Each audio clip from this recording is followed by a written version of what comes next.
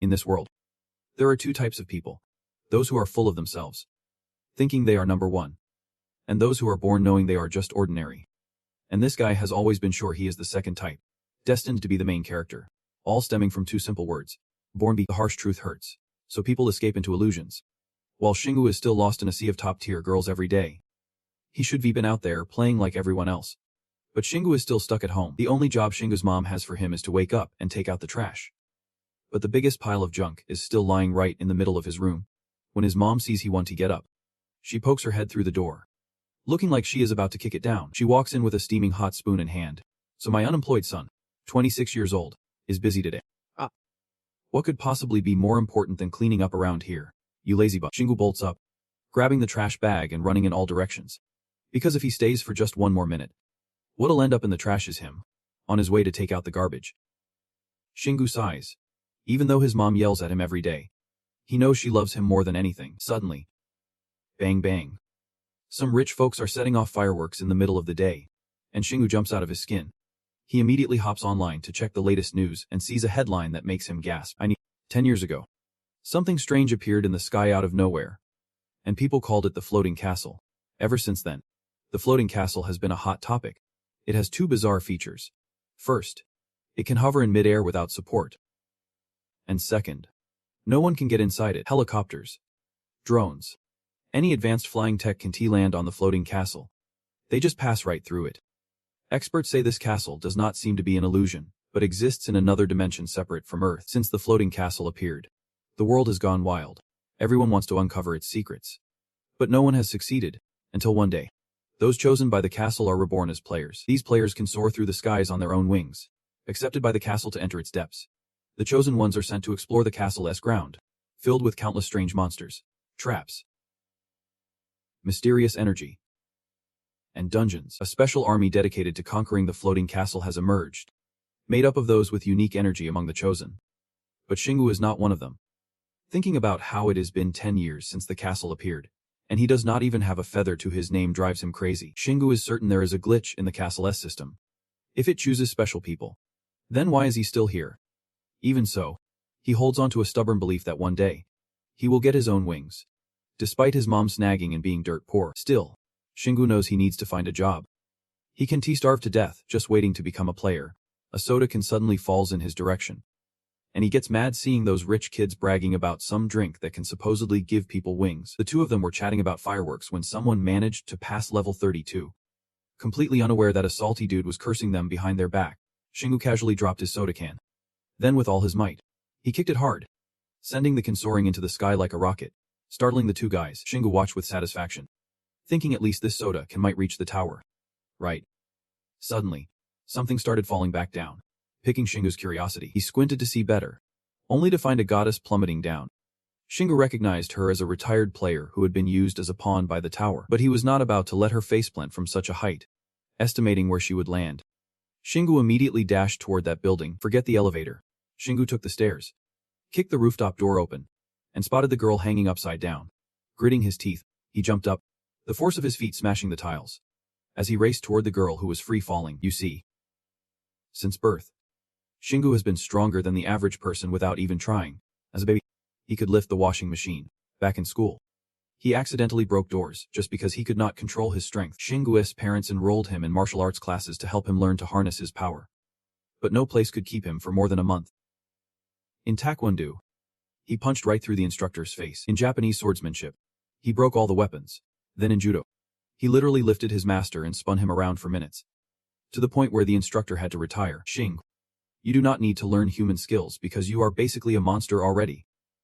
Since then, Shingu has always believed he carried a special power, and when the floating castle appeared, he thought his time had finally come. But 10 years have passed, and he still has not gotten his own wings, and right now, Shingu is convinced this is the defining moment of his life. No player who retired from the tower has ever survived, because if a regular person saves a player, it is pretty much a death sentence.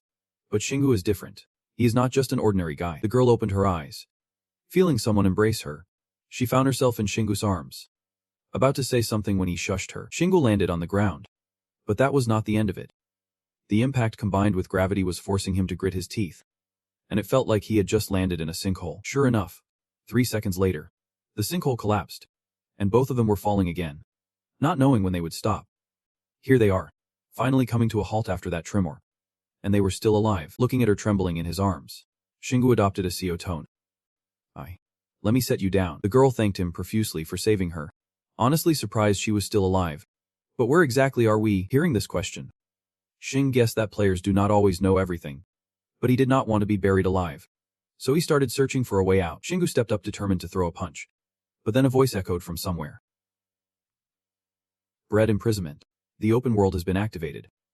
You have been chosen to undertake the underground player challenge. Clean up the abandoned graveyard to become an underground player. For the girl who was just tossed aside by the castle, this is nothing short of a second chance at life.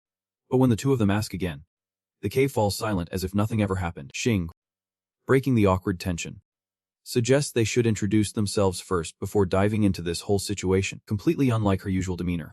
The girl is stunned to find out Shingu is just an ordinary person. I mean, who in their right mind would leap from the rooftop of a building to catch a girl, and then both of them fall into a deep pit without knowing how deep it is? With her straightforwardness, Shing gives a playful pat to the mouse tattoo on his arm and winks. I am strong. You know, born to be a player, he declares. The girl shakes her head in disbelief. Sure, some people are born to be players. But that only happens if they have certain basic traits, like wings to fly. In short, to become a player, a person needs to be granted mana by the floating castle. Shingu feels like a blank slate. He always thought mana was just a fantasy concept that only crazy people believed in. It is hard to believe that a player's abilities come from magic. That is a secret. The girl signals to Shingu and activates her mystical eyes. She confirms that Shingu has 0 mana in him. Her ability to see through things is top-notch. So she can't be wrong. Shingu thinks for a moment, realizing she is surprised that a 100% ordinary person like him could possess such strength. But is that really strange? Even without mana, a human can still wield extraordinary power. The girl nods in agreement, stating that the appearance of players has simply changed the concept of strength. Basically, she has just met the Superman of her life, who caught her from the castle, and now they have both fallen into a place unknown, facing the challenge of becoming underground players. The girl sighs, unsure if underground or public players are better. But one thing's for sure, this place and the floating castle must be connected. The voice they just heard sounded exactly like the one players hear when they enter the floating castle and the dungeons. At this point, a light bulb goes off in Shingu's head. While he can't officially become a player in the floating castle, he can take a backdoor route and use the power granted to him by fate to conquer this mysterious place. In all this chit-chat, the girl realizes she has not introduced herself yet. I have joined the Wangyun Association in Korea, and I am a level 219 sister. You can call me Su Erin, 22 years old, younger than you. Shing twitches his mouth, wondering how that innocent face could deliver a line that stings an old guy like him. Even though she is only 22, Erin has already climbed to the 32nd dungeon with her teammates, but was hit hard by a boss's bomb drop, sending her tumbling from the castle. She thought she was done for, but Shing caught her in his strong arms. Erin tells herself she has a second chance to become a player thanks to Shing, but deep down, she believes she is really dead. After all, she lost all her strength from that fall. Yet during Shingu's rescue, she feels like some special condition has been activated. Shingu has the potential to become an underground player, while Erin can be reborn as a supporter. At this point, tears well up in Erin's eyes. I still can't believe I am alive. Honestly, I thought I was a goner. With her eyes shining like headlights, Erin willingly offered her life to repay Shingu for saving her, which made him furious. But Erin did not say that without thinking, because it seemed like she had been reborn as Shingu's support, if they were to clear this dungeon together. Shingu nodded. He was fine with whatever, but Erin obediently accepted this condition. Looking at Erin's optimistic attitude, Shingu's inner thoughts are screaming. If he lost all his powers like she did, he would probably be tearing his hair out. Alright, Erin. Happy to be working with you. The two quickly started to lighten up. Shingu thought dungeons were dangerous lurking spots, but they have been chatting for an hour without being attacked by anything. Erin, being more experienced, knows that the first room of the dungeon is a waiting area, so monsters won't attack players here. This is their chance to scout the dungeon and check their gear. Welcome to Professor Erin's dungeon class. Not all dungeons are like this. This is an hidden world, and the rules here may differ from castles. So what Erin says might not be entirely accurate. Erin keeps rambling, but Shingu notices something that stirs the beast within him. No way. I think you are onto something about this dungeon. Up ahead in the cave, Grohl's echo and glowing red eyes peek out from the endless darkness. Right in front of them, there are 5 monsters, mouths wide open, just waiting for them to step out for a bite instead of actively hunting. They are just waiting there. There must be some rules in play. Arin looks surprised that Shingu can see through this dark cave. She guesses he has a sixth sense when it comes to those monsters. Shingu is even more surprised. Is there something so unusual about that? Just looking at Arin's face tells him this is definitely not normal. Only thieves have skills that let them blend into the shadows like that. With the experience of a top-tier player like Arin, she feels the need to steer Shingu in the right direction. If she is meant to be his support, she needs to know what special abilities Shingu has and help him become a better player. After thinking about it, Arin returns to her usual self. Haha, it is nothing. I am just surprised you are getting the hang of this dungeon faster than usual. Shingu laughs. What can he say? He has been preparing for this moment to enter a dungeon for over a decade. What do we do now? Can I charge straight at them? This time, Arin lets Shingu do whatever he wants. Since this dungeon is probably like a test assessing the candidates, similar to those college entrance exams. Before becoming a player in the Sky Castle, Arin had to go through tests like this too. Shingu nods, understanding the situation, and becomes more intrigued by the word test. Meanwhile, Arin worries whether the monsters in Anzan have the right to kill players. So she feels the need to warn Shingu first. The monsters that Shingu can sense from afar mean he can handle them. Basically, there are many different types of monsters. It does not matter how skilled or talented you are when dealing with them. Shingu could easily get overwhelmed. So he needs to be careful. Meanwhile, Shingu started to closely observe the monsters. Then ripped a piece from the corner of his shirt and wrapped it tightly around his hand. Ready to jump into action, Arin kept mumbling to remind Shingu to be cautious, since she had lost all her healing powers. So he needed to avoid injuries as much as possible. Shingu cracked his knuckles, his face showing a fierce determination as if he wanted to take down all 5 monsters outside. Sounds easy enough. Arin nodded, temporarily pausing her jumping to let Shingu take charge. Little did she know, she only took her eyes off him for 5 seconds, and Shingu shot off like a bullet. The moment he took off, he was right in front of the 5 monsters, leaving them gaping in shock. One of the wolf-like monsters started talking. This human looks pretty juicy. Arin sensed something was off with this energy source, and immediately signaled for Shingu to stop. That was a wolfman. They were level 50. But why were they showing up in the testing dungeon? The wolfman began to attack Shing. Arin had no choice but to scream for Shingu to run. She blamed herself for not calculating carefully, putting Shingu in danger. A loud crash resounded. Arin opened her eyes, wondering if Shingu had been smashed to bits. To her surprise, what was shattered was the jaw of the wolfman. While Shingu looked like he was thoroughly enjoying taking them down, Arin was frozen in place, mesmerized by Shingu's performance. Shingu barehandedly ripped the head off one wolfman, and then punched another one square in the face. One wolfman lunged at him with claws out, but Shingu shoved him into the wall. As for the last wolfman, the scene was so violent that Arin dared not open her eyes. The last wolfman finally went down, and Shingu confidently brushed the dust off his hands, after telling him to stop earlier. Arin hesitated when asked if she thought Shingu would be that fierce. Arin opened her mouth wide, preparing to explain something even more important after defeating the monsters. The loot. All the monsters they encountered in the dungeon carried some kind of loot. Shing just needed to grab it. But he needed to remember one thing. Only those who contributed the most in defeating the monsters had the right to loot them. Shingu casually flexed. But it was just me taking them down. Arin nodded, brushing this situation aside. Normally, there are 2 types of loot that drop from the monsters. One is money, or a special mana stone, or a monster seed. But Shingu only cared about the money. Not knowing if it was in the local currency or dollars, Arin confirmed that the money would be calculated at the USD exchange rate. Shingu was taken aback.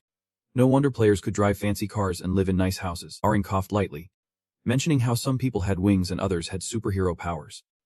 So it was not surprising for the monsters to carry money with them. Setting aside the debate about money, since the monsters even brought along a chunk of pure gold. But it was rare to encounter that. Shingu feels strange about money falling out of a monster's corpse. Is this what makes currency valuable on the island? Exchange rates. Serial numbers. All of this has Shingu's head spinning, but Arin advises him to just look the other way. Because what Shingu really needs to focus on are the monster seeds. They are worth way more than those coins. Practically priceless.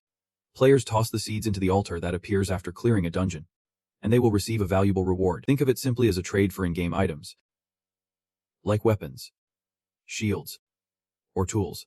Shingu can't help but admire Arin's super clear explanations, even with her experience. It feels like he is reading a player's guide. Plus, Shing can exchange one or multiple types of seeds at once. But he can't mess around with the altar since it only gives out rewards based on the value of the seeds he tosses in. He has gotten the explanation. But honestly, he is not that interested in those seeds right now. What he cares about is the altar that will appear after conquering this dungeon. Does that mean it does not want the people inside to get stronger during this process? Arin nods. And even though she does not want to, she has to admit this harsh truth. The more she interacts with Xing, the more Arin realizes he is totally her type handsome. Super strong, and smart too. Back to the explanation. They are currently at the dungeon checkpoint. They won't get anything from the dungeon, not rewards. Not levels, no matter how many monsters Xingu takes down. It won't help him level up. Only when he actually enters a real dungeon can Xingu level up after clearing it and encountering the altar. Xingu starts to think hard. Arin was at level 219 before. With mana, strength, and tons of stats that make a player. If a player is not at a high level, they can enter high-level dungeons. Arin does not think she needs to explain how to level up anymore. Because the only way to get stronger is to prove yourself. A lot of players have been slow to grasp this.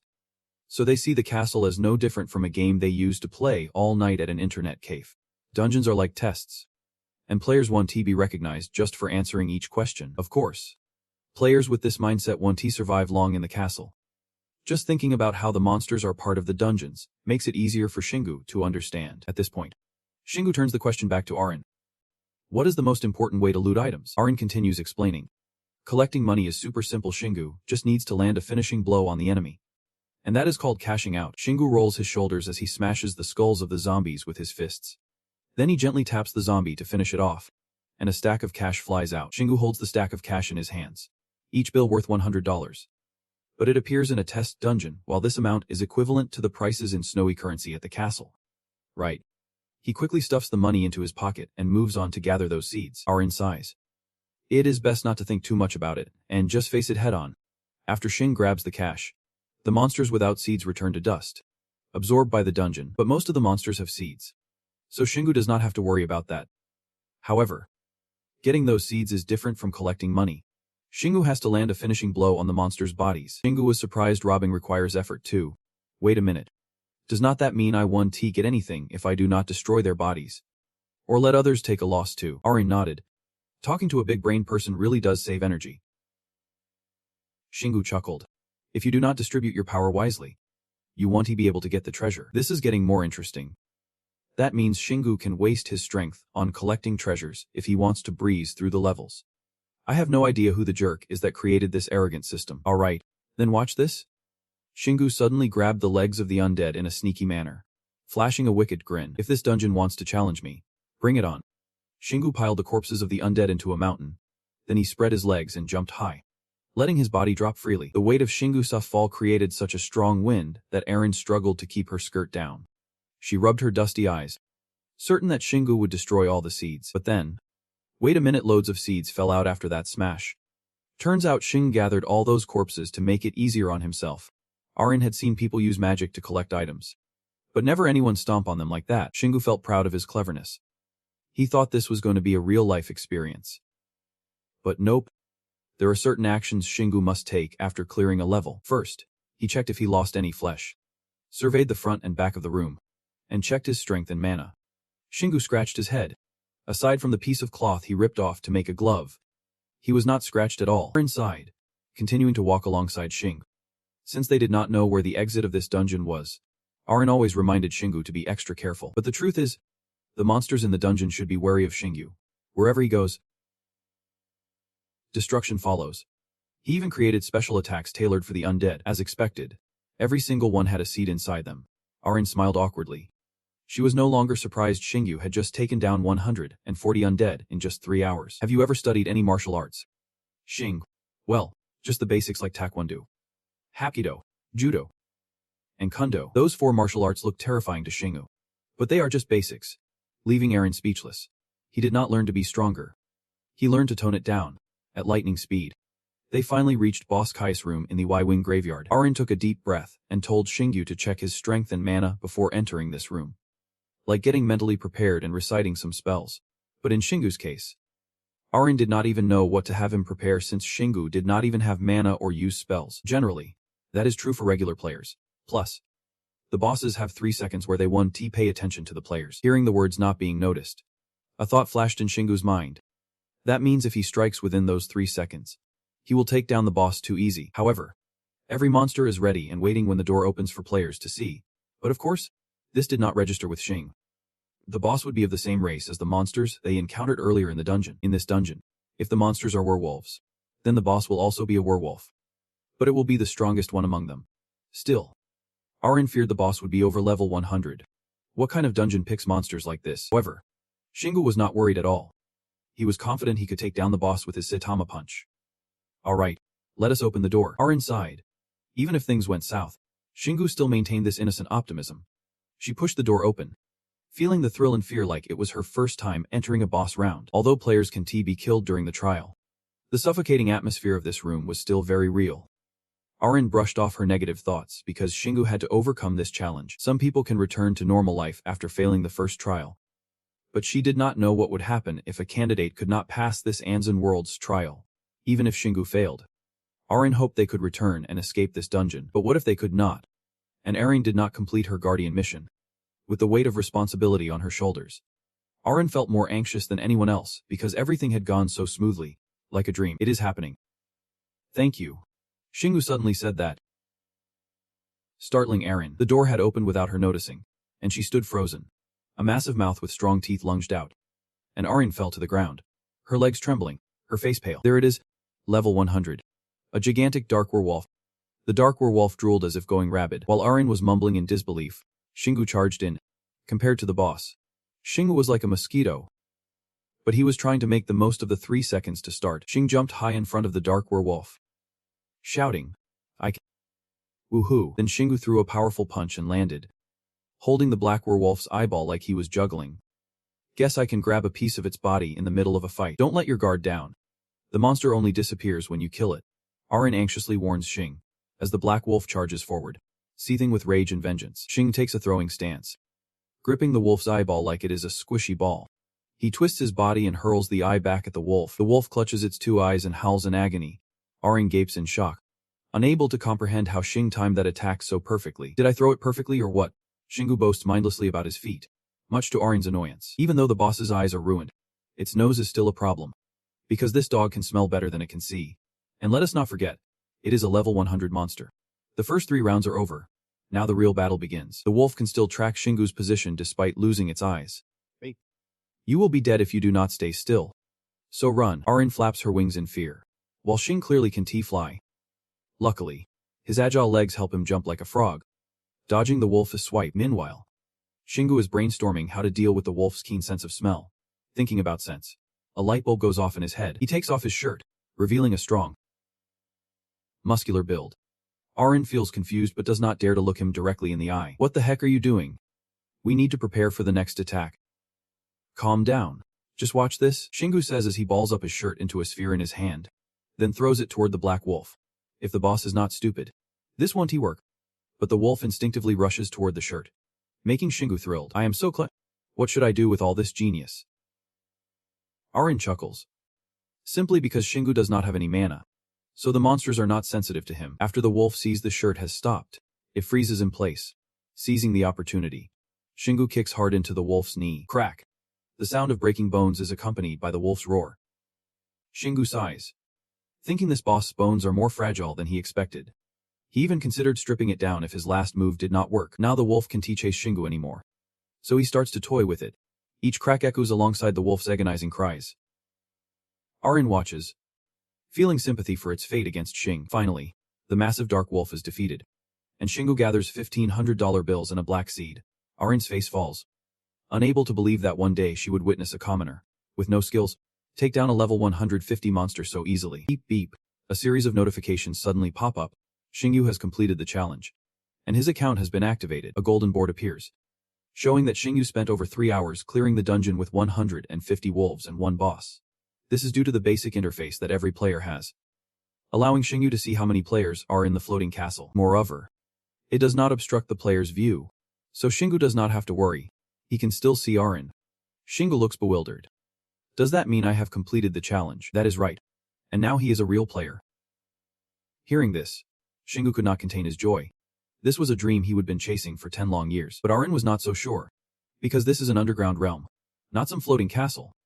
Everything's been different since the very start. Bing. A notification popped up on the interface. Bonus reward unlocked. The skill foolish but brave. Shingu's expression froze. His very first skill had a name that felt like a slap in the face. Let me clarify.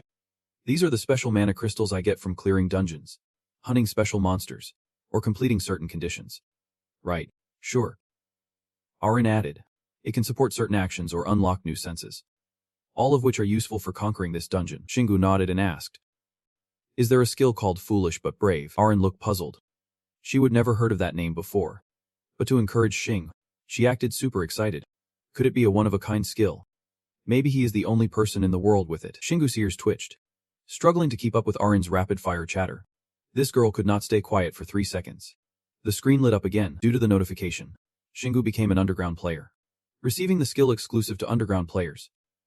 Chaos Tail. While also unlocking his inventory and leveling up by 9 levels. A jolt of electricity surged through both Shingu and Arin, making them jump. Arin was shocked to receive a reward just for giving Shingu a few tips and guidance. Meanwhile, Xing gritted his teeth, enduring the first headache he would ever felt in his life. And it hurt worse than a slap from his mom. That is because the mana and energy that make up the dungeon have entered his body and changed it. Even while being zapped, Arin tried to explain to Xing. Simply put, the mana seed is being implanted into Shingu's cells and starting to grow his muscles, burning away all the junk in his body before he had mana. Of course, mana also helps boost Shingu's strength, a difference even outsiders could clearly see. The specific stats are in. Shingu is now at level 10. He felt his body falling. But when Shingu landed, he had 3 legs. Shingu was startled, thinking his middle leg had grown longer. But no, he sprouted a super long tail from his back. He shook the tail back and forth. Why could not it be a pair of wings instead of this ugly, scraggly tail like some godly creature? The notification showed up. This was the chaos tail of the underground player it mentioned. Tail helps Shingu dig deeper into Anzen, allowing him to attack and defend as part of his body. The higher the level, the stronger and more versatile the tail becomes. Xing grasped his new body part tightly with both hands. What the heck? Using my feet would be faster. Suddenly, Shingu fell silent, deep in thought. Players can get into floating castles with wings. So maybe this tail could have some similar functions. To enter Anzen, Shingu had caught a player who fell from the floating castle. When he completed the challenge, it gave him a key for easy access in and out. Shingu has no idea who created this crazy cave, but that person must be a real genius. If Shingu ever meets them, he is definitely going to make them regret it. Shingu is getting used to his tail while continuing to ask about his second skill, which is Foolish yet Brave. He will become braver when he does not see the danger lurking ahead. This skill helps reduce half the damage from ambushes, so he will never fall for traps or skills that could land him a fatal blow. Shingu nods, even if the name sounds a bit lame. He actually likes its effect. Arin, what do you think? Shingu turns around but can't find Arin anywhere, only hearing sniffles at his feet. Shingu looks down to see Arin has been turned into a tiny version of herself. She forces a smile through the pain, realizing this is the price of being a support character. Even though I have become tiny, I am still alive, so I won't complain. Arin says this while holding back tears. And Xing gets it. While he is on cloud 9, Arin has plummeted into the depths. From a level 219 player, she is now stuck at level 3, lost all her mana and levels. And inside, she feels like a fairy tale character. Shingu scratches his head and turns away. It is so dark here. If she cries, I won't even see it. Arin cries loudly to release her sadness, then returns to her normal state. She is still grateful that Shingu saved her life, but out of embarrassment, she won't bring up what just happened. Anyway, I will still do my best to help you as much as I can. Maybe then I can get my body back. Shingu nods. At least Arin now has a reason to fight. The two quickly move past this topic and shift to discussing Shingu's current situation. Arin leads him to a shrine they have always been curious about. They stop in front of a golden shrine wrapped in blinding light. Before diving in, Arin reminds him that with less than 10 seeds, Shingu will only get a few skincare serums or maps. But with 10 or more seeds, he could score gear like weapons or armor. Of course, the more seeds you have, the better the quality of items you get. In some cases, players can even obtain items with special energy. But good stuff can be found in a dungeon trial. Shingu thinks about these items. The potions and maps will definitely help him while exploring the dungeon. Plus, Arin's energy can heal him, too. Is there a limit to the number of seeds? Arin shakes her head. She has never thought about that. What dark plan does Shingu have brewing? His eyes are gleaming. No limit. Are you sure? Arin feels like she has just betrayed her own side and quickly tries to stop him. But it is too late. Shingu dumps all his seeds into the shrine, leaving Arin in shock. Arin's scream echoes, contrasting with her tiny form. What is he thinking? Xing just became a player, but can't even enter the floating castle to get supplies. Yet here he is wasting all his seeds in one go. Shingu innocently asks again, aren't you supposed to be able to heal me? Isn't that enough? Either way, it is too late now. The shrine has accepted Shinga's seeds and is starting to activate. Arin tightly shut her eyes and prayed. Even just a piece of sharp armor would do. hoping it would protect Shingu's weak spot. Shingu was confused as to why she was so serious. He could easily buy armor before heading into the dungeon. Being experienced, and knew this was impossible. Otherwise, she would not be freaking out like this. She needed to remind Shingu that the stuff sold in the market would not work in a dungeon, from firepower to wireless devices, to cold weapons and equipment made from their modern technology. None of it had any effect. Shingu was starting to feel complicated. But after all, this was just a test dungeon. He was sure the starter seeds from this dungeon would not be worth much for the next ones. If that is the case, Shingu would rather spend them all to get better gear than save them up. Arin found that reasonable. But that only applied to the floating castle. Here, it was a different story, and they had no idea what could happen. Although Arin knew since Shingu decided to catch her when she fell from the sky, his life had been a chaotic mess without any direction or plan. Anyway, his skill was dumb but brave. Right. What did she just say? Shingu was irritated by the name of this unique skill. But according to Arin, the monsters in this test were stronger than those in the floating castle. So there was a chance that just using a few seeds could yield a great item. Shingu thought differently. If the test was already tough, how hard would the level 1 dungeons be? Arin was at a loss for words, because she had not thought about that either. If the test already had werewolves, then the monsters in the next dungeon would definitely be even tougher. Arin was impressed by Shingu's deductive skills. Did you even plan ahead before tossing those seeds? Of course not. I just wanted the best item possible. Arin held her throbbing head. Sometimes she thought Shingu was really smart, but other times, he was dumber than a rock. But through that, Arin understood why she had to be Shingu's support. Besides educating and training Shingu to be a player, Arin also had to control his impulsiveness in every situation. If she did this well, maybe Shingu would become as powerful as the top players in the world. Even if Shingu's mana and innate strength harmonized, he could become the best player in the world. Of course, this vision was just in Arin's head because if she told Shing, he would definitely jump on that idea and push it to the extreme. Hey Arin, something really huge is about to show up. Shingu's worried voice echoed in Arin's ears. When she turned around, the altar had suddenly grown to an XXL size without her noticing. Shingu pointed at it with eager eyes, certain it would be an incredibly epic and top-tier item. The moment had finally arrived. A massive hammer appeared.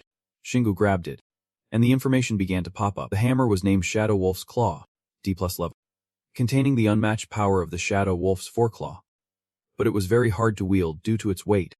Shingu swung the hammer as lightly as wood, even spun it around like a twig. Shingu does not know much about its effects, but it looks super cool, so he really likes it. Arin pays more attention to its D rank. D rank weapons are for players between level 100 and 150, and the more plus signs after it, the rarer it is. This means Shingu can use this heavy hammer until he hits level 150. If he is lucky, it might even be better than some C rank bonus weapons. What did you say? Come closer to me, Shingu asked back, confused, which irritates Arin. She is just worried he will swing that hammer around like she did. Plus, there is a giant yellow question mark on the hammer, representing its stats. Only when Shing uses it more and gets familiar with it can he grasp all its abilities. If Shingu can T-wait, he can use the interface's information lookup function. Oh right. Should I introduce you to a player who can appraise items? Shingu shakes his head in thanks. With his 10 years of experience in this game, revealing himself now could lead to trouble. He has always been treated differently because of his power. What would happen if they found out he is an underground player? At the very least, Shingu wants to keep his freedom to use his strength, even though he is confident in his abilities. He lacks the experience that veteran players have. Shingu reminds Arin to keep this under wraps until the right moment. Arin nods, excited, thinking she is about to have the most badass disciple ever. Alright, Shing, if you want, I will help you hide. She is determined to be the best support for Shing. First, Arin will teach Shingu how to conceal his wings. Wings, are you sure? Oh wait, I meant your tail. Arin opens her mouth wide, getting back on track. Whether it is wings or a tail, it operates on the same principle. Hide it. Shingu just needs to wrap it in mana and tuck it inside his body. Thinking about mana, Shingu recalls the strange energy he felt when he became a player. But either way, Shingu has to give it a shot. Arin pointed at her back when she thought about the wings. In Shingu's case, he knows what to point at. Whoosh, the tail vanishes. But 3 seconds later, it pops out of Shingu's pants. Shingu tries again. Every time he leans back and points at his butt, the tail disappears. But when he lets go, the tail drops down again. Arin hides her face in embarrassment. This path to becoming the top disciple in the server is proving to be tough. After all, it is not surprising that Shingu does not get it right on the first try. Still, Arin is really looking forward to Shingu's transformation and how he will progress in the future. After a few ups and downs, Shingu finally manages to tuck his tail in without ripping his pants. The second lesson is about the inventory. Something every player has. As Shingu just mentioned, a transparent cube of power appears in front of him. It even gets bigger, making Shingu lose control. Luckily, even underground players get an inventory. Shingu can put anything inside it, even phones and food. But of course, there are limits. Shingu is excited. It is starting to feel like one of those RP games now. Shingu tries to stuff his 1,000-pound dumbbell in, and the storage just swallows it whole. Now that dumbbell pops up like an icon on his phone. Everything is simpler than Shingu thought, so he adjusted quickly. There are two things Aaron wants to remind Shing. As long as he remembers them, he can blend in anywhere, even in chaos. Of course, unless Shingu runs into players sensitive to mana, everything should be fine. Suddenly, the altar lights up, and something next to it looks like a teleportation gate. Shingu feels like it is calling him in. That is right. I told you it is user-friendly. Aaron confirms that it is the dungeon gate from the floating castle. It seems they can leave through that gate. Before stepping through, Shingu hopes that when he returns, he will still be wearing these ragged clothes. Above ground, the sky has darkened. Shingu runs like the wind, hiding in a place, breathing a sigh of relief since it is night and there are no people around. Aaron, do not you need to call your parents? Aaron chuckles softly. Since her parents passed away, she has been living alone, and she has nothing to do when she gets home. Shingu thinks Aaron is amazing for having her own place at such a young age. Being a player really means earning money on a whole different level. Shing gets annoyed as Aaron hides in his bag until he enters his room. The front door creaks open, and Shingu steps inside with a crunch. When he reaches his room, he is almost relieved, but a voice sends shivers down his spine. Darling son finally decided to come home. Ah! Shingu yells. He knows he can't escape his mom's grasp. Shingu's mom slaps him hard on the back, making the shirt cling to his fingers. She is furious about Shingu's mysterious disappearance, while those thugs outside are running rampant, easily targeting the unsuspecting. What is up with you? You want your mom to see you on the front page or something? Her scolding makes Shingu want to crawl into a hole. Finally, she exhales a heavy sigh from exhaustion. Go take a shower. Are you hungry? As his mom heads to make dinner, Shingu retreats to his room. Aaron immediately pops out to eavesdrop. She does not understand how Shingu can look so fresh after disappearing for a few days. Didn't she hear the saying, power comes with responsibility? You have caused quite a bit of trouble. Ah. Shing, you are 26 years old now. Aaron's words hit Shingu like a punch to the gut. If he were not a player, he would be just another weed on the street. While showering, Shingu frowns at Aaron's constant nagging. By the way, what about your dinner? Shingu opens his food stash, handing Aaron a protein bar. It is too big. Aaron declines immediately. That protein bar could crush her. Shingu uses his skill to chop it in half and hands it to Aaron. The sight of her munching on the piece is so lively that Shingu can take his eyes off her. Aaron devours almost the whole protein bar, her belly getting rounder. Shingu finishes his shower and sees this scene, feeling utterly conflicted, not sure whether to laugh or cry. Aaron only needs 3 energy bars for 3 meals a day. Right after finishing her meal, Aaron was fired up and immediately jumped into planning a strategy for Shing, leaving him completely baffled. Sometimes it felt like she did not want to let him have a moment's rest, but Aaron was anxious too, because she believed that the stronger Shing got, the closer she would be to regaining her old body. Dear Shing, can you focus for a sec? Being a player has to be your lifelong dream, right? Are you willing to spend some time in dungeons? Of course. When dungeons were mentioned, Shingu lit up. Nothing was more important than conquering dungeons, especially since he was out of a job. Even if Shingu did not have wings, and even if his underground conquest went unrecognized, as long as his power increased, Aaron would be happy. And when it came to her turn, she could not extract anything, but she could feel Shingu's burning determination. Before they dove into conquering the level 1 dungeon, Aaron needed them to get a few things sorted. A player who can't complete a challenge dungeon is seriously lacking everything. Not only were they unable to connect the mana flow and inventory, but more importantly, they did not have wings. Having wings was a huge advantage in any situation. In most dungeons, monsters can't fly, so they are way less agile compared to players equipped with wings. That is why players often opt for easier dungeons to learn how to control mana with minimal injury risks. Shingu thought it made sense, except for the fact that he had a tail, not wings. Just chill. I have not even mentioned that yet. Aaron gestured. The level 1 dungeon was on a whole different level compared to the trial dungeon, and the monsters would start to harness their mana. Wait. Hold up. Did not those monsters in the trial dungeon use mana too? Shingu's comment annoyed Aaron, because she kept talking about the theory from the Sky Realm, while forgetting how different things were in Anzan. To sum it up, Aaron wanted to say that the monsters in the Ryan dungeon would be way stronger than in the trial round, which is why many players spend months mastering mana and even learning to combine weapons with it. Even so, to complete a level 1 dungeon usually required about 10 well-trained players. To find other players, they typically formed teams or met up together. Shingu pouted. Where would a solo underground player like him find teammates? Either way, you need to focus on what I am saying. Arin sighed. Just because Shingu was a new official player did not mean he could handle the level 1 dungeon solo. First, they needed to develop Shingu's skills and his mana usage. In saying that, Arin knew that even without mana, Shingu's terrifying strength was enough to dominate the challenge dungeon. He did not even need to learn mana control before heading into battle. But since Arin was not sure about the monsters in Anzan, she could not take risks. It was best for Shingu to be in top shape to minimize dangers. Alongside that, Arin planned for Shingu to learn basic mana. Even though starting from scratch was incredibly challenging, but as long as Shingu's mana control skills improved, he would acquire his first skill. Mana Strike. Shingu's first target was this Mana Strike. He felt like this move would unleash an explosion like a cannon fired from a robot, packed with insane energy. Just thinking about it made Shingu spring to his feet. Excited. Alright, I will practice until I can master it. Shingu is ready to work hard under Arin's guidance. He believes she will help him conquer the level 1 dungeon. Even though Shingu is super cooperative, Arin is worried.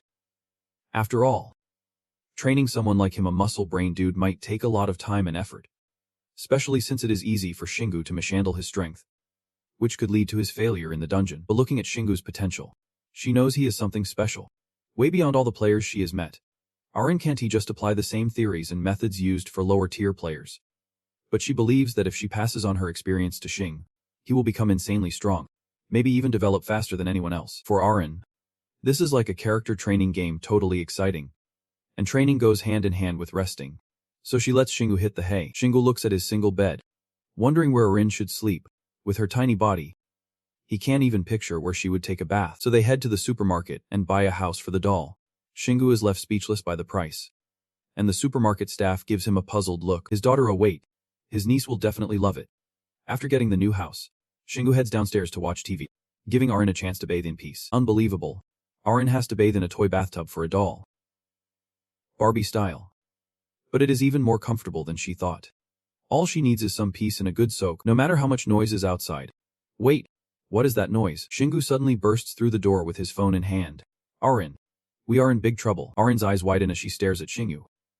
In short, the news just reported that Arin has died, and a bunch of people are crying at her funeral. Can you believe Arin is watching the live stream of her own funeral? Shingu sighs. Arin's passing is a huge loss for the gaming community and the Winewinds Guild. The guild might go on hiatus for a while due to Arin's absence. It was through the news that Shingu learned Arin was an idol among players, not just for her angelic looks, but also for her role in the team. Arin sighs. They only say that because healing players are incredibly rare. For instance, a character who can heal others while also putting in their full effort is already a rare gem. If Shingu can successfully conquer the level 10 dungeon, he could earn the Heller tier as a reward. Hearing this, Shingu is shocked. It turns out Arin had to clear dungeons to gain her healing abilities. Arin points out that, in reality, a player's level is not that crucial. What matters is whether they can conquer the dungeon or not. There are two common cases for achieving healing abilities. First, the player's level. And second, conquering dungeons. If players do not complete level 2 dungeons, they can access level 3 dungeons. In reality, some players self-limit themselves to lower-level dungeons because they are scared of the higher ones. So even though their levels are sky-high, if they lack skills, they won't have a chance to reach their true potential. Shingu nodded, understanding their fear because Arin almost died in real life without his help up until now. All Shingu has done is bulldoze everything in his path, never using a skill or thinking before acting. Nothing seems to threaten Shingu's life, but what if there is a wall Shingu can break down? Will he end up like the other players, giving up at the first sign of trouble? Or will Shing meet the same fate as Arin? Shingu laughed. Why overthink it? He will smash through that wall when it shows up. That is enough about me. What about you? Are you really okay with the current situation? Arin froze when Shingu brought up her own funeral. Arin always said nobody cared about her, and the people at her funeral were just her classmates or players she had teamed up with over the years.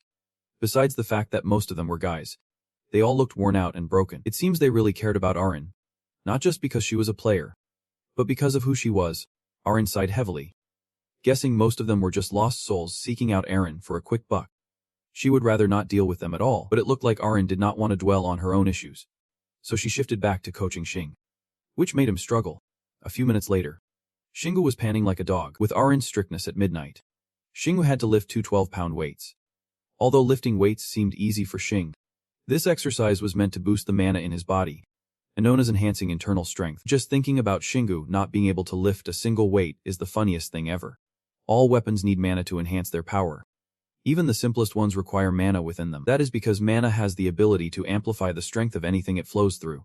He had experienced this himself before, remembering the last time Shingu felt that extreme shock, when mana flowed into his body, filling every cell of his being. In that moment, he felt invincible, like he could lift the entire world. Shingu furrowed his brow, realizing it was not a dream. Even though the mana boost is their current goal, there is a reason Eren needed him to focus on enhancing his mana power. Because it is the next step of the boost. Releasing more strength. So what you are saying is that I could create an explosion like Kamehameha after using mana. Right. Eren sighed. It is not exactly right. But it is an easy way for Shingu to visualize it, since Shingu uses a hammer as a weapon. The mana within it will activate at a certain speed when he swings it at the enemy.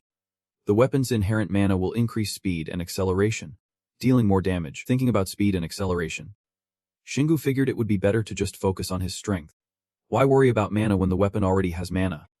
I mean, if Shingu swings the hammer fast enough, he will land a solid hit on the enemy.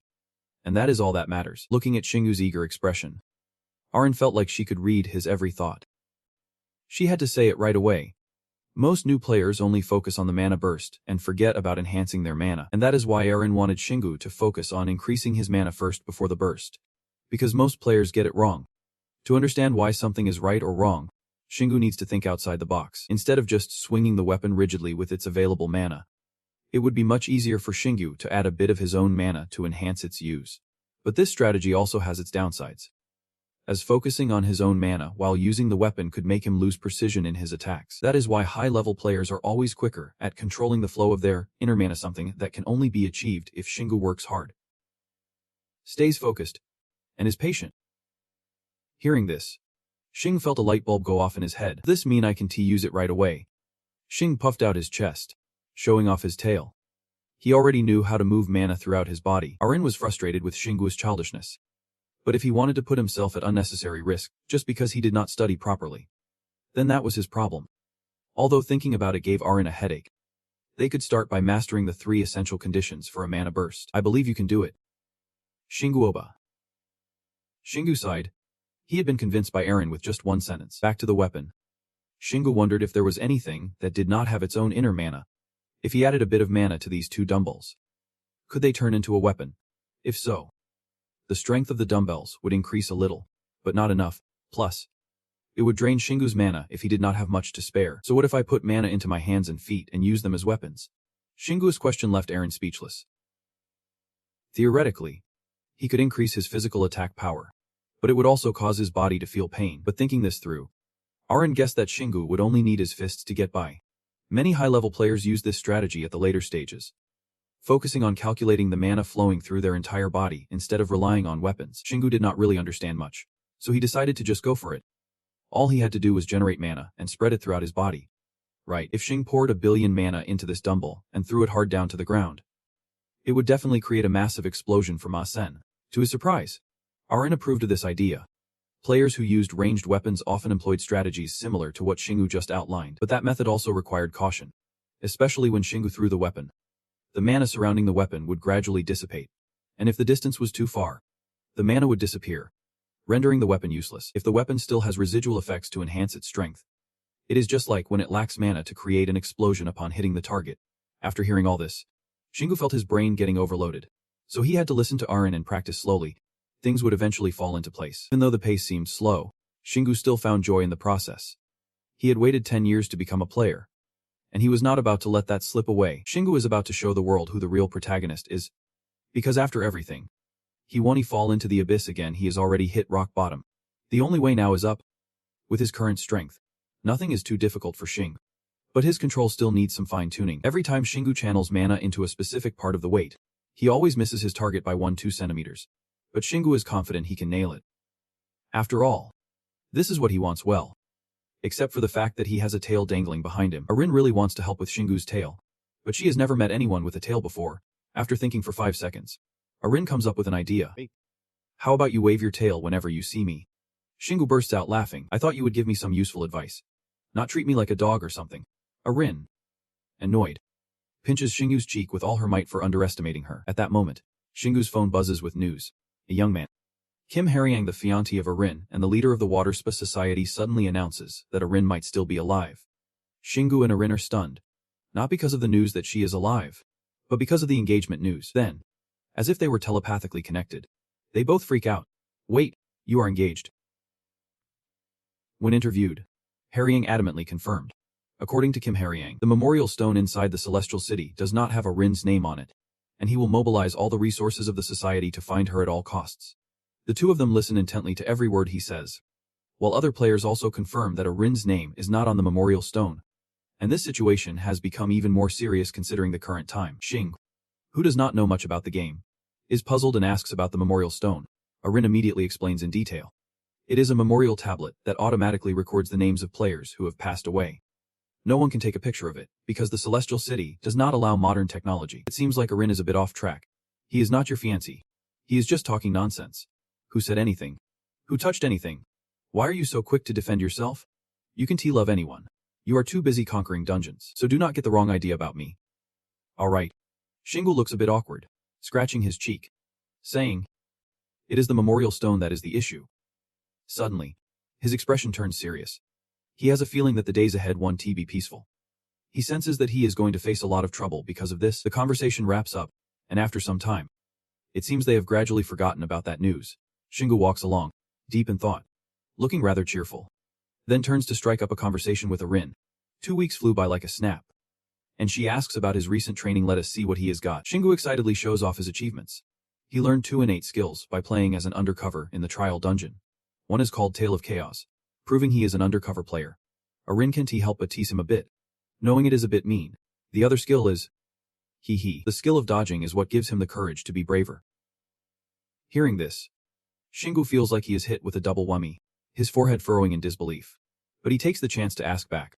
I have got some stuff for myself too since I am a support character. Arin is more than willing to share, saying, sure, I've got 2 activation skills. She twirled, showcasing a bit of her finesse. Then said, first, it is the mana skill that lets me revert to my old self.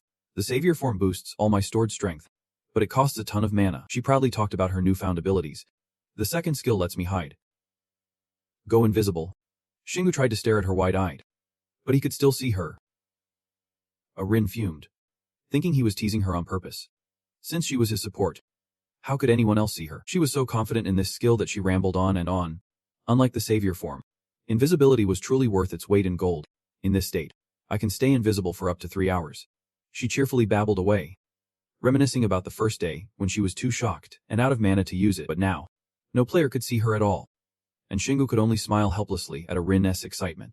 Then, as they stopped, he dramatically concluded, whenever you run out of mana, just tell me, and I will hide you until you recharge. With that, he pulled back a white cloth to reveal a super cool red motorcycle. He jingled the keys in his hand, planning to take her on an adventure. Staying cooped up at home was boring, so let us go find a new dungeon. Shall we? Shingu seemed to have prepared meticulously for this expedition, and since Arin had allowed herself to tackle a top-tier dungeon in the ant cave, she felt fearless and had been quite brave from the start. Suddenly, a giggle escaped her.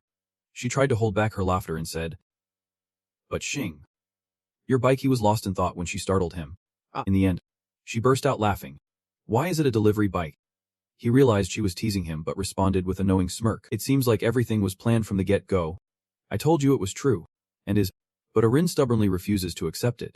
It feels really weird to her. She complains about how he uses his bike, reminding him he bought it for over $10,000. Right.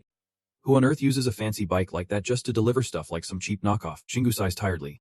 Don't underestimate the food delivery game. Okay. She stops in her tracks, realizing she might have gone a bit too far. So she listens calmly. He has thought this through. Seriously tries to assure Arin, saying that in this country, no one thinks it is weird to use a delivery bike, so no one will even pay attention to it. The more he talks, the more excited he gets, revealing his true desires, which means he will be free to roam the country. Saying this, he quickly puts on his helmet, steadying his grip on the handlebars, ready to hit the road. Come on. Hop on. Arin is still sniffling. How unfortunate her first ride on a motorcycle is with a dude on a delivery scooter. Nevertheless, She obediently snuggles into the front pocket of Shingu's jacket, feeling a bit miffed. He does not think too much about it anymore, reminding her to hold on tight. And then they are off instantly. The motorcycle roars to life, the engine rumbling powerfully. The scenery along the road flies by, accompanied by the whoosh of the wind. Shingu speeds through the traffic, and Arin cautiously peeks out, starting to enjoy the gusts of wind hitting her face. To keep the ride exciting, they chat cheerfully. Now, we just gotta find that dungeon. I have thought a bit about it. She throws a question that catches him off guard.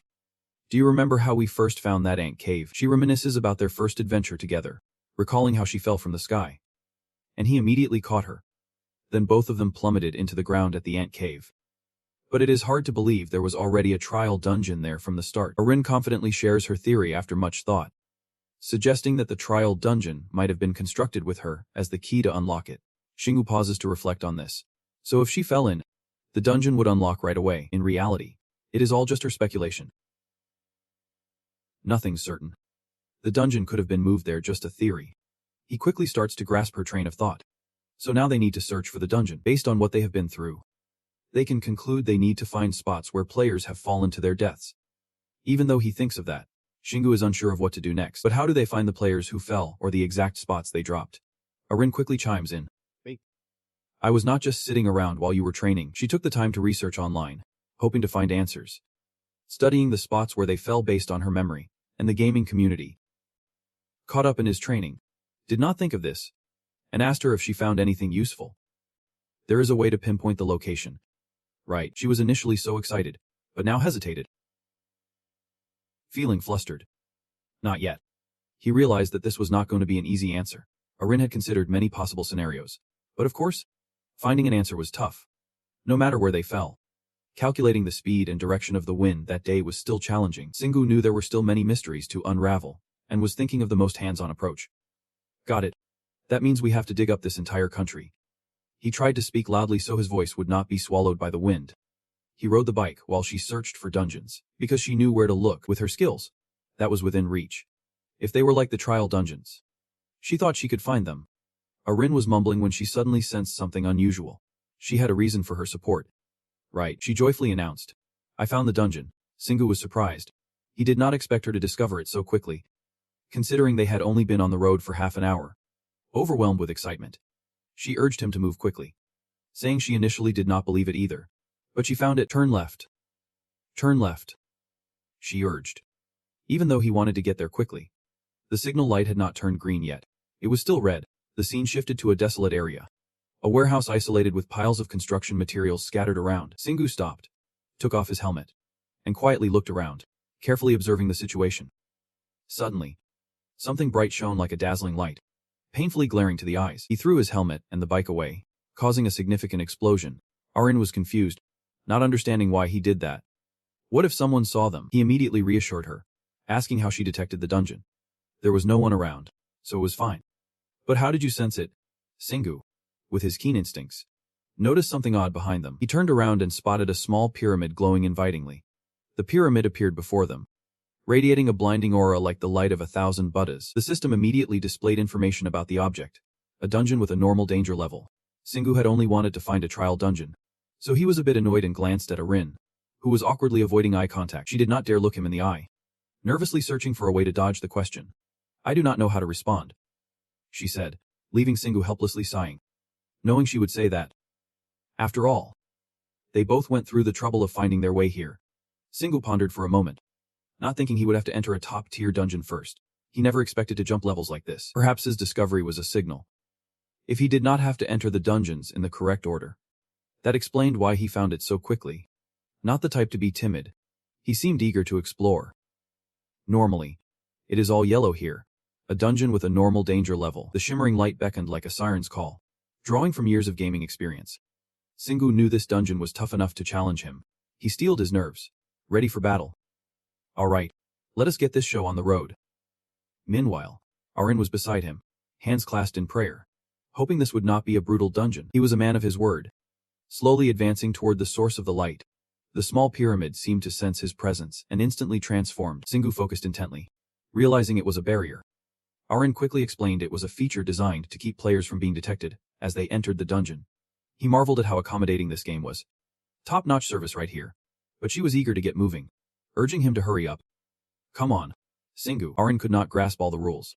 She had no clue how long this barrier would last. Singu, however, was even more excited, getting his limbs ready to dive in. Just leave it to me. He gathered his strength and delivered a powerful punch, straight down to the ground. The force was so intense it created a gust of wind, swirling dust everywhere. But the ground did not even flinch. Confused, Singu could not believe he would hit that hard and nothing happened. Suddenly, he paused as if recalling something. Wait a minute. With that thought, he swung his chaotic tail down with force, easily shattering a chunk of earth. Arin figured out the principle behind his skill and cheered, realizing it was a key to the dungeon. Still, he was not a fan of this pesky tail. It was way too complicated. The sky remained blue, the clouds white, but he had no clue how much time had passed. Wiping the sweat from his forehead, Singu stared at the small hole he would just dug and sighed. How much longer would this take? Just as he finished speaking, the small hole began to show signs of cracking. And finally, it collapsed into a larger pit, catching Singu and Arin off guard as they fell in. Spotting a light at the bottom of the deep hole filled him with hope, just like when he entered the test dungeon. Did that mean he met the entry requirements? Above where they had just stood, a strange creature slowly emerged. Moving gracefully, its body curving like a wave, the large pit had piqued its curiosity, prompting it to crawl over for a closer look. Eventually, the creature plummeted down without a care. The hole began to display some unusual signs. The ground around it shook violently, the mouth of the pit gradually shrinking. In the blink of an eye, the cracks in the earth melded back together, seemingly erasing all traces of the collapse. After regaining his composure, Singu took a moment to survey his surroundings. This had to be it. Next to where they had fallen, there stood a mysterious portal, the inside pitch black as ink. Outside, there was an information board. Line 184. Ret worker. Completion limit 5 hours. He turned to Arin and asked, do dungeons usually have a time limit? She did not always know everything. I am not sure. But not all the rules in the celestial realm apply to the worker lines, so she was just as puzzled, her concern lingering in the air. What worried her was the words hung between them, both aware they were facing a serious dilemma. What would happen if they exceeded the time limit? Singu tried to imagine the terrifying possibilities. Would the dungeon collapse on them or something? Arin was equally anxious, recalling how she fell from the celestial realm and lost all her mana. Nothing has happened yet, so she can't predict anything. All she can do is sigh to reassure herself. I do not think we are going to die, but better safe than sorry. When she saw the countdown timer on the screen, she urged him to act quickly, and to be careful not to put himself in danger. On the contrary, Singu is currently brimming with confidence in his abilities. No problem. I do not even need your help. With that, he raised his hand to summon a black wolf. Seeing this, Arin felt even more anxious. I did not think monsters that reduce stats would show up in the first dungeon. But you should still be careful. Singu. He did not think much of it, insisting he could handle everything. But this is not a top-tier dungeon. It is a completely different one. She still warned him about the danger they were about to face. I am sure the Z monsters are poisonous, and you do not have any poison resistance. Don't let your guard down. Singu did not grasp the seriousness of the situation, acting all high and mighty. But it is just Z. Right. Arin, feeling helpless, threw him an example to think about. What if the Z are 100 meters long and 1 meter tall? He immediately avoided her gaze, scratching his cheek awkwardly. They are that big. Hearing that, she sighed in exasperation. Come on. As a support character, she felt even more worried since she could not guarantee she would be able to help him. I have gained some skills from supporting others, but I do not have any mana to use. We also do not have any healing potions, so I will have to use my skills to heal you. But I can only use detox skills against poison. Having to think ahead made her realize there are a lot of flies around. I can only use it twice, and in the worst-case scenario, it might not be strong enough to counter Z's poison. It seemed like Singu did not catch most of what she said, eagerly leading the way. Well, thinking one to get us anywhere. Right. Arin could only throw her hands up and follow. I knew you would say that. She quickly checked the pockets of Singu's bag out of habit as they began their exploration. All right. Just do not jump out of my pocket. Okay. Even if you do not feel any monsters yet. Arin felt puzzled and asked, how can you tell? Before he could answer, she suddenly jolted, feeling a chill run down her spine. A strange black figure appeared before them, causing her to scream in terror. Ah, Singu, keeping his cool, quickly reassured his teammate. It is just a ghost. Stay calm. She immediately covered her face, her voice trembling as if she were about to cry. I hate those undead monsters. He did not expect her to react so strongly. Is that why you screamed? Suddenly, the ghost slowly spoke up. You are a real person. Right. Singu noticed something unusual. It seemed the ghost was happy to see him. Arin tried to suppress her fear and asked, "Sorry, but can you speak a little faster?" The ghost replied in a speech pattern that felt slow. "Sorry, I have not spoken in a while." As the ghost's figure gradually became clearer in the light, Singu immediately questioned, "Are you really a ghost?" The face of the ghost, Dangan, became visible. His eyes glazed over as he explained, "I am in the middle of a summoning, but I am still here." Hearing this only confused him further. "What do you mean? Summoning? Were you a player too?" Arin, overhearing this, widened her eyes in surprise. A player. Looking closely at Dangan, only her upper body was visible, and she started to wonder, what is going on? Following the sound, she spotted a tiny girl in Singu's pocket. Just how small is she? It annoyed Dangan to see that attitude. Did she eat all his stuff? After being quiet for a while, he suddenly tightened his grip on the black wolf's fur, making a harsh scratching noise. His voice rang out decisively. All right, it seemed Singu had taken his time to think it over. His eyes sharpened, ready to strike as he prepared for an attack. Starting with a test hit, Arin panicked and called out to stop him, saying Singu should explain his thoughts to her first. He thought it was a monster since they were in a dungeon. Dangan realized he intended to kill her and felt a wave of fear. Wait, if you hit me, I will. Singu sighed in frustration and replied, "You are already dead, are not you?" It seemed he was genuinely afraid of losing his life, so he tried to explain, "I will have a more vivid and dramatic death." But then, as he thought of something, his eyes lit up. "Wait, am I your enemy?" He was starting to lose his cool, feeling continuously misunderstood, his irritation bubbling over. "I'm not your enemy. I have been waiting for someone to come here since I woke up, someone to take revenge for me, someone to finish my mission." Hearing this, Singu suddenly grasped the main point. The mission. The system then displayed a new notification, revealing a dungeon mission, the vengeful spirit in the centipede. He quickly focused on reading the text, which described a spirit trapped underground after manifesting as a player. You are tasked with brutally eliminating the centipedes. Finally, the progress update began a countdown for the mission status. Clear out the centipedes in range 0-150. At this moment, he realized what he needed to do: clear them out. But right after that, the system gave a choice. Will you accept the mission? If you refuse, there will be a penalty. This made Shingu feel like the game was forcing him to agree, a bit too pushy. After all that information, he concluded that it was a requirement. The spirit was here to assign a mission. Irene understood and added, "Yep, it is a mission, as long as the rewards are clear. A mission that can be passed from one player to another." He suddenly realized he had not thought about the most important thing. What is the reward? Based on her experience, they would get significant benefits, which could be anything from tangible items to abstract concepts, even assets and privileges in the real world. Of course, there would be special exceptions. In rare case, they could wager both data files or mana. And this information truly opened Shingu's eyes. Considering all that, Irene felt confident to make a guess. "I am sure this kind of mission has such rewards. That is all this spirit can offer." He asked again to clarify Dangan's main purpose for being here. "I need to complete the mission for you to be freed." "Right." But the answer remained vague. "I do not know." Suddenly, his whole body tensed, and he clenched his fists, speaking with a choked voice. But maybe Dangan has endured so much that now his emotions exploded fiercely. "I really want to see those centipedes suffer. They must hurt more than I ever did." Shingu watched this scene with a furrowed brow, his gaze quietly observing. Looking at his face, it was clear he was in a dark place, and I could sense that trouble was brewing. People like him often stir up conflicts. I hesitated, contemplating whether I should just take him down to continue my exploration. Should I deal with him now? But I can't just kill someone based on a gut feeling. Then again, I had just started my journey, especially since I had just received my first mission. To be sure, I asked Irene for her thoughts. "What do you think, Irene?" She was someone I trusted, so she took the matter seriously and considered it carefully. Eventually, she cheerfully shared her opinion. "After all, we were planning to clear out this dungeon, so let us just take the mission, even if killing them all sounds a bit dangerous."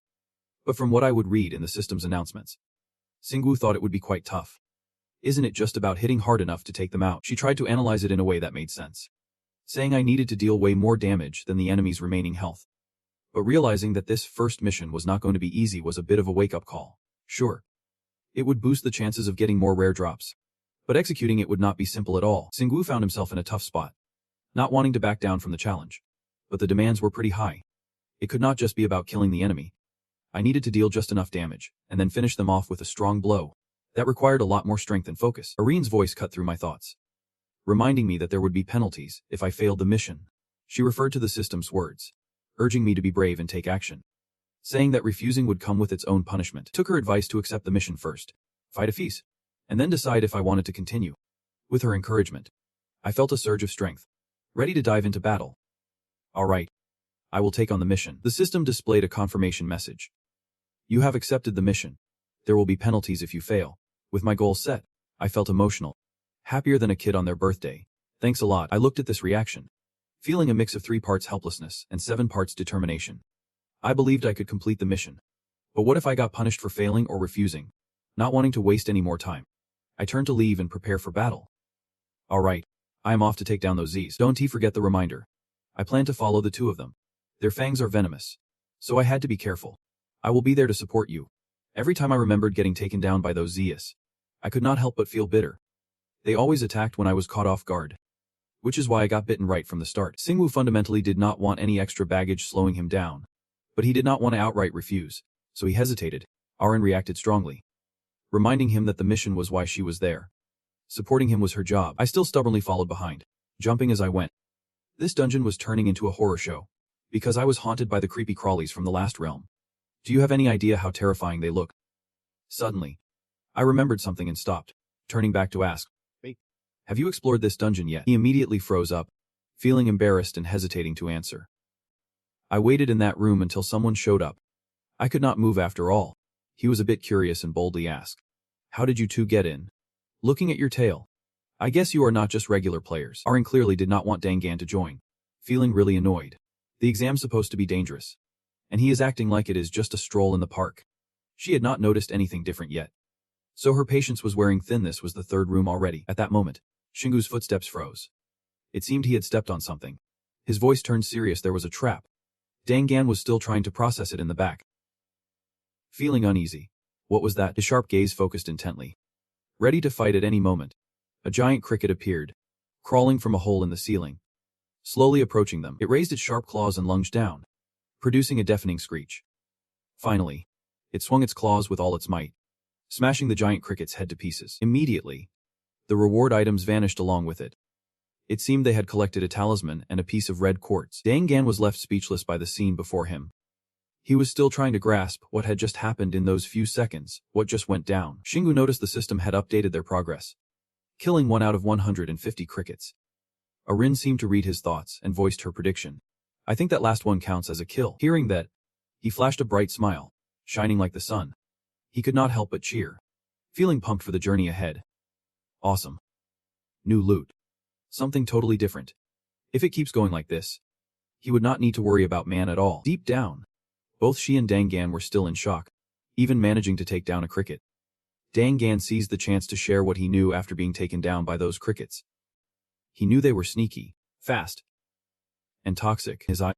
They were like creatures with destructive abilities, monsters specialized in assassination. Arin chimed in, reminding him that staying alert was crucial. They also had extremely tough exoskeletons, so do not underestimate them. Shing. Just as she finished, 2 giant crickets launched at them from who knows where. Shrieking loudly, with his keen instincts, he quickly recognized the danger, readying his claws for an attack. In a blink, the 2 crickets were sliced in half with a single sweet blow. The system pinged with notifications, updating the mission conditions. Kill all crickets in this batch. 78 out of 150. Even though he had witnessed it countless times by now, Dangan's mouth dropped open in disbelief. The reason he got taken down was because of those many-legged creatures. So it was hard to believe he could take out several with just one hit. Those crickets must be at least level 80. There is no way it could be that easy to take them down. He began to stutter, hesitant to ask. Could you tell me your level? He replied coolly and calmly. Just one word, 10. Dangan was stunned, shocked to the point he could not say a word. While Arin, who was always right by his side, did not see this coming either. She should be known Shingu had become much stronger, just by wielding a low-grade weapon. It seemed all her initial worries had turned out to be pointless.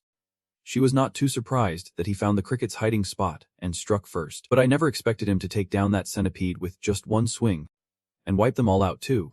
Shingu is still happily lost in his own world, thrilled to have figured out the pattern. I find the right concentration and point of impact. I do not need to use all my strength. I can just unleash the power of the weapon, since he fights so effortlessly. Irene does not need to use her support skills. Just standing back and observing. I am not sure how the difficulty of the dungeon is determined, but considering the level and poison of those centipedes, a normal level seems fitting for Shingu. It is hard to tell whether to be happy or sad, and that thought lingers in her mind. But his strange sixth sense, along with his natural fighting instincts, have made this dungeon feel like a breeze. Meanwhile, he is still dancing solo among the 7 centipedes. Even when surrounded, his fighting spirit remains unshaken. His gaze is sharp, locking onto his target. And just as I dislike this moment, he takes the opportunity to strike hard at one that just popped out instantly. It gets knocked back. Just as another one is crawling out from a hole in the ceiling, a spectacular moment occurs as they crash into each other, turning to mush and plummeting down to the afterlife. The spectators on the side are going wild, cheering like crazy after that goal. Awesome. He just took down 2 with 1 hit. Xing, riding the wave of victory, laughs excitedly, and as his momentum builds, it is clear this is not over yet. Then 2 more clueless centipedes stumble out from behind a boulder. In the blink of an eye, he swings his sword, effortlessly slicing them in half. The spectators still are not used to this massacre, their faces pale with fear. The last throw got the hammer stuck in the cave wall, and as Xingu joyfully retrieves his weapon, he realizes he won't have a chance to use any mana now. Arin can only let out a long sigh to reassure herself.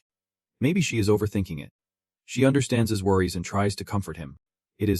Being well prepared to explore a mysterious place is never a bad thing. After beating the centipedes into a pulp, Xingu is in a great mood.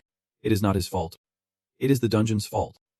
Suddenly, Dangan interrupts, wanting to share something, and he proposes a rather baffling suggestion.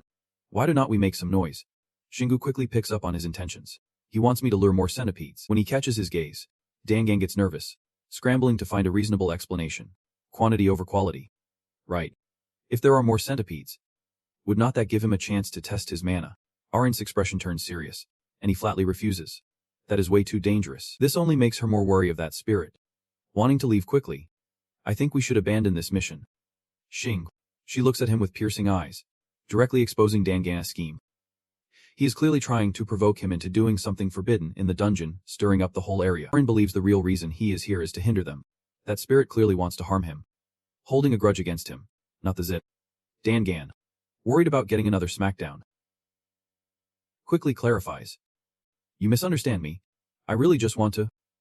He insists, firmly stating he just wants to wipe out the Zid. Arin sighs, feeling annoyed, still half believing him. Really? Xingu finally speaks up, smiling to ease the tense atmosphere. Calm down now. Okay, I do not know what it is, but I completely trust this spirit. I have never doubted him. You see, when he does not defend you, you get sulky. Xing. Dangun seizes the chance to throw in a few more lines. I know you will believe me. I really want to complete this mission. The moment he spoke, your attitude changed instantly, with his own thoughts. Honestly, I have never doubted him for even a second. From the start, he has always been particularly observant of this strange spirit. No way he would be on my side. Just from a few words, you can predict people's hearts. What if he was a player when he was alive? There are worse monsters out there. Anyway, Dangun can fight, so I can exploit him for useful info. I just need something from him. And since he can threaten me, I will just ignore him. Xingu's ultimate goal is to explore the Crimson Prison. He should not become a nuisance. I do not know what this spirit wants. But I do not need to know since it is not useful at all, to keep Dangal from catching on. I should pretend to agree and do things his way. I have already started the cleanup, so I will just roll with it. Arin could not grasp what he was scheming, holding his head and lamenting. Oh man, you are so stubborn. Xingu was no longer interested in what she said and took a deep breath. Then he tensed up, gathering all his strength to scream as loudly as possible. Ah! The sound was so powerful it created a gust like a level 5 hurricane, making Dangal scared enough to tear up. Next, Xingu focused his energy into his hands, tightening his grip on the claw. The hammer swung down with all his might. Rushing forward, pulling out the long handle, it slammed hard against the cave wall, creating a huge crack. Xingu widened his stance again and launched another strike.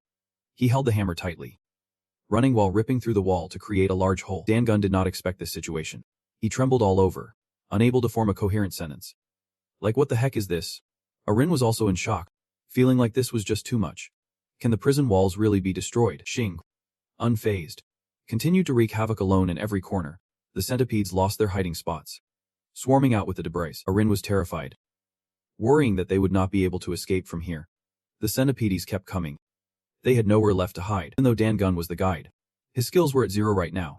Why is he so strong and reckless? She interrupted, rushing to warn him. Xing, the centipedes are coming. He just smirked knowingly, feeling the situation was incredibly thrilling. Not yet. Despite being surrounded by the centipedes, He stood ready for the showdown. But that still was not enough. Once again, Xing used the claw to smash another worker centipede. He dismembered it into several pieces. Xingu laughed maniacally, like he was playing whack-a-mole. Just as he finished speaking, he swung his weapon to take down a few more. Xingu seemed to be having the time of his life. This is how it should be. Meanwhile, Arin was extremely worried. Reminding him to be careful not to get bitten, he reassured her while attacking them. Do not worry. They can bite me. She stood aside, watching the centipedes piled on top of each other. Looking terrified, you keep smashing through walls and wiping out all the giant centipedes. Their bodies just piling up, and I have not even had a chance to loot. Watching this, I am sweating bullets. This is not just any ordinary person. Meanwhile, Xingu could handle them all on his own with ease. He whispered to Arin, I can't sense much mana from him. So how is he? She let out a soft sigh and slowly replied, I used to think mana was the ultimate factor for becoming stronger, as Xing kept fighting with enthusiasm. She wondered, is this how all the other players have fun? You should reflect on the past. He continued, I have always been strong since I was young, so I never took physical training seriously. Or rather, I could not unleash my full power. If someone might get seriously hurt. I had to learn how to control my strength and endure first as I grew up. I could only let loose a little during practice. But that still was not enough. I just want to unleash all my power. And right now, at this moment, Xingu was bursting with excitement. Finally, he had the chance to do so without anyone stopping him. A radiant smile spread across his face. He was so glad he would not hurt anyone this time. Xingu suddenly spoke up, his voice hesitant. Xing, look, there are 3 giant crickets coming our way. He turned around and saw 3 massive monsters staring right at him. Dangan immediately flashed a cold smile. Here they come. The crickets let out terrifying screeches as they attacked. He stood back to assess the situation and said, we should have fought them one by one in a straight line. But now that you have broken the wall, we have to take them all on at once. That is just how it is. This thought made Dangan smirk. At last, his actions made Arin frown at him. Xing quietly muttered as he faced the swarm of centipedes. Oh man. As he locked onto his target, he crouched down to attack. In an instant, Xingu launched himself into the fray. Next, he unleashed his wolf claws, striking each one right in the head in the blink of an eye. They were shattered to pieces. Watching this, Dangan's face went blank, frozen like a statue. Xingu looked at the colorful shards falling around him and smiled to himself. His face was full of pride. Maybe he should save some mana for the boss fight. A few seconds later, a notification popped up. Mission accomplished. 300% completion of the centipede hunt in the dungeon. Xingu stared at the result in disbelief. He must have been having too much fun, because it seemed like he had taken out 3 times the amount required for the mission. The extra 3 points are for the 3 giant Z's that showed up last. When he saw Arin, he asked quietly, the system says I exceeded the mission requirements. That has to be a good thing. Right, she firmly confirmed. Of course. The rewards will vary depending on the mission. She explained the rules in detail. But the rewards will definitely get more enticing. This is an absolute rule guaranteed by the law of the Celestial City. Just as she was speaking, Arin shot a questioning glance at Dangan, thinking, but I can't trust the player who issued this mission anymore. Instantly, she became cautious because he had already revealed himself. And it was hard to guess what kind of rewards he would drop, and she quietly analyzed that he would have to reward Xingu for completing the mission. But he was already acting like a ghost. If he did anything, he might get wiped out himself. After some time, Dangan finally decided, I will give you the reward. Hearing this, both Xingu and Arin were taken aback. Without hesitation, she rushed in to shield him. He wanted Xingu dead, and now he is considering giving him a reward. At that moment, Dangan confessed the truth. I really did want that at one point. Did not want to get hurt or die alone. Back then, my hatred blinded me. Arin listened intently as he explained how a spirit is born when a pure soul, driven by emotion and mixed with tainted mana, evolves into something beyond just an effect, and it is labeled a monster. But seeing the bugs completely wiped out, not a single one left, my soul felt soothed. Finally, I regained my clarity. At this moment, Dangan's expression softened a bit, a hint of relief washing over him. He had completed the mission, and with flying colors. Arin still seemed unable to believe what she had just heard. Xingu did not hold back and bluntly said, I honestly do not care. If you attacked, I would have killed you right then and there. Dangan was not angry. Instead, he looked hopeful. If I had a teammate like you. That is all in the past now, he softly said. I will give you the reward. But Xingu waved his hand to refuse. He confidently stated, I can still exceed the female quota. Arin appeared worried. Xing. Dangan was dizzy, unable to believe what he just heard. There is no way. Are you really planning to take her out too? Xing grinned, flashing a cheeky smile along with a wink. then patted himself on the back. I really am smart. Arin, standing beside him, could not help but worry about this bold decision. Meanwhile, Dangun stood frozen, confused about how to react. Shingu did not care, sitting down to gather his things, saying, "You know I just caused chaos without conserving any stamina." He turned with a determined look, insisting, "I still have plenty of strength left." Immediately, Shingu confidently showcased his solid physique, his body heating up after the battles. The muscles that had never been fully utilized were now brimming with power, giving him a profound thrill amidst the fatigue. Dangun, hearing this, judged, "Your muscles are seriously freaky. You are way too big. Just tone it down a bit." Arin did not join in the banter but stood by, lost in thought.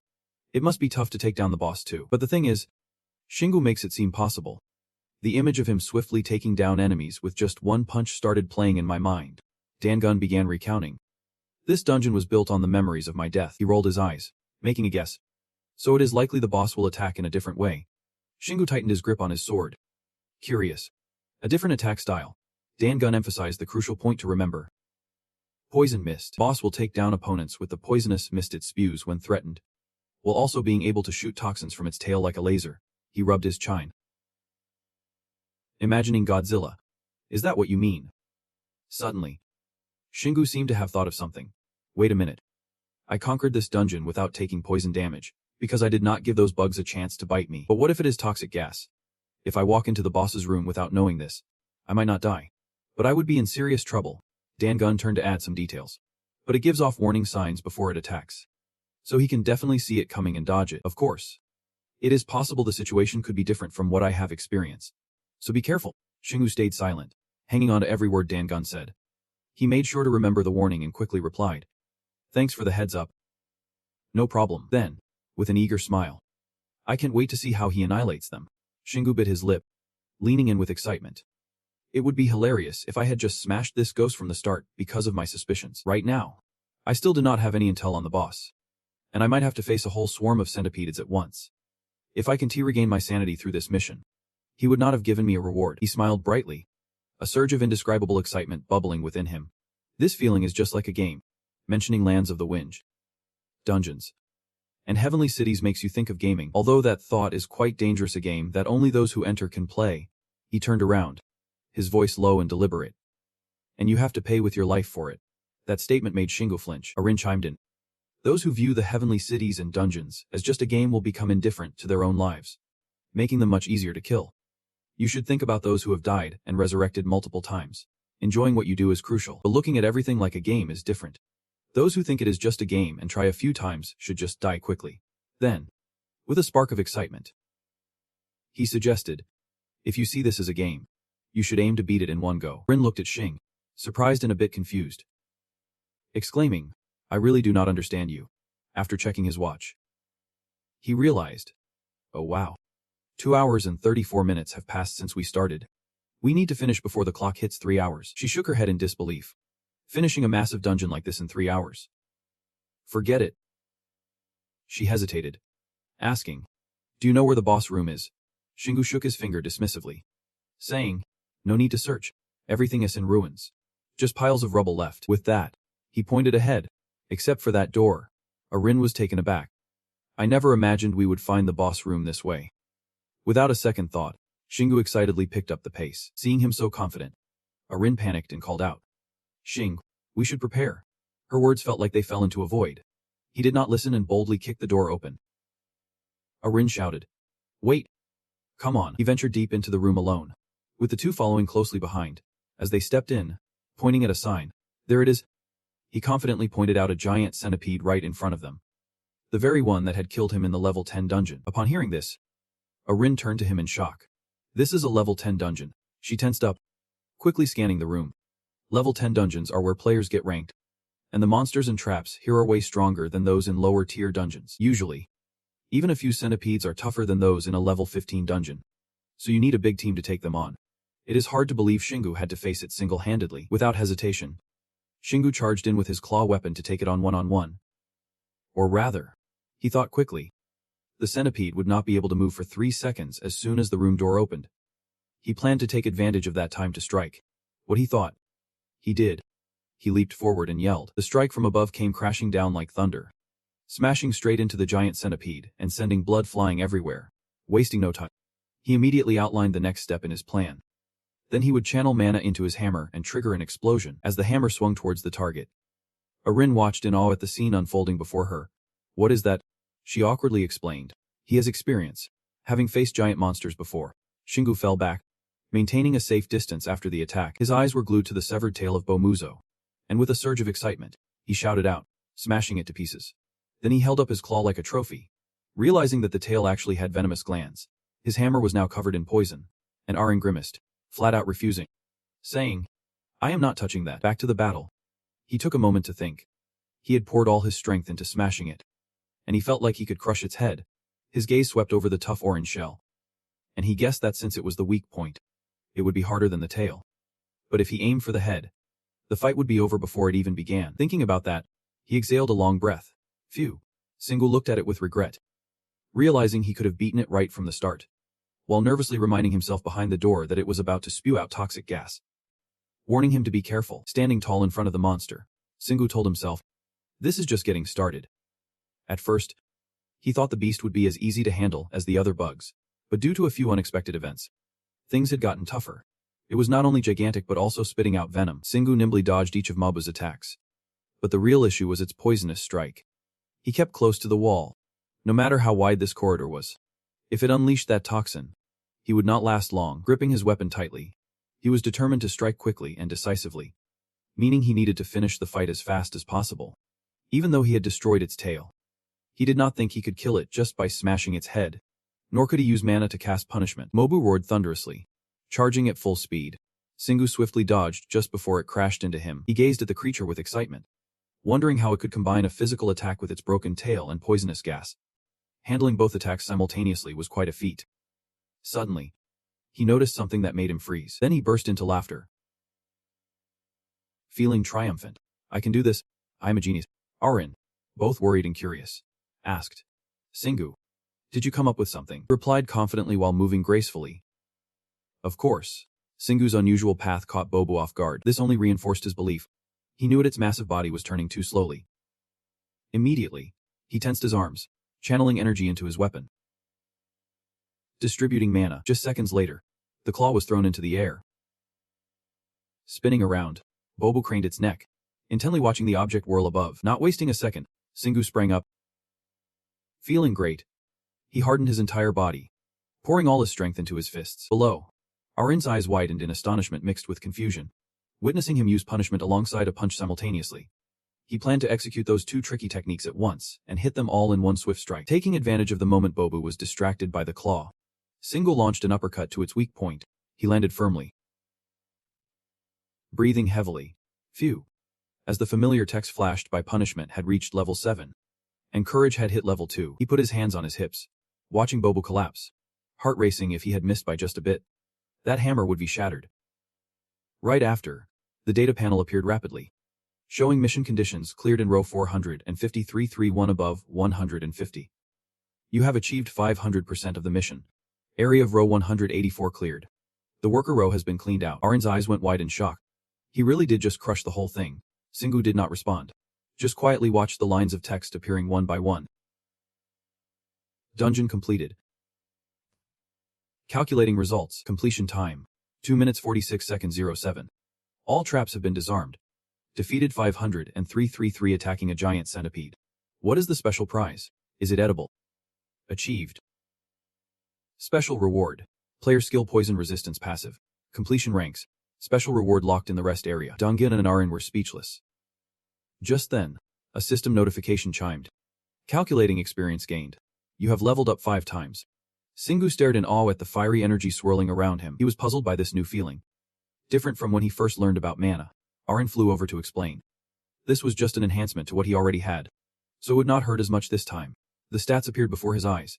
Singu, player level 15, strength 112, agility 111, endurance 125, magic 15. Then he checked the next item. Skills. The passive skill Chaos Tail level 1 grants courage level 2 and poison resistance level 1.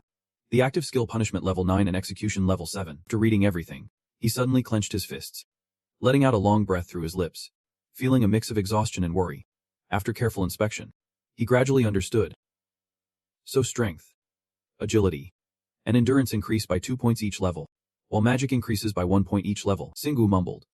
He was not used to seeing his strength displayed as numbers. Arin was excited about it, but seeing his own progress was not too shabby either. He scratched his head awkwardly. Right. Next up is the reward. Singu was amazed as he glanced over the new ability. First up was poison resistance. He had not even been poisoned yet, so why was he getting this skill? Arin pondered. I am not sure either. He snapped back to reality. Remembering the strength of this new ability after all, it would help him resist and overcome poisons. Given the many poisonous monsters he would face in the future, this skill was essential. Then he bowed his head, pulling out another item from his pocket, only to find it was a key. Its information popped up, locked in the rest area, a key given to potential players, usable by sticking it into the ground. He frowned, observing the vague description of the key, rest area and sticking it in the ground. Arin nodded thoughtfully. I think we will have to try it to find out. Singu sighed, tossing it into storage. Whatever, he spun the weapon in his hand, looking at it with wide eyes. All right.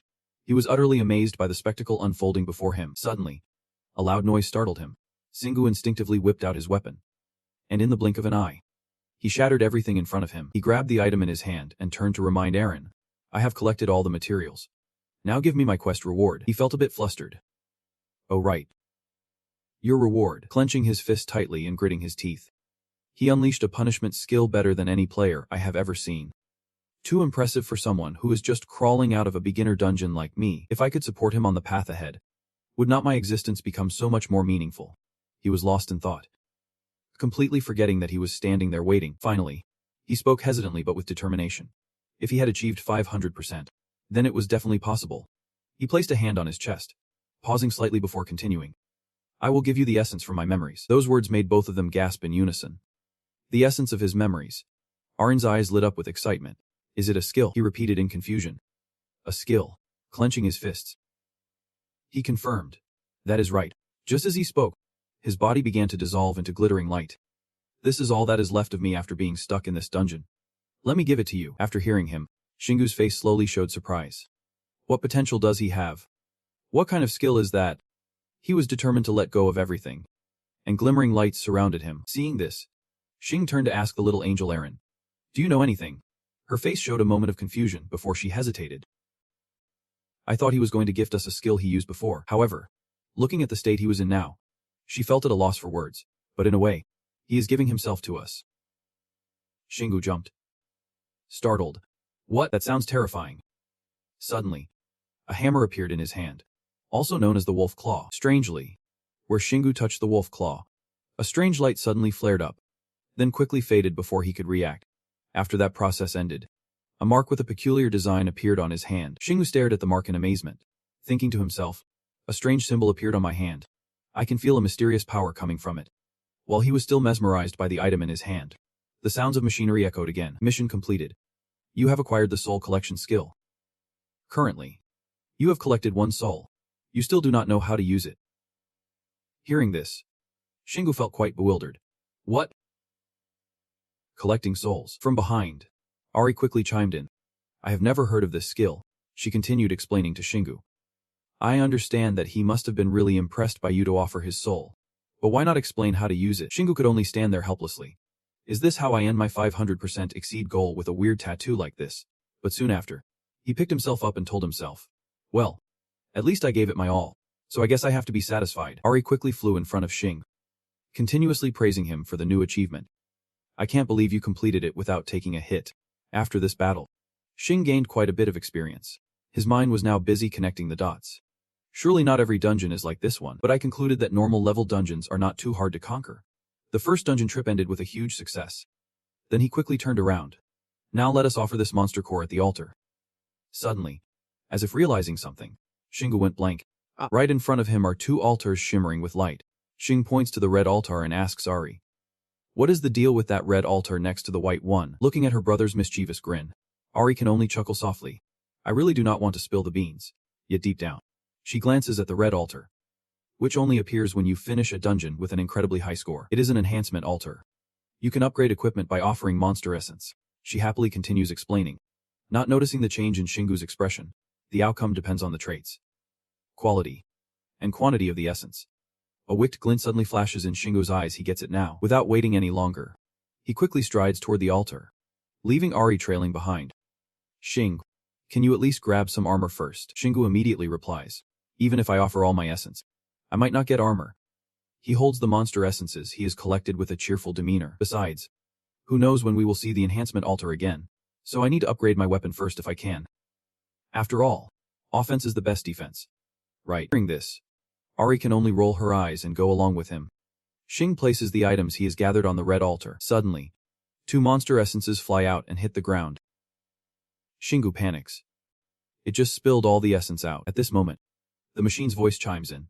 Maximum enhancement reached. This item cannot be enhanced further. Ari breathes a sigh of relief while Shingo grinds his teeth in frustration. Seeing Shingo's displeasure, Ari hurriedly clarifies. The claw already had a high enough level from the start. It was maxed out with just a final tier essence and 1 high tier monster essence. Looks like we will have to enhance with what we have here. The enhancement process continues.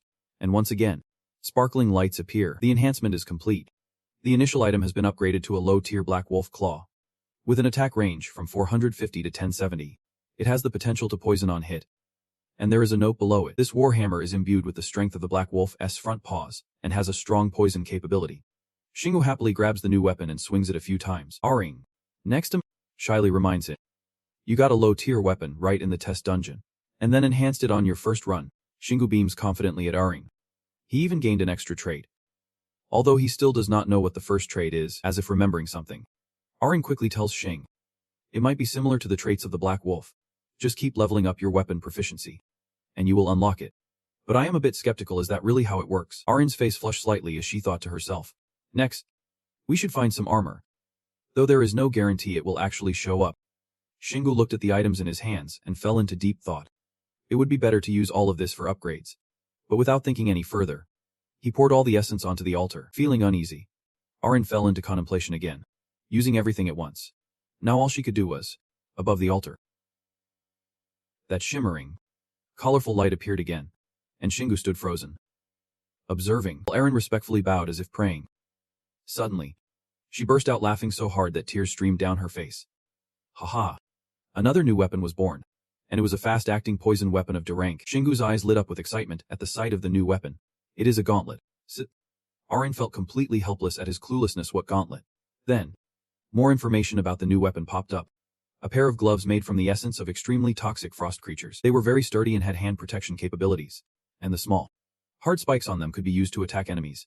Watching Shing put on the gloves, Aring felt a bit reluctant. No matter how you looked at it, it seemed like he was wearing the weapon more than she was.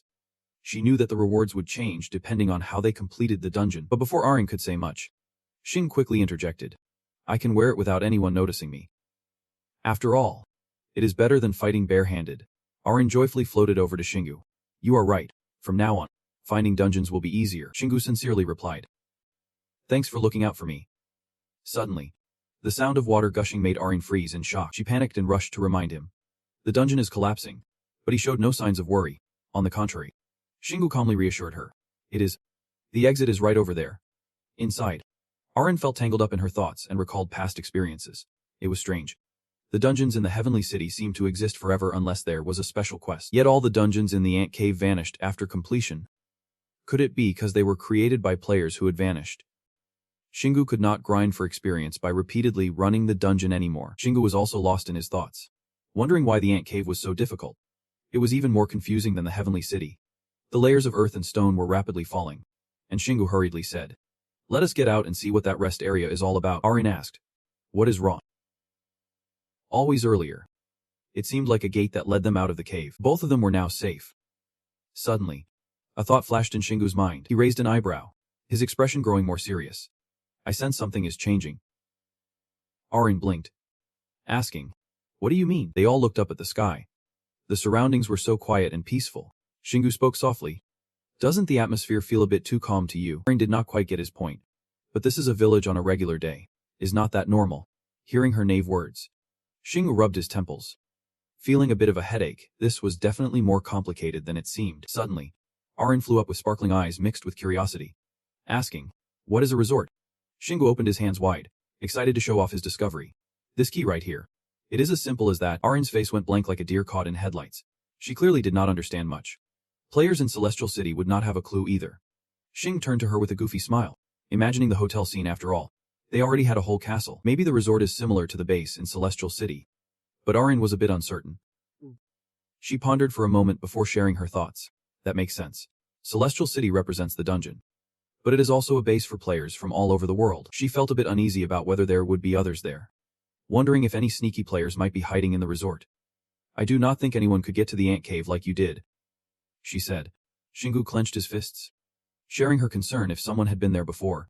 They might snag some intel on the ant cave. He pointed down the path with determination. Right now. Arin quickly stopped him. Wait. Hold on. But let us be careful. Suddenly, she realized a mind-blowing truth. Get it? Meanwhile, Xingu was still lost. Get what? She quickly explained. As long as we hold on to the key, we can level up. It might be tough in battle, but is super useful in everyday life. Arin marveled at its handy function. It is really convenient. But for some reason, Xingu was acting a bit off, and she called out. Xing. He slammed the key into the ground with a loud thud. What is the point of this anyway? Arin felt utterly defeated in front of this clueless kid. I told you already. Right then, a big hole opened up right where they were, and both of them were still confused about what was happening as they were falling. They started screaming. Are we falling again? Suddenly, a dazzling figure appeared, making it hard for them to see what was ahead. Xingu looked inside. He was completely stunned. What is this? Information about the level 1 resort, level 1 door, level 1 force, and even level 1 lockers. The system announced, from now on, if you explore the dungeon without using essence, it will be stored in this piggy bank. You can use the saved essence to expand and upgrade the resort. Xing grinned. So this childish stuff counts as a challenge. Get it? It feels pretty familiar. His brain started working. This was a common feature in games a base that supports players in many ways and can be upgraded for a certain cost. However, a problem arose when considering the main function of this area. Arin shared his thoughts, saying, so this is a space for just one person. Xingu's world crumbled as he buried his face in the ground. Lamenting, Celestial City is for the crowd, while the ant cave is for the lone wolf. Arin stood beside him, scratching her head. I told you. Even though there was not enough space for two, she did not seem to care much. He was the only sneaky player here. Xingu is crying his heart out. Just because he is in this retreat does not make him the only one. After calming down, he falls silent to think. But man, I am exhausted after using my punishments 3 times already. I want to upgrade the retreat, but I do not have any more weird essence left. If something's too tough, I will just skip it. Let us prioritize the easy stuff first. Catch some sleep, and then figure it out. Arin notices how tired he looks, so she stops discussing things. You should get some rest. Xing. Seeing her standing there, he asks with concern. Aren't you going to sleep? She replies casually. I am not too tired, thanks to you. She shyly adds.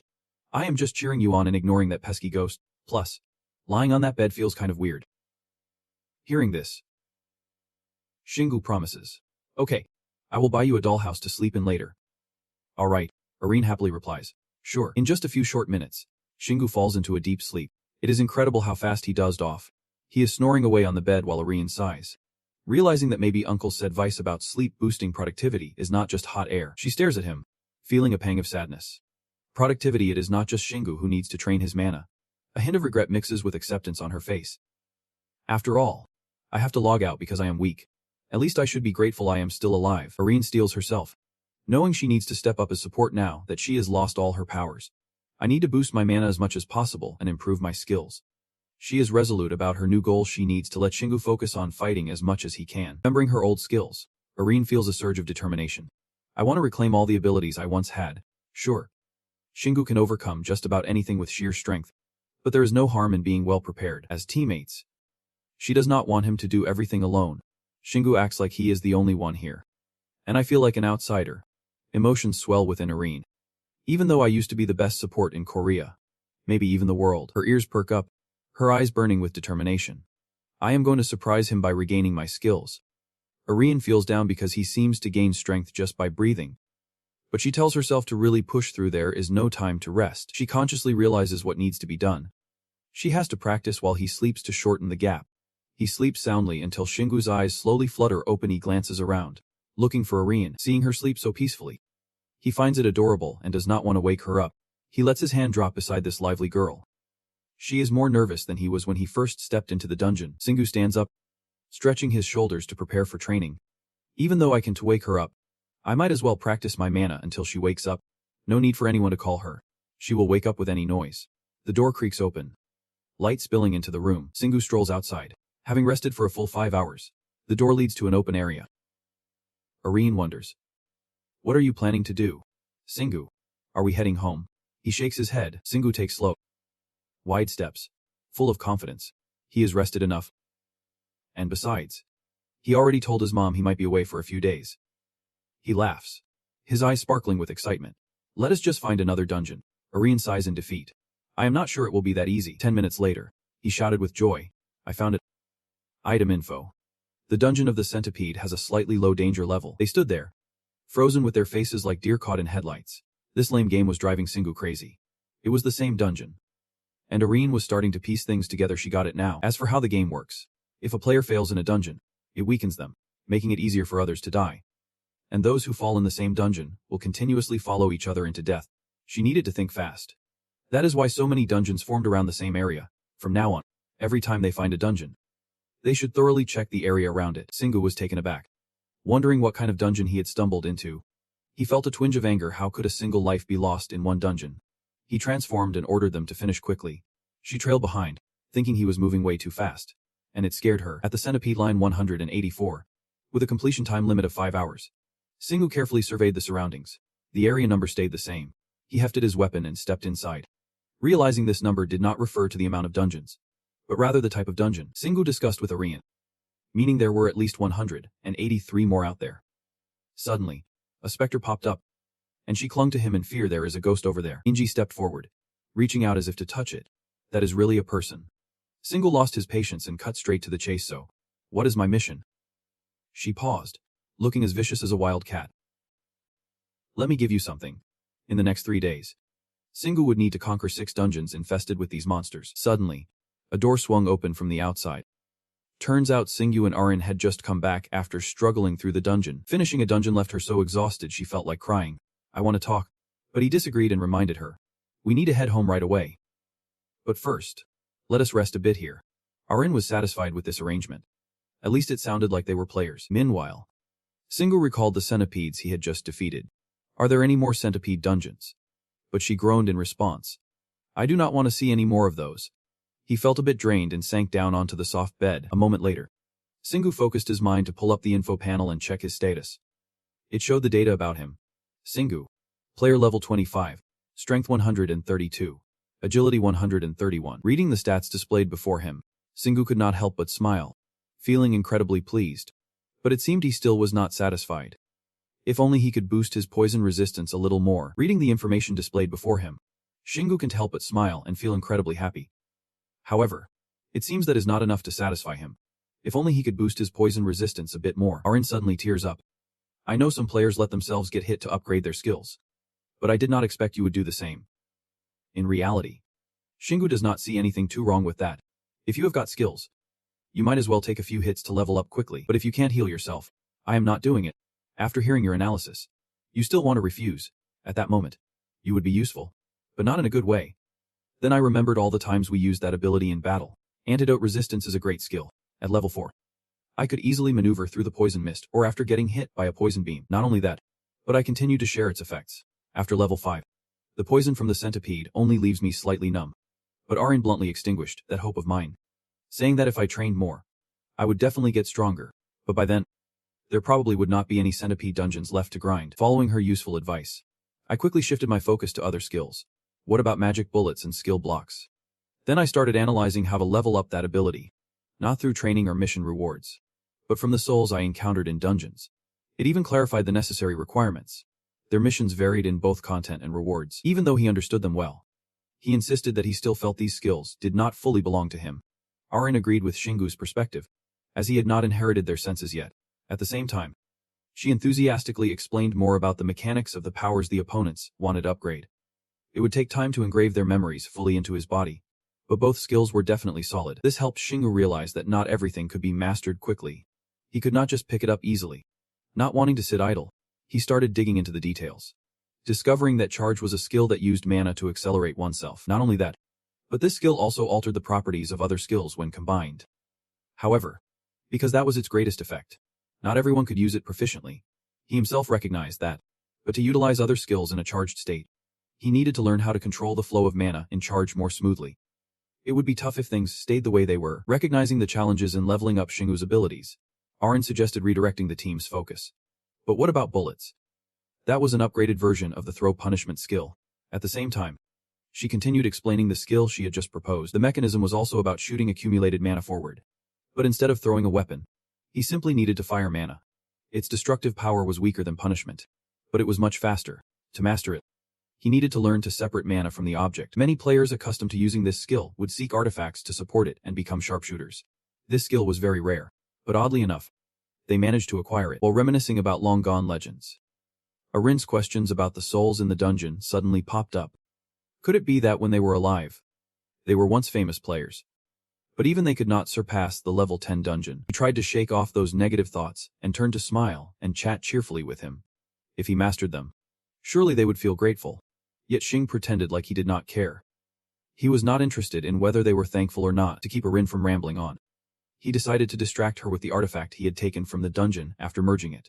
Xingu was wearing that armor, the level D+ venomous armor, which offered 850 defense. Proficiency 27 out of 200. And its characteristics were still unknown. That was just the basic data. There was still more detailed information about the armor's features. The armor was made from the essence of an extremely toxic centipede. Very tough. And still retained the venom from when the centipede was alive. Having experienced the capabilities of the venomous armor, Xingu had enough reason to be amazed. That armor looks pretty sweet. But I can be sure since I have never experienced the aftermath of wearing it, with its insane benefits for dungeon battles. Most players are desperate to get their hands on the full set, but we do not even know how many more dungeons we will hit. I am not about to test my luck. A little later, Xingu was done worrying about that stuff and found himself getting excited about something else entirely. Since he has cleared all the dungeons, he now needs to see what he can do with the remaining shards in the resting area. Despite his excitement, she felt a wave of concern and reluctantly replied, "You really are something else." Unlike Arin, he noticed something had changed with his body. He usually had great stamina, but after days without sleep, he was still packed with energy. He must be caught up on sleep on this bed. That is why Xingu touched the bed that had been his companion all this time, and declared he needed to upgrade it first. But things did not go as smoothly as he would hoped. A notification smacked him in the face, saying he needed to upgrade the resting area before upgrading the furniture. He thought it would not cost too much. But reality hit Xingu hard. He could spend 80% of his saved essence to upgrade to level 2. Did he want to go for it? After reading the notification, he felt like giving up on life, staring blankly into the distance. It took a while for Xingu to gather his thoughts and scream internally, "I have to spend 80% of my essence just to upgrade this place, no matter what." He had to clench his teeth and face the music. There was no way he could upgrade the bed with the remaining 20% of his essence. With overwhelming disappointment, Xingu could only lament how he would gathered essence from 5 different dungeons. Unsure how to console him, she could only respond that maybe that is why the resting area is so valuable. Seeing that was the only feasible option, he had to accept it. There was no other way. Alright then, suddenly, the golden piggy bank in the resting area burst out with dazzling light in front of both of them.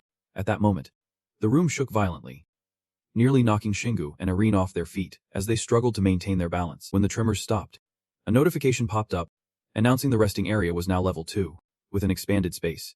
Because of this upgrade, many new features developed, including a level 1 room 8. Not only did the system add things normally, but room 8 at level 1 had a shower. The system even went the extra mile for players by providing bath oils and soaps with special properties to wash away any toxins, ailments, or harmful effects on their bodies. The joy on his face was impossible to hide as he just checked out the new bathroom. Living here full-time would not be so bad. She felt the same way about the resting area upgrade. Definitely worth every penny. Couldn't he be more satisfied? Xingu scratched his head, exclaiming how exhausted he would been from running back and forth between home and the dungeon. It was just perfect. Even Arin completely agreed with him, saying, "Yeah, I can keep living like a doll in a dollhouse. I am going to shower first." With her excitement, he did not want to dampen her spirits. So he only thought to himself that this resting area was made for humans. So Arin might find it a bit challenging to use. Lost in his thoughts, Xingu was suddenly pushed outside by Arin. "How long are you planning to stand there?" He quickly replied, "Sorry." In the bathroom, Arin's body was enveloped in a thin veil of steam, letting out a satisfied sigh of relief, contrary to Xingu's expectation. She quickly got the hang of the bathroom, happily soaking herself in the water. Knowing he could not help, he decided to step back, trusting she would manage just fine. Suddenly, a new notification popped up, leaving Shingu frozen for a few seconds. He began reading the data displayed. You can create a level 1 detector. To help players understand the item better, the system provided additional explanations, stating that the detector could locate nearby dungeons using refined essences, but nothing comes free. And of course, items are not easy to get. You can create the detector by using 50% of your remaining essences. Will you continue? Though he had not seen the item directly, his mind was racing with possibilities. The detector might even be better than the bathroom at home. Xing quickly mapped out a future plan with this item. If he did not have a resting area or upgrade it with essences, he would waste a lot of time traveling.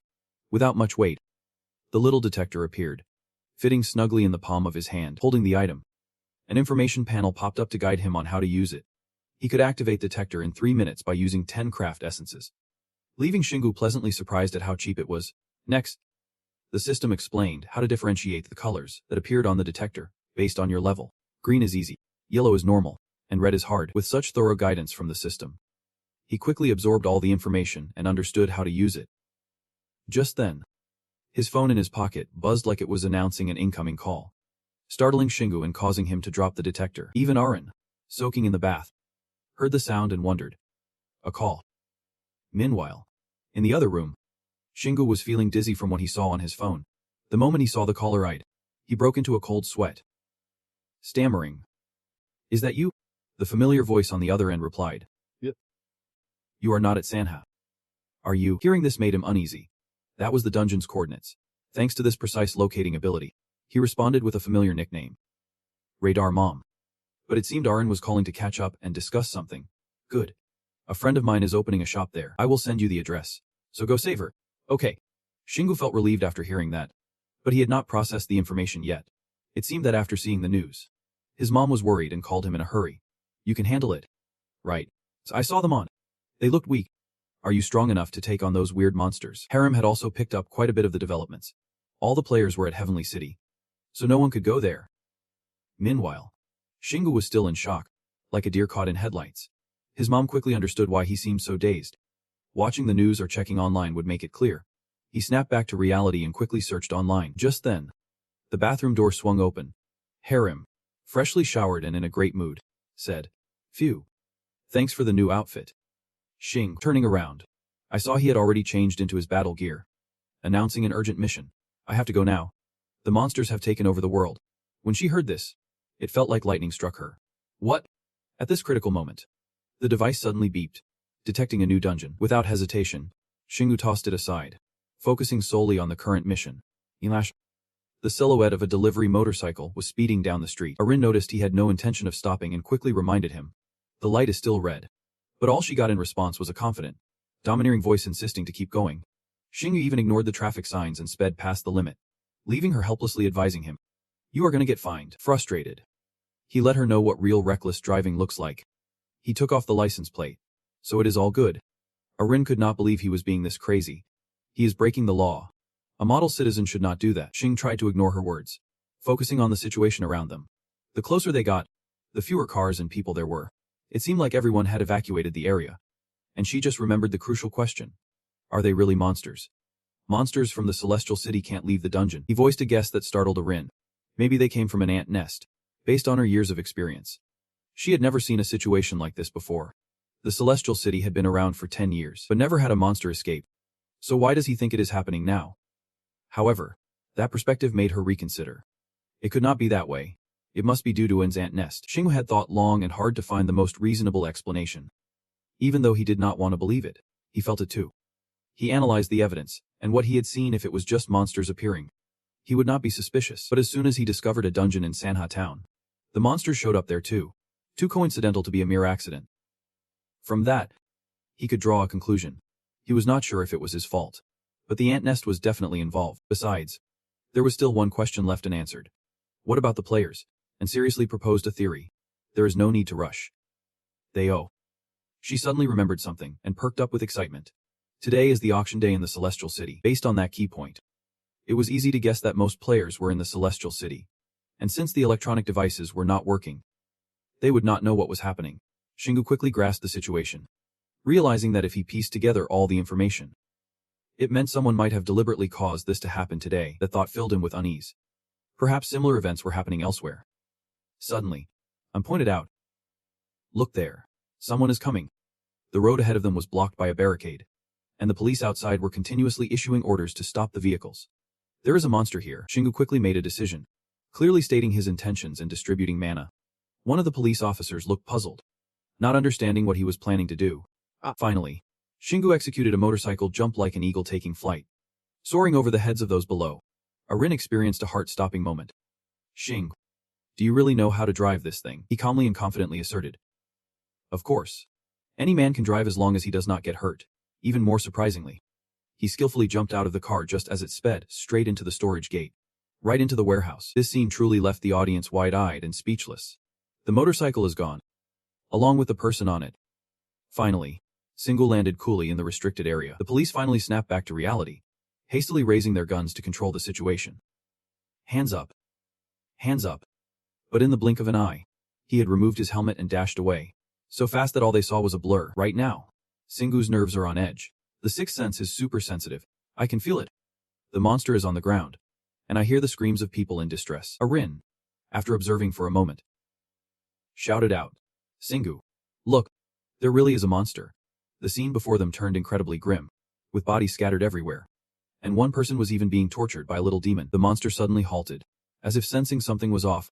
It slowly turned its head, revealing a grotesque face and eyes filled with malice. Arin happened to lock eyes with that creepy gaze, and she instinctively shuddered. She gasped after realizing what they were dealing with, those little demons. They are the most terrifying monsters ordinary people have to face. Hearing this only fueled Shingu's rage. He gritted his teeth in fury. Exactly the kind of monsters you would expect. He had been wondering when he would finally encounter them. The little demon, realizing the two were there, let out a threatening scream, but he remained calm, slowly picking up a rock right at his feet. Then, he took a step back to gather momentum, aiming precisely at his target. The throw was decisive and powerful, like a bullet, easily sending the monster's head flying with just one move. Arin's eyes widened in disbelief. He was once a star player in baseball. Shingu radiated the proud aura of a main character. Remembering how he used to chase wild boars in the army, remembering that time felt like just yesterday. This will be our dinner tonight. Back to the present. He had gathered a whole pile of small rocks. All right. You guys, I am fully loaded now. With that, Shingu took a deep breath, as deep as he could. Then he let out a roar that echoed louder than a town speaker. So loud it seemed like it could burst the eardrums of everyone nearby. This successfully caught the attention of the little demons. They paused and began searching for the source of the sound. Meanwhile, Arin was caught off guard, her head spinning like a whirlwind. At least he could have given her a heads up. Suddenly, a notification popped up in the system. Skill-activated battlefield scream. Level 1. A battle cry that incites enemies. Released thanks to mana. This scream creates hostility towards the user. The greater the power between intellect and magic, the more effective this skill becomes. At this point, Shingu's fighting spirit peaked, and he boldly declared, "Come out. You monsters." He thought about what would happen if he were on a rescue mission. The chances of failure would be sky high. The hostages would be dead. Well, if that happens, it is game over for me. Feeling a bit insecure, he thought to himself. He had never been good at finding hidden things for assassination. But his intense school days left quite an impression on his teachers. The school should just go eat dirt. I guess breaking the window counts as an achievement. I am really good at causing chaos. After a few seconds of reminiscing about the past, Shingu was pumped up and ready for a fight. I mean, if we wipe out these monsters, everything will be just fine. At that moment, the demons heard the challenge and rushed out from nearby buildings. One of them, wielding a sword, shouted with a smug grin, "Haha, you are just a human." Arin watched Shingu standing there calmly and felt incredibly anxious. "What are you doing?" "They are coming right at us." Shingu's confident gaze met hers as he replied, "Trust me. It is all part of the plan." But she was still lost, wondering what plan he was talking about. Without hesitation, Shingu grabbed his instrument and launched 3 stones at lightning speed, easily taking off 2 enemy heads in one swift move. But suddenly, something pierced him, causing him to hesitate. He looked down to see a small piece of metal embedded in his coat. Shingu took it out to examine it, and discovered it had a sharp tip coated with some strange liquid poisoned iron. Observing it closely, he muttered to himself, "That blue liquid." Arin, with her keen eyes, quickly realized it was poison. Looking over at the goblins, she saw them laughing hysterically. Thinking he was about to go down from that attack, Shingu then did the unexpected. He grabbed the poison needle and jabbed it into his fingers multiple times. Whoa! Does he actually think he is going to die? What is he doing? The system notification popped up. You have been poisoned by mild venom. Level 5 toxin resistance will negate the effects. He found it amusing. Grinning. Arin felt utterly helpless in this situation. Was that really necessary? This experiment only solidified Singyu's belief that his armor might not cover him against a larger number of enemies. He would have to switch up his strategy. Perhaps toxin resistance could protect him. He picked up a stone. Feeling excited. Thinking, I do not need to worry anymore. Arin realized she had not been able to support him at all, and could not help but blame herself. Why do I feel so useless? He threw a stone at the enemy while gently reassuring his teammate. I know you are trying to help me. Watching their comrades fall like dominoes, the goblins finally started to feel fear. He has got too much mana. He is taking us out, but fueled by unwavering determination. They unleashed a volley of poisoned arrows in retaliation, aiming to take him down. Singyu, with his agile movements, stood still as his hands darted around. Soon, all the needles were neatly in his palm. Is that all you have got? In an instant, they were sent to meet their maker without a chance to protest. With a fierce expression, he prepared a mountain of rocks for a massacre, leaving those weaklings who only knew how to ambush in the dust. Singyu, revealing his true self, yelled defiantly. Even fantasy novels skip over you guys to get straight to the big bads. This successfully riled up the goblins, who, furious and unwilling to accept defeat, shouted, we are strong enough to take down the big demon. This reaction was exactly what he had anticipated. Provocation successful. That was all he needed. Singyu started hurling stones like a machine gun, and any enemy that showed up was guaranteed to meet their end. Now, it was just about taking down the ones peeking out. After the little demons fell one by one to the ground, gradually dissipating into the wind, he scanned the area, letting out a sigh of relief. He thought this place was safe now, and Arin could finally relax her mind. Thankfully, while they were clever enough to use tools, they were still clueless enough to fall for his taunts. Suddenly, a sound made her jump, heart racing. Help! Help me! Shingu immediately went on high alert.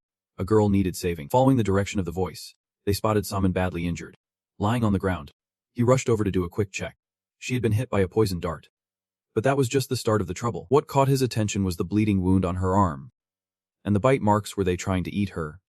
She calmly recounted what had happened, saying they attacked me like I was a snack. Hearing that, Shingu's fury boiled over, grinding his teeth. This was not right. Those were not like the little demons at all. Suddenly, Arin's questioning snapped him back to reality. Who are those little demons? Then, it was as if she could see right through his thoughts, every word hitting his nerves. He was thinking adult thoughts. Were they cornering women to ask for favors? Shingu's face flushed with embarrassment, blood rushing to his nose. He turned to Saman and said, I can't fight while protecting you, but the buildings are safe now. So can we find a spot to hide and chill out a bit? His icy calmness made her fearfully agree. Okay, she continued, pointing out the locations of others. Over there are still plenty of monsters, and many people are trapped too. With that intel, Shingu prepared to take action and thanked her. But as he turned around, he was met with a sight: a horde of little demons rushing at them like an army. Arin panicked. What do we do now? We are out of rocks. He calmly tightened his grip, channeling his strength into a fist. If they were out of rocks, then he would just smash the ground with a powerful punch, sending chunks of earth flying, with lightning speed, faster than an X. Flipping the script, the stones kept raining down on the little demons. But he realized that sustaining this was not the best plan. He needed heavier firepower. Shingu was eager to wipe them out quickly. This tactic would not work in open spaces. Arin quickly suggested, what about magic bullets? He had not thought of that. Oh, he had forgotten. Shingu immediately got into position, unleashing energy from his fingertips, launching a dazzling attack right at a little demon. Surprisingly, it showed no serious damage. Just days from taking a hit to the face, Shingu felt a mix of hope and disappointment. Seriously, this is weaker than tossing rocks, he complained, to which Arin awkwardly explained. It is not that the skill is weak, it is just that you are too strong. Suddenly, a little demon roared so loud it seemed to shake the heavens. Shingu felt a chill run down his spine. This roar sounded different. Up high, Saba jumped down from the roof of a nearby building. His massive frame hit the ground, causing the earth to shatter. The system immediately pinged with updates. A high-level veteran little demon had entered the fray. Faced with this opponent, Shingu's face showed clear signs of worry. Compared to him, Saba was in a whole different league, towering and exuding an overwhelming presence. This was bad. Saba's expression was furious, as if he wanted to devour them alive. Arin noticed his unusual appearance and felt a bit puzzled. He looked way stronger than the other little demons. But that was not the main issue here. Arin was confused. What the heck? The system warning flashed by in an instant. If it lasted beyond the designated time, the dungeon would explode, and the monster would wreak havoc. He went silent, carefully calculating. Defeat it and clear the dungeon before it is too late. Saba looked down at the defeated little demons at his feet, unable to hide his admiration. You are one strong human. He felt a pang in his heart watching his kin fade away. The one who took out my soldiers with just a rock. Sao was furious, determined to make them pay for the little demons. But do not think you can kill me that easily. Singu, tossing the rock in his hand, nodded in agreement. You are right. I never thought I could take you out with a rock. And it looks like that is true. Saba was extremely annoyed by his attitude. You are just a player. Singu gripped his weapon tightly with a challenge. Come at me and you will see. He accelerated forward, using a charge attack to obliterate Saba. He was caught off guard when he saw the strength he was unleashing. It was violent yet filled with a warrioress spirit. Without a moment to prepare, Saba took a hit that felt like a falling star, or the force from a wolf's strike, shattering his weapon. Singu's face hardened, the corner of his mouth twitching as he spat out with disdain. Weak and still trying to act tough. Meanwhile, Arin forced a smile as she watched the brutal scene unfold. She guessed it was totally normal for him to wipe out the little demon, since he had taken out high-level killers without even using mana. Suddenly, her gaze shifted. As if she sensed something strange happening, she pointed in fear towards that direction. Singu, look over there. He stared in confusion.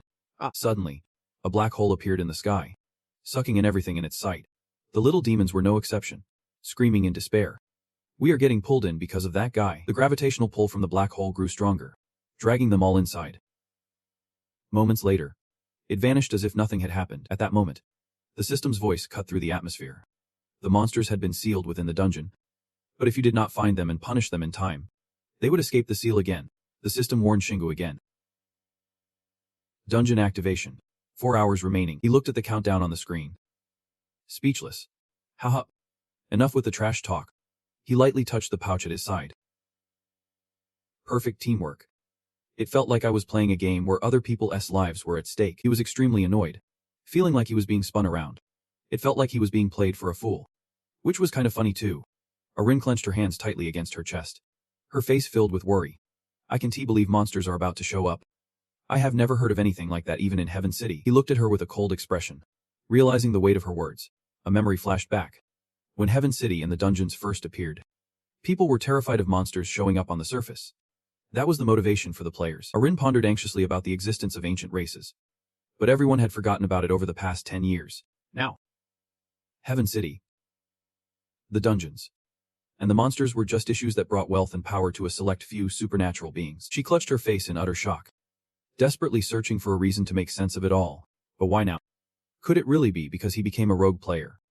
But who would do such a thing? Sun Gu exhaled helplessly at her aimless thoughts. He gently placed his finger on Arin's head to reassure her. Suddenly, he playfully flicked her forehead, saying, overthinking will give you a headache. Don't dwell on things that have no answers. Arin felt a pang in her heart as she remembered the scene of the dead lying everywhere. People were already injured, and soon, many more would suffer. It was clear that countless lives would be in turmoil. He interlaced his fingers to express his thoughts. But worrying alone would not solve anything. We just need to do what we can. Arin sighed heavily, feeling the weight of the situation. It seemed like he made everything look so easy. She protested. You are in the middle of all this, yet you are so calm. Sengu did not even bat an eye. But that was the reality. Then, he reached out to stow his weapon in another dimension. If I can finish clearing the dungeon in time, the dwarf demons won't show up anymore. Just thinking that way is enough. I will rest after I am done. Sengu was super pumped, preparing to take action. But first, let me gather some essence. Arin helplessly followed behind him. Sengu, I do not even know what to say anymore. She looked at the lifeless body of the Sapa and felt disappointed. But seeing that they had no essence at all, he was utterly stunned by the information he just heard. Sengu stood frozen, staring at the motionless corpse, thinking that monster bodies usually have unique energy until they are searched. But this body had nothing. Even though he sensed a different kind of man in their bodies, he swung his hand, forming a punch that landed straight into the monster's stomach to check for anything. Sengu kept punching different spots on the Sapa's body to search for clues. How about here? And what about this spot? Arin watched the scene with a forced smile, realizing she could not get anything out of it, as if sensing something strange within the monster's body. She thought, something near its heart is glowing. Arin could not quite figure it out at that moment. What could it be? Sengu opened his palm, revealing what he had found to her. This, too, was a type of essence. A blue one. Arin flew closer, staring intently as if searching for information about the object. A crystal. A blue crystal. When she realized the power it held, she exclaimed with excitement. I can feel the mana inside it so clearly. Even though it is not much, this is a type of mana crystal I have never seen before. She looked at the other dwarf demons, But she could not sense anything like that from any other monster's corpse. Perhaps they only appeared in higher-level monsters. He grew impatient, thinking, well, I have no business with these dead dwarf demons anymore, and we do not have time to waste. Suddenly, Arin froze, realizing she heard strange noises nearby. The villagers below were cheering, celebrating the monsters are gone. A player. Right. It has to be a player. But on the other hand, some people who were injured were losing hope of being rescued. Help us. Save us. I can't move. My leg hurts so much. Arin hesitantly asked Gu what they should do. What are you planning to do? Gu answered firmly. Don't worry. Someone else will come to help them. He calmly retrieved a helmet from another dimension. Knowing the police or military would arrive to handle the situation, an ambulance will be coming. But he does not want to get tangled up with the government or other players. He gestures for her to follow with a cap tilted to the side. More importantly, we need to clear that dungeon in time. Gu tries to look cool while summoning a ride to the next location. The reporters swarm him like hungry wolves, trying to dig up information. Wait, I am from Top Daily. Can you give us a few words? The clueless questions from the press can't stop Gu from saving the world. He is all fired up, but has he pinpointed the dungeon's location yet? Arin, rummaging through her pocket, answers. Right away, he speeds off, leaving a crowd of bewildered onlookers behind. What now? The delivery bike. The display system flashes a notification. Goblin Dungeon. Easy level. Complete within 3 hours. 5 minutes. 3 seconds. Gu quickly finds the pyramid leading into the dungeon, but the scene around him is littered with bodies. Arin anxiously glances around, worried they might be the workers here. While he calmly assesses the situation, monsters definitely came from this area. With all those goblins, it is no surprise that no one survived. The desolation in front of her makes her heart ache. If this were a game or a movie, the hero would have shown up and wiped out the monsters before anyone got hurt. Hearing that, Gu feels a little uneasy and tries to reassure his team. No matter how fast we take them down, there is no guarantee there won't be casualties. We can only do what we can. With that, he gazes seriously into the distance, telling himself that the police or military will arrive soon, so he needs to hurry. Then he uses his tail to slam down, striking the ground repeatedly and creating huge splashes of water. Suddenly, a blinding light appears, like the radiance of 1,000 Buddhas. What awaits them is a long corridor, leading to a deep, dark entrance.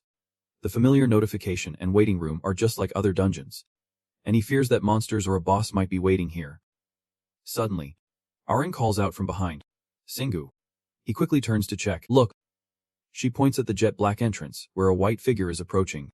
I see a soul. He perks up at that. Great. Let us see if it knows anything. The figure of Bo-chun gradually becomes clear, as he steps forward to ask, Who are you? Players. Gu looks toward the voice, startled to notice something soft. Bo-chun is leading a pack of goblins, their faces twisted in anger, weapons at the ready. The guy's attitude does a complete 180.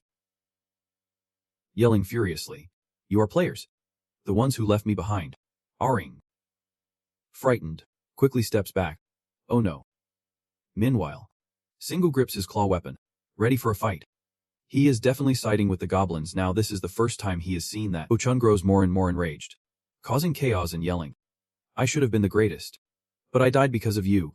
Why did I have to die? Why did you have to sacrifice me? Watching his furious expression, Gu can't help but mock. Look at his eyes. He is about to blow a fuse. Arin worries that if he keeps running his mouth, something bad will definitely happen. He really might do it. So Gu should watch what he says. Minutes have passed, and the guy is still going off. I should be alive. How dare you? You are the ones who should die in my place. Hearing Gu's name felt like a headache, frustrating yet striking a chord. He thought, that is deep. While she could not grasp why he kept hovering around. Suddenly, Bo-chun raised his voice, emphasizing every word as if stabbing at his dark heart. Most players felt privileged, but a few truly believed they were the most special of all. That statement made Gu take a serious look, realizing there was a crucial difference between them.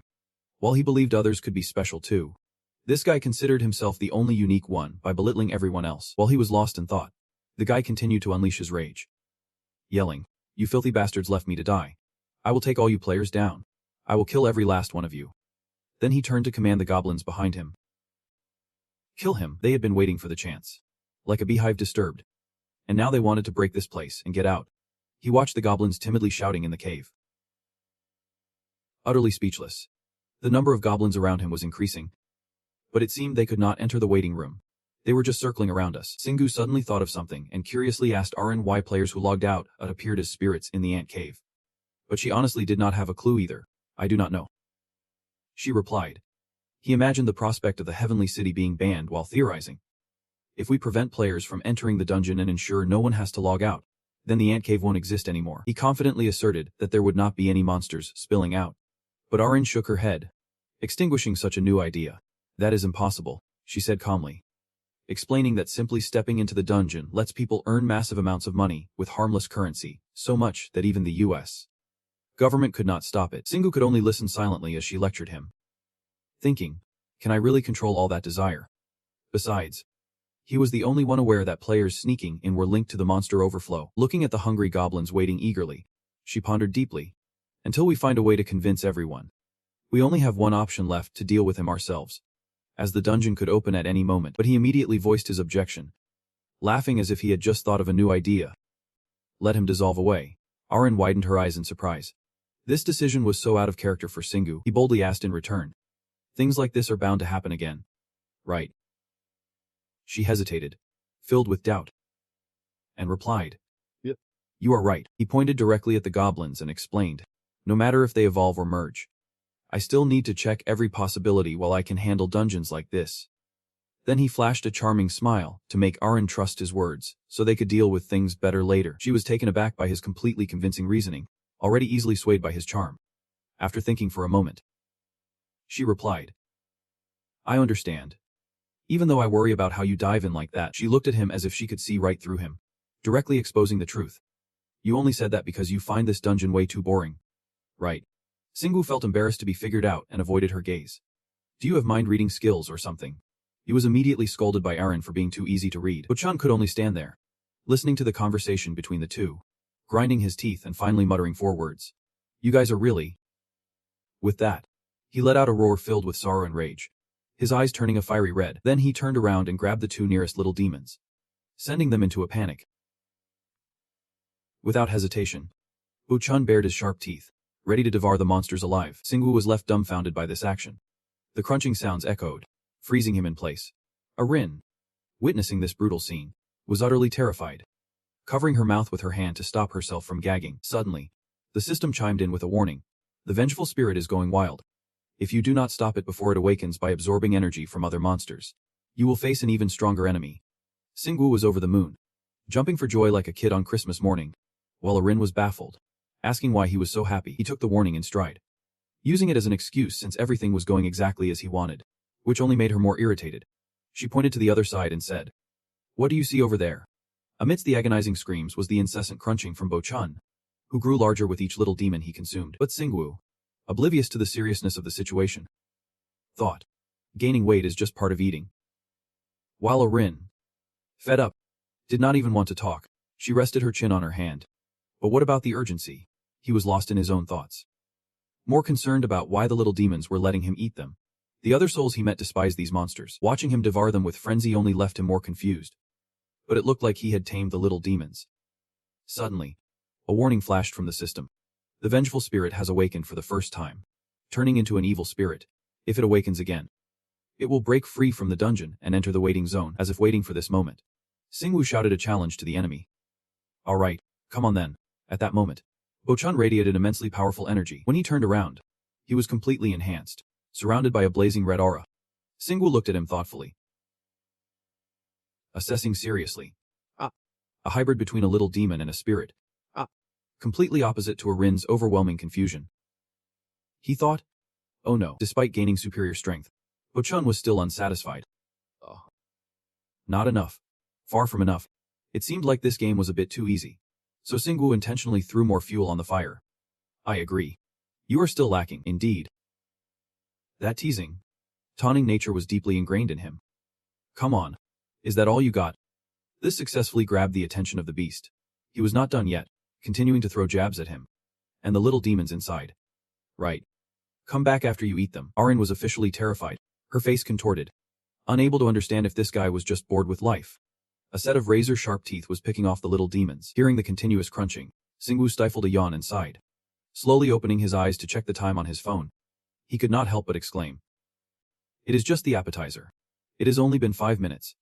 and he has already eaten hundreds of them. Looking at this scene, Arin was seething with rage beside him. She screamed at the top of her lungs into Singwoo's ear. He has eaten 1,000 little demons already. What if he eats them all and gets even stronger? He casually raised a hand to his ear, replying nonchalantly. But he is still lacking, leaving her utterly stunned. What? At this moment, he shifted to a serious demeanor, and beside him, the towering image of Sapper appeared. This first awakening, or whatever it was, propelled him to the level of an elite dwarf demon. So he needed to power up a bit to make the fight worthwhile. With that said, Singwoo's face lit up with joy, and he was clearing out this dungeon for himself. Arin behind him could not hide his frustration, clutching his head in disbelief, feeling overwhelmed. Suddenly, a notification popped up. The lost soul had turned into a malevolent spirit instantly. His eyes sparkled with excitement. This was it. A series of cracking sounds echoed, and Bo-chun tensed up, yelling loudly. The shapeless feet of the guy were slowly approaching. He fixed his gaze ahead, unable to hide the thrill on his face. In the waiting room now, Arin was anxious, exclaiming that he had already crossed the dungeonous limit. Looking at the tiny figure before him, the guy scoffed. You have kept us waiting too long. The player was just talking while a trick ball appeared in his palm. Witnessing this, Singwoo was astonished, as if he could not believe he could pull that off. Magic. Arin speculated. It must be because he consumed a dwarf demon that he had the ability. On the opposite side, Bo-chun's eyes gleamed with hostility. I will kill you. No sooner had he said that, the trick ball in his hand shot straight at him, exuding an imposing aura. Not intimidated, he stood ready to face it head-on. Come at me. The guy's gaze was filled with fury, as if he could unleash 1,000 daggers. Singwoo gripped his weapon, feeling slightly disappointed that his opponent was not as formidable as expected, still pretty weak. Are you kidding me? With one swift move, he countered the incoming attack, sending it bouncing back. What goes around comes around. Bo-chun grimaced at the pain of his earlier attack, unable to believe he could only manage that. After all that time dealing with little demons, he was still this weak. Really? With that, he turned to Ari, feeling a storm brewing inside. Besides, if he infused his weapon with mana, he might just attack with magic too. The girl next to him watched this unfold, feeling somewhat helpless. You still do not get it after all that? Bo-chun stood there, hit hard and speechless, shocked by how badly he had been beaten. Coming back to his senses, he patted himself down, extinguishing the remaining sparks on his body. He dashed back to the store, but not without leaving behind a parting threat to salvage some dignity from that moment. I will be back when I am stronger, he said, which made Singwoo let out a slight sigh of disappointment. Yeah. Eri looked towards the shadow that just ran off, probably feeling bummed about logging out. But he was still shattered inside from the treatment he got despite transforming. Then, realizing she should not pity the enemy, she reminded herself that it was crucial not to underestimate him. Turning to him, she urged, Singwoo, we need to take him out right now. What if he wakes up again? Singwoo smiled eagerly, sure that he was about to get something epic. Ari next to him was done with this cocky attitude. Are you kidding me? He confidently declared that this strategy was definitely going to work. He had nearly wiped out the little demons, so the next target would be. She was stunned, scrolling through in disbelief. No way. From the portal came deafening sounds, as Bo-chun emerged wielding an axe, completely unfazed by the previous encounter, declaring, I will let you deal with my minions because you are up against that guy. Why would anyone dare to eat me? As he spoke, his eyes bulged with fury, clearly losing it. Eri started to doubt. Did he just open the boss room? Bo-chun retaliated with fiery strikes, shattering everything around him. The sounds made Ari gasp in awe. Even outside, he could feel the intensity of the fight. After all, a boss is still a boss, even in this easy dungeon. He was not just sitting around either, calculating his next moves. If he wins, he will probably transform again. Eri felt the urgency. Come on, Singwoo, we need to hurry. Bo-chun opened his mouth full of sharp teeth, confident he could take down the guy in front of him. I am going to kill you. The boss was not backing down either, determined to crush this shrimp. I won't lose to some pathetic soul. Realizing it was time, Singwoo rushed toward the door. But suddenly the crunching sounds replaced the earlier thuds, causing him to pause. He could almost picture what was happening inside. Maybe that soul is already munching on the little demon general. A loud roar echoed. And just like that, Bo-chun's head was tossed to the ground. The boss radiated power, smugly declaring, I am going to win. I will kill that player. Singwoo showed no fear, almost mocking him. Transform already. The girl next to him tried to act cool, but her flushed face betrayed her. I do not care anymore. If you die, I won't shed a tear. He shot a glance her way, testing her reaction. He is probably stronger than that killer. Just as he thought this, fiery strikes came flying from all directions. The ground shattered under the blows, but Singwoo deftly sidestepped, He crouched low, managing to dodge yet another hit. His face revealed no signs of doubt. But it did not matter. With a blow, the ground splintered into pieces. From the newly formed puddle, magic surged forth without end. A pair of legs approached, catching Singwoo's attention, and he immediately got into a fighting stance. The boss was now blood red, a massive figure emerging, staring right at him. This sight left Irene astonished. He transformed again, voice dripped with confidence. No one's going to underestimate me anymore. Contrary to what he expected, there was no fear from Singwoo. Instead, he looked more excited than ever. You have really bulked up. The boss, now entirely red, swung his axe down fiercely. Singwoo stood opposite him, unafraid, staring directly at his opponent. The two strikes collided. The sound of metal clashing was deafening. An invisible wave of power radiated from the impact, spreading out around them. Watching everything unfold, Irene could not believe how strong the opponent was. Their powers were evenly matched. Worried she might get hurt, he turned to warn her. Irene, step back. You could get hurt. Just as he finished speaking, a fierce gleam sparked in Singwoo's eyes. The boss was engulfed in flames, still gripping his axe tightly, radiating immense power. Irene stood by, completely dazed, her mind racing with thoughts as the flames engulfed his body. Did he just use magic to trap me? Rolling his eyes, he surveyed the situation. Thinking this was nothing, those flames were way too weak, Singwoo launched another attack, his weapon aimed straight at the guy. Charging forward, knowing it was time to get serious, streams of energy began to glow on his shoulders as he concentrated his mana. One of Singwoo's feet stomped down hard, propelling his entire body into the air as he aimed directly at the guy's back. His landing was incredibly precise, causing the guy to lose his balance and tumble backward. Irene felt a rush of joy. Singwoo. He turned his head slightly, as if anticipating what she was about to say, and reassured her. But Irene could not shake her worry. No, he was not fine. That was when she finally noticed the flames raging on his shoulder. Fearing that his injury might worsen, Irene rushed to heal her brother. The guy refused to accept defeat, muttering, "You are asking for death." Singwoo wasted no time, jumping right onto the guy. "This one be enough to take me down. I might even level up." From his hand, a soft golden light radiated, ready to unleash punishment. Powerful strike came crashing down, severing the guy's arm cleanly. Still in disbelief that he was defeated by such a small player, the guy screamed, "How did you do that?" The guy's eyes flickered with rage, questioning everything. "You should be already been burned to a crisp. You do not even have armor on your legs." Singwoo raised his weapon high, his expression blank. "I am used to pain." Not giving the guy any more time to ponder, a mighty hammer came crashing down. The guy's skull shattered into nothingness. There was no need to explain anything to anyone else. Singwoo's shadow loomed ominously in the air. The more I tried to prove I was special, the harder I had to brace myself against being overwhelmed by that very strength. Right after that, a notification appeared on the screen. The dungeon had been cleared, and a malevolent spirit had been defeated. Lines of text flashed one after the other, proclaiming a special achievement only he had earned, with the bonus of receiving a level 1 fire resistance skill. Like read the notification, exhaling in disappointment. He thought he might get something good, but instead, he scored another special achievement. Suddenly remembering Go-Sang's abilities, he turned his gaze toward the guy lying on the ground. Realizing that the reward was perfectly suited for this situation, Singwoo felt a flicker of doubt. He did not think the achievement and the reward were connected. It could just be a coincidence. The notification chimed in again. Completion level B. And he received a return orb as an additional reward.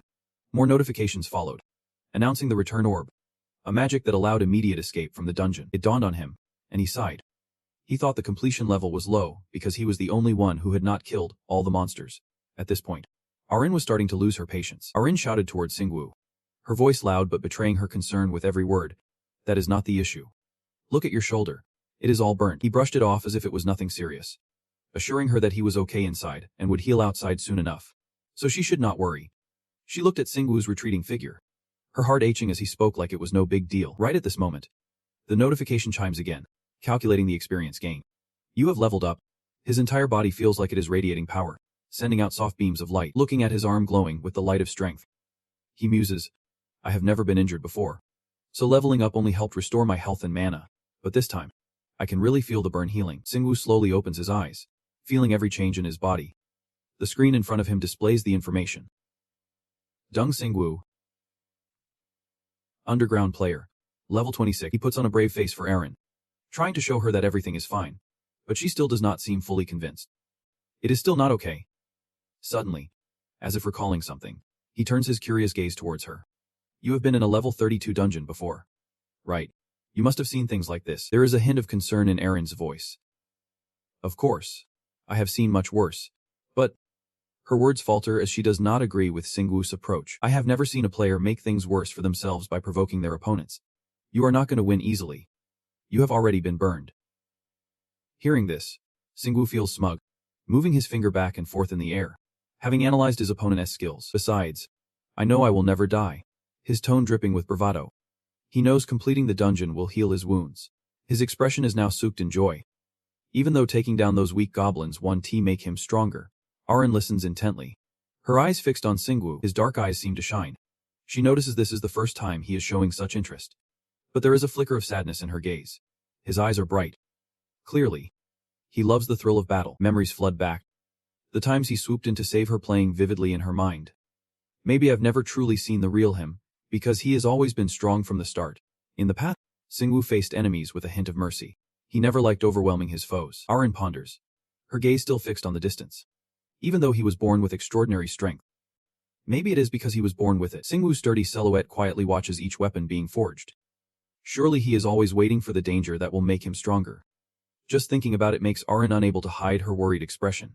If this leads to a power boost, then Singwoo won't hesitate to dive into an even worse battle. Her brows furrow, still lost in thought. He may be brave, but he is also incredibly reckless. After a long pause, Arin suddenly speaks, filled with helplessness. Fine. As long as you are still alive, that is what matters. The image of her tiny self falling freely through the air, the massive heavenly city looming above her, hits her. I just realized how different we are. Maybe it is because I got logged out of the heavenly city for not being like him, as if fearing the worst. Her tone carries a bit of sadness. But never trade your life away. If you die, I do not know what will happen to me. Those words shake Singwoo. Feeling the affection she holds for him, he gently smiles, as if wanting to reassure her. He puts on a determined front. He will be careful. There is nothing more pointless than dying while trying to get stronger. The corpse of Gosang lay still beneath the ground, while Singwoo's voice echoed from afar. Let us go hunt some monsters. Arin did not hesitate, saying, let us do it. A loud explosion rang out. And finally, Singwoo had dealt with Bochun. He immediately claimed his reward, a stack of cash totaling $200,000, along with a red gem and a red monster essence. Singwoo sighed, feeling a bit disinterested, still baffled by how easy it was to make money. Just then, Arin stepped in to stop him. Wait, Singwoo, she said, moving closer to examine the gem in his hand. This is... After confirming, Arin joyfully exclaimed to Singwoo, it is a unique essence. He remained confused, not understanding her meaning. What is it? Seeing his confusion, she patiently explained. It is a special essence that holds information. High-level monsters or low-tier creatures rarely drop these. Then, Arin suggested, let us offer it at the altar. Singwoo agreed immediately. Planning to do just that, he stepped forward and placed the unique essence on the enhancement altar. And instantly, a brilliant light burst forth. Singwoo was taken aback by what he received. It was not a treasure or a consumable item. It turned out that what Singwoo got was a fire enhancement scroll, with a fire attribute level of D. He smirked, realizing, it is not a random reward. It was predetermined. However, he could not help but feel a twinge of regret. Thinking, if I had known, I would let that soul eat all those little spirits first. Arin spoke up to reassure him. I know you are used to D rank, but magic and charms are a different matter. Fire attribute enhancement at D is still better. Singwoo was still puzzled, asking, so if the attribute is enhanced, will the damage increase? Her hesitation showed she was caught off guard by his question, but she continued, if you encounter a fire-type enemy, the damage will decrease, or sometimes it won't deal any damage at all. Arin did not forget to advise, so do not make any impulsive decisions. However, she had not finished her sentence when she noticed Singwoo tinkering with something. What are you doing? Before long, he had crafted a new weapon called the Wolf Hammer, with a rank of D and a power range of 500-1100, capable of poisoning enemies on hit. The hammer possessed immense strength, derived from the front legs of a wolf, but it was heavy and difficult to wield, enhanced with potent poison capabilities. Singwoo grinned as he swung the hammer around, noting the increased attack power. These enchanted items are amazing. Arin, watching the scene, could only sigh in resignation. Thinking, I knew he would do that. Singwoo tried to comfort her, catching her off guard. Don't worry too much. I am really determined now. If the fire enhancement does not work, I will just use my fists. Still, Arin did not fully believe him. Thinking, they will probably just be engulfed in flames like that soul. Singwoo remained calm, saying, that is why I learned fire resistance. Upon hearing this, Arin could not help but scoff internally. Thinking, he talks big. She also began to plan for herself, needing to recover her healing and holy spells as soon as possible. Both were diligently training. And Arin thought to herself, if I could use a shield, Singwu would not have been completely consumed by the flames. Time passed, and Singwu had now transported to another location. Arin still felt a bit anxious.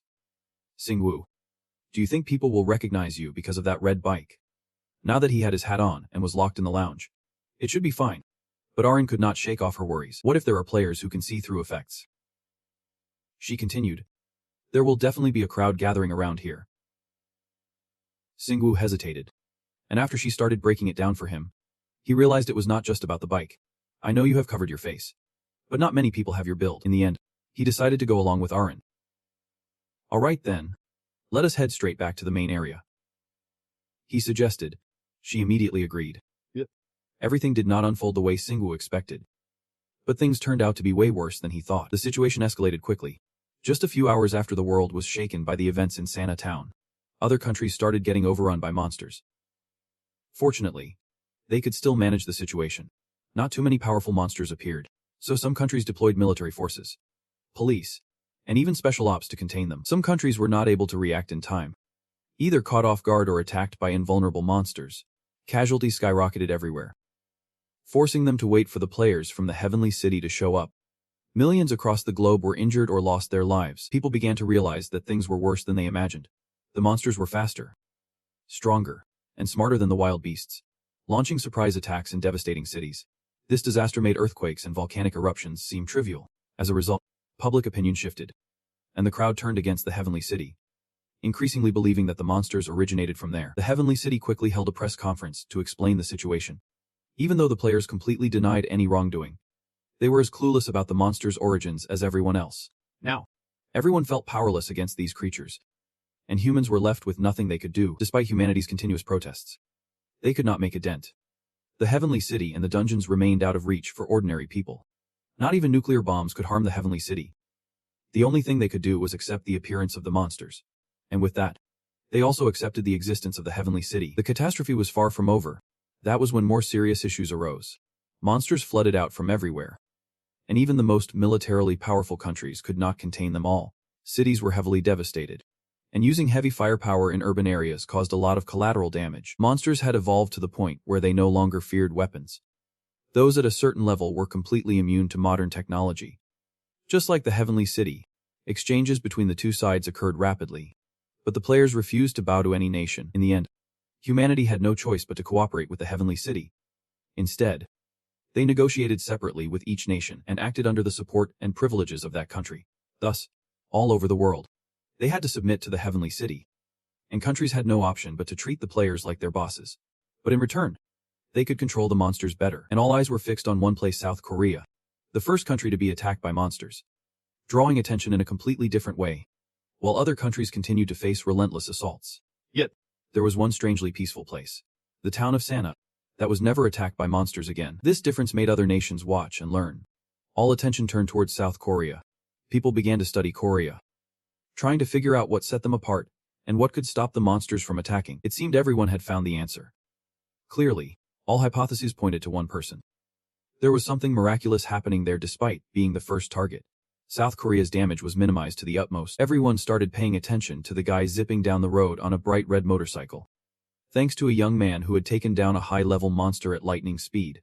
No one knew who he was, but everyone could see he was an exceptionally skilled player. Shingu's face, hidden beneath his helmet, was clearly visible on the TV screen. He was now shocked, exclaiming, "Oh no, I'm..." Eren even laughed mockingly at him. "Haha, you look just like a superhero." Suddenly, Hajim came up from behind, finally seeing him on the news. "You are later than I thought, buddy." Shingu was startled and fell onto the couch, but his mom remained remarkably calm. She always knew her son was strong, but now he had these strange skills, like inventory management. Eren stood nearby, trying to use her skill to dodge and turn invisible. Hajim looked seriously at him. "You have become a player now, right?" Knowing he could not hide it anymore, he reluctantly admitted. "Yeah." She did not show anger. Instead, she felt a bit proud, saying, "Finally, you have achieved what you wanted. But why did not you tell me?" Her sudden question left him speechless. "Is there a problem?" The sunlight streamed down, making the whole scene feel incredibly peaceful. No one knew how long it had been, but finally, Shingu and his mother sat down to talk calmly. He began to explain to his mom. I have to stand apart from other players for a while. It's best if I keep a low profile. Hajim felt a bit hurt hearing this. So this means you put yourself in danger. You should not have to rescue my friends. Shingu smiled brightly. What is the big deal?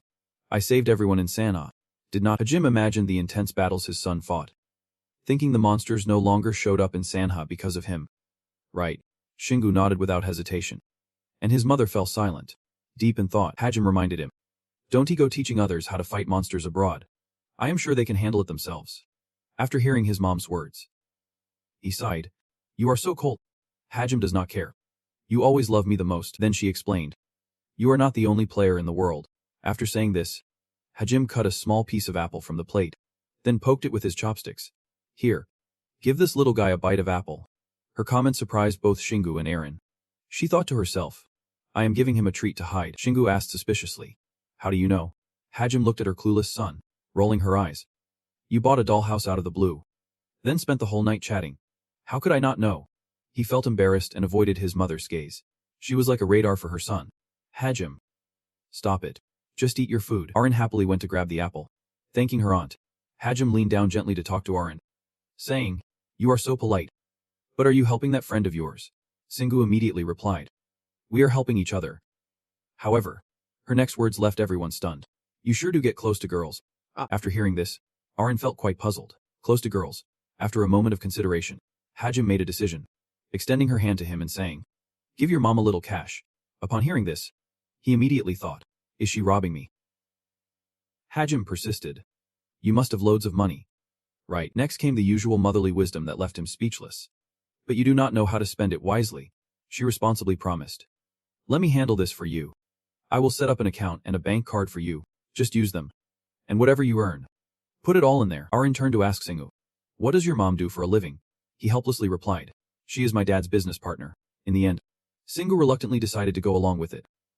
Thinking, I guess I have to listen. As he looked at the stacks of cash neatly piled on the table, Hajim could not hide her astonishment. Oh my god. How did you make this much? Is every player like this? Aaron calmly explained. Shingu's a bit special. At that moment, Hajim became slightly hesitant. Well, that is true. Shingu, already familiar with his mother's personality, said. You have so much that you can hide it. Hajim calmly replied. You do not need to worry about it. I am just surprised seeing his mother like this. He suggested. Then take some. She casually said. I do not need your money yet. At that moment, Shingu thought. Well, I can use the money now. So he considered the issue resolved. Hajim suddenly suggested. You should live on your own. Everything happened so unexpectedly that he did not know how to react. What? Hajim winked calmly. I do not need the money you make because you will be busy. You do not have to come home every night. Shingu was surprised by his mother's suggestion. What? That is strange. Before he could finish his thought, Hajim interrupted. You do not need to worry about me. Hajim continued. Right now.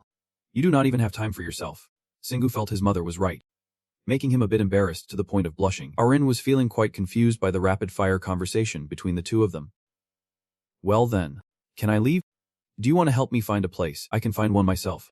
Hajim cheerfully went into the kitchen, bustling to prepare food, wanting to make him a hearty meal before he set off. Hearing this, Shingu politely said to his mom, I will go pack my bags, and after I eat, I will fix the bike. Aaron witnessed everything and was very impressed. Thinking, his mom is really sharp, although he pretended not to care much. A mom has to learn to let go of some things with a son like you around. What is the point of praising you? Time flew by quickly, and Shingu had finished tidying up his things, ready to leave at any moment. Before he left, Hajim handed him a notebook. This is your savings book. No one will say anything about how you use it. But Shingu paused and asked, Is that like faking it? Grandma heard that. Her face revealed all her worries. Do you really think you can do that legally? Hajim did not forget to remind him. A lot of people are looking for you. So remember to wear your helmet if you go anywhere. Shingu nodded, signaling that he understood. He did not want to. But hey, it is what it is. Grandma was still uneasy. So she asked Aaron, So my son is a total scatterbrain. So I need someone smart to keep an eye on him. Without hesitation, she agreed. Yep. Madam. Hajim quickly agreed after hearing her. And with his mother's reassurance, Shingu felt a wave of joy. All right.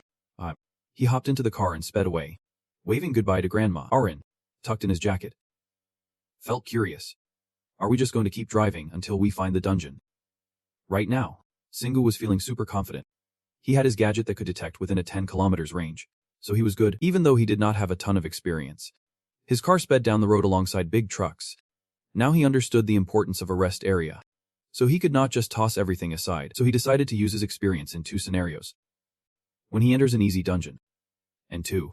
When he faces a dungeon at his level. He seemed really confident about his goals.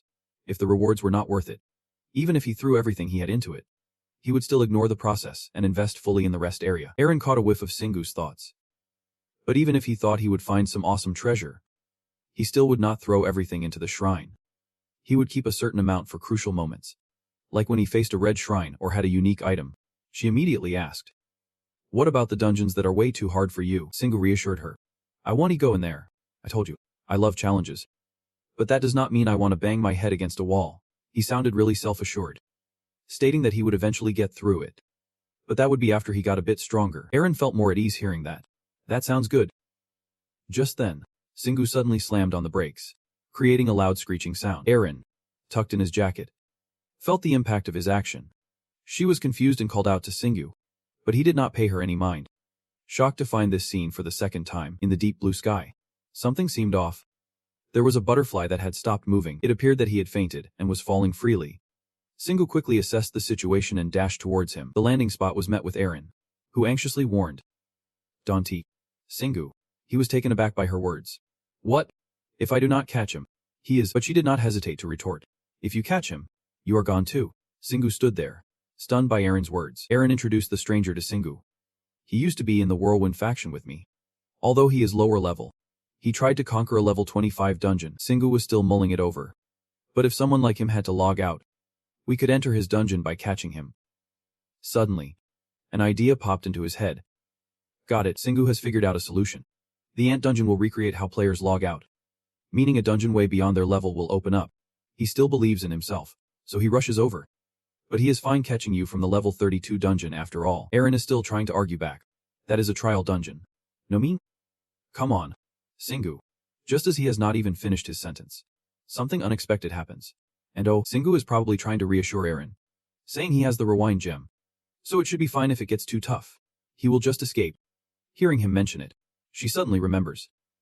Oh right, the rewind gem. After a brief moment of thought, Aaron feels his plan might actually work. It could be useful.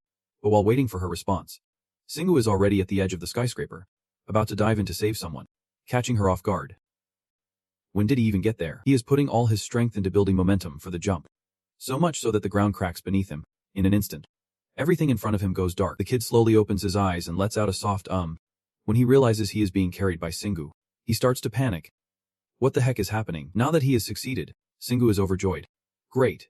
This dungeon is going to be awesome. Aaron, on the other hand, can't stop worrying about his reckless move. She knew he just wanted to dive into the tough dungeon. Singu does not blame anyone and remains patient. Come on. The kid hears her voice and pays attention. What a voice! Finally, Singu lands safely. But before he can celebrate, the ground suddenly collapses, causing them to tumble down. The screams of Singu and the others echo as they face this unexpected situation. After an unknown amount of time, a system notification pops up.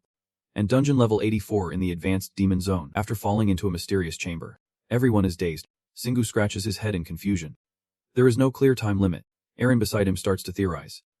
Maybe it is because he caught a player just before they died. The kid, confused about what is going on, asks, "What the heck is happening?"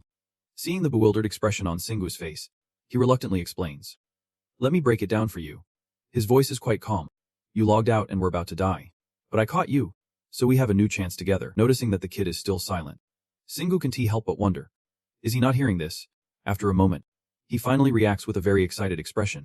"I can't believe it. I am glad I am not dead. But oh man." Seeing the kid's strange reaction, Singu is curious. What is he mumbling about? Aaron next to him also speculates. Maybe his avatar is showing him something. Suddenly, the kid bows in front of him, expressing gratitude. "Thank you for saving me." Singu waves his hand dismissively. "No need to thank me. I will bail if things get too dangerous." At this point, the kid has also noticed Aaron. After all, he insists on expressing his feelings. "It does not change the fact that you saved me. And I am really glad to see you are still alive." Aaron, she slowly steps forward, a bit stammering as she replies. "Yeah."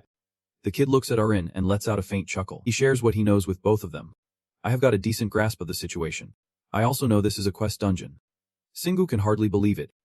Really? The kid nods. Definitely, Arin stepped in to explain. It is called a hidden mission, and some quests only exist in secret.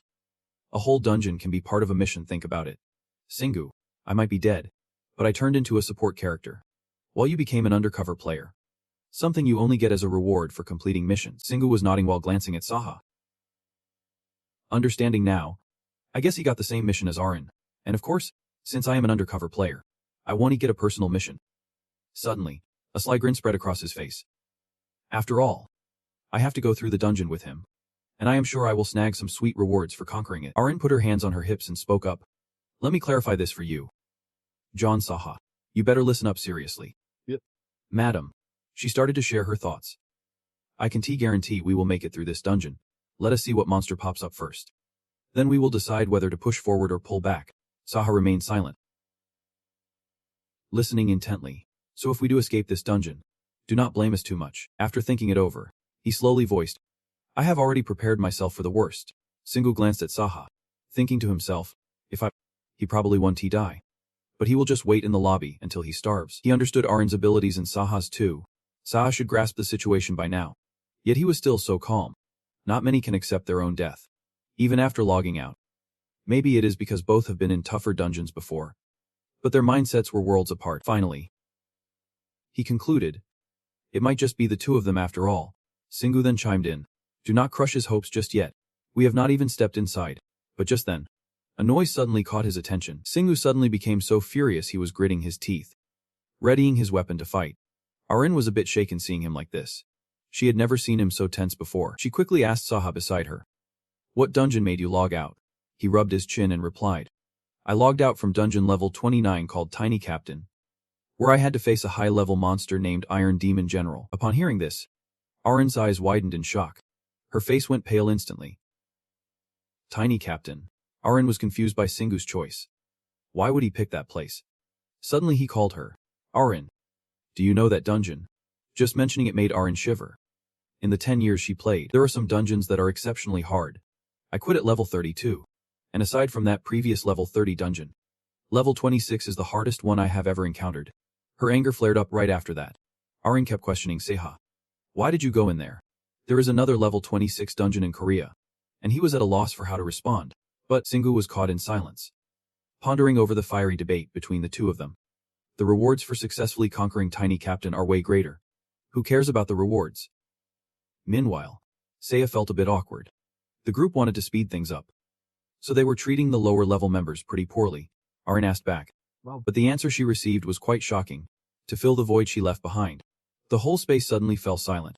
Arin seemed to vanish, blaming herself endlessly. So it was all my fault. After that, Singu had to listen to Arin's detailed analysis to somewhat grasp the situation. The tiny dungeon is a battleground where players enter to determine the fate of their world and take down the boss monster. Of course, the difficulty level is no joke, filled with all kinds of monsters. And it is infamous for having countless high-level beasts. According to veteran players, among all the monsters there, one high-level creature is even scarier than the boss, a beast known as the Iron Steel Serpent, called the Iron Great Demon Wall General. It is no wonder it is dubbed the ultimate boss monster.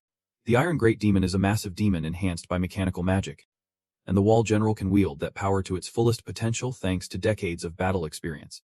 Arin seriously warned Singu not to underestimate this enemy. He could defeat the boss by paying attention to its attack patterns and strong hits. But he could not bring down the Iron Great Demon Wall General, just with knowledge alone. The unparalleled strength of Gaja becomes increasingly terrifying as it is talked about. Even the minions of the Iron Great Demon under him have put many players in danger, due to their strength and refined combat skills. Arin knows this firsthand as she has faced them before. And even her main party had to avoid running into those Iron Great Demons.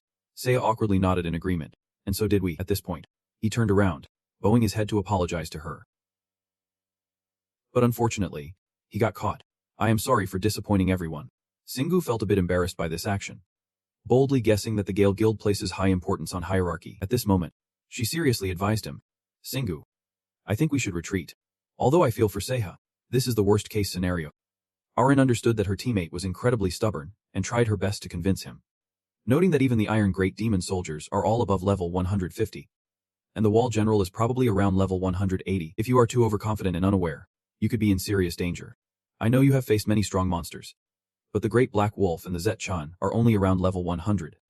And the Evil Spirit is probably just around level 120. She emphasized their superior abilities.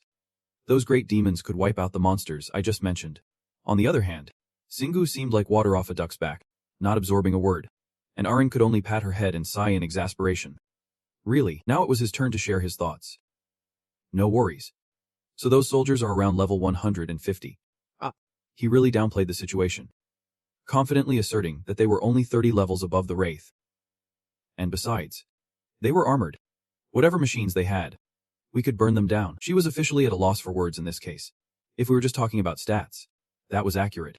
Seiha, observing from the side, could see her frustration. He interjected, wanting to ask a question. Excuse me, but can I ask what your level is? Singhu cheerfully replied. 26. Arin knew this sounded hard to believe, so she prefaced it by saying he was not just any regular level 26 player. Then she immediately changed the subject to distract him. After all, his enemies were much tougher than we thought. I can't take it anymore. Take me to the revival gem. Singhu did not quite understand and wanted clarification. Revival gem? What is up with that? She seriously explained the very reasonable cause. You know, it is a consumable item you get as a reward for achieving level B completion. It is an amazing item that can save the whole team when used. Based on my experience as a long-time player, safety is the top priority in the heavenly realm. It is not easy to complete missions above level D. The fact that he was always getting FFB was quite unusual. Singu started piecing together the information. For someone like him, maintaining a level B completion is already quite impressive. Arin's point was exactly that. Plus, the revival gem is an extremely rare item. At that moment, I began to understand her calculations. So you plan to use it when I get into danger to help us both escape? She responded with a firm nod. Exactly. Because I was so used to my reckless teammate's personality, she directly criticized this bad habit. Just by looking at you, I know you won't be able to calmly decide when to escape. Singhu pretended to be clueless, scratching his cheek innocently. Why do you say that? Arin showed no mercy, emphasizing each word like she was hitting him in the heart. I am just glad I found an enemy stronger than anyone I have ever faced so far. Even though he was feeling the pressure, he still looked for excuses, wanting to play the victim. Come on, I value my life. If things get dire, I will use the revival gem. Do you really need to yell at me like that? Arin had witnessed too many heart-stopping escapes to believe his words. His concept of danger was just too bizarre. She stopped trying to prevent him, but did not forget to warn him. So if you use it when I am not in danger, be prepared to get scalded. Singwu gritted his teeth. Unable to resist the allure of the massive gate before him, Arin began to take on the role of a supporter. Seiha, you have lost all your abilities. You should fall back. You can't even ambush them anymore.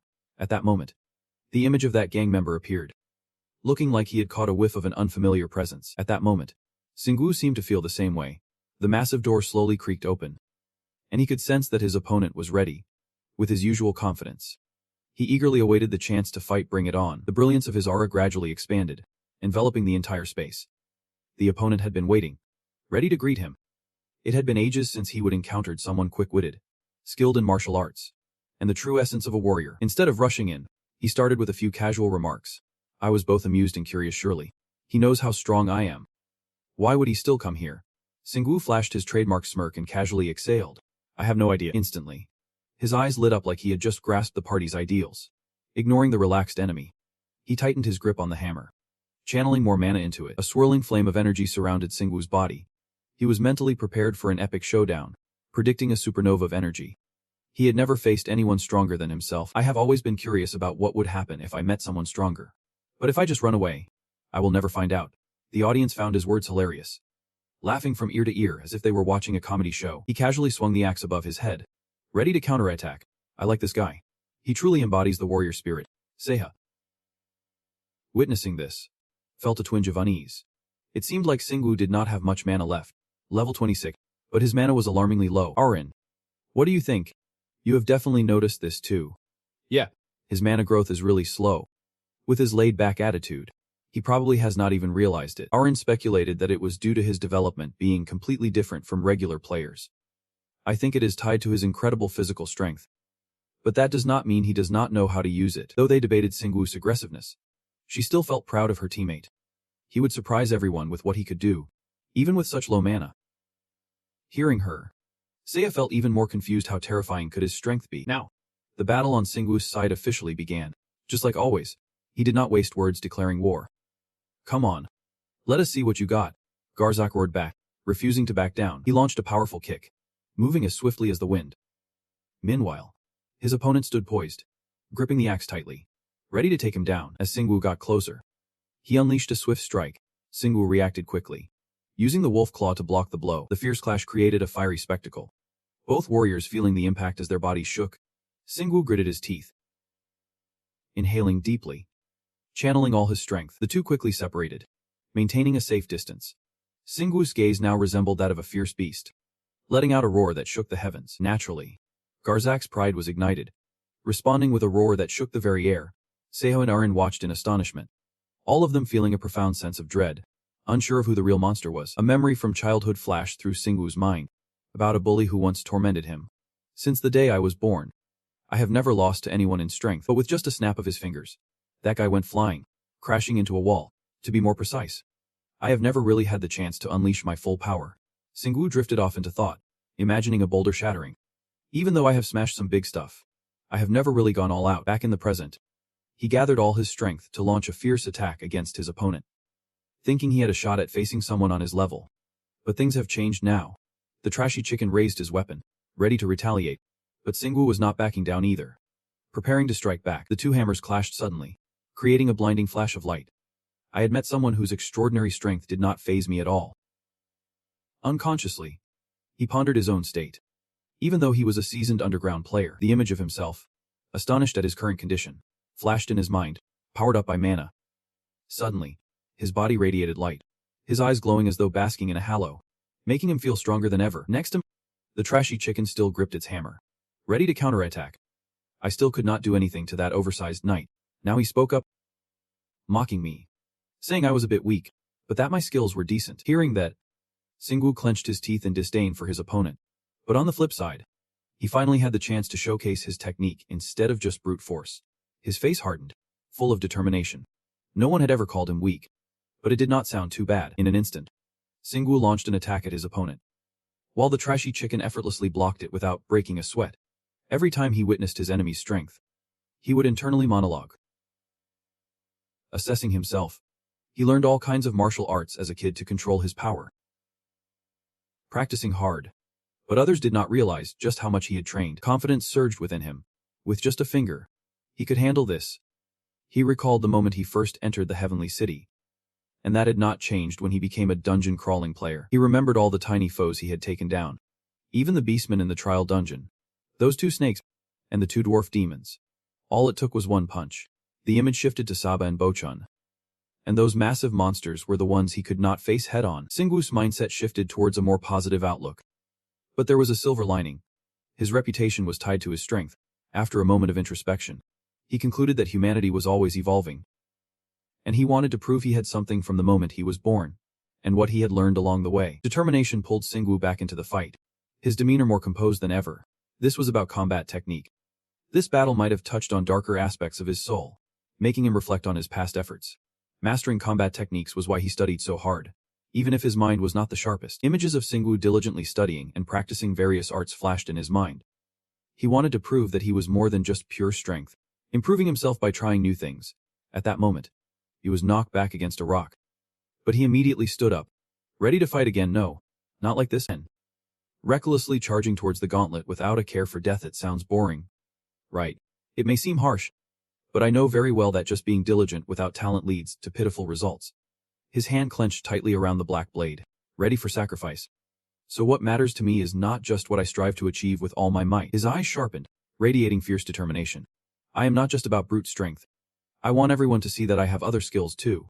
In a moment, all the pressure came crashing down on Singwoo. I am smart and strong, and all I want is one thing. Finally, all that pent-up frustration erupted within him, and he could not help but shout to prove he was something special. From a distance, Seo and Arin watched in awe, nodding in admiration. Impressive? Right. Yeah, it looks like it. His face softened involuntarily, cheeks flushed with pride.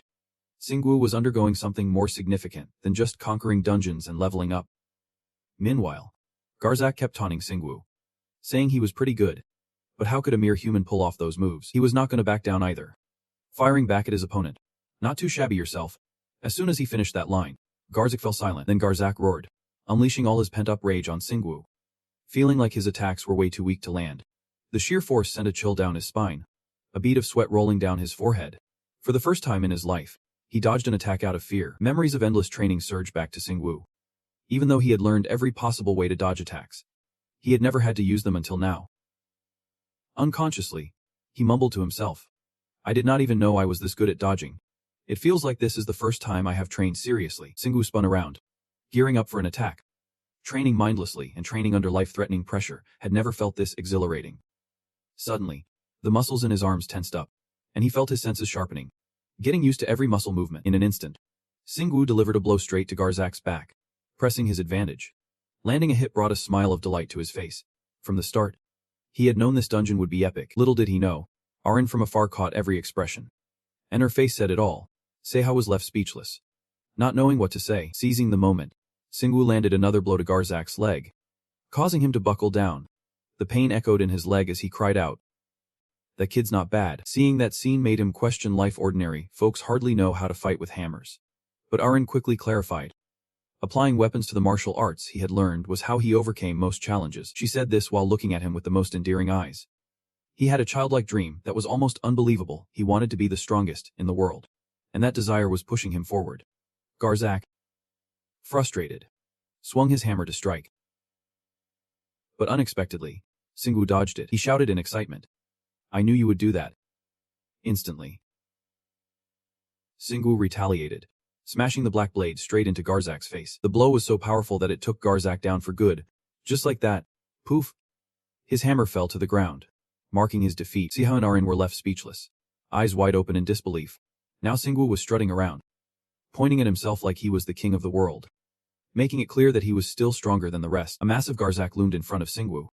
He let out a sigh of relief after a grueling battle with the beast, feeling a weight lift off his shoulders. Seiha was completely shaken, his whole body trembling as he faced off against a colossal demon. I could not believe this was even happening. Arin just stood next to him, chuckling nervously. Because seriously, defeating a colossal demon is no walk in the park. Right? He sounded like a kid who just could not grasp the unfairness of it all. It was not because they were masters of magic or had some special attributes. It was simply that they had insane strength and defense, and they wielded their forms and weapons in ways that players could only dream of. Seiha was shouting and gripping his hands tightly, clearly in disbelief. That is why players never dare to challenge the colossal demons without high-level skills and heavy artillery. Not many could take on a colossal demon relying solely on raw combat skills. He suddenly spun around, his admiration on full display. Cheeks flushed.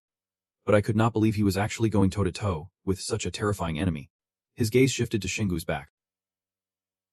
Assessing silently. I knew I was the main fighter. But I could not measure up to Xing at this point. Seiha's enthusiasm faded, and Junjin's hands clenched tightly.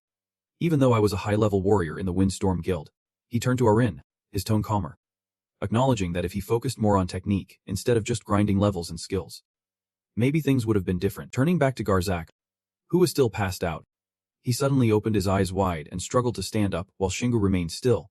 Garzak's return shattered the joyful atmosphere, leaving both them drenched in sweat from fear. On the contrary, he looked at Garzak with contempt, saying, "Wait, sleepyhead." Garzak finally regained his strength and opened his mouth to speak. Who dares to use me as a test subject? Xinggu did not hesitate to respond. If you do not like it, you should try harder. Furious, Garzak blew his nose hard, spitting blood everywhere, then grabbed his weapon and launched a flurry of attacks at Xing. He held his black wolf weapon, his expression dark and terrifying, even though the atmosphere was tense. I was afraid to move. Wait, what is that? An instant, Xinggu thrust his weapon straight into Garzak's stomach, punishing him. This intense power caused both pain and awe. That is some serious fire. Now I realized Xinggu's strategy. The mood shifted to joyous cheers. That is right. The great demon is weak to explosive weapons and fire, which is why they wear armor to defend against it. But Arin chimed in. They can't defend against magic-infused fire. Yet Garzak still refused to back down, defiantly sneering. Don't think I will retreat just because of a burnt suit of armor. However, Xinggu was not interested. He quickly turned to prepare another strike. Fire was just a bonus. A direct hit, this time sending the weapon flying and creating a deafening sound. He swiftly pulled back the black wolf weapon and warned, "This is just the beginning." Just as he finished speaking, Xinggu poured all his strength into a strike aimed straight at Garzak's neck. Damn it. In an instant, the scene returned to silence. Garzak knelt before him, while Xinggu panted heavily. Exhausted, Xinggu looked up at his opponent, Muttering to himself, "This is frustrating." Garzak's face was covered in scratches and blood, yet his attitude remained defiant. He was still alive. He stood tall, facing Garzak, showing that while he may have won this battle, it was not enough. It meant he had not completed the dungeon yet. The image of the great demon flashed in Shingu's mind. If just this one monster made him fight with all his might, how could he handle the mountain of demons waiting for him in the dungeon? Thinking about this, he propped his chin in contemplation, realizing he lacked strength, skills, and experience. It had been a while since he felt this powerless, and he needed to recover. Suddenly, Shingu pointed directly at Garzak and declared boldly, "Next time, I will completely obliterate you." Just wait. His words surprised Garzak, who suddenly broke into a strange smile. Garzak leaned down slightly and whispered, "What if I do?" This attitude left Shingu a bit taken aback. It is not just me. Even Seiha and Arin find this confusing. Without waiting for a response, he slowly explains, "I can sense it." This place. Garzak hesitates for a few seconds. Lee slightly completes her sentence. "It will expand to the surface." His facial expression tightens.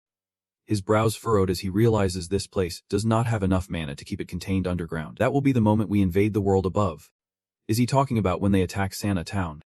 Shingu's mind flashes to the scene of demons, terrorizing the townspeople. What is going to happen? Garzak weakly raises his hand, suddenly conjuring 3 small orbs.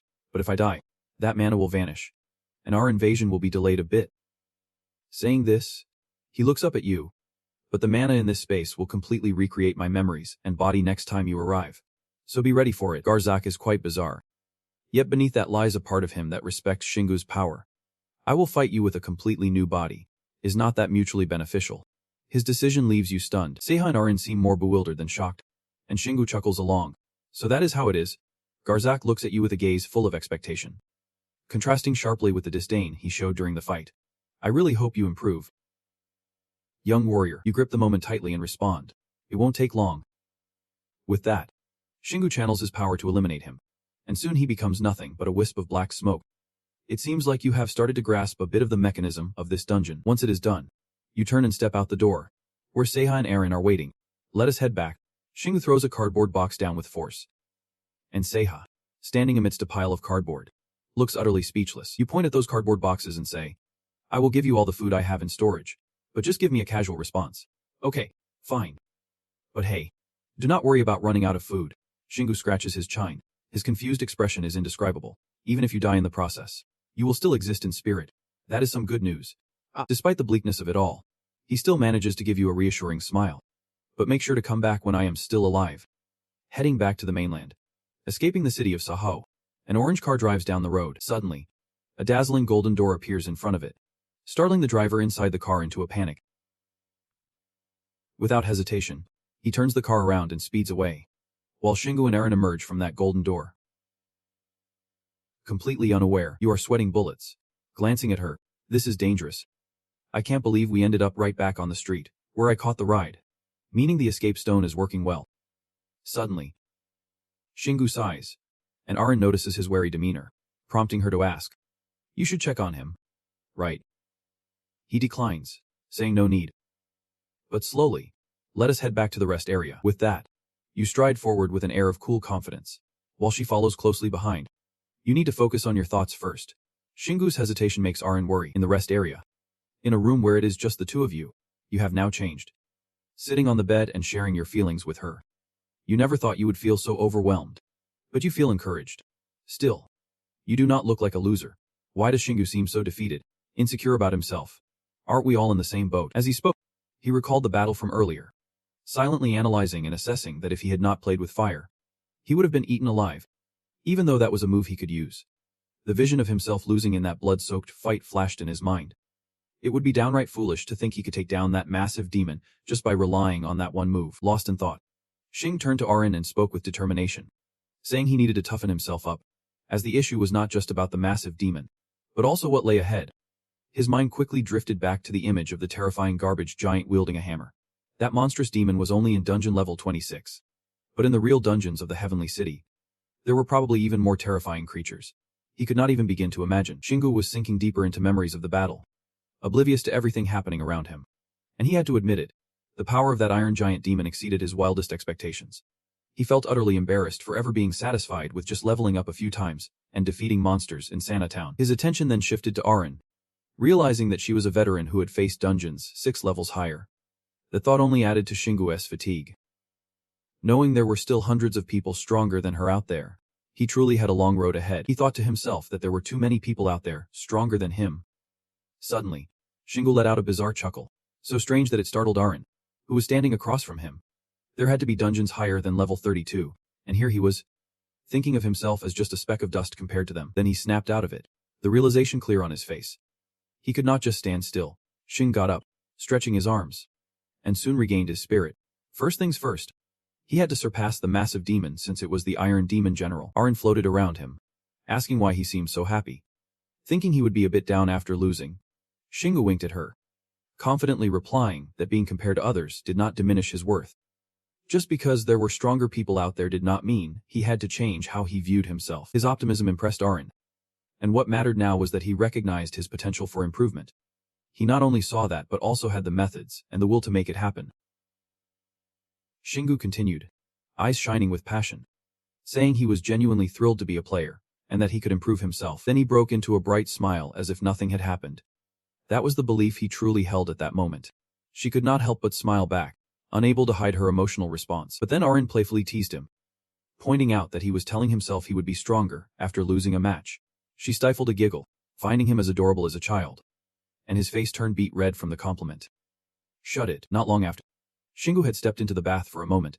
When he came out, drying his hair and looking at Arin, he said he should prioritize leveling up first, which of course made sense. But that was not enough. Emotions started to spill out.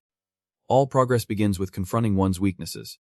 She agreed with that sentiment and added that just today, his combat skills had skyrocketed after fighting that giant demon. Yet, Shingu was not exactly thrilled. He stared at his burning hand, deep in thought, knowing it still was not enough. He needed more experience and training right now.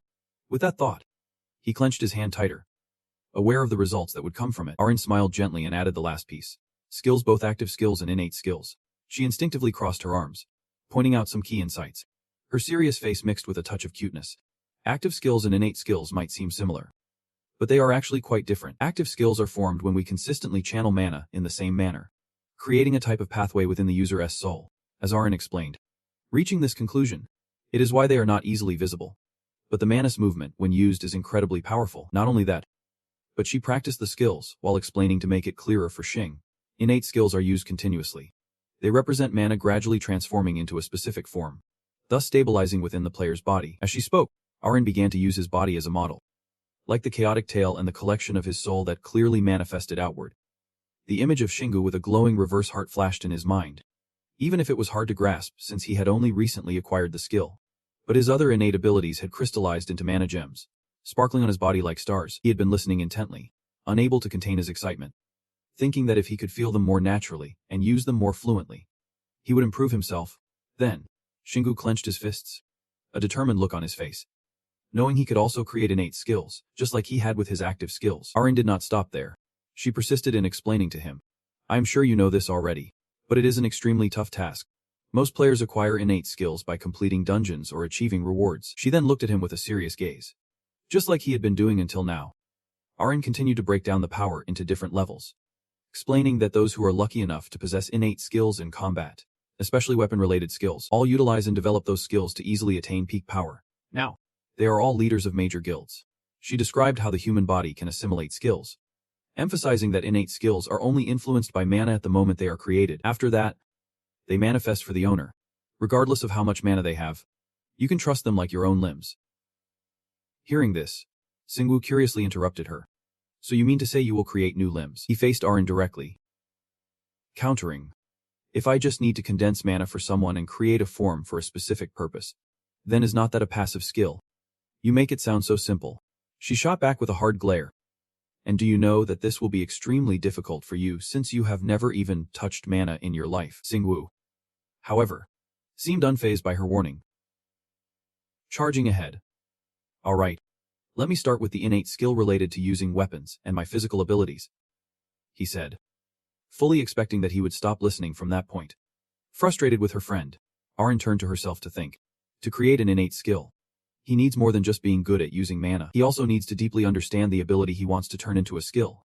This is not an easy task, but for Xingwu, with that thought, she decided to speak to him. "Xingwu, Before we begin, there is something extremely important I need to tell you. What is it? Suddenly, Arin pointed directly at him, declaring, "Your mana is not enough yet to even attempt to create an innate skill." This statement left Singwoo stunned, making him freeze in place. Arin exploded with anger, ranting like a river, leaving Singwoo dizzy and unable to respond. On top of that, every time he activated an innate skill, he would unintentionally lose a portion of his mana forever. And since he had so little mana to start with, he might not have enough left to use a skill. After activating his innate ability, he could not respond, only thinking to himself, "Oh, low mana is always a problem." He pondered for a moment before finding his answer. There was only one solution. The best way is to take a slow and steady approach. I need to conquer dungeons. That is how I will level up. I will leverage my natural strength, own my weapon and physical skills by battling monsters, and then use my mana to activate innate skills. Of course, Singwoo could not forget the most crucial prerequisite. He had to do all of this before Seiya died. The image of his smiling face flashed in his mind, reminding him not to forget me. At that moment, he leaned against the wall, embodying the confidence of a leader, ready to take action now that he had his answer. I need to find as many dungeons as possible before all the essence runs out. Arin skeptically asked if he planned to head out right now, and Singwoo quickly confirmed that they should. This mission was not just about the two of them, so he was dead serious. He had to hurry to save his teammate. Not wanting to waste any more time, he rushed to his beloved vehicle, ready to hit the road. Arin had already settled into his jacket pocket, clasping her hands in silent prayer, hoping they would find even more dungeons. Just as Singwoo was about to put on his helmet, a loud sound rang out, followed by news about the players. The big screen of a nearby building was broadcasting the latest news, reporting that all players who escaped the dungeons using an item known as the escape stone had stated that the difficulty of the dungeons had increased. The Guild of Chaos, the most famous guild in Korea, also announced that even though they had prepared thoroughly, news of Seiya's departure was mentioned, but they still lost many members, including John Seiya himself. They reported that the increase in difficulty coincided with monsters going berserk all over the globe. But that is not all. The related topics are constantly being updated. Hot news that everyone around the world should know about those with wings. In other words, the number of player candidates has skyrocketed again, something we have not seen in ages. According to their estimates, there are already 1,000 new cases just in South Korea. Compared to other countries, there are even more terrifying numbers, with hundreds of thousands of cases worldwide, igniting hope for those suffering from monster attacks. However, there is still debate on whether this is entirely good news. Singwoo, who has not rushed off, is listening intently. Players can earn millions in dungeons. But where does that money come from? And why is there no inflation despite the massive earnings? Reporter Kim Ekum will cover it. Having gathered enough intel, the red motorcycle zoomed down the main road, with tons of new players popping up around the world, as if to balance the wave of monsters pouring out. According to a cyclical rule, we also have to witness a massive cleansing. But at the same time, the dungeons in the heavenly realm have been upgraded, forcing players with over 10 years of experience to log out, and some candidate players can't even pass the trial dungeon. After many shocking events, life has gradually begun to change. The heavenly realm, once hated by humans, is now starting to have a strong influence on the world, inevitably leading to growing trust in players. Ultimately, Singwoo makes a statement. More players clearing dungeons means more dungeons manifesting. Perhaps a great disaster is approaching. Right at that moment, he sensed something unusual, but in this way, his sixth sense was incredibly sharp as he spotted a glowing dungeon entrance by the roadside. But it did not stop there. There was one inside a children's play area, another at the park fountain, and even where Singwoo parked his bike. One appeared. He was astounded and exclaimed, even feeling it was not necessary to use the red machine. While Arin was somewhat at a loss in this situation. I agree. He quickly pulled out his phone to search, thinking there were at least 20 just in Seoul and dozens nationwide. This explosion made her feel very uneasy. She was so scared she did not even dare to count how many there were worldwide. With her extensive experience, she could easily tell that this showed the number of new players was not that high, and most weak player candidates could not even get through the trial dungeon. This issue weighed heavily on Arin's mind, like being hung upside down on a tree branch. Most veteran players had advised them to take basic courses, but some people never listen. And because the difficulty of the trial dungeon has increased so much, newcomers can't get through just by courage or heroism. On the contrary, Singwoo's overly positive thinking is concerning. Thanks to that, he now has a buffet feast of dungeons served just for him. He felt no fear and seemed to be thoroughly enjoying this. This world is full of dungeons. His curiosity could not wait any longer. Where should we start now? Arin quickly picks up on the vibe. Let us start with the easiest one. Singwoo, however, pretends he can't hear and insists on skipping the simplest ones to train his combat skills. Clearly, those are just trial dungeons. Even though she is mad, she repeats, Let us start with the easiest one. He continues his one-man comedy show, saying, should not we choose at least the normal level ones? Arin has completely exploded, not holding back at all. You said to pick the easiest one. Singu is clearly not satisfied, grumbling to himself. Even though I want dungeons as tough as fighting a demon lord, I can't be certain until we actually step into the dungeon. But looking into her fierce eyes, he feels a chill down his spine. So at least I should go into a dungeon of a similar level. In the end, he compromises. Damn it. No other choice. I guess I have to follow your lead. Arin temporarily calms her anger but does not forget to drop a line. I really hate you. Singu starts strategizing to adapt. I can still hone my skills even in the lowest level dungeon. And I can still earn experience and gather resources. If I can't get quality, I will make up for it with quantity. Just then, the system displays a notification. Dungeon Area 231. Demon Infestation. Completion limit 3 hours. His strong footsteps gradually lead him deeper into the dungeon. This eerie silence makes Singu uneasy. Continuously complaining. I just picked one that said it was safe. But unexpectedly, there is not a single player soul in this dungeon. Suddenly, something on the ground catches his attention instead. A swarm of low-level demons is slowly crawling towards him. He has never been afraid of powerful monsters. Yet facing this wriggling mass inside, his mind goes wild. Gross. Singu suppresses his panic and turns to his teammate. Is this the kind of demon I have heard of? Arin observes seriously and replies. Yep. When I first started, I had to go through quite a few dungeons like this to elaborate on this tiny creature. Low-level demons are classic weak monsters found in every fantasy genre. If we consider their structural origins, this monster has a unique structure. Its power is anything but ordinary. It is immune to physical attacks, highly corrosive, and always appears in large numbers to destroy everything in its path. In theory, that is true. But compared to Singu's physique, Arin is quite confident. But these guys, not so. All he needs to do is poke or smack them down.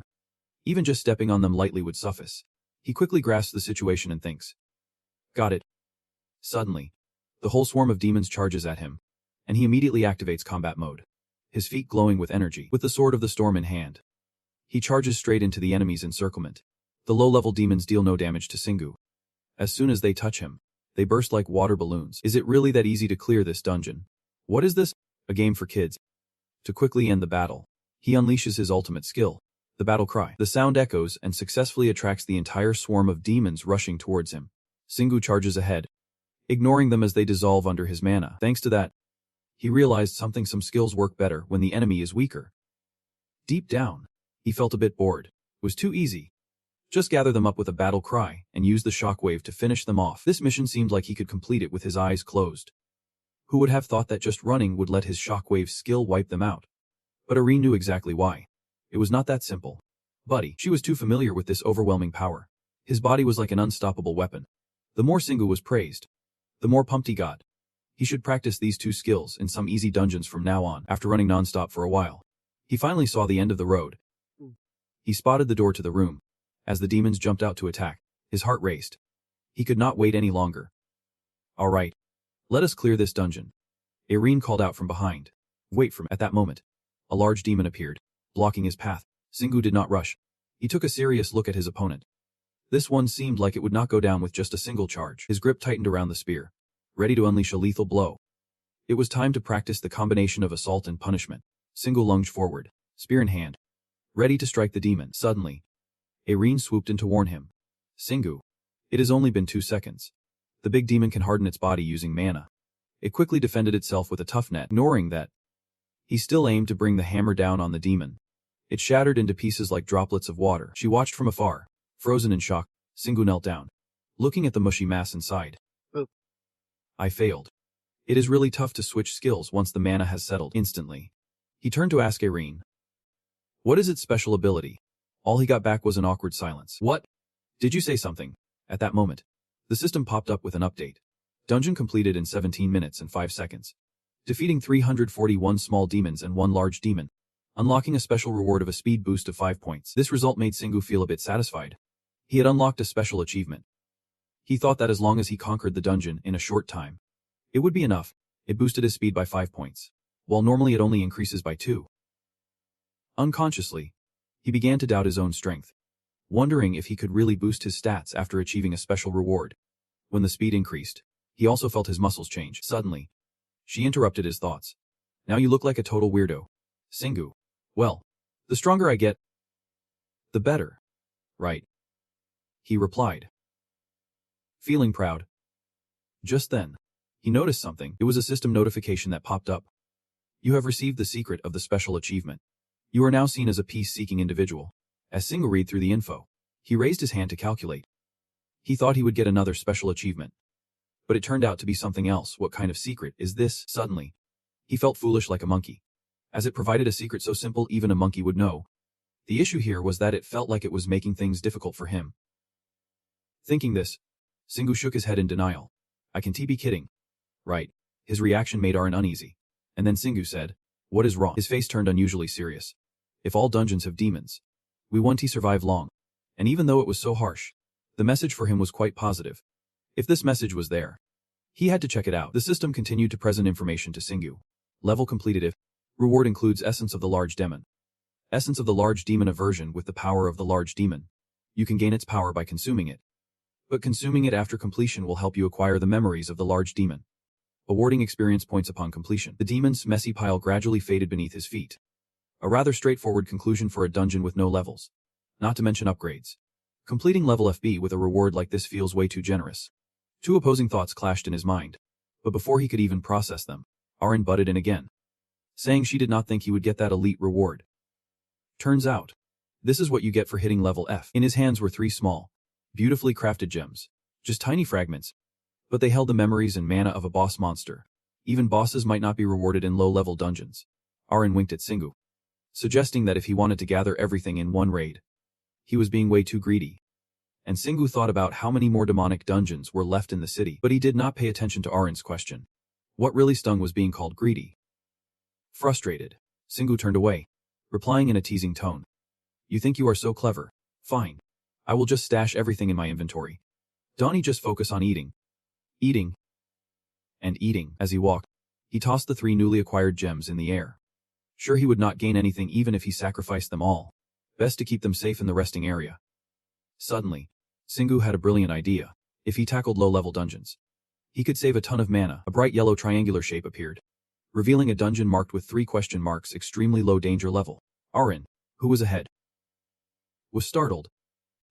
A new dungeon had been created in just 20 minutes while he was still around. Singu, always with a sense of humor, thought of another angle scaring her, or was it part of a plan to reduce the population? This story took a genre shift, and Arin exclaimed she was scared. He suddenly remembered Jia-chan and Bogun, feeling a pang of sadness. Knowing it was tragic how many ant-hole dungeons were formed from testing grounds, but sitting around would not get them anywhere. Surely everyone knew the suspicion of wanting to stand out. After saying that, Singu clasped his hands together and laughed heartily. If they did not, they were not cut out to be players. Meaning there were plenty of dungeons left for him to collect big mana. He even winked at Arin, suggesting they should gather mana first. That sounded good. They should head into a safe spot. The scene shifted to an apartment building by the road, where a small hole resembled a giant ant nest. At that moment, a system notification popped up. Ant hole 237. Rat Paradise. Complete within 4 hours. In no time, they were heading down into the hole, and after only a few steps, he groaned. Why do I always have to do this? Suddenly, a strange sound froze Arin in place. Rats. Rats. She instinctively held her head in fear. And dungeons were the worst for newbies. She always had to avoid them. What? Scared of rats? Singu teased. Arin pouted, unable to say anything but accepted. You are right, she sadly explained her reasoning. At least other monsters looked like monsters, beasts, or dogs were still something to be afraid of.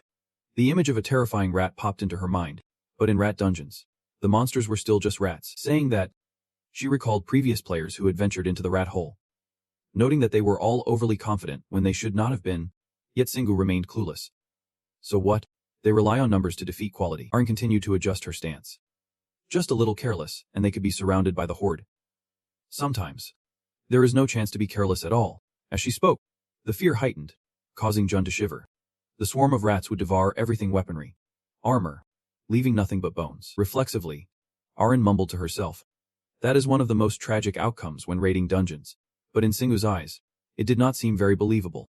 And what about the rats? His question only intensified her dread. The idea of a monstrous rat horde attacking was terrifying. That information made Singu a bit skeptical about life. Does that mean a weaker individual could outmatch a boss? Yep. But that was not the issue. Suddenly, he smirked wickedly. cutting her off before she could continue. Excitement was evident on Singu's face. That was the most important thing for him right now. Soon, they arrived at a damp tunnel. It was a total mess everywhere. The filth was so disgusting that he had to pinch his nose to keep moving. The atmosphere was unbearable. Surely this was what Europe looked like during the Dark Ages. Sickening. The dark space made Arin frightened. So she crawled into Singu's jacket pocket, looking like a little pocket doll. Right now, Arin was as small as a rat. She probably hated facing these monsters. Yet, she did not forget her mission to guide him. Did he see that glowing spot in her pocket? It was as if they were waiting for him to step out of the room, but Singu remained unfazed, showing no fear. That pocket was weak, easier to dispose of than those demons. What was he talking about? Instantly, he summoned a black wolf cloak, along with venomous fangs. Wait, what was he doing? Singu confidently replied. It is true that you do not shed tears until you see the coffin. If he put away his hammer and gloves in the storage, he would only have armor left and would not be able to attack. So he was not suited for this dungeon since he was a peaceful guy. He followed Singu into an offensive stance. Then he would run as fast as possible, hoping to have enough mana left when they reached the boss room, reminding Arin to hold tight. Singu took a deep breath, mentally preparing for battle. Alright. Then he charged deep into the dark dungeon. The swarm of rats quickly surged forward, making ear-piercing shrieks. One of them crashed into his foot, instantly exploding like a water balloon. Following that, even a slight bump against him caused the others to blow up. Feeling like this game was so easy it was offensive to players, Singu blocked Arin inside. They kept throwing themselves at him, leaving him no time to use his battle shout. This was even easier than fighting a boss. With every dead rat, rewards kept falling like confetti. Arin did not forget to remind him. Singu, gather the loot. Gather the loot. But he did not slow down, running faster and faster. We will collect everything after we defeat their boss room. Hearing that, she felt confused. Their boss room. Singu fought while calmly voicing his theory. Here's his hypothesis. When we clear the dungeon first, we will just take down the boss with ranged attacks and only hit the boss with one weapon. What if he did not use any weapons from start to finish? He would never seen anything like that, so he was even more curious. What would happen if he never attacked the monsters, but still got through the dungeon by running around? Arin, upon hearing that, was left speechless, disgusted, and muttered, "You really sound like a crazy person." Suddenly being called out like that made Singu a bit uncomfortable. Grinding his teeth in frustration, he recalled his previous thoughts. If he could wipe them all out without lifting a finger, he could earn the peacekeeping achievement. He had run quite a distance, and the gray rats kept on popping up, self-destructing left and right. He did not think using that skill counted as a melee attack, since it was just a secondary skill after all. Arin absolutely did not want to hear any more explanations. Rolling her eyes, she snapped back.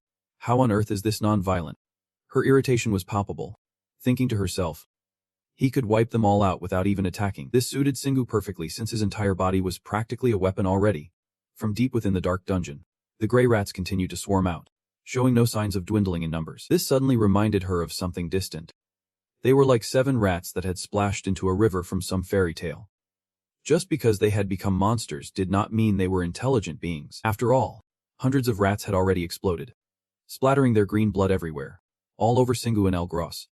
Someone do something about this blood mess already. Arin hated this filthy mess too and stubbornly hid in her jacket pocket. Dante asked, I am not coming out of here. At that moment, a massive foot stomped heavily forward, accompanied by a piercing screech. A rat emerged, significantly larger than the others. Arin quickly recognized it as a green rat. It was a high-level monster. Ngi's voice lost its anxious tone. This was a mutated rat spreading a plague.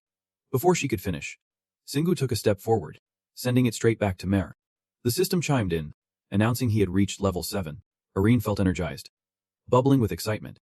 The levels were soaring. All she could do was silently accept her tears. He did not seem to care anymore.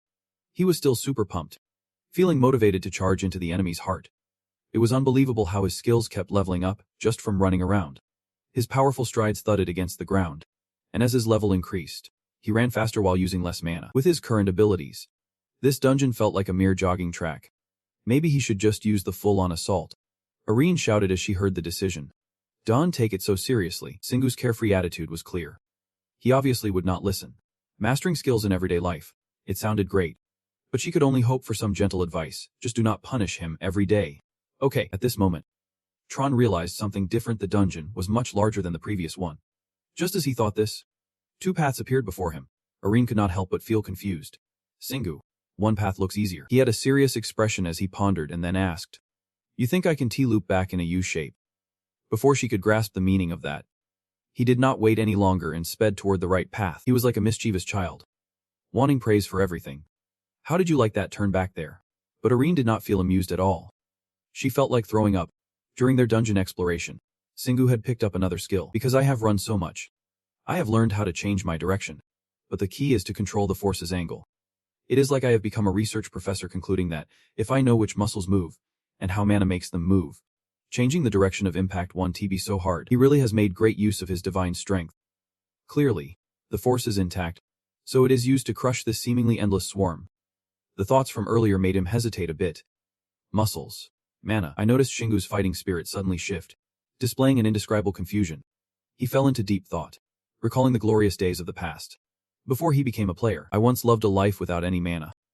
And I was used to living that way for a solid 24 years. His mind quickly filled with worries. But should he keep his actions the same? Even after his body was packed with mana, his body was subconsciously still running. But his mind was racing with thoughts about activating skills and internal abilities. Do I have to treat them differently than my body? It really feels like a game. But that does not mean I am actually in a game. Someone as carefree as Shingu is not suited for worrying this much. I do not think I can solve this problem right now. He looked down at his little teammate still curled up, dodging the pile of slime. This was way too complicated to handle right away. I am sure even Arin can fully grasp this issue. He quickly wrapped up the mess in his head. After all the data focused on the clash. Suddenly, Arin cheerfully exclaimed, "Shing, I see the final boss room." He still had some questions. But what about the remaining rats? She was not sure either and could only guess. I think there is still a small number behind us. Hearing her answer, he showcased his talent, quickly changing direction and running back. Just like that, making a U-turn. The gray rats froze in fear when they saw him turn back, their faces going pale. Shingu found their reaction even more amusing. Did they think he would let them live? With each powerful step, he swiftly wiped out the entire horde, so the conditions are met for the final battle. Alright, let us head back to the final boss room. Suddenly, Arin thought of something and panicked. Shing, are you really going to run straight in there? He immediately asserted. I am running as fast as I can. It seemed the gooey mess on him made Shingu incredibly uncomfortable. He just wanted to get through it quickly and take a satisfying shower. While she was tired and crying, I feel the same way. The door to the final room of the dungeon had just swung open. His eyes were met with the sight of a horde of mutant rats lined up, waiting. Arin was terrified of the stinking creatures, only able to scream in despair. There are hundreds of rats here, larger than cats. Shingu's eyes switched to predator mode, as he always boisterously declared, "Come at me." The gray rats surged forward like a swarm, driven mad by his challenge. Yet, in what seemed like a minute, his slaughtering prowess cleared out the entire den. The system displayed a notification. Clash reached level 8. At this moment, Arin finally sighed and burst out. I am never coming back to this dungeon. Shingu also sighed in exasperation, wholeheartedly agreeing. In the end, he still has not forgotten his original goal. So let us see if he can figure it out. Shingu opened the storage room door, quickly searching for a bottle of water. He wasted no time and poured it straight over his head.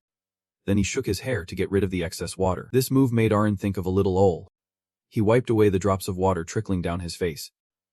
And now, let us check it out. The system then displayed a notification. Dungeon completed. Time taken 15 minutes and 36 seconds. Just as expected, Shingu successfully received the reward. The special achievement for promoting peace had been unlocked, granting additional player skills. Spirit Blade, a level 1 skill, is a combination of mental, physical, and mana abilities to unleash. Then came a detailed explanation of how it works. This skill deals both mental and physical damage, weakening and threatening the opponent. It can even kill them if the damage is significant enough. You can control the amount of Spirit Blade damage as the skill levels up. Shingu seriously contemplated it. The pressure between the achievement level and the additional rewards was overwhelming. This was exactly what Arin had been thinking, giving her the perfect excuse to criticize him. It is not really that peaceful. Yet, he was only focused on the power he just received. But the Spirit Blade is an amazing skill that can weaken opponents without any physical contact. She could not retort, letting out a sigh of exasperation. The only problem is he is still new to these skills, so he can't control it yet. I guess this is just one reason he can't see any people right now. Remembering Shingu's recent actions, causing chaos just by running around, he instantly felt caught off guard, because she was absolutely right. Naturally, with his pride and temper, he tried to dodge the issue, but it is just an innate skill. And that is not all. It is really good. It is a fantastic skill. He quickly forgot all those words. Smugly reflecting, It is the best innate skill because it combines physical abilities with mana and an unnamed force known as mental ability. As his abilities gradually increased, Shingu felt very optimistic about the future. If he studied this skill, a natural gift thanks to his achievement, it could become an excellent supportive factor in controlling and developing his powers. Aaron, seeing his joyful demeanor, chimed in. I am pretty sure it is a good skill since it is the first time I have heard about it since I became a player. His eyes lit up like car headlights. Looking like a kid who just got a gift, she sighed and looked at him affectionately. It was like he was 3 parts helpless and 7 parts spoiled. Suddenly, Singwu noticed something, his expression one of pure surprise. The system had another new notification. F level completed. Additional rewards, 2 recovery gems, and experience calculation completed. This was a bit strange, making him ponder deeply. He did not even level up this time. He began to reason as if he were a disciple of Holmes. And even though the completion level was FEB, all he got was 2 recovery gems. Singwu's words began to falter. He was not even getting bonus points for stats, skills, or traits. Aaron quickly sensed that something was off. He paused for a few seconds, flashing a smile that could light up the world. Then, getting excited, he concluded that meant he still had 2 chances left. And she immediately understood what he meant. We are gonna level up big time and then go, right? Singwu. He smirked at the beauty with a charming grin. Of course. You believe in me, do not you? Aaron definitely did not dare to answer. She just fell silent and accepted it. At that moment, he turned back to look at the remains of the gray rats that had just vanished, leaving behind only sparkling stones. Now, let us gather up all these loot, completely opposite to Singwu's excitement. She groaned, holding her head in disbelief. I can't believe this. Time flew faster than a dog running through a field. And just like that, a week had passed. Singwu's desperate cries echoed throughout the northwest mountains. He would completed over 40 dungeons. But why was not he getting any special achievements? The system displayed the info. Singwu, the level 35 player, finally decided to stop after a long stretch of fighting, sitting in the forest. Still bored out of his mind, Aaron knew her teammate was in a bad mood. So she tried to comfort him. It had been 3 hours since he entered the rest area. Maybe he should sleep a bit longer. But all she got in reply were grumbles about why his skills were so perfect. He felt incredibly disappointed, holding his head as he tried to figure out the reason. He liked the leveling speed of the skills. And after conquering a few more dungeons of the Great Glutton, and absorbing the essence of the Giant Glutton, it had given him tougher skills. I mean, it is like having iron skin. And it would definitely save his life someday. The more he thought about it, the more tangled it became. Singwu was officially losing it. But why? Why could not he get any more outstanding achievements? Aaron had to think of a way to motivate him, fearing that if she did not act fast, things would blow up. Those were not the things he could just wish for. Watching him react so dramatically made her involuntarily laugh. His current state was already way over the top in her eyes. She then calmly explained what she knew. A normal player could not get 2 stat points for strength, agility, and stamina every time they leveled up. This was considered completely normal. They could receive extra bonus points if they were lucky or unlocked new achievements. Singwu stopped messing around and listened intently. But his mana stat only increased by 1.5 every level up, which made it easier to control. But finally, Aaron pointed right at him and concluded, your leveling method is totally different. From the start, you are not like other players. Your mana only increases by 1 point each time you level up so little and so stingy. But the consequence of that is key. Your other physical stats increase by 2 points, meaning you are much stronger than others at the same level. Singwu nodded in agreement, sitting quietly as she lectured him. The mana amount did not have too much impact, but how he used it did. I do not know if it is because you are a hidden player, or if you have always been special from the start. Aaron paused for a moment, her serious expression looking dangerously intense. But Singwu. Eventually, her attitude did a complete 360, celebrating for her teammates, who were getting stronger than all the other players every time he leveled up. Hearing this, he was momentarily stunned, his eyes wide with disbelief. Noticing he was still catching up, Aaron continued to reassure him. He might feel down right now, but I think it is good for us. Despite Singwu having said nothing so far, she was seriously analyzing. His leveling up was the clearest evidence of that. Truly a player with 10 years of experience. She understood the game mechanics well. The distribution was the pinnacle of all skills related to mana. She spoke with a smile, watching his reaction, saying that leveling up depended directly on the growth of mana techniques. I know you are really skilled at controlling mana. Today, Singwu was oddly quiet, just sitting in deep thought. But his growth rate exceeded my expectations. Aaron, still focused on her presentation, mentioned that he was doing great. Everything was perfect, so he could relax at this point. He finally spoke up, saying, "Okay, maybe you are right. I thought he had figured it out, but in the end, it was like water off a duck's back. Meaning we should head back to that dungeon right now." The smile on Aaron's lips instantly froze, as if someone had pressed pause on time. All that remained was the sound of a heart-wrenching scream echoing through the street. In the blink of an eye, Singwoo's red warhorse was pulled out from storage. Aaron was still in shock, repeatedly asking, "Do we really have to go there?" He quickly put on his helmet, eager to set off, saying he could do this right now, and if we do not leave immediately. Unexpectedly, he used a dirty trick, hitting right at her weak point, saying, "Your colleagues will starve." Aaron still wanted to find excuses to stay home, knowing she had nearly cleared out the dungeons in Seal. But that place was nothing compared to all the dungeons nationwide. We did not need to make the hardest decision right now, but Singwoo firmly asserted, "That is exactly why we have to go."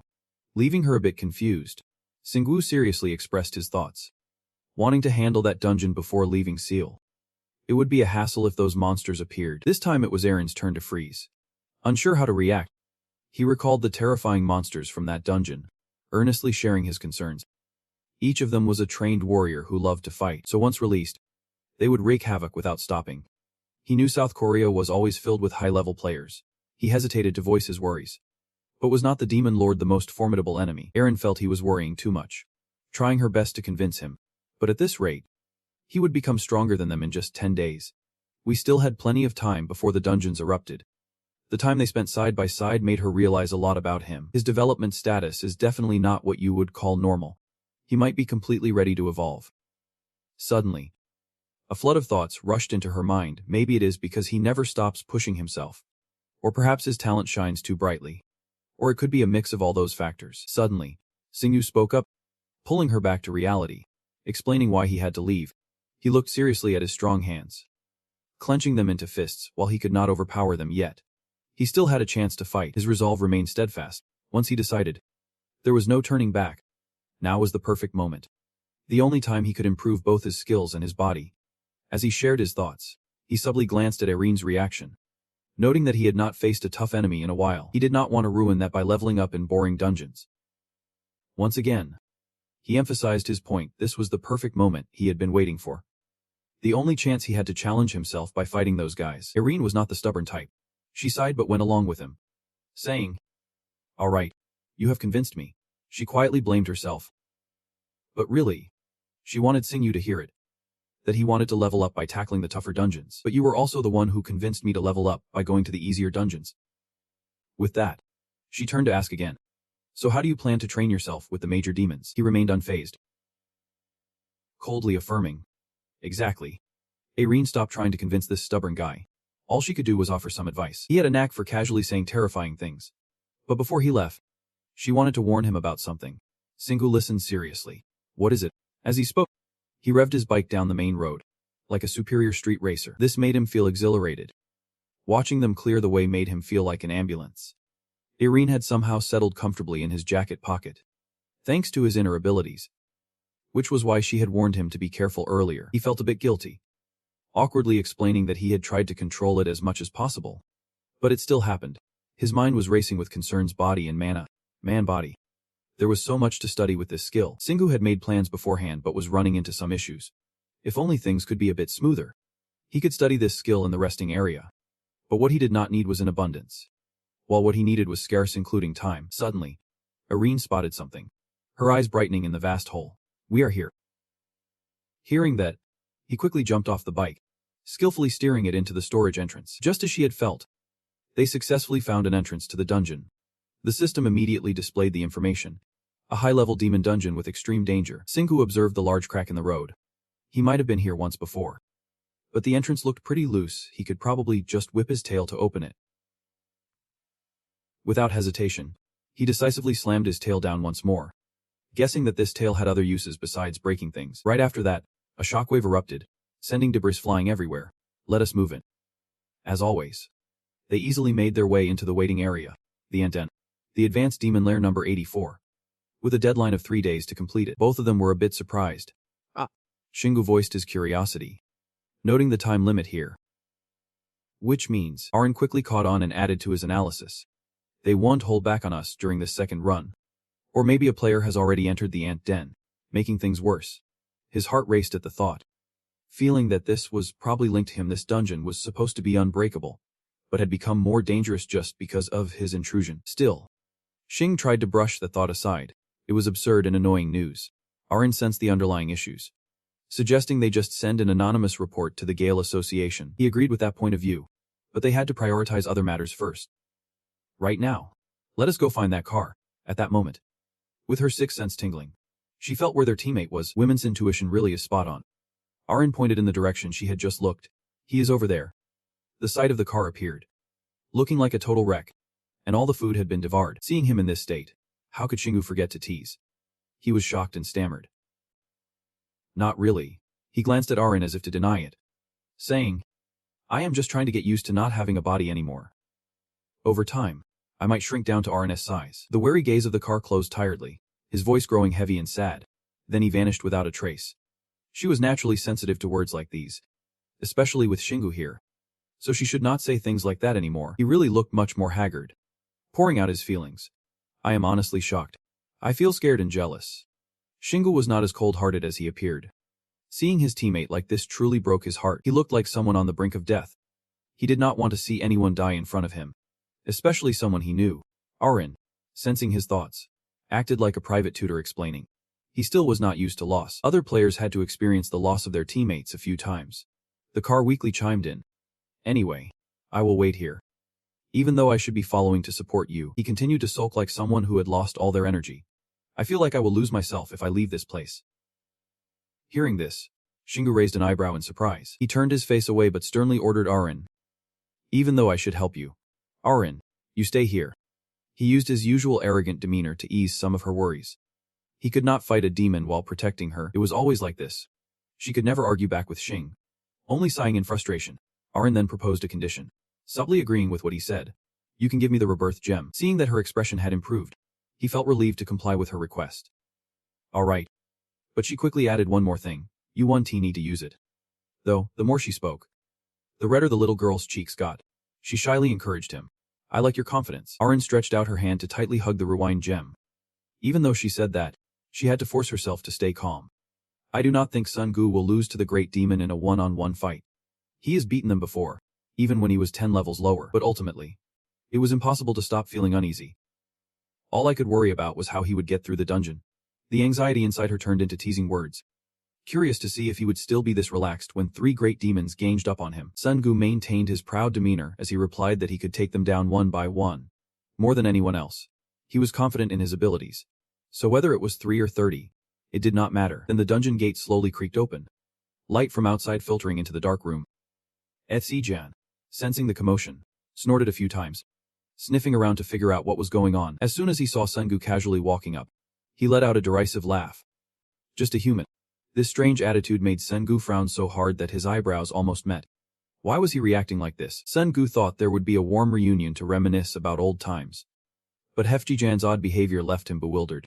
Why was he acting like this? Hadn't he seen him before? He just sat there, staring at him with a look of disdain. This made the usually arrogant guy hesitate for a moment. No way. Sun Gu quietly scrutinized his opponent.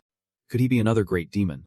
He noticed Jan raising an eyebrow, narrowing his eyes as he sized him up from head to toe. This tense atmosphere for the first time made him feel scared, standing still as if he did not dare to move. He could not know. Finally, Jan spoke up, calling him a tremendous warrior, completely different from other mana unstable beings. Even if they were still weak, Jan praised his solid physique and refined skills, shouting with glee, revealing his sharp teeth. It is amazing. I never thought a human warrior like you could exist. With his opponent boosting his ego to the clouds, Sun Gu felt shy about accepting it. Sure. Whatever. At least the words helped him gauge Jan. He was still saying similar things. Just thinking about that, he clenched his fists and charged like a bullet towards him, ready to strike. His battle cry echoed throughout the room. Take this. Jan chuckled, delighted with this rookie opponent. A bold and reckless attack. Not bad at all. He also began to stand up to join the fray, ready to counter. Sun Gu summoned his mana, creating a surging flame that enveloped his entire body. He unleashed his inner strength, roaring in intimidation. Punishing. Jan immediately felt the threat. His body suddenly became incredibly heavy. In the blink of an eye, a strike sent his helmet flying off. The sound of metal clattering was deafening. He was momentarily dazed. That hit had officially provoked the beast. I did not think I would lose right from the first attack. Seeing this reaction, Sungu felt quite pleased. Now he could use multiple skills. At once based on the battle momentum things would definitely not be the same. You are not holding back at all. Are you? Are you even aware of what you are getting into? FC Jan may seem a bit weak right now. But do not underestimate him. He is not easy to take down. A simple yet powerful skill. Do not jump to conclusions, thinking you are the only one who has it. Sungu realizes that he is still not in the game. So he taunts him. I know what you are capable of, so prove it. He is not backing down either, his eyes blazing with lethal intent. I will show you the power of a great demon. At this moment, Patron remembers Arin's advice. Sure. The great demon can use all its mana to activate mechanical armor. But that does not mean it can use any skills. An innate ability will reveal itself once you have embraced enough of your fear. At that moment, Ephigian completed his transformation. This is the key point. Arin talked about his innate skill. It is like he has been powered up by 200%. He lets out a roar that shakes the heavens. Then, in the blink of an eye, he darts forward like a gust of wind, leaving just a blur in his wake. In an instant, the blade of his axe was about to come crashing down on Singu's head. Thankfully, he managed to roll back just in time to avoid a fatal blow. The axe struck the ground with such force that it shattered the earth beneath it. The rapid sequence of events left him momentarily stunned. The great demon had become faster than usual. Even though he knew how formidable his opponent was, he realized he had been too complacent. That last attack was definitely concerning. Singu kept his composure, starting to reflect on his youthful dreams. See now, that must be your innate skill. Hefjian was impressed by his spirit. He admired someone brave enough to face the full power of a great demon. I like you more already, even though it was tense. He wore a confident smile as he took control of the situation. Singu carefully calculated his next move. Back when he was weaker, he could not even tell if his opponent had skills or not. Continuously battling formidable foes had taught him a lot. The knowledge he gained from using his battle rifle had turned into a fantastic source of power for him. Sungu was not about to back down. He shot back. Everything you have. That is what I want to talk about. No sooner had he finished speaking than the two warriors charged at each other for a showdown. Hefjian swung a powerful horizontal strike. But thankfully, Sungu managed to lean back just in time to dodge it. Sungu quickly retaliated with a swift counterattack. But Hefjian simply ducked to avoid it.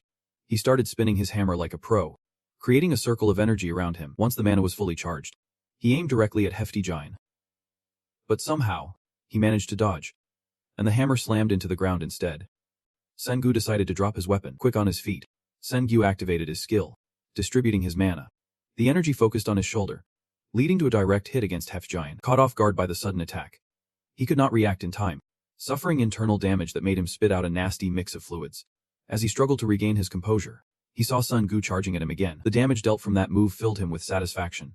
He had accelerated by using his rifle and transformed it into a punishment upon impact with a Hefjian's shoulder. Moments later, Hefjian was flung back, crashing hard against the wall behind him. He wiped the sweat from his forehead, feeling exhausted. But he could not help but praise his opponent. Wow, this guy is really something. Looking down, he saw that even though his opponent lay on the ground, he still held onto his weapon. And that mouthy Sungu was still active, not letting go of something just yet. He poured more fuel onto the fire, daring him to keep fighting. Get up already. You still have something to teach me, do not you? Sengu stood right in front of me, Hefjian, bouncing around like a kid. While in terms of stamina, he was equal to me, but this guy had me beat in both mana and skill. Suddenly, he let out a savage laugh, pointing at himself with a frustrated expression like a 3-year-old child. Alright then. Hit me. It is a monster's natural instinct to fight against the strong. He even threw a punch directly at me. We will just keep battling until one of us drops. Yet, Sungu smiled calmly, which was oddly reassuring. Arin stood not far behind. Looking extremely worried, she felt helpless. But as she thought about it, she clenched her lips tight. She knew she could not imagine the scene of Sengu losing. Hefjian shot a piercing gaze and taunted. Are you really so weak you can kill me? He then swiped at Hexi Lang, replying, I am not taking you down on purpose. Can you see the situation? Put up a better fight. Instantly, the two clashed again, chaos erupting around them. He threw punches while shouting right in his opponent's face. Clearly relishing the fight, Sengu grinned back. No enemy has ever faced me directly and walked away unharmed. Amidst the clanging of weapons, he kept calculating. He had once run out of energy to even use any technique to close the gap. But now everything was different. He raised Ek Lang in his hand like he was dancing, dodging every one of his attacks and connecting with himself. With every clash, he could feel himself growing stronger. The aggression was evident on his face. The more he fought, The more energized he felt, it was exhilarating. Then he focused straight on the raging Hefetree Jian, realizing he was just battling a formidable demon now. But what would happen next? As Singu landed on the ground, that intense attitude still lingered. If he got stronger, he could fight against even more powerful monsters, relishing the thrill of overcoming his enemies. Without hesitation, Singu charged in, grappling with his opponent. Using a massive amount of energy without any worry, that was all he wanted. Facing these powerful foes and the monsters he needed to take down, nothing could stand in his way. Suddenly, the Vi Tha Ki Lang in his hand glowed as if it was infused with energy from its master. He could unleash all the skills he had learned, and even improve them for punishment. Without a second thought, Singu lifted it, delivering a devastating blow that knocked Hefty Jian down. His mental strength boosting his spirits like never before. He could even learn new techniques to use. The final strike made him bleed, and the armor he wore was utterly destroyed. Watching Hefty Jian sprawled out on the ground with no resistance left, he proudly declared to himself, "I have what." He did not even need to use fire magic. He defeated his opponent using only mana and physical skills. But soon, he raised his head and whispered, "I have lost." Hefty Jian looked at Xing, who stood tall in front of him, and sighed.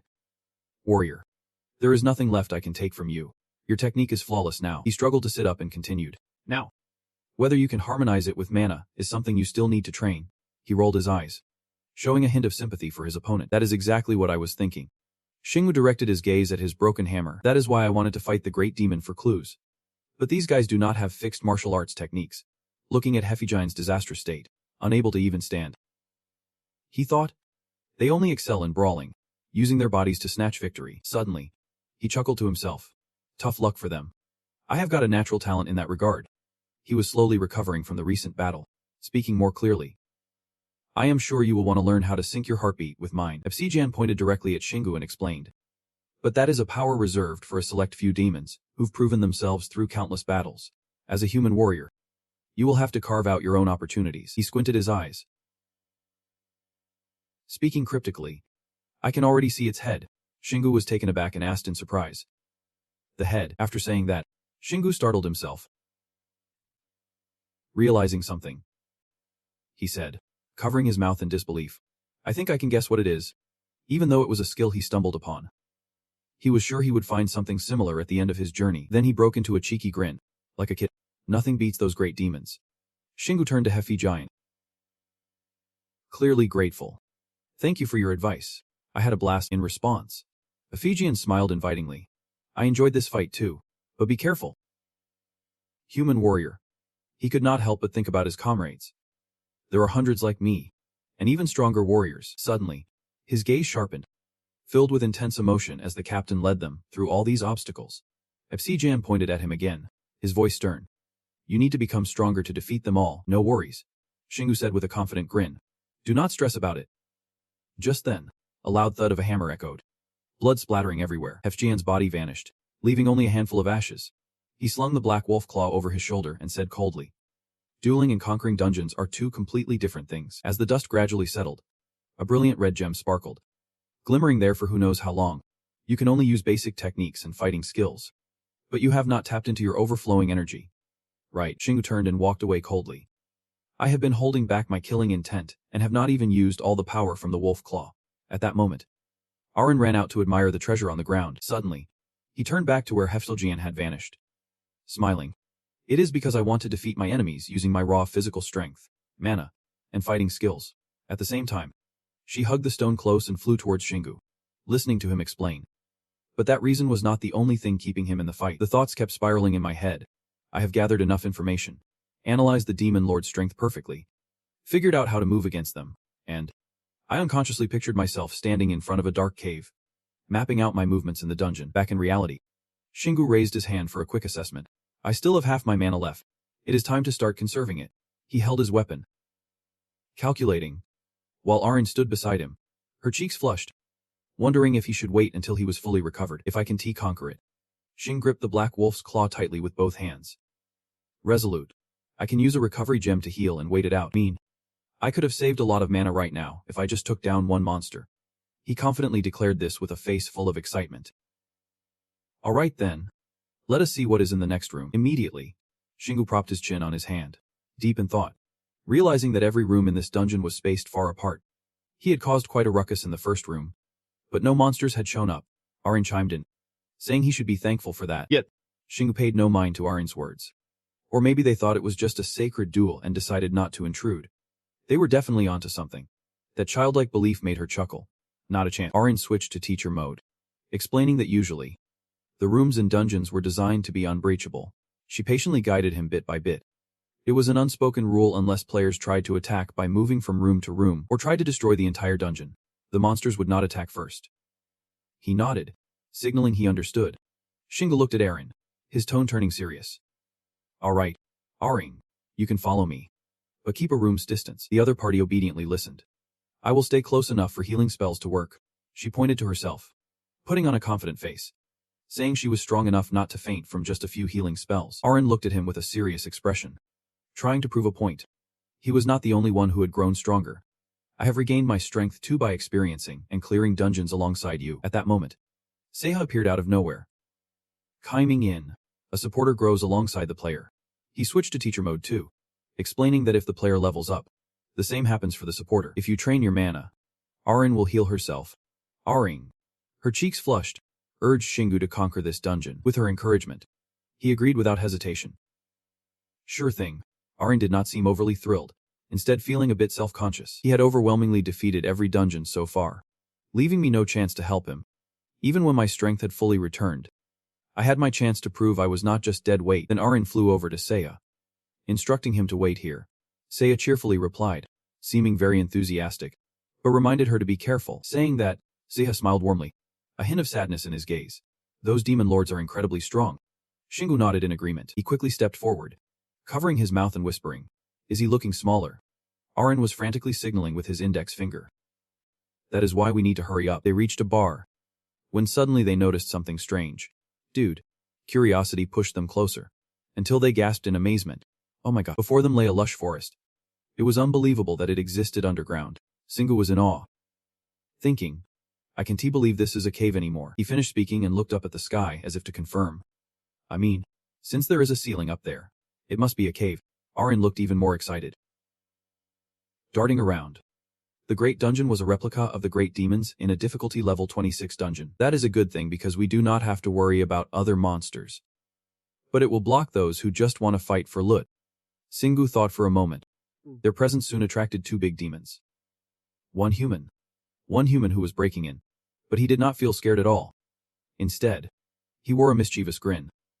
Looks like the humans finally showed their faces. The two big demons stared in surprise at Shingu standing boldly at the cave entrance. Is that a human? A human breaking in? Seeing them, he smirked. Well, here they are. The horned brute and hunchback looked furious, charging at Shingu. I will deal with you right now. Arin's face showed panic. There are two big demons behind us. To ease his anger, he looked at the two demons and taunted. You are too slow, you bunch of slowpokes. Rage exploded in the eyes of the hunchback and horned brute. Slowpokes. How dare you humans? We will show you the power of the demons. Shingu chuckled at the foolish actions of the two demons. He liked their naivety. He tightened his grip on the claw and stared ahead with determination. Even though I have to deal with two of them, there is nothing to fear when I have got my enemies right in the palm of my hand. The sound of cracking echoed, shattering the silence. Shingu's powerful strike severed one of the horned brute's arms, sending it flying far away. Arin excitedly watched the debris fall from the horned brute's arm. The big demon accelerated its attack by pushing its joints like a jet engine. By striking them with precision, Shingu caused the compressed air to explode. Hunchback lunged in angrily, straight at him. Shingu, unfazed, looked at him. It is great that you have implanted machinery into your body for more power. But that is also your fatal weakness. He did not believe what Shingu said, so he arrogantly retorted. A weakness that can be overpowered by strength. Shingu quickly spun around to take a stance. Just what I wanted. Let us see whose strength is better. His leap caused the ground beneath to tremble. In an instant, Shingu appeared in front of the hunchback. The sound of cracking echoed again, sending chills down his spine. In less than 2 moves, he took down the 2 iron giants. And Arin held her breath, captivated by every moment. Silently impressed, Shingu's fighting instinct, long hidden beneath raw power, finally shone through as he faced off against the iron giants. Witnessing the defeat of the 2 iron giants, she could not help but be amazed. Perhaps she was witnessing the awakening of a player who would soon strike fear into everyone. As they ventured deeper into the cave, it felt like they had brought a piece of the battlefield from their tiny world with them. They walked while observing their surroundings. This was truly an anthill. as if they had transported a fragment of the miniature battlefield right inside. Singu's face radiated confidence, and for him, it was an advantage, calculating in his mind. He thought, no matter how vast this place is, only 2 out of the 3 giants showed up per room. The most I have ever faced is 5. Suddenly, Singu stopped. In front of him were 2 gatekeeping iron giants. But he showed no fear, lost in his thoughts. I can lure them into traps set in smaller areas. But I can also run circles around the larger spaces and steer the fight in my favor. The 2 giants looked at Singu, then exchanged doubtful glances. Why did not this human send a warning signal when an intruder was present? Singu, wielding his axe, flashed a friendly smile. So you guys are scouts. You are just like a real army. Suddenly, bursts of light like fireworks erupted around them, massive. Sturdy tree trunks charged toward the gate, sending him into a panic, while Singu's mind kept racing. They would definitely be on high alert since there was only one intruder. But he quickly reacted. Swinging his arms to take down the tree trunks, it was nothing he could not handle. Then came Singu's appearance. He looked at them with a sly smile, but the giant only grunted calmly. Chaos erupted as voices filled the air with panic. He came from behind the trees. No. He was one with the trees. Arin watched this scene and could not help but smile reluctantly. Singu, you look like a warrior or a predator. 3 iron giants formed a blockade in front of Singu, eyeing him warily. This guy is too strong. We should attack him all at once. Singu smiled at that. Smart move. But you demons are used to fighting solo. He calmly observed the advancing footsteps. Restraining your instincts and forcing yourselves to coordinate will only expose more weaknesses. In one swift move, he decapitated one of the giants. As the gruesome scene unfolded, the iron giant screamed in agony. Singu. Then Wyding charged in to confront him. How dare you kill Singu? His face darkened, a terrifying smile creeping up. Do not worry. You will meet him soon. Arin could only smile wryly at this. He looked just like a villain. Singu. From above, the iron giant swooped down like an arrow. You have gone too far. Thanks to his agility, he managed to pivot and counterattack. The axe sliced through the air, striking Y squarely in the face. The other one was M. Long. Seeing him throw his axe aside, the giant cursed. You fool. You just tossed away your only weapon. Before he could do anything, Singu charged in and landed a punch with his bare hands. He shot a disdainful glance at the guy, thinking of weapons as mere tools. Right. Long's face began to foam at the mouth, his complexion turning pale. Singu was a bit taken aback, so he delivered another punch to the guy. The guy writhed and gasped. How can you use poison? Hearing this, Singu was utterly shocked. Poison. Arin flew in beside him to explain. It is your gloves. Singu. He instinctively looked down at his gloves, thinking to himself, these gloves are effective for both defense and offense. I have used them countless times. But is not this the first time a feature has been activated? Next, information about the venomous fangs appeared one after another.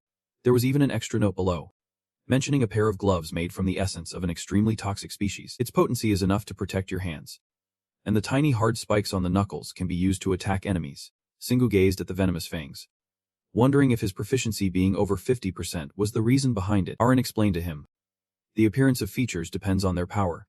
He glanced at the black wolf claw on the other side, noting that its first feature still had not appeared. Right, you are right.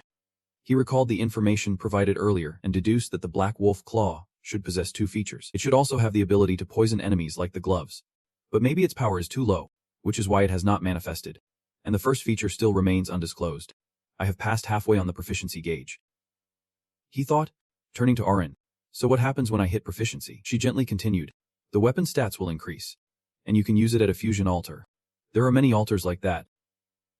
Hearing this, Singu clenched his fists, realizing he still had a long way to go before getting there. So he would ask her how that altar works when he got it. A sense of excitement bubbled up inside him at the thought. Getting stronger is definitely a good thing. First fire. Now poison. It is so thrilling to wield multiple powers at once. After thinking it over, he turned to Arin and asked how long it had been since they entered the dungeon. She cheerfully replied, just a bit over a day.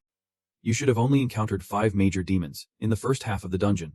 You are moving way too fast. Hearing her say that made him feel a bit melancholic. He must have completely lost track of time while pushing forward. Lost in the thrill of fighting and leveling up, after a moment of contemplation, he cheerfully told Arin, let us take a break for about an hour. Arin responded in surprise. You are a machine, are not you? Hearing that, Singu felt a rush of excitement and said, you should rest too. But then she quickly flew into his pocket, adding, I am not like you. So I do not know if I can just sleep for an hour. Once she said that, Arin fell asleep. Singu felt a bit helpless at her adorable behavior.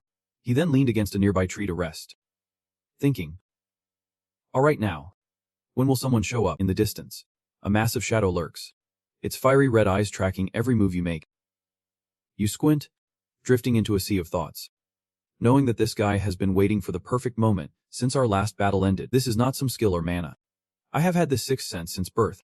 That demon is still patiently watching, while you remain indifferent, knowing for sure the enemy can't pick up on that. If they could, they would not approach me so carelessly. Or maybe they are just overly confident in their own power. While Aaron blissfully sleeps, Xing keeps his guard up, thinking how delightful it would be for someone to attack right now, just as I am about to lower my defenses. The demon silently creeps closer to you. Thanks to your sharp instincts, you quickly sense something's off. This feels a bit suspicious. I think it is trying to analyze my breathing. After some reflection, you smile slightly, assessing the situation truly a sharp one. Their presence is stronger than any other demon, and with such stealth, even with my eyes closed, I can still hear their footsteps approaching. Wait. They are not getting closer. They are backing off. You stay calm, your nonchalant demeanor hiding all your inner calculations. I should make them come closer. Xing glances at Aaron, who is deep in a peaceful slumber, and thinks, sorry buddy, but I gotta interrupt the well-deserved nap you are having. Then you fall into deep thought again. But after this dungeon, all that awaits me is hardship. Just hang in there. The demon begins to accelerate towards you, and Xingu focuses intently, feeling every movement too fast. 20 meters.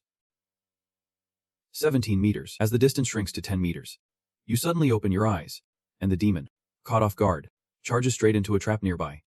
They crash to the ground. Surrounded by an eerie light, you blink in disbelief at the scene before you. What just happened? You grip the claw in your hand tightly, telling yourself, who cares? I won't miss this opportunity. The demon glares at you in anger, realizing you set a trap they did not even notice. You must have known I was coming here. Xingu chuckles softly, raising the claw confidently. Of course. I have been prepared for everything. With that, you launch a fierce strike. And luckily, the demon manages to block it just in time. They glance down at their bruised arm, realizing they did not even see the trap there. But they will use everything they have to provoke you. Suddenly, they roar, the deafening sound shattering the silence. A powerful blow follows, crashing down on the demon, causing a massive explosion. The impact pushes both of you backward. Without hesitation, Xingu charges forward, clenching his fists tight, silently admiring the resolve of his opponent. Truly, it is an impressive spirit along with that obsession. I guess that is why he is a high-ranking monster. Bloodhunter looked at his opponent's fist with a scornful gaze. A human's weak punch would never cut it, as if to prove that mockery wrong. He quickly made him taste what it felt like to get punched. I have never heard anything like that in my life. Fresh blood sprayed out after a powerful punch. Following that was a flurry of relentless attacks from Xingu that left him no time to react. When he finally stopped, that was when the Bloodhunter was about to fall. But at the same time, a flicker of unwillingness flashed in his eyes. I do not know when Aaron woke up, but her miraculous strength was silently supporting him. The Bloodhunter was beaten so badly that he lay weakly on the ground, battered and bruised, asking, by the way, you are the one who caused that explosion. Xingu's face was filled with killing intent as he raised his claws once more. Are you happy discovering that truth? Xingu lazily looked at Aaron floating in front of him and asked, so you woke up? Aaron pouted. I told you already. But soon after, she returned to her cheerful state. I have transformed. Xingu lowered his head, chuckling softly at her enthusiasm. He turned his back to continue the journey. All right. Thanks. Let us keep going. Then he pointed towards the forest behind him.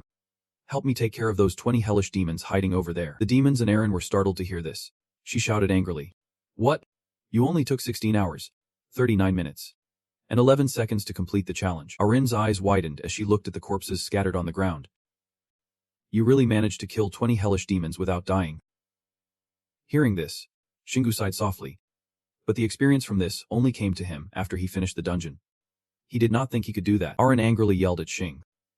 What are you complaining about when you have come this far? Just defeat them right now, and then we will head to their final room.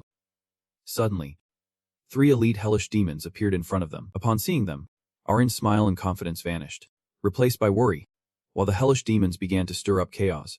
Kill that demon who wiped out our army. What kind of warrior raised by humans could do this? It is all your fault. The noise made Xingu furious. Without a word, he rushed in and landed a powerful blow on the head of the snarling demon, sending him to his demise. The remaining demon cried out in anguish. Simong. Xingu hesitated, thinking to himself, they are all named Simong Head. The remaining demon shouted in rage. I will kill you and avenge Simong. How dare you harm my teammate like this? Shingu smirked coldly. Death is the end. There is no such thing as glory or patience here. Arin chuckled softly, knowing deep down that despite his words, he did not really want to die at all. Shingu gripped the claws of the black wolf tightly, feeling that he could create an innate skill if he just fought a bit harder. He looked at them with determination. Facing all three at once did not really change anything. So it all came down to this. Suddenly, Shingu uttered two words. General. Which sent the enemy and the soldier into a panic. The soldier roared back defiantly, claiming that they would never meet the general. No sooner had he spoken than he took a light hit from Xing, and down went two of them. Xing turned to the enemy with a ruthless gaze. There was just one left, and he would soon send that one to join his friends. Hearing that, the guy trembled and looked at him. You bastard. The enemy suddenly acted, and Xing turned his gaze. Realizing something was off, a strange object flew past him, and thanks to luck, he managed to dodge that attack. The enemy turned on his heels and bolted, leaving Shingu standing there, bewildered. The other generals would deal with you for me. He watched the guy's hurried retreat and muttered under his breath. Are you really trying to hold back your anger right now? Arin could not help but feel uneasy. She worriedly informed Xing. He is forcing open the final dungeon door. Sure enough, he was indeed running toward the large, long-closed door, and she shouted loudly, You have to stop him. Shingu smiled, turning to prepare to throw the black wolf's claw. Thanks. Even though who does not know that a perfectly aimed throw sent the black wolf's claw smashing into the enemy, Shingu eagerly charged forward. I have got him, he continued with a flawless jump. Shingu is here. With that, he quickly lunged forward, unleashing all his combat punishments in an attack. Right before Shingu could unleash his next attack, the enemy's body shattered into pieces. Arin gasped in surprise. Shingu was just as shocked as Arin. In the end, everything was about to change. Shingu let out a sigh of relief. Phew, he did it. While Arin felt completely the opposite. She exclaimed, That is not just death. You made him explode. What is happening? He glanced down at his hands and replied honestly, At first, I planned to use the combat rush. All punishments. And my body as a weapon. But I could not pull it off. Yet somehow, I ended up using all three at once when my instincts told me I had to kill him. Arin was utterly shocked to hear this. You instinctively combined three skills. No way. Suddenly, he felt a change behind him, and his body ignited like it was on fire. At that moment, he intended to use combat rush along with heat. Feeling confused, the skill activated. Instantly, the system responded with a prominent message. Combat rush with heat level 1. Composite skill. Here lies a detailed description of the effect. You create a terrifying shockwave by channeling the chaotic flow of mana in a specific direction to meet your needs. At the same time, harmonizing it with your body's rhythm. This skill is influenced by all states. He was both surprised and excited. This had to be the second activation skill he created. Arin was also thrilled, praising him, saying he always managed to do things beyond her expectations. He had just created an activation skill, a synthesis skill. Sun quickly named his new ultimate move. Let us just call it C2 for short. Arin scoffed, criticizing his taste. In some ways, the name fit, but she insisted he should not call it that, worried that his opponent might be running low on mana. Malukobin asked, You do not have much mana left, do you? Sun forced a crooked smile, beads of sweat on his forehead as if trying to act calm. Yeah. It is definitely going to be a useful skill. He furrowed his brow, calculating the energy he had spent, realizing he had used way too much mana to activate 3 skills at once. He was certain the mana drain would lessen over time, since it was now a fully developed skill. Hearing this, Arin lightly reminded him that he should take a break before the battle with the final monster.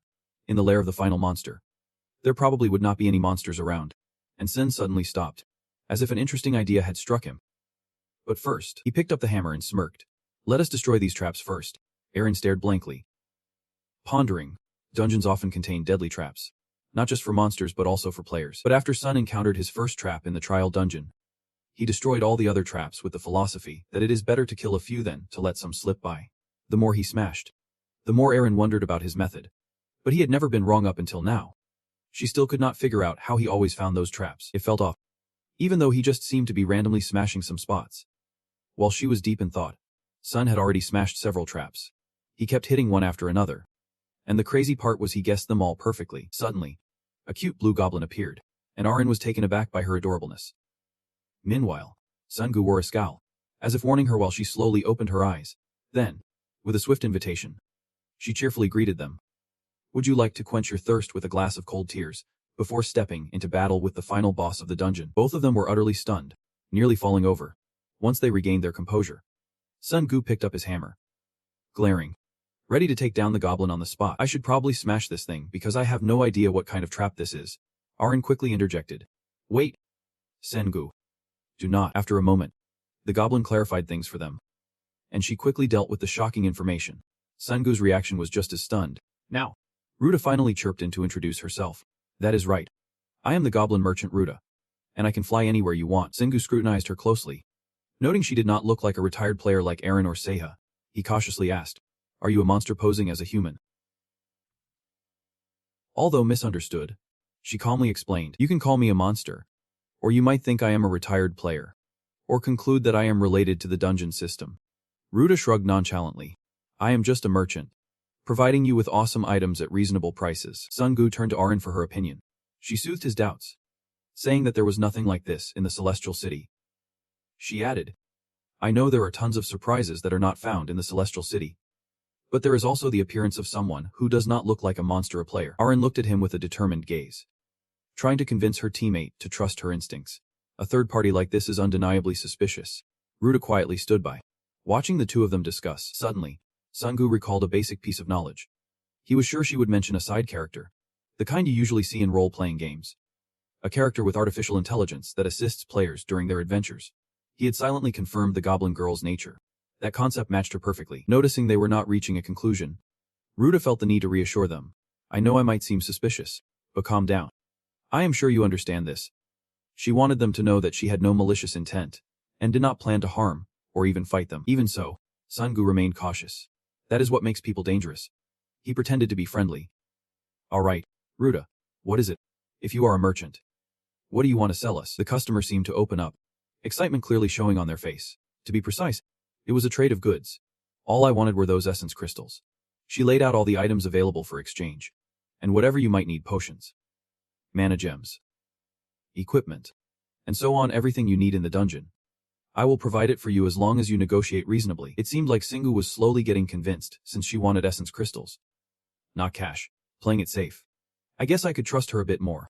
I started rambling on. Well, it is just a transition from someone who would scam their parents to someone who would scam their friends. Singu kept rambling about random stuff, and Arin sighed in frustration. It was not even funny. He sulked, feeling down, saying he did not even have friends. Hearing that, she stiffened up. Like, why make such a sad comparison? Watching those two lonely souls chat with each other made me stand there, laughing my heart out. Haha. She quickly brainstormed a unique business idea for the pickled melons. She held the item out for the customer, saying, Since you can't fully trust me, I will give you a free gift, just this once. Singu's eyes went wide in disbelief. A free gift? This vitality potion looks super legit. From the size of the cap to the label, she confidently handed it to him. Since it is from an official source, it definitely is not fake. Go ahead and check it out. The system displayed the item info. Vitality potion. A type of potion that easily mixes with drinks, relieving the burden on the body and restoring vitality and stamina. Singu raised an eyebrow, sensing something suspicious. Someone's watching us. I smirked slyly but did not answer his question. She cheerfully analyzed like a real doctor, saying, You look like you really need a break. Without hesitation, he gulped it down. Irene anxiously interrupted. Singu, he smiled to reassure her. It is. The item can't be counterfeit. She felt a bit overly worried and did not argue with him anymore. That is right. System notification. Your vitality and stamina have been restored. A radiant light surrounded Singu, and he felt something healing his body. After absorbing the potion, he transformed into a lone wolf. Irene just stood there, stunned. He suddenly looked a lot more cheerful than usual. Singu felt every muscle in his body change dramatically. This is amazing. I have been sprinting through the dungeon for days without a proper break. I was completely exhausted just moments ago, but now, feels like a dream that never happened. Sensing the perfect opportunity, Zoda immediately invited him. Would you like to buy a mana potion right now? I am offering a special discount just for you due to your situation. Selling it for just 5 essence crystals. She sweetly pitched it, assuring him the rewards would be greater if he recovered right now. Better than waiting for your health to regenerate naturally, and then struggling in the final battle. Is not that a fantastic deal? Singu flatly refused. He just could not stand her, even after being rejected like that. Zoda cheerfully responded. Oh no. I am starting to have feelings for you. You know that. Right. Singu may be sharp-tongued, but when it comes to tasty goodies, she is ready to trade. Alright. Hand me that mana potion. With her capitalist nature, Zota quickly grabbed it and tucked it away. I will take 5 essence potion. Thank you very much. Once she counted the money, she set down 5 health potions on the ground. Moments later, as Singu downed them all, he began to feel their effects kicking in. Alright. Looks like my mana's been restored. With the customer looking so lively, Zota was quite pleased. Do you need anything else? I am guessing no. She politely bowed her head to say goodbye to the two of them. Well, see you next time. Please treat me well. The love-struck merchant Zota then vanished in the blink of an eye. Arin waited until she left before pouting. I hope we never have to see her again. Singu gently soothed Arin's mood. At least we found a living creature to chat with about those ants. He guessed she might know some secrets about the heavenly city. Looking at him so clueless, Arin was just as bewildered. She pulled him back to reality. She would not spill anything easily. Singu thought the same but still held on to hope. Alright, let us just wait and see. He quickly brushed aside their unfinished conversation to focus on the final boss. Those things did not matter right now. The most important thing was the great demon general. He glanced around, assessing the room where the final boss resided, which seemed built atop a mountain peak, vast enough that he could run and smash the boss's head. Before them sat the great demon general Timo. He lounged on his throne, surrounded by a pile of defeated foes. He asked with a terrifying expression, "The one who trapped me here, is it a human?" Singu just scoffed and did not answer, his half-smile making the tension even thicker. Timo was extremely irritated because no one had ever dared to act so boldly before. Though he looked smug, Singu was silently chanting in his heart. Just his gaze made it hard to breathe. He exuded a completely different aura than the other demons. After a moment of silence, Singu finally spoke up. "Meat is not. But whatever. If you want to think it is me." In stark contrast to Singu's boldness, Arin was pale with fear, not daring to say a word. Timo noticed her cowardice and let out an amused chuckle. He was thrilled by this lowly creature. "You recognize my wrath and your own weakness. Yet you still dare to say that." Singu winked flirtatiously. "I think fighting you will be easier if you completely lose control." He stood next to the selection battle, startled, provoking the enemy even though he was still unsure he could win. Timo let out a growl like a ferocious beast. Singu quietly pondered his limits, always wondering one thing. How would he act when he ran headfirst into a wall? He was determined to win this battle. He guessed he had found the answer here, confidently challenging his opponent. Yeah. He had never backed down. He quickly took the initiative to attack. He had never backed down in his life, so he was not used to giving up, regardless of how high that wall was. Sungu's sole goal was to break through his limits, running and running, until that wall came crashing down. With fierce determination, he stepped forward, deciding he would not think about anything else. A bold declaration of war rang out powerfully. "Bring it on." Not wanting to disappoint him, Timo immediately agreed. "What good is using that dumb brain of yours? I am going for the kill." Sungu looked at him with eager anticipation. "Seems like he is after the same thing as me." Arin worriedly advised against it. "Sengu, I do not think that is the opponent you should go after." He arrogantly mocked him. "You have not even taken a hit yet, and you are already talking big. He is definitely stronger than the other big guys. But one undeniable truth is that he still relies on machinery." He cautiously observed Timo, knowing there would surely be a flaw. The big guy was a race born with defects. "I have seen their weaknesses countless times. My experience can't be wrong," Sungu silently analyzed. Accepting the decision to integrate machinery into the body to become stronger was bold and brave. But the body and the machinery could never fully harmonize. He clenched his fists, his eyes showing seriousness and alertness. He had seen many failures in the arena, and there were no exceptions, no matter how special someone was. Before the match, Timo asked about the opponent. "The one who killed our teammate." Sungu bragged about his achievements confidently, not waiting for anyone. He glared and rushed to attack. That was just a reason to hate him. Thankfully, he quickly ducked to dodge his blow. Surely, Sungu saw the opportunity to strike. A gap. Suddenly, Timo had a mechanism on his back that allowed him to soar. Sungu was startled, unable to react in time. He tried to slam into him with a painful blow. Sungu hurriedly stepped back to maintain distance. He was trying to expose an opening and then charge at me, which was the same tactic I had been using all along. Timo thought he was fighting a dimwit and looked down on him. "You will never defeat me if all you can do is dodge and watch." Sungu was no pushover either. "I am sure you can T-swing that weapon forever." Right. Hitting his sore spot only made him more furious. He raised his axe in front of Sungu, ready to chop him in half. Yet he still stood his ground. "I know he won't get tired just spinning around for a few minutes. I also know I will be the one who tires first." He dodged that swing and prepared to counterattack. To defeat him, I needed to find his weakness and hit him hard enough that he could not strike back anymore. Sungu feels a flutter of anxiety. "Do not push too hard. Sengu, you can always run away if you want to." Sungu reassures her worries. "Okay, Do not stress too much. He quietly waits for the perfect moment to strike back. I will never back down. I just need to take one more step to unlock a new skill. Sungu meticulously calculates his plan. I do not need to use any mana. My body is already enhanced by mana and transformed enough. I just need to harness this evolved power that is almost unrecognizable. Noticing his opponent's speed slow down, his gaze locks onto the gap in the enemy's armor, and he strikes with pinpoint precision. Watching him stand there, unyielding, is infuriating.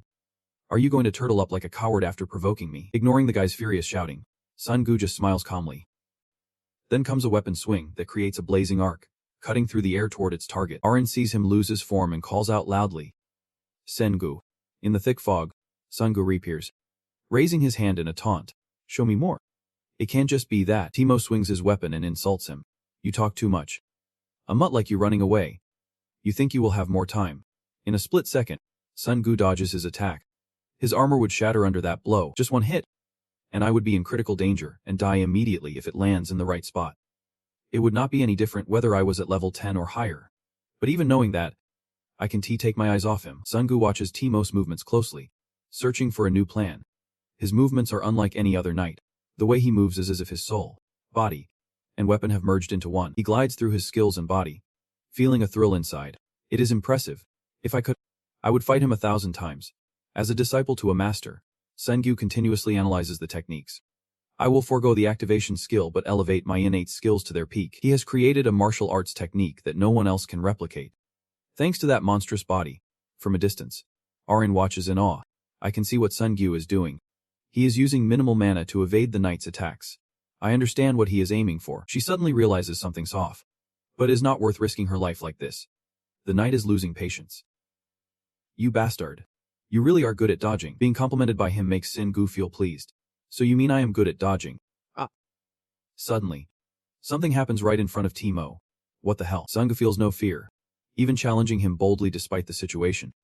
I have never had to run away like this in my life. But you know, I am really good at this. I think I am different from you. He furrows his brow, his eyes clearly showing determination. Teemo starts to build up that powerful momentum, intentionally shouting loudly to reassure himself. You are just all talk. You mean you are using me as a tool to practice your dodging techniques?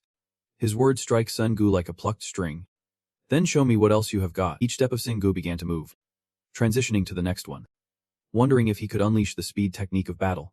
His hand gripped the axe tightly as he calculated his moves, waiting for the perfect moment to dodge the enemy's attack. But Teemo struck first, launching a devastating blow at Sungu, followed by another strike from above.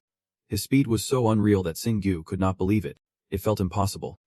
When your life is on the line, you think you can do anything. The battle's intensity skyrocketed in an instant. Teemo noticed that he was getting a bit tired. Barely any mana left. But he was only using it to escape like a cornered rat in response to his taunts. All Sungu could do was let out a tired chuckle. To him, Teemo's attacks felt like flies buzzing by. He was catching up to Teemo's movements. So he might as well laugh while he still could. His copying skill gave him insights into Teemo's tactics, helping him quickly spot his blind spots. He had learned to harness the power of the demon generals. But they did not know how to adapt their strategies when wielding weapons. The generals, however, were a whole different ballgame. Sungu continuously analyzed the skills of the demon general, focusing on the muscle movements when Teemo swung his axe, his breathing as he did so, every step he took, and the glint in his eyes searching for weaknesses. All of this formed the path of the axe's movement. By the time he reached Food Chop, Sungu had honed the ability to see through his opponent's techniques. And finally, the twinkling stars, the mana crystals, and the light streaming from Teemo's body intertwined with the axe. A torrent of thoughts flowed in his mind. Maybe it was because he was in the heat of battle, but he finally understood what inherent skill truly was. It was always there, quietly existing without showing off, lurking until it erupted at the decisive moment. It symbolized the harmony between mana and body. Just when Sungu realized everything, a powerful strike shattered Teemo's armor. Teemo stumbled, clutching his shoulder in pain. How could this happen? Sungu was not surprised to see Teemo flustered. He could not sense any mana. Could he? Teemo was furious, feeling mocked, asking if he learned this from him in such a short time. Sungu's replies dripped with sarcasm. I told you. I am not just good at dodging. Just as he finished speaking, he dashed forward. I will show you. Teemo was left helpless, cornered. Then Sungu slashed at him, effortlessly reading the instinctive swing of the demon general's axe like never before. He felt a surge of pride in his strength. It was obvious, since he had to understand Teemo's inherent skill to create one of his own. He turned to Teemo. taunting. You know, sometimes I surprise myself too. Timo was overwhelmed by the impact, forcing him to push Singu down to save face. He seemed overconfident, especially for a rookie warrior. Singu was not one for trash talk during a fight. Are you sure that is all you have got? One of his blows struck straight at the most vulnerable point, followed by another devastating punch. Arin watched it all unfold, stunned by the sheer power. The essence of inherent skill was about unleashing the latent energy within the body, including every tiny bit of potential. To create a passive skill, you need to deeply understand a specific action, master it, and harmonize mana with that action. He was already stronger than most even before absorbing mana, so he struggles to use his body effectively after it has changed. But through his battle with the demon general, he gained a deeper understanding of his body and weapon. Timo has lost an arm, forced to kneel and submit to Singu's persuasive words. With a skill that lets the axe and hammer depend on weight, is there anything left for you to show me? Timo's ancestors carried the burden to help him survive, but his wings seem to prefer flying far away. Do not underestimate my years of accumulated experience. Singu has lost his patience too. Let us wrap this up if you can. He uses a skill, a combined strike that punishes, then draws directly into Timo. A notification appears, granting a level 1 heavy weapon combat skill, supporting all battles using heavy weapons. Singu and Arin stand before the dungeon exit. And even though he had to permanently give up his mana status, the skill description is surprisingly straightforward. Arin agrees with him. Of course. It will take more than a day to explain every aspect of a skill. Singu's face is a mix of confusion, not knowing what is right. As this is the first skill he has created, I do not know if this is the best I could do. Arin is still amazed by the new power. After all, it supports all battles with heavy weapons. It is strange. It does not just help him wield heavy weapons or increase damage, but supports every battle too. What kind of skill has he created? He could not have done this without a deep understanding of the body, weapons, and combat. I have never seen a skill applied so broadly with such powerful enhancements. Arin's sweet words are just to get a response from Singu. Did I do well? Arin pushes forward. You did better than any player I have ever known. That alone lifts Singu's spirits. So that is pretty solid. Now let us clean out this dungeon. The demon soldiers are currently frothing at the mouth. Arin wonders, why not kill the demon general right now? Singu calmly replies, it is pretty simple. Because he has perfectly mastered the internal skill. His eyes light up. Killing him now will help level up that skill, making Arin fearfully assess him. He is truly a monster. Her words give Singu a boost of confidence. Thank you. It has been too long. Timo screams in pain, and then Arin prays for his release. The timer finally stops. Dungeon cleared. Time taken 2 8M35s. Demon General defeated 1. Demon Veteran 32. Demon General 1. Completion level B. Bonus reward. Received a resurrection scroll. Experience calculation complete. You leveled up 15 times. Arin cheers upon seeing the system notification, as Singu challenged himself by conquering the dungeon far beyond his level. So this massive amount of experience is all his, and as a result, she imagines Singu's entire being bursting with internal power. Singu also realizes the huge difference, feeling an immense surge of mana flooding through him, changing him from the inside out. Even though I can clearly feel what is inside my body now, I still can't get used to this sensation. His body suddenly glowed brightly. Then he sighed in relief like a weight had been lifted off his shoulders. The system announces the player's attributes. Singu. Level 50. Innate skill. Chaos Tail level 1. Courage level 2. Poison resistance level 6. Skill activated. Level up 20. Punishment level 15. Charge level 14. Singu's senses heightened as he perceived the new attributes. His gaze gradually turned dark as he looked at Arin. His entire being radiated with a strange new power. Heavy weapon fighting is already at level 2. Even though I just got it, I know that taking down the demon general after acquiring that skill was a smart move. I am still feeling extremely confident. I am sure that obtaining this innate skill at this moment will be a huge help for me in the future. It was then he noticed the little girl, Arin. Her body was also experiencing an upgrade. You are feeling it too? Arin shyly moved her body. Singu realized her evolution. She must have grown bigger. I do not understand why Arin got angry and started yelling in front of him. Not just her size changed, but she has evolved as a supporter too. Your level has increased significantly, so you have recovered your mana, and even regained and activated your innate skill. You are no longer someone who can only use healing spells 4 times a day. We can head to tougher dungeons now since you are fully recovered. Contrary to her fighting spirit, Singu wanted to go back to a safer place. Let us go back to the easier dungeons for a while. Of course. That will make her mad. You just got your motivation back. Singu chuckled. He wants to battle strong foes, but he is not too keen on dying. This dungeon is seriously tough. Arin does not trust him much. Fighting in a different direction. Something is approaching. Saya appeared with a serious smile. Thanking them. This surprised both Singu and Aring. Seha was so happy she jumped up and down. I thought I was really going to die. But you all defeated the demon general. Singu looked at him and gave a brief introduction. I know I disabled all the traps and monsters, but their room is quite far from the entrance. I was the pioneer of the group. Both full made Aring quite displeased. It is not just him. You know. Seha then apologized to her. Oh Aring. I am really sorry. Singu evaluated Seo as a talking toy. I am glad he is not as gloomy as he was at the start, but he is so small. He could practically fit in my hand. How can he look so cheerful? Seiya held his hand tightly. Anyway. Thank you so much. Singu shyly replied. Do not call me that, it reminds me of the old days. Seiya's eyes lit up with a rosy glow. But that is the only way I can show my gratitude and respect for you. Zep. I pledge my loyalty to you. I will handle all the artifacts in front of you, because I am the pioneer. Arin wants you to join the squad. And I love your enthusiasm. Just do not mess it up, Singu. You sound like a threat. So just cut it out. Singu looks at the two mini support players who have to keep a close eye on the level 40 rogue player. He chuckles to himself, knowing they can revert to their original size with mana, which means I can use them as my secret weapon. Then Singu cuts in during their conversation. What about everyone's gear? Arin replied. We are all using the same gear we logged out with. We can use it when we return to our original forms. But it has been downgraded along with us. Listening to her every word, Singu scratches his chin, thinking that the gear probably changes with their size. That means I one time have to hunt down their gear for a while. He slams his hammer down, blood splattering against the rocks. After a bit, Singu pulls out a red gem.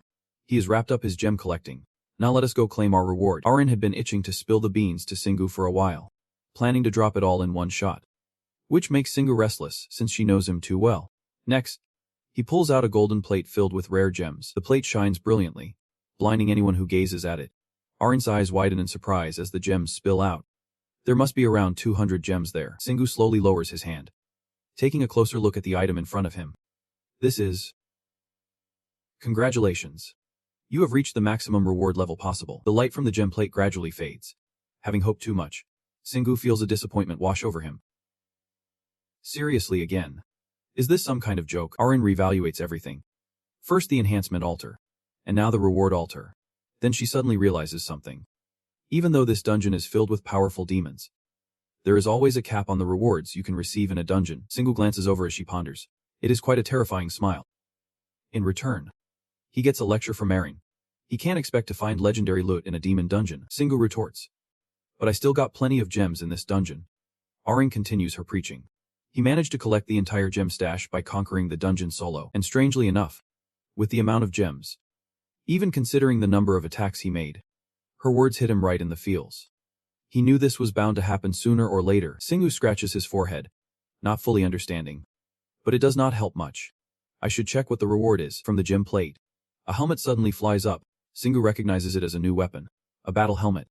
I do not know what it does, but it looks sturdy enough to take a few hammer blows. The system notification appears. C rank Will of Destruction. A helmet forged from the warrior's fierce will, infused into every piece of metal. He realizes it has even better defense than armor. Arin breathes a sigh of relief. A C rank armor piece. Phew. I can relax a bit. Singu recalls his old shabby helmet.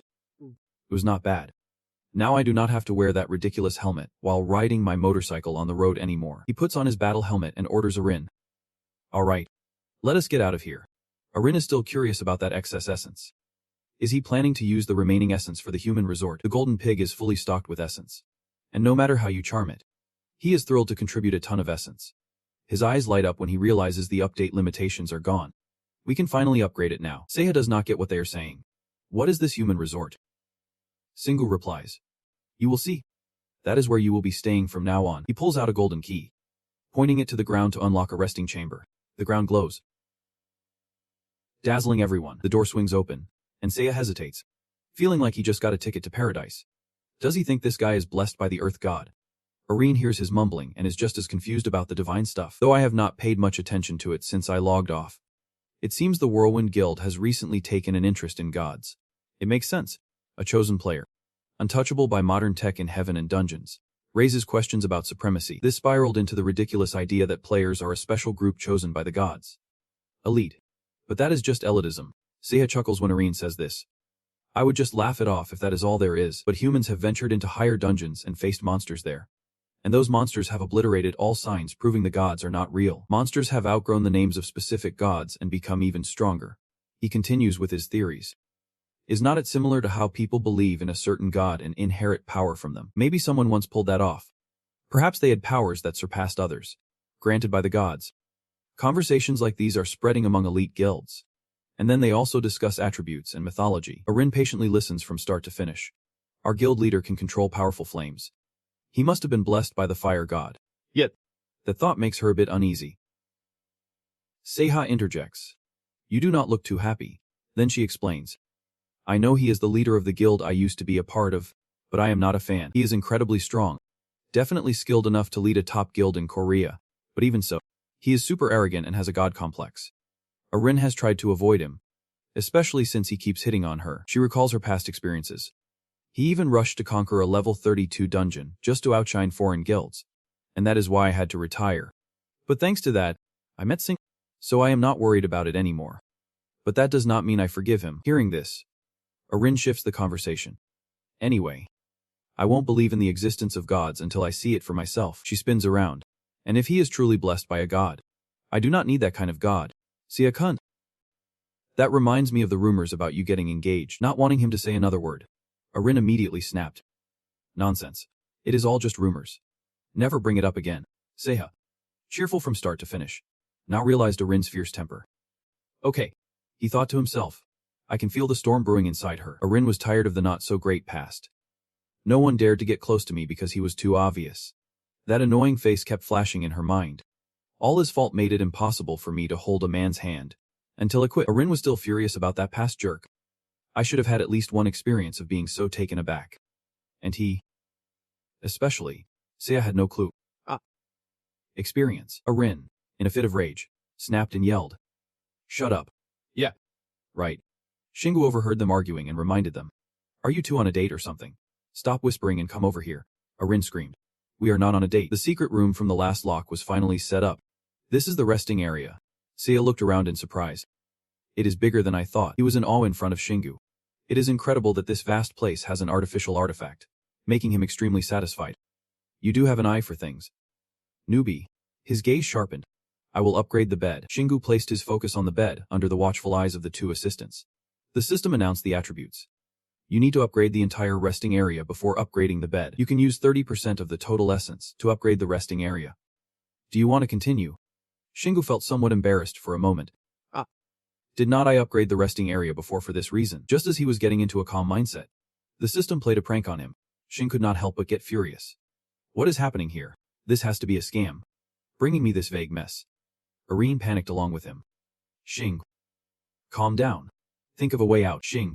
When you upgraded the resting area last time, did it mention you needed to level it up to level 2 to upgrade the bed? A sudden silence fell. Then Shingu regained his composure and reconsidered. It did not mention any details like that. He thought. I assumed I could adjust the furniture level according to the resting area's level. Maybe I have been tricked. Arin explained further. You might not even have the ability to upgrade the bed, even after upgrading the resting area to level 3. Seiya broke this silence. I guess living independently is not easy. Hang in there. Chief. He banged his head in frustration with a hit from Shingu. Just upgrade the entire resting area first. The system continued to activate. The resting area was upgraded to level 3, and the space would be expanded. A level 1 refrigerator has been added. Shingu was startled. A refrigerator. Level 1 refrigerator. Capable of storing food. A random potion will be generated after a fixed amount of time. He was pleased with the new item added to the resting area. They always tried to comfort themselves by offering alternative options. Shingu carefully looked inside. The bizarre and realistic furniture kept increasing. And their functionalities were exactly what he needed. I can't help but wonder if someone is playing tricks on me. One day, I will definitely punch that jerk in the face. Shingu just pulled off a successful self-destruct move. Thinking out loud and breathing fire right in front of the two support players. Someone's trying to distract us from the bed by offering something else. Right, I know everything. Aaron, the team leader, advises Shingu. Calm down. The system pops up a notification. You can upgrade the furniture. Upgrade the bed for 20%. Upgrade the door for 50% of the essence you have. Shingu is totally taken aback. What? He glances over at the break room door. I love how it specifies which furniture I can upgrade. And that means I can upgrade the bed. But where did this door come from? The room is slowly getting more and more decked out. Level 3 break room. Level 1 bed. Can recover stamina and mana while sleeping. The effect has increased by 10%. The item storage compartment has been upgraded too. Level 1 storage compartment. Can hold various items. Level 1 bathroom. Players can bathe. Cleans any toxin. Curses. And various negative effects lingering on their bodies. Level 1 door. Leads outside. Shingu digs into his memories. I remember now. Even though I was playing underground, I could surface if I used this door. That means this is no ordinary door. He bemoans how he has spent too much. But why does it cost more essence to upgrade than the bed? Arin stands next to him, scolding him either way. He is going to upgrade it. Shingu, just accept the reality and stop resisting. Drenched in cold water, Shingu feels miserable. You are getting more and more stone-hearted. You know that. Arin completely ignores him and even gives him a lesson. The innate skill daring blunder is a deadly gift. He will do whatever he wants. Touch everything he sees. And open every door he encounters. He will defeat every monster he runs into. Right. Every word she says pierces Shingu's dark heart. Zio enthusiastically praises Shingu. Oh man. You are something else. The bed in the break room has finally leveled up. And it is now bigger. They all notice this. It has become a king-size bed. With the pillows and foot looking way better, Shingu plops down onto the bed. Feeling down, they gradually enjoy the comfort of the upgraded bed. It is really cozy and soft. But see how is shooing the other two away. The system announces. Level 2 bed. You can sleep on it. Stamina and mana recovery increases by 20%. Skill proficiency increases very slowly over time. Shingu is surprised that the new bed level has something special. Aside from the increased recovery, Arin also praises it. Can he really improve skills just by sleeping on it? Seiya imagines it differently. Maybe I will train you in your sleep. Shingu is so exhausted, just wanting to flop onto the bed, but the conditions won't allow it. Even though he desperately wants to sink into this bed, but there are still so many tasks left to tackle. Shingu looks at the door and wonders. So this door will take me anywhere. Arin has suddenly begun imagining himself going on adventures. Shingu, I want to travel to Greece. And he helplessly hands her everything he has. Fine. Here is everything. The system notification board pops back up. Level 2 door. Exit door. You can use this to enter the Dungeon of Storms. Using the rest area key to exchange for similar results is also acceptable. The upgrade door is not anything special aside from a new function. A pathway to the dungeon. Shingu can't quite picture what it will be like to walk through that door. This is the feeling I will get when a girl returns with a medieval hairstyle. She keeps analyzing every time they go down to the dungeon. At least he does not have to dig holes with his own tail anymore. That is some good news. Right. Shingu finally gives in. Objectively speaking, it is a good choice. Arin lifts everyone's spirits. We are about to run out of dungeons in Seal. And if any dungeon erupts like last time, all he has to do is stick the key in the ground without worrying about what others think. But she forgets that Shingu is as stubborn as a rock. He can change that quickly. Of course, he still has his limits. Shingu slowly voices the disadvantages he feels. For example, when he uses that door to the dungeon, if it leads to the Demon Lord's castle, he has to run away immediately. Arin is fed up with this overthinking. So you know how to run away. She is still cheerfully playing the devil's advocate. We should only use this when we have enough demons to return. The new changes are not helping Shingu much. They just send him into a spiral of thoughts. When I conquer the dual colonies of the great demon, with the current mission, I can't think of what to do next. He angrily brushes it off. Whatever. Let us shower and hit the hay. Arin volunteers next. I will go second. Seiya has something to say. So what should I do now? Shingu's face darkens when he realizes the one receiving him is Arin. They head to the convenience store. Picking up a toy house, the shopkeeper cheerfully exclaims. Your niece will definitely love it. Then, the transition between day and night occurs. Shingu and Arin are ready to wake up. Now, let us find a new dungeon. But she stops him. You need to rest more. He's confused. He just rested. But Arin is cranky like a little wife. I won't bother you if all you need is a good night at sleep, but it will be a different story with the level sickness. Shingu grimaces as he repeats. Level sickness. Since when did Seiya hear their conversation clearly? Yeah. Really? This never happens to someone with average talent like me. But for Arin, who has had high-tier abilities since she was a player, she might have experienced this. Arin continues explaining to the hard-headed Shingu. You must have overworked yourself. You have been conquering dungeons excessively. You are trying to learn inherent skills in a higher-level dungeon of your own, but the biggest issue is that you are leveling up too fast. You just got killed by her and need to slow down. Is that why you are sick? Arin keeps stressing. When you level up suddenly, your mind won't sync with your body, and you will be more prone to getting sick. If you keep fighting in this state, you could face some serious issues. Which is why you need to take the time to get your body right. She wraps it up with a final note. It is all about balance and professionalism. Shingu, with his stubborn head, finally pays attention to what she is explaining. She has got a point. I always prioritize understanding my body before activating a skill. But I have already leveled up beyond 15. If I use a skill now, it is going to cause problems right away. Arin insists that sometimes you just need to take a break to grow. Shingu can't take on Arin in this condition, so he is left feeling hopeless. Alright, I guess I will take a break now. He looks at his current body. But just lying around staring at the ceiling feels like such a waste of time. I should work on my body a bit and sharpen my senses. Arin is totally digging into him, making Shingu a little nervous. Why are you looking at me like that? She pokes fun at him without holding back. I thought your life was all set to end in loneliness. Shingu feels a chill run down his spine. What did she just say? In the room filled with the chaotic sounds of all three of them. We should go shopping together. And I just got a new roommate. Yeah. One toy doll house is not enough. Right. Not just dolls. We need a bathroom and a bed. Not because we are small, but because we know what hunger feels like. Shingu thinks with those dead fish eyes. I had not thought about that. But it is not like I can just order food here. At home, all it takes is one beat. He proudly gazes at the fridge that has just been added to the lounge area. Well, now we have got ourselves a fridge. Arin is not impressed. You look a bit too smug. Shing, she gives him a lesson straight from the book of wifey advice. I am sure you could buy 100 fridges. Besides, did not you just need to buy a villa with all that money? You have made tons of cash from hunting monsters at level 100 since the trial dungeon. Shingu is left speechless. Not yet. We would be easier to catch if we had a base outside the world. Arin looks exasperated with him. Who is he really running away from? With that, Shingu runs outside to grab his helmet. Let us go shopping. Arin quickly tosses something into Shingu's bag. Sao is also gradually catching up. You just got scolded by her. What do you think you are doing? This bag is already full. Saha quickly dodges. You are sulking on Shingu's shoulder. I think your body will be amazing and warm. Shingu shivers at the thought. That is really giving me goosebumps. Don't talk like that anymore. The two of them banter back and forth on the scooter. What about your license plate? I put it back on the back. Don't worry. Just remember to follow the traffic laws. Alright. I got. At the red light, Shingu obeys and stops the scooter. He takes a moment to observe everything around him. Yeah, a whole bunch of motorcycles just like Shingu's are parked nearby. Questions keep popping up in his mind as he looks at his bike. Why are there so many bikers out here at this hour? They all have models just like his, that familiar white and red color scheme. Oh man, I am getting hungry. Saha only cares about food. I guess a lot of Chinese restaurants must have opened recently. Only Aaron is keeping an eye on the scene next to them. They are definitely trying to copy him. Shingu does not understand why they are imitating him. She continues to explain. He once had a rough time when his image made the news. Aaron sighs in frustration. He really does not get the impact of the news. He has drawn a ton of global attention. He is the one who stopped a disaster before it even happened.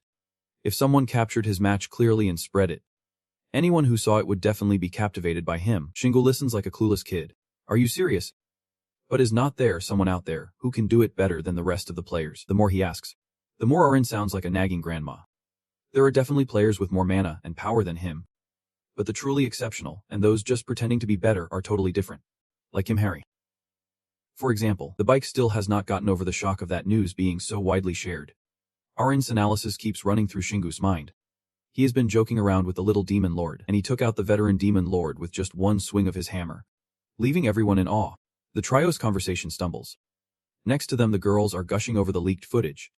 Have you seen that video yet? It has got 1 billion views. The phone they are holding shows Shingu. You mean the incident in Sana village? Yeah. That demon-slaying warrior. I heard he is the best demolitions expert in the world. And those young girls' comments have definitely reached his ears. They can stop gushing. And there is even a fan page for him. Seriously. I wanted to. Me too. Being close to a celebrity definitely has its perks. Which is why breaking into the market early is super important. Shingu does not get it. Are you majoring in economics or something? What are you talking about? The bike explains it to him. There are always players in the Celestial City. But he is the one handling the monsters down below first. Aaron looks a bit puzzled. So what are the other players doing then? He recalls an auction he saw. Coincidentally, they held it that day. So everyone gathered in the Celestial City. Shingu grits his teeth. Damn it. I should not be drawing more attention right now. Aaron agrees. I love how you are talking right now. Then he realizes, as long as he has plenty of copies, they won't be able to tell who he really is. Then they head into the bustling shopping center. Shing, used to lurking around monsters, feels a bit on edge. There are just too many people. The bike humorously stacks up with the crowd. Everyone is buying simple stuff. They usually pick up food that can be stored for a long time in case they have to stay indoors for too long, and other items, including melee weapons like axes and sticks to fight against monsters. You guide him on how to shop like a regular person, which leads to a significant drop in thieves. Shingu unconsciously wandered into the kitchen supply area. Aaron then suggested, Since the lounge does not have a kitchen, should we buy stuff here? He was immediately shot down. He did not know how to cook. Plus there is no electricity in the lounge. Siha noticed something off. So how is the fridge working? Didn't we have a water source? Shingu was intrigued by his question. It was a good one. And honestly, I do not know either. While shopping, the TV screen popped up with a news bulletin about Xing. There it is again. The news also made a request. If anyone has any information about this player, please contact us immediately. If only he had not seen the TV screen because his face darkened, feeling like a fugitive. They wanted people to call them. Shingu was so fixated on that screen. But he could not remember what he wanted to do. A new mountain appeared on the TV screen, curious eyes glued to it, filled with goblins sporting battle-worn faces. Another scene showed a large cricket searching for food. Shingu wondered, is not that a dungeon? The place where dungeon monsters were showcased on a TV was way too big to be considered a dungeon. And they were filming. Before he could finish, Siha interjected. Is not that the Seorexen mountain in the background? When I was younger, my parents took me to visit all the iconic spots there. The announcement on TV continued. Monsters appeared around the Miriam Falls in Seorexen mountain and were swiftly dealt with by summoned players. The brave reporter relayed the details. But many monsters showed up in a short time. They spread out so quickly that we can't even determine how many monsters are out there anymore. Plus there are so many civilians trapped on the mountain that the government can act hastily. This only reflects a part of the monster spread globally. In South Korea, the first hunters handled the situation and took down the dungeon early. But in other countries, they could not even destroy the dungeon. 2 dungeon bosses being eliminated led to the outbreak of dungeons in the world. If this keeps up, monsters will resettle on Earth and grow in population. Are the people just going to stand by and watch them push humanity out of their territory? The announcement ended with a search for Xing. If you have any information about the player who can handle this incident, please report his whereabouts to us immediately. Please. Everyone around erupted in chaos after hearing the news. Was not he the one they mentioned? But now too many people were imitating him. But is he really a player? He does not even have wings. A thought flickered through Shingu's mind. I get it now. That is why they are hunting me down. What is he planning to do now? Xing. He continued to spiral into his own thoughts. Dealing with the remnants of the dungeon was already a challenge. But if the final boss had escaped, what could he possibly do there? If they thought he was just a janitor for the gods, then he had to set them straight. Shingu had realized the current issue. He was certain that stronger players were already in the system, which meant they could handle the monsters. With just him there, he could not save anyone else. Arin had a different opinion. She did not think there were many stronger players out there than him. Sia chimed in, saying if other players heard that, they would start wondering what they have been doing for the past 10 years. Arin shot back, saying that did not change anything. She was proud of Shingu's immense strength.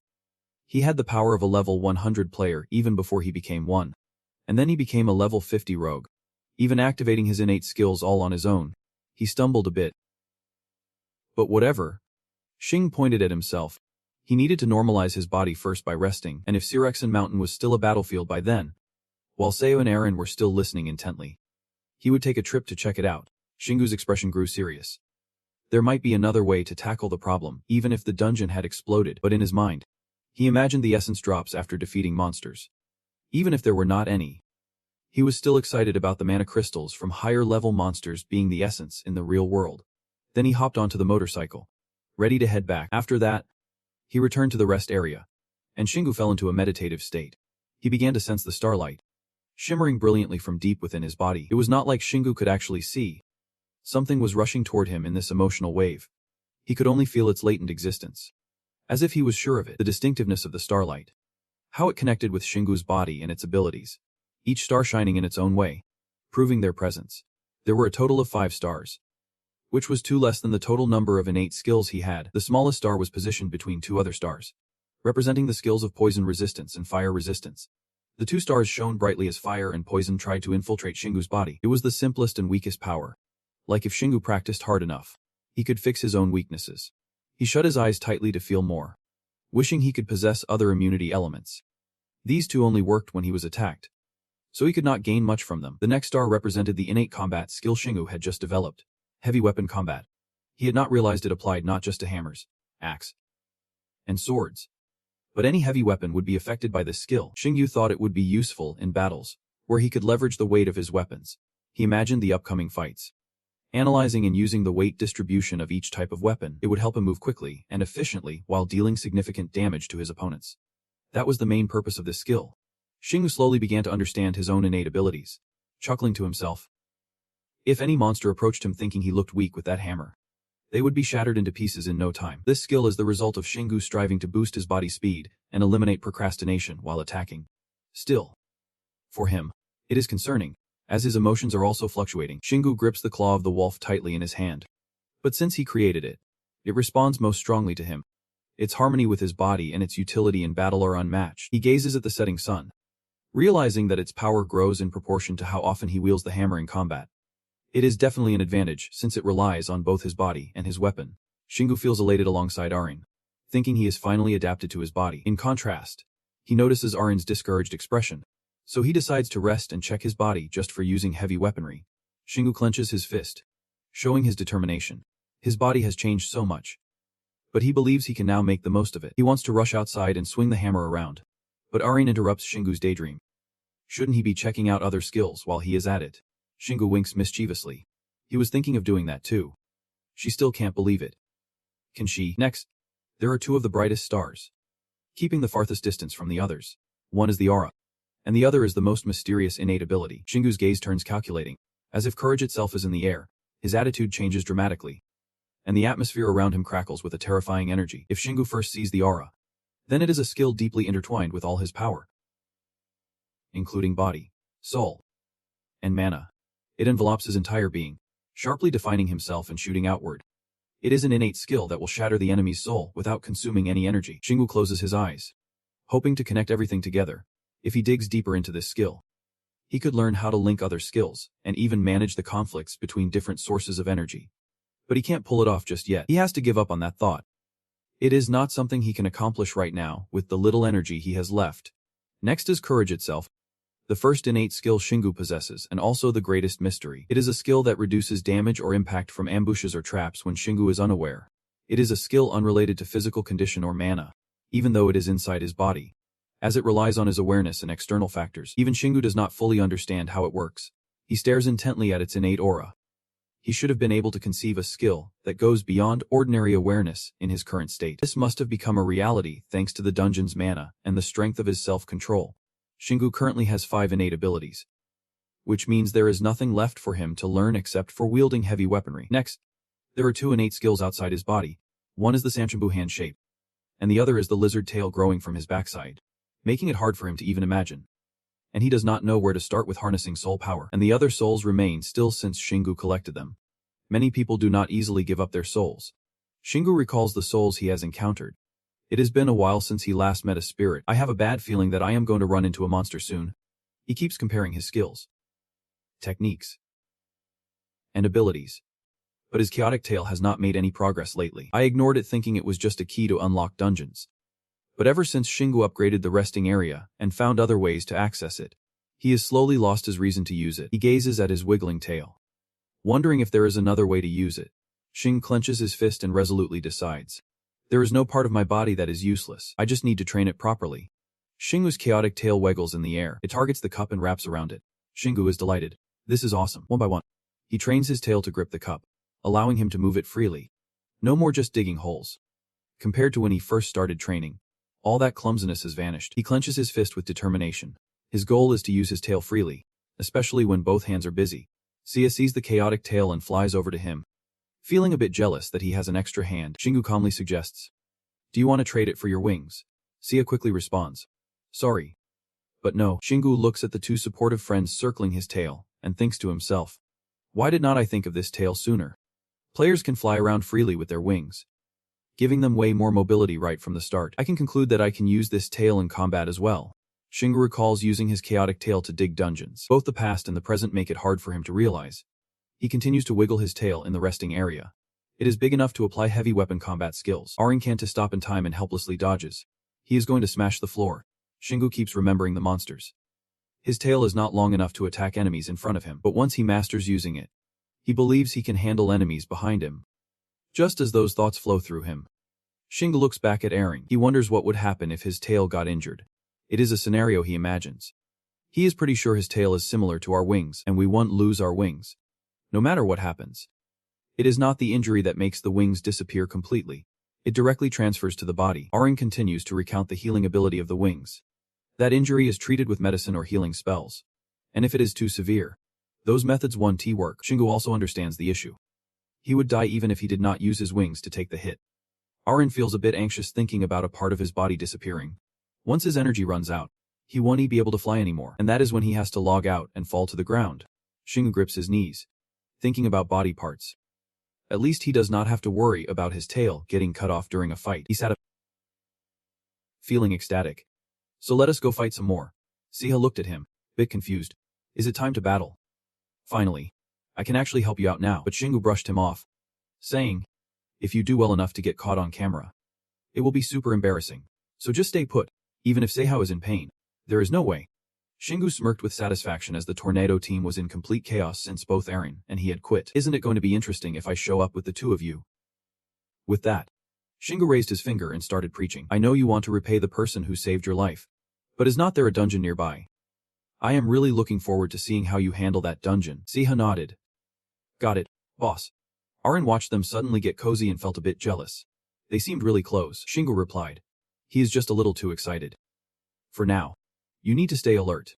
If you get caught, I will have to fight that Harrian guy or someone else. Instantly, Aaron pictured the guy she hated most in the world. Seiha understood Shingu's ominous tone. He is that jerk who calls himself Aaron's Fianni. That is why I do not like being around people who only think with their lower heads. Shingu said, sounding annoyed. Too bad you can escape the sharp tongue of a girl. It sounds like you have been through that before. Shingu shot back bluntly. You do not need to experience it to understand that. He then interrupted her. Alright, now let us head to Sirak Mountain. The three of them walked along, enjoying themselves. Only the chaotic sounds echoed on the trail. Maybe we should grab some potatoes and corn when we get there. Don't be so discriminatory. Even though I really like potato rice cakes. I guess we already know what to eat for lunch today. Despite their innocence, Sirak Mountain had a different story unfolding. The militia was hiding in the grass. A plume of black smoke rose. A helicopter had crashed. They realized we were watching them from above. The echoes from communication devices followed one another. What happened? Until yesterday, they had not made any organized moves. Could this be related to that morning's incident? One person in the group remained on high alert. The enemy might ambush us at any moment. Their elite forces were still trembling. Even though we could take down small monsters like goblins and slime with guns, that did not mean we were completely safe. The helicopter also captured images of stronger monsters, pushing them to their breaking point. Damn it. I just had my vacation last week. In a life or death moment. Two soldiers continued to joke around. That is why it is better that way. If you just stepped outside and this happened, you would be called back immediately. I had not thought that far ahead. What do the players look like? Not great. I have heard they are overflowing in numbers. The guns of the two shot up to the sky. Aim right and shoot everything that is below human level. I do not think they can get that far. If all the players die, we will be next. Stay alert. Shingu's voice suddenly cut in.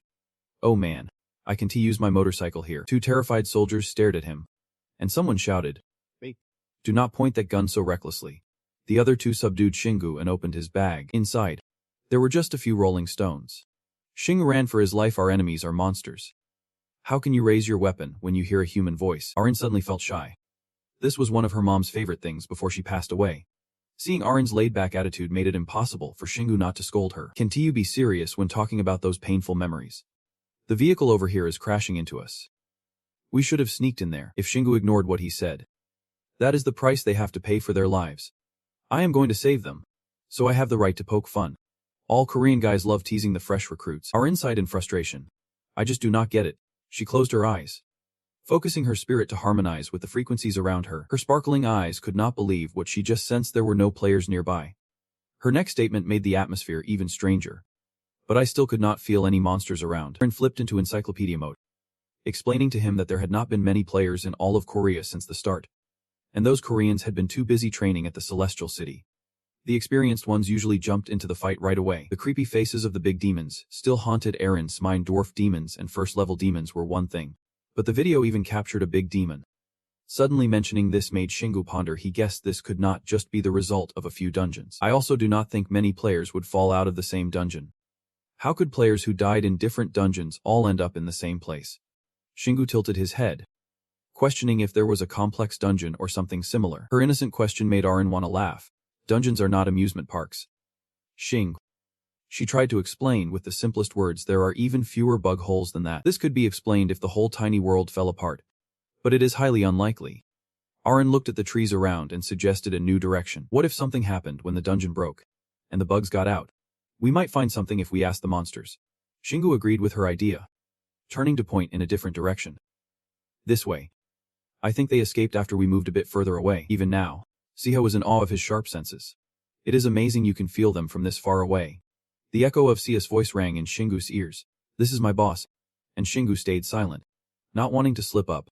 He was sure Siho would be furious if he said it was just based on instinct. He suddenly sprinted deep into the forest, thinking if he ran in one direction long enough. The sound of shouting came from behind, making Xing take a half step back, his face pale as a ghost. Someone save me. The air felt heavy on Arin's back. There was really a monster here. And she could hear someone, confirming this was true. He could not help but worry, how did they survive being trapped on a mountain? He quickly changed direction, racing towards the source of the eerie sound. But the tall grass slowed Xingu down. Finally, he was about to witness the horrifying reason behind that chilling symphony. A battle without strength was unfolding between the players and the bloodthirsty goblins, struggling below the cliff. The goblins began to corner the last victims, their mouths spewing out angry sounds. The three fallen players were quickly forgotten, as if no one cared. Neri used a cloth to staunch the bleeding for Zugun, who was leaning against a tree. The strongest among them stood like a sturdy wall between the two sides, holding the line. Despite that, the spirit of camaraderie drove him to raise his sword to protect his teammates. From above, Xing could see the entire battlefield, where hundreds of armed goblins were assembled. Not only that, but they were also backed by dozens of bigger goblins clad in armor. As the support character, Arin took on the role of strategist, analyzing the situation to rein him in. I bet you could fill a medium-sized dungeon with this number. But there is one rather strange thing. A longtime player like her had never encountered an army of mixed creatures like this, with monsters from various races acting as if they were on the same side.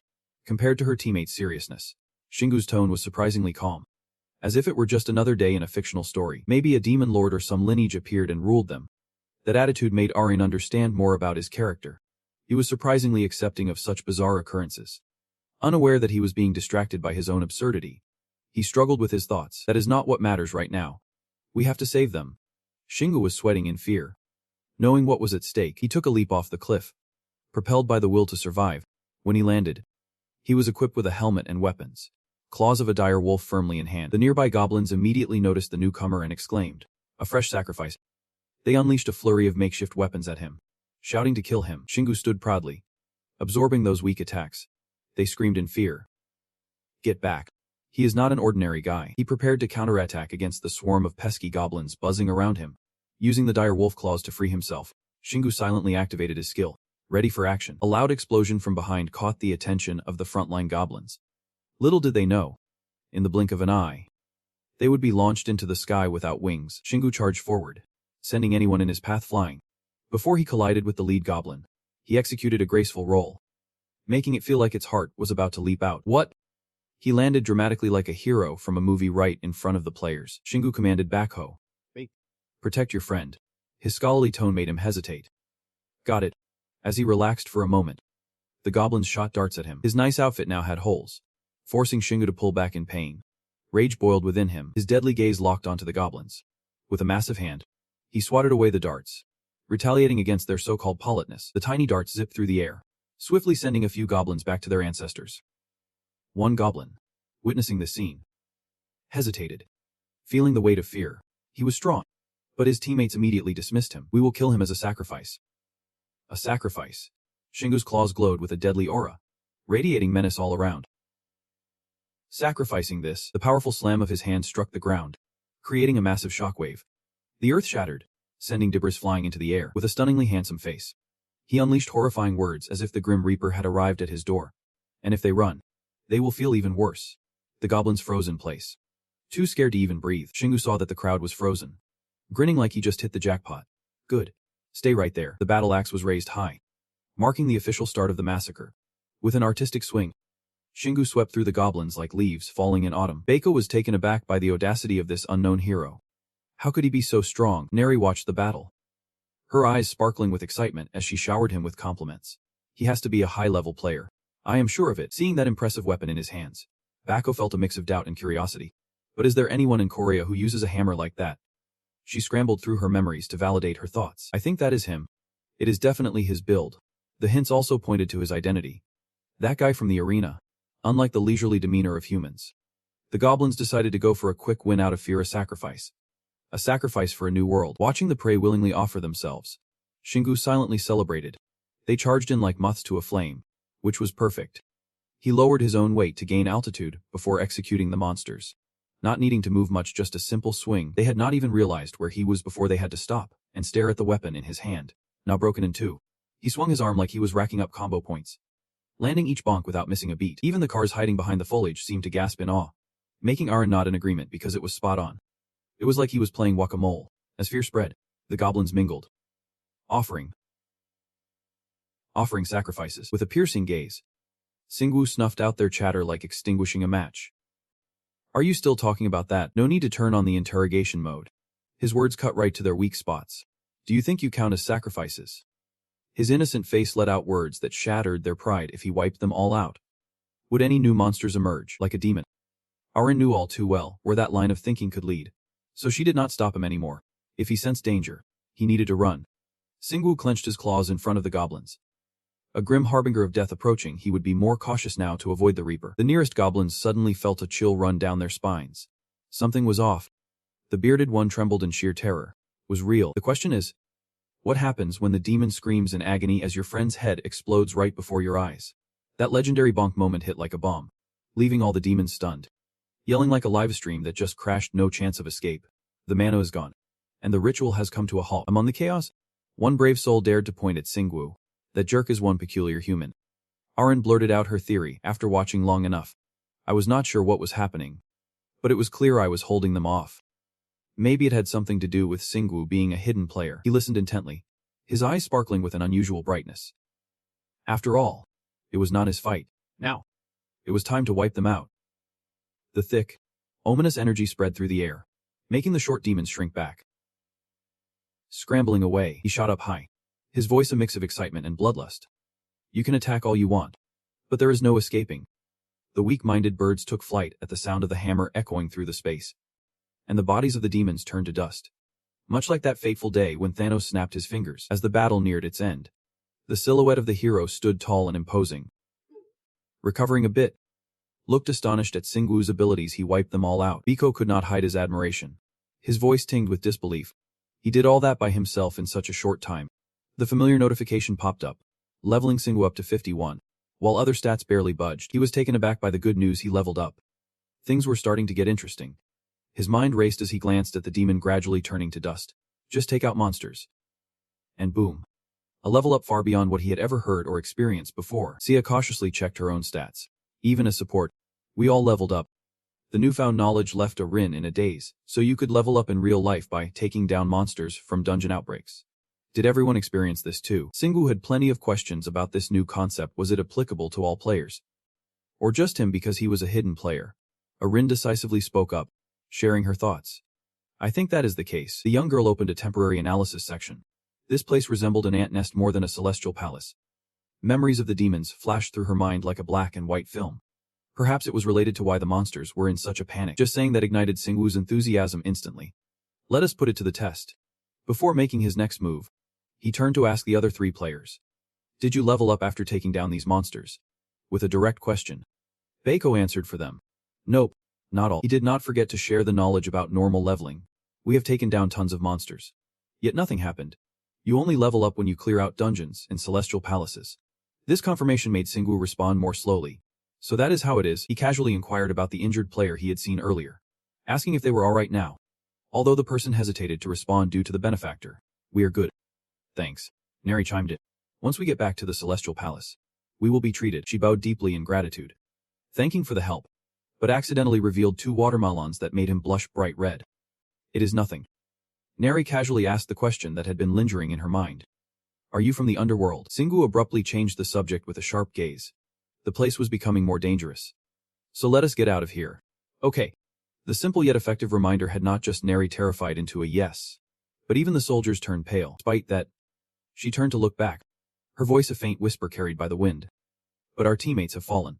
The lifeless bodies, covered in white frost, filled the silent space with a bittersweet farewell. Singwu observed Neri's burdened back, unable to tear his gaze away. Knowing they were not used to this scene, he accidentally spotted Aaron blending into the tense atmosphere. Perhaps they too had lost someone in the celestial city. But then they retired and fell to the ground right after. He silently reassured himself during this quiet moment. But the players who died in real life were now just corpses, interrupted by Bako's emotional voice. They could not just leave them like this. Neri, though uneasy, felt helpless. But what could they do? I can't even lift one person. Hearing this, Singwoo let out a deep sigh. He gently suggested, "You could store them in the equipment vault." And the three of them burst into joyous cheers. Right, rarely did Sehav and Aaron agree without argument.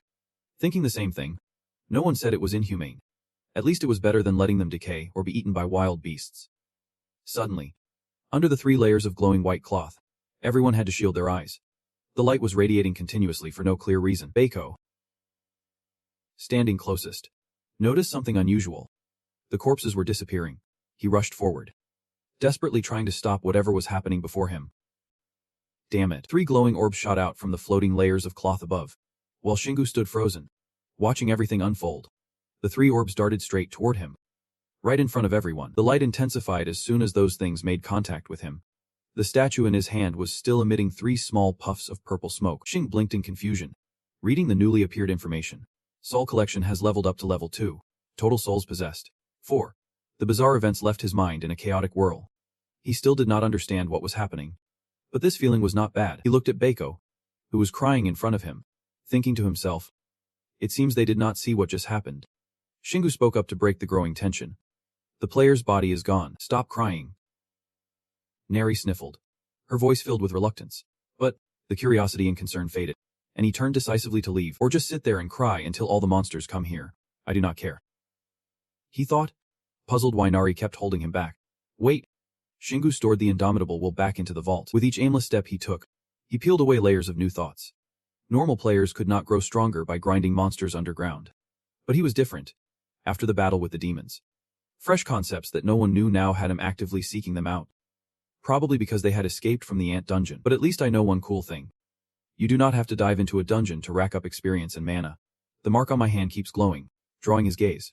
And on top of that, the souls of fallen players have fused with me. Shingu's expression darkened, betraying his anxiety. If you think I own them, well, he has got a point. He glanced at the birds soaring freely in the sky. But they came to me because of my soul-collecting skill. This can be normal. Without a word, he lunged into the misty abyss. There are too many mysteries. But hey, what is so strange about that? A maniacal laugh escaped as Shingu looked up at the sky. In the end, it is not all bad time to continue the rescue mission. His sudden move got Aaron and Siha trailing behind him, throwing out comments. He said it was a rescue mission. Right. Are we going to save someone else? Shingu dove in, tackling the demons with a ferocity that was hard to put into words. Young players thanked him profusely for the spectacular save. The wind caught the fluttering fabric, lightly brushing against the cheeks of those massive beasts. The more he fought, the more addicted he became to the thrill of grinding for loot. The iron stench of blood mixed with fine dust silently trailed behind him. After a long bout of activity, Shingu exhaled softly. "I really need a ranged weapon." Aaron looked at him, sitting triumphantly on a pile of loot, unable to suppress a grin. How can he say that when he could just throw a rock and smash those big demons? The truth is, there was a demon selling salt because of that tiny stone he treasured. What kind of ranged weapon would work? Aaron, unsure about this, popped the question. How about a slingshot? But Shingu shot that down because it would just be too tedious.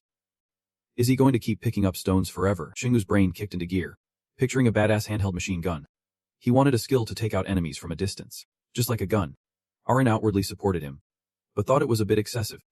I mean, taking out big demons with rocks is already enough. Right, she reminded him sternly. You should train your bullet skill. You have been neglecting that for ages. This made his eyes widen in shock.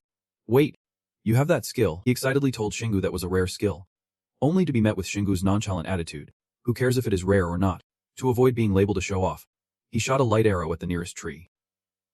Pretty cool. Right, he created a perfect round hole piercing through the poor tree, and he felt no remorse at all. This skill could not even kill a demon. Maybe it is the only activation skill I have not developed yet. Just when he was pondering, Sia got a light bulb moment. What if I made it spin? In Manhwa, skills are always stronger when they spin. Aaron listened to that idea and began envisioning the magical scene.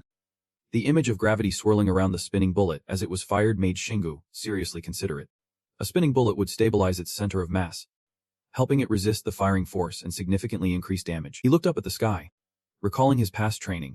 The thing is, I have tried many times, but I always failed. I gave up because it was harder than creating a new internal skill. Suddenly, inspiration struck him with a fat idea.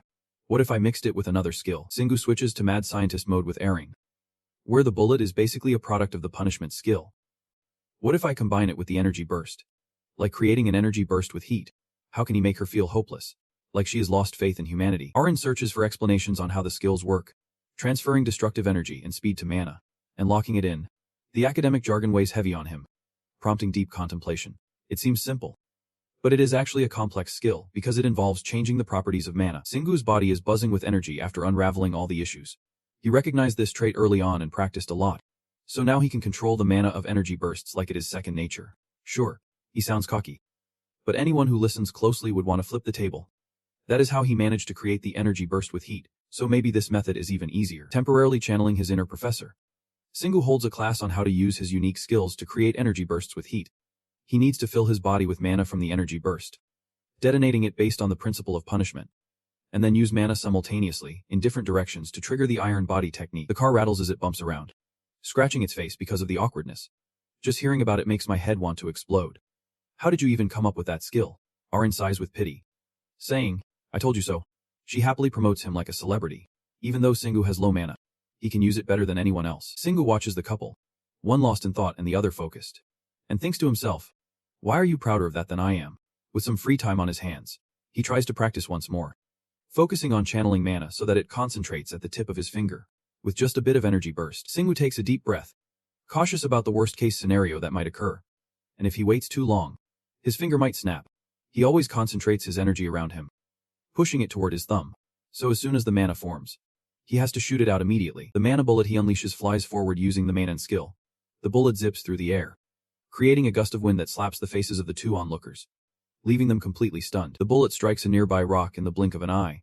The impact creates an explosion that echoes, leaving nothing in sight. After the big bang, a shower of rocks clatters down at his feet. The dust clears, revealing a deep crater in the ground stretching over 100 meters. In the face of that horrifying sight, Singu freezes in shock at what he has done. Arin's brain short-circuits. Still in shock, the spirit of Axiha offline temporarily flickers due to the shock from the explosion. Singu snaps back to normal and tries to play it cool with a casual remark. Wait, why has no one ever tried this simple trick before? Arin is so annoyed she has to speak up and correct him immediately. It is not that simple. Combining skills is not as easy as you think. She just regained her senses but already has to put that quirky guy back in check. I told you. Energy bursts are not a skill you can just use easily as a beginner. Siho is curious about Singu's hidden potential. Seriously, can you use it for continuous firing? Just to get a solid confirmation from him. Honestly, that is even easier. Singu scratches his head awkwardly, looking at the mess he created, but says, I am not doing that right now. You have to pay attention to your surroundings. Siha threw out the words without a hint of shame. What a wise decision. Yet here he was, caught in a whirlpool of thoughts, contemplating that new proposition. Combining bullets with the gun would drain way more mana than just using magic bullets. Singu flailed his arms and legs, his body squirming under the judging eyes of his two teammates. But it was not enough to put too much pressure on him. The thrill of victory was ignited, filling him with bliss. This was just a simple experiment, like discovering an incredibly powerful new weapon. Suddenly, a wave of pain washed over him, making him dizzy, his breathing out of sync. He instinctively furrowed his brow, revealing a confused look mixed with uncertainty. A reaction just like when he received the gun along with the rhythm. His body adapted to that rare phenomenon. The only difference being that this was not a new memory, but rather an altered memory of a previous experience. The update came right after he completed the skill acquisition. The skill for activating magic bullets had transformed into enhanced bullets. Level 1. Below, there was an explanation for this occurrence. The evolution skill through synthesis and firing enhanced mana bullets specifically designed to take out targets. After reading it, his gaze sharpened. The skill had changed. And Arin casually commented that it was almost like magic. She flew up to eye level with Singu and suggested, I guess it will be a lot easier to use now that it is an official skill. Seha was sweating bullets as he counted the skills. He had 2 active skills and 1 passive skill for a short duration. The kid could only think of one reason for this. He must have been blessed by the gods. And Arin wanted to jump up and down from that dreamy thought, but stayed silent. Meanwhile, Singu returned to the reasoning system in his head. Maybe searching for treasures for magic bullets would not be a bad idea after all. His brain fired up 2 targets for him to visualize more easily. The enhanced bullets were strong enough to take down demons, low-level ones and even high-level ones. On the flip side, Arin quietly worried in her heart.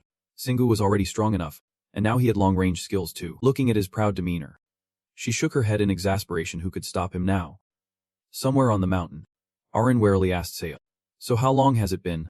Her voice came out as fast as the wind. 3 hours. The reason behind Arin's whispering voice was that Singu had activated the monster hunting mode nonstop. Reaching level 53, he gazed far across the other hills. This mountain was truly massive. Even following the monster's trail took a long time. Arin stood aside, muttering to herself softly, unable to imagine how many dungeons had been destroyed, her heavy thoughts gradually passing. Although some places looked like they used to be dungeons.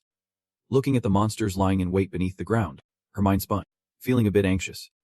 But there were just so many monsters around. No ultimate beast in sight. Singu was catching his breath while checking the situation outside. Was there anything on the net? Arin focused on scrolling through her phone with Sia's support.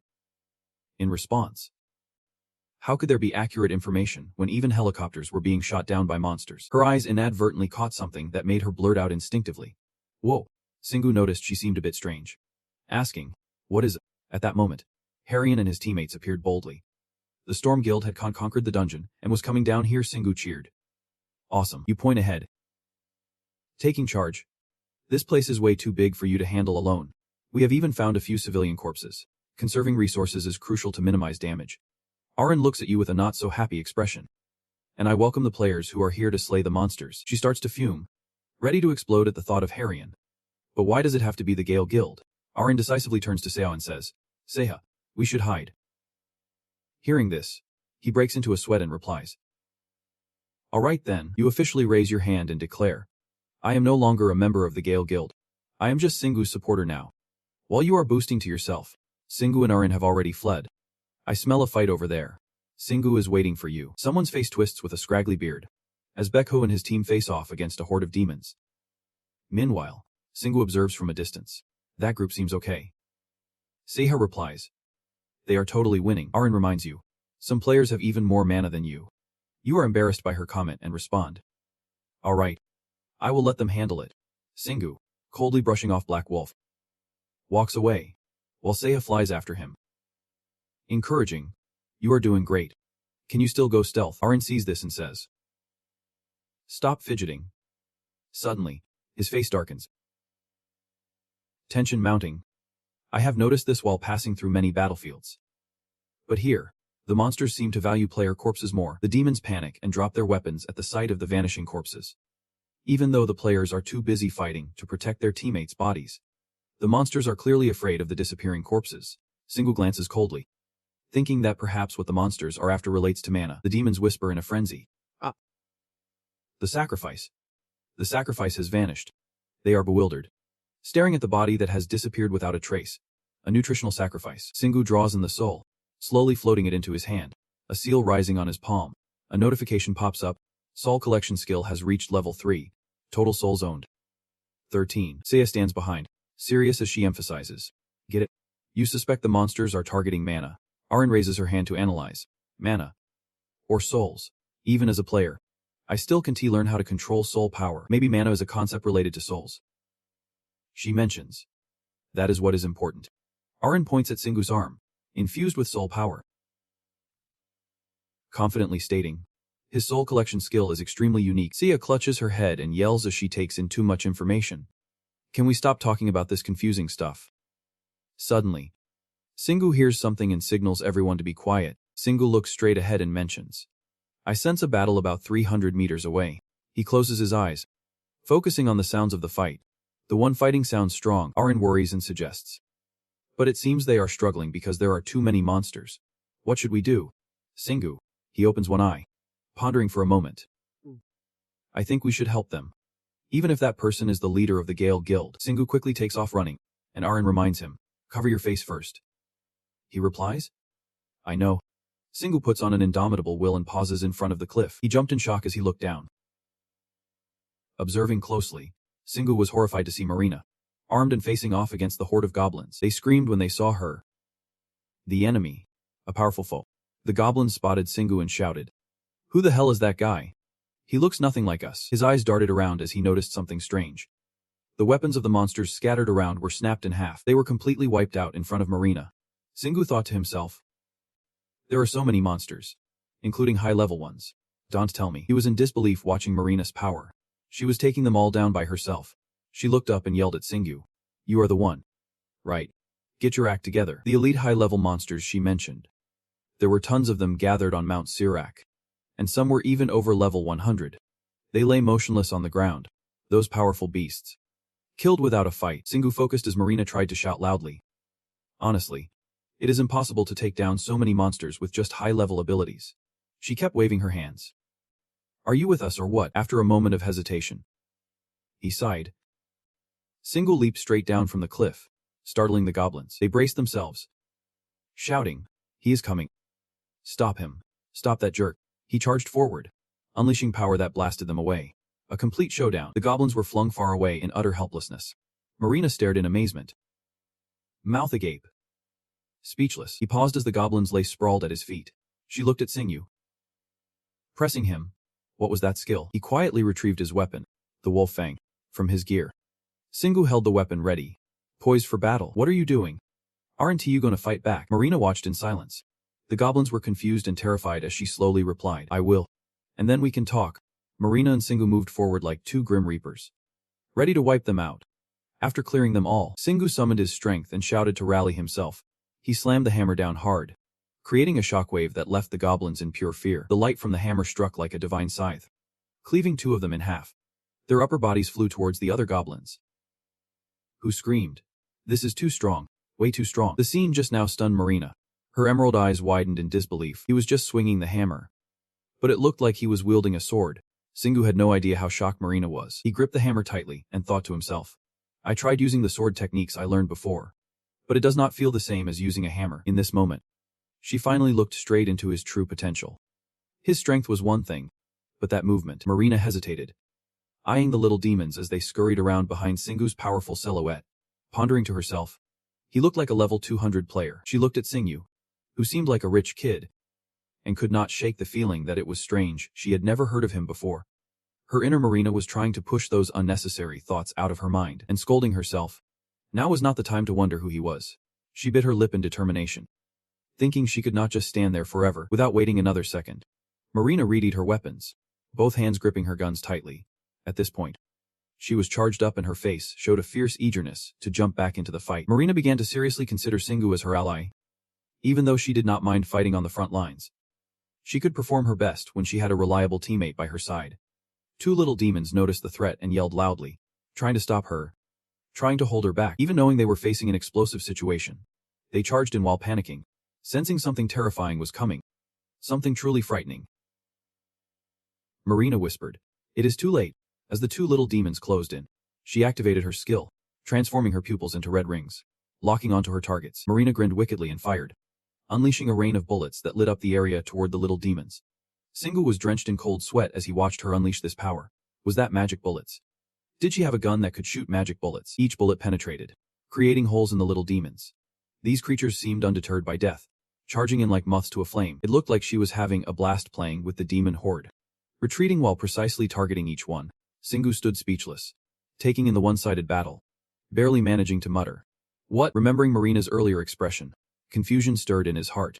Why was she so surprised by him? If he did not keep a safe distance, he would get crushed too. At that moment, he noticed a demon sneaking up behind him, ready to strike. Of course, this sneaky attack could not succeed. Singu kicked out, sending the demon's head flying and shouted, no way. The two remaining demons, initially planning to ambush him, were now terrified. Realizing they could not handle this situation, they wanted to run. They remembered that he had another powerful ally, Arin, and panicked, realizing Singu was someone who could break and destroy everything just by charging straight at it. The woman behind him was continuously firing bullets, and each of them was already formidable on their own. But now they were working together. At this point, the little demons recognized they were outmatched and decided to flee, thinking, we can't take them on ourselves. These sacrifices are too precious. Singu, eager to chase them down, was ready to pursue, but Marina decided to let them go. It is, let them escape. She looked at the scattered corpses, limbs severed on the ground, advising him, if we act too rashly. Marina had already thought a step ahead in her plan. They would report to their superiors for help, and we would follow them and take out the leader. Singu seems to totally agree. What a brilliant idea. He raises his hand firmly gripping the hammer, then suddenly voices his disapproval. But out of nowhere, Singu goes silent and hurls the hammer at the fleeing demons. It spins like a boomerang, making a perfect arc, slicing through the webbing of the demons. He gestures like he is shooting a gun, conjuring invisible bullets that spread out like fireworks. These bullets follow the command, charging straight at the panicking goblins. Then Singu expertly catches the hammer and turns to explain. We do not need to let them go that easy. Suddenly, Marina appears in front of him, looking fierce enough to give him a scare. Curious as ever, asks, what was that magical bullet just now? It did not look like the usual stuff. Did it? Singu shields his gaze from her serious expression, replaying the background of this girl in his mind. Her name is Marina Bissett, 22 years old, born in California, a place famous for its wildlife. Digging into her past, she was one of the first players to awaken when the heavens opened up 10 years ago.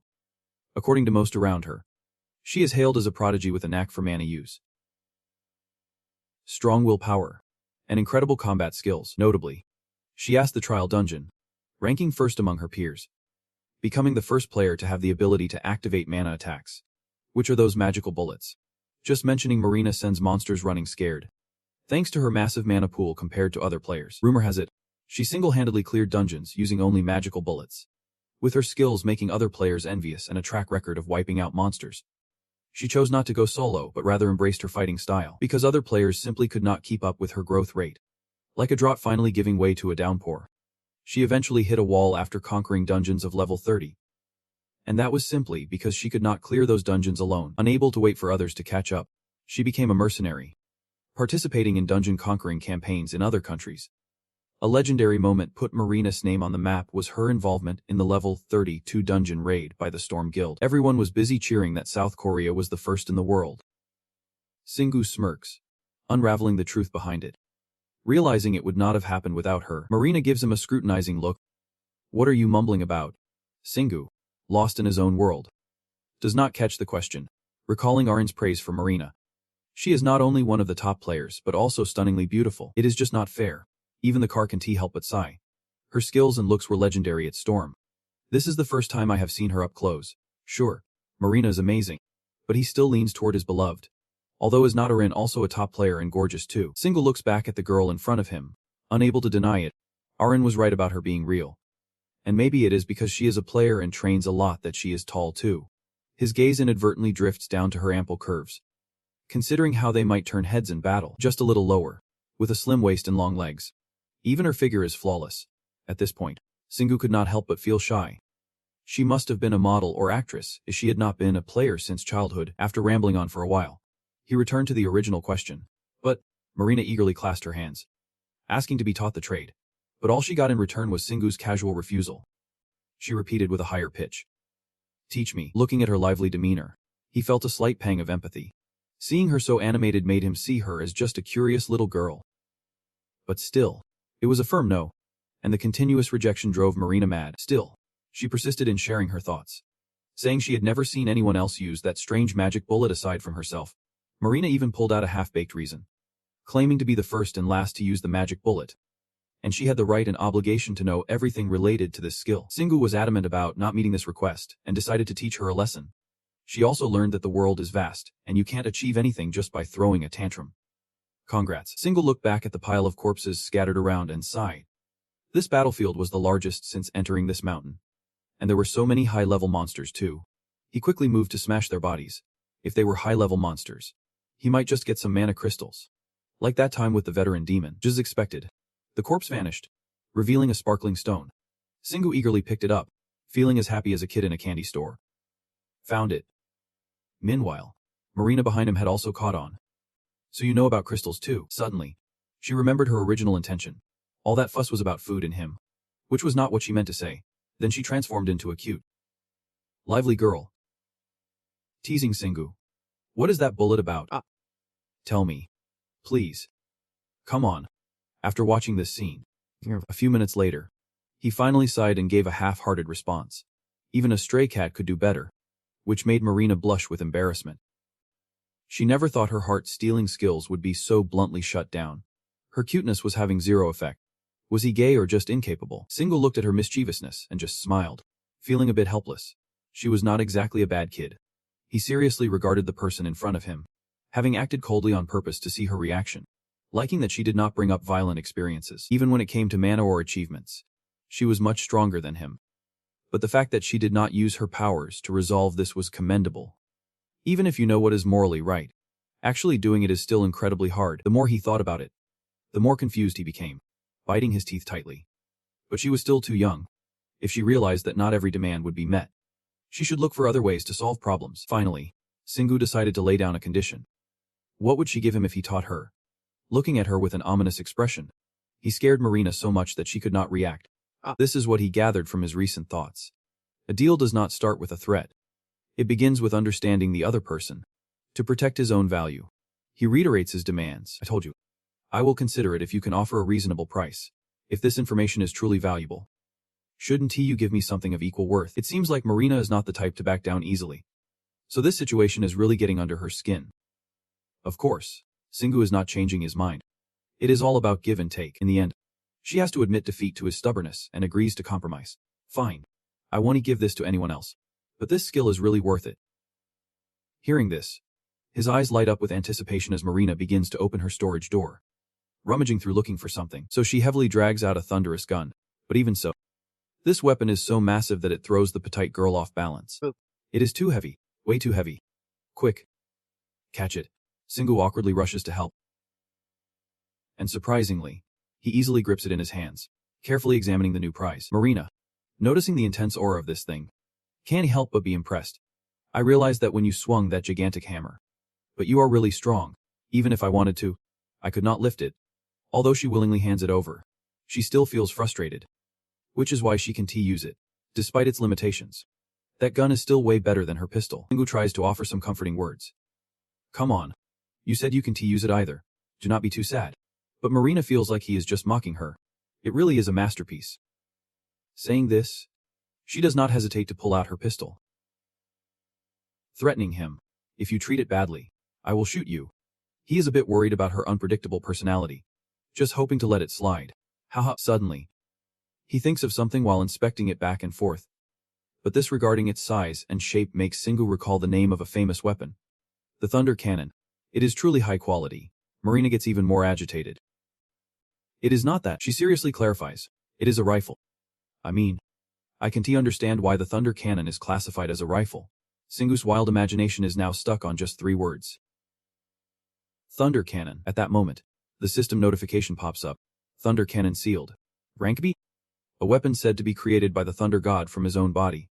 If the user possesses the magic bullet skill, that skill can be utilized more powerfully through this gun. However, the true power of this weapon is still sealed. Once proficiency reaches its limit and a special condition is met, the first seal will be lifted. Singu did not expect this gun to be so complicated. Holding this precious item makes him feel a bit pressured. He just got something really cool. It truly carries a very distinct energy. This is the first time he has seen a treasure named after a god. The damage it inflicts is incredibly fierce. But unfortunately, it is still sealed. This makes Singu start to hesitate, tilting his head left and right. In the end, he decides to tell Marina that he can't accept it. She was momentarily taken aback, not expecting him to change his mind. This was worth more than the information he held. But honestly, Marina did not care too much about that. Improving the mana bullet was way more valuable. Nothing mattered to her more than that. So just take it, please. Singu was surprised at how stubborn the opponent was. Why was she so obsessed with this? He smirked, finding this girl fascinating. Maybe that obsession had pushed her this far. He skeptically asked for clarification. Even though this information only had value if she had the required skills, Marina answered without hesitation, saying she would go gather those skills. Singu felt the person in front of him was incredibly capable. She was a tough mercenary, wandering the world. He figured he could not say no if she insisted. After a moment of contemplation, he decided to keep the thunderous gun. Alright. He would stick to his end of the bargain. Time quickly flew by, and the two carried out their previous deal. But something made Marina freeze in shock. No way. Was she imagining things? She felt like she just encountered a ghost. Terrified as if she had just seen a demon. That skill could enhance the pure power of magic bullets. Wait. Why was he trying to combine close combat skills with magic bullets? This reaction made Singu feel a bit guilty. Her mood seemed to worsen after hearing that. Meanwhile, Marina was still screaming in disbelief. How could she possibly do that? Even with all the information, it felt utterly unreal. He spoke up, suggesting a solution. Do you want to take the rifle back? But she shot back. Her stubborn personality reminded him of himself. She was determined to get what she wanted, powerful bullets. He was sure she could create them. He looked at her like he was staring at himself. easily able to predict her thoughts. He understood. Her soaring ego would not let her regret her decisions. The strong always had their reasons for being strong. Suddenly, Marina got curious and turned to ask him. But I have never seen anyone stronger than you. Where have you been all this time? Such a vague question was something Singu obviously could not answer. He did not even know her, so he let it slide. Her words triggered a memory. She raised her hand to greet him and started introducing herself. I'm Marina Bice. She shyly added more about herself. I used to go into dungeons with the Gale Association from Korea, but I left because it was too hard. And they called me here to help. Singu remained guarded, quietly observing with half an eye. After a few seconds of silence, he finally responded. Yeah, but I won't reveal any personal information. Hearing this, Marina was taken aback. Since Singu was adamant about not sharing, she began to speculate. I guess you have leveled up a lot while hiding your identity, so you won't easily disclose it, she muttered to herself. Feeling foolish. Damn. I am not the type to get lazy like that. He caught her mumbling and interjected. That is the most unbelievable thing you have said all day. Then he turned to leave, since their exchange was over. But Marina quickly interrupted, wanting to keep him there. Wait. She suggested that they could continue traveling together. After all, we are heading in the same direction. Just when he was about to feel relieved about escaping this noisy tale, Singu sighed in exasperation. What? It seemed that resistance was inevitable, so she kept pushing. After all, are not we all chasing those monsters? Deep down, he had to admit, she was right.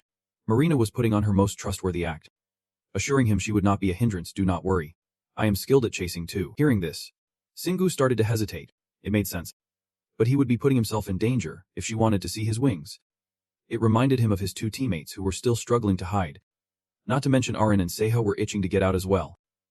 Meanwhile, Marina was throwing out some bait, knowing he wanted to back down. Knowing Singu's competitive nature, she deliberately spoke calmly. But if you go that route, I will get there first and take them all out. Aren't you chasing the last bug? Arin understood he really wanted to agree, urging him not to worry about her. We won't get caught.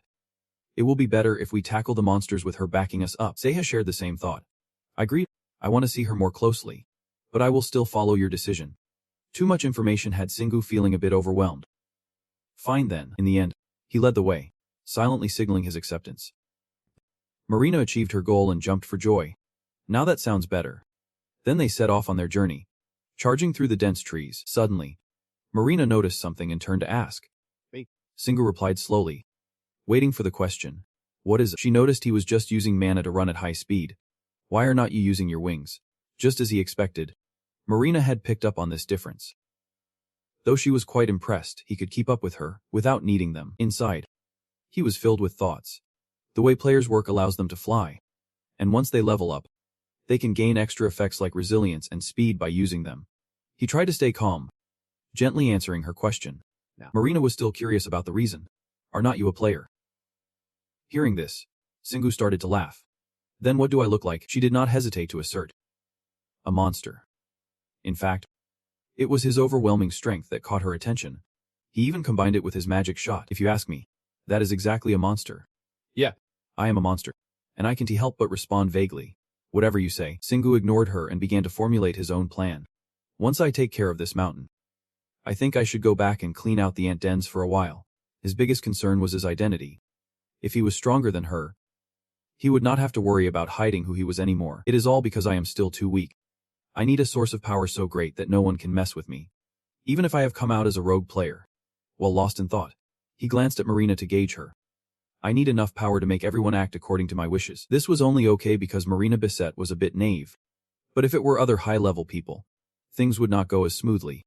Thinking of this, one person came to mind. Especially that guy Harayong. He would definitely give me a headache. To create a more harmonious atmosphere, Singu took the initiative to strike up a conversation. Are you sure we are headed in the right direction? Marina confidently replied. Yep. I am starting to see their shadows now. She squinted her eyes, peering deep into the thicket. I see their napes now. Indeed. A few demon creatures were frantically scurrying away. They were like they had motors strapped to their backs, frantically urging each other on. We can't do anything without that day. Hurry up. It is bound to be a blast when we bring those special offerings. The Singu group was already hiding behind the bushes, watching them dance and cheer. Give it your all for the future of the world. He was not rushing to chase them down. Instead, he seriously commented. They are actually pretty cool, revealing just enough of the enemy's identity for us to keep guessing. Meanwhile, Marina felt a wave of disgust, unable to understand why he was so excited. Just then, he interrupted her thoughts, pointing in a direction. I can see where they are heading. Singu had caught on to the critical information. It was the spot where the helicopter had been shot down. The highest peak on Mount Sirak. Instantly, the image of the majestic mountain seemed to appear before them. The summit of Dachung. Hearing this, Marina could not hold back her emotions. Whispering, "Right there. My dad used to take me there all the time." Following that, Singu carefully traced the path the demons had taken. Pushing through the bushes deeper into the grove, his eyes widened in astonishment as he stumbled upon something. Below them, a crowd of demon creatures was chanting, "We are almost done. Let us take out some more." The cacophony of the monsters piled on top of each other formed a horrifying symphony that echoed throughout the area. The energy was palpable as the demon horde growled, baring their fangs, waiting for orders. In another corner, some hulking demons were readying their weapons for an attack. Marina was stunned by the sight. Thinking, "What the heck?" Realizing she had made a noise, she quickly covered her mouth, her face paling in fear. There are this many monsters in real life. What is happening? She quietly observed closely, feeling dizzy in front of this massive army. Of course, she had seen similar numbers of monsters in dungeons, always managing to clear them while avoiding confrontation. Suddenly, Shingu spoke up, "I am sure this is not all of them. There are definitely more monsters around Mount Sirak." The vast area around them was likely under their control. Maybe even right beneath them. Everything seemed highly suspicious. Hearing this, Marina grew increasingly anxious. "We need to report this to the South Korean government. If it is just the Korean players, we won't be able to stop it." Looking at that overwhelming monster force, it was truly a major threat. "We should gather all the players in Korea. Or we could just blow up the whole mountain. Just imagine if they broke free and spread across the country." With that thought, Marina pulled out her phone, eager to warn them. "We need to alert the government before something happens." But at that moment, Shingu raised his hand to stop her. He looked at her seriously with a determined gaze. "There is something worth trying more than that. Look at those monsters." It turned out he had been analyzing the enemy in detail all along. Most of them were low-level shrimp demons under level 100. So they just needed to focus on taking out the stronger ones in the middle. According to the plan, our first move is to find their leader. Shingu starts assessing the standout fighters one by one. But it is not him. Another beastman looks way too tough. Definitely not him.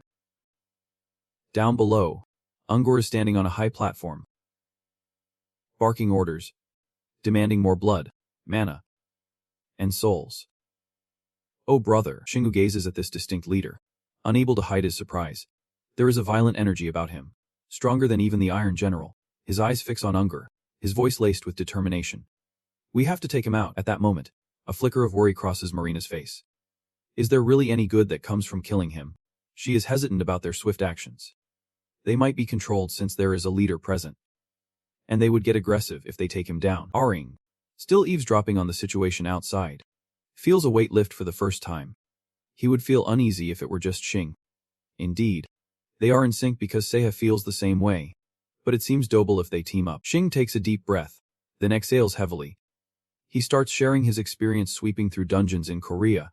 From what he knows, the monsters in Sana town vanished when that boss was killed. Her eyes widen, her face lighting up as if she would just uncovered a secret. "I get it now. I thought you were a big guy." Shingu jumps a bit when Marina points at him, declaring he must be the first dungeon raider. Then she covers her mouth, laughing mischievously, while Shingu can only bow his head, bashfully stuttering, "That is too much. Do not call me that."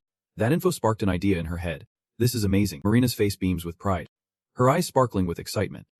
She is the only one in the world who knows the true identity of the first dungeon raider. But after thinking for a moment, she is filled with questions. "After all, I have killed plenty of bosses in other areas. It is nothing different. Maybe you just got lucky." His words made Shingu realize there is something more. Or maybe that ambush really is crucial. He starts plotting in his mind. It makes sense if countless dungeons erupt at the same time. Suddenly, Marina exclaims in panic, "Wait!" The dungeon raider, as she begins to grasp the situation, she gasps in fear. What are those things doing? He still is not aware of what is going on. Below, the dwarven demons, for reasons unknown, all grab their weapons and stab themselves. Aring, peeking out, is shocked by the sight. The cargo truck, hearing the commotion, wants to get in on the action. And when they look, they are startled. Only Shingu's face grows increasingly serious, his gaze deadly, like a grim reaper. At that moment, Ungor began rallying the army, declaring that the time had come. They could not hesitate any longer. Who is your god? A few were about to reply.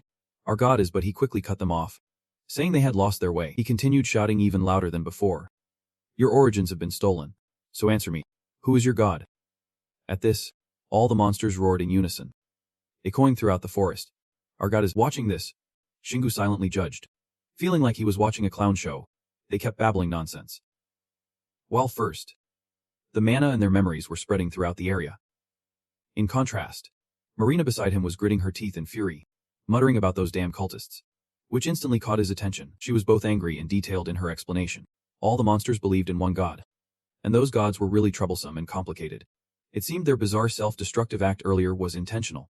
Surely, it was a ritual to offer tribute to their god. I have seen a few before, but this is too much. Shingu felt like his brain was on a 2G network, struggling to process everything just said.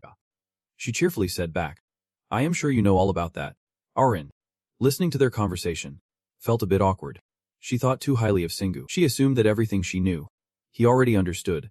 Marina was playing the tutor role for Arin as usual. Their gods always tried to expand their influence. They did it up in the heavens. And they were trying to do the same down here, for some reason. Those words stirred Shingu deeply. You believe in those gods too? She immediately criticized his attitude. Come on. Gods exist. Even the rifle you gave me was bestowed by the thunder god. Her words hit him like a lightning bolt, leaving him stunned and speechless. He pondered and realized Marina was right. Indeed. How had he overlooked that obvious truth?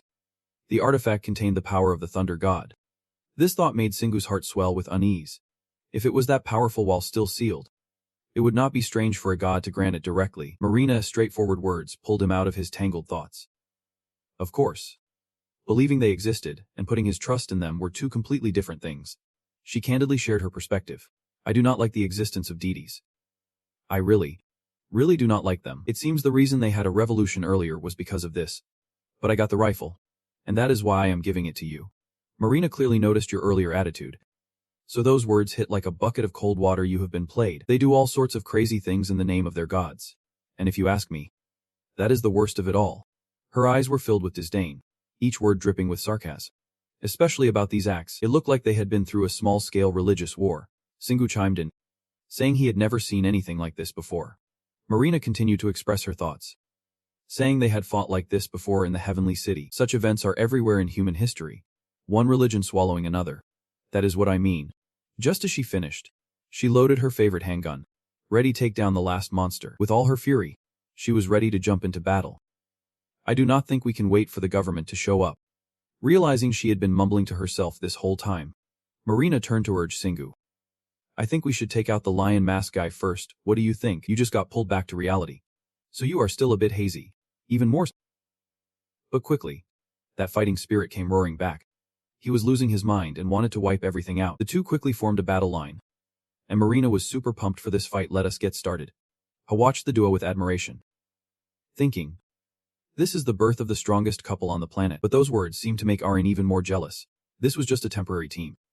Suddenly, before charging in, Marina hesitated, asking if he would be okay. There are so many monsters here, Shingu confidently replied. The number of enemies has never been an issue for me. His strength was always a given, whether there were too many or too few. The real question was if he could protect himself. Hearing this, she realized she had been worrying a bit too much. It sounded ridiculous, but was oddly convincing. Shingu began laying out the tactics he had planned. And the plan was simple. One would distract while the other attacked. He would handle the distraction. Marina's eyes widened in surprise, feeling like she had just misheard what. Seeing her reaction, he quickly reassured his teammate. What are you worried about? They all look weaker than you. Those few words obviously did not ease her concerns. But there were still thousands of them. Suddenly, she recalled their previous battle. Guessing he was, Marina finally relaxed a bit and turned to ask him. What is your stamina level? Shingu, of course, stuck to his rule of not revealing it. Just guess it. This left her feeling incredibly frustrated, and she tried to reason it out seriously. Meanwhile, he was cautiously stepping forward, not forgetting to leave a reminder. Be careful. Marina still looked a bit sulky and said cryptically. Just make sure you create a good opportunity for me.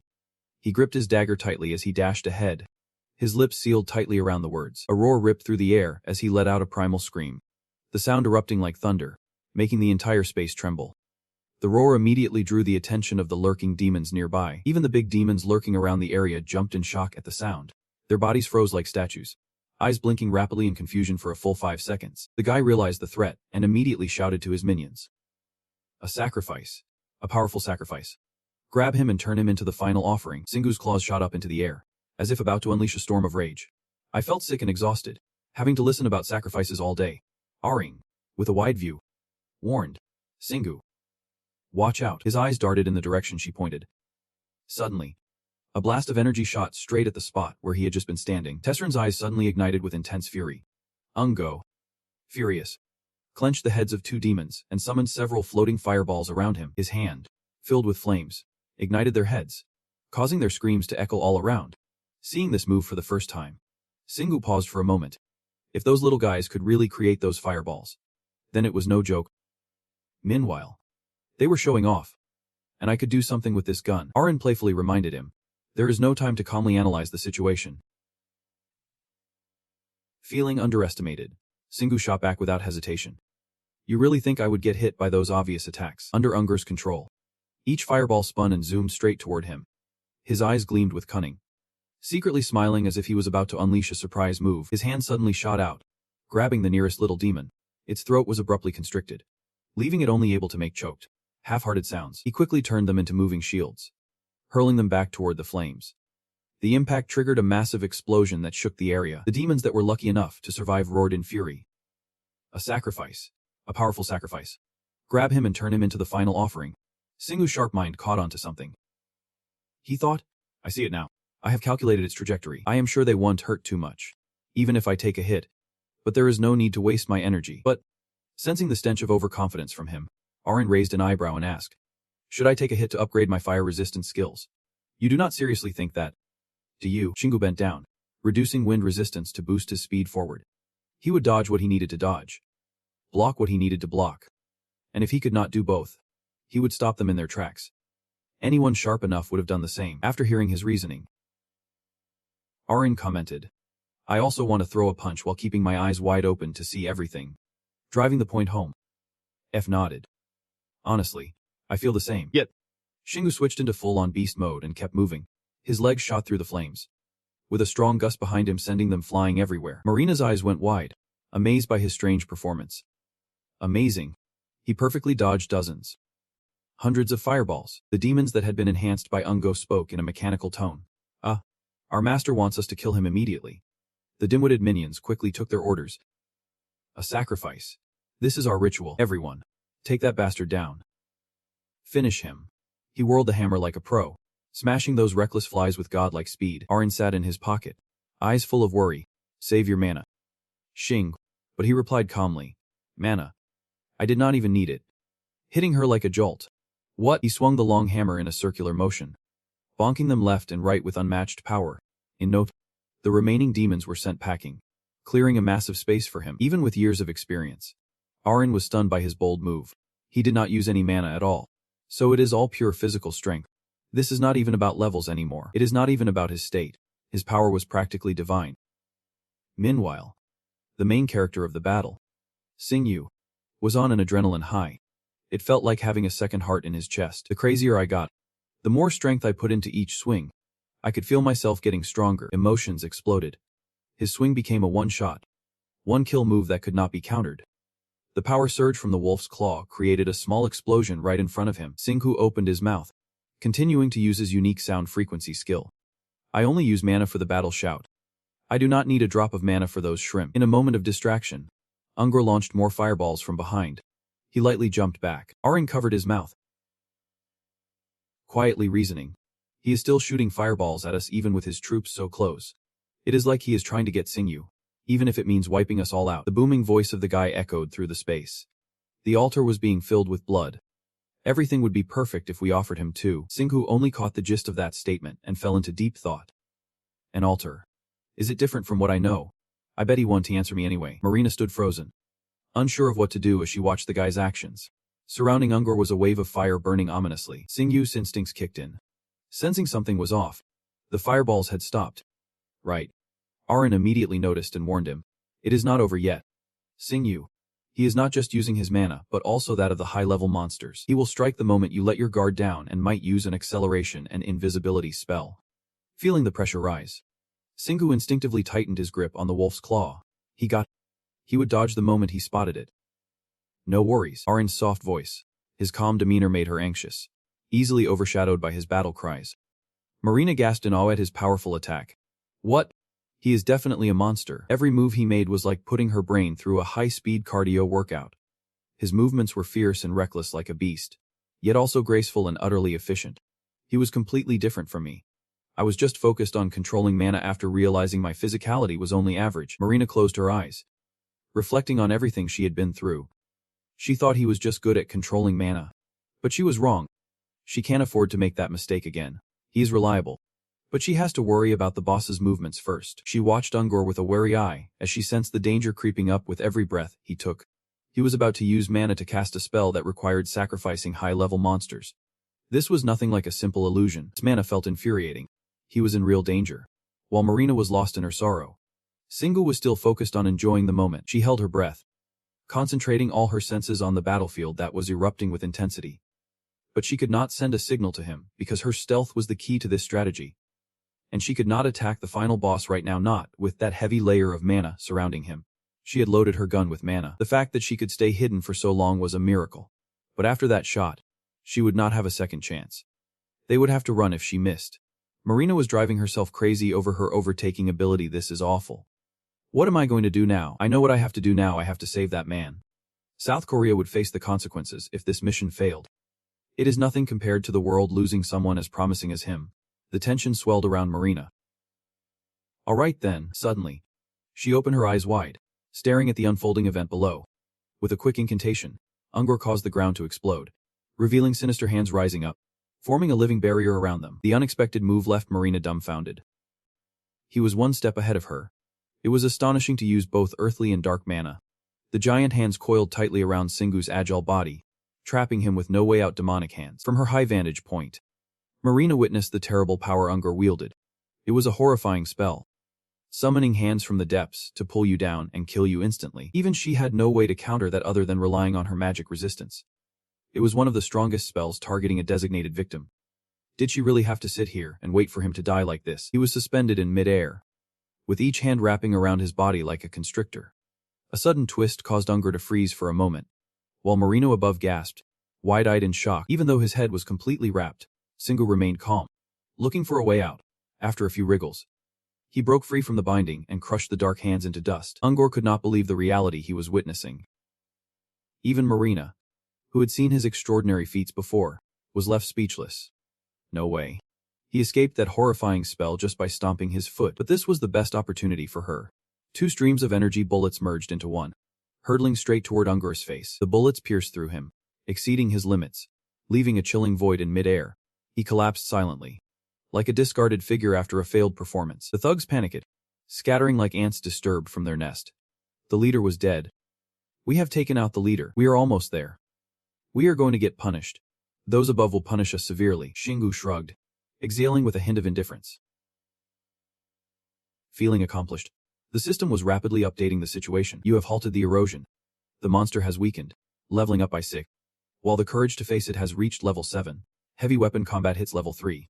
While melee combat reaches level 18. Just as he settled down for a moment, Shingu slapped his forehead, recalling the silly mistake he had made. It reminded him of that moment. Why did he think he did not need to dodge that magic? Arin, with her keen eyes right beside him, kept her comments honest and measured. What do you mean by that? It is obvious because you are incredibly brave. When you recognized that shadowy magic and chose not to run from it. I think you are almost there, but those kinds of magic are often used for ambushes, and can deliver fatal blows if they hit. However, your innate skill, courage, cuts the damage from ambushes in half and prevents any critical hits from unknown skills. Looking at Ungur's lifeless body on the ground, she gently pursed her lips. The last bug had tried to use a spell he could not evade or block. The vehicle crashed right into the middle of the story, making the atmosphere more lively. But that is why the spell could not inflict damage on Singu. Arin spoke softly, with a hint of concern for Ungur. If he realized that, he might be died from frustration. But I guess he would still die regardless. Singu, carefree, began to puff himself up, while he did not dodge because he instinctively knew all of that, making her roll her eyes and respond instantly. Since when has his intuition been so spot on? Suddenly, a noise from the side caught his attention. But those guys did not die along with the thug. and were not sucked into the dungeon that appeared from thin air. Sia suddenly realized something unusual lurking behind. He was right. It seemed this time there would not be a convenient solution like in Japanese comics, where everything gets resolved out of nowhere. Singu's genius mind quickly conceived an unexpected argument, meaning I would not need to go to places where dungeon explosions had already occurred. There are plenty of other strong players besides me. If this is not something only I can do, I would rather focus on becoming stronger in the ant dens. Arin pointed out a flaw in his logic that he had inadvertently overlooked. Yet we do not know how this sneaky player is related to their sacrifices. That argument was undeniable, and he agreed. They needed to research it further. But not right now. Inside that genius brain of his, countless layers of thoughts piled up. Remembering how Marina had crushed that guy's head with just one shot. He was not strong enough to do that right now. It was a condensed magic bullet, more powerful than anything he could create. It had destructive power that no human technology or thought could reach. Was she really the only one with such strength? Even the president of the Storm Guild was famous for being blessed by the gods. I still can't pride myself on standing before them just yet. Singu pushed aside those tangled thoughts to focus back on the clear reality ahead of him. But first, the sound of bonk bonk echoed with every cold, emotionless step he took in battle. He spoke his righteous words with feigned confidence, not even flinching, saying he should clean this place up before the others arrived. But those childish remarks could not fool Aaron. He only cared about fail mana. Out of nowhere, Marina dropped down from the cliff, interrupting the fun. Dude, how did you block that dark magic? Singu shook his head, refusing to answer. Really thought you would tell me. Marina stepped forward, scolding him. You could have told me from the start if you wanted to. You have made me worry for nothing. He flicked his black wolf tail, reminding her that if she had time to talk nonsense, she should focus on the task at hand. As Singu was busy slaying monsters, he finished with, so let us focus on taking down those high-level beasts.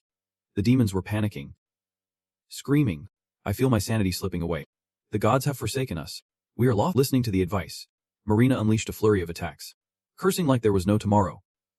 Pathetic. Just pathetic.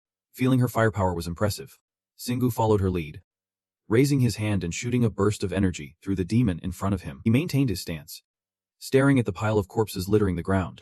Marina could not help but wink and praise him. Awesome. Singu turned to double-check. Is this the majority? She did not hide her excitement, announcing it would take a whole week to take down all the ones that ran off. Marina raised 2 fingers, signaling, since we took them down together, let us split the loot. She quickly analyzed. Those monsters that escaped from the dungeon did not spare us any love. But hey, they left everything behind. Then she pointed at him and bluntly suggested, let us get this done before that guy butts in. Marina scoffed a bit sarcastically. Those cowardly wind demons did not even bother showing up while we were busy fighting the monsters. She felt her idea was brilliant. But once everything's over, I am sure they will show up and pretend to be friendly. So why do not we quickly split this and part ways here? Singu nodded, completely convinced. Sounds good to me. He glanced over at the corpse he took down earlier. Anyway, the dude's head exploded, leaving no trace behind. So there is no way to tell what he looked like under that mask. Marina picked up the mask, speculating, I bet this is some kind of treasure. Just then, the system flashed up its info. Tech Charon mask, rank B. Attached was a detailed user guide, crafted from the head of a high-level Tech Charon and a Temple Guardian monster. Its defense is not that high, but the wearer can enhance their charm, making enemies fear them and impress allies. With a mysterious feature that is hidden away, Marina stared at it in disbelief. Temple Guardian. Donnie, tell me this is related to the temple too. She started pondering, then suddenly brought the Tech Charon mask in front of Singu. Alright, do you want this? Without hesitation, he turned it down. You can keep it if you want. I already have a helmet. Marina kindly pointed to another item on the Unger corpse. Okay then, take the shin guards, Singu asked in confusion. Shin guards. While the system continued displaying the stats. Tarota Glory. Rank B. The details behind this are just as lengthy. The shin guards made from the tendons and skin of the Tarota, a species of high-jumping frog, are not only incredibly tough but also enhance the jump ability of the wearer. He wears a smug smile because he just snagged a great deal.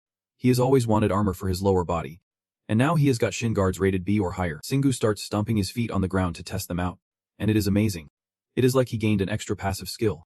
Marina sees everyone's satisfaction with their shin guards and thinks, alright, that is fine cause we all got what we wanted. She glides past him, hesitating. It is what I wanted to say, but the item information system interrupts her, revealing the item. The Loa Guardian. Rated B. Its information is quite simple. The General Awakening can summon anything that can or needs to be summoned. Marina leans down for a closer look, thinking this can be good. Xingwu nods in agreement. It is not just suspicious. It is a treasure. No matter how you look at it. They both fall silent, exchanging awkward glances. Marina breaks the silence, claiming the first shot. I killed this guy. Right. Xingwu responds firmly. Do you realize you would never have done that without me? I would say we both contributed 50-50. She stands her ground. But I am the one who landed the final blow. Should not I get priority? He finds this reasoning pretty ridiculous. So he is ready to argue it out.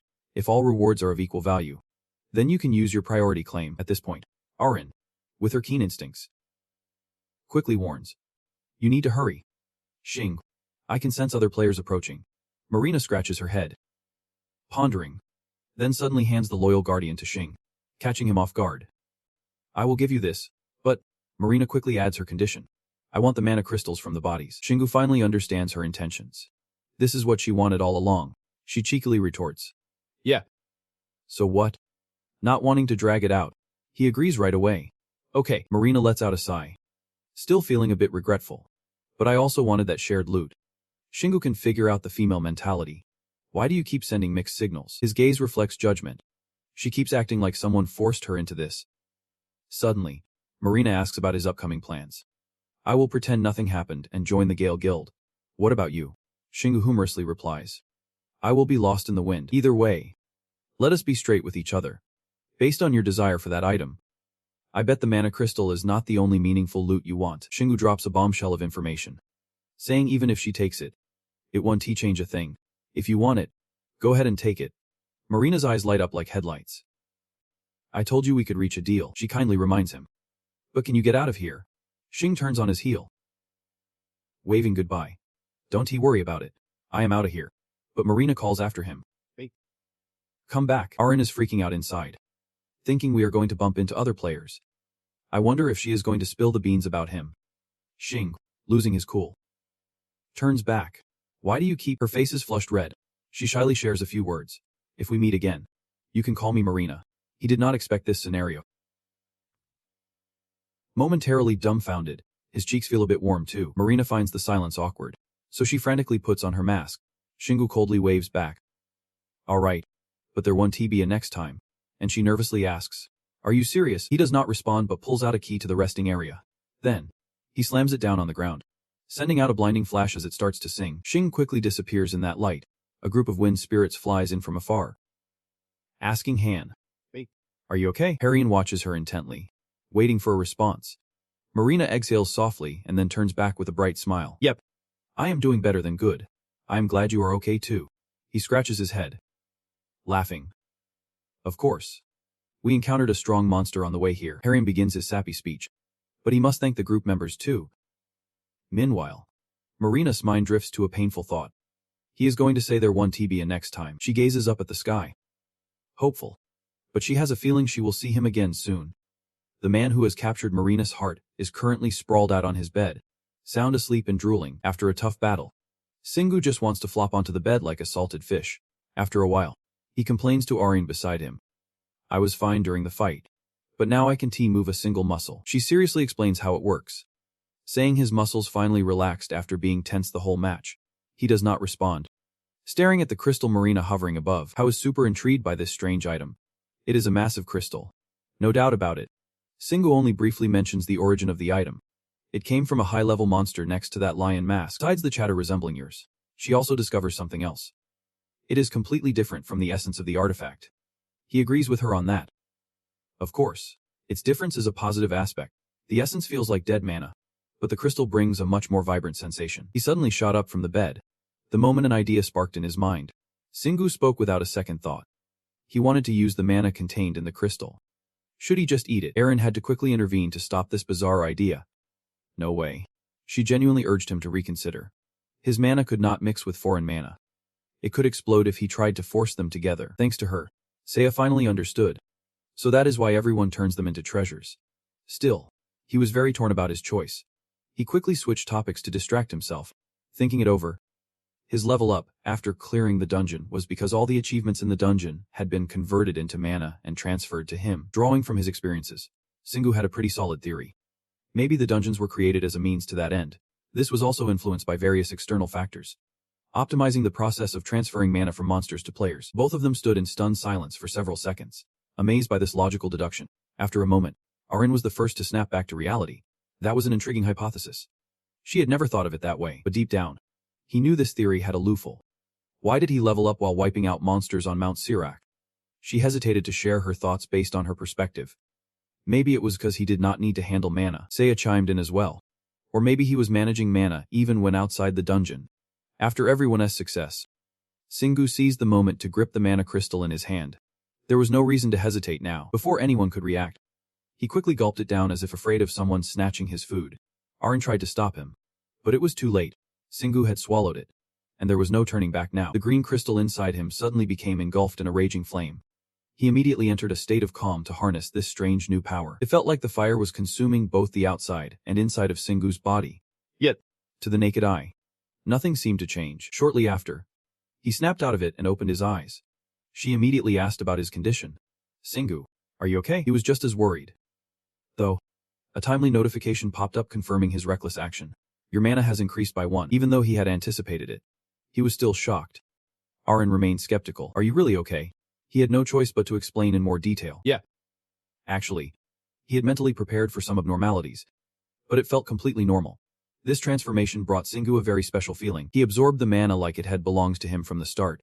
With the first test going smoothly, he had no reason not to go big. Now, he would test it out. Let us eat the rest of the crystals. Not long after, a notification appeared. Your mana has increased by 7. The power within him surged like an unquenchable flame. Awesome. All the mana I used for heavy weapon combat has returned. She realized too late that she had overwarned him. I thought I would not ask anything after the moment I caught you falling from the sky. But I really do know how to give gifts.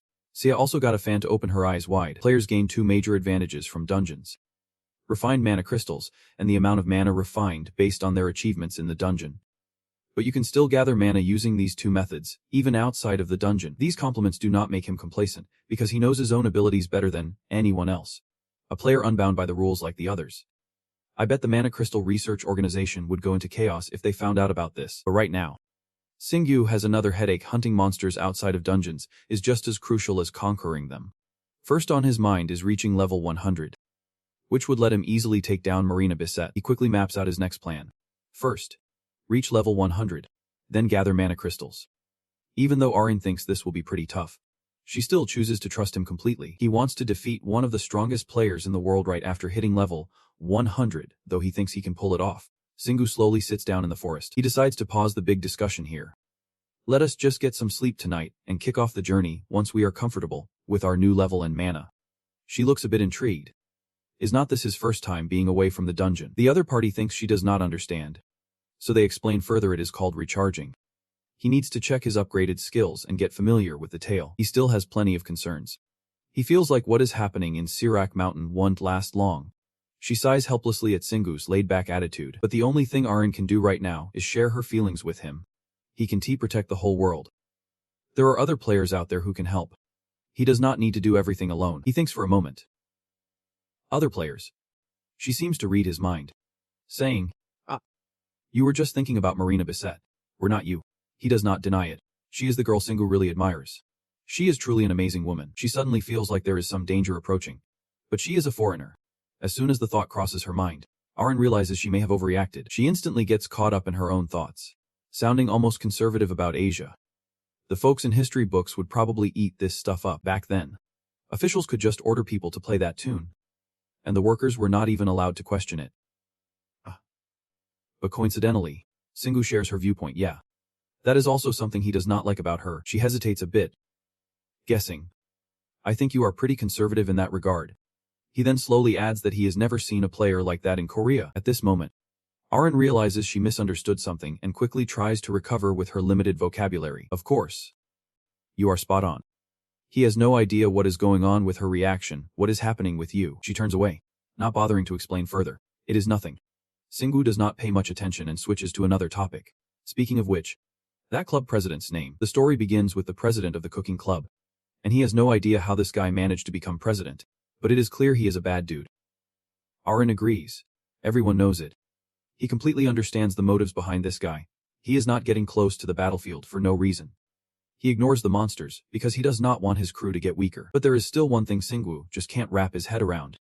It is not like he jumped into this mess on his own. He guesses this guy is highly skilled and talented. So what is he afraid of? Seiya thinks it over and can only nod in agreement. Yeah. You got that right. This is also part of the reason he has been pushing himself too hard. What is the South Korean government doing? Are they seriously going to let other countries deal with the monsters? He has got way too many problems to consider tonight, and his brain is temporarily offline. Fine. Time to hit the sack. You suddenly salute like a soldier. Good night, sir. He is just speechless. Don't overdo it. You are not in the army. Singwoo settles into bed and finishes his notebook. Good night. Just a few seconds later. He is out like a light, as if he is passed out. Seo is also taken aback by how quickly he knocked out like a pro. Arin feels for him. It was a tense match. Only when Singwoo finally drifts off does he show a gentle expression. Like a good wife, he really did well today. The late night wish is as sweet as its owner. Good night. Singwoo. His sharp gaze radiates authority. And his voice is commanding. I am the omnipotent. Amidst the stormy clouds, he declares loudly, I am the law. And the world belongs to me. He stretches his wings and takes flight into the dark. Stormy sky, exuding overwhelming power and absolute dominance. He lets out a fierce roar, a golden sound that disperses the gloomy clouds, in stark contrast to that fierce expression. Deep inside, he harbors doubt and confusion. I do not understand this, and I won't carry a heavy burden. He charges forward like an arrow, fueled by a good obsession. Everything will be perfect as long as he can survive. However, he knows the current situation too well, and the undeniable truth is he can't stop here. In that moment, he launches himself into the sky like a gust of wind, leaving a blazing trail in the darkness. Amidst the thunderous backdrop, a colossal shadow spreads its wings, creating a fiery circle that signals the arrival of the conqueror. His voice carries a poignant emotion that is hard for anyone to comprehend. I can't move forward. But I can't stop either. His determination and resolve remain steadfast as he chooses to retreat for now. His fists clench tightly. Every muscle fiber is taut, as if screaming in the confines of his body. In the stillness of the night, he bursts to the left like a meteor crashing down, illuminating the world. As that mysterious energy dissipates, the world finally feels the dawn after being buried in darkness for so long. He stands alone, suspended in the sky, turning to face the light that brings hope. In the fury of heaven and earth, he silently vows, I will kill all those petty gods when my journey ends. The dramatic, dreamlike scene, akin to a fairy tale, abruptly concludes as Shingu jolts awake. Right in front of him was the same simple, everyday scene as before. It seemed he still had not completely escaped that strange dream, so he could only sigh instinctively, one foot stuck in familiar territory. Just then, a flurry of notifications popped up, forcing him to snap back to reality.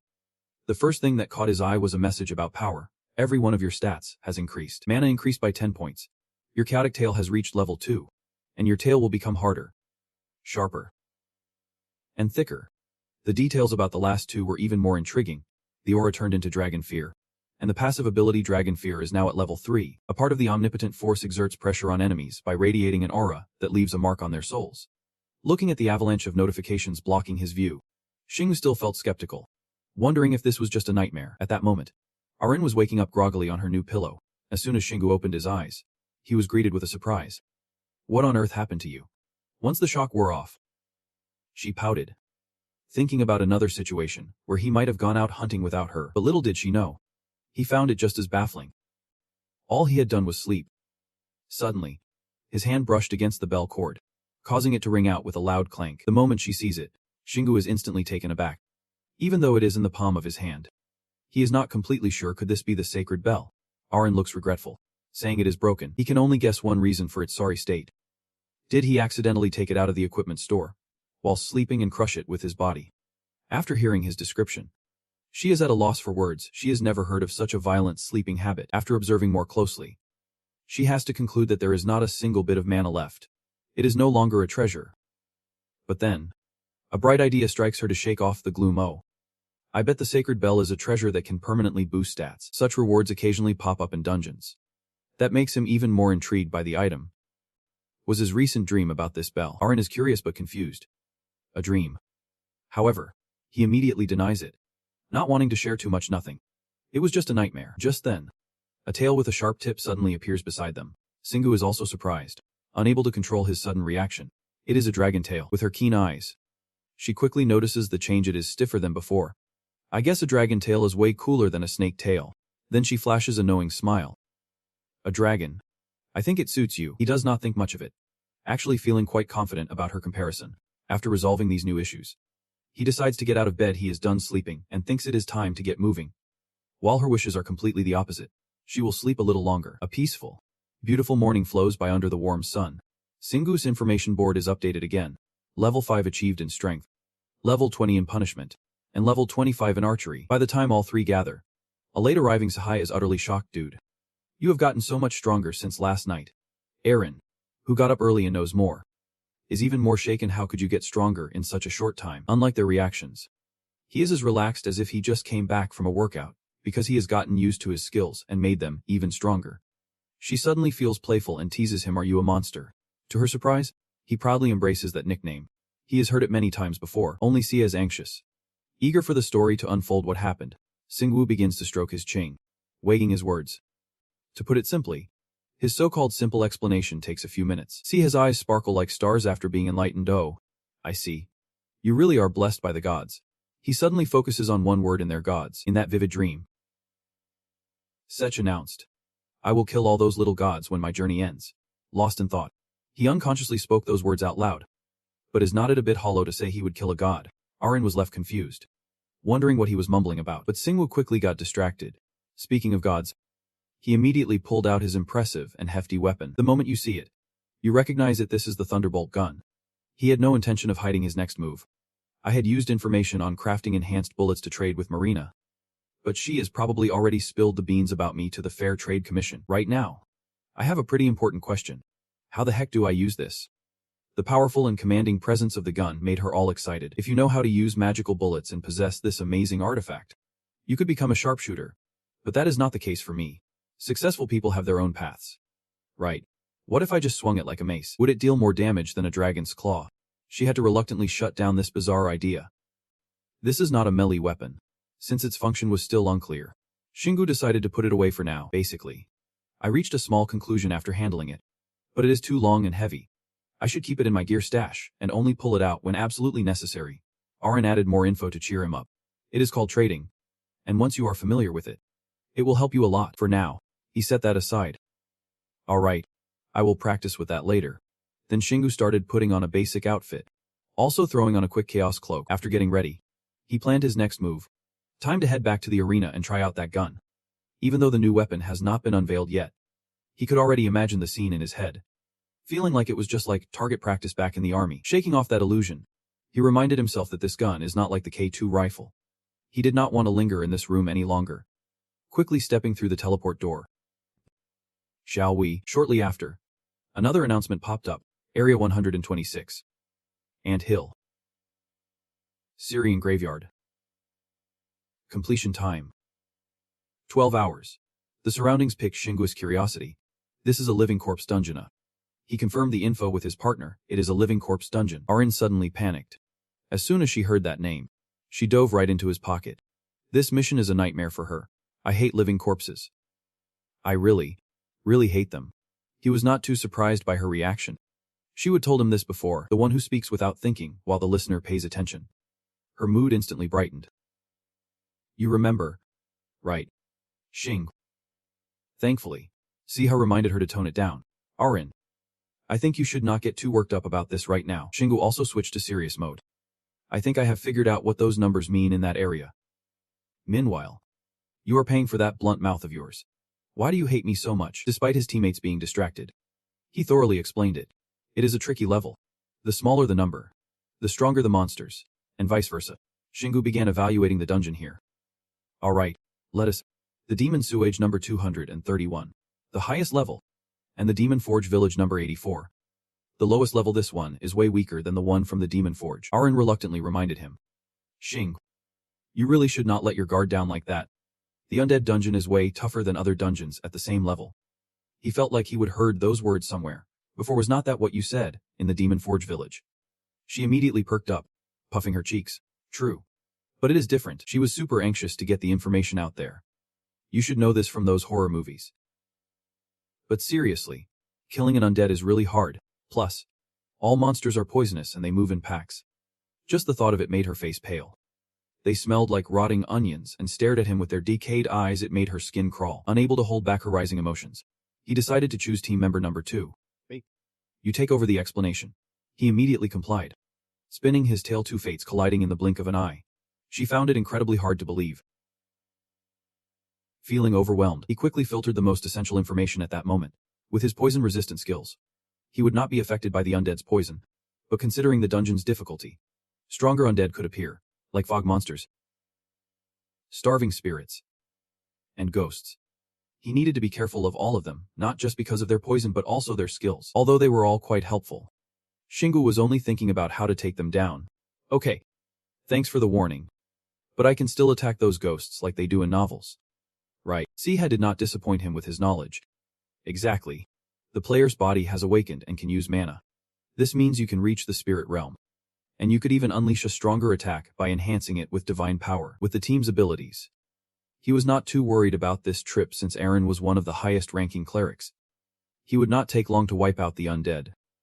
And he was eager to contribute as well. She would regained a lot of strength thanks to him leveling up. Just then, Elenia suddenly appeared out of nowhere like a ghost. It's been ages. I am so glad to have a living person visit. Shingu jumped in surprise, trying to suppress his reflexes. It has been a while for me too. I was even about to attack you. Aaron immediately felt cornered, realizing she must be an undead. With a guy like him who rushes through life, slowing down was not in his vocabulary. Enough of the chit-chat. What is the mission? She tried to make it sound more poetic. You are here to save my soul, no matter your true intentions. Your kind heart will still save me. Finally, getting to the main point. The mission, those two words etched into my soul. But of course, you are curious. He did not understand what she meant. Curiosity pick. Her focus shifted elsewhere. Wait, are you speaking English? Just then, a notification from the system appeared. Dungeon quest found. Hope of the Graveyard Nun Syrian. Elenia lost all her teammates during the dungeon conquest. Help her out and uncover the identity of the spirit sealed in the cemetery. It is a mission for a free spirit. 0 out of 1. And a punishment will be imposed if you refuse. Shingu immediately turned to Seiha, questioning how this was any different from taking down the final boss of a dungeon. You seriously explained how it works. Not all dungeons can be cleared easily. Some are packed with mysteries. Though the information was not crystal clear, he picked up on it quickly. So the spirit mentioned is not the final boss, but rather a unique monster that can only be found when specific conditions are met. He confidently confirmed. Exactly. Now he was just realizing how much he had missed. Sighing. If only he had known this sooner. He would have tried to dig up all the hidden details in other dungeons. Ari gently advised him not to feel too bad. Not every dungeon has hidden details. She really knows how to encourage him at the right moment. If he could wipe them out as quickly as he usually does, it would still be the best choice to conquer them as soon as possible. Seiya wholeheartedly agreed, saying he was right. Someone as strong as him should not waste energy searching for them. So he stopped feeling too down and focused on the task at hand, the dungeon in the Heavenly City and the one in the Ant Cave. Can you assure me they are exactly the same? Elenia placed her hand on her heart sincerely. They are one and the same. The mana composition of the dungeon and its structure too. Plus, I am just a spirit with a mission. So you do not need any more concrete proof. After getting the hang of the situation, Shingu decisively said, All right, I will take it. She felt a weight lift off her shoulders, giving a light smile. Thank you. The system continued to announce. You have accepted the mission. A punishment will be imposed if you fail. The group started following her lead. All right, let us move. He just asked casually. But before he could wonder about anything, she quickly replied, I do not get this type of dungeon. I never thought a dungeon like this would be found in Korea. You also have your own theory. It must have fallen from a very far place. Her focus was on his learning ability. But Shingu, you are really good at English. Is there anything you can do? The other party smiled confidently, claiming this game was a piece of cake. All he did was concentrate hard in class and study using textbooks. Arin was shocked to realize the person beside her had been a genius all along. That was even more impressive. His steady footsteps suddenly halted, awestruck by the scene before him. This is... Elenia was already used to it. Welcome. She did not let him be curious for long. This is the Syrian cemetery. Even though the lights around were still bright, there was not a soul in sight. He squinted, redefining it. It felt more like a ghost town than a cemetery. Arin could not even grasp the style here. Whoever created this place must have had terrible taste. She examined the area more closely and added, It looks more like the night sky than the depths of a dungeon. It must be illusion magic. Seiha discovered another point. I think there is also space manipulation involved here. I guess that is the only way to fit a gigantic city into an underground cave. At this moment, Shingu finally shook off his initial shock. We arrived in this city through an alley filled with buildings, straight out of medieval Europe. It seems the sound from the new guests has awakened the undead, and they are starting to crawl out from all directions. They all share one common goal: to target the only group of living souls. He played it cool, asking for her opinion. This city is teeming with life. Do I really have to kill them all? That question was utterly pointless for Irene. It was nothing different from what he usually did. Just then, Elinga chimed in. Now's the time I introduce everyone. This dungeon is packed with living beings and fog monsters, even flesh-eating ghosts. But the souls of the dead have turned into full-fledged spirits. If it is just one group, we can't deal with this alone. But clearly, those terrifying descriptions did not faze Singu one bit. She felt he still did not quite get it, so she elaborated. The vengeful spirits are hiding deep. Thanks to the graveyard guards, those monsters. We need to find and destroy the magic seal that is containing the spirits. The toughest part of this mission lies right here. After that, the vengeful spirits will reveal themselves. Once you take them out, all the other living corpses will wake up too. Elinga quickly reassured him to ease his tension. But do not worry. I once studied part of this city with my group when I was alive. Since the structure of the dungeon has not changed, we can find the magic seal soon. Singu swiftly concluded her long-winded explanation. Got it. You say? I need to destroy everything. She found his thought process even more baffling. Sorry, but others meticulously planned step by step. He had already thought of a shortcut. If I destroy everything, the seal will shatter, and the souls will break free. Right, am I wrong? Elenia tried to show her impatience and unease. Of course, that will happen. But the other living corpses will go berserk. Who would have thought that the king's words would hit the nail on the head regarding his true intention? Exactly. That is precisely what I want. Without a second thought, Singu pulled out a weapon from the equipment stash. He was quite pleased holding it. Is this a trade? I do not need to practice something this simple. The next step required support from the priest. Aring, strike me with your divine strength. Come on. Get close. She began to close her eyes and focus on her incantation. A light aura gently radiating. As soon as she opened her eyes, strange symbols appeared on Arin's arm. And then she immediately transmitted energy to him. A notification popped up again. You have been empowered by a divine strike. Damage dealt to living corpses will increase by 30%. And you will be less affected by the poison and curses of the living dead. The magical sensation from her effect stuck Singu like glue. What? This is amazing.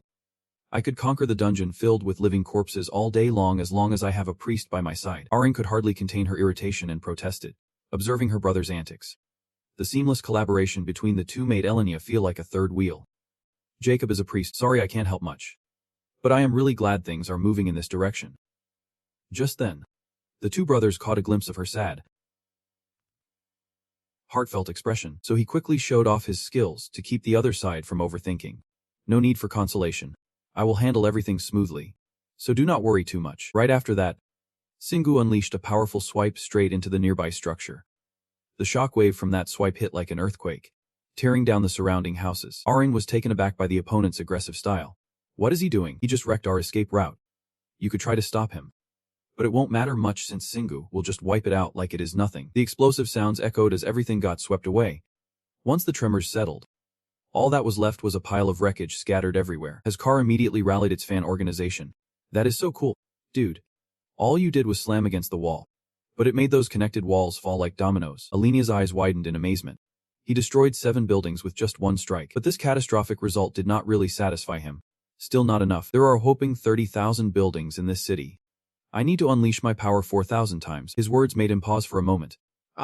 So it is still feasible. She sounded a bit worried hearing that. Singu. Just then, a notification popped up. You have detected the presence of hidden magic in the city. You need to search for more clues in the city if you want to learn more about this type of magic. The process of gathering bits and pieces quickly sparked his interest. So this is how they guide me to the next step. It feels like a detective novel. Since Singu was so focused, Aaron had to urgently remind him. Singu, they are coming. The unique appearance of the specters made her want to reincarnate on the spot. I knew they would come. But they are spreading out. I was also surprised by how many people were around here. How many have died here? Elenia did not expect them to show up so quickly. A wave of specters. Here. Only he had no expression at all. So what are they? I thought monsters in real life would be a bit different from what we see in movies. His calm demeanor was the complete opposite of Aaron, who was shrinking back in fear. How can you be so calm? They're gonna rip your arm off and throw it at you. His attention was elsewhere. Wouldn't that hurt a lot? Singu finally got a bit more serious. Alright. I do not like dirty things. So let us start off easy. The swarm of specters charged at him like a wild stampede. He had no intention of walking into the fray. Instead, He kicked a massive rock. Hitting those mundane creatures was like dropping a bomb on them. She could not even stop him before he sprayed adhesive everywhere. Boom, just like that, with him around. Their expressions were so much more alive. Some were crying. Others were panicking. It hurts. It hurts so much. Too bad this does not spark a shred of sympathy in Singu. Alright, now. The rock he just picked up suddenly became enveloped in a layer of golden energy. It was Arin's first time witnessing this kind of move, and she wondered, what did you just do? Singu. He simply explained it in a concise manner. I enhanced this rock using the divine power you gave me. But she still did not quite understand. How did you do that? He suddenly halted with a thought. Wait. You should not be doing this. Arin was reluctantly stuck with his imagination. Do not worry about it. Of course I can do this. Absolutely. Why not? Singu returned to the battle, simultaneously summoning more black wolf claws. Right after that, he used it to smash the huge rock away like it was a game of dodgeball. Its attack was as unstoppable as a meteor crashing down, cleansing the undead before him in one fell swoop. It hit with the force of an atomic bomb, knocking out a massive number of enemies. The others could only stand dumbfounded, their vanguard crumbling before their eyes. For the first time since they settled here, they tasted the bitter fruit of being outmatched. Suddenly, they went into a panic. That could not possibly be a human. If he were that tough, he would not be around now. I am sure his flesh is as hard as iron, and our teeth would not be able to gnaw on it. Seiya found this all too obvious. They were like a fox, and he was a bunch of grapes. Arin was still in disbelief as the undead began to retreat. She was not as scared of them anymore. She had never seen an undead run away. Meanwhile, Singu seemed a bit disappointed. He was pretty excited to see them running this way. To them, his appearance was like a god descending from the sky. I mean, he did not care about what they were doing. This was the beginning of the undead's apocalypse. The ones suffering were only the weaklings fleeing in terror. I do not want to die. Not again. He immediately charged in with bright eyes, not wanting to miss out on the new thrill. Oh no, you are in danger. She hurriedly reminded him to be more cautious. Singu, watch your step. Just as they were about to retreat completely, he delivered a devastating blow right in the heart of the undead. He could not believe the almost absolute odds. The number of monsters in this dungeon was one thing, but why did they all turn out to be such elite specimens? Singu remained calm, saying it always happens to him. You just have to accept this bizarre stroke of luck. I have seen it before. This is normal for you. Right. The system sent a notification about the time limit. 11. 13. 42. Seiya was slowly getting used to just hanging out while passing through the checkpoint. It had not even been an hour since they entered, but he had already destroyed half the city. Suddenly, not far away, an ugly monster that did not make it in time crashed into a building. The event happened so fast that his brain could not keep up. Was not that monster just a very strong living corpse? Even she felt a chill in the air. Even though there was no way to verify it since it died before it could reveal itself, the notification popped up again. You have pinpointed the initial location of the sealing spell. But to weaken the sealed monster, you need to destroy more of the magic circles enhancing the living corpse. Singu was a bit surprised by this new information. Wait, there is a way to weaken a vengeful spirit. Even Elenia, who is in the thick of it, was not sure this was the first time she would heard of it. He could only reflect on the content himself. Weaken. I guess I can just smash everything here. Arin had been waiting for the chance to chime in, so now you realize that basic fact. But you still cling to your old mindset. If you weaken the spirit by destroying the wrong building, the amount of essence and mana recorded will decrease too. She felt utterly helpless, as both sides were too far apart in their concerns. He and she were worried about completely opposite things. After understanding Singu's power, her attitude became noticeably more cautious. Should I take you around this city? It was at that moment he realized he had missed out on this unique tour.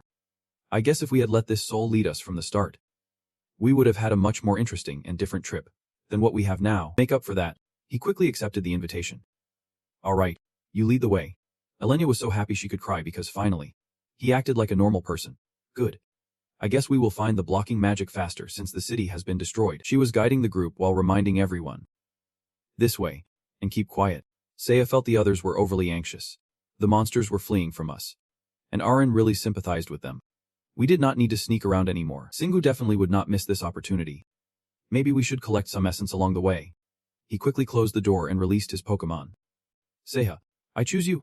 You dashed forward without wasting any movements. The gaps were closing in, and she was frustrated, wanting to ensure justice for both. What do you think an assistant is for? Yet he just stared at Arin as if asking why she was still standing there. She reluctantly gave up and followed orders. All right, I am coming too. It took a while for Elenia to continue her role as the narrator. There is a lot of blocking magic sealing the vengeful spirits here. We have been divided. So we need to find and destroy all of them. But there is a downside to this. If we are unlucky, destroying the blocking magic could empower the vengeful spirit. After listening for a while, Singu concluded, "Get it? So this whole city is like a miniature game." Now he had a new dilemma. Should I help the vengeful spirit grow stronger before I kill it? Or should I just take it out quickly to level up? The two busy bees behind were still fumbling with their gear. His focus was always different from the average person. Talk about a double-edged sword. Elena could not understand why the opponent was hesitating over that issue, but still chimed in. "You are right." Finally, they arrived at their target location. With a stone tablet inscribed with the blocking seal in front of them, Singu started to feel curious about it. Is this the first magic block? She immediately sensed an ominous sign was about to rise, and he needed to be careful. This time, she had learned from experience and reminded him earlier magic blocks are always guarded by a powerful high-level demon. Luckily, he was right in the thick of the story. A living corpse, strong as ever. Singu was eager to confront the opponent. Where were they hiding?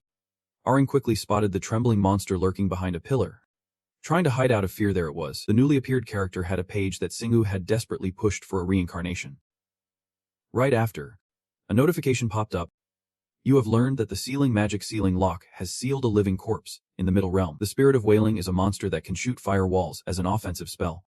A part of the sealing magic that restrained the spirit of wailing has been lifted, and its mana is increasing. Just as he was about to cheer, he turned back to wonder. How many more magic blocks are there? Arin still thought the opponent had multiple personalities. Was he celebrating the spirit of wailing? Only Elenia was still tense, reminding him there were 8 more to go. After hearing that, he felt even more invigorated. Awesome. Let us head to the next house. As soon as they arrived, Singu quickly destroyed another one. This time, the notification content was updated. You have uncovered the past of the spirit of wailing, formerly a death prophet fairy, but after being enchanted by death magic, she transformed into an evil spirit spreading death among humans. Now, part of the spirit of wailing's power seal has been broken. She felt deeply sympathetic upon learning the ancient story. The second entity was also a fool, but he only focused on the last line. Still, Singu wanted to break another one just for kicks. The notification popped up again. You have discovered the past of the spirit of wailing, a living corpse that can change its appearance. The seal was broken, causing its mana to rise. After completing the rock-breaking quest in Tulun, he turned to scold Elenia, saying she was terrible at predictions. She looked both guilty and flustered, saying, Arin and Seha were too caught up in the moment to think about the details. Singu, the power of the spirit is enveloping the city, even stronger than the mighty general. But clearly, the warning fell on deaf ears. Because in his dictionary, there is no word for fear. I have never seen anything this powerful before. And it could be a great opportunity after all. Elenia kept leading the way. The next stop along this path. The magical runes on this stone tablet were even more dense than before. She hurriedly urged. We are almost there. If you destroy this, Singu eagerly raised his weapon. All right. Another powerful strike coming from his position. The final notification appeared instantly. The seal has been completely broken. The spirit has regained all its strength. For hundreds of years, she masqueraded as a civilian to lure countless adventurers to their doom. Just as he received new information, a strange sound suddenly echoed from behind. Finally, the last monster here opened its eyes to reveal itself. Versa began to call for more minions. The misty monsters, upon hearing the signal, surged forward like a tidal wave from all directions. Even the hungry undead were drawn towards the center. How smug. Rich with an ugly charm. Those foolish and arrogant humans have no idea what awaits them. Arin and Seha warned in unison. Singu, Zep. That spirit. But his demeanor remained calm. Oh well. Truly honored to be your chosen target. I already know everything. So let us skip the introductions. The newly emerged Versa froze in shock for the first time at the peculiar reaction from its prey. What? This is absurd. Before she could even adapt, Singu unleashed the thunderous shot from his weapon. The energy vortex that made contact obliterated half of her body. One single move was as devastating as a cannon blasting through hundreds of walls behind her. The system updated the status. The power shot has reached level 5. Versa, who just showed up, was already at a disadvantage, leaving her feeling furious. I do not believe in your spirit. Whether they were priests in their past lives, or just had a friendly smile capable of fooling anyone. Even though he did not quite understand, he corrected her without hesitation. My only teammates are the support, Arin and Seha. Her face suddenly lit up like flowers blooming in spring, while he was on the verge of tears. I am so touched. Singu was kind enough to point out the enemy's weakness. And you were really exposed in the middle of the fight. She could not grasp his reasoning. Why did he still let her become like this? Turns out he already had a plan to fatten her up. He said it. She is still too weak. He would not gain much essence or skills unless he enhanced her current form. Hearing this, Versa turned furious because her opponent did not take her seriously. What an interesting reason. She immediately tilted her head back and emitted a sound with an extremely high frequency. Its power surged forward like a flood towards Xingyu. But unfortunately, he quickly read the opponent's play and activated the skill to absorb the heat wave. Suddenly, a bright light radiated around him, enough to shatter every inch of ground within his range. He even called for Erin. She was connected to him spiritually and understood right away. He wanted to use the skill to break the curse. Then she began to hastily focus on reading the incantation. Just as she finished, she quickly transferred it into his body. Xingyu was already strong, but now he felt like he just chugged a can of Red Bull.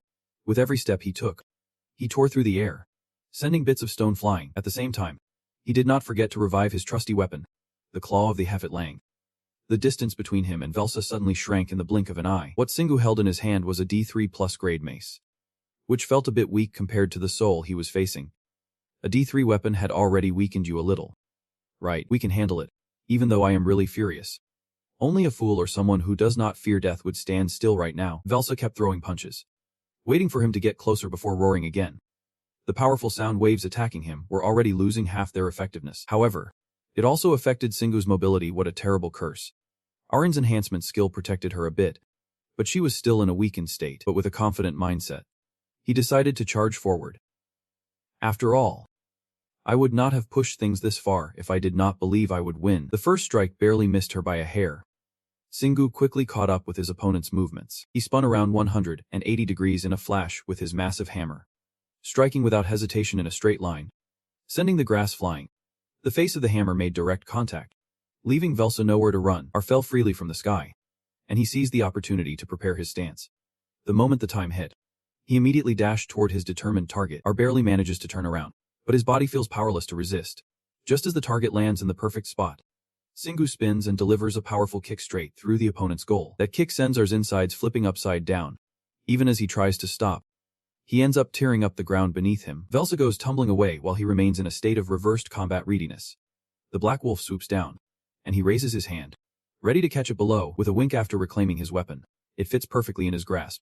Xingyu returns to his original, imposing stance, determined to crush his opponent.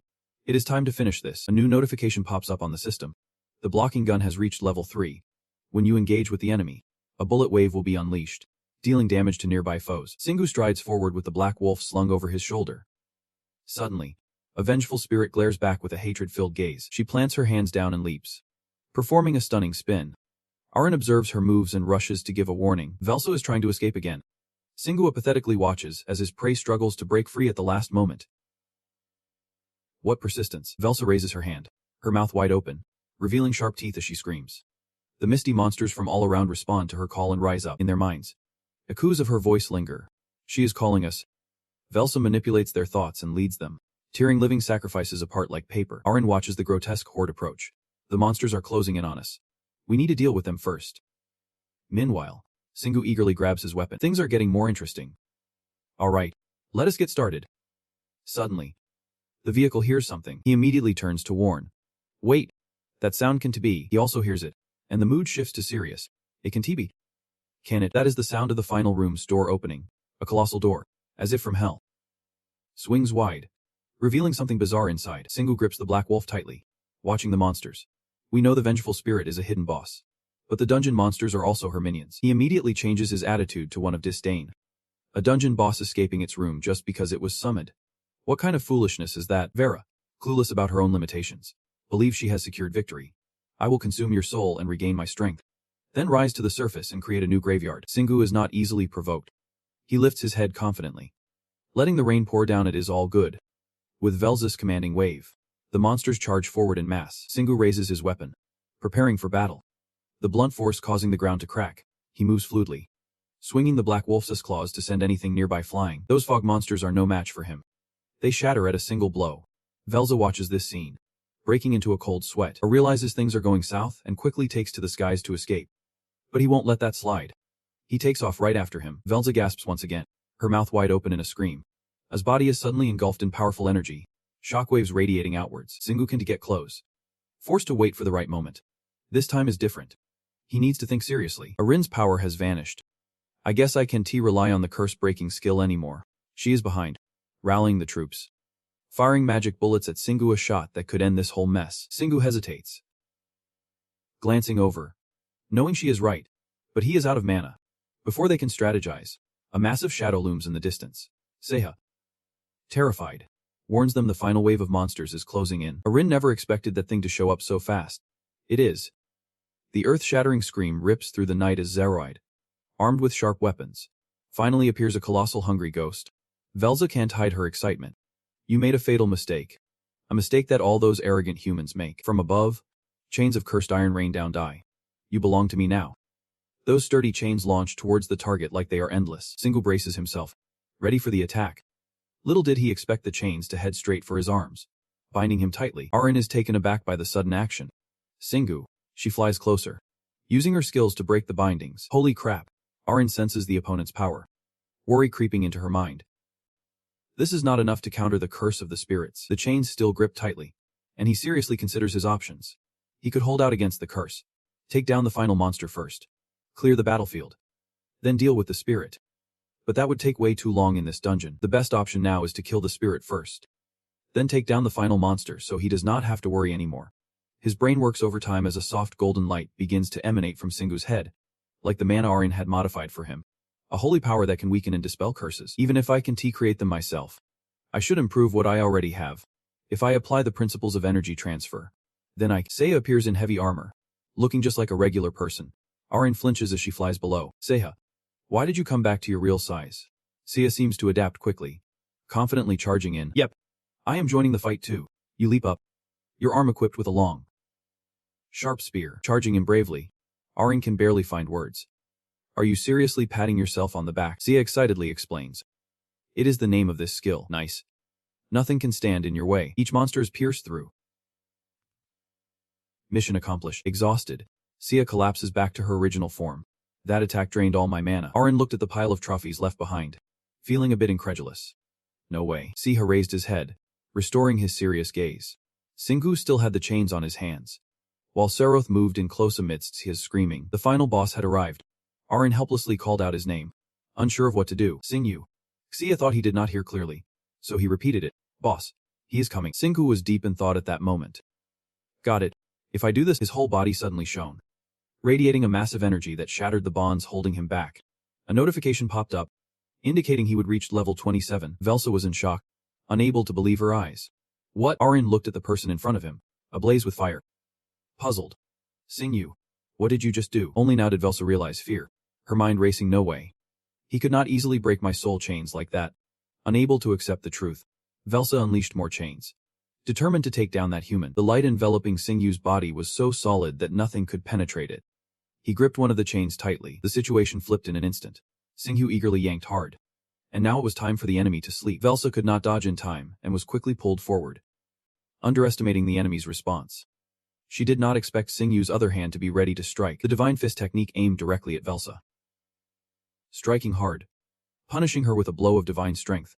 The action was so quick that before she could even process it, all that remained before Singu was a wisp of dissipating smoke. The skills just displayed did not scare Zareth. Instead, they only fueled his excitement. He rolled his hands into fists and threw his head back. Roaring loudly, he looked at the earlier display with a confident smile. Do not worry. I will send you to your master soon enough. Zareth showed no mercy as he grabbed the bare body of the skeleton monster. The muscular figure slowly brought a chunk of flesh to his mouth and tore it apart. Both Arin and Seha could not hide their disgust at this scene. A true cannibal. Zareth seemed to be invigorated, radiating tremendous energy. That giant ghoul had consumed all the undead and found a way to grow stronger. Singu clenched his fist, ready to unleash his next move, aiming to strike right in the center of the red circle created by his opponent. Zareth's breath was slowly fading, and Singu remained suspicious about this strange phenomenon. But it was still too weak. Arin looked at the lingering energy, puzzled. The final boss did not seem like a typical final boss. Singu closed his eyes, trying to grasp the situation. Usually, when the final boss powers up, it just means the protagonist is strong enough to force the enemy to do so. A true final boss should have the capability to crush groups without needing such flashy skills. Arin still had many questions, but for now, having passed this hurdle, he playfully teased. You just denied all the basics of every rape ever. His gaze fell when he mentioned the root of the problem. The Syrian graveyard, a desolate, ruined place, devoid of any breath of life as Aring described. It used to be a city of death, and now it was entirely a city of the living dead. The system quickly displayed a notification. Dungeon cleared. Time taken 2 hours, 35 minutes, and 56 seconds. He has taken down 1,327 living corpses, 915 skeletal monsters, 164 hungry ghosts, 59 spirit, 1 vengeful spirit, and a giant hungry ghost. Next up, the screen shows a special achievement in the Dungeon Master interface. Dungeon Destroyer. The player has been granted a new innate skill, Curse Resistance, and has received a secret reward. You have leveled up 6 times. Now at level 66, Arin closely examines each notification, feeling a sense of unease. It is not normal to level up so drastically after every dungeon run. Singu does not pay much mind, brushing it off with a casual wave. But he has been grinding through those smaller dungeons like it is nothing. People average things out that way. She is so mad her face is practically glowing, pointing out that a regular person would not be able to clear this many dungeons in the first place. Not if everyone leveled up like him. They would take a whole year just to conquer a difficulty 32 dungeon. Singu, feeling lazy, changes the subject.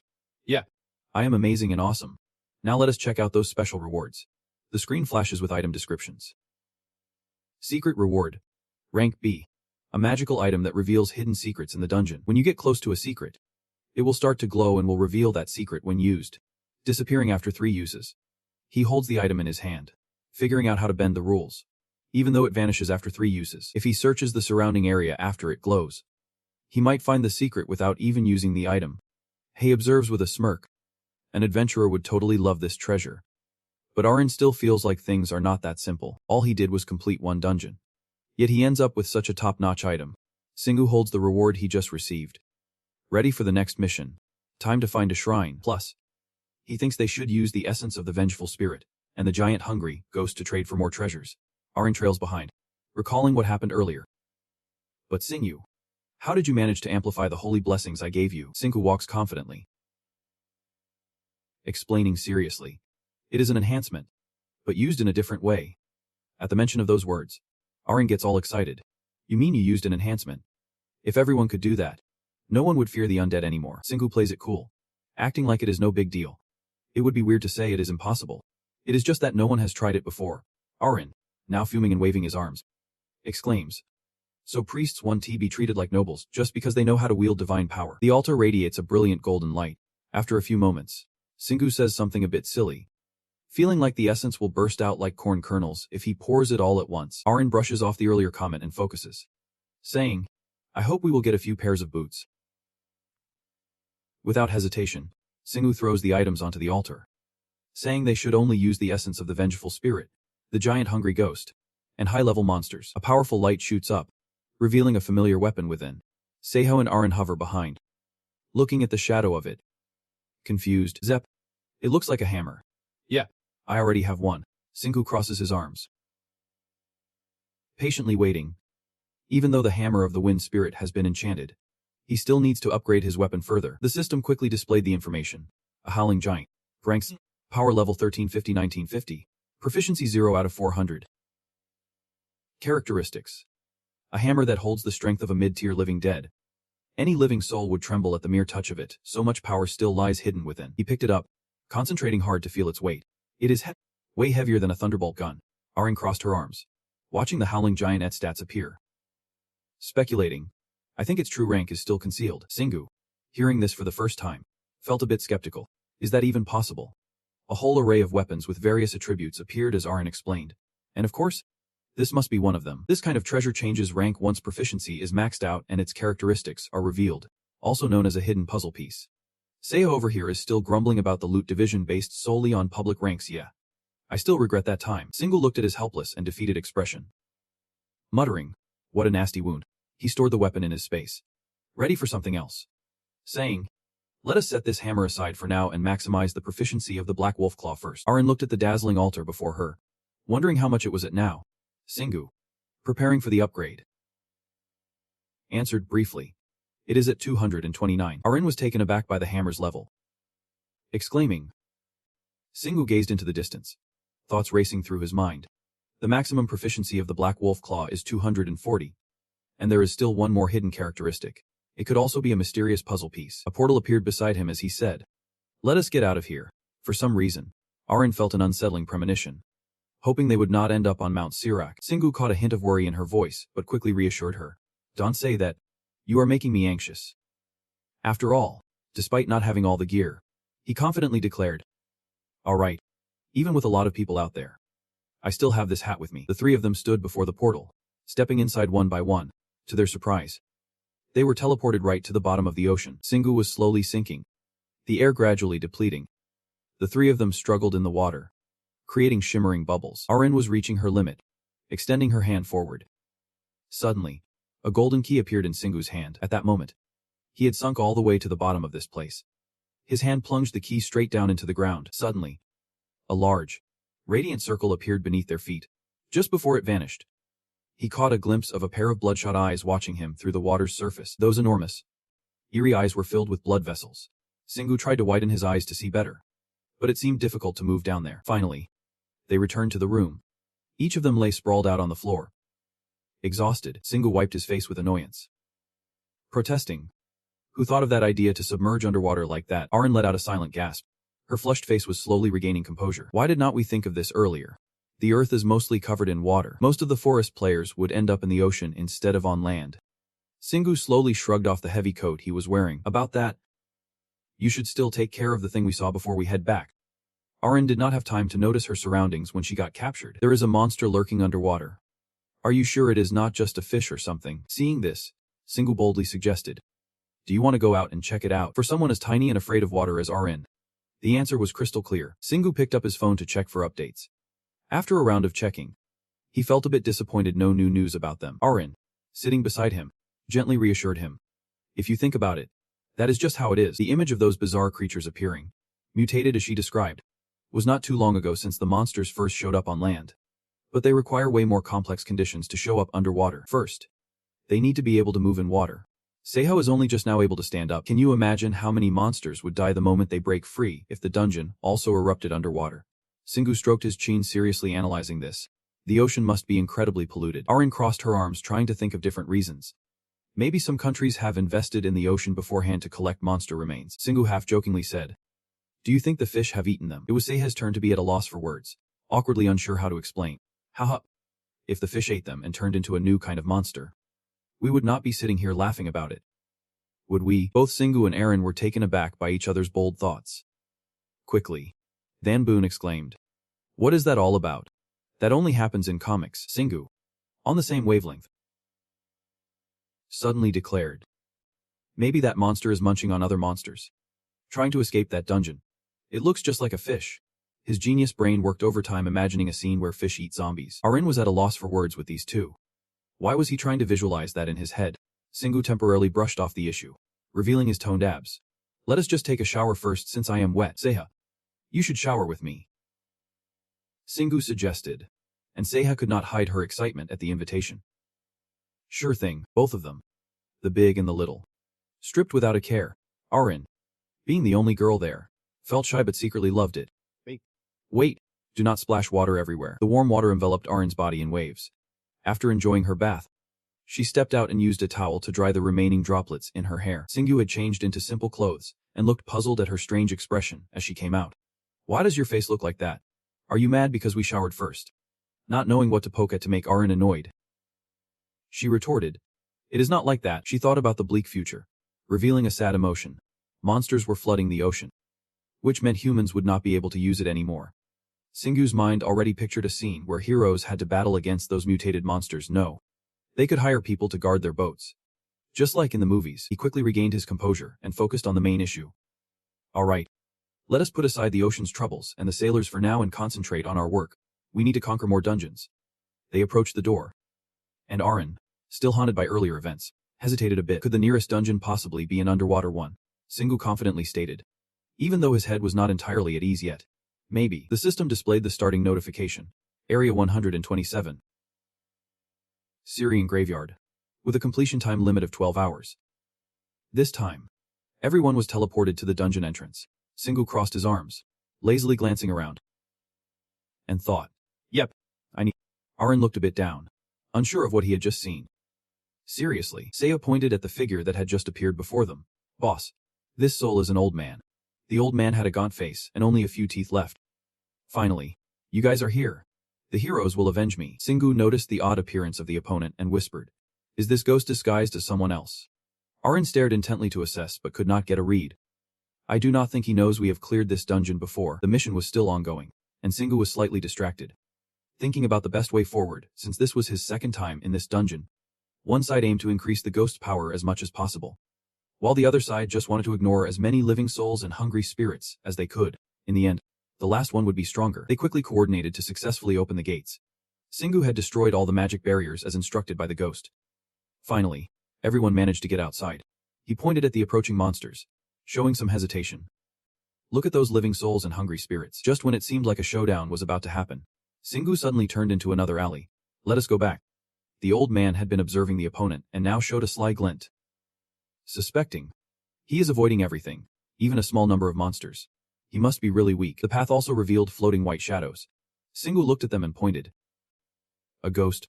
The claw from the specter swung out, but there was no chance to block it, and the ghost immediately vanished. The old man was drenched in cold sweat from the earlier scene. "Why are you only killing ghosts and bone monsters?" Singu had no intention of hiding it. "They are pretty easy to spot." His words immediately changed the old man's and Lin Tin's perceptions. What is up with him? Is he strong or weak? Clearly, this ghost is in a mess. The old man watched the figure in front of him and made a silent decision. "I have regained my power easily. There is no need to provoke a fight with him right now." Suddenly, a loud explosion echoed through the air. Velza appeared once again, looking even more formidable than before. "You foolish human." Singu held his thunderbolt gun tightly, aiming it directly at the enemy. His entire body surged with mana. Launching forward, Velza had not even prepared for a fight when he felt a solid hand tighten around his throat. Singu looked up confidently, going straight to the point. "Quickly summon your precious one here before you die." As predicted, Velza screamed in frustration, his voice echoing throughout the area. Singu maintained his sideways position. "Checking. Seha. The final boss room is open now." He quickly covered his ears and responded. "It is, boss." Velza was so choked up that his face contorted into an ugly grimace.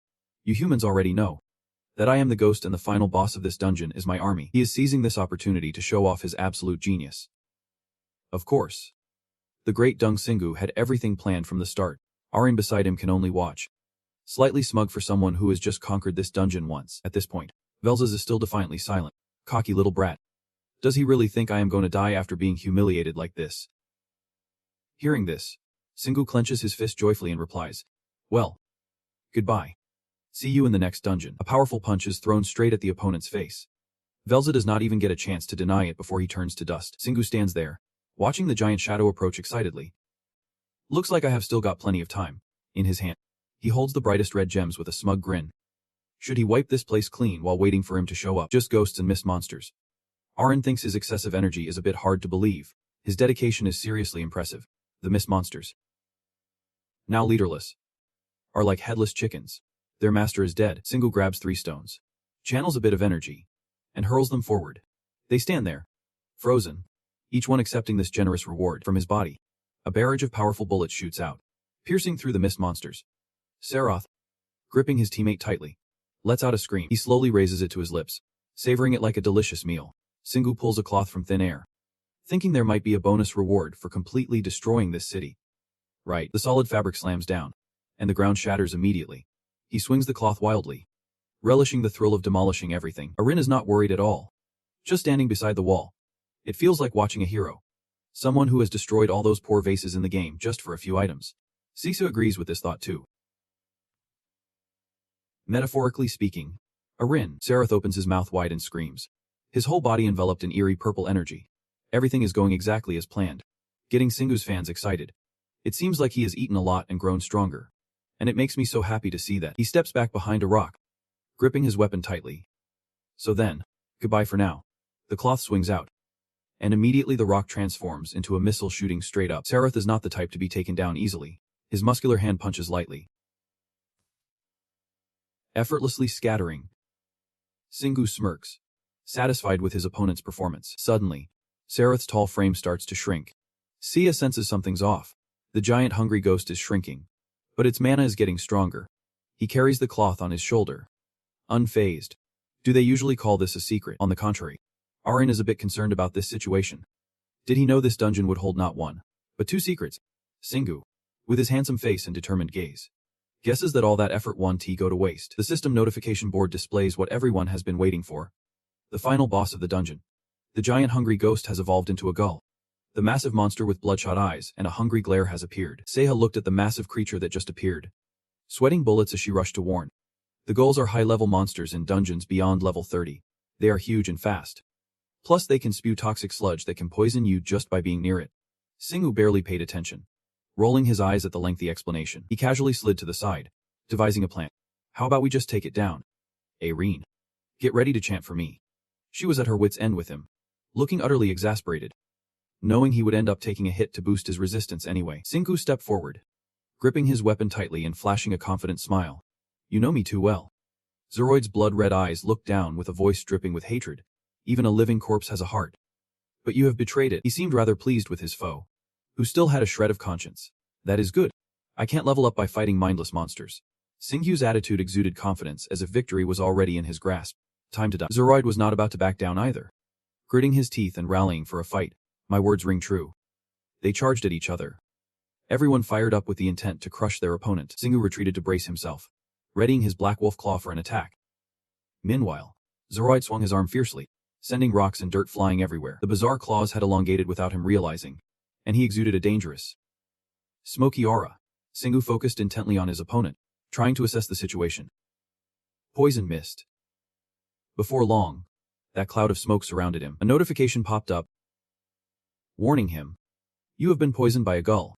You can resist it, and if you are exposed to more poison, you might die. Singu showed no signs of panic, gripping his weapon even tighter. He furrowed his brow, contemplating. All right, this is not so bad. Zeroid, brimming with energy, bellowed. I will use poison to melt you down. Singu regained his confident demeanor, gripping his hammer tightly. And I will perfect my technique. His agile body easily dodged Zeroid's punch. In an instant, Singu darted around to his opponent's back, delivering a powerful kick to Zeroid's leg. Caught off guard, Zeroid stumbled back into the rocky wall, seizing the opportunity. Singu readied his weapon for the final blow. Zeroid lay on the ground, losing his ability to resist, as the black wolf claw slammed into his face. How can this be so easy? Suddenly, Zeroid's sharp claws lunged dangerously close to his face. Zeroid picked up a rock and sprang to his feet, swinging his arm to counterattack. The previous blow had pushed Singu back several meters with surprising force. He looked down at his claw, regretting the impact from earlier. Guess I can't use the hammer now. Arian, worried, chimed in. Maybe you should switch weapons. Singu smirked confidently. Everything is going according to plan. Just one more hit and I will have it down to a science. The corners of his mouth lifted higher, a clear sign of his excitement. He is going to love getting hit hard. Arian still felt uneasy and wanted to advise him. But I think the hammer might break. Singu was beyond listening now, gripping the hammer tightly as he charged forward once more. Zeroid was ready, his body radiating a dense poison mist. Looking up at the oncoming threat, who knows what is hiding in that cloud of smoke? Singu widened his eyes, slightly surprised by its effect. Zeroid gritted his teeth, determination blazing in his eyes. Bring it on, monster. Singu flashed that confident smile, replying to the challenge. I have heard that one too many times. Zeroid's muscular arm was charged with energy, ready to unleash a powerful attack that would leave others wide-eyed. But Singu effortlessly dodged to the side, avoiding that thrust. He pushed off the ground, launching himself straight at his enemy with a fierce determination. The impact created a massive explosion, accompanied by a dazzling light that sent Zeroid flying. Singu was a blur, darting behind his foe at lightning speed. Another devastating hammer strike came crashing down, the colossal energy knocking Zeroid flat, shattering the ground beneath him. Despite the cries of despair echoing around, Singu was relentless, striking down with the claws of the black wolf. Suddenly, an announcement chimed in. His proficiency with the black wolf claws had maxed out at 100%. The claws now looked sleeker and more advanced. The info panel quickly displayed, C+ level wolf claws. Attack power 850 1750. Proficiency 200 and 4480. Fire attribute D+. Using mana would amplify its power, granting poison effects on hit a hammer with the strength of the black wolf's front legs. Tough yet heavy, making it tricky to wield. Then, a notification popped up. Dungeon completed, detailing the number of monsters defeated and the rewards earned, including a player's skill and the ability to master internal organs. Your biological abilities have been integrated into the skill. The mastery of internal intelligence has reached level 8. FB completion level achieved. Rewarded with a crystal pendulum. And experience points completed. You have leveled up by 9. Singu held up the hot item in his hands, his eyes sparkling like stars. He had a new treasure. And that hammer looked seriously badass. Arin seemed more intrigued by the second notification. appearing to prefer that over leveling up. He had no idea that the black wolf claws could also evolve.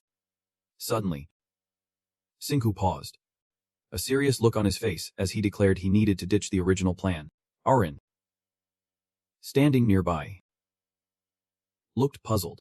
What do you mean? Singhu recalled his previous calculations and slowly explained that he intended to maximize his proficiency and combine it with the giant's weaponry. But since his proficiency had already increased, he now possessed 2 C+ grade weapons. An image of him holding both weapons in hand flashed in his mind, envisioning himself swinging one in each hand. Arin sighed helplessly as he heard this. After all, he was the giant here. Singhu seemed quite pleased with his earlier thoughts. Ready to give it a shot, he exclaimed as he swung the wolf claws, and a whirlwind erupted around him, a vibrant tornado lifting everything in its path. Singhu stood firm in the eye of the storm, legs spread wide to avoid being swept away.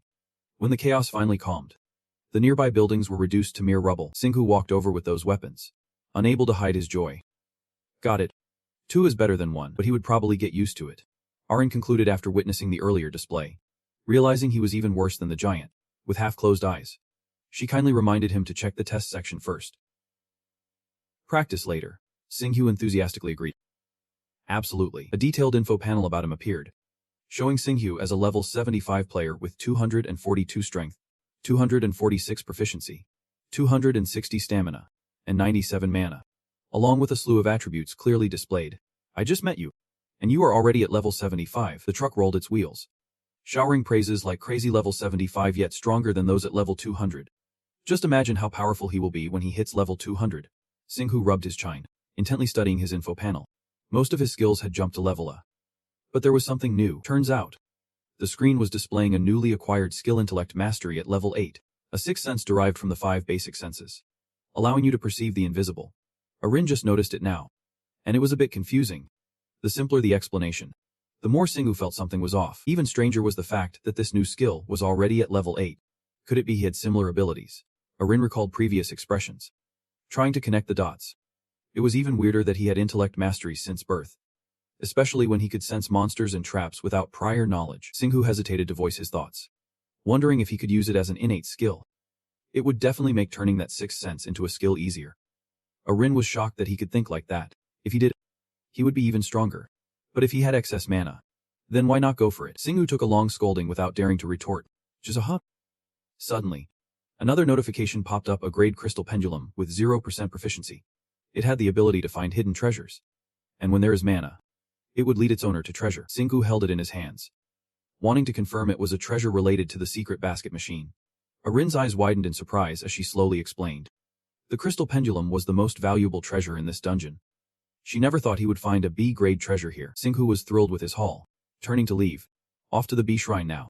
Arin, arms crossed behind him, looked a bit puzzled. What was he going to get there? The truck driver still could not shake off the earlier experience, marveling how most people found dungeon rewards tough to come by. They usually relied on auctions or repeatedly conquered dungeons. Yet here he was, incredibly lucky. Only Arin had long understood, patiently explaining that Singhu could not participate in auctions and had trouble conquering dungeons, which is why he needed so much luck. The truck driver had to endure a long monologue, plus the painful punch from him. Got it. Oh boy. Suddenly, a golden podium appeared, radiating a shimmering light that seemed to lead somewhere. Singhu and his 2 companions approached to investigate. In that moment, is this the B-Shrine symbiosis? Arin hesitated, looking at the massive structure. No way. He had some special reward to guess after successfully conquering the side quest. Arin, though not fully grasping the situation, immediately protested. This is not a minigame. Dude, that does not happen in the Heavenly City. At that moment, a notification popped up, clarifying for them. B-Shrine class change. The B-Shrine guides you to a new path based on your achievements. Perhaps he had received too many benefits in one go, leaving Singhu unable to process it all. Class change. What is that? Arin, quick to catch on, had pieced everything together. Images of each person with different mechanics flashed through her mind as she spoke. I said players can have their own character classes when conquering level 10 dungeons. But how would you know if you are a hidden player? She suddenly noticed the golden podium's glass reflecting a strange halo. Look, Singhu, there is a gate attached to the B shrine. Singhu looked at the scene, even more confused. Wait, I do not need to spend essence to class change. The truck driver behind him could not hide his excitement, urging him to go in. But Singhu still hesitated, thinking it over pros versus cons. But you still have some unresolved issues. What about the essence? the vengeful spirits, and the fallen demons. Arin, after hearing this, started to think seriously. Singu looked like he had all his energy drained. His body feeling weak and wary, he had to leave them behind. There was no altar of rewards here, but there was no other choice. They had to close their eyes and rush through the gate. On this side, the sky was a clear blue, and Singu found himself lying on the grass. The entire forest in front of them had leaves of a strange dark purple hue. Maybe the altar had some influence on this, making Singu look bewildered and dazed. Where whom? Arin focused on observing her surroundings. Surely I am not on Earth anymore. Right. Singu noted the strange colors around him, feeling uneasy. And this was not an ant nest either. It looked much more like the dungeons in the heavenly realm. Like higher-level dungeons that resembled other worlds. The genius brain of Singhu quickly conjured up a bunch of scenarios. Many famous fantasy games start like this. Now all I need is a fairy to shoot spells at me from the trees. He suddenly realized something was off and turned around. But why was not the interface showing up? Arin, reminded of this, found it strange. Oh yeah, before anyone could think, Singhu suddenly declared, "This is just a test." Yet right after that, it seemed like he wanted to contradict himself. Or maybe something else. Even after everything he had experienced, nothing made sense. Everything was just so unclear. You are worried about Ngai and everyone else. Choosing the safe route. We should probably stay here until something happens. Unexpectedly, Singu pumped himself up, curling his fist with determination. I have made up my mind. His brain quickly crunched the numbers and conjured up scenarios. If he left the forest now, the locals of this world would suspect him since he was an outsider. But he had to slay monsters to gain their trust. It is unclear where Singu got this information from, but the image of himself being praised by everyone seemed to materialize. Could you help me be a mercenary in this world? Arin, with her eyes closed and feeling at a loss for words, thought, I have read too many novels. How could an altar transport someone to another world? Suddenly, she realized something, her face betraying her surprise. Arin radiated a strange energy when mentioning it. Wait a minute. If the heavenly realm and the ant nests exist, then surely other worlds must exist too. Her expression shifted from shock to a mix of wonder and confusion. So, the monsters we are hunting down are from other worlds. They want to invade Earth and turn it into a colony. Now it was Singu's turn to feel helpless in front of this girl after all. She is the one who reads all those novels. Arin. Together, they crossed that strange yet beautiful grass, only to be stopped by a solid high wall. Singu looked at it, feeling even more certain about his earlier assessment a city wall. This truly is another world. Arin carefully observed based on her knowledge and proclaimed, it must be the monsters. Some of them build fortifications in the higher level dungeons. Sefanga took on the task and immediately turned to fly around, saying, I have to check, make sure I am accurate. Both of them stood watching as he accelerated up to the highest point of the city wall. Just under 2 seconds after Seha caught a glimpse of something and rushed back, Single looked up with a serious face, asking if there were a lot of monsters waving his arms around. He made it clear the situation was dire. It was good to see something. But there was nothing at all. The city was eerily empty. Arin was truly startled, disbelief washing over her. What? Now Single was finally realizing the gravity of the situation. What does eerily empty even mean? No one around. Seha recounted everything he had just witnessed. That is right. There were signs of destruction, but no traces of people.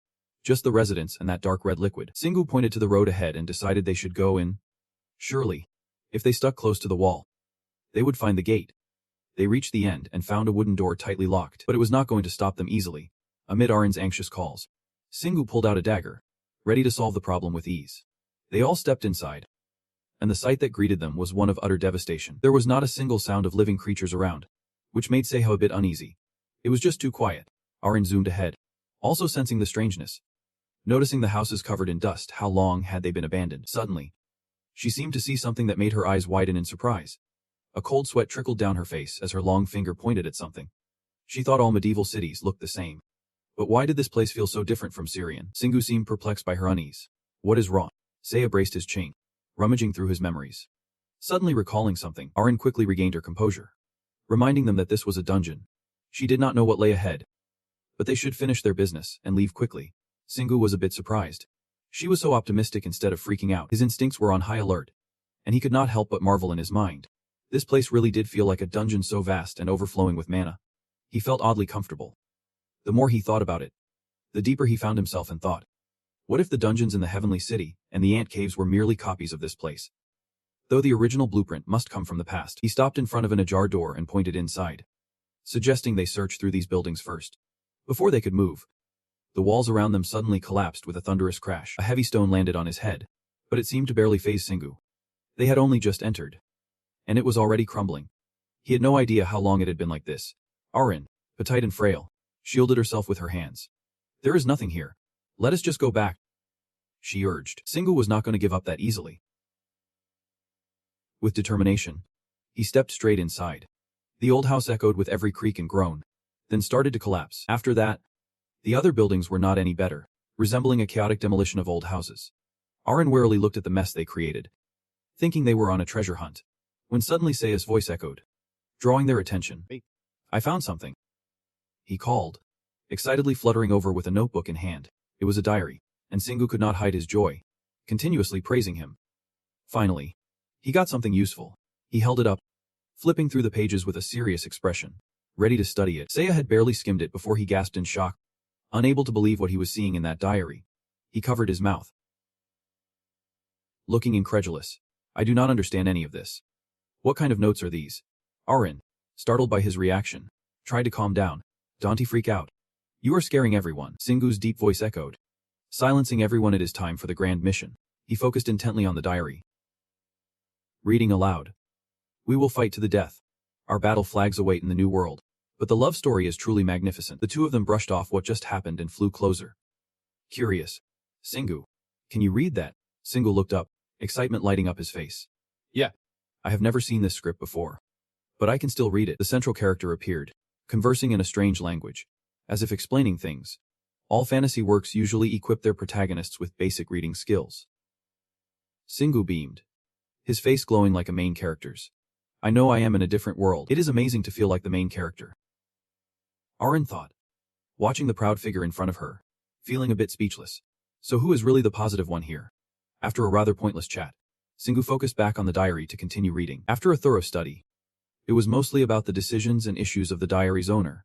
But halfway through, the phrases turned cryptic, and by the last page, there was a spot where he could speak up.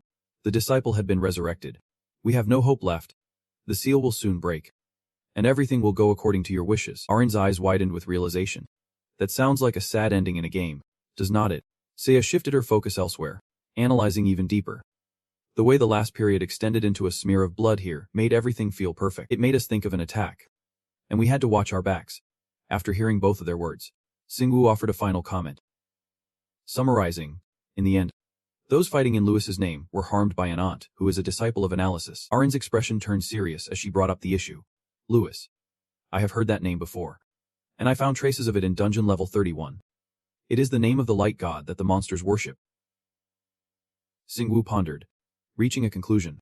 He suspected that humans also believed in that god's religion. Putting together everything they had discussed left Arin stunned. I think I finally know what the main theme of this quest is. We need to investigate the war between two gods in this city or world. Just as she finished speaking, the night suddenly descended upon them without warning. Singu's face showed no optimism. He guessed they were wrong, leaving Arin confused. Without saying another word, he jumped high up. He landed firmly on the ground nearby, taking in the scene below and asked both of them, do you see anything? A horde of bizarre undead monsters surged toward them without an end in sight.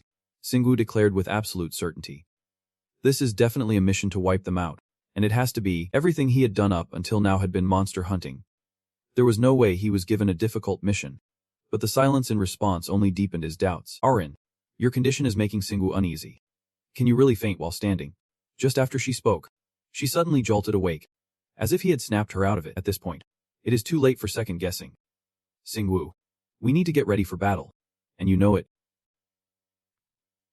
Without hesitation, he leaps down from the heights, not forgetting to pull out his specialized weapon, the beast claw. The excitement and utter lack of worry are evident on his face, but suddenly Singu goes wild, taking out the stone walls around him. He even demolishes nearby houses, leaving Arin puzzled. What are you doing, man? His hands do not stop moving, using broken stones as ammo. Just then, Seha rushes in to report. Boss, I see a ton of papers flying out of that building. This is not the time for Singu to get distracted. Just stash it away. After a struggle that tests his patience, even with his thunder gun, he is still fighting like this. Then Arin hits the nail on the head. He does not have enough mana. Sia chimes in, saying all he needs to do is find some mana bullets to cut down on mana consumption. Then he can start smashing stones too, and treat them like precious items. Is this big enough? Singu does not seem picky. All right. Let us give it our all. Hearing that makes him smile like he has seen sunlight. Of course. I am happy to help you. leaving him stunned. Why is everyone so hyped up? While they chat, a horde of undead warriors comes rushing in, chanting, "In the name of Setnag." Setnag. Singwoo grips his weapon tightly. Are those undead worshipping Setnag? Then the woman mentioned in the diary must be a restless spirit. Arin starts piecing things together, realizing that the villagers turned into the undead after their expedition failed. And now the restless spirit rules over them as Setnag's disciples. Maybe Setnag is the god of the undead after all. Meanwhile, the monsters keep chanting, "Destroy the heretics. Punish the cowards who oppose the holy war. Kill. Kill." Thanks to that, Singwoo catches another keyword. Holy war. He does not agree with that term and counters. What even is that? War is just a legal excuse for state-sanctioned violence under the banner of ideals and honor. Then Setnag ponders the situation with the undead, the cowards opposing the holy war. Could they be referring to Lewis's disciples? But Singwoo brushes it off, thinking, I will deal with them after I clean up this mess.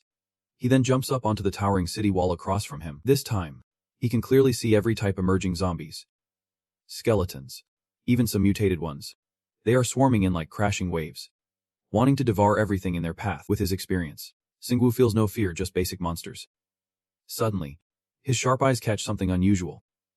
Found it. Behind that dense army stands something entirely different.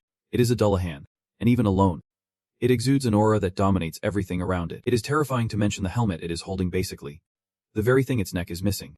Singwoo's face pales as beads of sweat form. It is holding the head, and that is freaking scary. Arin gasps, realizing, a Dullahan, the headless knight. We have never encountered it in the dungeons before. Sia looks just as bewildered. The Dullahan is a monster mentioned several times in high-level undead dungeons, but no one has seen a monster as powerful as it. It definitely exceeds level 200. In contrast to that disgusting appearance, Singwoo could not help but smile with excitement. Awesome. If I beat it, I could rank high. Right. This thought made them all gasp in awe. You are really into this. From thin air. You are grabbing stuff while also taking on the quest. Seha, keep an eye on the Dullahan for me. If it makes a move, let me know immediately. He immediately agreed. Understood. Singwoo's gaze turned serious. Arin, prepare the holy energy. She had no objections. Yep. Next, he confidently used the stones he had prepared. I will conserve mana for the Dullahan. And everything else I will use my physical strength. And then, with a powerful thrust, all of Singwoo's strength surged into it. Just that one blow sent the undead flying apart like confetti. Arin, standing by, could not help but admire. And he took on a professional throwing stance. Here we go. Another incredibly powerful swing. The wind stone shot straight towards the target. It shattered on impact, breaking into tiny pieces that continued on. The shockwave was even more terrifying than the last blow. This scene completely startled Arin. This reminded Seha of Kim Arang, probably the party leader of the tornado. Though he would not do that without mana. The Dullahan, as the boss of this battle, was intently observing the entire fight. Its gaze particularly focused on the source of those recent explosions. Singwoo. A whisper came from the headless knight Dullahan. A stranger. A gunner. But surprisingly, that sound reached Singwoo. What is that noise? Arin immediately explained. The Dullahan's voice was amplified by mana. The headless knight spoke again with excitement. Death is what my master loves most. If the death of an entire army could be exchanged for just one life, that would be interesting. Let us see how long you can last. Understanding it all made Singwoo start to stretch out. So he basically would not do anything until I was done. Alright then, he did not bother with one stone at a time anymore, and summoned them all with a declaration now. It is rapid fire mode. One shot after another sliced through the air straight at the horde of undead gathered from all kinds of beings, not giving them a chance to catch their breath. Suddenly, Seha rushed in to report. Boss, they are eating their own kind. This made Singwoo freeze. The monster with this ability is none other than that gull. It devours regardless of the species, and its body ignited with fierce flames. By the time Arin noticed, they had transformed perfectly. The high-level monsters evolved. Singwoo's tone became serious. So they want to focus their power on a few selected ones. This question he could not quite figure out himself. But it was possible, no matter what. This time the stone in hand soared like an arrow straight towards the target. With just one blow, he took down that hungry ghost who had just leveled up. At the same time, a crystal of mana dropped right where it stood. Arin noticed it too, that mana crystal. And Singwoo's smile seemed to say he had it all figured out. He knew it. His next words were a 100% confirmation. We are not in a dungeon. This world is real. A treasure like that would not go unnoticed by other hungry ghosts. The vehicle gasped as another high-level monster was munching on that crystal. But Singwoo did not worry at all. If it did not affect him, he would just let it be. In fact, he got excited and posed a question back. Do you know what the biggest difference is between dungeons and real worlds? This time, Arin raised an eyebrow. He smirked as he delivered the answer. It is leveling up. After that, Singu unleashed a surge of energy. A flurry of stones wrapped in mana transformed into bullets, waiting for their master's command. Once he was all set, he continued with his excited spiel. My mana and strength will recover when I level up, so I do not need to hold back. Though a vehicle paled, remembering that he had not used mana until now, Arin felt a pang of sympathy. I feel so sorry for that Dunlahan. Without a word, Singu directly blasted away the stone that was charged with energy. The previous explosions could not even compare to the terrifying force of this one. It was so powerful and intense. It could affect even the Dunlahan. He did not seem fazed at all by Singu's change. As he started using mana, the strength of this guy is surprisingly impressive. But, in the meantime, he was calmly analyzing his own power, realizing that throwing a stone costs 2% mana. That means I can only throw 48 more times if I can recover from leveling up. After that, he began a relentless series of attacks without a moment's pause. Each blow roasted wave after wave of undead soldiers, turning them to ash. They did not seem scared. Instead, they became even more aggressive. It is starting to use mana. It is afraid of Lord Setnak's power. At the same time, the hungry ghosts were evolving indiscriminately from devouring their own kind. Arin looked at the situation with deep anxiety, transforming for the second time. They still had not turned into fallen spirits. What if those giant hungry ghosts reached each city? The army pouring in was relentless, making it impossible for Singu to wipe them all out, pushing him to his limits. He would annihilate every last one of them, even the very last one in this world. She shouted to stop. That would be overkill. Seeing Singu's state pleased the Dunlahan. You are worried. Are not you? I wonder how you ended up here. A triumphant voice echoed across the battlefield. But you will be the start. This cleansing battle will finally begin. Yet those words only made him pause his actions. They did not make him think too much. However, it was only at this point that the Dunlahan finally realized the truth unfolding before its eyes. It was evolving by absorbing mana here, even though it had only just killed off the soldiers. Ultimately, the Mist Army managed to crawl their way to the city walls through their own legs. Arin jumped in shock. Look at them climbing the wall. Singu. But Singu did not care at all. Let them be. By the time they get up here, our main forces will have already wiped the floor with them. And then, ready for yet another round of attack. How many times has it been now? It was time to rain down some stones on those cosmic monsters. Meanwhile, she felt utterly defeated. I do not even know where that line came from. This time, Singu poured every bit of mana and power into an attack that was even more explosive than a machine gun. The stone bombs exploded left and right, creating massive craters that glowed like lava. And then, something frantic caught Sia's eye. Boss. What the heck is happening? A horrifying scene unfolded before them, leaving him struggling to comment. He was terrified by the image burned into his mind, a gull fused with a skeletal monster. This made Singu incredibly curious. Why do they love these combos so much? The skeletal limbs of the monster were intimately fused with the gull, creating a death knight that radiated overwhelming power. This sight hit both Seher and Singu hard, leaving their jaws on the floor. Instead of feeling anxious about a powerful opponent, they were mesmerized by the sheer badassery of the Death Knight. That is really something. Seiya even admired it. That living skeleton looks so cool. Arin, on the other hand, was completely baffled by their strange enthusiasm. What is wrong with you two? But then she had to shout a reminder. Hey. That high-level monster. The Dullahan just came into play. Speaking of which, Singu's excitement faded away. No way. It is weaker than the Dullahan. His eyes lit up as he examined Moragi. Not missing a single detail. Look at its armor. It is creaking. It is clearly a combination, but still incomplete. Despite the situation, Singu focused on gathering his energy, his tone turning serious. First, he needed to reduce their numbers before that thing got any closer. Just as he finished his thought, he unleashed dozens of stone bombs, not giving them a moment to breathe. The explosions echoed endlessly, and he received the notification he had been waiting for. You have leveled up. The Death Knight, Moragi, was so familiar with its new body that it could move at lightning speed. Seiya panicked. Boss. It is on the wall. He could see Moragi's face coming closer and closer. Aside from the thrill, Singu felt nothing else. It was just the right moment. Moragi's footsteps became agile and incredibly powerful. With just one leap, it became the first monster to achieve its goal on the city wall. Before anyone could react, Moragi released a cloud of black smoke. Singu quickly realized. Poison mist. He hurriedly shouted. Arin, Seiya. Fall back. But without hesitation, Singu charged straight at Moragi. As he gritted his teeth, the system chimed in with a warning. The poisoned Death Knight has infiltrated your body. You cannot fully resist with your anti-poison skills. But Singu did not back down. Instead, he summoned his Great Wolf's Claws, successfully boosting his poison resistance to level 8. and roared with a battle cry that shook the heavens. His boldness caught Moragi off guard.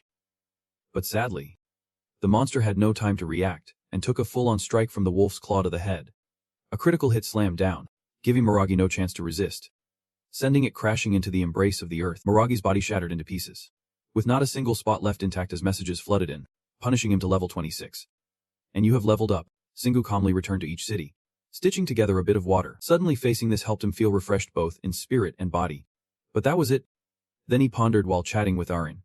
He had just leveled up again after taking it down, so it had to be very strong. Suddenly, she stuttered when she saw something. Singu, look over there. It caught his attention. Right. It turned out to be the soulless spear that once belonged to the Death Knight Moragi. Left behind from the previous battle, Arin seemed horrified for some reason. Singu flashed a reassuring smile and said, "Don't be scared. It is just a bone spear." Then he stepped closer to it, making her exclaim, "Don't tell me you want to transform too." "Yet," he truly replied, "I really want to. But look at this bone here. It is..." Just as Singu finished speaking, the description appeared. This is a C3 grade soulless spear, with attack points between 1500 and 1950. The spear transforms when a giant hungry spirit morphs into a Death Knight. Its weight and hardness increased significantly due to the dozens of bones combined. Arin was now stunned. This treasure. I have never seen anything like it in the Red Prison. Singu countered.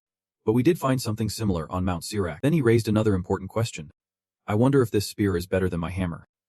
Suddenly, Sirak, with sparkling eyes, suggested, maybe this is your chance to learn some offensive skills. For some reason, Singu handed over the soulless spear, which Sirak took, surprising the opponent. Then he quickly declined. Thanks. But it is stronger than anything I have used in my lifetime.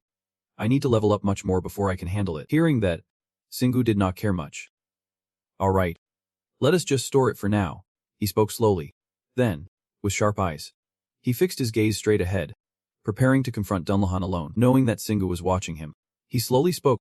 I can't believe it. But you can utilize the mana of the living dead without any trouble. Dunlahan's steady voice became urgent. So you will be stronger if I let you wipe out my entire army. I can't let that happen. The horse, responding to his words, neighed loudly, making a perfect leap from its position, bringing its master, Dunlahan, closer to Singu. The sharp axe was aimed at him, accompanied by Dunlahan's bold declaration. I will personally take you down. You human from Earth, the star who rejected our holy war. The battle situation had escalated to this point, which was completely to his liking. Finally, the showdown was here. Dunlahan's fierce steed charged through the air, and of course, Singu would not just stand there and take it. The sound of battle echoed, striking at the hearts of those present. The two of them continued to engage in a chase around the city walls. In mere moments, Dunlahan had caught up to him, making him furrow his brow in deep thought. He is really fast. I am using a thermal cannon but still can't outrun this guy. Unable to hold back, Singu shouted out of jealousy. I want a fierce steed too, to which Dunlahan replied nonchalantly. It is not meant for humans. Just give it up. Next, the sharp blade of Dunlahan's axe concentrated a heavy source of dark energy. Thoughts raced through Singu's mind, overflowing with mana. But it only boosted his weapon's power. He was not just running away anymore. He summoned the giant's howl directly, and did not bother focusing his energy at all. The clash of sharp against sharp sparked brilliant flashes all around them. But that was not the end of it. Singu decided to summon more weapons. This caught Dunlahan off guard. What the hell? A fierce strike from his giant's howl aimed straight at his glaring weak point. The powerful blow sent him flying far from his evil steed. But Dunlahan landed solidly on the ground without a hint of struggle. Of course, Singu was not about to let up on his attack to give the guy a break. The giant's howl swept in, claiming another horse head. Finally, it vanished, leaving behind a mana crystal from the evil steed. He was not about to let that go to waste and grabbed it. This series of actions sent the headless knight Dunlahan into a rage. Who did that human think he was? Messing with his battle standard. In response to his simmering hatred, Singu coolly replied, Gotta keep it stylish. Do not you think? Flames burst from Dunlahan's neck, showing just how furious he was. That bastard. A deadly strike came crashing down towards Singu. No longer just a simple attack. Witnessing this made him tense up. He would only seen moves like that in video games before. Seha gasped. This is the first time I am seeing this live. I heard the guild leader is still trying to use it, but he is too powerful. The back and forth between them made Arin shout, Stop talking and get out of the way. As soon as she finished speaking, the three of them took off running for their lives. But something was coming at them even faster. It was Dunlahan's head, taking the chance to hit Singu with a painful blow. This was not just a simple headbutt. It felt like a wrecking ball slamming into him. His body still held the throwing position, faced Dunlahan's wrath. Even though he was heavily injured, he calmly sheathed his weapon, not forgetting to grab Dunlahan's head for revenge for the earlier blow. Unfortunately, it was not something Singu could just bully around. In an instant, Dunlahan's iron head was back with its original owner. Then came a growl declaring, "Chetty." The moment the words left his mouth, he was determined to lunge forward. What a shock he met with trouble from that headbutt. Oh no. I think I broke a rib. Fortunately, Arin quickly used her skill, hang in there, and it worked incredibly fast, evident from Singu's recovering state. Thanks, Arin. Thanks to that, just as Dunlahan's 1,000-pound axe came crashing down, he was able to escape quickly with his agile body. Saya shouted in panic. Watch out. He is breaking the wall. Faced with that, Singu could only think. Damn it. The impact was not just limited to where Dunlahan stood. The shockwaves spread out everywhere. This violent shaking affected him greatly. He was off balance, so he decided to summon the giant's howl. This time, he poured all his energy into it, enhancing his mana. Just as Singu finished his move, Dunlahan closed in, and another axe swooshed by. But he dodged it with lightning speed, ready to counterattack. Finally, Singu seized the chance to unleash his devastating punishment technique, not giving Dunlahan a moment to evade. Even his tough armor had to sacrifice a few pieces to withstand that blow. Dunlahan's head was sent flying like a toy ball. At this point, he still had not realized something was off. You are quite strong. I will give you that. In stark contrast to that praise, Singu took the opportunity to jab back, saying, "And your head's as hard as a rock." Hearing this, Dunlahan quickly turned away. But of course, Singu would not miss the opportunity in front of him. Bang. But just before it could hit, an earthquake suddenly struck. The stone wall shattered into pieces without a warning. It turns out all the tremors originated from Dunlahan. I'm pleased, but this has to come to an end. Observing Singu's fearless face made him exclaim. A person clever enough to outsmart me and strong enough to hurt me. But mana governs this world. The axe in his hand, despite all the battles it has been through, was still brimming with energy. If you have less mana than your opponent, you can win. Another powerful swing sent rocks flying. But apart from the boulders, it did not cut through anything else. This completely left Dunlahan in disbelief. Where did he go? Turns out, Sia had quickly rescued Sing. Come on, let us hit him. Singu cheered. You got this? Xiha, gripping the giant axe tightly, he declared confidently. This is the perfect chance for me to unleash the hammerous strike. The moment he shouted, it transformed. I do not know when, but the giant axe began to glow brightly. It shone so intensely it seemed to pierce through the very fabric of reality, leaving Dunlahan stunned. Is that the sun? But he hurriedly denied it, saying, it is that damned attack. Meanwhile, Xiha was struggling. Dude, you are too heavy. Singu understood and ordered. Throw me towards him. Quick, without a moment's hesitation. He did just that. Confidence sparkled in Singu's eyes. Catch this, however. Dunlahan remained dismissive. You want to take me down with just that? But he would not just stand there and let himself be hit. The axe in his hand radiated fierce energy like a thunderclap. Both of them, wielding their distinct powers, poured all their strength into one strike. Singu's giant axe came crashing down with such force that it sent shockwaves through the area. Black smoke billowed, obscuring the scene. When it finally cleared, it revealed Dunlahan's battered form. I will kill you. The confident look on Singu's face vanished. But he still moved. Not long after, he swiftly pulled out the Thunder God's gun. But would this be enough to take you down? To his surprise, Dunlahan recognized it. It was Rena's gun. Beyond excitement and joy, Singu's emotions were off the charts. Goodbye, sweetheart. The fierce mana was channeled into a terrifying beam aimed straight at the target. The fiery blast from Singu's thunderous gun was so intense that it engulfed the headless knight. Dunlahan. It was so overwhelming that even he could not believe it. How could a mere human wield such power? Even the earth beneath his feet could not escape its impact. When Singu's ultimate move finally ceased, all that remained was a deep, gaping crater. Aring, with a serious expression, assessed the scene. What an anticlimactic finish. He casually brushed the dust off himself. Villains are always like that, full of bravado, but ultimately no match for real chaos. Notifications from the system kept popping up. You have leveled up 4 times. Ammo upgraded to level 7. And punishment to level 27. Looking at the wreckage left behind, he could not help but feel regret. If that guy had been blown to bits, he probably would not have found anything at all. Who would be thought Sai would find something so good? A mana crystal left behind by the knight. Singu's excitement skyrocketed. Wow. Both his spirit and body felt invigorated. At least I will have 5 mana now. This world is pretty awesome, and I have also got the mana crystal from the Death Knight. Arin seriously reminded him. I know picking up loot is the next step, but right now, I do not have time for it. Even though the pests were wiped out, there was still a bunch of Lolas endlessly repeating their nonsense. Making that human taste the wrath of the storm, it left Singu feeling a bit annoyed. They can still move without a leader. Seeing this, Sia urged him on. Take them out first. Then we will figure it out. Once again, he summoned his trusty wolf claws. Watching the monsters advance made Singu feel like he was in a zombie movie. In an instant, the chattering skeletal monsters were reduced to nothing but smoke. Suddenly, his eyes widened as he spotted something. The most special item so far had appeared, accompanied by Singu's joyful shout. Here it is, the mana crystal from the Death Knight. But besides that, what the heck is this thing that just hit my ribs? After Singu picked it up, he was startled to realize it was the head of Dunlahan. Arin was extremely worried. It is not a monster, is it? Suddenly, he froze and exclaimed, hold on a second. Detailed information about the malevolent B2 Kana appeared. Attack points of 1800 to 2200. The helmet of the Kana Knight transformed into Dunlahan. The resentment and mana had accumulated so much that it still existed even after its master was destroyed. It retains the battle memories of Dunlahan, making it a powerful weapon that can be fired just with mana. The system's information took Singu by surprise. Turns out it is a treasure. But the attack stat on this thing is ridiculous. Observing closely, he noted, it has a cruel aura, and it is even absorbing the surrounding air. When Arin saw its true nature, he turned pale. It looked like a helmet, but there was a decaying face inside. Are you really going to use that? Singu. He was contemplating it seriously. His gun consumes too much mana. So this could be a more convenient weapon. This thing started measuring Kana's malice. It must be something like this. Just like that, he tossed it far away, hesitating a bit. Kenna's malice barely glided by and immediately harvested the debt level of the hungry ghost. Moreover, it even knew how to find its way back like Boomlang. The blade is in Singu's hands, slightly off kilter, along with some intel and characteristics, automatically returning after being thrown. This ability totally sparks his interest. Oh yeah, it is definitely coming back to him. Aring, despite his not-so-great expression, chimes in.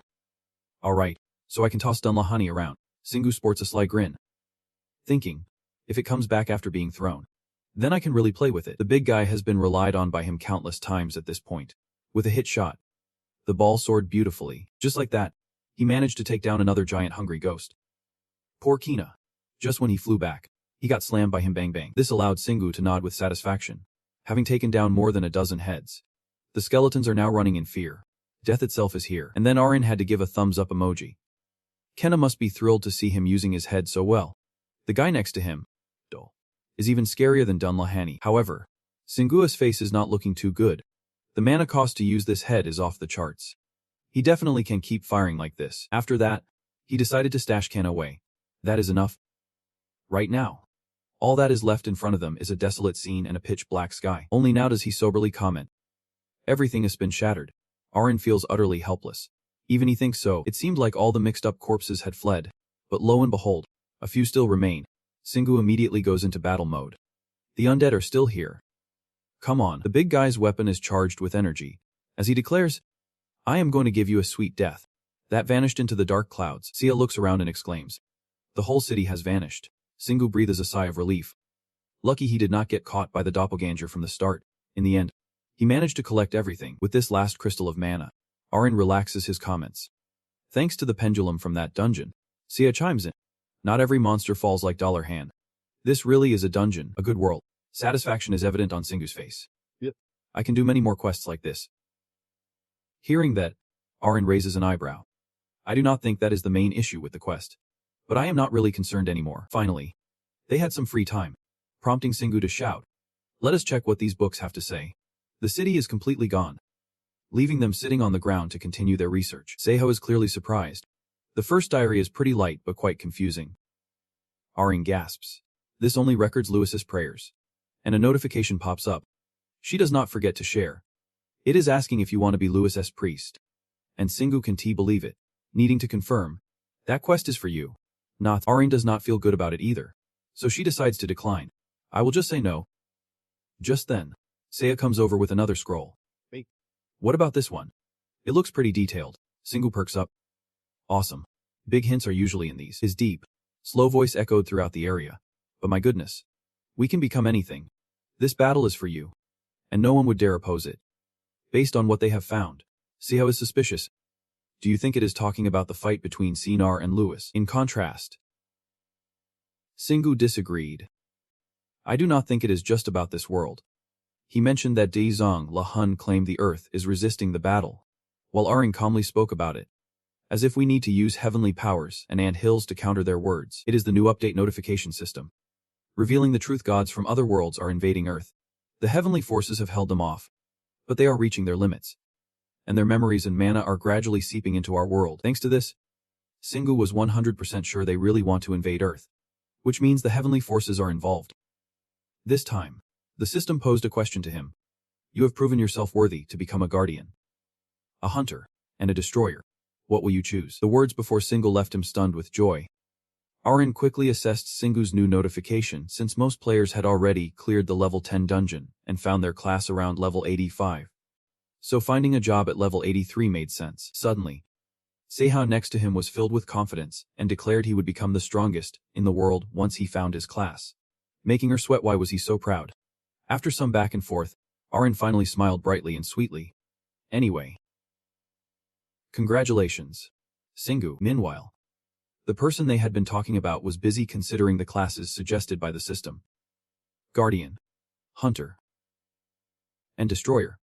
But in less than a second, he just chose immediately probably the Destroyer, which made Arin rush to remind him. I knew you would choose that, but you need to think it through first.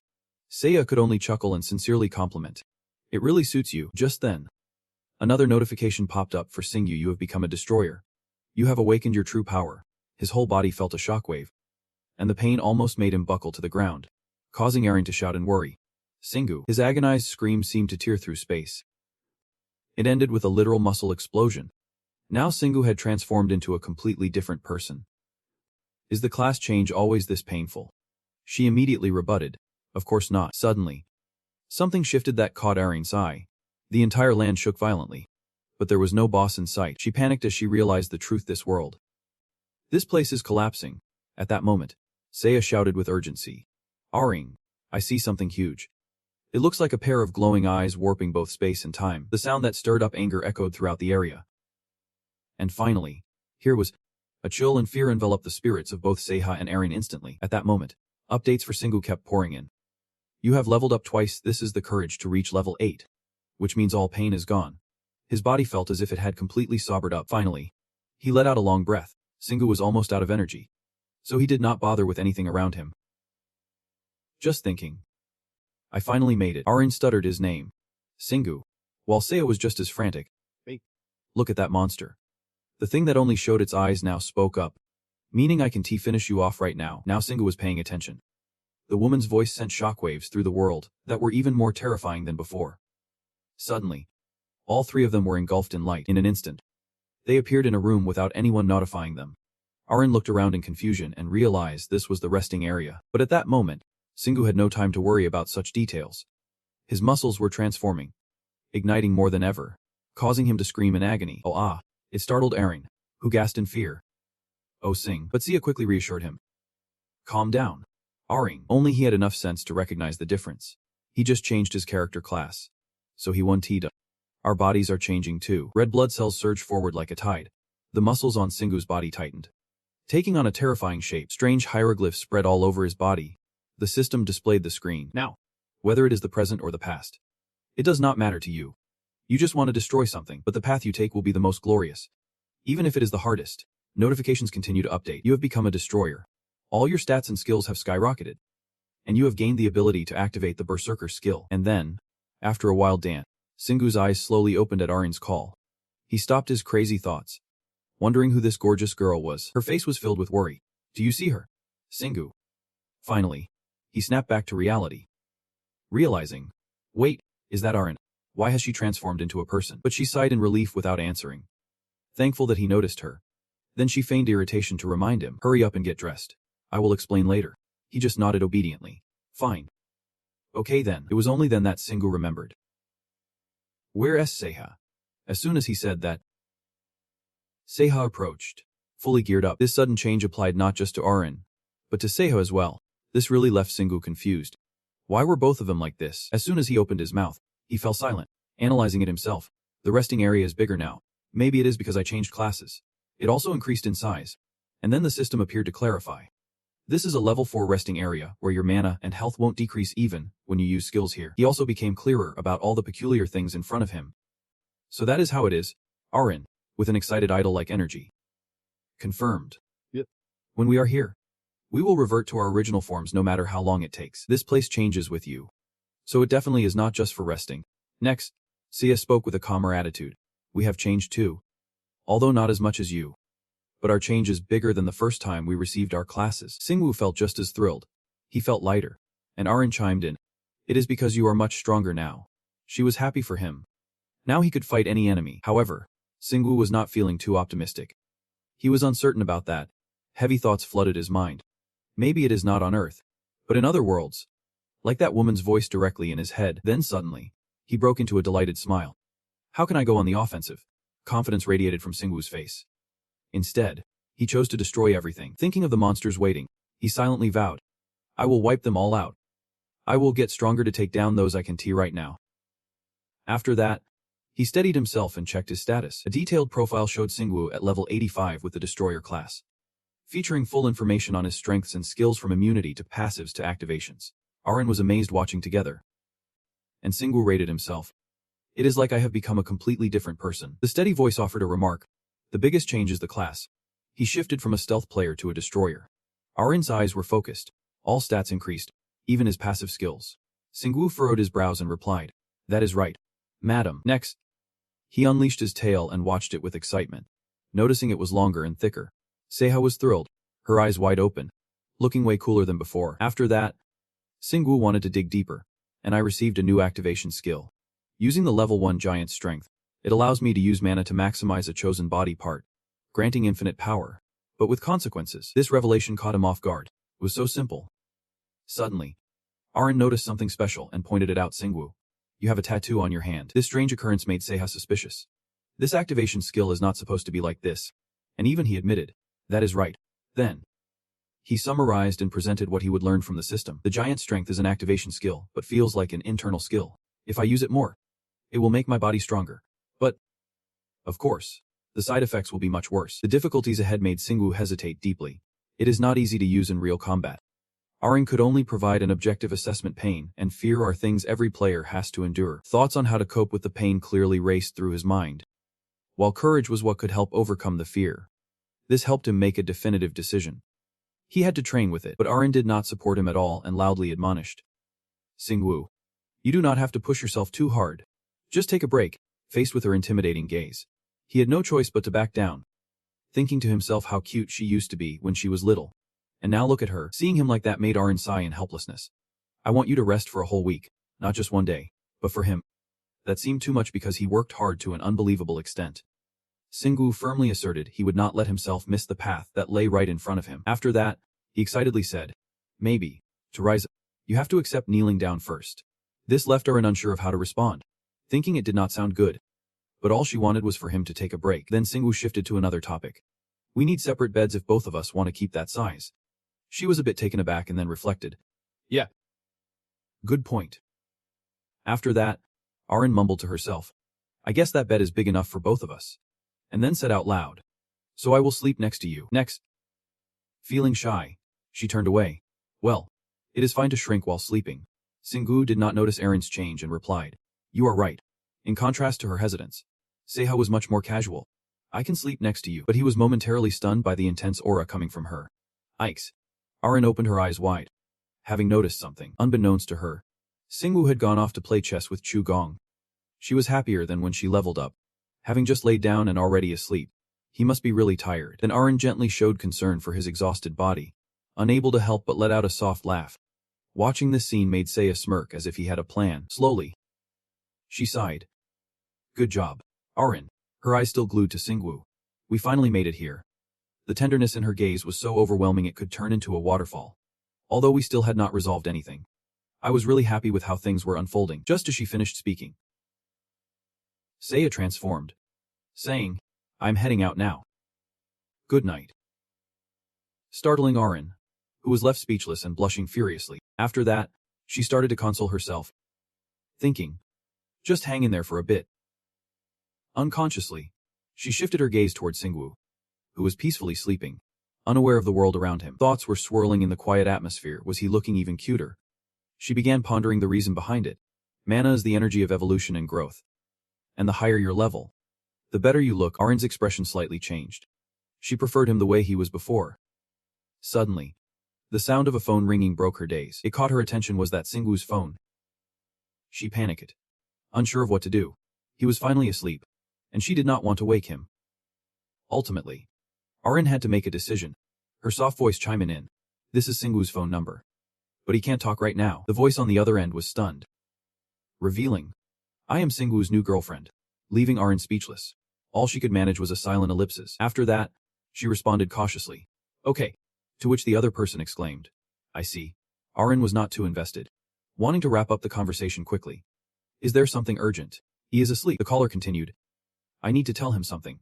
He has always wanted to be a player. Arin felt a bit irritated. Responding. Thanks. But how is that relevant to this call? If it is important, I will relay the message. The voice on the other end elaborated. Well, I found a way for him to become a player. And I think he would love it. This statement completely took Arin by surprise, and the caller, sensing her disbelief, insisted. I am serious. There is a way to create a player. Time flew, and Singwoo enjoyed a refreshing, pleasant sleep, stretching out in the morning light. Suddenly, he noticed Arin looking haggard. Did you stay up all night? She sighed, frustrated at the mention. I did sleep, but it was not good. So let us just say I did not sleep. Then her expression turned serious. Someone called you while you were sleeping. I know it was not urgent, but I still answered. For Singwoo, it was no big deal. Sure. Who was it? Arin replied. I think her name is Lee Si-hee. Hearing that name piqued his curiosity. What did she say? His calm demeanor surprised Arin. He seemed too relaxed but still remembered to respond. She said there is a way for me to become a player. Those words triggered memories of methods he knew. Player entry. Capturing players in the middle of the field. Arin's tone turned slightly heavy. I asked her. But she said she wanted to meet you in person. Singwoo smirked in disbelief. She is still as charming as ever. Arin's mood dropped as she asked. Is she your ex-girlfriend? He replied. I did not know. Yeah. His blunt answer left her at a loss for words. That was quick. Then his voice lowered. We broke up a long time ago, right after she became a player. This instantly made Arin feel indignant. So she became a player and dumped you? Or did she find someone better? Singwoo waved his hands dismissively. That is not it. He seriously explained. I felt like I was inferior and could not face her anymore. Arin's sarcasm hit him like a brick. Sorry. But Singwoo stayed calm, not showing any anger. It is. Do not worry about it. Then she chuckled. Because he was the kind of guy who would throw him off guard and turn the tables. Like he thought he was a monster or something. Finally, we hit the most crucial point. Arin's tone turned serious. Are you really planning to meet her? Singwoo opened his phone to check. Even though deep down he had a hunch about it. Probably nothing online. Right, just as he suspected. There was nothing. Which meant he had to meet her. Arin, noticing his slight annoyance, just timidly chimed in. Yeah. Meanwhile, she was mentally piecing things together. Long story short, Singwoo dumped Sia. But she was still hung up on him. Why he dumped her. That part slipped her mind. Just thinking about it made Arin's face go pale. This was getting dangerous. Suddenly, a system screen popped up right in front of Singwoo. A notification appeared. You can upgrade your resting area with essence. Then, the information rapidly changed. You can use 30% essence to upgrade the resting area to level 5. Do you want to proceed? Singwoo rubbed his chin. Pondering. This was way too little compared to what he needed before. The reluctant car reminded him that he had to save essence for the fallen spirits and wraiths since he could not find a shrine. That realization snapped him back to reality. Right, planning to just go with the flow. Singwoo hit the agree button, thinking he would do whatever he could before heading out. Instantly, the space around the three of them transformed. A brand new interior appeared. The bathroom and toilet got a sleek upgrade. And the kitchen was revamped with new furniture. Arin squealed with bright eyes. The place looks fancier now. It is as big as a regular house. The notification updated again. The resting area has reached level 5. And the interior features have improved. A series of new features were revealed. Like a level 1 kitchen that could cook and process monster mana. Or the ability to upgrade wardrobes, refrigerators, doors, and even create a level 1 gym to train strength and skills without losing control. Singwoo focused on reading and mumbled. Can I upgrade the interior and create a gym? The system replied promptly. You can do so with 97% essence. That news pumped Singwoo up. Thinking. Alright, got this. But the reluctant car reminded him once again about saving essence for the fallen spirits and wraiths. But he was quickly warned by Singwoo to stay quiet. Chill out. Shortly after, the fully equipped gym appeared. His rest area had leveled up to level 5, featuring a level 2 forest where he could sleep, regain stamina and mana while resting, and even boosted efficiency by 10%.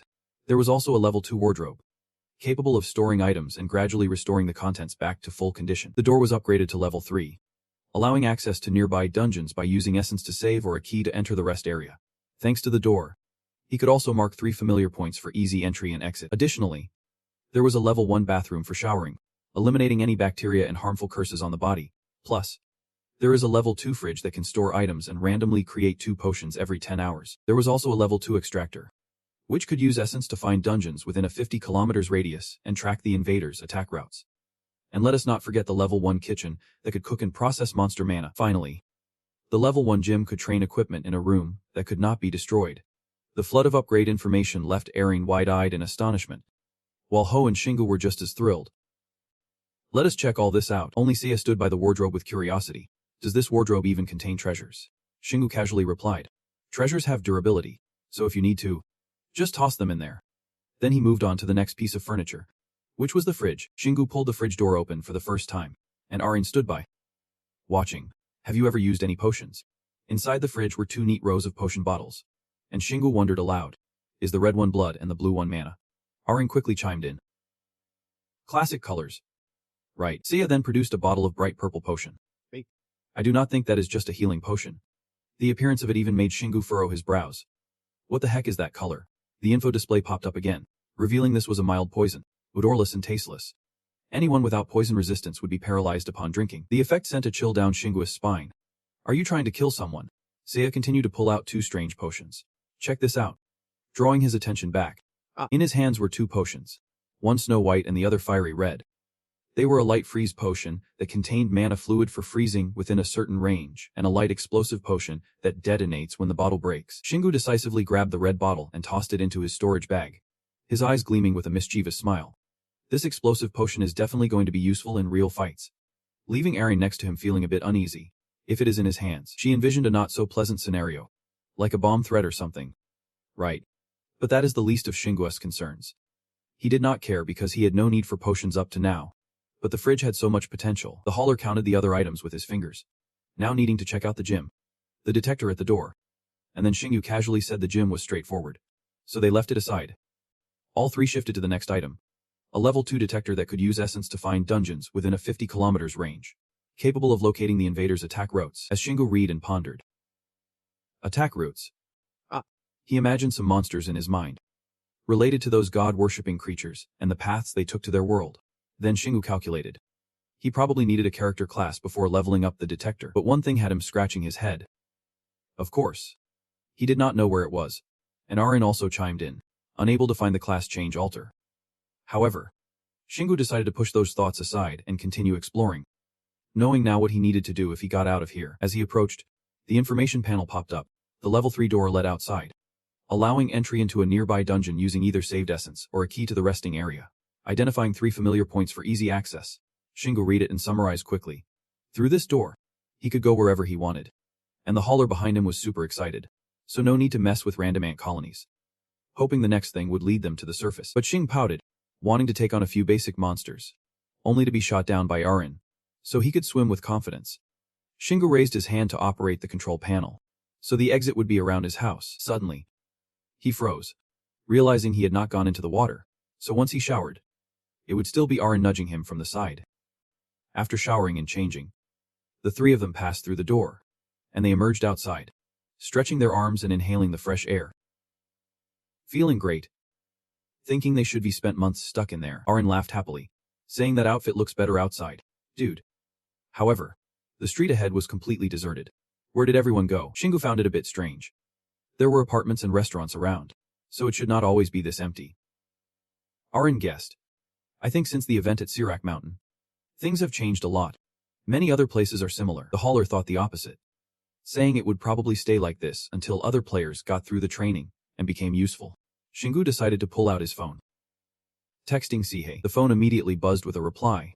He turned back to the other 2, saying she is at the cafe, which surprised Aren, causing her to exclaim. What? She thought to herself. Not happy. She knew Shingu said he was with her, and she did not like how she acted, knowing so much about him. Seeing her attitude, Shingu thought she was worried about something else. Saying, "Are you scared she will see me? I am hiding way better now, so it should be fine." But Arin just casually replied, "Yeah. I hope you do not get caught, dude." Finally, he decided, "Alright, let us see how they are playing this game." On the main road, there were a few people and vehicles passing by as the three of them strolled down the street. Observing, he suddenly spoke up. "There are some people. Are not they a bit too laid back? Or is that normal?" Making Arin rush to stop him. "Do not say that. You are losing hope." Arriving at the cafe they had prearranged, the folks inside were chatting about the beautiful girl sitting alone by the window. That girl was Sihei. And it seemed something caught her attention as she turned to look. Shingu walked up to the table. And hey, his presence lit up Sia's face like never before. The folks at the next table instantly turned into jelly. "Haha. Told you he had a girlfriend." Sie looked left and right and asked, "Did you come alone?" Her question left Shingu puzzled. "What is it to you?" She then replied with a mysterious smile. "Nothing. I get it now." Sihi looked at Shingu with a smug smile that made Arin, hiding in his pocket, feel a rush of annoyance. Why did she look so full of herself like she was in the lead? Moments later, they both sat down to chat. Shingu was the one to break the ice first. "When was the last time we met?" Sihi bent down slightly and replied, "That was 2 years and 3 months ago."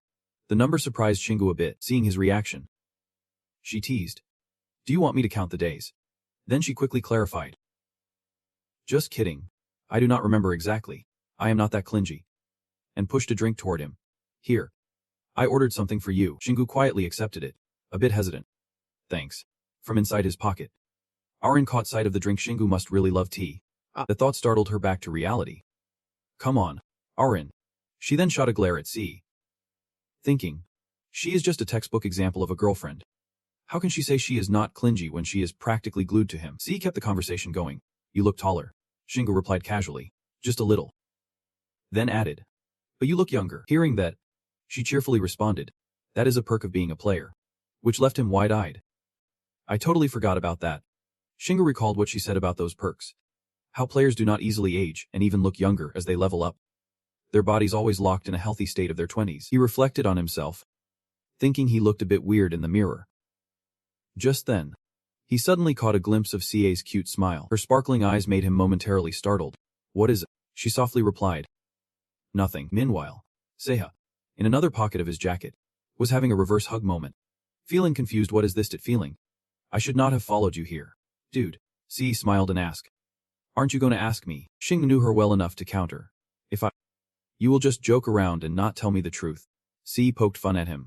"But you never used to think so much. You just dove into everything." Shingu simply replied. "People change." His answer made C fall silent for a moment, looking a bit discouraged before she said, "I am not 100% sure either." Shingu replied nonchalantly, "Well, I guessed as much." Just then, C lightly touched the surface of the table. An energy circle formed around their table as the center. Shingu observed it and thought, "That is a pretty strong sound barrier." C's voice suddenly turned serious. "There is a rumor going around among players that all the monsters in the heavenly city believe in different gods." The info made Shingu slightly taken aback.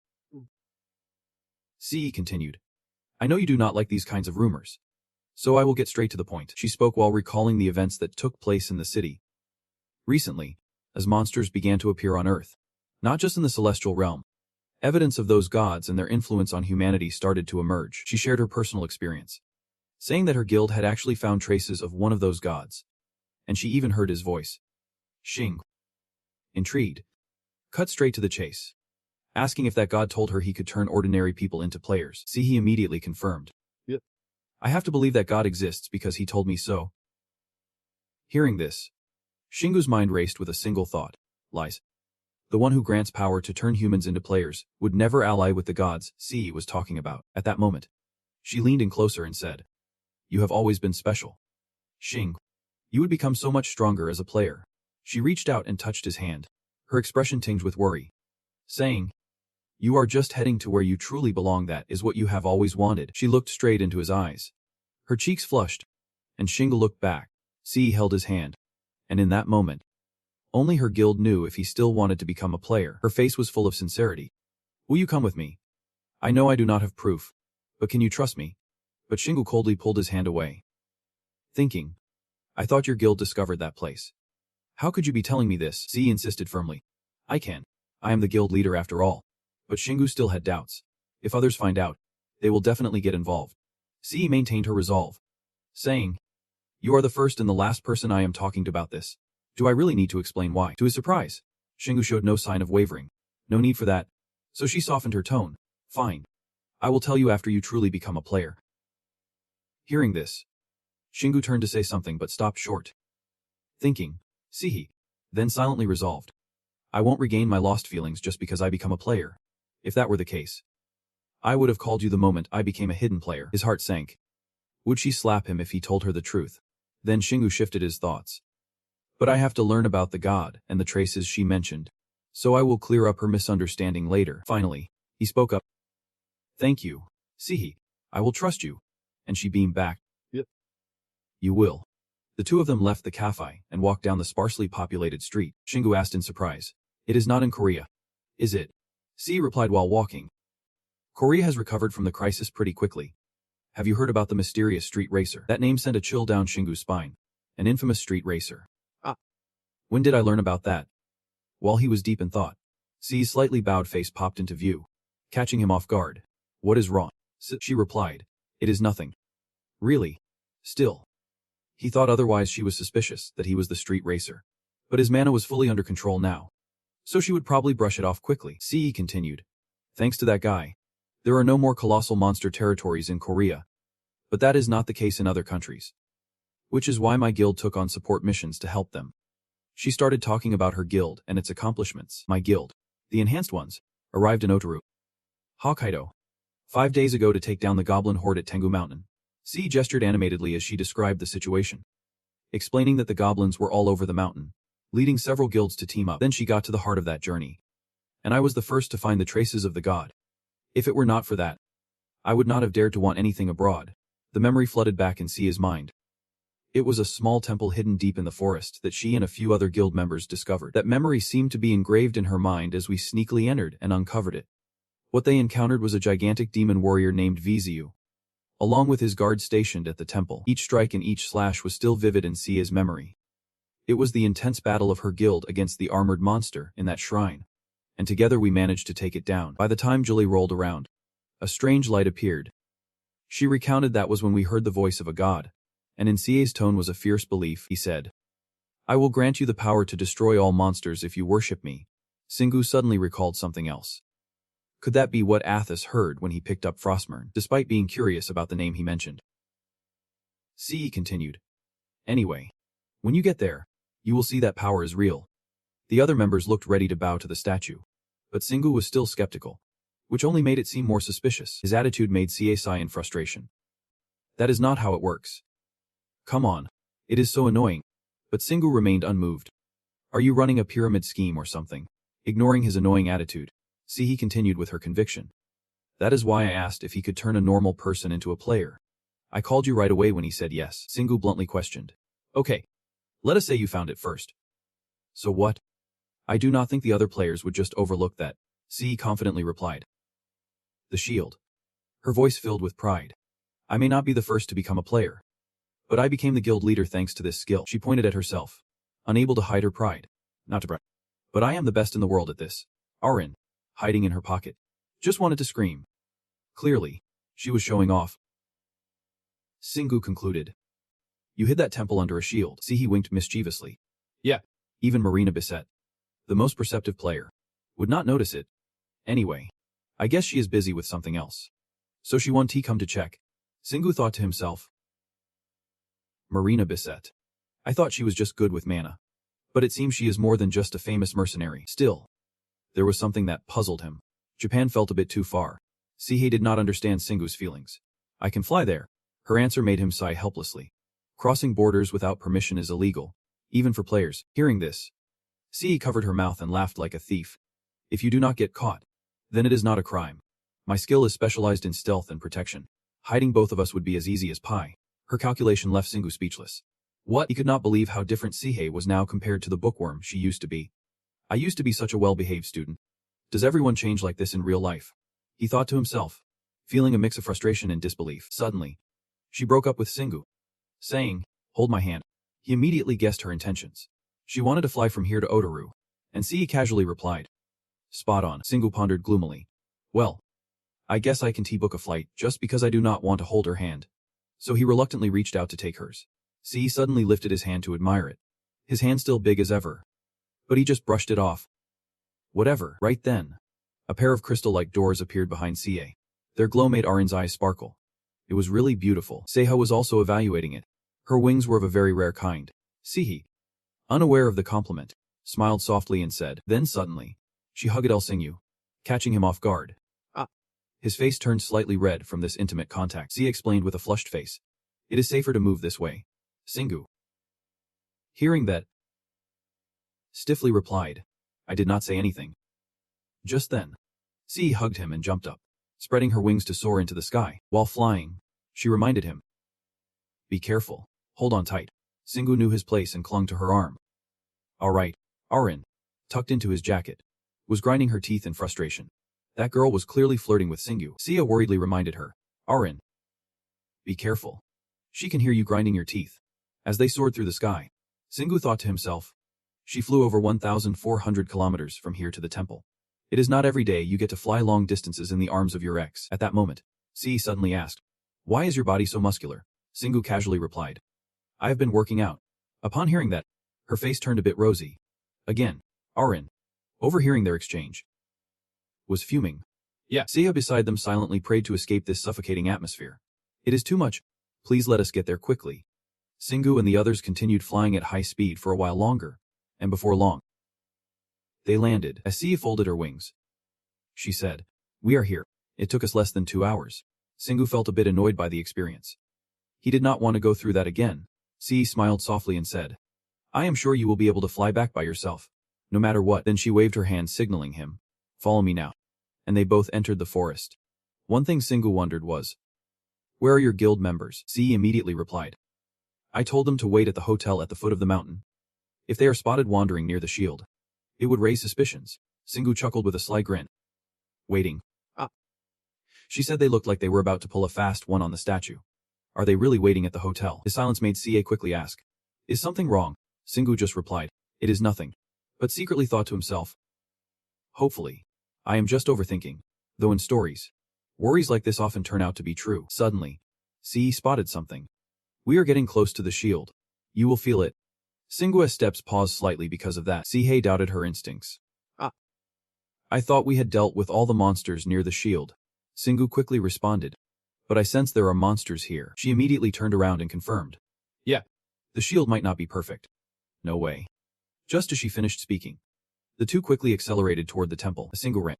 He laughed with excitement, knowing it would not be peaceful. Arin could not understand his emotions at all. Why was he still smiling so brightly? Even though something was clearly wrong. She really wanted to crack open his skull and see what was going on in there. He replied casually, saying the most frustrating part is not knowing what will happen next. Once it happens, you just deal with it. That attitude only made Arin more annoyed. I am sorry I can grasp such a simple thing. Singu tightly clutched the item he just recognized. The secret basket machine. The vehicle turned back inside. It is shaking way too much. There must be something going on at that temple. Upon arriving, Sihi looked at the scene before her with a mix of surprise and confusion. In front of Singu and Sihi was a chaotic scene, with monsters screaming wildly, slamming rocks as if they wanted to tear apart the last barrier. Sihi realized she could not hold back anymore, muttering under her breath. Damn it. There are too many of them. The words of humanity had successfully captured their attention, and they all turned to Sihi. My love. The heavy footsteps of the monsters echoed, slowly lumbering forward, just like watching a giant squid in real life. She stammered each word. The enemies are coming. They are heading to the temple. Enemies. Sia's face grew more serious than ever, beads of sweat running down her cheeks. I have made a mistake. Singu.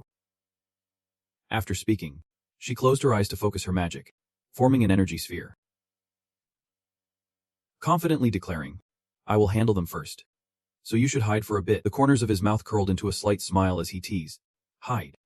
Really? That is rich. Then Hoyne stepped forward like a supermodel on the runway, looking like a total showstopper. He had no idea what she was doing. It was truly a heavenly opportunity.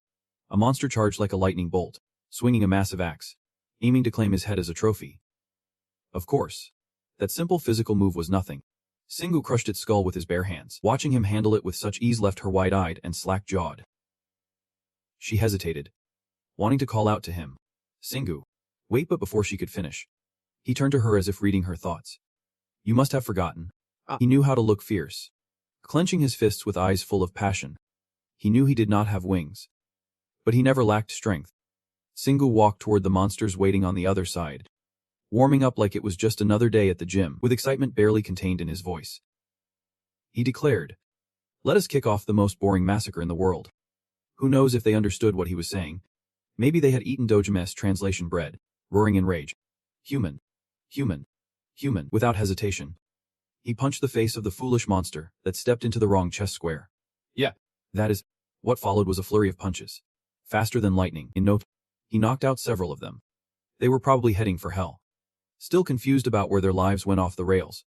The aura of destruction radiating from Singu showed no signs of stopping, sending them flying back, crashing into the ground with an ear-splitting thud, and then, like a slow-motion shot, the soul soldiers gradually escaped from the bodies of the monsters, soaring into the sky, with a singular purpose. They shone brightly and flew straight toward Shingu, who lightly absorbed them into his palm, the mark becoming more pronounced. Update notification. Soul Soldier collection has reached level 4. You now possess 18 Soul Soldiers. He slowly began to understand how it worked. Apparently, when he defeated those divine monsters, the Soul collection was activated. Not willing to let the opportunity slip away, he launched an immediate attack. The chaotic scene was nothing short of World War I. Even so, he still shielded C from the front. What a thoughtful guy. She whispered through her tears. Xing, what is wrong? Over here. After the great battle. He seemed to be getting tired, taking a long, deep breath. She noticed too and gently touched him, asking, "Are you okay?" Xing did not want the beautiful girl to worry. He assured her he was fine, which eased her mind, as memory swirled in his heart. He could not help but praise himself. He knew Shingu was skilled, but he never expected him to fight so well against those monsters. Shingu truly was the perfect candidate to become a player. While lost in thought, he propped his chin on his hand, wondering if turning him into a player was the right move. If he was already that incredibly strong, how much stronger would he be once he became a player? Xing did not pay much attention to the silence. Yawning widely, was she denying her own thoughts, with a determined expression, having set a new goal? She thought, I do not want to see him disappointed in himself again. I will think everything through after he becomes a player. Sihi, the food critic, went on to explain in a dismissive, haughty manner that the bodies of the defeated monsters were considered valuable resources in the outside world. She revealed piece by piece that stronger monsters would drop something called fail mana, which had a bit more value and even special information. She paused for a moment, her gaze drifting toward Shingu to make sure he was listening. Speaking slowly about what had happened. This is a secret, but we also received a bonus after defeating the temple guardian. She waved her hand, gathering the loot in one spot, stating that the most important thing now was to turn him into a player. I will put all the loot in the storage first and handle it later. She gestured for him to join Aaron and Seiha as they went inside. Everyone moved closer to the protective barrier from earlier, when a loud call rang out from behind. Boss, the familiar voice made C. Halt. Did I miss a beat in the last year or two? Turning around, they saw 5 members of the Strength Society casually standing there. Their faces looked somewhat different than usual, much quieter, and with unfriendly glances. She raised an eyebrow, puzzled, and asked, What are you guys doing here?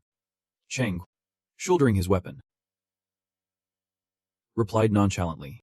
I was worried about intruders in the temple, so I could not just sit around. He lowered his head, his eyes sharp as stars, his voice full of threat. Looks like we were right to worry. Seiha, caught off guard by the sudden tension, felt a bit awkward. On the other hand, he seemed to have realized something, feeling a bit smug about his own abilities. This was exactly what he feared.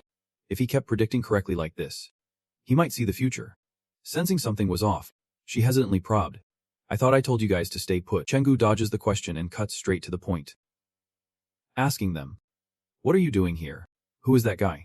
Sihi, caught off guard, bristles like a porcupine and snaps back. Do I need to report every little thing I do to you? He raises an eyebrow, the leader's tone dripping with sarcasm. We do not care what you usually do, but this temple is a different story. He gives her a probing look and asks, Did you tell the other guilds about this? Weren't you the one insisting it should be kept secret? The group of thugs immediately yells, Are you planning to sell it?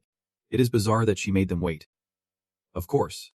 Sihai is not going to just accept this thrown-together deal. I am not selling anything, nor am I stopping you from using it. I am just exercising my rights to this temple. She almost laughs, firing back. Why are you questioning me? The fat guy Minjin jumps in, igniting the tension. Liar. She is lying. In the heat of the moment, he adds fuel to the fire, his eyes bulging as if he is about to explode. Cut the excuses. Why are we waiting down there? Are you keeping this temple all to yourself? See, he never expected to be on the receiving end of such harsh words. What is wrong with you guys? Just listen for a second. Beside her, Singu has had enough. Pointing out the obvious. They have already made their move. She is taken aback. Instinctively asking, Singu, that guy is really something. See, you know, I think they just misunderstand. And I can explain. His face hardens. His voice devoid of warmth. But reasoning and logic do not seem to matter to them anymore. He realizes the situation is spiraling out of control. Staring into the red eyes of the crowd, they have gone mad. Fueled by the power of that god, the crowd stands their ground, pushing the sharp tip of their anger right at CA, causing her to take a step back. Their eyes are bloodshot. Voice is hoarse. It is ridiculous for you to demand the lion's share just because you are the guild leader. She is rendered speechless by their unreasonable defiance. What the heck? Without my barrier, you would not even get close to the temple. Sick immediately yells, trying to intimidate her. Shut up. Despite their attitude, C remains hopeful, thinking there has got to be a misunderstanding. You think there is a curse involved that I do not know about? Is that why you're guild members? But Singu cuts off her train of thought, hitting the nail on the head. We do not have time for calm analysis anymore.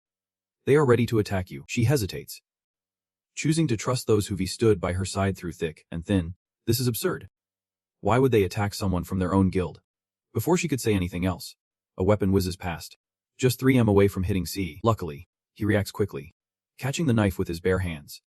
Turns out the attacker is none other than the goofy Box, and getting grabbed by the knife leaves him off balance. He points out the reality, asking bluntly, she brought people here, so why are you trying to kill her? His overly calm expression could drive anyone mad, and he slowly quips, don't tell me you stabbed with all your strength knowing I would block it. He does not believe he will fail, his other hand pulling out a dagger to strike back. Damn it. But before he can make a move, he is met with a powerful kick from him. Minjin watched his teammate fail miserably and immediately tapped into his magic. This jerk. I do not even know what guild he is from. Before he could show off, Shingu slammed his fist right into that fat belly, looking at the two of them like they were nothing but trash. Easily discarded by him. The scene was ridiculously epic, though I did not score any points. I came back with a super logical reason. Since I do not know you, let us just wipe each other out. No way could that guy take this humiliation. He spread his legs wide and flapped his tattered wings, charging at me, attacking from every angle, yet not a single hair on my body was touched. Instead, he ended up with a dagger stuck right in his skinny leg. The situation was going south, and Chengu quickly jumped into action, starting off with a quick strike. Seeing everyone else jump into the fray, how could I just stand there? I grabbed an axe and joined the battle. In no time, Shingu was surrounded by them from above. Si-Hai did not want to believe it, but she had to face the truth. She was really being betrayed. She quickly activated her powers. Streams of purple light shot straight at Chengyu and the others. Don't forget that the brainless guy was struggling to get up behind her, and the chubby Minju was right there too. Being a guy, it was clear he would not escape unscathed. She shouted, grabbing all the light energy, demanding loudly, so you guys are in cahoots? The fire of betrayal inside her burned hotter than ever. The friend she trusted was attacking her just to seize the temple. Really? Arin observed the battle, silently assessing. She was both attacking and defending with her mana. If she truly became a player 4 years ago, she would eventually become a pioneer in the dungeons. Si-Hai tried to calm everyone down, wanting to sit down and talk it out. All she needed was a little more time, and she would have reached enlightenment. Everyone, just chill out. I am sorry for bringing you here without a heads up. You can use the temple's power, but please wait until everyone's spirits are settled. Suddenly, Dong Jil dove down in front of Chenggu, leaving everyone stunned. He did not even resist. He just let himself crash down hard. Seeing this strange scene made Si-Hai instinctively shout his name. Dong. He was going crazy, his body morphing rapidly like it was puffing up, desperate for answers. Cheng. Dong Jia looked really strange. He raised a hand to scratch his chain, hinting for her to look elsewhere, not just him. The others started exhibiting the same bizarre behavior as Dong Jil. Their wings vanished, and their faces cracked to reveal tough scales. At that moment, the barrier behind them rattled ominously. It shattered completely. Even the vine-like tendrils were flailing about. Si-Hai panicked as she realized things had spiraled out of control. It was her barrier. Chenggu pondered deeply, running through countless scenarios in his mind to react. The statue of the evil Tengu god loomed large. The imposing aura radiating from the statue was impossible to ignore. Those people had fully transformed into lizard gods. Bruno's voice echoed like magic. Follow me. The light shining from the top of his hat illuminated everything around. Your faith will lead you to a greater reward. He kept talking about victory while he scrutinized everything and drew conclusions. The facade was cracking. At that moment, She felt like she had grabbed a lifeline from the chaos in her mind. My lord. My teammates look really strange. You instructed me to explain the reasons behind everything, saying that appearance does not matter. But their will and bodies are just too weak compared to my strength. So they simply discarded everything they once had to accept me. Bruno rambled on with flowery words, claiming if they were fully devoted to me, they would discover a new self within me. But he could not fool Singu's sharp eyes. He pointed right at him and said, in other words, the one who turned humans into monsters. C gasped and turned sharply, staring at him as if seeking reassurance. Then she shouted. All her pent-up frustration burst forth. How could you do this to them? Even if they got stronger, they would not be themselves anymore. He slipped behind the gods as they screamed wildly. He had started to see through everything, reaching a conclusion. He did not give them wings. He took them away. Then he shamelessly claimed he could turn ordinary people into players. C quickly waved her hand, using her powers, and translucent barriers appeared to trap them. In this state, they seemed pretty dim-witted, just standing there frozen. After a moment, they began to thrash around, screaming to get out. Wait. Human, she said, moving her hands as she asked. You said you would turn Singu into a player. Are you planning to turn him into a monster too? In the end, her voice grew firmer, declaring that everything I wished for would come true. I still had to cling to that facade. The strength of others did not matter. Then there was a bit of compromise, offering a juicy piece of meat. But I would still grant you wings if you truly desired them. Of course. The power they brought would surpass those wings. Every word dripped with a grand scheme. You could do anything with that power. So I was not lying to you. See, he froze, her body slick with sweat, fear enveloping her. Bruno kept pouring sweet words into their ears, assuring them they would not end up like those others. You and that man proved your worth. You would be able to wield all of my power in your current form. He emphasized again, with a proud tone, that you were different from them. I chose you, not those other brats. Singu immediately grasped the information. His mind began to whirl, analyzing. Proving his superiority, did he mean those monsters lurking around? A pang of sorrow rose within him. Realizing that those gods who had given up their souls were once human, he called the two to become his pawns. So come to me. Did not you swear to follow me? But see, he immediately shook off any connection. I won't do that. Bruno looked genuinely surprised. Her face displayed defiance. I do not believe in you. You ruin other people's dreams. The sudden shift caught Bruno off guard. His voice hissed in anger. You are insane. She felt a twinge of regret, embarrassed for dragging him into this mess. Singu. I really messed up this time. But he just smiled softly, calm and composed, as if it was no big deal. It is. I never really believed it anyway. She jumped, turning to look at him. His words felt like a light slap to her pride. What? Singu realized he had gone a bit too far. Quickly backtracking. I did not mean that I do not trust you. As soon as he finished speaking, Singu instinctively began to stroke the great wolf. Hai was still trying to wrap his head around what just happened, frozen in disbelief. Even his close friend was taken aback, let alone Bruno, who was equally stunned. Without hesitation, he raised it high, his voice echoing through the air, insisting that he would not believe this godlike figure.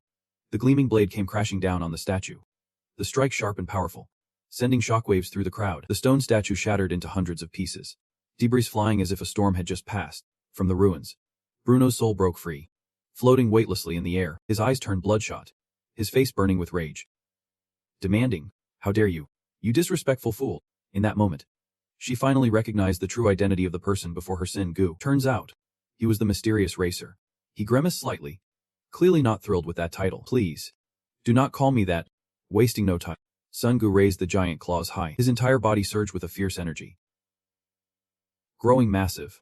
In an instant, the weapon in his hand blazed with light, radiating a terrifying energy. The giant claws transforming, expanding, exuding an overwhelming power. Feeling that incredible energy, Hai instinctively whispered, his gaze glued to the scene, wondering how that was even possible, seeing Singu not only unrepentant but boldly continuing his assault. Bruno fumed, calling him a mad, disrespectful fool. Stop this right now. But he remained unfazed, even laughing a bright, defiant smile, as if daring anyone to try. With that, he drew back the giant claws, gaining momentum before striking forward with all his might. The slash shook the ground, rocks flying everywhere, magical sparks igniting and dancing like a web of electricity. Bruno struggled to accept the reality, realizing who he was dealing with. But before he could finish his thought, Sunga's icy voice cut through. Why are you losers so free? Bruno's soul began to fade, pulled into the energy vortex created by the strike. After placing the giant claws on his shoulder, Singu casually remarked, if you want to whine to make me feel guilty, just let me know next time we meet. Farewell. He turned away, leaving behind a cataclysmic explosion. Debris scattered, and the echoes of a soul that had just been torn apart. His calm footsteps led him toward CA, who was astonished by such a decisive action. Questioning why he would destroy the temple, she could not help but reflect, thinking she had heard the gods, so she used a shield to hide it. Besides, back then, she could not do anything, but he paid no mind to her silent, peculiar expression. Feeling too comfortable. Really, glancing at the pitiful godlike beings. Those creatures that no longer held a trace of humanity. Their divine power gone. They could never be human again. Arin flew closer, her voice filled with confusion. They have become monsters. I do not understand how this happened. Her eyes widened, sparkling with doubt and fear. She seriously emphasized. That is normal for them. Sun Gu nodded in agreement. I know they have been transformed from within. Saya chimed in with her thoughts. The gods turned them into monsters. Confirming his analysis. That is absolutely true. Luckily, we found out early. Even if we can change a thing. He clenched his weapon and marched straight toward them. Sensing his intentions, Saya rushed forward to stop him, her voice trembling with concern. Not like this. Singu. She looked him dead in the eye, her gaze full of anguish. Unable to accept the idea of hurting their teammates. No matter what state they are in. I can't let you do this. They are my people, and I have to protect them. Singu paused for a moment, but instead of wavering, his eyes grew colder, like a thin veil of frost that showed no emotion. You do not have to take responsibility for someone else's actions. Neither do I. His resolve remained unshaken as he continued forward. They were the ones who needed to be held accountable. With every decisive swing, he sliced through them in no time at all. He had taken care of all of them. C was stunned, her trembling hand covering her mouth to stifle the sounds of her choking sobs. The mark on Singu's hand glowed once more, and 5 souls were silently drawn in, spiraling deep into the unbreakable seal. She cradled her face in her hands, regret crashing over her like turbulent waves. I should not have found out about this. He clicked his tongue, already tired of hearing this too many times. I told you not to blame yourself. He turned to survey the barren land before him. Now nothing but a cold emptiness. Devoid of any signs of life, a strange feeling washed over him. Without hesitation, he summoned another item, watching it flicker continuously. The detector was going crazy. It turned out this was their invasion route. Singu looked up into the distance, his eyes slightly squinting as if calculating something. We might need to explore this place later. Then he turned to her and suggested, Sihi, take a breather. I will fill you in. By this point, she had managed to stabilize her emotions and nodded without hesitation. Okay. But suddenly, she lost her balance and fell. It turned out that her body had lost strength without her realizing. Trembling uncontrollably, with more challenges ahead, they could not afford to stop here. As a result, he hoisted her onto his back, walking as if it was the most natural thing in the world. Ci blushed, her voice shy and flustered. Thank you, Singu, he replied casually. No problem. Arin looked at Singu, her expression sore like she just bit into a lemon. Annoyed to see him so close to another girl right in front of her, she bit down hard on her handkerchief. Sia could not help but tease. Careful, Arin. You might break a tooth. At that moment, she remembered the presence of the 2 newcomers. Who are they? She asked him. He paused for a moment before responding curtly. I will explain later. And so, the group quietly ventured deeper into the forest, arriving at a resting area by a grand hallway, where the receptionist was standing at the counter. C stood before a room and gently opened the door. She stepped inside, reminding him, I will close the door if you stay here. Singu immediately nodded in agreement. Sure. And just like that, C slammed the door shut. Inside the room, apart from her and Singu, there were Arin and Saya fluttering above. They quickly took off their shoes, while C mused, I am pretty good at sensing magical energy, but I can't feel your presence at all. Hearing this, Singu explained, gripping the badge pinned to his shirt. It is a special item, but he had other thoughts in mind. Realizing he had not expected the security of this resting place to be so strong. Suddenly, she veered towards the house where Seha and Arin were hovering. So who are these kids? He straightened up, flashing a suave smile as he introduced himself. I am Seha. While the girl next to him looked a bit unimpressed. Arin was always fussing over her clothes and hair to look sharp, but feeling a bit shy. She stammered. I am? We may look like kids, but we are not. Sia pondered for a moment. Was not Arinsu a member of the recently disbanded Storm Guild? Suddenly, she gasped, realizing something. That voice, it was the one who answered my call. Sia leaned forward, giving Arin a judging look. You have got a fiancé. So why are you with Singu? Before she could finish, she angrily dismissed it. No way. He was just chatting. Just then, Singu chimed in. Arin and Seha are both retired, but they are not ghosts. They are very much alive. I can go into details. But I am not lying. This info made C a bit skeptical about him. Does this relate to how you became a player? Singu nodded without hesitation, his expression serious. Yeah. And suddenly, from behind his pants, a big tail burst out, lifting his coat. It sat in front like it wanted to prove something to Sihei. As Singu stood straight, explaining, I am not an ordinary player. I can enter the heavenly realm yet. I am a half-being and can only operate here on Earth. She nodded, understanding, her eyes wide with surprise. I see. While he continued, anyway, these two are helping me. Clearing the air, Singu quickly changed the subject. Let us talk about what has been going on. Sihei, still in shock, could only stutter. She sat down on the single bed, listening intently as he laid out the situation. When the story wrapped up, C finally spoke, concluding. So basically, the image of Singu fighting monsters alone popped into my head. You started appearing publicly around the time the monsters showed up. Transitioning, he was sitting on a rock reading a book, having found traces of the gods and evidence of them using monsters. Then came the dark forces she imagined in her head. He thought perhaps all the reasons for the monsters appearing on Earth were connected to the gods. Singu quickly affirmed everything she said. Right. But even I do not know they could turn humans into monsters. I have been hiding from you to figure out their true intentions. After saying that, he fell into his own thoughts. To be honest, I just want to make sure Sai is not being manipulated. Sihei, sitting across from him, felt guilty. I get it now. So you have been suspicious of them all along. I am so full.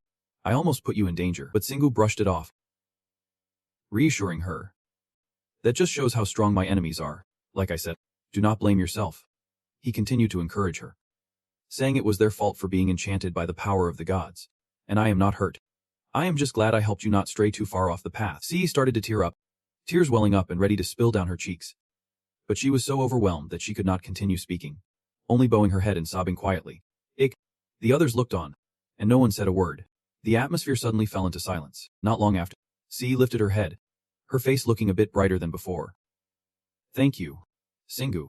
Singu. Hearing this, scratched his chin in confusion. No big deal. Suddenly, she lowered her voice and said to him, I still like you. Always have. Yet he responded nonchalantly. I figured as much. Sihei felt her emotions spill out, her cheeks starting to flush. Maybe I like you even more now. But Singu just showed a resigned expression, seemingly unfazed by it all. I did not know that. She continued to pour her heart out, despite his awkwardness. When I called you, all I thought about was making you a player again and starting over between us. We could conquer dungeons and everything together. However, as she said this, Sihei began to sit up, facing Singu with a determined look. I think I should walk my own path. I need to do this on my own.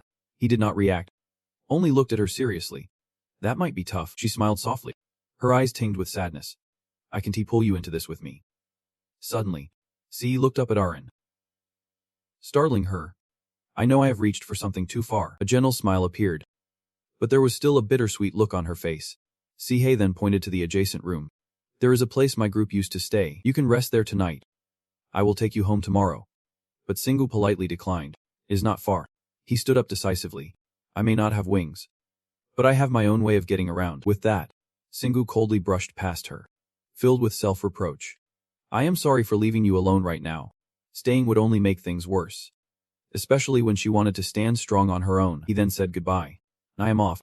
But Sihei unexpectedly called out to Singu. He turned back reflexively. Ah. She was standing shyly, her demeanor bashful. I know I said I would not lean on you, but a little leaning is okay. Right. Saying this, Sihei laughed playfully like a child. If I retire after one failed conquest, will you help me?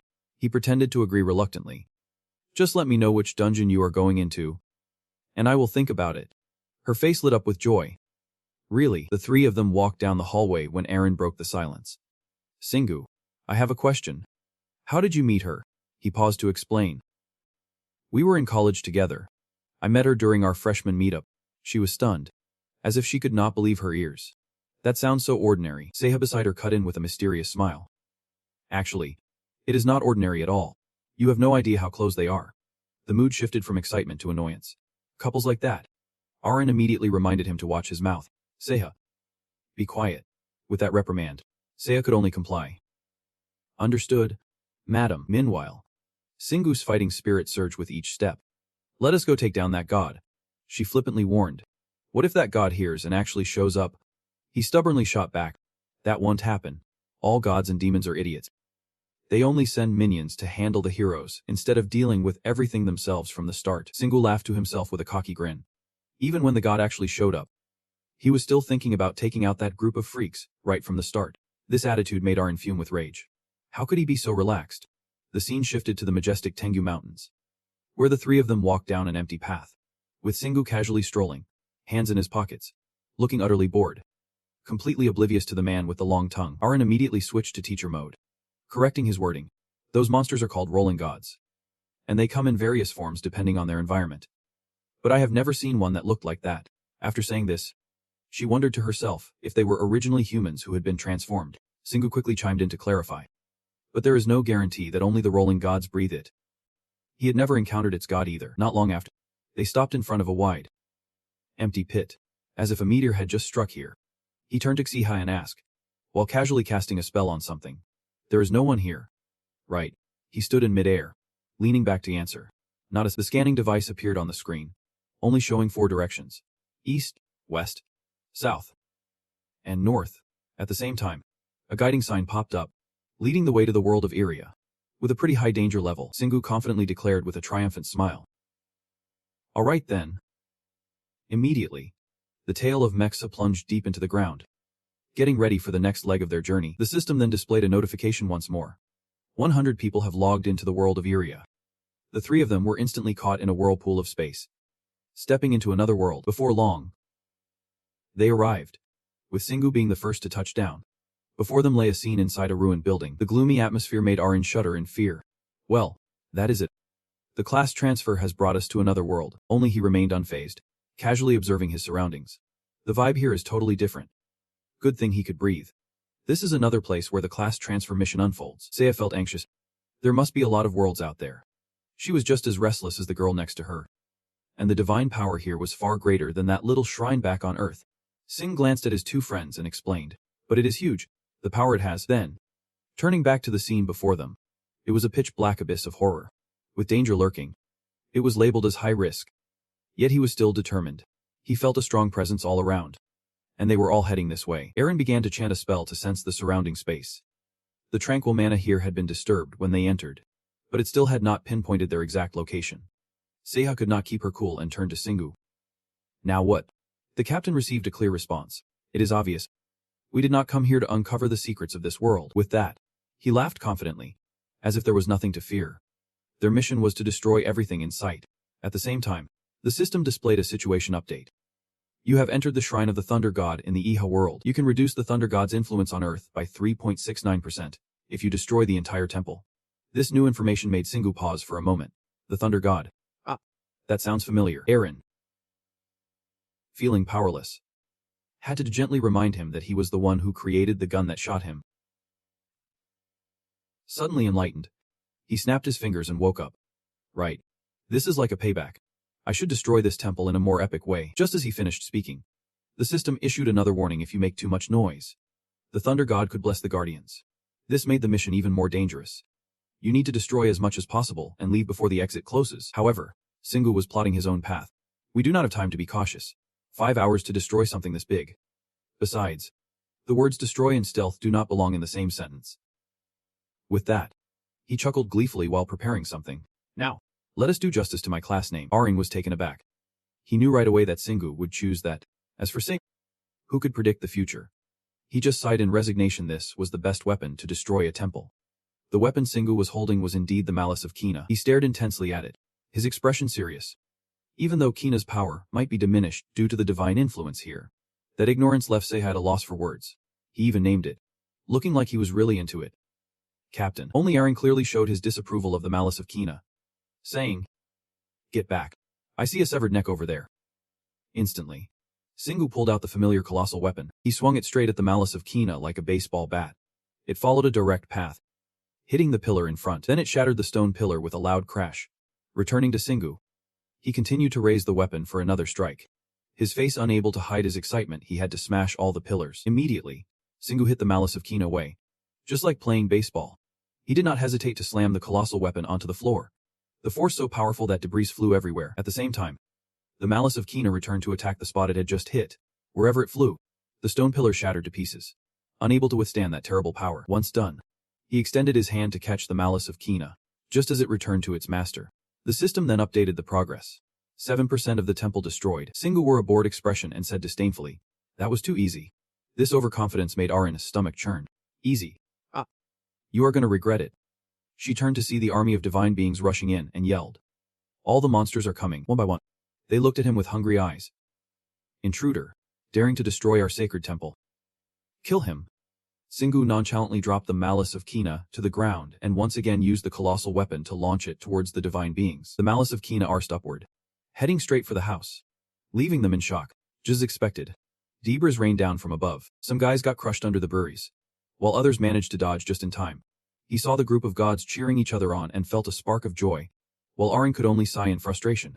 They assigned him an assassination mission, and he was just messing around with some bricks. But Singu did not care. He just tossed his weapon aside and charged forward. Without hesitation, he slammed it down onto the floor where the gods were standing. A terrifying force radiated from the hammer, sending them flying several meters away. The gods soared into the air, creating a crash that turned the already damaged temple into a complete wreck. Singu emerged from the chaos, boldly declaring, "I do not need to learn anything from them anymore. I know them well enough, and that is even better." With that, he landed lightly on the ground, and the few remaining gods rushed at him, shouting, "There is an intruder. Kill him." In their panic, they inadvertently revealed a secret about the underground vault. That caught his attention. An underground vault. Singu quickly closed his eyes and focused. As shadows of the gods chasing each other appeared on the wall, he watched the images and started speculating. The gods were moving somewhere, but he could not pinpoint exactly where. Singu rested his chin on his hand, contemplating whether he should have turned his 5 senses into passive skills before coming here. Little did he know, the gods were already on him. He thought, "What is this? They are here." He heard a noise and instantly turned around, swinging his hammer forward before his opponents could react. With just one swing, the gods stumbled and fell all over the place, giving Singu the perfect chance to escape. But they were not giving up, seeing him run towards the secret passage. They panicked and shouted, "The human's onto us. Kill him." Suddenly, a flash of blue light appeared right in front of Singu. He was unexpectedly jolted by an electric shock. Singu staggered backward, while Arin beside him anxiously called out, "Singu." The shock left him dazed, but he forced a smile to hide his pain. "I managed to transform into stone just in time, so I am not seriously hurt. That was quick. But are there mages among them? This sensation is fading." Suddenly, a bizarre thought hit Singu. "Wait, if I keep getting hit like this, will I develop resistance?" This idea was quickly dismissed. "No way. Do not get distracted, focus on destroying." Hearing that, Singu regained his fighting spirit. "I am not backing down. I will destroy everything." With that, he struck the stone pillar in front of him with all his might, causing it to collapse and crush the group of gods chasing him. At that moment, the system updated again, showing a destruction progress of 13.5%. He gripped his weapon tightly, a bright smile spreading across his face as he confidently declared, "Destruction really comes down to how you hit your target." Singu, wielding his mighty hammer, ran ahead in a panic, with a horde of gods relentlessly pursuing him. The chariot was also on the move, continuously assessing the situation. "Arin, do not you think those monsters are a bit too weak?" Arin did not underestimate them, replying, "They are just as tough as those iron demons." Her attention was not just on the monsters, but also on this temple. "I do not know what it is made of, but it is incredibly tough." He looked at Singu in awe, unable to hold back his admiration. "But he is tearing it apart like it is just paper," Arin proudly boasts. Usually, he even takes down the demon general before he even gets his own character class. Right. Seeing the gods suddenly change direction catches Singu off guard for a moment. Then, as if realizing something, excitement instantly returns to his face. "It must be the storage room underground. Let us chase after them." Without hesitation, he changes direction immediately. He charges forward, his face radiating excitement. Suddenly, something appears before Arin, making him hesitate. There is a mana reaction. It is a trap. "Dude." Hearing this, Singu shows no signs of faltering, retracting his weapon. Got it. He already has a plan in mind and turns to brace himself against a nearby pillar. With his strength, breaking it is a piece of cake for Singu. In a swift motion, it snaps in two. He gets into a stance and throws the pillar forward with all his might. His powerful throw sends it flying, sweeping away all the traps in its path. Explosions burst forth, debris flying through the air like confetti. At the same time, a notification pops up, destroying 16% of the altar. But not wanting to waste a single second, Singu quickly moves forward, This display leaves Arin beside him feeling utterly helpless. I have never seen anyone dodge traps like you. No sooner had he said this than the ground on both sides suddenly shattered. From the gaps, the gods swarm out. They do not know their limits and charge with reckless abandon. It is a death wish. Prepare to face the wrath of thunder. Without hesitation, Singu spins around and bolts in the opposite direction. Seeing enemies ahead, he realizes they are trying to lure him in to take him out. If he stops, he will get stabbed in the back. A bold idea flashes in Singu's mind. He decides to charge right in. With that, he plants one foot firmly on the ground. Singu rockets through the crowd of gods like a missile, amping up the heat. The force propelling him is so immense that if he wants to stop, he will have to slam the brakes and kick up smoke. Looking at the arrows stuck in his body, Singu can't help but exclaim, "That hurts." Meanwhile, Arin shows no sign of worry. He is fine after all. The earlier scene left the remaining gods awestruck. The monster. He is a monster. His words strike him as ridiculous. While pulling out an arrow, he replies, "Who is the monster here?" Singu focuses on his palm, sighing in relief. At least he protected his heart and head. But his ribs are fine too. Arin has been using her healing powers on him without him noticing, continuously cheering him on. "You got this?" Singu, not wanting to bother her, Singu softly replies, "I probably do not need healing." Though Arin feels a bit embarrassed, she stubbornly insists, "Just hang in there." Suddenly, he hurls the arrows he just pulled out at the gods, scaring them into trembling. With a decisive motion, Singu sends the arrows flying like lightning, striking straight at the gods across from him. Seeing the bodies collapse before him, he is momentarily stunned. The confusion on Singu's face reveals he knows they are scared. But why are not they backing down even when death is knocking at their door? I began to speculate. Perhaps your fear of the dragon god is what is making them act this way. At this point, he started to feel a bit smug, recalling how he had once sent that thing flying. Maybe creating fear boosts my effectiveness. I know it does. Those dramatic words made Arin behind him worry. "Do not put yourself in danger just to enhance your skills," Singu reluctantly replied. "Let us see what happens." The three of them stepped into the vast room. Suddenly something caught his eye. Sharp as ice. In front of Singu was a massive electric eel twisting in midair. Below it were a bunch of beastmen looking incredibly ferocious. Instead of being scared, he felt excitement. So this is the storage room. And there are guards too. The beastmen still did not know their limits. "We will take down that arrogant human who dared to challenge us." An alert immediately popped up. "The god Zedria has become aware of your presence. The mana in the temple has increased. And the guards are now stronger." Notifications kept coming in. Part of the temple has been destroyed, so the blessing process is not complete yet. And the blessing will weaken as you continue to destroy the temple. This line left Singu stunned. "What?" He stopped in shock and turned to Arin beside him. "I thought the more we destroy, the stronger the monsters get. Like they can read my mind. You know I am going to be disappointed." Singu looked at the giant before him. "What is that? A giant snake?" Arin slowly turned her gaze forward, pondering. "It is not just any snake. It has no scales, and look at its legs." Then, as if remembering something, she hesitated. "Wait." That is before Arin could finish her sentence. The creature unleashed blinding electric sparks. This sight left Singu dumbfounded. The electric shock hit him like a wake-up call, and he quickly dodged to the side. Looking at the ferocious electric eel in front of him, he could not hide his surprise. It was not a snake, it was an eel, an electric eel. Clearly, his bravado would not last long. Singu continued to joke. "But can I eat it?" This question made Arin feel utterly helpless. Still thinking about eating. At the same time, the electricity from it flowed down to the beastmen below. Empowered, they felt incredibly confident. "You won, escape. The abomination will die." He was not fazed at all. Grabbing the great claw from the storage door, holding it tight. With that, Singu aimed his weapon straight ahead.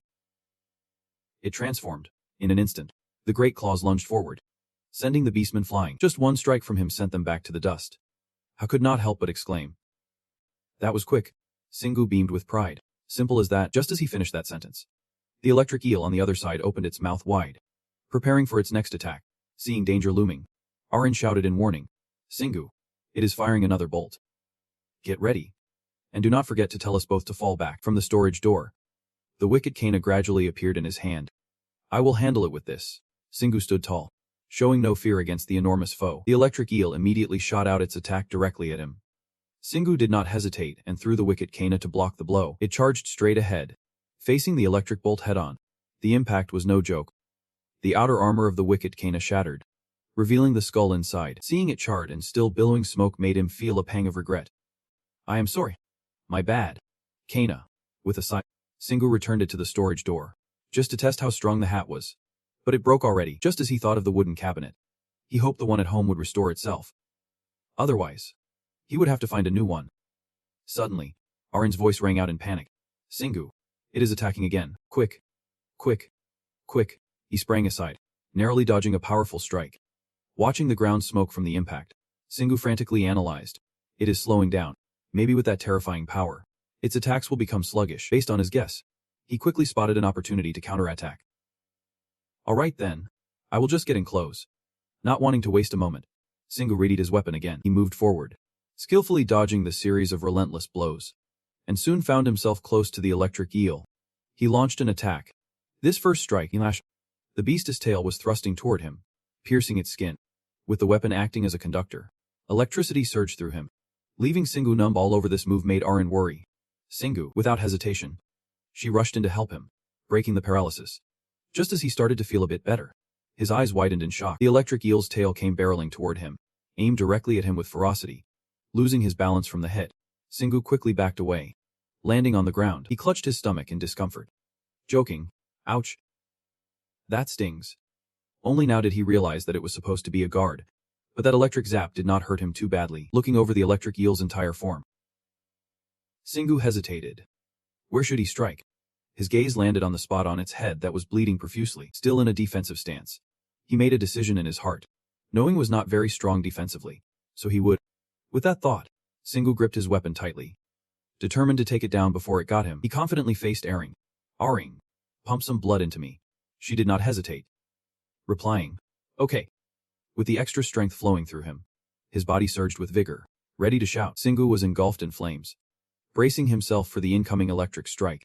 With a swift move, he dodged the attack while inching closer to the enemy, summoning his courage. He charged at the massive electric eel before him. A powerful strike was launched, aimed straight at its body. Just like before, Singu was jolted, leaving him numb again, which made Arin feel utterly helpless. That was all he could think of. His entire body was covered in electricity, struggling to explain. He thought that if he wanted to fight from a distance, he would have to use a spear or a gun instead. But his spear was broken, and that thunderous gun might just make it stronger. Realizing the seriousness of the situation, she continued to heal him. Hang in there. The green lightning of Aring clashed directly with the eel. She kept trying her best, but worry flickered in her heart, knowing she had to heal him and boost his strength at the same time, and she knew she could only withstand a few more hits. But that was all there was. Not wanting to let Arin's anxiety linger, Singu promptly unleashed a haul from the storage door. Here we go. With both hands gripping the weapon, he swung down with all his might. With each strike, Singu kept chanting, as the impact made the ground cry out in pain, seemingly at its limit. It writhed in agony, continuously releasing electrical sparks. This thrilled Seha to no end. Awesome. Just awesome. Arin continued to fight bravely while feeling a mix of joy and disbelief at his own courage. But as he pulled back, he realized something was off, and his expression changed. Immediately, Arin called out to Singu. Singu, you are running low on mana. He showed no signs of panic. It is alright. I am almost done here. Suddenly, a notification popped up. You have used 2 mana points to activate the skill Lightning Resistance. The notifications kept coming in. Lightning Resistance leveled up to level 3. This left Singu in awe. You actually have resistance skills, Arin explained with care. It means I found a way to minimize damage while being hit by lightning and continuously heal.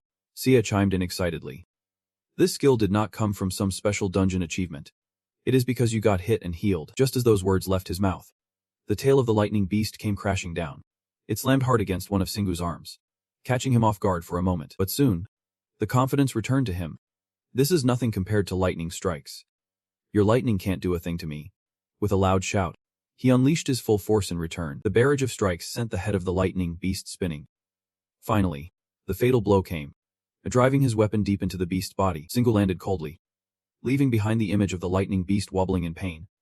The moment his feet hit the ground was also when the entire body of the lightning beast crashed hard onto the floor. A notification appeared immediately. You leveled up 3 times. The continuous sounds of notifications rang out. Lightning resistance leveled up to level 4. Singu sheathed his weapon and exclaimed excitedly. Oh wow. This is amazing. His enthusiasm left Arin beside him speechless. What is so great about it? You are the only one celebrating while I almost bit the dust.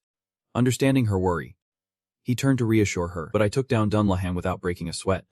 I did not even look back. The danger level depends on whether I can finish it in one blow. Right. With that, his demeanor became incredibly dramatic. That is how Dunlahan could kill me. But this lightning beast can't do that. So I used my body to hold it down. Arin had been listening intently to Singu's words and began to think, if that is how he gauges danger, no battle would ever be too tough for him. She noticed a vial of liquid in his hand. Hey, Arin, how about some mana potion? She could not help but complain about her brother's arrogance. I just leveled up, at that moment. Singu remembered. Oh right. He quickly stored the lightning beast in his inventory. The image of the delicious lightning beast appeared, making Singu excited. Now I can feast on lightning all day. Seha chimed in.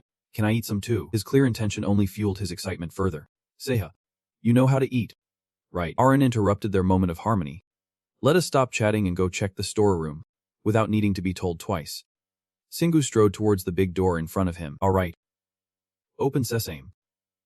With that, the door slowly began to creak open. Before their eyes, a golden light radiated from the altar. The familiar shape made Singu feel a sense of déjà vu. This was the altar he saw while storming the dungeons. How did it end up here? Arin wondered aloud. And he was right to question it. After some thought, speculated that the divine realm might not only seal monsters in dungeons, but also transport the altars across them. With that, Singu gazed at the altar in front of him, pondering. But that is not what we should focus on right now. I wonder if I could receive something by offering here. Unable to contain his curiosity, Arin spoke. This altar belongs to the thunder god Zep. Right. Do you think he might bestow something upon us? While both were lost in thought, Seiya made a new discovery. Did Zep write something here? Hearing that, he quickly approached, his eyes fixated on the reversed. Glowing letters. Let us. An ancient language from the world I came from before. Singu was momentarily surprised, inadvertently reading aloud. When the time is ripe, I shall only allow those whom I bless to use this. It can only be used once. The fragmented message left Arin puzzled as he turned to Singu. Is that it? Singu. Meanwhile, pondered. Perhaps the followers of the Thunder God have other methods of guidance. This is not a user manual. In a moment, a light bulb went off in his head. But I have enough information now. This revelation left Seiya stunned. Singu patiently explained. This passage tells me three things. The time is ripe implies it must be used under specific conditions. Being blessed by my own hand means it is an item infused with Thunder God power, which is blessed by the Thunder God himself. He continued addressing the altar, passionately sharing. And the final note, this altar can only be used once. Based on the information gathered, Singu began to theorize. No need to offer anything.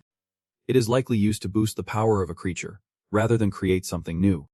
These words clicked for Arin. So that is why they are guarding the storeroom. He placed a hand on the altar and explained. According to this message, this is a minor shrine we enter, meaning this altar does not hold much power. At this point, Singu's expression turned contemplative, his words heavy with meaning. It was significant to him. Arin, still confused, instinctively asked. Singu. He did not respond, his eyes gently closing as the rhythmic pulse of the day grew stronger. Suddenly, a surge of power shot out from the altar, enveloping him. Seiya gently spoke up. I wonder if it really exists or not. But Singu did not look away. Yep. I can feel it. As thoughts swirled in his mind, images appeared vividly. When facing a stronger foe, some would despair or be in awe. But as for him, thinking this, he pulled back his hand, determination blazing as he declared, I must become stronger than this guy. Knowing his brother had a plan, Arin asked. How? Singu replied cautiously. I can think too far ahead. But, at this point, he could no longer hide his excitement. He was tired of dealing with those pesky Lola creatures. But he would still push himself if that was his goal. She was convinced by this display and quickly shifted her focus to something else. It is great that you are passionate. But what do you plan to do with this altar? Singu had his own calculations. He was going to use it. Saying that, he put all his strength into retrieving the Thunder God gun from the storage. The spectacle left Arin in awe. And even Saha next to him was incredibly excited. Looking so cool doing it. Singu gazed at the powerful Thunder God gun in his hands, its aura soaring high. The interface informed him that it was crafted from the body parts of the Thunder God. If it really came from a divine being, then surely the altar would enhance its power, even though it is not a living creature. Right, at this point, Arin expressed her hesitation. I have thought about that too. Singu. But are not you scared? Hearing that, Singu could not help but exhale deeply. He had it, and he was not even planning to take it out of the storage. But the altar had too much power to ignore. Just as the Thunder God gun was placed on the altar, a blinding light enveloped it, shocking Singu. Whoa! Suddenly, a surge of power intensified, erupting uncontrollably. Tramchu looked at the power before him, utterly astonished by the intense reaction. Arin was drawn to the faint lights hovering around. as the divine energy in the air was being absorbed by the gun, like a large droplet soaking up all the smaller ones around it. At this moment, Singu pondered over the Thunder God gun, meaning that even though it was sealed, this gun still surpassed the altar in power. Suddenly, something caught Arin's attention. It was none other than the horde of divine beasts. They were swarming in, countless in number. The sheer volume sent her into a panic. The monsters from deep within the temple were rushing toward them, most of them high-level beasts. In contrast, Singu remained calm, still able to think clearly. This reaction is stronger than I expected. Guess we are ready for this. He did not want to waste any more time, immediately taking a combat stance. The Thunder God gun was vibrating rhythmically, making Arin a bit fearful as the gun and the altar resonated more intensely together. At the same time, traces of water began to appear on the pillars and within the temple. In no time, a few columns shattered, turning the ground into a chaotic mess. Continuous notifications popped up. Altar destruction at 31%, 33%, 39%. This spectacle had Singu buzzing with excitement. Look at that. Things are reaching a climax. Arin beside him felt utterly powerless. He seemed way too pumped. The notifications kept rolling in. The altar of the god reactivated. The Thunder God gun created a resonating reaction and began absorbing power not just from the altar, but from the temple as well. Time left. 20 minutes. Suddenly, a mysterious voice echoed through the space. How do you have that? I want to let you get away with this. Simultaneously, information appeared. The Thunder God was about to save the world in frustration, and he would do it by merging into a randomly chosen monster. The effect would grow stronger depending on the monster selected. You need to kill all the monsters or return to Earth before that happens. Time left until the world is saved. 18 minutes. Singu processed the new information that had just been transmitted, thinking, oh, this is beyond my expectations. He then directed his gaze towards the Thunder God gun, his mind racing with calculations. Only 20 minutes before the upgrade was completed.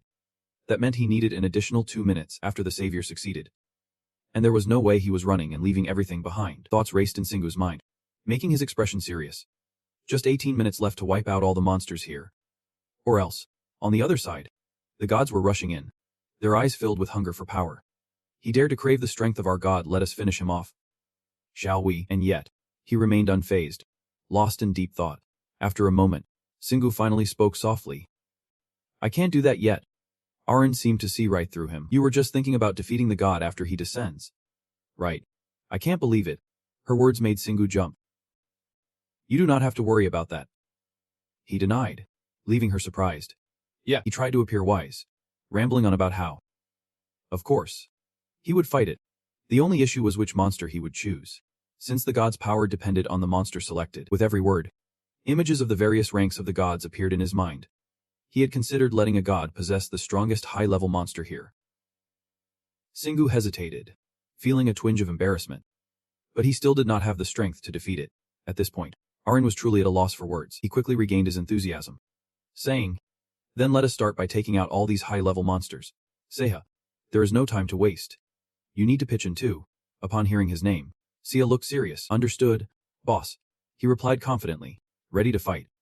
I used to be a warrior who conquered the 26th level dungeon. Kurma. It is time for me to shine. With that, he spread his wings and charged ahead. I will lead the way, boss, he said, slightly irritating Singu. Is he showing off those wings? Singu turned to Arin and said, hey, Arin, please keep an eye on him for me. Without hesitation, she replied, got it, bro. Champion. Feeling somewhat reassured, Singu charged forward with confidence. Singu and Seha rushed into battle together, aiming to overpower the massive army of monsters before them. The orange beasts and blue birds clearly had the upper hand, dominating the airspace while continuously making wild, fierce sounds.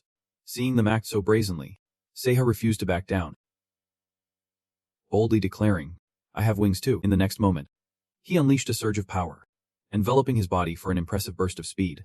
With a single, powerful slash, he successfully ended the lives of 2 innocent little beings. Not stopping there, he continued to stab through the massive body of the blue bird with his spear.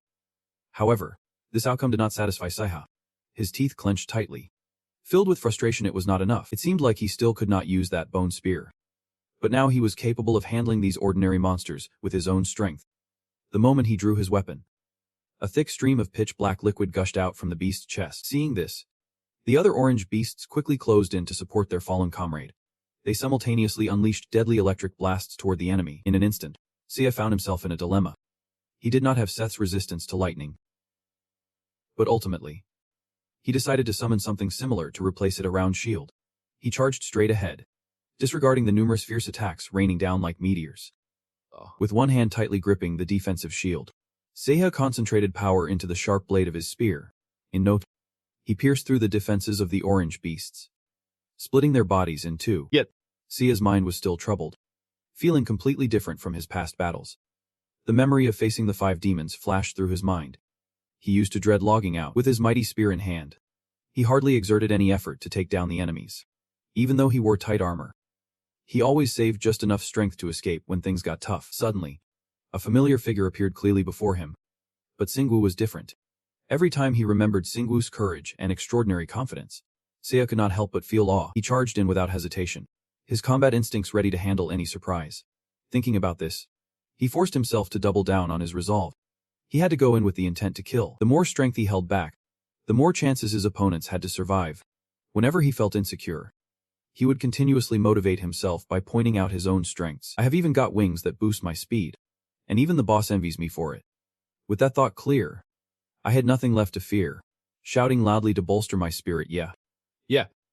With finely honed agility, Seiya moved in zigzags at speeds surpassing even light, obliterating everything in his path in the blink of an eye.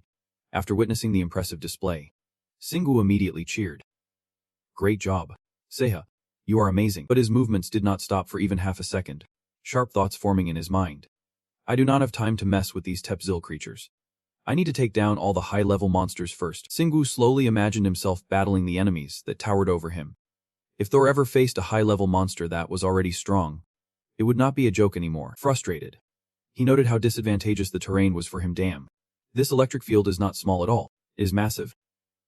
Before long, he found what he was looking for, a high-level creature. It was puffing itself up with pride, its claws sharp and clever, as it boosted.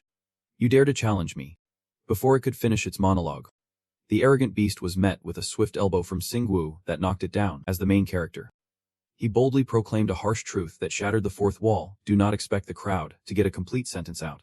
Even Charlie Chaplin would not escape unscathed. Pity the poor bystander who got caught in the crossfire. Once the job was done, he began collecting the monster corpses. See, he had said that every monster's body holds value, so he would temporarily stash them in his inventory. Just then, a notification popped up. Time remaining until the divine savior arrives 15 minutes and 18 seconds. He was intently reading the message while calculating silently. He had only killed 2 monsters, and 3 minutes had already passed, with about 10 more high-level beasts still left. Checking his current stats, his thunder resistance had reached level 4. He could move after being hit by that eel. Then, from the storage, I pulled out a mysterious potion. But I can let my guard down. The system screen behind me flickered brightly for a moment before fading away. Suddenly, a bluebird swooped in, ready to attack, and over there was a lovebird. Let us test this thing out. Xingwu poured all his strength into his arm to execute a precise strike. But overwhelmed by the pressure, he finally noticed an anomaly approaching him. He immediately opened his mouth and unleashed a burst of blue flames to counter the enemy's attack. The result? The potion shattered into countless pieces. But the bluebird never saw it coming. It was caught in its own trap. An explosive blast erupted right before Xingwu's eyes, and he instinctively raised his hand to shield his vision. The sudden brightness left everything inside momentarily unclear. Xingwu confidently asserted that this was definitely not a weak potion. Countless updates filled the information panels. The potion created in the fridge would be influenced by the owner's basic stats. The power of the explosion would increase depending on the force and type of impact when it shattered. Excitedly, he examined the 2 types of potions he held tightly in his hands. Now I get it only amps up my excitement for the mid-tier potions. However, Xingwu's suspicious movements quickly caught the attention of the deities, who raised their weapons and charged toward him. They did not even notice the smug grin on his face. It is about to get really fun. Poison plus explosion. Once again, he unleashed all his strength toward the overwhelming enemy forces. The monsters did not have time to dodge and were hit by a catastrophic explosion right at close range. Toxic smoke spread rapidly throughout the area, and after accidentally inhaling it, their bodies revved in despair. As Xingwu desperately sought a way to escape, he was blocked by several powerful blue birds. They worked together to unleash magical blasts at him, determined to keep the enemy pinned down at all costs. Little did they know, Xingwu still had an ace up his sleeve, the freezing potion. He threw it down to the ground, shattering the glass into shards. Just in time, a wall of ice formed to protect him. But he was not done yet.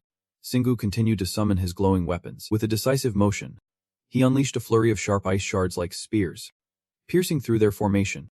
The winged creatures barely had time to dodge, leaving their bodies riddled with deep puncture wounds. The more he played this game, the more delighted he felt. He continuously summoned countless different potions.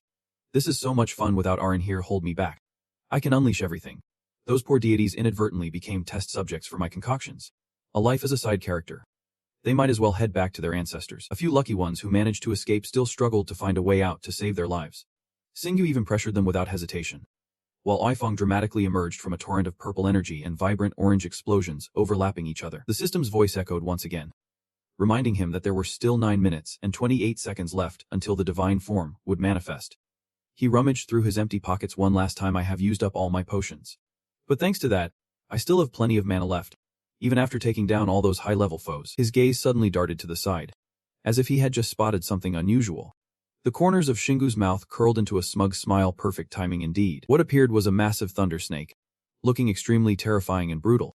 It had a dinosaur-like head, sharp teeth, and fierce green eyes, not to mention its deep purple skin. Xinggu observed calmly and evaluated. It looked just like an upgraded version of the eel guarding the underground warehouse. Did not it? Then, with deadly precision, it unleashed a barrage of lethal lightning strikes throughout the area, shattering the earth and rocks into tiny pieces. However, none of the attacks actually hit Xing. With his agile movements, he quickly closed in on the nearest tree and swung with all his might at its surface. He used the debris to block the impending thunder snake's net closing in on him. Notifications kept popping up. Shrine power at 72% destroyed. The thunder snake gun began absorbing mana more strongly as the shrine's power weakened. Time remaining: 9 minutes and 11 seconds. Xinggu stared at the rapidly decreasing timer, somewhat stunned. The thunder snake had no intention of letting up on its enemy, continuing to unleash deadly lightning strikes forward. Oh man. This time luck was not on his side. He was directly hit by the monster's paralyzing attack. As a result, both of his legs had to massacre the ground for quite a distance just to stay upright. You guys guessed it. Just kidding. I was right from the start. Finally, I have made the crucial decision for this mission.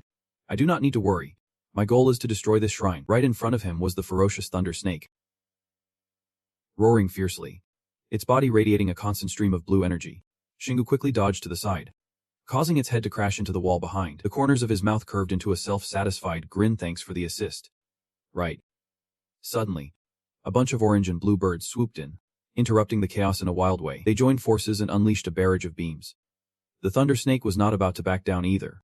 It quickly returned to the fray. Amidst the chaotic scene, Xinggu continued to struggle against the relentless onslaught of monsters targeting him.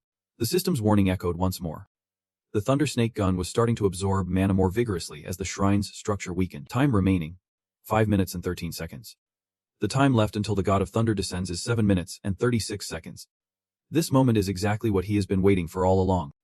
Here it is. The time to finish crafting the weapon is less than the time it takes for the god to arrive. With both hands gripping the weapon tightly, he bolts in a different direction. At this point, in the worst-case scenario, he would rather run with the gun than face off against the thunder god. But that does not mean he will stop destroying everything in his path. His plan is to harness their massive power to completely obliterate this entire area on a grand scale. Suddenly, Xinggu's face tenses up, as if he has just sensed something unusual. He halts his movements to take a closer look at this gigantic pillar. Yep. This must be what is holding this temple steady. No time to waste. He excitedly spins his weapon around. What if he destroys it? In the next moment, he strikes hard against the sturdy pillar.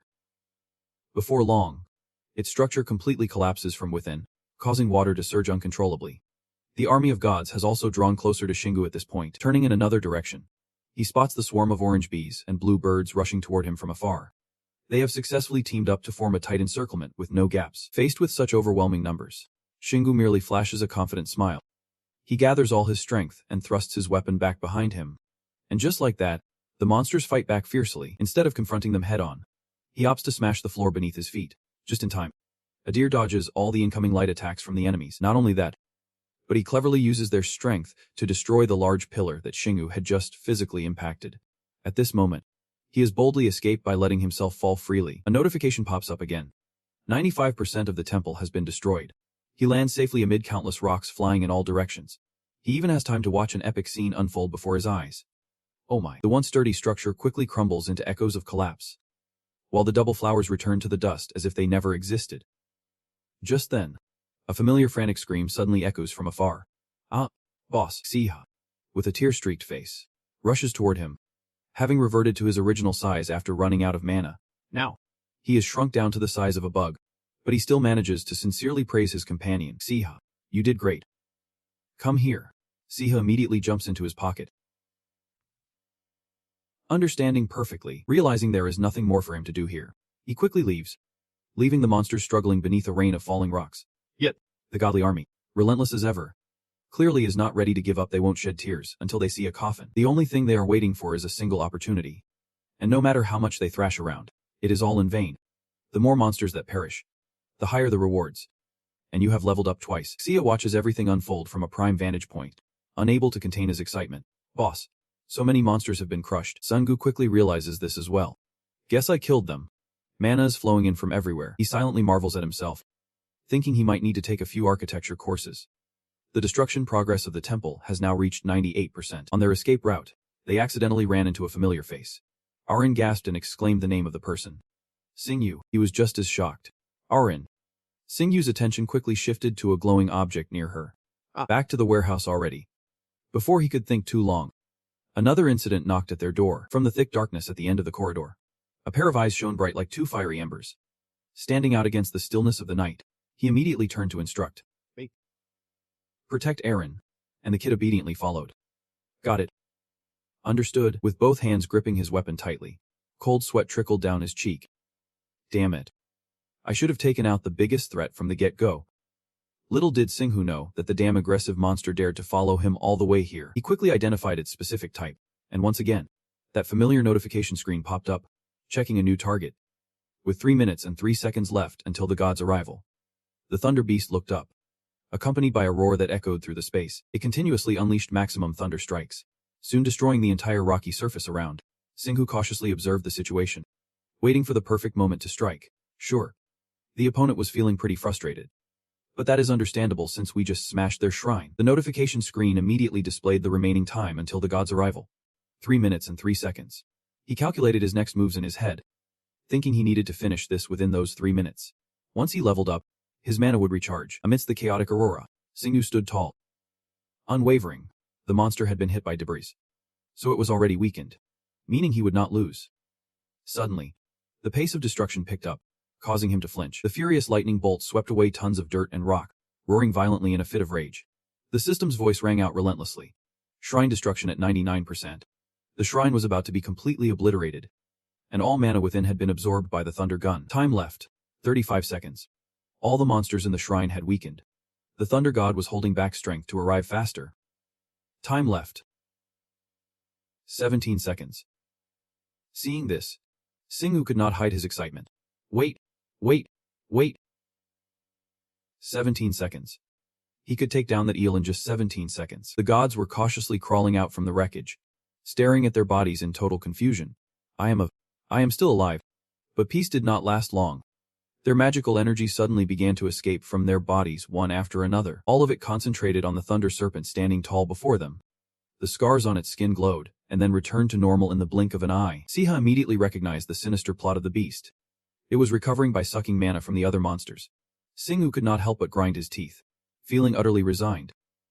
He had planned to strike that thing down from the very beginning, the filthy bastard. After recovering its divine power, the thunder serpent continued to expand its maximum strength, unleashing explosive lightning across a vast area. In his mind, he silently contemplated the fundamental principles of those sci-fi action flicks. How glitchy. Launching an attack now is a recipe for disaster. Those villains just sit back and watch superheroes transform in movies for a reason.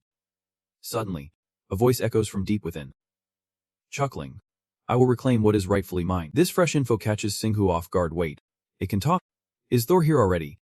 The lightning lizard uses its elongated body to start rampaging across the rocky ground. Its destination, that glowing divine artifact floating in the distance. Realizing things are going south fast, Singhu involuntarily curses. Damn it. That is my... Adrenaline surges straight to his brain as he channels all his strength to thrust the giant claw forward with everything he has got. It lands a crushing blow right on its head, but he does not stop there. Singhu suddenly accelerates, making the ground beneath him slick and slippery. He lunges right in front of the beast, arm outstretched. ready to intercept the boomerang-like weapon hurling back towards him. In no time, he catches the prized black claw in its entirety.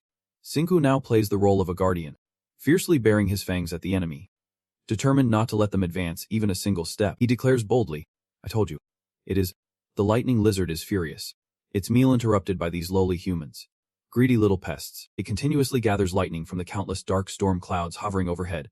The bright pillar of energy crashes down, aiming directly at the beast's entire body. Layers of scales as tough as stone begin to rise with incredible force.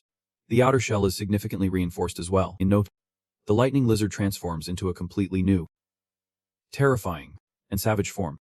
The update hits immediately. The divine lightning spirit Raya has descended upon the high-tier lightning lizard. The danger level is through the roof. It opens its mouth wide to gather an ultra-powerful energy ball. Without hesitation, it aims straight ahead. Xingyu, tasked with protecting the sacred artifact behind him, can't afford to move around carelessly. If he dodges, the altar will be obliterated. He can only wrap his body in a defensive aura, ready to take the hit. The final decision: face the powerful attack head-on. The system chimes in with a warning. You have been hit by a massive lightning strike. Your resistance is not enough, and you have been slightly paralyzed. His whole body trembles violently. He grits his teeth, trying to endure the shock, telling himself he can push through this little hurdle with sheer willpower. After a moment, Xinggu breaks free from his immobile stance and charges forward fiercely. The lightning lizard immediately retaliates with a massive energy ball launched from its mouth. He swiftly raises his weapon to defend himself, hoping to minimize the damage. Xingyu's legs skid a considerable distance across the rocky ground as he lands.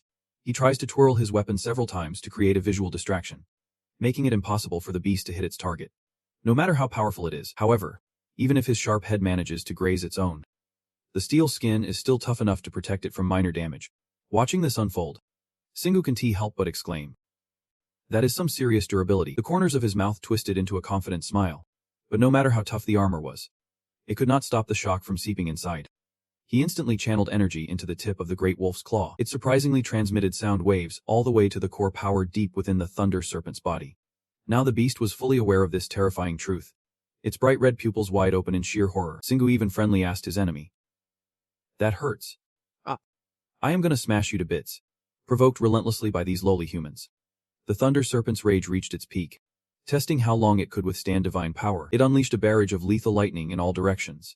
The great wolf's claw continued to amplify the purple sound waves, and he keenly observed every move, sensing it was gearing up to charge.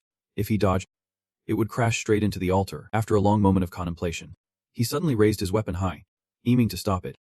His foot slammed down so hard that the surface of the ground erupted, causing a wave of heat. A brilliant flash appeared suddenly, like the reflection of a full moon. The moment the maximum energy shot forward, the surrounding space felt like it was being crushed. Suffocatingly tense. Before long, all that remained was an endless stream of light and countless fragments of earth and rock. A man and a beast fiercely clashed in this chaotic world, neither willing to give the other an inch. The thunder serpent roared with all its wild might. "You little pest." Xinggu did not hold back either, quickly pushing back with fierce intensity, saying, "You are the one who is going to die." In this boiling situation, he anxiously activated his ace in the hole, the mighty warrior, ready to unleash. Suddenly, every muscle fiber surged with rapid growth, tearing his sleeves into shreds. The weight of Xinggu combined with the thrust force became overwhelming, causing the ground beneath him to start cracking. Despite the thunder serpent's size advantage, it could not fully claim the upper hand, appearing weak despite its size. He strained with all his might, shouting for his life. "Come on." The overwhelming malice quickly spread in all directions. Even Xiha and Aaron in the distance instinctively raised their hands to shield themselves. Every muscle on Xinggu's arms bulged intensely, yet he still could not completely turn the tide. He was using the mighty warrior, but his arms felt like they were about to break. No matter what, he had to push through, almost covering his entire face as he gathered strength once more. He thought, oh, that silhouette had etched itself deep into the sharp pupils of the thunder serpent, causing it to jerk in surprise. At that moment, Xinggu inadvertently realized the difference. It is weakening. This is my chance. He funneled most of his energy into the great wolf's claw and unleashed a counterattack before the opponent could react. Faced with this dilemma, it could not help but curse inwardly. Damn it. Well, its entire body trembled before the overwhelming power of the tiny human, unable to comprehend it. Just then, a light from the altar behind suddenly spread outward. In its bloodshot eyes, a huge shock of disbelief appeared. No way. The new announcement flashes on screen. The thunder gun has been fully awakened. The first seal has been broken, and a gun with high-voltage electricity suddenly appears from the void. The vehicle is now fully armored, and Ownman is ready to take off. With swift hands, They grab the weapon, then sprint out of the danger zone. Once they are safe, they shout loudly, "We are all set with the weapons." Arin anxiously checks in. "Xing, you okay?" The battle between human and beast grows fiercer than ever. The system screen continuously warns. Energy depletion at 100%. The Thunder God is weakened. And the Thunder Serpent suddenly jolts as if sensing something amiss. Xingu stomps the ground hard to gain momentum, launching himself straight toward it. Of course, the Beast 1T let itself be outdone and raises its long, menacing head. From the monster's mouth, a barrage of blue fire attacks is unleashed. He bravely confronts the onslaught of deadly strikes. And surprisingly, his stats see a significant boost. Your lightning resistance has leveled up to 7. You are no longer paralyzed by weaker lightning attacks. Xing once again channeled all his strength into his arms, preparing to unleash a powerful, snake-like strike. The strike shot straight for the beast's snout. Blood erupted like a fountain, and it opened its mouth wide, howling in agony. He successfully landed amid the debris scattered across the ground. A smug smile curled on his lips. Feeling victorious, he could win this, in stark contrast to the glimmer of hope on his side. The beast, having taken severe damage, was plunged into utter confusion. It bitterly thought, "This is not my true body. Yet it still has my strength." Xingu declared loudly without hesitation. "Just wait until the day I injure your real body." He knew his current state better than anyone. The mighty warrior was running out of juice. And it was time to end this fight. Arin shouted in panic. "Xing, the gun has a new skill. Sia speculated. It must weaken that snake." Just that bit of information was enough to boost Xingu's confidence. "Let us do this." The lightning snake charged in with lightning speed, its wrath surpassing all limits. He completely ignored those empty words, focusing solely on barreling forward. This time, its target was not Xingu but Sahai and Arin in the distance, which is why he had to sprint at full speed to intervene in time, without giving the enemy a moment's pause. Xingu performed an impressive leap right in front of the beast. There was no escaping now. In an instant, the great wolf dove down, striking straight into the enemy's forehead. Xia did not hesitate either, activating the godly gun. At that moment, countless magic energies from the lightning snake converged in a certain spot. Or rather, were forcibly expelled. Xingu watched intently while cautiously thinking. The gun was siphoning the mana from the lightning snake. It opened its mouth to roar, but no sound escaped its throat. "Why are you using my power against me?" Its blood-red eyes glared fiercely at him. Preparing to strike again, a sudden burst of fire ignited at the head of the great wolf, a fire spell. Xingu relentlessly rained deadly blows onto the creature's head. It struggled to push him away, but it could not completely stop the searing heat. The lightning snake, its spirit, was now utterly hollow, with only one name lingering: Marina. Marina. Hearing that, he suddenly envisioned Marina's somewhat blank face, filled with resentment. He might need to warn her to be cautious of the lightning snake if they crossed paths again. Not long after, the raging fire consumed the entire upper half of the poor snake's head. But Xingu showed no signs of letting up. Those fiery red eyes glinted with pure malice. "It is. Humanity remains the most wicked species in the world. Farewell." Even before the Grim Reaper comes to collect, the thunderous cockroach manages one last warning. "Do not think you can protect everything when you are still so weak." Right after, it is officially game over.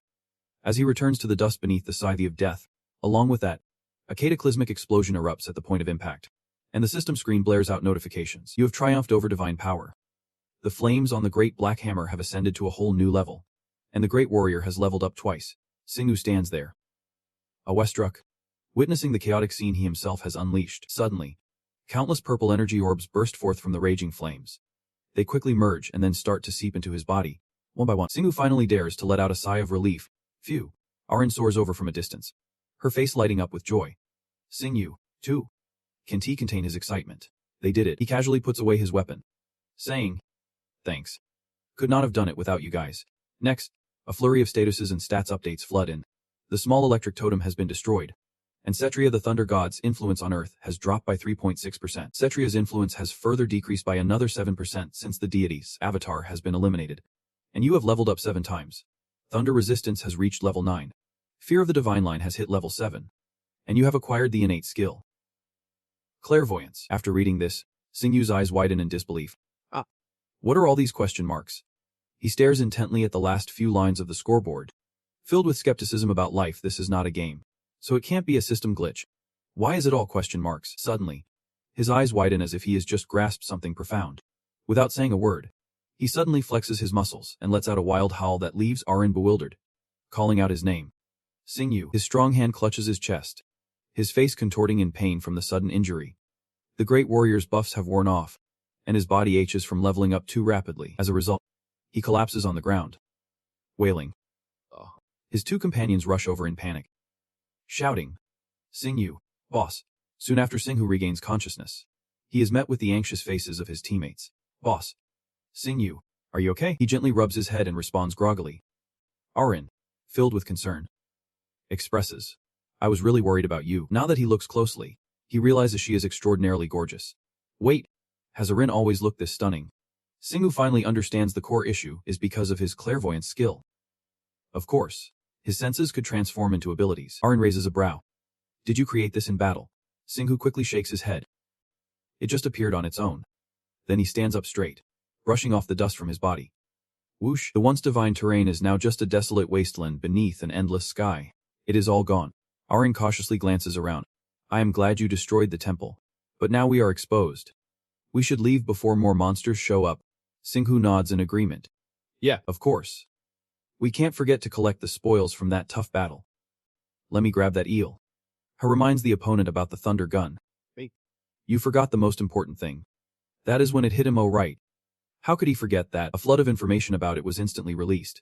The thunder gun, sealed with the storm's wrath, is rated a plus. Its attack power ranges from 3,100 to 4,200. Proficiency is at 219 out of 2,000. With features including the ability to fire a charged shot by absorbing mana from the outside, and also absorbing lightning attribute mana to boost the shot's strength. Another intriguing fact: the weapon is crafted from the very body parts of the Thunder God. Once it was first acquired by its original owner, it transformed into a rifle and has kept that form ever since. As long as the owner possesses mana skills, that skill can be utilized more effectively with the Thunder Gun. The basic abilities of the artifact have been greatly enhanced after absorbing the Thunder God's power, and the initial seal has been lifted. After hearing all this, Shingu could not hide his ecstatic expression. A plus level. Watching as he wielded that heavy weapon with ease, Sia suddenly recalled a familiar name. Wondering what Marina Bissett would say if she saw this, the opponent confidently replied, "Easy to guess." Shingu grinned widely, showing off his sharp teeth. "She would probably say it is crazy heavy. Speaking of which, we should carefully store the divine weapon in the vault. After all, this new skill has saved my life," Arin chimed in. "Though you could V1 without using it." Suddenly, he remembered the explosive battle with the Thunder Serpent, and his heart skipped a beat. I did not think he could overpower that monstrous eel. That scene felt like it was pulled straight from a legend. She confidently asserted, "He is not human anymore." Yet, Shingu still felt like his current level was not enough. He still wanted to get stronger. It had been proven that with his current power, he could not achieve much. His gaze unintentionally fixated on his firm biceps. This was not the true form of the Thunder God. Besides, its mana was depleted. He barely managed to defeat it. So he could not take any pride in that. He clenched his fists tightly. Feeling his spirit rise quickly, he needed to get even stronger. Seeing the fiery determination in him, Arin was at a loss for words. How could he be so pumped up? Then, he urgently pulled out the key to the resting area, saying, "Now, let us head back." She cheerfully urged. "Yep. Let us hurry back." Shingu gently planted it into the ground, and an unexpected wave radiated from the point of contact. In no time, it transformed into a large door wide enough for everyone to pass through. I eagerly suggested, "Wait, I want Onaji-dun." He put on a face that was 80% confident and 20% playful. "Alright, let me show you guys what a real man can cook." Arin joined in, waving her hands at the two young men. "Let me handle this. You two can go rest." The silhouettes of the group gradually vanished as they entered, leaving the ruins under the breezy sky in peace. The overall status was finally revealed. Currently at level 97 Demolitionist, with strength and dexterity stats both at 366. Stamina and mana are at 346 and 142 respectively. With immunity, passive skills, and active skills stretching from level 1 all the way to level 36. Right now, in the break room, everyone is holding their breath, glued to every line of text. Waiting, he casually wrapped his arms around his neck and sighed. Thinking he was level 85 when he stepped through that gate, Arin rested her hand under her chin, appearing deep in thought. He leveled up 12 times in one day. You know, he has taken down countless high-level monsters, and even a godly avatar. Singyu stared intently at his palm, feeling his stats jump significantly each time he leveled up since getting his character class. She analyzed seriously, arms crossed over her chest. And the other players were doing the same. His body would change after switching classes to fit his new character type, and future level-ups would boost his stats in accordance with that body. Hearing this, the corners of his mouth twisted into a proud smirk. He did not care, as long as he got stronger. Moreover, His theory about turning senses into passive skills was validated by his clairvoyance skill. It felt just like hitting the jackpot. Life is all about those lucky breaks. Arin could only helplessly exclaim. What a bizarre conclusion. A familiar sensation flickered through Shingu's mind. That trip to Japan was amazing. Then she whispered to herself. I did not get to see Sihai before leaving, but I am sure we will meet again. She noticed the other person's strange behavior but did not know how to react. Finally, she skillfully switched topics. Oh right. Shing, you said you wanted to eat crispy unagi. Right. He skeptically asked. You know how to cook. The other person confidently replied. At least I cook better than you. Then, he stretched his body after a long, tiring day. Gotta eat before sleeping. Right. A brilliant idea popped into his mind. Maybe he should use this time to deal with a few monsters. Since the break room got bigger after hitting level 5, he could pull out a few giant monsters. Shingu immediately started hauling out a bunch of materials from storage. He mulled over his options for a while before deciding. First, he needed to gather mana crystals. Before long, cubes and other oddly shaped items were lined up neatly in front of him, recalling the past. The crystals he got from the class change quest were still here. He lightly touched the iron armor of a godly being, and an idea struck him. Then he questioned himself. In the game, people use monsters and other things to craft items. The armor from the Thunder Snake is really tough. Do you think I could make armor from it? This fresh idea left Arin a bit puzzled, crafting treasures from processed monsters. Does he think companies in other countries will start doing this soon? I mean, if this goes on for too long. Singu pointed out the crux of the matter. But the monsters here on Earth are too weak. He did not think players in the Celestial City would want to use treasures made from such weak creatures. It is similar to an army equipped with top-notch gear. With that level of attack or defense, they could easily be replicated with modern technology. He was just starting to realize this obvious truth. Which is why no one has jumped into this network yet. But this is not what they should be prioritizing right now. So he quickly interrupts. Let us save that for later. We need to deal with this eel first. Singu swiftly pulls out his gear, which includes a pair of sleek black gloves and a sharp kitchen knife. With their size reduced, they begin to dissect the electric eel. During the process, he suddenly makes a monumental discovery. This is not even an eel. The vehicle next to them is chewing on something incredibly shocking. A crunchy peanut. How did that happen? Arin slowly admires its true appearance, reminding herself that, actually, the electric eel is closer to koi than an eel. Little did they know, this would accidentally plunge the boys into a deep pit of despair. My crunchy unagi, your grilled eel, she calmly suggests. We could just go out to eat instead. However, the stubborn Singu is not about to give up so easily. He believes there is still something to eat. Let him extract the meat.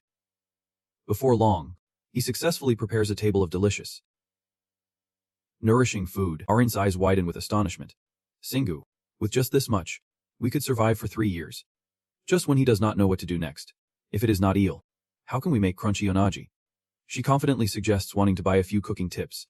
Go ahead and give it a try. Then she happily takes the juicy piece of meat to another spot, giggling that he will be surprised. Singu seems to be driven mad by hunger, so he decides to munch on some of these while she cooks. He actually puts a few crystals in his mouth, chewing and swallowing them like they are gourmet delicacies.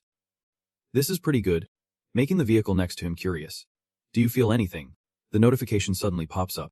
Your mana has increased by 1. Singu ponders, eating 7 crystals and only gaining 1 mana. I can still absorb mana from the crystals, but I must be nearing the limit. I guess I have to give up on taking shortcuts.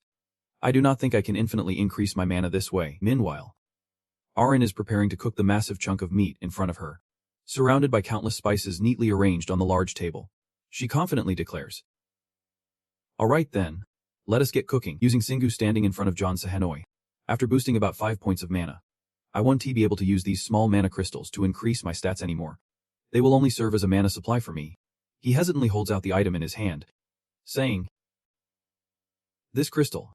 I am preparing to accept it, and explain that it is a Death Knight's crystal. Then he bites the whole thing while you are anxiously fidgeting. I am so worried. The stone immediately activates, wrapping Singu's entire body in light. The mana from those undead feels really strange, almost like it has been reversed. But as I consume them this way, they will become my mana. The system pops up a notification. Your mana has increased by 4. Finally, he pats his belly in satisfaction. Alright. Now I feel like I have recharged enough. So what is next? He glances over at the force crystals lying on the ground. That crystal. The system informs him it is a mid-level Akma crystal. A mana crystal containing the essence of the Akma, with special processing properties. Singu sticks his hand in his pocket, eyeing it for a while. What sort of essence? What special processing? Suddenly, Arin pops her head out from somewhere, calling him Singu. She hesitates for a moment before adding, Can you come over here for a bit? He did not hesitate any longer as he grabbed the blue crystal and replied, "Here." Singu seized the moment and stuffed all the stones into his mouth. Then, alongside Sia, he casually stepped closer to where she was standing, sensing something unusual. So he leaned in and asked Han, "What did you just do?" No sooner had he finished speaking than a colossal burst of bright energy suddenly erupted from the center of the room. Arin, with her innocent demeanor, started making excuses for herself. "I just intended to cook." But then something went wrong with the preparation, and this cutting board appeared. He seemed to discover the root of the issue. Lowering his gaze to observe the crystal, could it be? Next, Singu brought it close to the center of the glowing panel. At that moment, the crystal, already brimming with mana, radiated even more energy. The data continued to update, and the mana crystal was suitable for binding onto the equipment used for crafting. The average size had been confirmed, and you could enhance it by adding more materials. The system diligently provided information. Crafting item 1 out of 1. Materials 2364 out of 500 kilograms. Completed materials 596 out of 50. The processing will begin, and the product's attributes will increase based on the selection. He witnessed the entire process and pondered.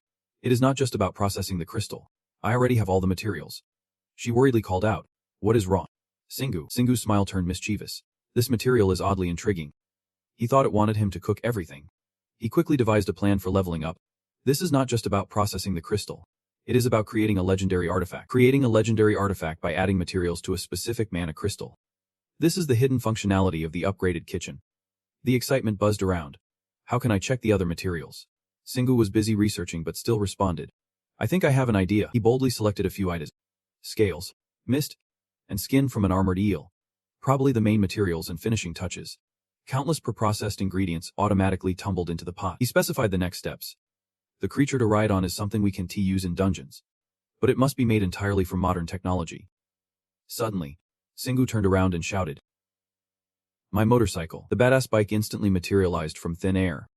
He leaned against it and called out to the group, "Check this out and tell me what you think." You excitedly described it. "It is huge and so cool." Right.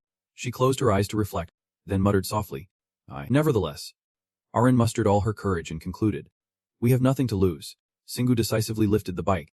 "Okay, let us do this." The motorcycle was placed right beside the chaotic pile of materials. The ingredients that had been refined started to merge together thanks to the heat. She clenched her fists, looking incredulous. "It is actually coming together." Singu hurriedly pulled out a gold card. He was going to end his turn with this card. Arin raised an eyebrow and asked, "Who are you competing against?" She could only cover her mouth in awe. As she witnessed the intense heat exploding, she struggled to open her eyes. Feeling overwhelmed. "It is so bright." He focused on every development. He could clearly see what was happening. Surely a lot of insightful skills at play. Before long, the bike had disassembled into individual parts.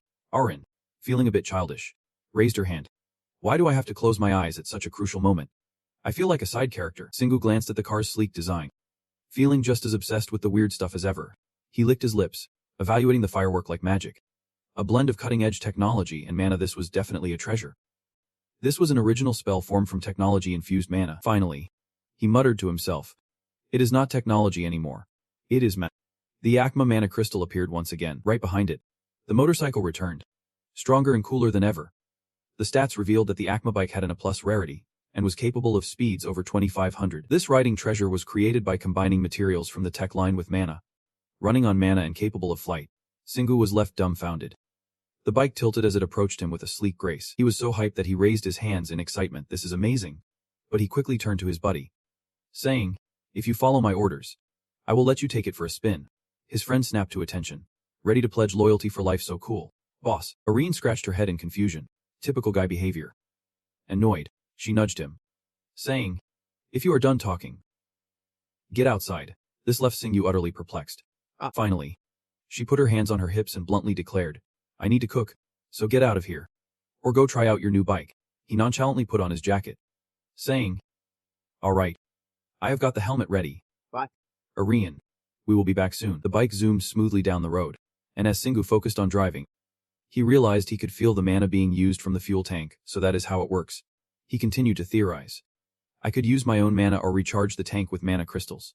And then he shouted, "All right, let us activate the stealth mode." Just like that, both he and the bike became invisible to passersby. A neat trick for newbies. The stealth mode will automatically deactivate after a certain time, or if you come into contact with something. Singu looked incredibly excited. Just as I thought.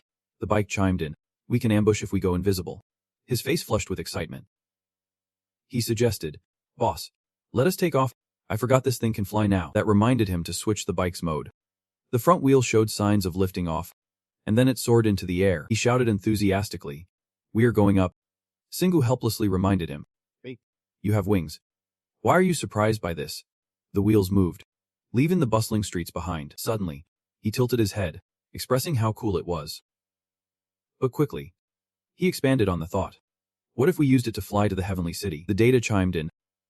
Warning. You have 30 seconds of stealth remaining. Singu instinctively cursed. Damn. And the bike urged him. Boss, we need to land now. We are going to pull this off. The bike's invisibility faded as they approached the castle and ascended to the heavenly city. Cut to a different scene, where every dish on the table was a feast for the eyes. Singu seriously took a bite. Joking, this is delicious. Arin stood beside him, arms crossed.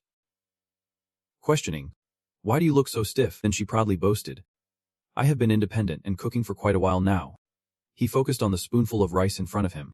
Still, you turned that weird meat into something delicious. Singu tried to avoid her gaze, thinking she was just good at dancing and flapping her wings. Little did he know, she had some seriously hidden cooking skills. It made Arin furious. She had healing skills too. After all, last time, it was her who saved him. He pretended to just remember. Right. Healing, and witnessed her fierce expression. Eventually, Arin suppressed her anger and sat down. Still pleased because both of them loved the food she cooked. She flashed a cute smile at Singu, saying there was plenty more, so keep eating about another 1.5 tons. He helplessly mumbled that they could eat for years at that rate. She passed him food while casually asking, Where's your motorcycle? Both young men eating suddenly froze. Arin, feeling confused, pressed on, asking what he did with it. He tried to act cool, saying nothing was wrong. Just a little bit. Arin repeated. Just a little bit. The motorcycle stepped in to ease the tension, suggesting they might have pushed entire nations into a tech development race. Arin immediately slammed her hands on the table, asking if he got caught. Singu waved his hands reassuringly, saying not to worry. He wore a helmet, so they could not see his face. The screams echoed just because of a photo on his phone. His picture was spreading all over the internet. She angrily posed the question. Dude. Back then, you were in human form, which made him panic. Explaining. I just wanted to get a better feel for the bike. Sorry. The tabloids were flooding Arin's mind. They had written tons of analysis and theories already. She seriously filtered the information, saying other countries had sent requests to the South Korean government to inquire about the mysterious racer and the tech behind the artifacts. Singu forced a smile, saying he felt sorry for the government. She shot him a glare, reminding him. How can you laugh about this? Arin sighed heavily, utterly exhausted, reverting to her queenly demeanor, saying, You know you have to do the dishes. Right. He did not dare refuse anymore. Singu really put in the effort, scrubbing each plate one by one. Once everything was in order, he stretched and declared. All done. She walked by with a plate of fruit, saying, Great job. Now eat some fruit. Arin sat on the floor peeling apples, while the three of them enjoyed their food. Laughing and joking around, Singu lay back on the soft bed, sighing. Phew, I am really tired. He flipped over to share his thoughts, saying, This place really feels like home now. She assessed, saying the vibe here, instead of being in a dungeon, felt really strange. Suddenly, he sat up, saying, Let us head to the dungeon. She had not had time to be happy before stiffening up. Have you rested enough? Arin watched his busy figure. Realizing it had only been less than a day, he seriously replied, That is enough. Singu took off his shirt and glanced at them. Switching gears. Different world. God of Thunder. I am too tense now, and I need to relax. If it gets any more intense, I will mess up. She countered with an example, saying players often got completely exhausted after each dungeon run, so they usually rested for a month. Singu interrupted her, saying, But I fully recover every time I level up. No fatigue for me. He took the lead toward the door, saying. Arin retorted, Is my body. My rules. But she and Seiya flapped their wings and followed him. She discusses privately with him. I think we can maintain our human forms when we go out if we reach around level 200. Singu is fired up and determined. Alright. I will grind hard to level 200 for the both of you. But someone just threw a bucket of cold water on him. Sorry. Singu, please go easy on us. He raises his hand for input. The essence seeds stored in the lounge are gradually running low. Maybe we should keep all the seeds we got from the dungeon for a while. Arin shrinks down and advises. Do not hoard them. We need more armor. She shows a very annoyed expression.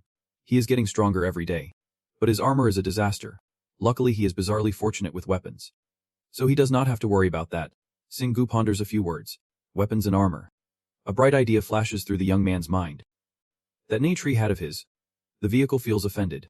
You call it more affectionately than I do. Without a second thought, he opens the space gate. I was going to stash it in the drawer as soon as I got back, but I totally forgot because of that crispy onaji. Singu accidentally touches something strange.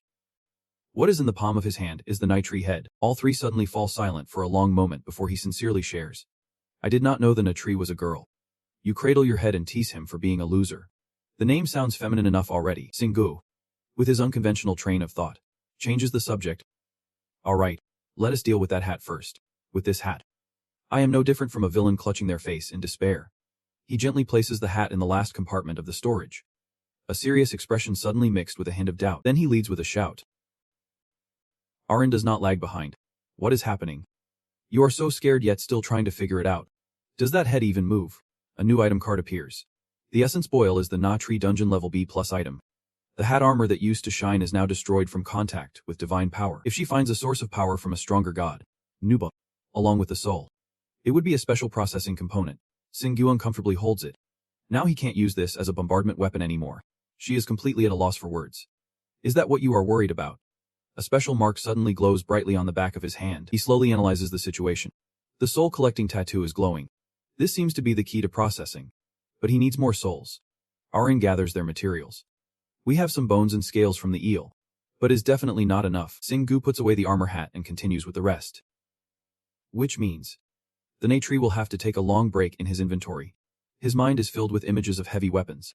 The good news is that the gun has awakened into a furious gun, so it costs less mana to shoot. He closes his eyes and starts narrating.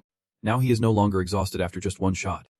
But he prefers the feeling of tossing the Natri around everywhere. She gently reminds Singu. Marina Bisset will be very sad about this. He can argue. So he sighs and changes the subject.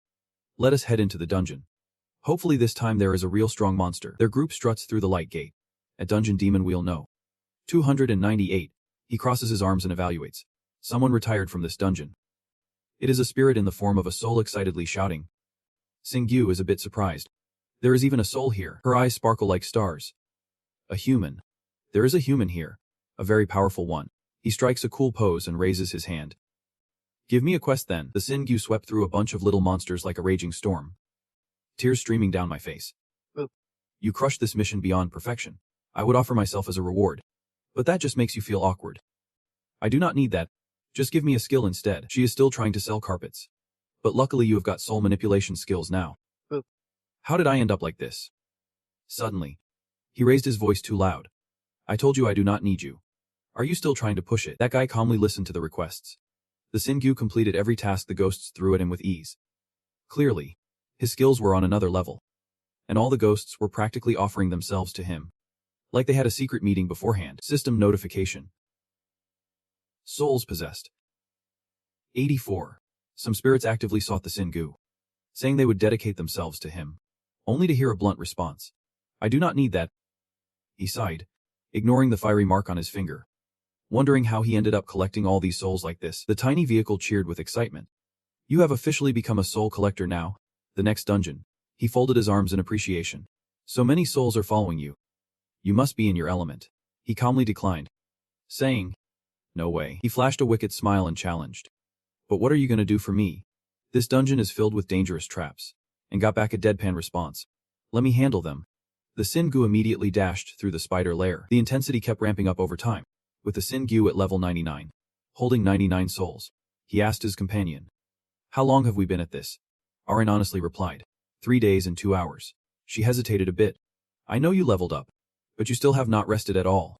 You really do not know how to get tired. The Singu showed no concern for the hordes of demon minions rushing at him. How could something this small tire him out? She continued. There are some dungeons where the monsters are already level 100, which is why you only leveled up 2 more times. Right then, he swung a double-bladed weapon at the nearest demon, then used his arm strength to fling it up into the air. It is always just these guys. Seeing his fierce attack, they went even crazier. Smack, Smack. The whole demon horde surrounded the Singu from all sides. Arin worriedly reported. They are level 140 demons. Players hate them like they hate the big bad demons. Each of them unleashed their special moves. Smack. Smack. The colossal energy and ritual at one point caused the ground to explode. They grinned, showing off their sharp teeth, laughing with glee. Hee hee hee. Suddenly, a giant claw from the epicenter of the shockwave shot straight at them, leaving them confused. Smack. A golden beam from the call of death sliced through all the demon minions. The giant claw spun back to its starting point. The Singu struck a cool pose, continuing to wield the giant claw with one hand while waiting for his rewards. Poison resistance level 10. Thunder magic level 9. Fire and curse level 6. Wind level 4. And ice and earth level 3. He shouldered his weapon, observing the update process. Thinking, he wanted to raise ice and earth to level 4, purposely letting himself get hit but still could not boost them. After that, the Singu, full of enthusiasm, asserted that he needed to face stronger monsters. If he wanted to level these up, the only way was to encounter boss monsters. He then advanced with fierce determination toward the demon minions. Meaning I am done with you guys. Singu charges in with a flare, waving goodbye as he goes. Those standing close by are done for. Just a few basic moves from him. The remaining demons freeze in place. But without hesitation, they rush in with a meat shield strategy against him. Singu channels all his strength, swinging the scythe of death high. A sweeping 360-degree arc of golden light slices through them. The explosion resonates as a reward. Even the aftershocks linger. Quick hands grab any random stone from the loot pile. Whoever holds the death stone stares at it for a while, unfazed despite facing the void. Is it faith they cling to? Arin adds more clues. Yet we still do not know where the monsters in the ant cave came from. The first monsters appeared from the celestial city. While the vehicle tirelessly collects materials, Singu casually chats. So where do the mana and monsters in the ant cave come from? From other worlds. Of course. With a puzzled expression, she hesitates to analyze the issue. The invaders from other worlds are using logged-out players to create these dungeons. Right. In the chaos of information, the hero declares he has decided to stop overthinking all that. Singu flashes a mischievous smile. He is not concerned about what the monsters are doing. He just needs to crush everything in his path. Arin, arms crossed, questions how he can make such a simple and violent conclusion. You are so naive. That is why you are our leader. He is expending a ton of energy trying to open the door to the room. Singu bravely stands face to face with the giant demon. The creature stretches out a hand resembling a humanoid, engulfed in violet flames. Next, it blasts a fiery projectile straight at the young man in front of it. He struggles to use his energy shield against the overwhelming fire. Singu happily gauges the strength he can muster. His resistance is rising. She hovers beside him. Annoyed. Of course it is. At that moment, Goma inadvertently moves toward a spot he can't see. He exploits his incredible speed. Attacking while retreating, using his claws, he defends and thinks to himself, I just need to take the hits until it runs out of mana. The attacks become more frequent, and the pressure on him intensifies. Interesting. 3 hours later, Goma looks exhausted but can show it. Just a bit longer. Despite pushing himself like a flame barely holding on, Singu teases, have you run out of mana? Seizing the moment, he swings down at Goma's head. Not bad. So goodbye then. The fatal blow drives his head deep into his neck, his body turning into countless delicious loot. And the hottest reward, of course, is that the ant cave area 121 has been cleared. Time to tally up the results. After sheathing his weapon, he turns to announce he is about to hit level 100. Arin suggests taking a break to celebrate, which Singu totally agrees with. Yeah. But then the system suddenly slaps them in the face. Experience points cancelled. The earth is shifting.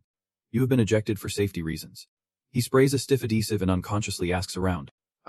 What is going on? Singu suddenly explodes with rage. How can they be doing server maintenance right when he is about to get his reward? The server wasted no time teleporting all three out of the dungeon. A notification popped up, reminding everyone that the world was transitioning into a new age, and all access to rest areas and dungeons would be restricted until the process was complete. He closed his eyes, sighing in frustration. Who decided to call it that? Xia noticed something unusual and thought, this can just be it. Look over there.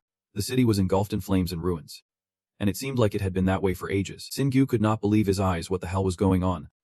The ground around him was littered with countless shards of debris scattered all over. Singu watched in shock as the landscape transformed dramatically, as if the earth itself was splitting open, with the outer layer tearing apart and fresh flesh filling the gaps. He seriously assessed the situation, feeling the dense source of mana in the air. Arin, feeling a bit anxious, pondered deeply. It was great to see him become a true mana user. Though she was not thrilled about what was happening here, Singu stood outside the flames, marveling. It was strange. This mana was not from players or gods. He quickly connected the dots. concluding that this was the man of the earth itself, Xiha, hovering nearby. Suddenly asked, "Do you think the invaders are behind this too?" He had a preliminary theory: it was too massive for them to be responsible. It sounded more convincing to think that the earth itself reacted after sensing the man of players and monsters. Singu suddenly remembered that shadowy monster. In that hazy vision, the earth was filled with dense mana. Aring, from a distance, called out his name. Singu, with a calm stride, he gently reassured both of them. It is nothing to worry about. He did not have time to dwell on blurry memories. Singu glanced at his phone, lips pressed tight. What mattered was what was happening to the earth. Right now his mom could be in danger. The ringing of the phone continued, but there was no response. Frustrated, he checked the signal. In reality, both his phone and the network were down. She added, as usual, that some signals might have been disrupted in all this chaos. Singu wore an incredibly stubborn expression. Let us keep going until the phone picks up a signal. He decisively opened a space portal to bring out his epic steed. Then he swapped out his helmet, covering his entire head. The bystanders were stunned, unable to believe their eyes over there was. They rushed closer, excitedly pointing, "Is not he that mysterious biker from Tiva? Can we ride with you?" Singu ignored the chatter and sped off. What a bunch of losers. The motorcycle hovered midair for a moment. He relaxed, discussing with his friends. They were not in immediate danger, and his ride was too small to wait for anyone who only wanted to tag along. Top 5. Top 3 people were desperately chasing after the motorcycle for help. Take me with you. Singu glanced down, thinking, they look like refugees. The sound of confusion echoed in his ears. What the heck is happening? Arin, experiencing this for the first time, was extremely worried. Are they going to sell us out? He intentionally reminded her. Yeah. A lot of people will meet their end, but there is nothing we can do. His words suddenly trailed off, his eyes lighting up with a flash of shock. The demon has emerged, wreaking havoc in the city, a monster like no other. She hesitates on the bridge, seeking Singu's opinion. He wonders if any nearby dungeons have collapsed, his anxiety causing sweat to pour down his face. If those monsters flood the city now, the consequences will be catastrophic. He screams as he frantically tears apart a car, crawling with rage. Then, with his mouth full of sharp, pink teeth, he devours a screaming human. Singu, with his good-natured personality, grits his teeth and curses. Damn it. He activates the highest mode of the war machine, charging forward with intensity. The vehicle accelerates. Racing ahead, the demon seems to sense danger and glances over. Before he can react, a beam of light shoots down, striking the monstrous horde. Meanwhile, he seizes the chance to pull 2 innocent civilians away from the danger zone. They express their gratitude, thanking him, but he coldly urges them to run. Singu grips the controls tightly, drawing attention to himself. There is no time for this. He needs to make sure his mother is safe. He furrows his brow, reminding himself that does not mean he will let a cannibalistic monster stand right in front of him. Finally, he brandishes his weapon, ready to face the beast. Let us make this quick. Arin hesitates to voice her thoughts. I have never seen a monster like this before, but looking at its mana, it is definitely over level 200. It roars in pain, but its wounds rapidly heal. Singu mutters in disbelief. It is regenerating on its own. Seha, knowledgeable about races, interjects. That is a demon. Clenching his fist to reinforce his point, he asserts, only demons can regenerate like that. Even though I have only seen one in the database from the Celestial City, Arin, with her exceptional memory, corrects him. Didn't players already try to conquer a dungeon with a demon? I thought they only showed up after dungeon level 35 was conquered. He argues, but Singu points out the similarities: green skin, massive size, and the ability to heal. He has been out of this conversation for too long and interjects, I do not care. The demon knows a fight is coming. Gripping a car as a weapon, Singu's face is more serious than ever. Truth is, he is ready. The demon aggressively throws the car at him, but, with a mighty kick, sends it flying away. Before the car even lands, he is already gearing up for a quick victory. He uses his advantage to leap high into the air. The demon is not just standing there. It swipes its massive hand, sending debris flying. The giant arm moves so fast, yet he has already seized the opportunity. Singu angles his weapon down from above, ready to strike. The scythe charges up with searing energy, like the sun burning the earth. The demon, in a crucial position, raises its hand to shield itself from the blinding golden light. His words echo as if he is passing judgment on the wicked. Just one strike. The torrent of mana surges forward, crashing down on the guilty creature. He gently descends beside its burning corpse. Singu observes while hastily reminding himself, it can regenerate if it is on fire. The real-world alert sounds. Congratulations. You have gained experience. You have leveled up. Singu exhales a deep breath. Phew. I leveled up here since I could not in the dungeon. The energy beam shot out from Singu's palm, pulling the giant monster into the storage space. Suddenly, from a distance, a young guy in the group shouted loudly, "Hey, everyone can handle this on their own. Don't you think this is your chance to make me do all the work? That is heavy for me too." Without missing a beat, Singu jumped onto the battle vehicle, revved it up, and charged straight towards the center, leaving everyone stunned. He raised his hand to touch the helmet, sending out sound waves to scan the surroundings. A moment later, Singu glided over to Arin and confirmed, "I do not sense any other monsters around here," leaving her in shock. If a dungeon just opened nearby, there should definitely be a lot of low-life scum around. We should at least see some signs. Hearing this, he smiled and speculated, it can only mean one thing: the low-life scum must have formed naturally here.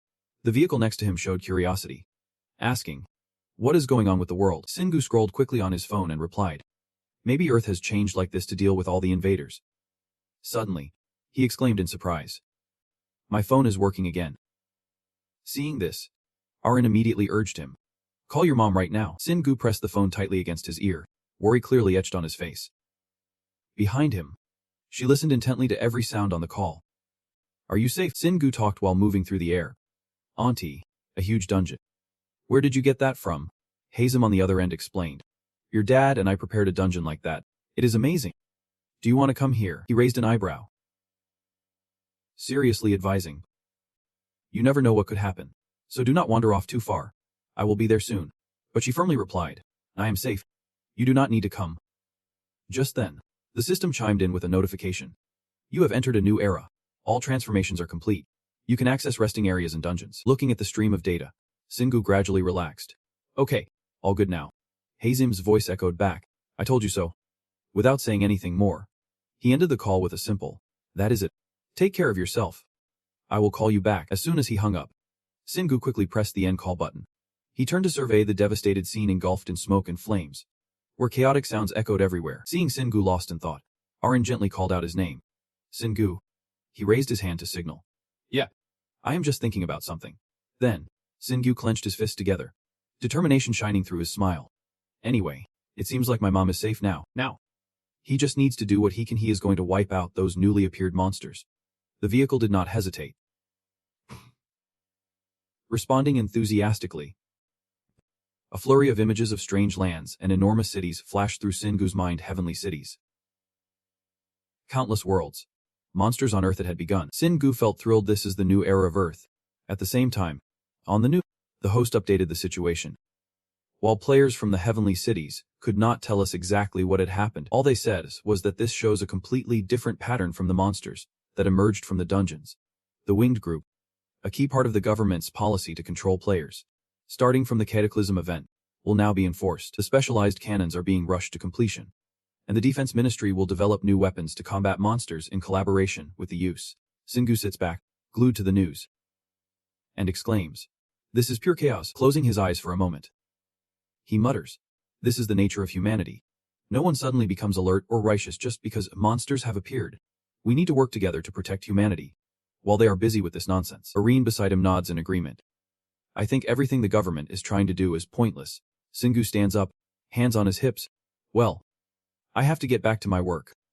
It is a shame about what has happened to the Earth, but at least I can find mana crystals more easily." Then, excitedly, he strides off. "Let us go hunt some monsters." The sound of a sharp screech echoes through the ruined sky. One of the two panics and cries for help as a group of demons chases them. "Help! Help me!" Suddenly, a piercing sound rings out just as Singu unleashes a powerful strike against the monsters. The young man glances around. All those monsters have been taken down, and the person next to him bows repeatedly in gratitude. "Thank you. Thank you." He shrugs off the monstrous paw on his shoulder. Yeah. If you really want to thank me, just pay me later." He points at the guy pretending to be buried under the rubble. "And you are down there too. I know you can get up, so just stand up once it is all done." Singu quietly grabs a hidden leg bone and sneaks away from the area, but after walking for a while, he feels disheartened. "I guess there is nothing here." Singu ponders the situation. If it is not the invader's path, then it means all those monsters were created right here on Earth. Floating alongside, the vehicle chimes in. "At least we are not facing those powerful monsters, like the idiot we encountered the first time." Arin holds her phone, eyes glued to the screen reporting, "Singu, I am starting to see some posts praising you online. He replies nonchalantly. This has always been the government's favorite tactic to turn someone into a hero, making everyone feel like they should too. Sensing something off, he quickly turns back. What? The screen shows a photo capturing the moment he delivers a fierce blow to the monsters. Seeing it, Singu covers his mouth in disbelief. Oh my god, Senna. She crosses her arms. So that is where your faith lies. Not missing the chance. Singu eagerly poses. Looks like he has got some serious flair. Arin, seeing this, gets annoyed, clapping her hands in frustration. You are getting more and more unbearable. Sia quickly reads the comments on his phone. Amused. His face is hidden by the hammer. But he seems to have that nickname down. But the speed. He grimaces. Do not read them. But she insists on emphasizing. Nuke hammer. Singu irritably repeats. I told you not to read them. Arin watches their back and forth and can't he help but chuckle. Haha. Singu glances over. Slightly suspicious. Are you also laughing silently? She retorts. I am just happy that you are finally getting the praise you deserve. Meanwhile, Sia clenches his fists in frustration. I do not like that you do everything in secret when all the credit should be yours. His gaze was filled with unspoken emotions as he looked at them. Singu looked up at the sky, feeling heavy-hearted. I do not have wings like the other players. And I can dive into dungeons that are hidden from the celestial realm, and I can even open paths to other worlds. If this gets out, I could be labeled as one of the invaders. His hands clenched with determination to push aside his worries. But I did not care about anything anymore. I was strong enough to take down anyone who dared to complain about it. Saya cheered him on. Yep. Boss, you do not need to be careful anymore. Singu nodded. Yeah. But I am still keeping this hat. Not wanting to waste any time. He pulled out the familiar vehicle from thin air. I can handle all of them. But at least I can deal with some monsters that are bothering others. The engine roared to life, tires screeching as the vehicle raced through the sky. Below, two winged players spotted Singu soaring above and shouted. It is that vehicle. From up high, he glided down, quietly assessing the players. I guess they finally did something. One of them wondered, what is that artifact? The guy next to him frowned. I can guess where he got that from. No one has ever cleared dungeon level 33. Arin was updating the situation while moving behind him. The Wind Guild was up to something too. She feared they might leave South Korea. Singu speculated. Maybe the government gave them something they could not refuse. He rubbed his chin, remembering Haryang's arrogant expression. Then hit the gas and sped off. He will come and stir up trouble with me soon enough. She was surprised. You have prophetic skills. Thanks. Everyone. I am part of the Wind Guild, and I am surpassing their achievements. They won't like this series of events. Vehicle soared to level with the wind, which made sense. He closed his eyes for a moment, thinking, if they do not cause trouble, that is better for me, but if they do, a hesitant tone turned into an excited smile. I will make them pay. Vehicle aside. You really look like a villain. The girl seemed to be making no progress, contrary to Singu's expectations. They had not even encountered the Wind Guild after 3 days had passed. But an unexpected meeting was about to occur as a strand of golden hair swayed gently in the wind. The strange girl with her hair tied up in braids crossed her arms and spoke. Found you. After spotting her target, Marina waved cheerfully. Long time no see. It is great to meet you again. The atmosphere suddenly fell into silence, with only their eyes locked in a stare. Seeing the other person frozen in shock, she continued to babble. Because you wander everywhere. It took me a while to find you. How have you been? I am doing just fine. But Singu deliberately avoided her. You have got the wrong person. Hearing this, Marina felt a bit disappointed. Really? We fought through that whole battle together. You seem so different. A chess battle. You do not know. This strange attitude caught her off guard. But it did not make Marina give up. She kept firing questions at him. What have you been up to lately? Are you still going into the infinite time room? You seem like a completely different person. Unable to bear the pressure, Singu admitted. You look a lot stronger too. Yeah. While he was lost in thought, Marina's eyes sparkled with anticipation. After a moment of reminiscing, Singu finally called out. Marina, causing her to smile widely. Yes. He remembered her name. Seizing the moment, Marina made her request. Tell me your name. He did not rush to answer and suggested. This conversation is going to be long. How about we go somewhere else? She immediately pointed down at the city below. I am so glad you are talking about this. Follow me. I know a great spot. Then they both sped off in that direction together. Arin chimed in with a tease. You are more obedient than I thought, Singu replied blandly. That is because I have something to discuss with her. A hint of surprise crossed her face as she wondered what he was thinking talking to her. Good thing he explained himself just in time. She is the one who handed me Thor's lightning gun. But I took out his avatar. So he is going to feel betrayed by Marina. He scratched his chin, looking troubled. I can sleep well if I do not let her know I accidentally ticked off the god of thunder. After hearing the whole story, Arin suddenly raised her voice. Is that it? Don't you have any other plans?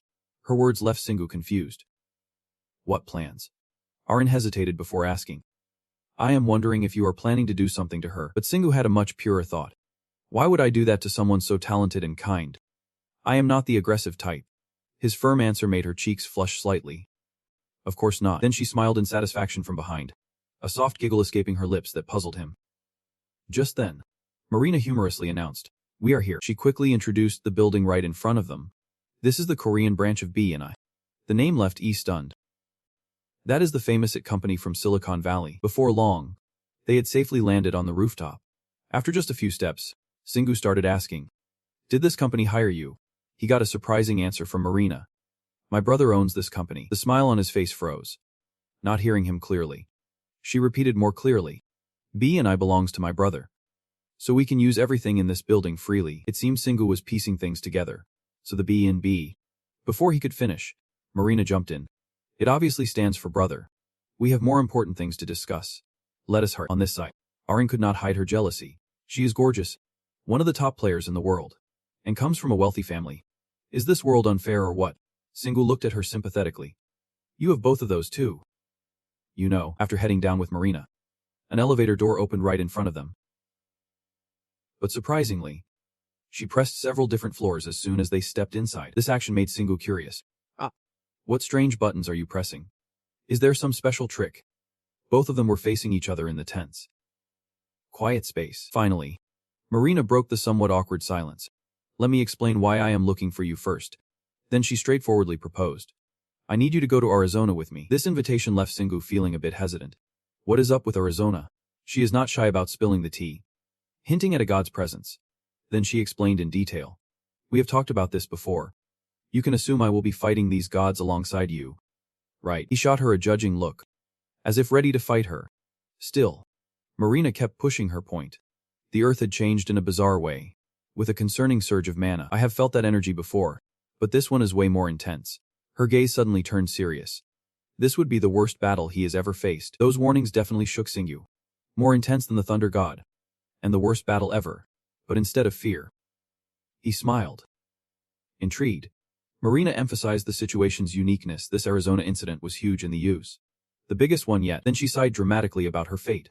Lucky she recognized its importance. Which is why she was put in charge of the whole thing. But it is frustrating that she has no one to rely on. She began reminiscing about the moment she randomly spotted Singu while wandering outside. And suddenly a strong, reliable player appeared on the screen. Marina suddenly leaned in closer, her eyes filled with faith and hope. That is when she realized. This is the moment for us to team up again. He surely would not make a mistake this time. Then she tried everything to get him to say yes. Do not stress too much. I am not trying to use you. I am willing to pay a fair price. After letting her talk for a while, Singu finally spoke up. What is the payment? Realizing she might have dug herself a hole, Marina hesitated. Well, but she quickly threw out a very tempting offer. Like a date with me. Arin immediately stepped in front of her, revealing that she just liked Singu. Marina's expression suddenly turned stubborn due to that little interruption. A bad feeling overwhelmed Arin, making her shout out softly. And then she instantly hid her face when she heard someone call her name. Arin. She denied it right away, saying they had the wrong person. Before she could run away, Marina grabbed her tightly with both hands. She confidently stated while observing from up close. But why is she so tiny and cute? Turns out she still looks like that. Arin struggled to break free but could not. You let me. The guy next to them could only chuckle a bit.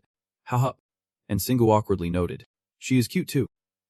You know, her voice was not loud, but it was enough for Marina to perk up. Are you talking about me? I know you like me. He had to admire her talent for twisting words. You should be a writer, not a player. After getting lost in conversation, Singu finally realized the current situation. Where are we going? It feels like we are high up. I even pressed a button strangely. Marina put on a mysterious face. I do not know. But you might want to expect something. Arin took the chance to loosen her grip and slip out. Just then, the elevator chimed, causing Marina to excitedly announce. We are here. As the metallic doors slid open, you could see the excited and curious expressions on both of their faces. In front of them now stood a strange portal. Its emerald green membrane spun endlessly, captivating all who beheld it. Singu could not hide the shock on his face as he hesitated to speak. This is, Singu then ventured his guess. That is a star connection point. But Marina quickly shot him down. It is actually a teleportation gate. Hearing this, he clenched his fists. Astonished yet frustrated. He never expected Earth civilization had advanced so much. And he was completely in the dark about it. But in this opportunity, she began to boast. It is all thanks to the mana crystal job research she conducted. The technology has already been developed in the other world. So all we need to do is replicate it here on Earth. Without hesitation, she continued explaining her plan. We just created one. But it consumes way too much mana to be usable. However, with recent developments, the atmosphere on Earth has become richer in mana. From the information Marina shared, Singu could conclude that they were harnessing the abundant mana in the air to activate the gate. She immediately pointed with her index finger. Exactly. Although right now it is only used to teleport between the Korea branch and the headquarters. This made him curious. Why Korea? Surely there are countless other viable locations. Little did he know, this was Marina's chance to flirt smoothly. Because I am in Korea. And I want to see you, Singu, not holding back, gave her a look of disdain, making her feel a bit embarrassed. Do not give me that disgusted face. I am just kidding. After that, she crossed her arms and acted all coy. Anyway, I was planning to come here. So I might as well use the gate to get here first. It has always been one of the top candidates and also the place where monsters first appeared. Marina continued to emphasize the seriousness of the situation. The whole world is focusing its attention on Korea. The scene of battling demons in Sana Town and Silak are made Singu admit. Right. Putting this aside for now, she pointed at Arin and demanded. Tell me more about Arin. Why is she with you? I have shown you the gate. At least you should tell me something. But Arin snapped back. You showed us the gate by dragging us here. Do you think we will just spill our secrets? Marina did not wait for a response and speculated for herself. It seems you saved Arin. Did you intervene when she was about to retire? Could that have happened? Faced with her barrage of questions, Singu quickly reminded her. It is because of you. But do not try it yourself. She was still relentless in her pursuit, which meant her small stature was some kind of punishment. And as she felt someone getting close, Arin swiftly dodged like it was an instinct. After all the guessing, Marina finally got a solid answer. It sounds right. You conquered the dungeons with these two. She feigned admiration at Singu's story. How intriguing. But you know what? Marina also revealed her secret desire. What is your name again? Is it still a secret? Singu decided to smile shyly at that moment, guessing there was no reason to hide it anymore, as her beautiful expression left her speechless for a few seconds. So finally, Marina got to know. My name is Sing. She could not help but express her curiosity. Singu, why are you hiding that handsome face of yours? Singu simply replied. I have my own reasons for not being able to operate publicly. Marina snapped her fingers and teased. So you know you are being shady. Well, I do not really care. To save time, he put away the item while sternly urging, let us cut to the chase. What is your price for helping me? Then he bluntly emphasized that it was nothing at all, leaving her stunned in place. Wait, what? At this point, Singu scratched his head awkwardly. You may not know, but I owe you a favor. Let us just call it even on this one. Marina's face flushed slightly. You owe me. This led to a nostalgic moment as they reminisced about their past battles together. After hearing the whole story, she exclaimed incredulously. You fought against the embodiment of the Thunder God. That is so badass. You must be really strong. Marina got even more excited as she recounted what she just heard. And he used the power of the Thunder God to enhance his moves. You really taught him a lesson he won't forget. But Singu cautioned. I think he will hold a grudge against you for that. Contrary to his worry, she showed no fear and boldly declared. It is all good. I was planning to go take him down anyway. I will just consider it you acting on my behalf. So Marina kept insisting. So you really do not owe me anything at all. You seriously do not want anything in return. At this point, Singu could only shrug and suggest. If you want to give me something, just help me out once when I ask for it. After reaching an agreement, she rushed to the teleport gate. Of course. Are you coming with me? But he hesitated for a moment. What are the odds of failure? Marina immediately reassured him. 0%. It has been working perfectly fine, even though we have only used it once. To prove this herself, you go first. Seeing this, Singu just scratched his face, hoping it won't zap me out of existence. Finally, he decided to step through the teleport gate.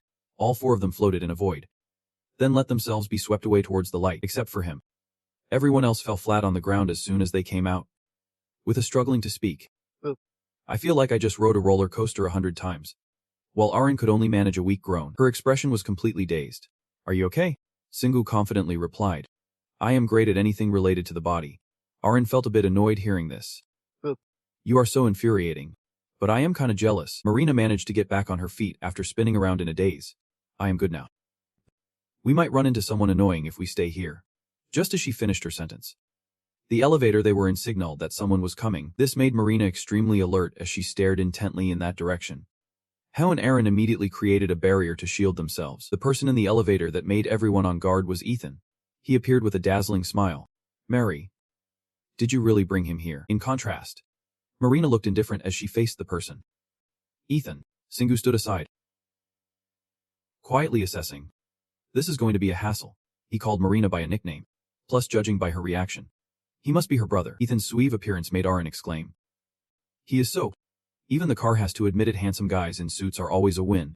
At that moment, Ethan suddenly laid out the situation, saying he was worried because it had been going on for too long.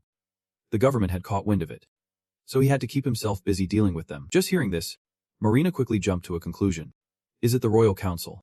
He covered his mouth with his hand while glancing sideways, warning them to be careful because they might run into them out there. Senga's face was dead serious as he waited to hear more of that unfinished sentence. Ethan politely introduced himself first, expressing gratitude for their cooperation, saying, I am Ethan Bisek from B. I bet my sister has caused you some trouble. Marina chimed in, I did not. We are already partners. Sengu did not hesitate to shake his hand. I am Deng Sungu. I am temporarily helping Marina. Hearing this made her even more annoyed. You do not need to emphasize that. Marina's actions made Ethan suddenly laugh helplessly. Haha. She is always like that. But she is especially annoying to those she likes. Then he added with a hint to Sungu. I am sure she will bother you even more later. But please bear with her. She does not mean any harm. This made her blush in embarrassment, prompting her to exclaim. Enough with the nonsense. Just go away. At that moment, Ethan put on the pitiful act of a big brother. She has a violent streak even before becoming a player, so I think no man on earth can handle her. Then he clasped his hands together in a grateful manner. But I am really glad you are here. Please take good care of her. You get what I mean? Right. The heavy responsibility made him immediately shy away. I do not want to. Marina was already in full-on rage mode, causing a scene. Ethan. Luckily he knew better. She could kill me with that drill. So I will just stop here. Then he turned back toward the elevator. I have already talked to Mary about this. But there are people out there trying to get in our way. Ethan's eyes showed clear anticipation as he sent a few words. I will take care of everything. So just do as you please. Do not hold back. After the elevator doors closed, Marina felt a weight lift off her shoulders. Phew. He is finally gone. Don't he be friends with that kind of person? Singu. Sensing her hostility, Singu cautiously asked. Do you hate him that much? She did not answer but excitedly shifted the topic. Now then. To the Grand Canyon. Not long after, between the canyon walls, a wisp of white smoke appeared, as Singu and Marina cruised in their wicked-looking car. Still, it seems he was not too thrilled about it. He never thought this would be the way he would visit the Grand Canyon for the first time. But she was super excited and slapped the back of the car. I thought it would take forever even if we flew. But this guy will get us there in no time. By the way, Singu proudly introduced. My ride is pretty fast. Arin, who was in his pocket, perked up with curiosity. You even named it. He quickly explained. It is short for Slipknot. She started feeling a bit nauseous. You do not need to explain that, but Marina seems eager to know more when she asks. This car. You won't tell me how to make it. Right. Nevertheless, Singu cleverly replies. B&Y invented the teleportation gate. I am sure they could figure it out. Knowing her opponent was intentionally hiding things, she felt a bit annoyed. Copying magic from another world to Earth and merging that magic with Earth's technology are two completely different things. So she had to deduce the most logical possibility herself. This is the power of a god. He must have gained the power of another deity when he fought Raya. Singu immediately denied it, saying, my car just turned out like this while I was taking down monsters. Just then, he was startled by something he spotted ahead. Oh, it turned out to be a swirling black vortex appearing right in their path. It put Singu on high alert. Something felt off. He had sensed this energy before. Even Marina became more serious than ever, saying, yeah, that belongs to the god of the most hated monsters. A grim reaper in the shape of a humanoid stood amid blinding light, with its mouth wide open to threaten them. Marina confidently pulled out a gun, examining the god of the undead. Without further ado, she personally sent the Grim Reaper back to the production line. Singu quickly glanced to the side, allowing him to observe the shape of the bullet. It whizzed through the air straight toward the target ahead. The Grim Reaper's charred body fell to the ground without accomplishing anything. This swift elimination left Singu in awe. That was a deadly bullet for sure. Marina put her gun away, looking quite pleased with herself. In fact, that was her unique skill, combining the deadly bullet with a few other techniques. Not stopping there, she added, I am just telling you this, because I would not have thought of it without you. But Singu truly felt like a has-been. He had nothing left to teach her. She could leave any time. Marina immediately urged him. Now you need to match my skills. I am sure you will figure out a better way. Yet he could only respond vaguely. I do not know. If I had time. That is not my main skill. She quickly realized the deeper meaning behind his words. He was implying he had lost a practice match. Singu replied nonchalantly. Aha. Which annoyed Marina a bit. I do not like the way you say that at all. He decided to land to keep moving. Then he revved the throttle and shot off like a bullet, leaving only a cloud of dust behind. It turned out he was trying to escape the pursuit of two Grim Reapers. Above them, there were 4 others, standing ready with weapons, waiting for an opportunity to attack. In the face of this encirclement, Marina decisively pulled out her gun. At that moment, she held a gun in each hand, aiming coldly at them. The sound of gunfire rang out, and immediately a barrage of enemies fell. Both of them easily accelerated forward, but the recent situation left Singu feeling uneasy. Just how many monsters were here? Marina calmly speculated. They are probably expanding their territory while we are talking. Even you are not planning to kill them all, so let us just focus on the core. This is exactly what you are thinking. So where's that core? But she shot back with a sassy remark. I have no idea either. Which got Shingu poking fun at her. So reliable. Then something unexpected caught his attention up ahead. Turns out, the 2 of them had stumbled upon a whole nest of monsters. They were fully armed and cackling maniacally, cracking up like a horror flick. Shingu's face went pale for a moment. Oh no. Here they go again. Next, he recalled a previous confrontation. Cracking up, that name rang a bell. Suddenly, Shingu grimaced and held his forehead. The nah. Marina immediately froze. Wait. Did you lose your girlfriend to a living corpse? His answer seemed to leave her speechless. To be honest, I lost my living corpse to them. But Marina pressed on. What about your girlfriend? Shingu was determined not to reveal anything. No way that is happening.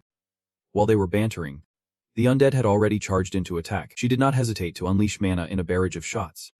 She sent them packing before they could even say a word. The pace was so easy to handle that Shingu felt a bit bored. There was nothing to loot from these living corpses. He just wished for tougher monsters to face. She agreed with him. I am sure those high-level monsters have something special, like those artifacts last time. Speaking of which, Marina could not help but ask, so what did those artifacts do? He tried to make up a story as naturally as possible. They broke. So I do not really remember what they did. But she did not seem convinced. Here we go again. Just then, Marina slid to the side with a sharp glare. Then she continued to take down each of the Reapers closing in. She started suggesting, after proving her strength, if such an artifact appears again, would you give it to me? I am doing great. When it comes to valuable stuff, Shingu would not let anyone off easy. He would have to fight hard to keep any artifacts for himself, but Marina was not going to back down easily. Then I will beat you fair and square. This challenge got him excited. That is exactly what he wanted. Arin chimed in. Sorry. You guys have to fight off the living dead first. Not far from there, a creature suddenly stomped its foot on the ground. There were actually more of them, as a whole swarm of Nema gathered on the cliffs. Marina could not hide her shock upon seeing them. Nema. But they looked just like living corpses. Xing quickly explained. So that means the living corpses killed them, and turned them into living corpses too. He decided to pull out a stone from his item stash, then confidently tossed it at the Nema to test its strength. One unlucky creature took the hit and screamed in pain, collapsing to the ground, leaving its buddies stunned. At this point, Marina analyzed. You did not break its armor, but it passed out from shock. Shingu replied briefly. They look great for armor. Then he revealed his plan. Maybe he could find Kano a new body. And he hoped to track down their leader too. Marina jolted as if she recalled something crucial, then spoke up anxiously. Wait. Xing. I think we are about to run into the guys Ethan warned us about. The most vivid image in her mind was the flag waving and those familiar figures, the Royal Guild, the rulers of the West Coast. Marina's expression instantly turned apprehensive. The Royal Guild was nearby. Her demeanor made Shingu seriously consider. Those guys are players. Right. Marina was quite surprised by the question. Well, he did not answer but thought to himself. They are different from living corpses. But this man. I wonder what Shingu is plotting that suddenly made him tense. Well, we will find out once we get there. She was not even mentally prepared when the sudden burst of speed nearly knocked her back. Wait. Look. The Akmar motorcycle tore through the winds. Racing across the barren ground, he swerved the handlebars, dodging something, and the powerful engine kicked up a cloud of white smoke. Right in front of them were none other than the Royal Guild members. Spotting Syria frowning from above, Shingu casually asked, "Is she the leader?" Compared to his previous memories, she seemed different. Sometimes her hair was loose, sometimes in ponytails. Were they doing this on purpose? Without waiting for them to speak, Shingu warned, "Wait. We were here first, so you should back off." His words made Syria laugh incredulously. "You were here first. When did that ever matter in a monster arena?" Seeing her point made sense, Shingu turned to whisper to Marina, who felt so exasperated that she did not want to speak. "Is this not important?" Still, she decided to handle it herself. "I will talk to her. After all, we have already had a pretty rough run-in." Just as she finished speaking, Marina planted her foot down firmly, then waved cheerfully like an old friend. "Syria Wilson, long time no see." Contrary to her expectations, Syria immediately ground her teeth in anger upon seeing her. "Marina Bissett. I knew it was you." Nevertheless, Marina maintained a conciliatory attitude. "I heard your guild's been having a rough time in Utah. Why did not you go there?" She crossed her arms defiantly and shot back. "Where I go is my decision. What is happening here is just more important than what is going on in Santek." Then she casually threw a jab at her opponent. "Even though you are leeching off B and Y, are you planning to give us orders too?" Just then, Shingu chimed in with his thoughts. "Well, that actually makes sense. If you can't back off, why are you making Marina matter? Whose side are you on?" Thanks to that, Syria finally took notice of him. "But who was this guy?" Marina placed a hand on Shingu's shoulder and confidently declared, "He is my partner." This really made her eyes widen in shock. Partner. After regaining her composure, Syria still could not help but mock. "Strange. I thought you spent all your time in the junkyard." While the two were exchanging barbs, Shingu was quietly evaluating the situation. The other seemed oblivious, but he could see clearly with his visual skills. Not far ahead, countless undead made him a bit wary. Living corpses were approaching. And if they were that close, without a moment's hesitation, Shingu whipped out the thunder gun and the rage from his inventory, aiming straight ahead, causing Syria to go pale. "Seriously?" She handed him that weapon. Marina smirked mockingly. "Haha." Making Shingu beside her judge her openly, he gently warned, "Wait. Leader lady. Things won't end well if you do not tell your crew to back off." But Syria seemed overly confident, thinking, what can you do with just a single bullet? If she is going to underestimate him, he will just have to prove her wrong. Charge shot. As soon as he finished speaking, Shingu pulled the trigger, and lightning bolts began to crackle out. Syria's eyes widened in shock as she felt that overwhelming power. Quickly signaling her crew to get out of the way, a massive beam of light shot straight into the mountainside. The target of this attack was the nearby cliff. It instantly exploded, sending shockwaves that shook the ground. Rocks were raining down right into the danger zone, sending everyone scrambling for their lives. Shingu and the others stood frozen, watching the chaos unfold on the other side. Marina, not grasping the dire situation, shouted, "This is a UNESCO World Heritage Site." But he bluntly replied, "Who cares?" Then proudly declared that this was the result of his extensive research on better destruction methods, only to be called out by Irene. "When have you ever done any research?" Seeing Marina still bewildered, Shingu snapped her out of it. "You are done with them. Right. Then let us get moving." He put the thunder gun and rage back into his inventory. Before jumping onto the demonic motorcycle, Marina looked puzzled. "Wait.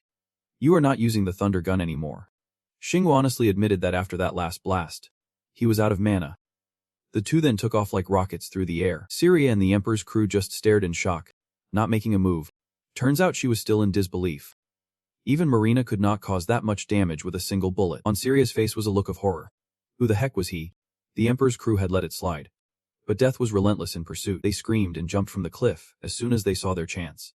But before they could do anything, one guy was wiped out, and the other met the same fate. And the one responsible for this chaos was none other than Marina. She glanced to the left and spotted another target. This time, the Grim Reaper had learned from experience, directly launching a sharp weapon at the enemy. But it was completely shattered by Marina before it could get close. With both hands firing continuously, her gaze remained locked on the target. Finally, she took down that stubborn Reaper. However, a sea of dark, monstrous creatures was waiting for them. They were armed to the teeth, making a deafening racket, ready to wreak havoc. The sheer number of them left Marina feeling a bit frantic. Whoa, that is too many. She knew they could not break through that encirclement. Calmly making a decision, Shingu said, "Let us stash the bike." He pulled out another type of weapon and slammed it down, causing shockwaves to ripple around them. With Marina's collaboration above, Shingu firmly grips the great wolf claw. "And now, let us kick off this battle." Shingu raises his weapon high and shouts. Magnified. Following his rallying cry, The claw grows in size and pierces straight up into the sky. Singu's eyes are icy as he gazes at the reapers. Huff, then he delivers a decisive blow that shatters the ground. In an instant, it creates a horrific shockwave that radiates outward. Rocks and debris fly everywhere, while shockwaves help wipe out the reapers. Quite impressively, leaving them in pieces. Taking advantage of this chaos, Marina and Singu slip forward, successfully landing safely on the other side. The system immediately displays, "You have leveled up." This boosts Singu's confidence even more. Could this be enough to push him to level 101? Singu suspects the Tepzu gang has been taken care of. Hearing this, Marina glances with suspicion, meaning there are still many strong foes left. She eventually arrives at a firm conclusion. Suddenly, a reaper is shot down right before Marina's eyes. It turns out Syria and the Emperor's crew have caught up with them, and are firing continuously. We won lose. Everyone. Attack. She is pleased with her deduction. He must have just exhausted all his mana with that attack, since he did not take down any high-level monsters. This is basically a win for us. But Singu is now skillfully swinging the Great Wolf Claw. With just one sweeping strike, he takes down numerous reapers. This is like a slap in Syria's face, who stands there, mouth agape in shock. She can only watch as Singu revels in his victory. He turns to look back with a sly grin. Good for who? Sure enough, Syria is choked with frustration. Did not he just use all his mana? Before she can respond, something catches Singu's attention. Another wave of reapers is charging in. A guy in armor leaps at him, shouting, "Glory to Sinak." Singu pulls out another weapon, making the fight even more intense. He then delivers a powerful blow right to the guy's face. The hull of the giant rings out beautifully as it arcs through the air. The level of his gameplay leaves Marina speechless. He is wielding a hammer in each hand, but she is being surrounded by ear-splitting sounds too. Catching, Marina quickly rallies herself, thinking, "I can let him have all the fun alone." No sooner said than done. She starts swinging her hammers amidst the horde of reapers. Guns in hand. Every shot fired takes down a reaper instantly. Syria stands outside, grinding her teeth in envy. "Marina, are you really stronger?" For that brief moment, Marina turns back, replying with pride, "Like my partner here." Those words leave her looking puzzled. Is that the power of love? Now it is Marina's turn to tease with a sympathetic gaze. "I pity the fool who does not know love." Singu immediately interrupts. "Wait. If you have time for jokes, go around and help me take down more monsters." The Emperor's crew finally joins the fray. He stands aside, watching how they wield their powers. Lean notices a brilliant golden aura surrounding the members of the Royal Council. At that moment, Singu realizes why they call themselves the rulers of the West Coast. The members of the High Council are no match for them. They have got a solid grip on divine power. Just then, four Nema spot his location. They immediately attack while Singu is lost in thought, sure that they believe they have claimed that power as their own, like it is under divine control. With just a few agile moves, he takes down all the Nema. Then he continues to ponder. If anything goes south, he will step in before they turn into monsters. Marina urgently calls out, "Singu." Gecko shares his concern. "We need to stop them from coming into contact with the Shard of Lightning at all costs." The Royal Council is one of those extremists who think we should wield divine power more liberally. This makes Singu smile and quietly praise her. Since she is great at controlling mana, she must understand the danger of divine power. So he does not hesitate to reveal the secret. It is too late. They have already gained the strength of another god. I am sure they have been blessed. And Marino is left in shock. He quickly concludes. So that is why they are targeting the power of Lightning's shard. Meanwhile, Syria grips her gun tightly and crouches down. She then silently issues a command, activating her skills, and shouts with determination, as she fires her weapon in rapid succession. Bullets whistling through the air. It causes a series of explosions among the horde of monsters in the distance. The booming sounds drawing the attention of the other divine beings. They start rallying each other with fervor. The enemy is not one we play nice with. The power of light. We will annihilate you. You can become one of us. Prove your loyalty by taking them out. These words only fuel serious excitement. That is right. I am your lifelong enemy. Syria Wilson will send you off in style. Arin suddenly changes color, her face now showing concern. That is, she then loudly announces to Singu, the power of Luius, the light of the god. Marina seems to recognize the name. Luius. I have heard about him. Singu is a bit intrigued by Arin's discovery. How do you know? She quickly explains. I sensed his power when the level up notification popped up. It is the same type of man I felt back then. But he still finds it puzzling. Luius. Senna. Are not they fighting? After observing how Syria fights against death itself, he starts to suspect. Looking back, this is quite strange.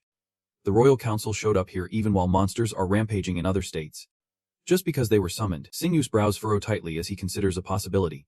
If they came here on their god's orders. Then, he suddenly commands. We need to stop them, Marina hurriedly warns. Let me say this first. Talking to them is pointless. They will misunderstand anything we say. But this is all part of Singu's plan. Yeah. He anticipated that. All we need to do is handle this before they do. While they were discussing, a creature with enormous legs approached them. But he did not show any fear. Instead, he was thrilled. There it was. The armored monster had finally arrived. Right in front of the two, there stood a gigantic ghost bear clad in shiny silver armor. The ghost bear let out a roar. As if to hype itself up before charging into battle, it swung its massive paw, ready to take down its opponent in one blow. But Singu managed to duck just in time. The move was so swift that the naked eye barely caught it. All they heard was the sound of impact echoing. The ghost bear's claws were sliced off cleanly, like cutting through water spinach. Singu thought it would be a tough challenge. But it turned out to be a piece of cake. How easy was that? Of course. He did not wait for a response. He swung his arm into a perfect golf swing. Meanwhile, the giant bear was sent soaring into the sky, and Syria watched below, her eyes wide in disbelief. Oh my god, she bit down hard. Terrified. Thinking, this is not a game, it is a monster. Meanwhile, Singu was laser-focused, enlarging his claws to catch the ghost bear as it fell. The bear looked down at the tiny humans below, already realizing its fate. Oh boy, I am done. Tears welled up, and it silently prayed. Judging me as I meet my end, Singu swung his weapon, creating a perfect arc. The ghost bear charged at lightning speed, causing rocks and debris to fly in all directions. Keen Gang watched in awe, relishing the explosion he would just set off. The blast sent shockwaves, nearly sweeping Marina off her feet. The weakest monsters below huddled together, much like students waiting for their exam results, their eyes glued to the ghost bear's trajectory, still in shock. Singu smirked, his gaze full of arrogance. This is how it should be. The monsters are losing it after their leader falls. Then, with a cool demeanor, he ordered everyone to collect the loot. Arin and Saya quickly zoomed to the front. Yes, sir. Singu turned around, and when his eyes met with Sirius, she flinched, and so did she. His voice dropped, not loud but carrying a clear warning. I have already warned you. Your divine power does not mesh with the energy here. His gaze turned cold, no longer merciful. I am saying this for your own good. Turn back while I am still being nice. Syria pointed at him, furious. We are here to bring back the traces of the deity, and just sit back while you take it away. Singu found her plan amusing. Luyas and Setnak are fighting over there. You can handle both of their powers. As soon as she heard that, Syria panicked. How do you know its name? He did not answer her question, just firmly reiterated. I will say it again. Turn back while you can still keep your human form. Of course. Who would believe it without seeing it? She stubbornly grips her gun. Nonsense. I will handle what we are doing here. You can go preach somewhere else. After pouring out her thoughts, she turns away, shrugging. Whatever, it is up to you. After walking a bit, Singu whispers to his companion. I have done enough here. Right. If they turn into monsters now, I can just say I told you so. With that, there is nothing left to say. And Arin is left speechless. When he said that, he had officially become the villain. Singu does not mind, summoning the Aqua motorcycle with a wave of his hand. Marina. She comes running, guns in both hands. Alright. After they settle in, Doga prepares to take off. This scene leaves Syria stunned. What? You guys are giving up that easily. But all she hears in response is the wind and Singu's voice echoing back. Good luck. Do not end up on the altar too soon. Goodbye. This attitude drives Syria up the wall. You guys are making everything worse. A soldier in the back, confused, asks, what do we do now? Boss So ponders. I do not care what they say. Our goal remains unchanged. Images of a city ravaged by fools flash through her mind. The world is in chaos. But at the end of the tunnel, there is a glimmer of light. Syria silently vows, we need more power to rise to the top. Then loudly declares, the strength of Sinar is ours. On the way out, Singu faces a few obstacles. The Grim Reapers circle around like flies, holding colorful energy orbs. But Marina quickly raises her gun and attacks first, firing energy blasts. A blinding light shoots straight toward the enemy, successfully sending the Reapers back to their cycle, before they explode like dazzling fireworks. She glances back with disdain. Those living corpses using magic are the biggest pain. Singu knows his friend can handle them, so he is not worried. Just keep doing what you are doing. Arin suddenly speaks up from her pocket, her tone assertive. Those weak living dead magic won't hurt you. Even if something bad happens, I will protect you. Singu knows what she is thinking. Just a little too drunk to care right now. But hold on to Maddie. I will need you when we find the gem of Senak. Being reminded like this suddenly left her a bit flustered. She knows too. After all, then Arin bowed his head, ignoring the gusts that blew through his long black hair. This expression tugged at Saya's heart. and she placed her hand on her chest, suggesting, happiness is not far away. Arin, why do not you be a little more honest with yourself? His flirty words made her glance over. Perhaps his misfortune is not too far off. That sharp look made Saya shiver. All right. I will print it here.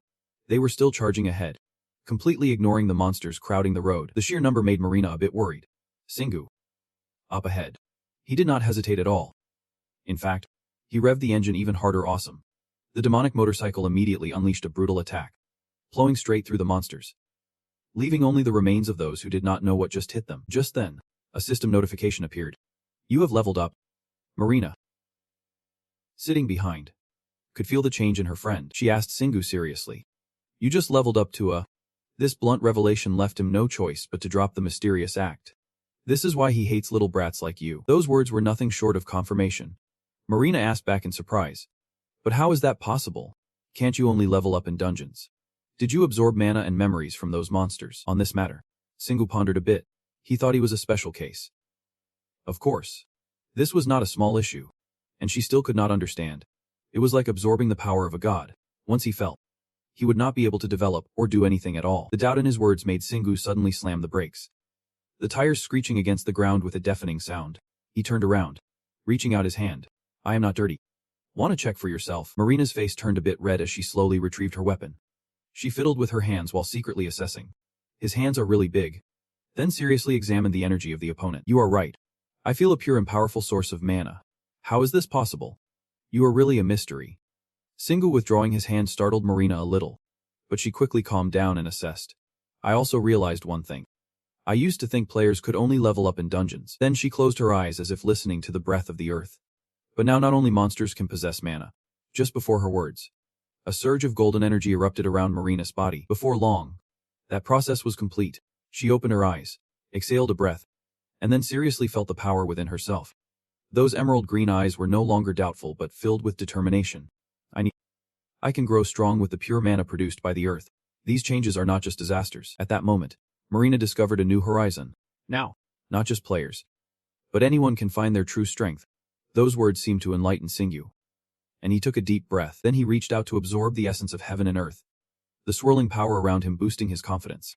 He understood now. This is how you do it. Thanks to you, I could pull it off. Even though the other party was complimenting him, Marina felt a strange vibe. She never thought he would jump into action like that. Suddenly, she felt like a second-place loser. Singu focused his mind, feeling the energy of Sinar merging with the energy in the area. It was like he was fueled with newfound strength as he pressed the accelerator. Finally locating his precious gems, Marina's eyes widened in surprise. Unable to hide her astonishment, he did not bother to explain anything. Just gave a slight smile and headed straight for it. The Acma motorcycle roared to life and shot forward. They left a thick cloud of dust behind, along with a few glimmers of pure energy. They had run quite a distance. But those guys were still hot on their tail. The ones from the other side. The soldier pointed towards the two of them and reported, I sense a powerful force moving in that direction. Singu also noticed the group behind them. It must be the royal faction catching up. Let them come. We will welcome them. His gaze was unflinching. Let us just consider this a joint venture. If we can finish this before they turn into monsters, great. Otherwise, I will send them all packing in one go. This ruthless plan left Aaron stunned and anxious. This does not seem like the main character's script. Singu. He spoke as if preaching wisdom to the world, his face showing no emotion. Don't you know that the indifferent protagonist is all the rage these days? Marina, sitting behind, was puzzled by his words. What were they even talking about? Before long, they arrived at a mountain clearing, swarming with monsters below. The nauseating scene left both of them momentarily stunned. What on earth is this? At the center stood a tall structure, with a massive gem radiating toxic energy streams. The monsters below were not blind. They clearly spotted the flying motorcycle. They found our main base. Kill them. Rip them apart. The rest of the monsters howled in frenzy, desperate for their lives, ready to sacrifice them. Just then, the royal faction caught up. Having found the source of the living god's power here, as they drew closer, the soldiers felt increasingly uneasy. Boss, something strange is buzzing in my hand. But Siriana was not in the mood to care about that right now. Just ignore it. She sped ahead, urging loudly, we need to get it before they do. Hurry. Her hasty actions made Singu, sitting on the bike, sighed deeply. Shouldn't they stop and think? What are we even listening to right now? It is all about self-reflection, not just diving headfirst like a moth to a flame. The stupidity, whether from enemies or allies, still irked him equally. He was getting annoyed. Just destroy everything. The decision is this card. Leaving Eren speechless. As he always comes to the same conclusion. Right after that, Singu rolled his eyes. Marina dealt with the little shrimp monsters. She was quick to grab her pistol. Alright then, of course. Who else would send a girl to attack alone? He continued to give orders. Seha, you protect Marina. The opponent quickly donned their armor. Yes, sir. Both of them charged into battle. Heading straight for the howling ghost monsters. No more waiting, with the soldiers in position. The commander could not just stand still. Singu squinted at the center of the chasm. Which meant, that is my opponent. In the midst of the gray chaos.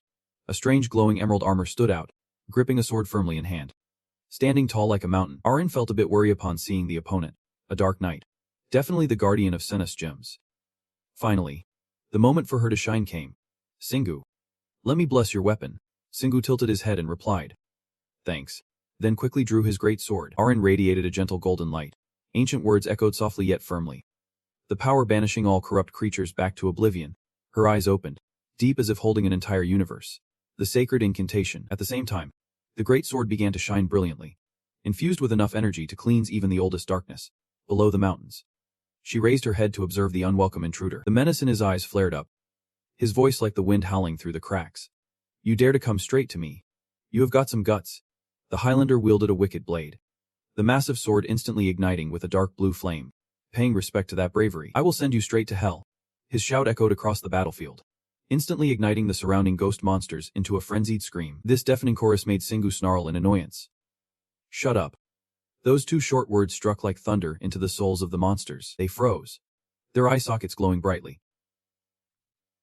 quivering slightly. Right after that, the whole crowd seemed to be crushed by an invisible force, one by one collapsing to the ground. All of them bowed their heads, not daring to look up at Singu radiating brilliance in the sky. Some trembled, fear rising to their core. A dragon? No way. Impossible. The scene before Marina could not hide her excitement. I do not know what you did, but those living corpses are standing still. So cool. Without waiting any longer, she immediately pulled out her gun and shot it off, executing a perfect loop in the air before raining bullets down like a storm, decimating the chaotic ghost monsters below. Amidst the blazing chaos of battle, Thon stood still, unfazed. Shingu was not in a rush to attack either. He was quickly analyzing that the force from the heavyweight was way too powerful to use recklessly. But a smirk crept onto his lips. I do not need to use it on you. Thon did not care, only coldly reiterating. I will kill you and then bring you back to life. Your power will belong to my god. In response, a sharp howl of a wolf sliced through the air as his opponent merely flicked his sword to deflect the attack. A chilling sound echoed across the battlefield. Thon spat out a scornful remark. That weak attack at least made things a bit entertaining. Give me. The last two words erupted with a piercing scream of agony. The demon motorcycle struck without warning, landing a blow right to his ribs. Sungu firmly sat on the bike, pointing directly at his opponent. I have wanted to say this for a long time. Every word from him hit harder than a collision with a vehicle. You talk too much for someone so weak. With that, he leaped into the air. The motorcycle shot forward like a living arrow, crashing straight into Thon, who was still dazed. His body disintegrated into clouds of black smoke, leaving only his armor to clatter to the ground. The dark energy was quickly sucked into a jar, forming a flickering blue flame. Sunga smiled, reaching out to grab it, then landed silently on the ground, with his other hand raised high, ready to catch the cursed sword that was free falling from the sky. As if accepting its new master, it landed perfectly in his palm. Sungu proudly held the newly acquired trophy, realizing that taking down the top guy was easier than he thought. First things first, let us stash these new goodies in my bag for later study. Sungu brushed his hands off, cautiously eyeing the purple gem hovering on the high pedestal. Then he boldly stepped into the glowing circle beneath him. A voice approached. The gem began to whisper with a soothing tone. Come to a peaceful death, and you will find eternal rest without pain here. How could these cheesy lines fool Sungu? I see those living corpses struggling like dogs. Are you kidding me? Perhaps exposed. It dared not utter another word, letting him knock on it. Thinking of smashing this thing would take centuries. Sungu looked up at the sky and commanded. Marina, handle the others while I deal with this. She was interrupted by the sharp sound of metal. Sia quickly raised her shield in front of Marina, blocking an unexpected attack. The blow made her frown, her expression darkening. You guys really want to fight me? Underestimating me just because some god bestowed more power on you. Syria was panicking, yelling. What are you doing? I did not order an attack on Marina. Our mission is to protect the gem. But everything began spiraling out of control. The soldier's reasoning was slowly eroding. Kill the gem. Facing that piercing gaze, Marina turned pale and shouted, "I am not the gem." "You fools." Singu realized that things were beyond saving, and coldly ordered, "Marina, go easy on them. But finish them off before they turn into monsters." The group of soldiers had completely lost control, raising their weapons and preparing to fire at their targets. Marina struggled to dodge the relentless attacks, then gritted her teeth, aiming the dark barrel of her gun straight at them. But she hesitated, unable to pull the trigger. Her compassion held her back from harming her own kind. "They are still human. I can shoot." The hesitation made Marina change direction, spinning around to deliver a kick straight to the face of the soldier in front of her. In that moment of distraction, another soldier lunged at her from behind with a sword. Stepping in for Seiha, rushed in just in time to save her life. He stood in front of the girl he had always secretly protected. "Marina, I will protect you." His voice was resolute, his eyes blazing. "That was a promise I made to Singu." The chaotic battle in the air made Singu feel overwhelmed. "It looks like it is about to go down." They were becoming more unstable as they entered Sinak's territory. He had anticipated this, analyzing the situation silently. It must be due to the war between Sinak and Luyas. So if I destroy that gem, maybe they will break free from its influence. The idea just popped into his head, and he nodded, feeling smug. "If things do not improve after that, I will just come up with the next plan." "That sounds perfect." Without hesitation, he leaned on his staff and looked up at the purple crystal, while Seiha and Marina handle them. "Let us break this massive rock." Maybe my voice was a bit too loud, waking up the mist monsters below. They all roared in unison. "Little humans." In the name of Sinak. The deafening sound puzzled him. Why do they always have to mention their god? But there is no denying, the number of monsters down there was truly alarming. "I can break the gem if they all rush in at once." So he decided to call for help. "Arian, can you use your shield?" Their synergy was nearly flawless. Before he could finish his sentence, Arian had already started to act. "I can do it." Her body suddenly radiated a blinding light piercing the darkness. And in an instant, she transformed like a divine version of Sailor Moon. At the same time, a finely crafted staff appeared in her hand, emanating waves of energy. Her deep blue eyes slightly opening, radiating an aura of undeniable power. Irene was no longer the gentle girl she usually was, but the embodiment of a supreme sorceress. The mist monsters seemed to have a sense of professionalism, patiently waiting for their opponent to transform before charging in, not giving them a chance to attack. Irene shouted, "Divine Shield." A circle of light enveloped her and Singwu, creating a solid barrier. The monsters charged headfirst into the barrier without hesitation. Irene tightened her grip on the staff, seriously warning her companion, "I can't hold this for long, especially with that cursed stone around." Singwu smiled, his confidence boosting her strength. "Great job, Irene," he said. Her cheeks flushed slightly from his short yet reassuring words. "That is just my basic level." The compliments kept rolling in, and she felt like the best teacher he would ever had. Even though this was her first time unleashing it in an incomplete form. "But I saved you, did not?" Irene shot back, annoyed by his teasing. "If you are going to praise me, do not say it like that."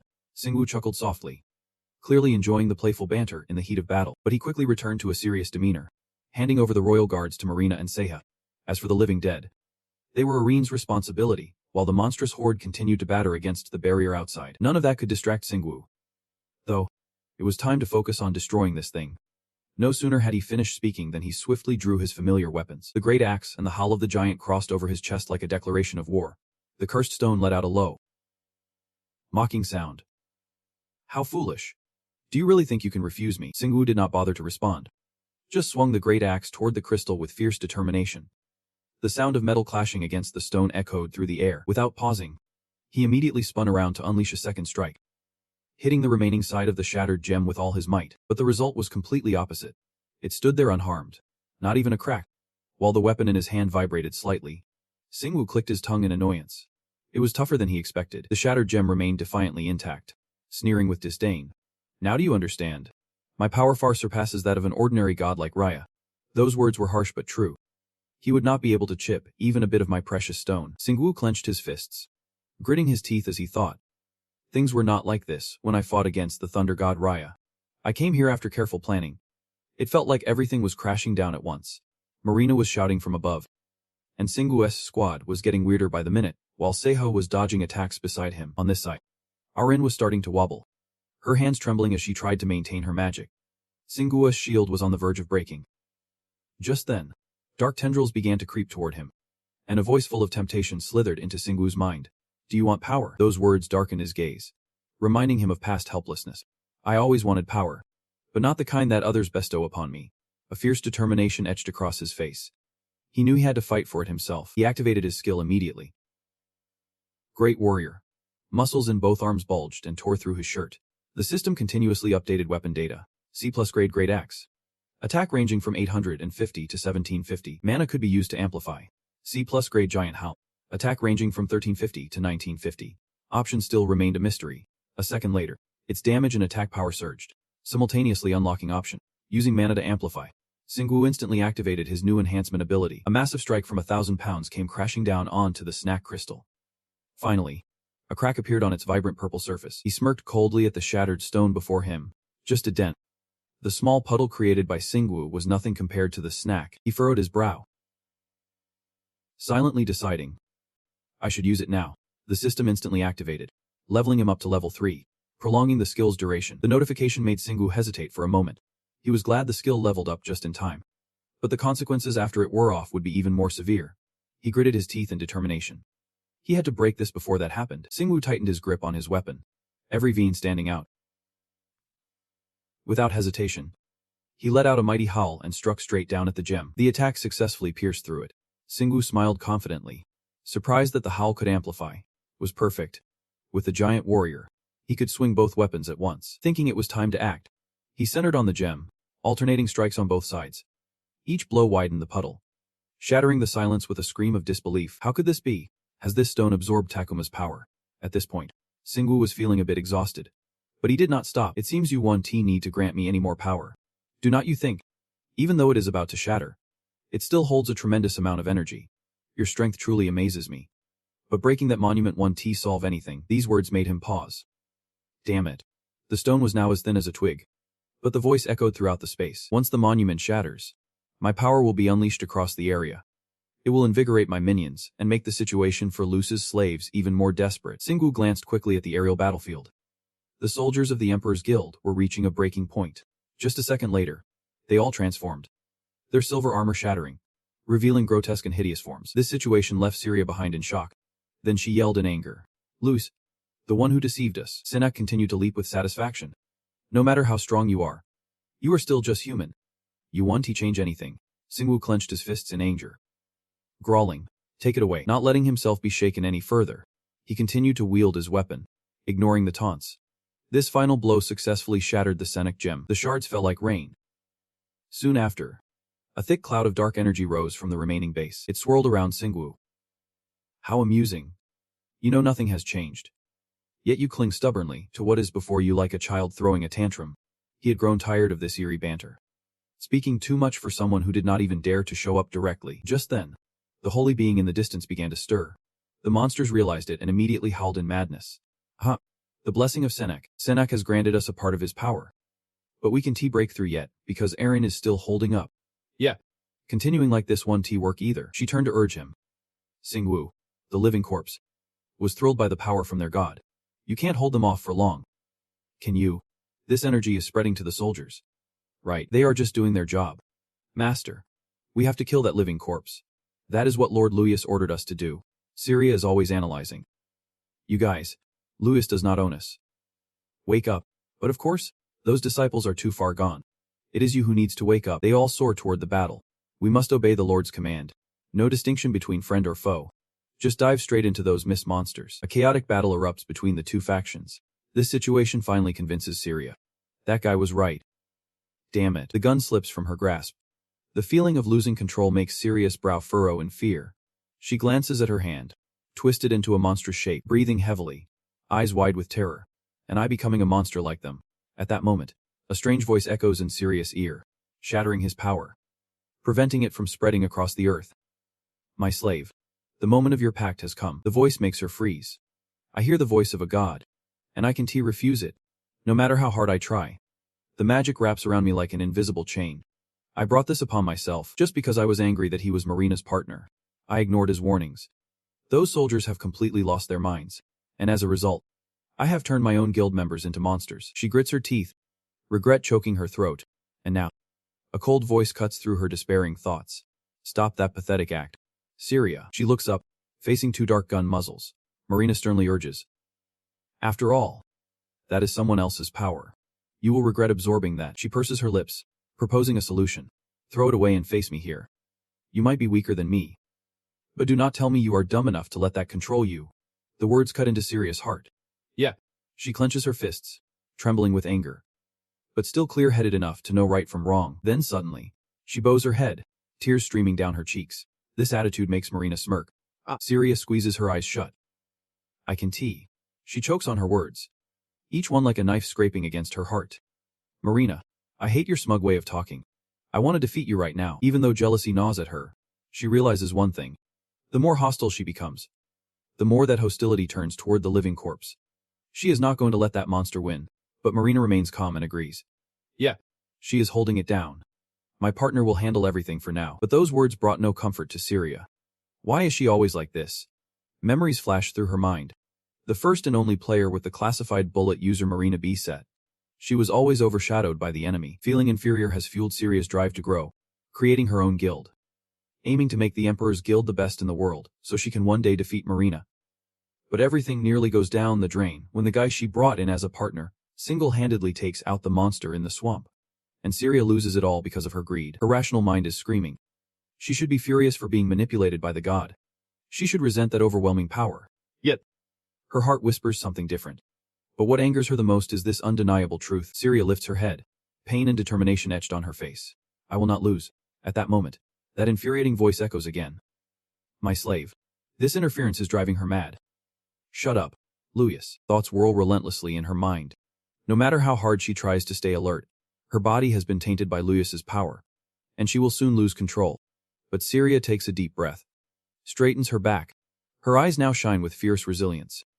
I will not lose my composure in front of that little brat. Down below, suddenly Single lets out a loud shout. A bit too old for this, the system announces simultaneously. You have leveled up. Your mana has increased by 2. Your mana has increased by 5. Arin watched the scene unfold, her heart racing. Singu, I thought you would not absorb the power of a god. He clenched his teeth and explained. This is not the power of a god. With those words, the energy slowly melded into his body. Singu stood up straight, fist clenched. This was his power now, and he could do anything with it. Flashing back to earlier, Singu had absorbed a bit of Setnak's mana to locate Han's precious spot, but that was just a tiny amount. No one truly thought he could absorb such a colossal divine power. Arin's eyes lit up, but it actually happened. The tone made Singu freeze for a moment. He guessed Arin really liked that kind of stuff.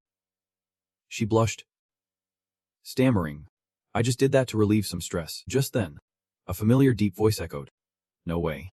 So the divine flow I felt back then. Singu furrowed his brows, losing patience. Stop giving me that look and explain yourself properly. The demand left the guy speechless for a few seconds. The silence dragged on, making him squint in annoyance. Why is it always so quiet when I ask? Are you trying to drive me crazy on purpose? Even without the other person, he could piece things together. Well, I kinda get it now. The divine tale I got when I became a player. The dragon I saw in my dream. And the power I gained when I woke up from that dream. Singu's face turned serious as he concluded. I must definitely be related to a dragon or something like it. It makes sense since I can freely absorb mana from other creatures. To test his theory, he continued to channel the energy. Right after that last absorption, the system immediately chimed in with continuous notifications. You have leveled up. Your mana has increased by 3. The soul collection skill is beginning to evolve. The transformation will take time to complete. Singu pondered, feeling the changes within him. I will soon hit my limits. Directly absorbing a god's mana is a huge strain on my body. The outcome of this process was already set. I kept leveling up to bypass the consequences of the mighty warrior skill, but absorbing a god's mana left me utterly exhausted, something leveling up could not fix. Beside him, Arin looked on, worried. Singu, you need to stop. Even you can handle this. Ignoring her words, he started pulling something out, and suddenly an idea struck him. What he held was the essence of Kenna's boiling lair. The moment Arin saw it, she immediately took half a step back. Oh no. Not again. Singu stood there, chest pumped with confidence, staring intently at it. One of Kenna's ingredients is the power of a stronger god. Would not it be better if that god was the god of the undead? From somewhere, a furious scream echoed. No way. But of course, he did not let that stop him. He could. You are holding tightly to the essence of the Kenna mana, absorbing the power around you. Is Arin's focus elsewhere? It is terrifying.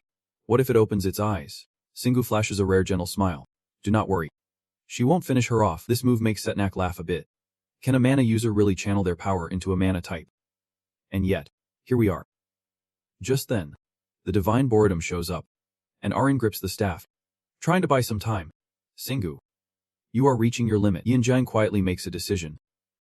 Looks like I will have to push myself again. My hands are swelling from forcing the mana conversion beyond my limits. Sinak's incessant choppy voice echoes. Are you really channeling our mana into that type and absorbing it yourself? Singu, despite the fatigue, manages a proud smile. That is what we call multitasking. So now you are going to lay everything out straightforwardly. Even though you are nearing your limit, you still have a sarcastic mood. You do not need to remember me. We will see each other plenty more soon. All that responds is laughter echoing from the void. A soft hut. Right after that, the system announces again. You have leveled up. Your mana has increased by 1. The essence of the Kena mana evolves into the core of the Kena Death Knight. Suddenly, the mana core in Singu's hand glows. Purple mana streaks across his skin like electricity. Then, all the remaining energy is sucked right into his body. He feels a bit exhausted as he collapses. Did it? Despite the belief, this result still stuns Arin.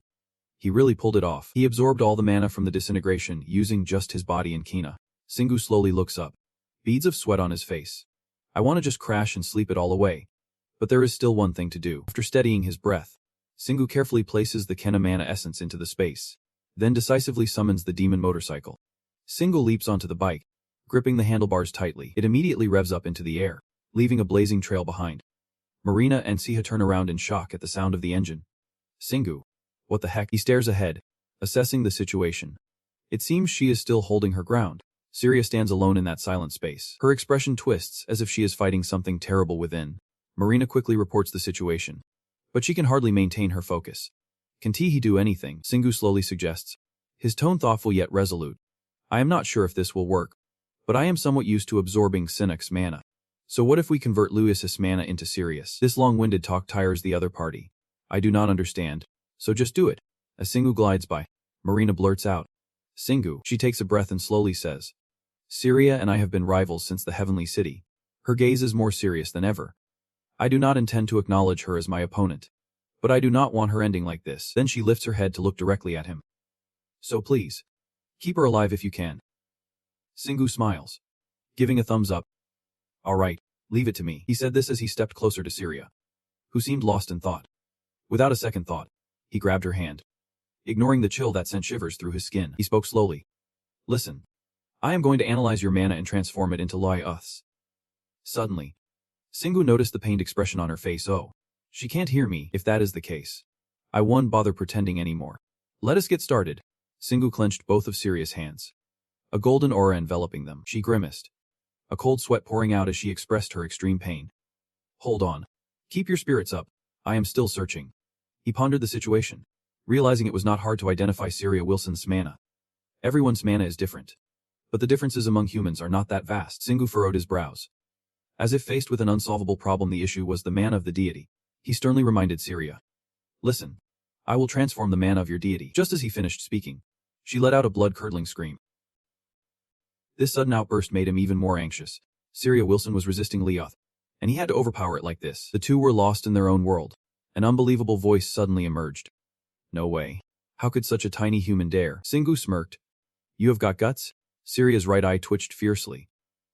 Of course. He calmly felt the flow of magical energy. Lui-Uth's mana was changing, as if he still needed one more thing. Then he spoke softly, preparing to resist Han. Singu's expression turned serious as he demanded. You need to say you want to follow Han's will. She instinctively recoiled in fear. No need. Terrible memories suddenly flashed through Syria's mind. Her head throbbed painfully as she murmured. Lui-Uth. Finally. She summoned all her strength to resist while shouting, or any other god. Or any other god. Syria's body erupted with powerful energy. Pushing Singu back, she gasped for breath, looking at the shattered pieces revealing her intact arm. He joyfully praised her. Well done. A hoarse, dark voice echoed with resentment. The filthy bastard will pay for this. I will never forget. Syria was so angry that her face was twitching. You stole my words. Next time we meet, I will kill you. He observed her closely to confirm. I can sense any of Lui-Uth's mana from you. I guess he is gone. Then, he clenched his fists in delight. We did it. Marine excitedly stepped closer. You did it. Singu. I knew you were amazing. Boss. The Senak items that were busy munching on corpses had to pause. One furious voice condemned. You have abandoned Lord Lui-Uth to side with that human. I was such a fool to follow the one who leads a group. Another one sneered. With these pathetic slaves of Senak. It is your turn now. Syria hesitated, looking at them. You guys. Singu quickly summoned his mighty wolf, I forgot about them. He revved his demon motorcycle, speeding towards them. She quickly reached out, wanting to stop him. Wait, wait. Are you going to kill them? Singu replied casually. Yeah. Syria stammered. But you saved me. You can tell. He is still holding strong to his beliefs. She is a special case. But they are not. They have intellect. But their will is not their own. He states the truth bluntly. They blindly follow the will of their god. They have become monsters. Syria feels powerless because she can't change anything. Singu reminds her one last time. It is time for them to take responsibility for their actions. And she will bear that responsibility in a different way. She clings on desperately. I was going to do that. But still. He starts to feel annoyed with this attitude. Still, a chill runs down Syria's spine, causing her to stop dead in her tracks. Finally, she accepts the outcome and bows respectfully. Thank you. He shifts his attention. Marina, you can still move. Right. She excitedly gets into a fighting stance. Yep. The Emperor's faction begins attacking the living dead in the middle of the battle. You have not even landed a solid hit yet. Siha expresses her opinion. I am still ready. Madam. Arin floats warily in the air. Singu. Her face shows concern. I have taken down the divine shield. The fragments are no longer there. He asks Han with concern. Arin, are you okay? Her body feels completely drained. You should have been prioritized when I did that. So now I am trying to hold on. Arin raises her hand to chant a spell. She still has enough strength for a blessing. A radiant light envelopes her, then transfers to her teammates.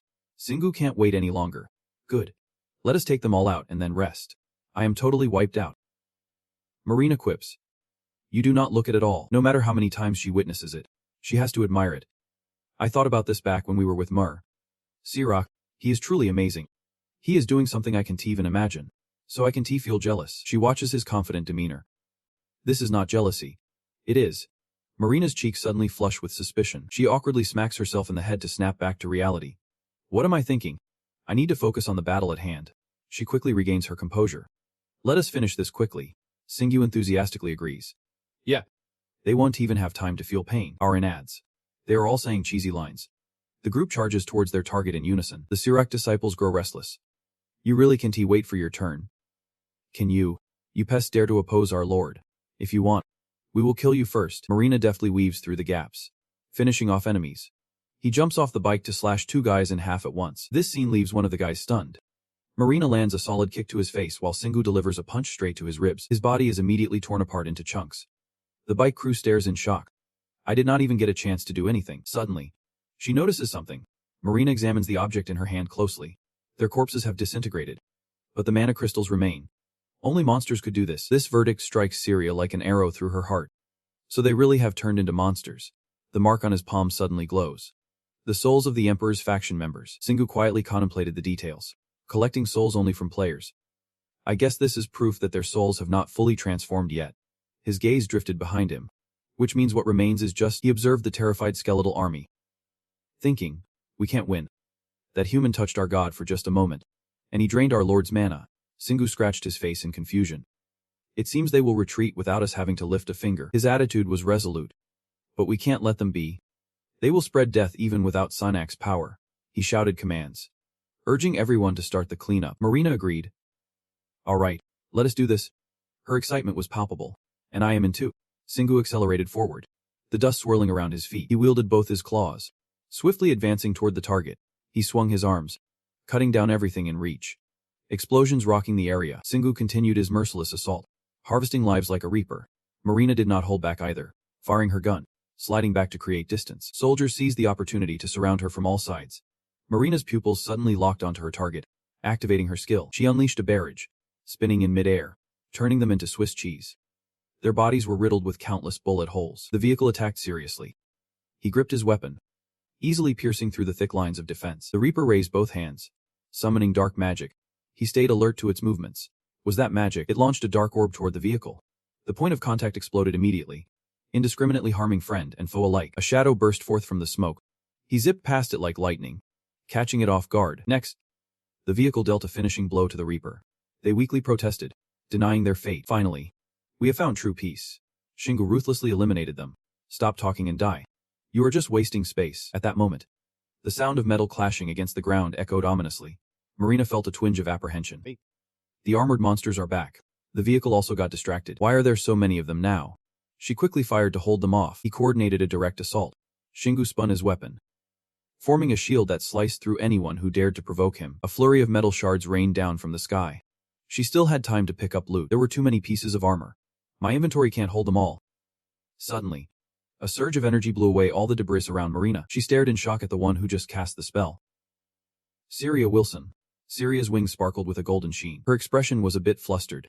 I am feeling better now. I will join you. She gently landed on the ground. Let us clean this place up first. Marina eagerly agreed. All right. Thanks. The crazed skeletons charged at them. Syria focused, aiming her gun, gradually concentrating firepower. Once it reached a certain level, she decisively pulled the trigger. All the enemies fell victim to the attack. And the special thing is that it had a 4-pointed star shape. They lost consciousness and collapsed onto the battlefield. The others were drenched in cold sweat, terrified of facing their nemesis. A power cursed from the very beginning. It was similar to our common enemy. But still, it felt different. Single looked at her and analyzed. Syria Wilson. I bet the mana from Luyas mixed in while he was transforming it. Arin's face showed concern as he asked, are you feeling okay after absorbing Senna's mana? His expression radiated confidence. He felt fine. She expressed her thoughts. I believe that not changing is a good thing. Syria expressed her admiration. I like your mana just the way it is now. It is so powerful and fierce. At that moment, announcements started appearing one after another. Collecting souls evolved into dominating souls. Now you can summon the souls you possess to carry out your commands. The souls will be dispelled after taking a certain amount of damage, and won't be able to be summoned again for a fixed period. Your abilities will increase as your skill level rises. Souls owned. 106. He fell into deep thought. Dominating souls. It is a completely different skill from before. I wonder if Setnag's mana affects it. He decided to give it a try. Summon the souls. As he spoke, a series of lights burst forth from the seal. They descended to the ground one by one, gradually taking on human forms. Wielding swords, a formidable army gathered before Shingu. He glanced at them, hinting, you all know what to do. Right. They bowed their heads in response. We will eliminate the enemies. Arin was stunned by the scene. Shingu. These people. Marina was also taken aback. Shingu. He raised his voice and commanded. Charge forward. Fight our enemies. Without hesitation, they obeyed. The two factions began a fierce battle, and to the naked eye, it was clear that the skeleton army was at a disadvantage. However, some powerful ones counterattacked, and the chaos only intensified. Shingu calmly stood by, observing and assessing. The souls were definitely weaker than when they were alive, but they were recovering and growing stronger by defeating enemies and absorbing their mana. He felt a wave of pride. Boasting, so this is an army I can build. Arin sincerely marveled. It is scarier than any power I possess. His mood was upbeat. Moreover, he did not spend any mana commanding them. Who would have thought this shady skill would turn out to be something so amazing? It is even more reason to explore the unknown. Shingu rushed in to join. Alright then. The others coordinated seamlessly for a massive attack. A moment later, only the army of souls remained on the battlefield. Eldrick had been cornered. He was furious and cursed. Had they really won everything? Those cowardly bastards. I can't believe I have to move. He seemed sure of his victory. But this is your end. Your body and mind must be at their limit by now. Lord Setnak. Bear witness as I deliver this sacred judgment against those who dare oppose. Shingu deliberately smashed Eldrick's face, cutting him off so you are the last one standing. His powerless body fell backward. The others cheered in delight. It is. We wiped them all out. Marina grinned and high-fived him. Great job. Shingu happily returned the compliment. Yeah. You too. She was super excited. You know we are going to make an awesome team. Arin rolled her eyes. You just high-fived. Hearing this, she gleefully slid to the side. Marina thought Arin was jealous, so she playfully pinched her cheek. You did great too. Arin. She pushed Marina's face away. The sound of footsteps behind caught Shingu's attention. He noticed her awkward demeanor and gently called. Syria. Her face was sad as she pleaded. Those souls. My group members are there too. Can I talk to them? He waved casually. If you want to. Syria slowly approached them, while Shingu turned away to whisper. Even though they would not hear, the atmosphere grew still. She parted her lips as if to say something, but in the end, she just bit her lip. Accepting reality. I am okay now. The souls gradually transformed into streams of golden light. One by one, they entered the mark on his palm. The area in front of them was barren. Only a few wisps of smoke lingered. Syria shyly touched her cheek, thanking him for everything. He seriously reminded her once more. Just do not forget what I have said. She nodded in agreement. Yep. I will take responsibility. And she sincerely appreciated what he had done. I won't tell anyone about what I saw here today. You are definitely not an ordinary player. But that is what saved me today. Marina immediately hugged Singwoo's arm as if claiming ownership. No one cared if she said, "You are so clingy, you will have to get past me." And why to take down Singwoo? His expression darkened.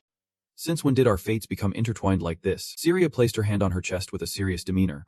Let me introduce myself officially. I am the president of the Emperor's Guild. Syria Guizhen. He politely replied. I am Singwoo Jun. She hesitated. Curious. That name, are you Korean? I heard Marina recently went to Korea. At that moment, her smile became more genuine. Thank you so much. Singwoo. He waved it off. It is nothing. Guizhen. Syria glanced at the other person. Marina said. I am really sorry for what happened today. I will take my leave now. Her tone was serious. I want to warn the world about the power of the gods. And I hope we can talk about it together soon. Marina gave a thumbs up. Anytime. You can call me whenever something happens. Syria turned her back and walked away under everyone's watchful eyes. She turned her head and spoke cryptically. We will meet again soon. Singwoo. Then immediately took off. Marina belatedly realized the suspicious expression. Do not tell me she is targeting him. Arin deliberately downplayed Syria's image. Is not it a bit empty to fall for someone you just met just because they saved you? Don't you think so? Singwoo. You are avoiding the issue. You do not care. You just want to go home and rest. Marina pointed at the pieces of armor on the ground. But we need to pick up the stuff first. He tried to shove it into space, but it was useless. All our storage is right here. She tiredly rubbed her temples. There is no other way. I guess I will just call Ethan. A moment later, several helicopters flew overhead, dragging cargo below. Ethan stood by the door, joyfully looking down with sparkling eyes. Mary. My lady. He joyfully dashed over. Both of them were safe. Singwoo covered his face, not wanting to be recognized. I want to get back to Korea before I run into him again. After wrapping everything up, they moved to an elegant room. Ethan excitedly praised. I have heard the reports. I did not think you would handle everything so perfectly. Singwoo felt a bit awkward. Ethan. He friendly suggested. Just call me Ethan. Then casually asked. Can I call you Singwoo? Maybe we'll have the same last name soon. Both Marina and Singwoo were at a loss for how to respond. After joking, he switched to a serious tone. I have to apologize for something. Ethan's reflection shimmered on the surface of the coffee cup. I had my subordinates keep an eye on you at the Grand Canyon. That is how I saw you and your companions. Singwoo. Sia peeked in. Surprised. Irene was also listening intently. Singwoo rubbed his chin. Pondering. I knew this would happen. We did not hold anything back. I feel lucky that only Ethan found out. He casually waved his hand. Everyone come over. Two people immediately appeared. He introduced slowly. This is Sia. And Irene. I am sure you know them. Right. Ethan did not seem surprised at all. I do not know him. But I know him. But he still had to exclaim. She was the best healer back in the day. But I heard she tried to switch to dungeon difficulty 32. He gently set his coffee cup down. I won't ask anymore. I will never bring this up again if that is what you want. Singwoo seriously requested. You just need to stay quiet for a while. I cannot keep this secret forever. Ethan sincerely expressed his stance. Singwoo. You do not need to worry. B and I are totally on your side. Please do not forget that. Marina irritably warned.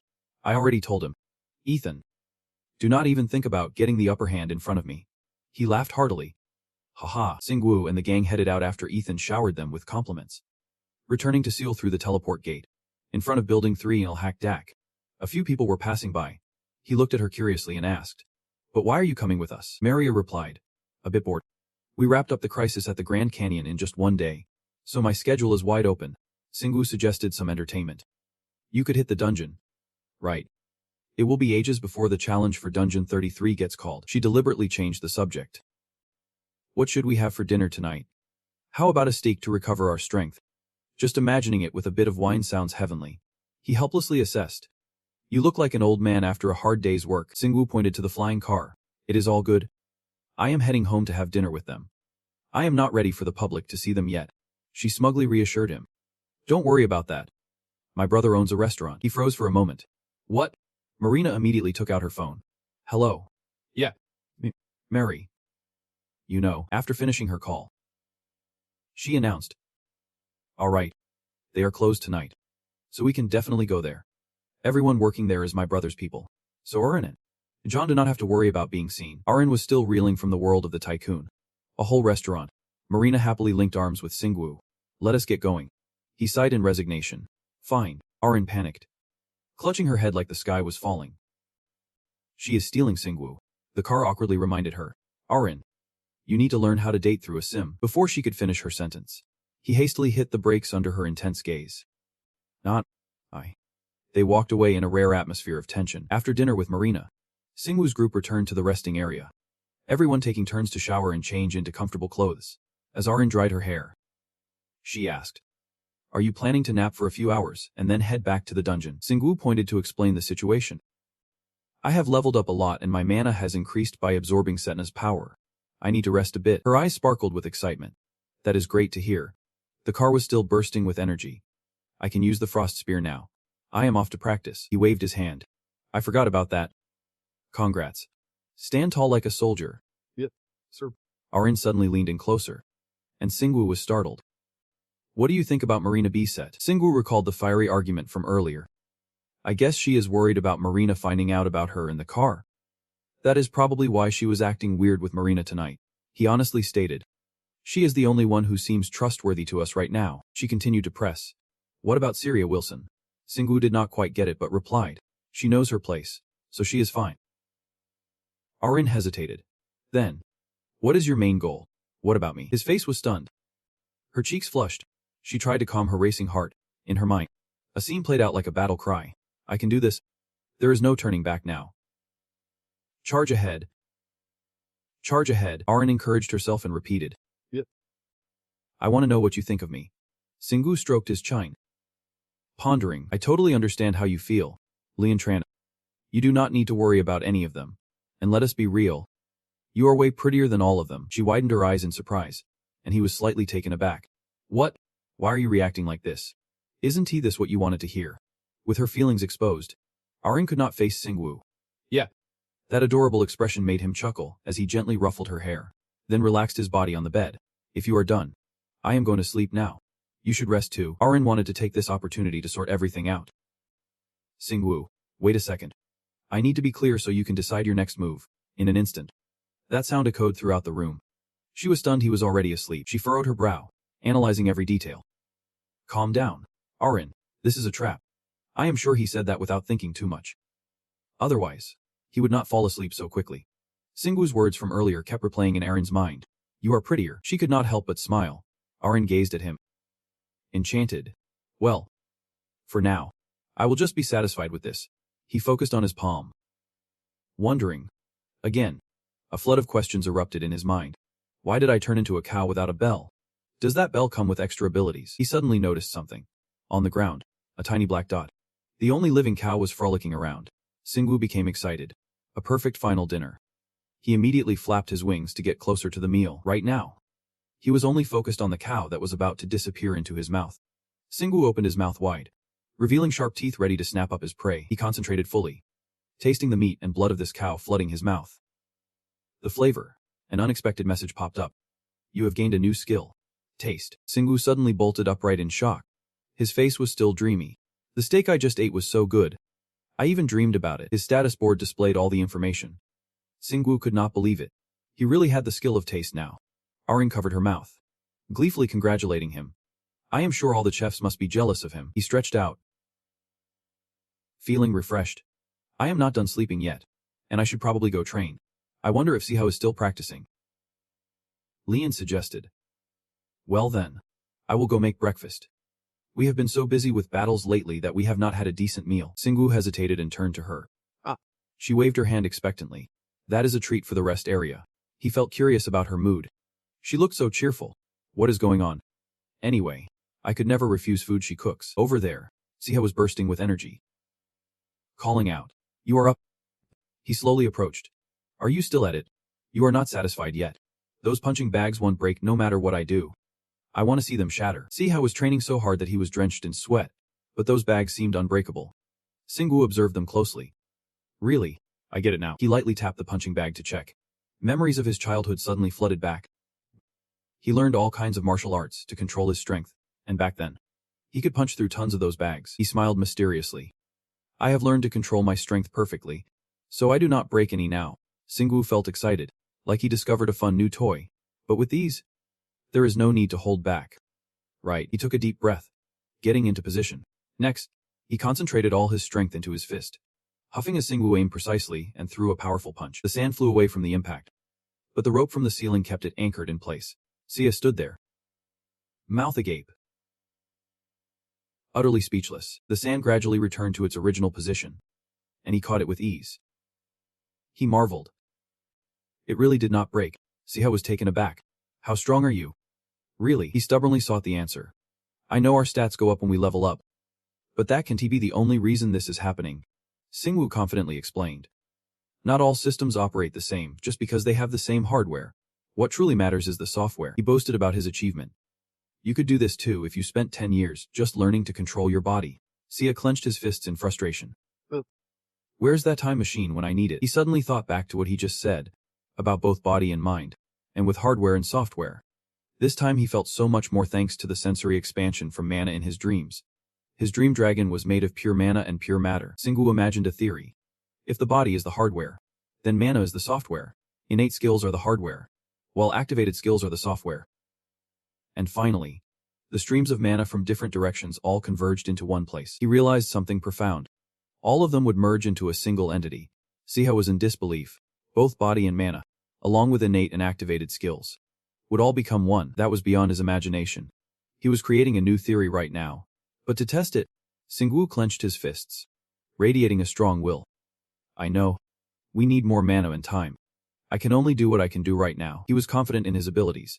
I will turn all 5 of my senses into skills and keep my combat state active. I need to focus on these 2 things right now.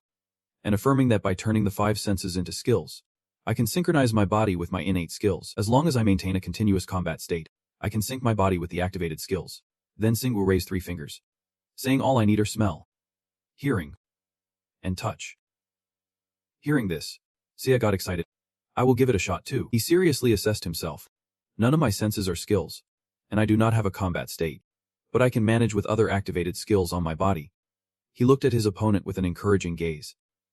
I am sure it will help you a lot. Just then, a voice called out from outside. Xingwu, Seha. Arin pulled the door open and stepped in. Breakfast is ready. As the two walked out, they were greeted by a table full of hot, delicious dishes. Xingwu was full of admiration. You should definitely be the chef. Arin took that as a compliment. Smirking. Say that after you try a bite, not to be outdone. He calmly took a spoonful. The moment it touched his tongue, his whole mouth felt awakened by the rich flavor. Xingwu was left speechless. It felt like the entire universe just opened up in his mind. Meanwhile, Arin worriedly asked, what is it? Does it taste weird? No way. Afraid she might misunderstand. He quickly denied it, saying it was not true, and silently thought to himself, I forgot about my keen sense of taste. My senses are so sharp that I can even guess the ratios of the ingredients in this soup. He offered a sincere comment. And that was good enough. No need to go into too much detail. I could give you a full report on why this soup is so delicious right now. Arin felt a bit annoyed, wondering why he did not start with some compliments first. After he finished speaking, she comfortably joined the meal with the other two. While eating, Arin suddenly remembered something important. I just realized we are running out of food. Hearing that, Xingwu replied while eating. Really? Then after we finish, let us go buy some more. And she immediately smiled happily. Sounds good. Not long after, slowly stood up, her face clearly showing nervousness. I will go back to practice. You two go shopping without me. Okay. As soon as he finished speaking, he slammed his bowl down on the table. So you are skipping out on chores now? Arin nodded. Yeah. There is no reason for all 3 of us to go. Just go practice. A few hours later, Xingwu leisurely pushed the cart through the vast supermarket, when suddenly his hand emitted a glow. Xingwu kept glancing around, as if afraid someone would catch him. I bet those guys want to go outside. Seeing this made Arin tense up. He can't let those guys stay here. In that situation, he felt quite stressed. He agreed. We are done shopping. Let us get out of here. Time would not allow for any hesitation. Xingwu sped away at full throttle, moving as quickly as he could. Once out of the supermarket, Xingwu looked for a secluded spot to avoid attention. Arin was surprised by his behavior. Why's he doing that? With his arms crossed over his chest, he answered her question. I always want to fight something. But I guess since I have not had a real battle since the Grand Canyon, this mood is affecting the spirits as well. She sighed. It is not like you have been resting for a whole year or something. Xingwu rubbed his chin, thinking he just wanted to practice for a bit. Wait. Hold on. At that moment, he thought of those guys. They are weaker than me, but together they are stronger than most player teams. Right, and imagining the future means I could handle those monsters using just the spirits. Arin's eyes widened upon hearing this. The streets will be crawling with monsters. Next, Singwu quickly glanced from side to side.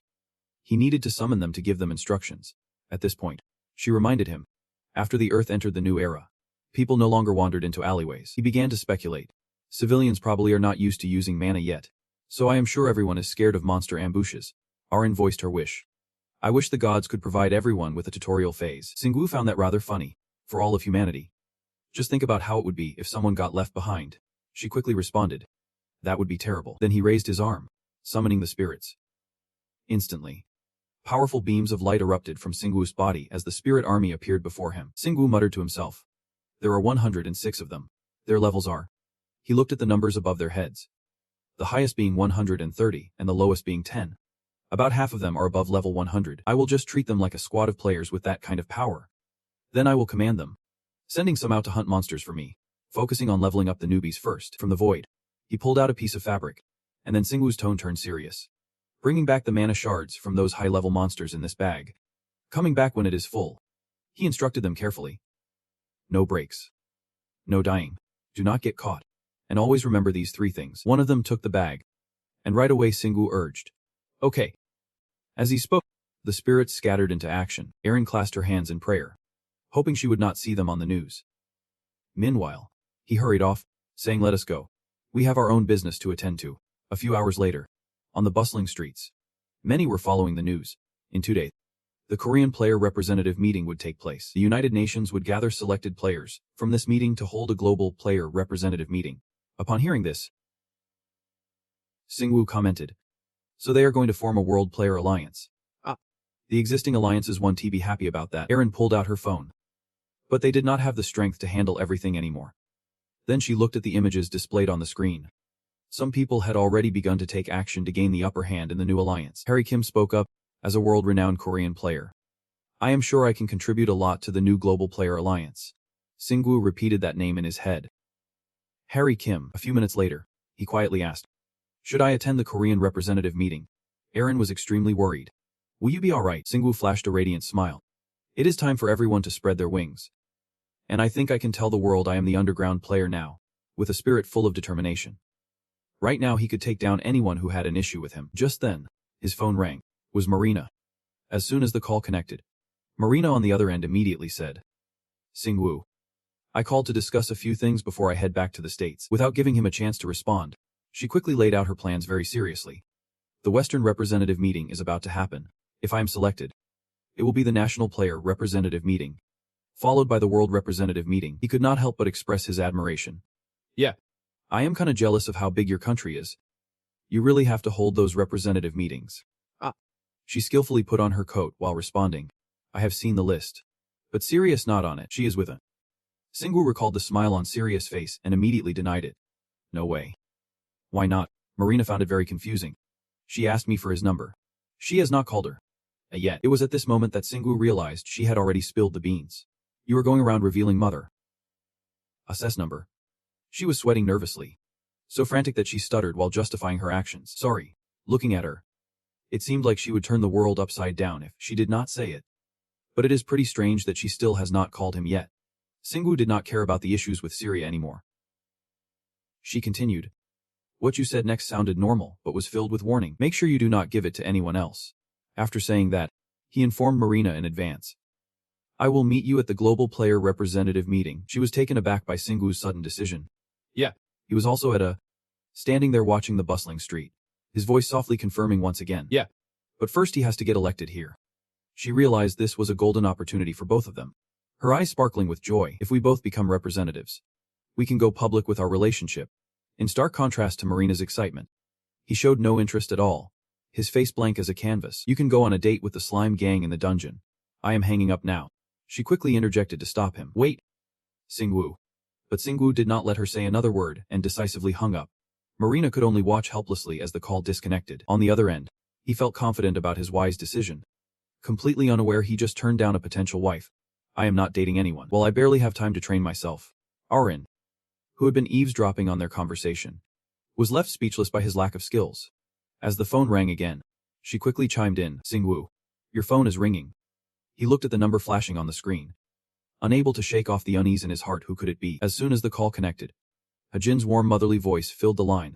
Hey. You are back in the state. Right. You must have decided to act publicly. Right. He froze in place. Feeling grateful for the speed of her updates, mothers just know everything. She had no idea what he was thinking and continued to narrate. By the way, see, he called me a few days ago. Are you thinking about getting back together with her? It was just a casual question. But it made Singwoo jump in his seat. He did not know how to answer his mom and ended up dodging the question. Come on.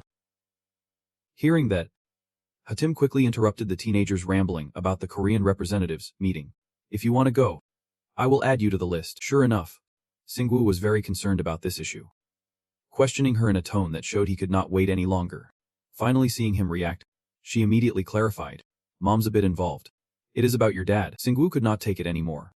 Too scared to ask about his mother's connection, he leaned closer to the phone, affirming, yeah, I am thinking about going. Thanks for caring. Hatim felt a surge of pride, happy that she could help him out. A mother's job is to always keep an eye on her clumsy son. Speaking of which, she suddenly remembered someone and quickly asked, how's Irene doing? She sounded a bit surprised. Yeah. Thanks. She did not expect to hear that Irene was there too. So you two are still hanging out together. They ended up talking happily for a while. And Singwoo, once her biological son, suddenly felt like he could be just a casual acquaintance, surprisingly in sync. After being away for a while, 2 days had passed. And the morning of the Korean players' representatives meeting had arrived. Each person meticulously prepared their outfits. Singwoo, dressed in a sharp white shirt, looked serious, his face reflecting deep thoughts about something important. Erin could not help but blush, her eyes sparkling like headlights as she took in his ridiculously handsome look. Otama was secretly judging, thinking she had never seen him dressed like this before. Imagining herself as a dutiful wife tying Singwoo's tie made her cheeks flush even more. He would look amazing in a tie. People were lost in a beautiful dream, even if it was not real. When suddenly a loud car horn shattered the moment. That sounded just like a scene from those old comics. Erin, where your innocent girl heart gets crushed. And the only thing you can do is shout. Shut up. Erin yelled at the car horn. And she yelled really loud. The poor horn driver had no choice but to retreat into a corner. Sulking alone, Singwoo did not share her thoughts. But he could only endure so much. Ties were the invention of the devil. After all, a simple accessory. Yet the way he talked about it made it sound like the most terrifying thing ever. Companies make their employees wear ties, just to remind them they are shackled at all times. It sounded ridiculous. But the car horn found it oddly convincing. It was like a child terrified by the meaning behind this seemingly ordinary item. So that is the truth. Ah. Singwoo. Erin shot him a look that screamed, do not be ridiculous. Then she turned to remind him. We should get going. Do you need to do anything else? He quickly replied, to avoid any unexpected situation. Singwoo reached out to open the window connecting to the equipment storage. Maybe he should quickly check the gear. If he had not checked, he would not have discovered something quite interesting inside. He pulled out a bunch of super long purple hair, startling Erin with his sudden action. But once the item was fully revealed, she was taken aback by its new appearance. Kenna looked so much more alive now, her skin even glowing. To explain this, the system screen popped up with an introduction. Kenna, the Death Knight. Ranks, mana completion 54%. Now it could evolve into a Death Knight. But to complete one, a lot of strong enemies' blood, a massive amount of mana crystals, a powerful magical armor set, and a strong soul were needed. If you create one without being able to control the soul first, it could be very dangerous. Singwoo did not expect this thing to level up so much after some time. He looked at the glowing screen in awe, and rank item. The two over there were just as surprised. There had to be some kind of catch behind it. But I have never seen its rank like this before, and is also really hard to complete. He held it up to examine it closely, pondering the future benefits. But this one was not fully complete yet. Once it becomes a Death Knight, she will be a ranks or even higher. Realizing what was missing, Singwoo quickly reached into the equipment storage window to search for some items. He needed more mana crystals. With that, he took out a mana crystal from the stash and immediately began adjusting the skill to make it easier to absorb. Erin and Seiha eagerly watched, waiting for the miracle to happen. Let us try feeding her the mana crystal from his gear first. The system kept updating the progress. Mana completion 58%. He stood there, watching every change displayed on the screen. It had gone up by 4%, but at this rate, he would not be able to push it to 100%. Seeing the progress like this is still too slow, Singwoo rubbed his temples, deep in thought. He needed a better way, while Erin stood by, lost in her own mind, unable to think of anything. Suddenly, she remembered a place that could solve the mana update speed issue. The Grand Abyss, because it contains fragments of Setnag, might hold a gateway to Setnag's world. She tried hard, but it was futile. He did not think it was the right time. Kanya had become the core of the Death Knight after absorbing Setnag's mana. He thought that learning more about it would be much better than just feeding her random bits of information. Singu looked quite pleased with himself. All right. After a quick rest, we have got a plan for our next move. Time was running out. Arin urged. Singu, we need to get to the meeting right now. I am going to be late. Everything had been thoroughly checked, so he had nothing to worry about. Fine. In a ruined city, all the workers were seriously focused on rebuilding. Singu walked down the street, his eyes darting around, taking in the situation. His phone was tucked away in his semi-jacket pocket, but he could not help being curious about everything. The people here were amazing. They even fixed the phone lines already. Singu spoke up to quash his naive thoughts. But that would soon be shattered unless we protected the residents with magic. Arin continued his train of thought. It is no surprise that big companies are starting to recruit players who can use magic. Singu did not hesitate to explain everything bit by bit for her understanding. That is why this player meeting was so crucial. All countries around the world were determined to bring their strongest players home. Some Korean competitors had even moved abroad for this reason. His gaze was steady, devoid of any excess emotion. This was the last chance for the South Korean government to keep their players. If they could not prove they had established a new public system and appropriate incentives for the changes, they would be out in an instant. After hearing this, Arin showered him with compliments. You are really smart. Singu was not easily swayed by flattery. Where did you pick up these lines? Just make sure you do not get caught up in talk like that from the others. Singu must have spent a long time thoroughly researching the people who would be present at this important day. Today's meeting would not just involve government officials and players. There would be entrepreneurs there as well. He had a firm grip on everything from the streets to the deepest corners of each household. B&I was a special case that could conduct its own research. Most Korean companies had to work with the government regarding the players, but Sia's brain was like a discount soapy model at 2M. Too much information caused a spoo meltdown. Whoa. I am getting confused here. Can you simplify that for me? He was quite curious about the people who would appear soon. Up until now, the players still held the upper hand. Would anything change in today's meeting? That was as simple as it could get. The sun was blazing, but the streets were still bustling with people. He stood aside, looking up at the crowd. There are so many people. This is where the strongest players come together. Everything seems to be in order, Singu announces confidently. So let us head inside. Haryung leads the group flying forward. A female reporter points at them, bursting with excitement. The president of the Windstorm Association is flying into the hall with his bodyguards. At a reception desk not far from the crowd watching, a staff member asks a young man standing across from him. Excuse me. You need to provide identification to get inside. In a calm voice, neither too fast nor too slow, he states his name. I'm Dungsing. The staff member carefully searches for the documents. Dung Singu. Please hold on while I check the list. The reporters and journalists in front perk up at the mention of his name. Ah. Dung Singu. They all start buzzing. Dung Singu. The one who got added to the list just 2 days ago. Head back over there. The female reporter is thrilled by this dramatic entrance. And right now, Kim is getting ready to land. With the help of Vietnam's #1 sound and light effects, Haryung has created a stunning noble appearance. He smiles to himself. Enjoy it. You do not get to see the best players in Korea every day. He suddenly feels something's off. Ah. The crowd, which should be focused on him, is instead looking in another direction, causing Haryung to freeze up. He and his bodyguards make their way through the cheers of the crowd. That is the masked racer. The masked racer is here. What? The masked racer. Singwoo is surrounded by reporters trying to push forward for an interview. Please, say a few words. No one in the world knows who you are. So how did you become so strong on your own? Are you really the one who handled the incident at the Grand Abyss? What is your relationship with Marina Bissett? But he ignores them, turning to walk away. He approaches the earlier staff member. Can I go in yet? The guy looks a bit flustered and replies. Oh yes. Please go this way. Suddenly, Haryung calls out his name. Dung Singwoo. He stops, furrowing his brow to see who is calling him. He puts on his standard polite smile and introduces himself. Nice to meet you. I am Kim Haryung, president of the Windstorm Association. Singwoo responds with a casual, sure. Me too. Looking at the person in front of him, he suddenly realizes. Wait a minute. Can you wear armor here? I look like an idiot in this suit. This thought makes him feel pretty annoyed. Haryung friendly chimes in. I have always wanted to meet you. I have so many questions about you too. He keeps going on and on. Like how did you become close with Marina? Or about that motorbike of yours? But not letting the other person ramble on, Singwoo immediately interrupts. Excuse me, he coldly retorts. Am I being rude since we just met? Please step aside so I can pass. Haryung seems caught off guard, still maintaining that bright smile he had when they first met. After a moment, he finally realizes, his face becoming awkward. Xingwu does not waste any more words and turns to leave. I am heading out first. Finally getting inside, a female staff member approaches to greet him. Let me show you to your seat.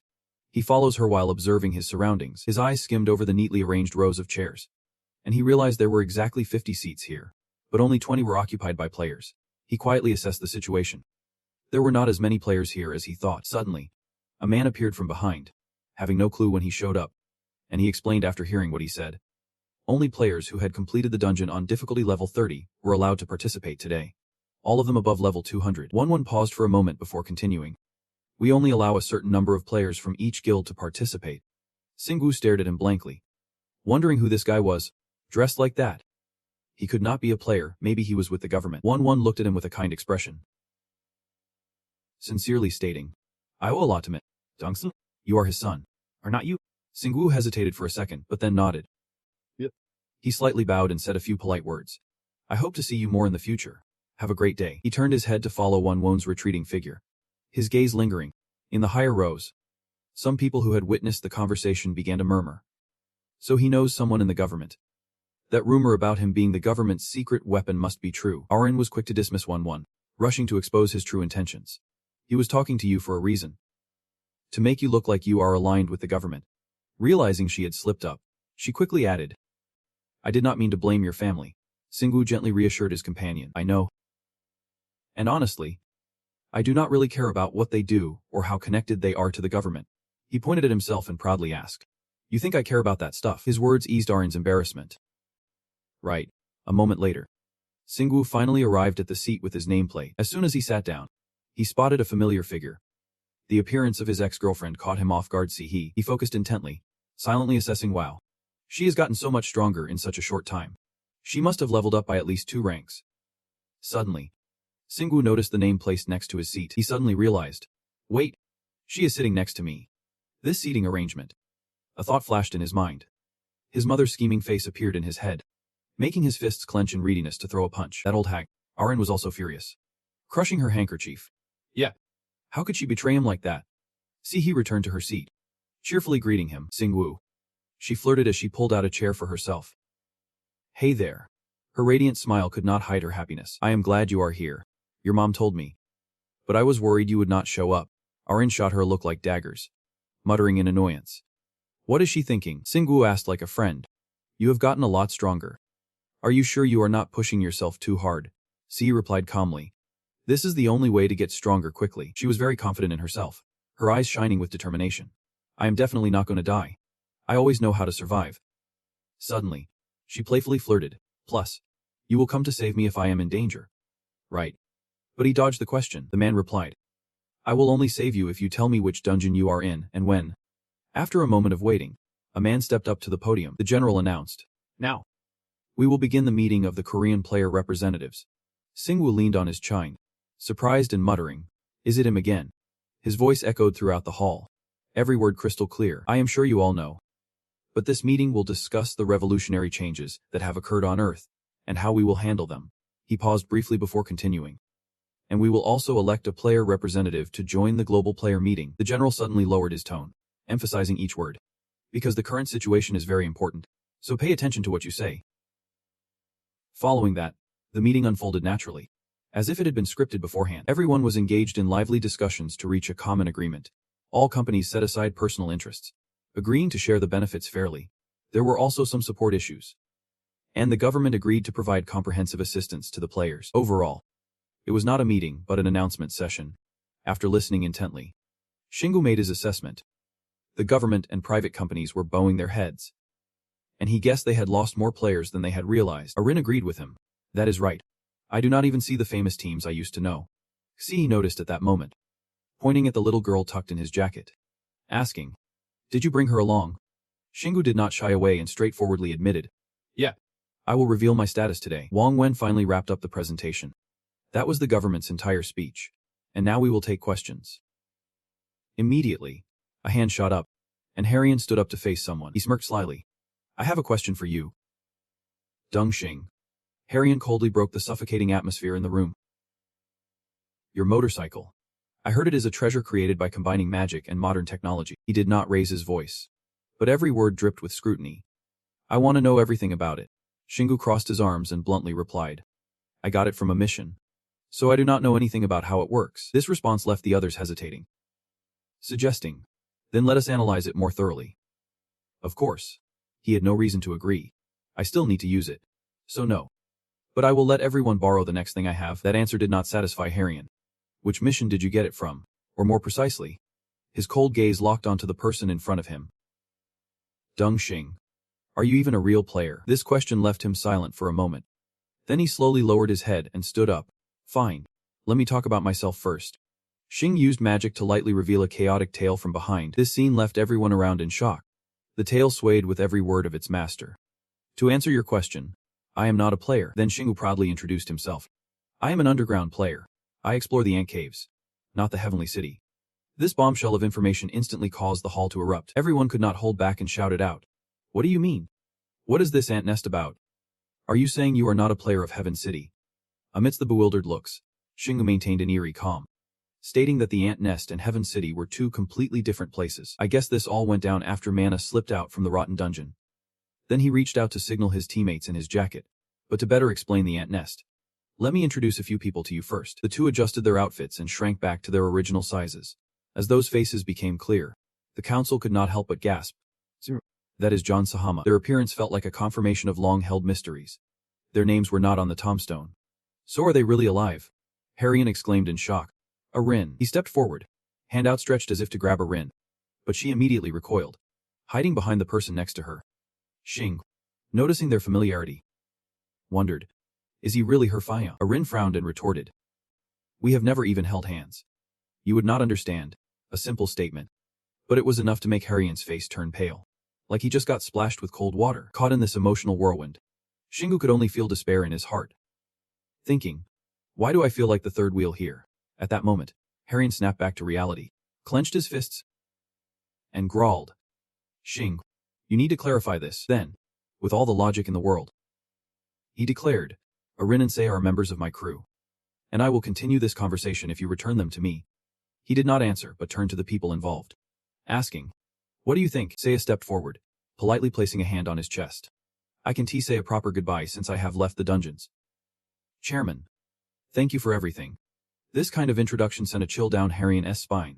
Seiya, he did not respond. Calmly continuing, but Xingu saved me and Seiya when we were lost, and we decided to follow him forever. Seiya decisively wrapped it up. Besides, we have not been part of the Wind Guild for a long time now. Harrion could hardly believe his ears. Did you brainwash them? This made Seiya laugh. He can't do that. He is a pure physical type player. The other side still could not accept it, desperately trying to salvage the situation. Arin. She looked a bit shy but spoke loud and clear. I am also going with Xing. And do not come any closer. This straightforward rejection hit like a lightning bolt on a clear day. Harrion remained stubborn. Xing. What the heck are you? He followed up on that question. I will address that, so sit down. The arrogance in his voice could not hide the frustration on his face. All right. We will discuss the guild issues later. He then reluctantly turned away, while Arin and Seiya completed their roles and shrank back. But the spotlight was still on Xingu. Let me continue. I will explain why the Logout players are still alive and what this ant nest is all about. He seriously recounted everything, from the first time he met Arin to their life and death battles. This story felt like a myth, and everyone present could hardly believe it. No way. You recruited a Logout player from mid-air south. You think we never tried that? Voices rose like wildfire, igniting chaos in the meeting. Countless players tried and failed. More than that, based on what he just shared, Arin was no longer just a player when he caught her. This commotion did not faze Xingu at all. If these things were easy, there would definitely be a lot more underground players in the future. He smirked, his eyes gleaming with a terrifying confidence. I am the real deal here. This boast made everyone go pale. What? Xingu calmly continued. I do not care if you all do not believe me. My case is completely different anyway. I am sure everyone now understands that my missions and rewards are programmed on a totally different system. That is all I can say. Just then, a hand obediently shot up. Harrion looked like a student asking to speak. So what is your relationship with Marina Bisset? His handsome face was now as tense as a torn piece of paper. That expression made Xingu evaluate him as a total jerk, aggressive and jealous. Images of Harrion filled with desire flashed in his mind. He even wanted Marina, making him the epitome of a villain. He then straightened up and confirmed. We are just friends.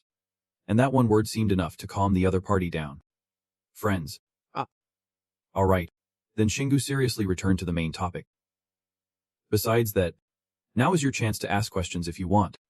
Even though I am not sure if that is what you want to hear, the entire hall fell silent, unsure if it was due to a lack of questions or if they were still in shock. Either way, he did not care.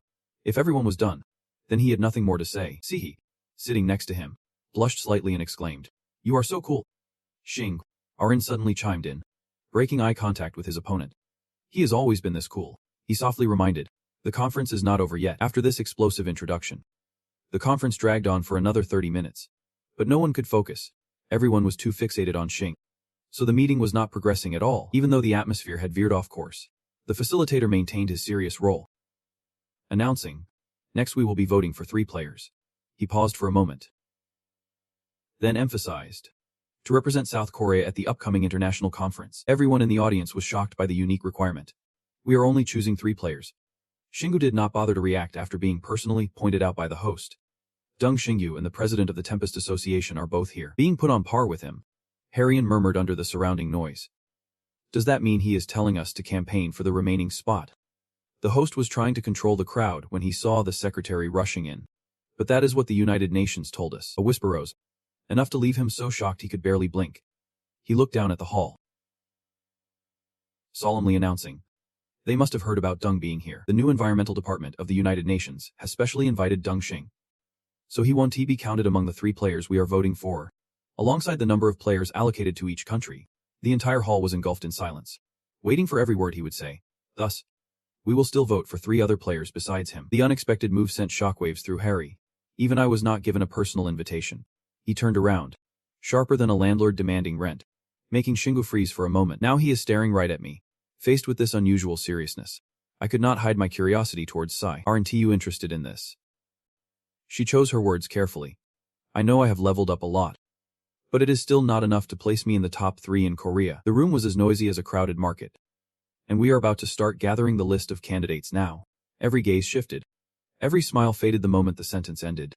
As the election was about to begin, spit flew everywhere just to put others down while boosting their own ego. And the atmosphere started to heat up. After a verbal sparring match, a proposal formed a trio. But when Kim Harry stood up and suggested 2 other group leaders he was close with, the selection came to a close. Xing, tired of the long presentation, stood up ready to leave. Feeling relieved, thinking it was finally over and time to go home, Erin sighed as she noticed his patience. He really had to endure a lot. C turned to him. "Let us grab a bite." "Xing, should we go eat something together? I know a great place nearby." Just as he started to walk away, Harry called out to him. Xing, he rudely blocked his path with a smug attitude. "I do not think we are done here." But Xing, being the easygoing type, replied with an emotionless tone. "You sure about that, Harry?" Clearly irritated, jumped in frustration. "I still need to talk to Erin." She splashed a bucket of cold water right on his face without holding back. Not unashamed, Harry even dared to reach out to her like that. "But you, Erin, how can you change so quickly?" Making her step back in shock. Standing by, Xing could not help but swat his hand away. He was not afraid to lay bare the truth without sugarcoating anything. "She hates you. And you do not even see it." Publicly embarrassed, Harry lunged at Xing, grabbing his shirt like he was collecting a debt. His wild eyes turned frantic as the tension rose. "Xing, what have you done to Erin?" He pointed at his own eyes, challenging him. "You should look me in the eye when you answer. I am not swayed by any mind control tricks." Xing pointed in another direction to distract him. "Look there." And the dumbass fell for it immediately. Harry stared intently at the wall, silently returning the quiet space to everyone. A sudden punch from Xingu was enough to reset Harry's life in 3 seconds. His face twisted like a rotten fruit. Straight trash. The blow sent his body flying like a dry twig snapped in a storm. The fire of anger ignited across Xingu's face. "You brought this on yourself after you messed with my girl." The surprise attack left Erin and Sihei, the closest to him, stunned at the same time. Xing. The remaining players were thrown into chaos like a nest disrupted. "Stop him. Someone hold him back right now." He moved so fast that he created a cool breeze through the crowd, hearing the buzzing of the annoying flies. Xingu coldly dealt with Harry without a second thought. Charging through the heat wave, the impact sent the chairman flying into the air in a pathetic position. Harry was spinning around, his mind completely blank. Breaking down his defenses in an instant. Who the heck was he? Xing gained momentum, swinging his long tail like a massive whip that struck Harry in the eyes, leaving him momentarily dumbfounded. What a tail. Shingu timed the swing perfectly, hitting Harry with enough force to hurt. He smirked, his words sharp as a knife, ready to retaliate. His body lunged forward, catching the panicking enemy off guard. Before Harry could even yawn, a fist came flying straight for his face, leaving his soul reeling. A light swipe to the face sent the pitiful bird spiraling helplessly. He crashed into the wall without brakes, embedding himself deep into the thick structure, shaking the whole building. See, he was stunned by Shingu's ruthless move. Oh my god. That was the chairman of the Wind Association. And yet he acted like he was nothing. Even though Harry was flattened, he still struggled to rise, refusing to go down easily. What a jerk. He secretly touched his chest to awaken the hidden power within. Those petty actions were no match for Shingu's hawk-like gaze. Something was stirring in his heart. Was that divine power? His thin lips curled into a faint, secretive smile. Such dirty tricks only fueled his fighting spirit even more. Bringing it on now. I am just getting serious. The pressure made Harry freeze, as if his emotions and body had twisted out of shape. His icy, horrified gaze was locked onto Harry, making him tremble all over. The loss of breath also drained any borrowed strength. He gritted his teeth in defiance. This could not be happening. As soon as the energy faded, Shingu's predator instincts kicked in. Yeah. Smart move. Let us hit to the beat this time. Minutes passed in silence before Harry returned after a brief alt meta. Looking like he had just been stung by a bee, the loser lay flat on the ground, enduring a prolonged pain throughout his body. That cruel bastard really chose the longest game. The remaining players in the room stood frozen for 5 seconds, shocked by what had just happened. Even the guards outside hesitated, not daring to stop Shing. He glided through the door, leaving behind a lifeless remark. Take your chairman and go. Suddenly remembering something, the strong one turned to give a warning. And the Wind Association. You better get out of my sight. I won't hold back if you keep hovering around me. That heroic demeanor made Rin involuntarily smile brightly. You are too calculating. Shing. You look at her and then let out a line that says your face and words do not match at all. The group of Shingu casually stepped outside, noticing Sia following closely behind. Shing clearly felt uneasy. Did she really have to trail him all the way here? I still need to maintain a good relationship with the Tornado crew so I can keep battling in the dungeons. She casually shares the news with him, but I do not care. I have to find a new crew anyway. You would be really surprised to find out who the new leader is. Do not worry. It is a woman. Just from that voice, Shingu already knows who it is. Yep. Is Marina. I did not think he would jump to conclusions so quickly and accurately. He is visibly shocked, and he is so smart. Only to get the same affectionate words as before. My face says it all, does not it? Still, Shingu does not hold back in congratulating her. That is fine. I won't have to log out if she is around. Saya floats closer to him, her voice heavy with emotions as she speaks. On the way. Is it too late for the club president now? The strange question leaves Arin momentarily speechless and raises Shingu's discontent. Seha, are you really okay with all this weird stuff? Club president of the Tornado crew. You mentioned that he was blessed by the fire god. Right. I realized this while fighting him. But he really thinks that divine power belongs to him now. The shocking info came in fast, leaving the two ladies unable to process it. Wait. But he does not look any different on the outside. Shingu recalls that moment, vaguely predicting he has hidden it well until now. But I am sure his appearance will change soon, especially as he uses that power more. He does not forget to warn many of his teammates. Sorry. Seha, you should just give up on him. The sorrow is still etched on your face, your lips trembling with unspoken words. So everything will be different now, all since meeting Syria Wilson. Unlike that gloomy atmosphere, Shingu remains spirited, boldly stating if things go south, he could totally betray humanity. And then I will handle him myself. Seha brushes off all her sadness and speaks under the unforgiving light of truth. I trust your decision. The memory of that meal with Shingu lingers only in the heavy, suffocating atmosphere around the table, where Seha brought delicious food. But that bitter feeling in the throat made it impossible for anyone to swallow. Seha waves goodbye before leaving. I am off. Shing. In return, he gives a short response. Yeah. Not realizing anything, he immediately calls her back. Wait. Hold on. Making Seha wonder unconsciously. Yeah. He closes his eyes, focusing his power into his hands. The souls summoned by spirit energy belong to him, so maybe he can summon one here. A battle spirit suddenly appears right in the middle of the road. The successful result surprises Shingu. Got it. Though the person opposite him is twice as shocked. What the heck? You made that? Shing. He makes a request to her. Yeah. Take him with you. Seha hesitated, raising her hand to signal refusal. I am sorry, but I do not need your help. And she knew immediately he misunderstood. Correcting herself, it is not like that. If he stayed with her, he would know which dungeon she was in, and could come to save her if she got disconnected. Hearing this for the first time, Seiya felt a bloom of warmth in her heart. She quickly hid her embarrassment and bowed slightly. Thank you.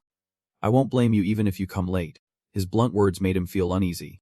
Do not say that. The beauty walked away in the morning sunlight with a radiant smile. Okay, I am off then. The trio watched her figure gradually disappear down the road along with that shadow. Seeing it work so well, Singwoo suddenly had a new idea. Good. Maybe I should send another one like that for my parents too. Arin had been with him long enough to develop her own unique ideas, so now I just need to learn the skill that lets me swap places with them. Singwoo immediately brushed that aside. That won't do. After returning to the break room, he began transforming all 5 of his senses into different internal skills. Starting with exercises with a small ball, Singwoo excitedly powered it against the wall.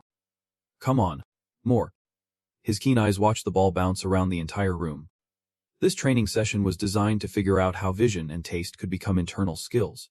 Then apply that to the other senses. His agile body dodged the path of that small ball. The large training room did not only have Singwoo, but when Seiya joined in practicing with his spear, he had to lean aside to avoid the blow, but the ball suddenly changed direction mid-flight for no reason. Seiya saw that shift and was stunned for a few seconds. The ball slammed hard into his side due to his late reaction. Watching Seiya fall in pain, Singwoo transformed into a gym bro. You good. Looks like you need to practice a bit more. He chuckled, looking up and asking, Zep, did you change its direction mid-flight using mana? Yet Singwoo neither confirmed nor denied, saying there were no excuses at all, making him even more curious for the truth. I need answers? And knowing the uneven moment had been exposed, he switched to intimidation. No time to rest. I will throw more at you. Making Seiya feel terrified, the 2 comrades, after a brief break, started their harsh training session they had sketched out earlier. The number of mana balls kept increasing every 5 minutes, but they could not control it once it exceeded 8. So they had to stop to catch their breath. Seiya was drenched in sweat as if she had just come out of a sauna. I can't believe Singwoo's eyes interpreted that image so differently. Were you just laughing at my incompetence? Thanks to the king, I am stuck here, powerless to explain. I was just taking a breather. That greedy guy wants to boost his power even faster. So he is cranking up our training limits. No matter what, I am going to push through and hit 9 reps. Seiya was terrified, trembling and begging. But the lab head was scarier than a professional warden. 5 hours later, Seiya emerged, bruised and battered, looking utterly ridiculous. In exchange for that horrific pain, the system showed up to deliver some good news. Your skill level has reached 40. Singwoo was not too thrilled with the outcome. Why did I level up instead of getting a cool vision? Maybe I should speed up those spheres instead. Seiya's brows shot up in shock at the casual words of the monster. Were you planning to kill me with that? Arin came out of nowhere, cheerfully checking in. Oh Sing. Finally taking a break, he stepped closer, ready to share some new information with her. Yeah, I ran into a small issue. Suddenly, he turned beet red at what he saw before him. Out of the blue, the system announced, your vision has reached level 2. And his little distraction drew the attention of the 2 assistants. What is going on? Singwoo. Arin arrived early, her tone playful yet accusatory. It is really sad that you won't even talk to me and just turn away like that. He was afraid he could not handle it, so he turned his face up to the sky. It is just that you look too beautiful. The unexpected compliment left her frozen, like someone hit pause on her life. Her heart raced as if it wanted to jump out of her chest. Why so sudden? This is my chance to see how he really feels. He might not mean anything by it, but the way he said it was pretty heartfelt. Singwoo blushed, trying to find an excuse to bail. I need to use the restroom. That made Arin snap back. Okay, Singwoo was cosplaying as the thinking man in the bathroom, feeling pretty awful about it. His face was flushed, like he just got his first kiss. I can't believe my vision skill leveled up and gave me this crazy ability to see through things. Singwoo sat deep in thought in the bathroom. Phew. I need to calm down. Arin's angelic face slowly appeared in his mind. I knew Arin had feelings for me. She is terrible at hiding them. His mind was a whirlwind of internal conflicts, surging up in an instant. If I expressed feelings like she did, our relationship would flip to a whole new chapter. But her feelings for me might not be love. Maybe it is respect and admiration. Plus, I do not have time to date anyone right now. Yeah. This is not the right moment. If all I can do is see through clothes, how is that going to help me fight? Suddenly, Shingu saw the flow of mana in his body appear like a living graph, so clear and bizarre that it made his heart race. He was blown away by what he just witnessed. I can actually see the mana flowing through me. If I can see the mana in my opponents, I can tell when to use my skills to take them down. I can't do that right away, though. To see and focus on mana flow in battle, I need to enhance my X-ray vision and dynamic eyesight. Suddenly, a knock at the door interrupts his simulation. Arin, worried, calls out from outside. Xing, You have been in there for too long. Are you okay? He scratches his head, trying to play it cool as if nothing just happened. Yeah. I will be right out. Xingwu thinks to himself. I turned off my visual skill, so I do not have to see through everything anymore. He pushes the door open, carrying a heavy heart. Everything around him fades away, and all he can focus on is the girl waiting for him. Brief silence hangs in the air before he softly says, Sorry. Arin. She jumps in surprise. Confused. What are you apologizing for? Not wanting to bring that up, Xingwu quickly changes the subject, leaving Arin even more bewildered. It is just a simple apology. Let us go eat. The three of them sit in silence, enjoying the delicious meal Arin prepared. Seizing the moment, Xingwu opens the fridge to whip up something new. He picks up 2 bottles of potions, his face lighting up with excitement. Awesome. Next up, let us create a scent skill. Cautious, asks about his plans. What are you going to do with the healing and poison potions? The mad scientist eagerly shares his latest idea. What if I alternate between smelling safe and toxic? That should activate my scent skill. Right. Arin, just listening, feels anxious for him. It sounds more like he is trying to numb it than anything else. But in the end, the stubborn guy inhales both scents repeatedly. After a moment, the system announces what he had predicted. Your mana has permanently decreased by 3 points. You have acquired a new innate skill.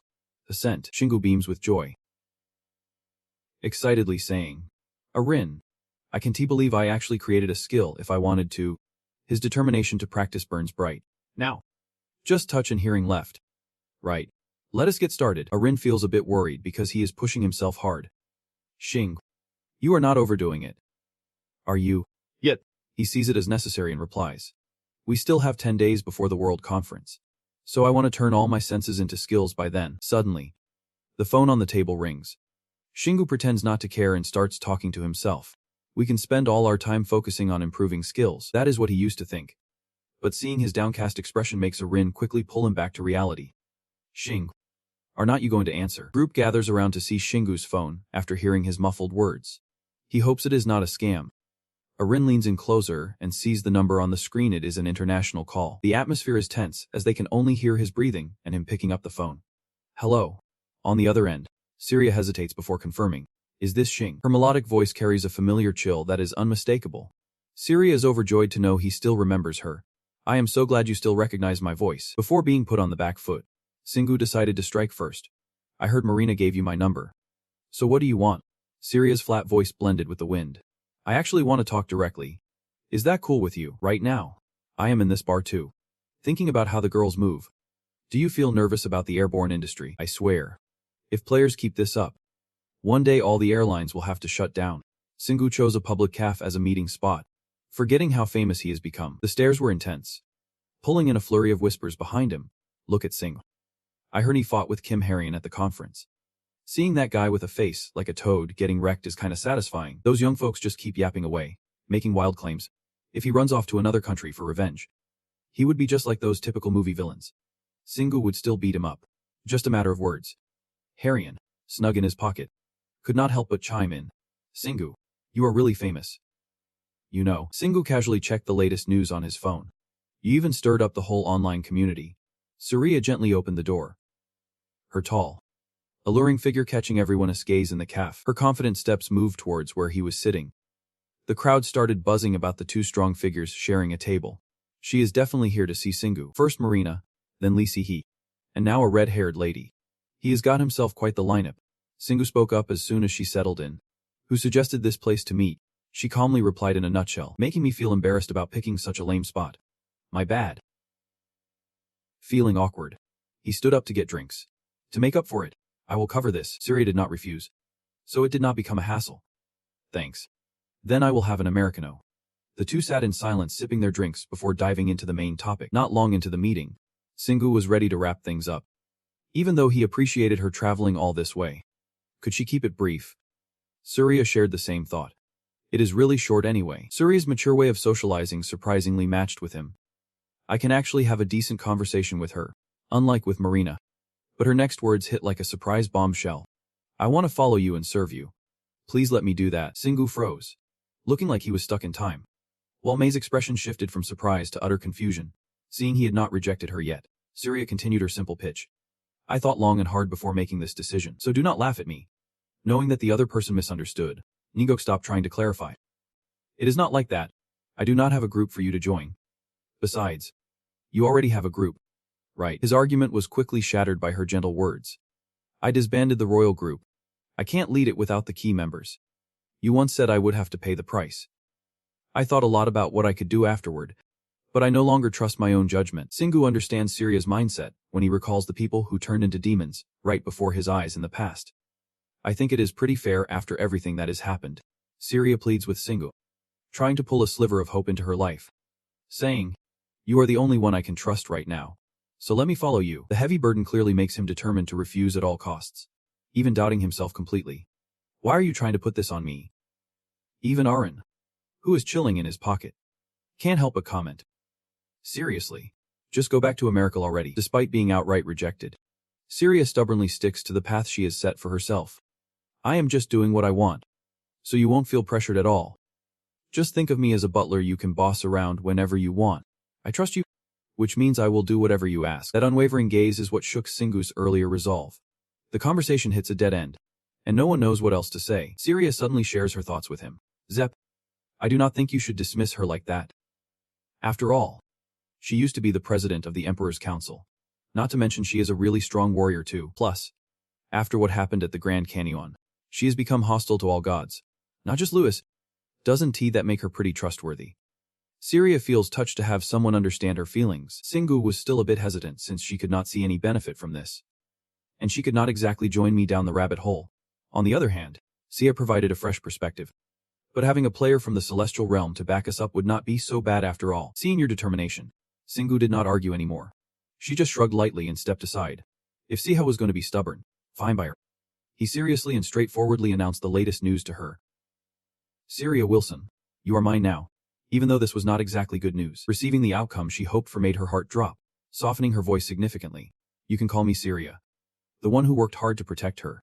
Seha could not hide the happiness on his face and said, thanks, boss. Singu suddenly caught a whiff of something strange in the air. Was he interested in Syria? His cheerful tone hinted at his friend. I will be your right-hand man in this. Do not worry. But Seha's brainwaves did not catch that metaphor all right. Boss, I trust you. In his eye, it meant something entirely different. Being the right-hand man meant becoming his leader. Just finishing her main task, Syria's expression changed instantly. There are a few things I want to talk to you about first. Young master, after I say goodbye. Her serious demeanor made him unable to absorb it yet. What is it? Sweetheart, Singu pointed out the awkwardness he was feeling. I want you to talk more comfortably with me. Syria's smile flickered across her lips as she saw that silly expression. Haha. Comfortable. You are quite the jokester. After I say goodbye. Sweetheart. There is something else that is bothering me more than disbanding my group. He muttered helplessly to the two in his pocket. Was she not listening to what he was saying? She subtly brushed over that sensitive topic with a slow voice. It is about correctly guiding the player's views on the divine. Singu perked up, eagerly awaiting her next words. Syria broadly discussed the potential impact of the incident once it hit the public eye. The public, more importantly, needed to be aware of the hidden dangers of trusting in the divine. Not just players, but even ordinary folks could start believing in them. Feeling that her words made sense, his mind quickly latched onto the only feasible plan. All right, so it is a council representing players globally. She nodded enthusiastically and clearly outlined her role at that moment. Yep. I am also planning to organize it here, but I want to participate as an American player. I will be a special guest. Granted by the government. After going through everything, he suddenly realized a late truth. Wait. So I am invited by Lavi to hear her light-hearted words. Right. That is, you saved me. But the remnants of Luyos still linger in my body. My presence is the clearest proof of the distortion of divine power. You just need to get there. And that'll back up my argument. Understanding the situation is not as simple as I thought. You are checking serious opinion. So how much time do we have left? Since she was already prepared to sign, she replied with a hint of hesitation. 5 days. I have heard you do not have wings. So I have arranged a plane for you. His meticulousness left him in awe. She really is impressive. To reciprocate her kindness, he casually suggested another witness. There is someone else who can testify at the conference. Lysihe. She is an acquaintance of mine. And Sirius' eyes widened. The atmosphere tightening just a bit at the mention of a familiar name. Little did he know, she also knew C from previous encounters. I have heard about her at the Korean Players Conference. She is one of the players Marina has her eye on. He gently confirmed the information. Yep. I want her at the international conference too. Moreover, can you help her level up? Serious formal request drew an odd chuckle. This was the first command he gave me, and I will complete it at any cost, even if it costs a life. It makes him feel a bit ridiculous. Do not overdo it. Realizing she had gone too far, she quickly covered her mouth and mumbled, I have a small question. You are not quite clear on this, so let her speak more. Okay, she keeps insisting we are lovers when we are really just friends. The emotions surged and made her jump up immediately. I knew it. That genius mind is now clouded, lost in a dream without reason. She looks so happy. Why is she joyful knowing her rival is still single? Before the conversation ended, Syria quietly monologued to herself. I need someone so stiff. Can tea move you? I get it now. If you have given permission, I am off to carry out my mission. He watched the woman leave, sighing internally, imagining how she would tease Marina after learning about this. As soon as Shingo returned to the break area, he immediately began practicing his hearing skills. Just by sitting quietly in the stillness, all thoughts gradually focused on his ears, sharpening their sensitivity like never before, since he already had keen hearing. Acquiring the skill would be much easier than gaining a sense of smell. The simple and quick training method brought him closer to sweet results. You have lost 5 permanent mana points, and you have gained the passive skill, hearing. After confirming the skill, Shingo began to boast to tease them. Can you hear the sound of mana moving? Mana can create different echoes based on its movement. Arin, standing right next to him, had to suppress her jealousy, feeling like he was drifting away from them. Meanwhile, Siho was going crazy on the Boulevard of Fame. I can't hear it. Damn it. I want to listen to the sound of mana too. It happened so often that Arin did not bother to show any emotion anymore. Seha. You are exactly like a new follower of the teachings. Task completed. He did not hesitate to move on to the next job. Good. Now it is just the sense of touch left. He completed the sensory skills with the hope of improving his performance afterward. Singu has successfully transformed 4 senses into skills thanks to his abilities and focus. But he is struggling to turn touch into a skill. He stares at his hands in disbelief, realizing it is tougher than he thought. Arin wonders what is wrong with the new training session. Is not it basically the same as what he did before? He explains simply what he has been trying to do. He needs to cover too many areas since touch encompasses his entire skin. This is going to drain a ton of mana. Luckily, the spirits have gifted him plenty of crystals. Hearing him mention the spirits makes Arin remember them. What level are they at now? Singu does not hesitate to update her on the spirits' status. All of them are over level 100 now. Although the higher their level, the slower their growth rate becomes, but they do not tire easily. So if he keeps letting them hunt monsters, they will become effective soon enough. After saying that, he pops a mana crystal into his mouth and bites down to extract the juice. Instant notification. Your mana has increased by 1. You can no longer level up your mana with low-level mana crystals. He raises an eyebrow in frustration, tossing the mana into storage. Fine. He will stash the rest in his equipment inventory, then he can absorb them anymore. But he will find another way to utilize them. Singu gets back into position. But the training feels like starting over. He needs to refocus. His brain can't concentrate, racing through several thoughts that leave his mind in a jumble. Maybe it is just too much for him. It is nothing like merely directing mana to one part of his body. But I know how to increase mana for my skin. In the blink of an eye, his body is rapidly enhanced, like iron wrapped in flesh. It seems this will be a repeating cycle. As he channels pure mana throughout his body, that strange training continues to yield him unique results. You have permanently lost male points of mana. You have acquired the skill internal organs. Touch. Singu beams at this satisfactory result. Even Sia can hide her evident joy. You have successfully transformed all your senses into skills. Good job. Suddenly, his expression stiffens, feeling a high voltage coursing through his body. His body is suddenly enveloped by crackling lightning, as if the heavens are punishing him. Arin hesitates to step in to help Singu, but Sia quickly stops her. It is okay, Arin. It is just another skill. The lightning strikes rain down mercilessly, obscuring his form. Are the sensory skills merging together? Perhaps they are combining with his sharp intellect to create a new skill. As the wild energy envelops his powerful frame, the 2 spectators can take their eyes off him. Singu quietly drifts into his own world, lost in thoughts about the skill erupting within him. The sounds are fading, and all 6 skills return to their original positions. I feel like there is still one more step in this process. I should not forget this sensation. My next opportunity will come soon. I am definitely going to create another new skill. Time flies, and the day of the World Player Representative Conference has finally arrived. The 3 country bumpkins just arrived in town. And what a sight they see. Syria, dressed elegantly, stands by the luxurious limo, bending slightly to greet him. Good morning, Singu. This way, please. As the car door swings open, the cheerful voice of the driver rings out. Singu. He politely nods back. Hello. Noticing the remarkable change in her, Singu could not help but express. You have leveled up so much in such a short time. She excitedly recounts everything to him. I just rushed here from the dungeon in the Celestial City. Was Marina, Syria, and me. We just conquered a level 31 dungeon. Caught up in her positivity, Singu chimes in. Yeah. Glad to hear you are safe, but one thing leaves the driver puzzled. Why is Syria treating him with such formality? He quickly throws in a vague response. Long story. The private jet glides smoothly through the clouds, carrying some high-profile characters. While the other passengers have drifted off to sleep, the trio sits silently by the window, their eyes glued to the scenery outside. On the surface, everything seems calm. But inside, his mind is in chaos, like stepping on hot coals. Starting off with a limo ride, now they are on a private jet. He would never experience such luxury in his life. Suddenly, he tenses up, sensing something strange outside the plane. The urgent situation makes Singu call out to Syria in a hushed tone. Upon hearing her name, she snaps awake. Yep, sir. He does not forget to call CI2. Sihi. She stirs from her deep sleep. Yeah, Singu quickly orders, keeping his gaze out the window. Raise shields around the plane. An enemy attack is about to happen. His serious tone prompts Syria to activate her skill immediately. Yep. The entire massive aircraft is enveloped in a tough protective layer.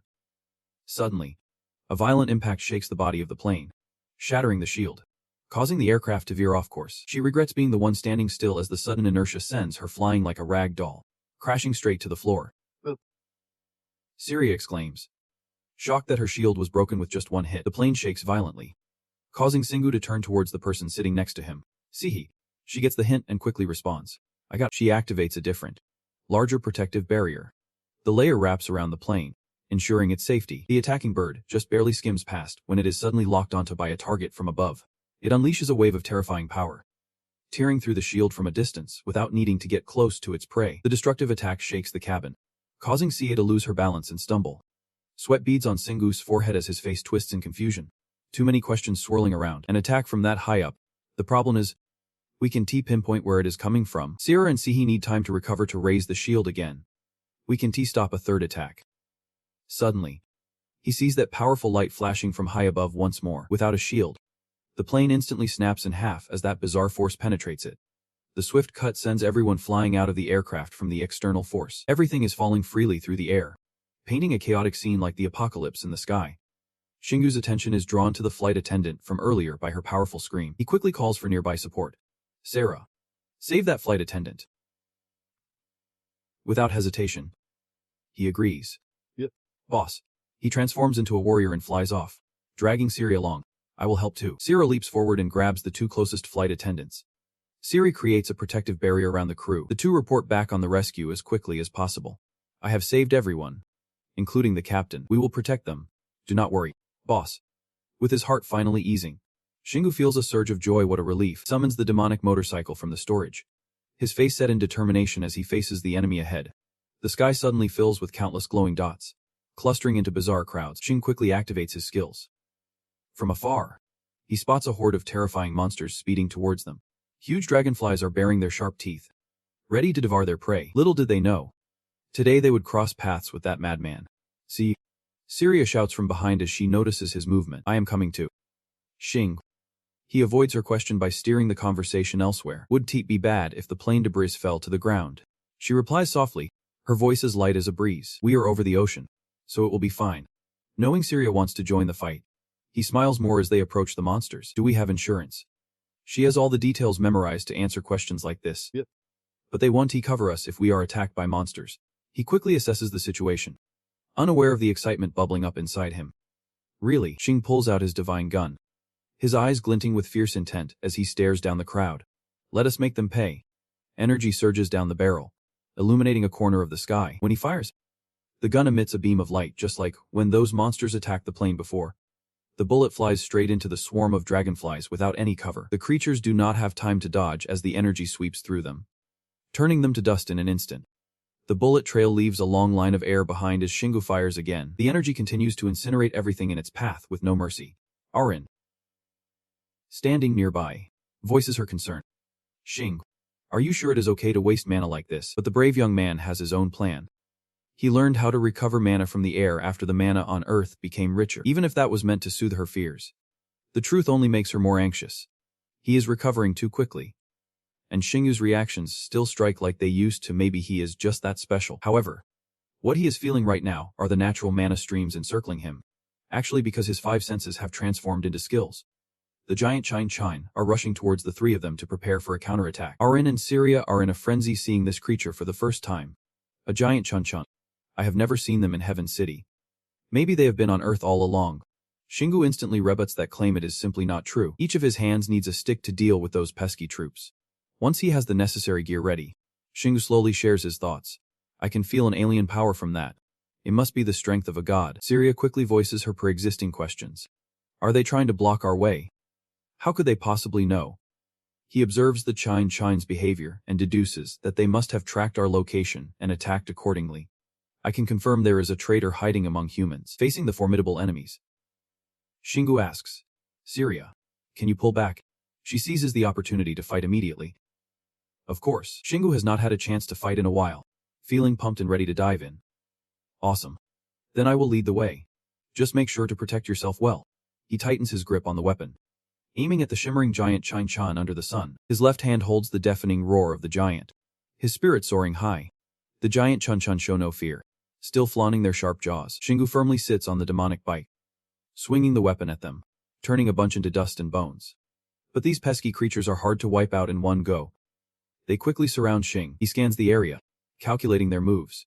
Watching the giant Chun setting up a trap, Shingu realizes the situation. They are surrounding him. They are calling for reinforcements.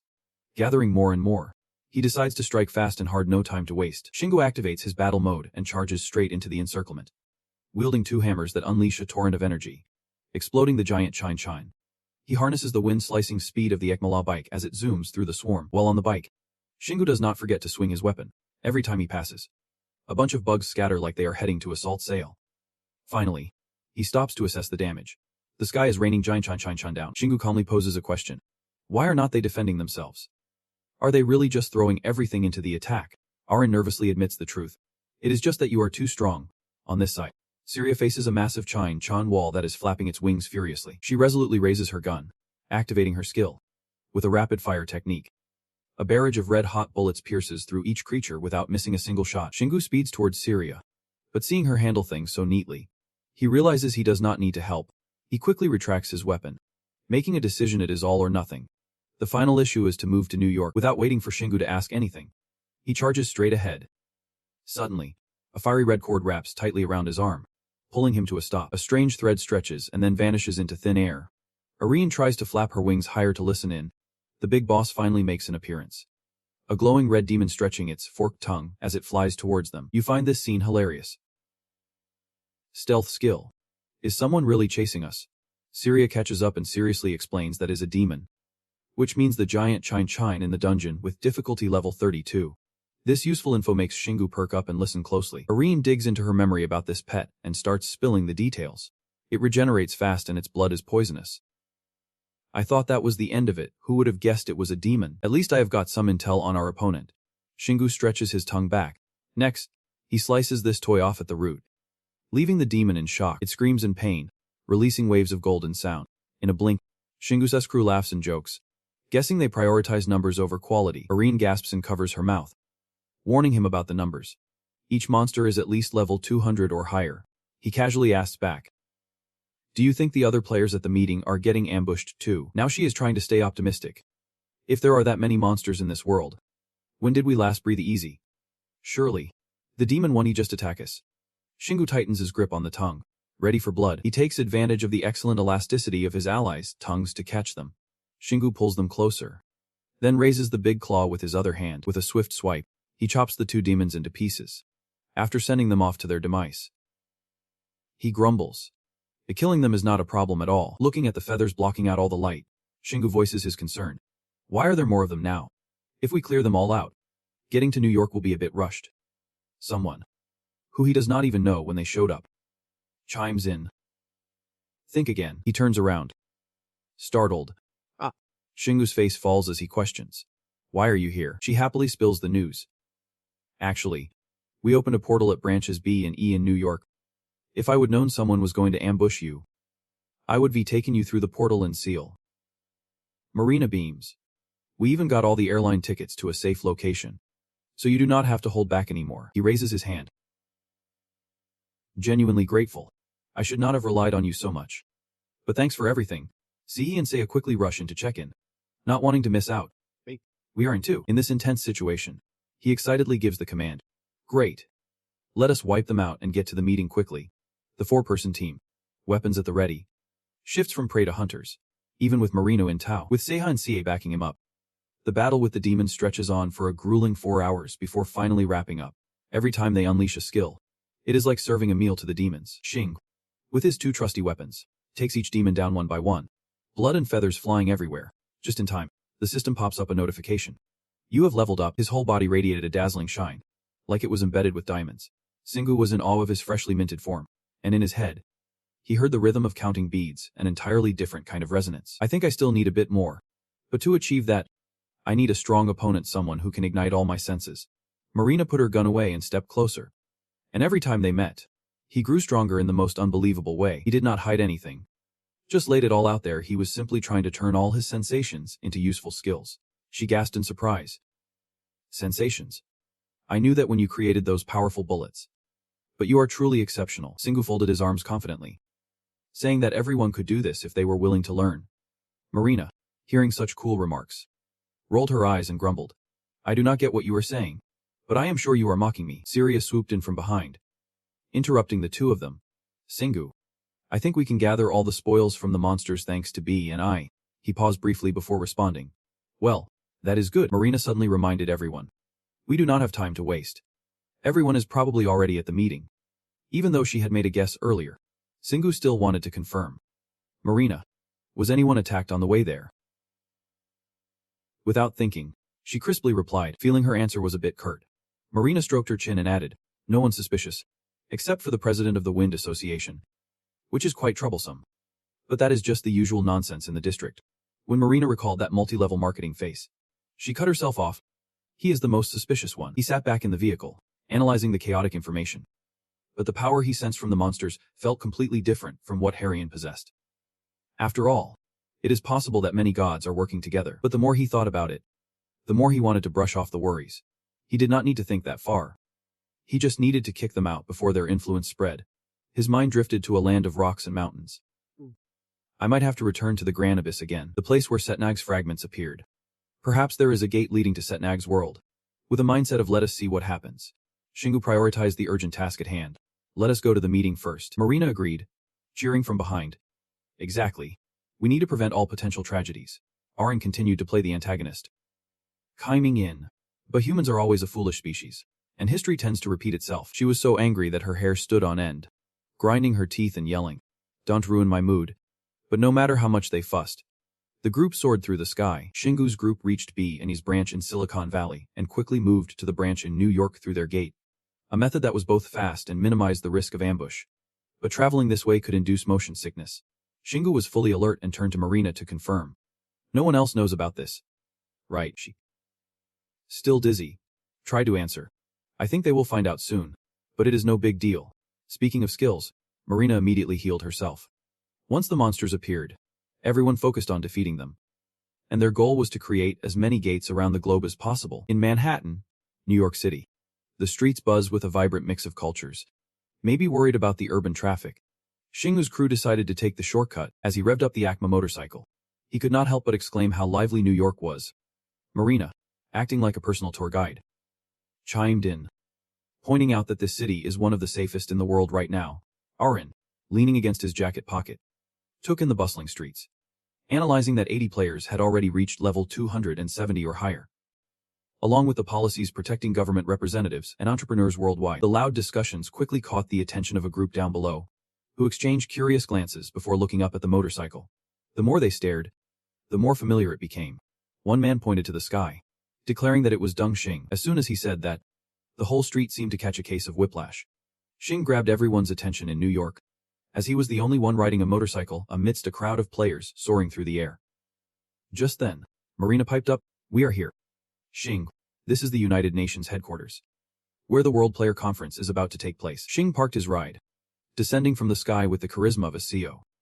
But waiting for them was a skyscraper that had lost part of its facade, along with signs of water damage. He raised an eyebrow and commented, Did it get attacked by monsters? Marina crossed her arms in response. Yeah. They really had no luck. Syria recalled the scenes of chaos and monsters everywhere, eager to elaborate more.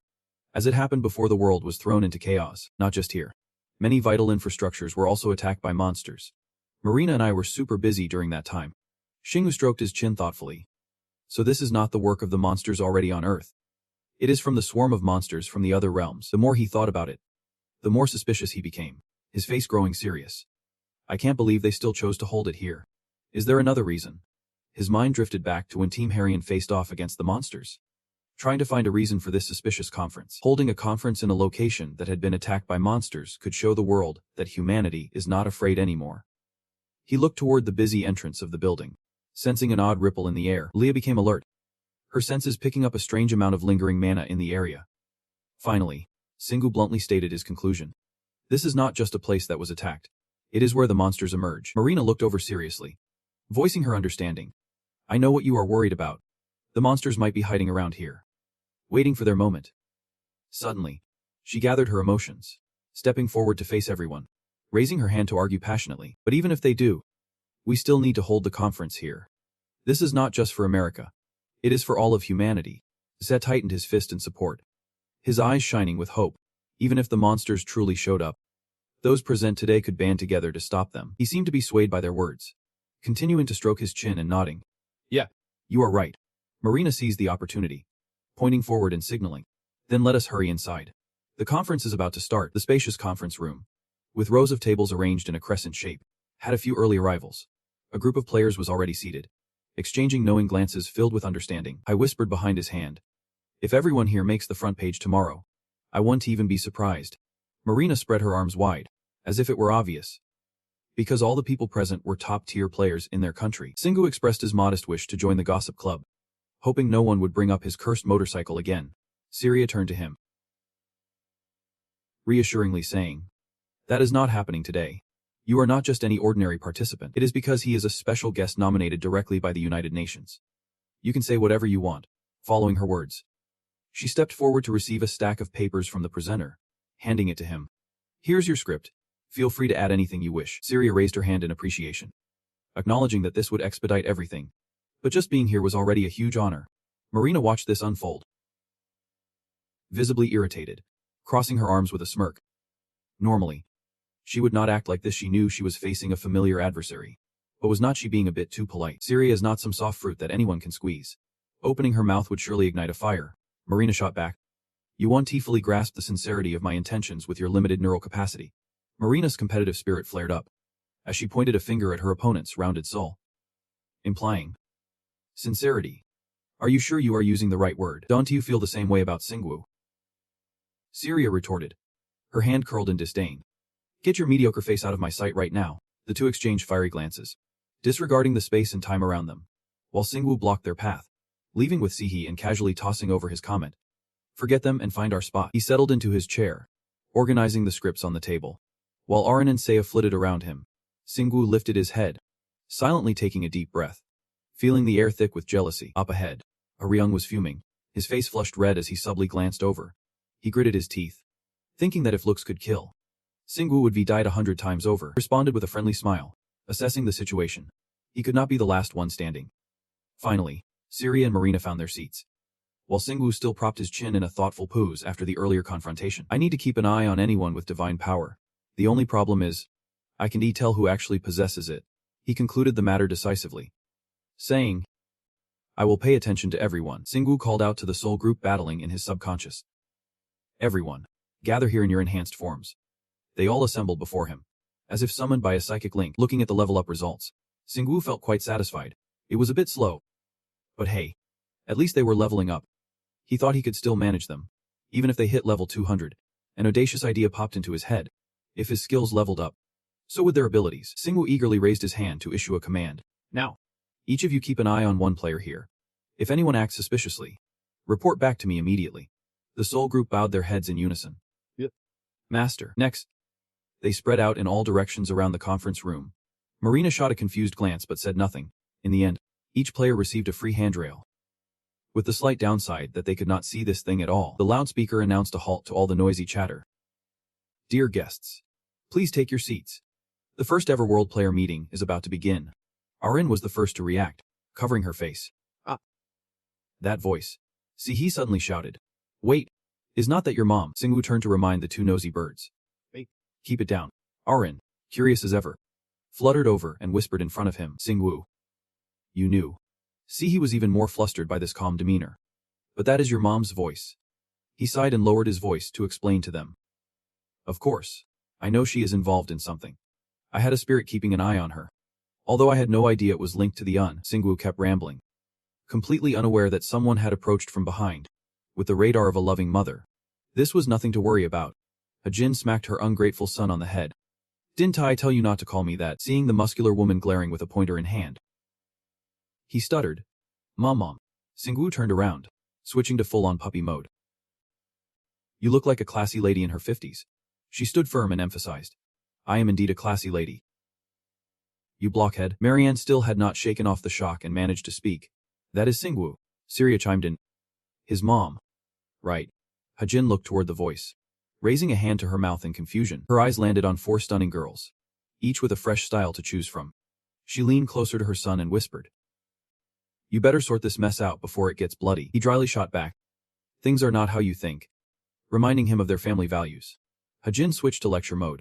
Plus, your dad said you are not supposed to hit any Korean kids anymore. Got it. Singwoo recalled the grenade he had just pulled out earlier, innocently spreading his hands. That is because I got into a fight with Kim Harayong. I do not care about the others, but I will still pick a fight with Han. You will have to calculate Korea's strength without Han involved. She sighed in exasperation, resigned to her fate. Thinking, who told me to let it slip? All right, fine. I guess it does not help. Jin waved her hand for a final reminder. I am off. This place is serious business. Do not hang out with your friends too much. Bao protested. You think I am a baby? Marina watched her leave, utterly confused about what had just happened. Singwoo propped his chin and sighed. Do you really think my mom will just let everything slide like that? Arin agreed with the concern. You have got a point there. After a silent exchange, both fell quiet, waiting like everyone else.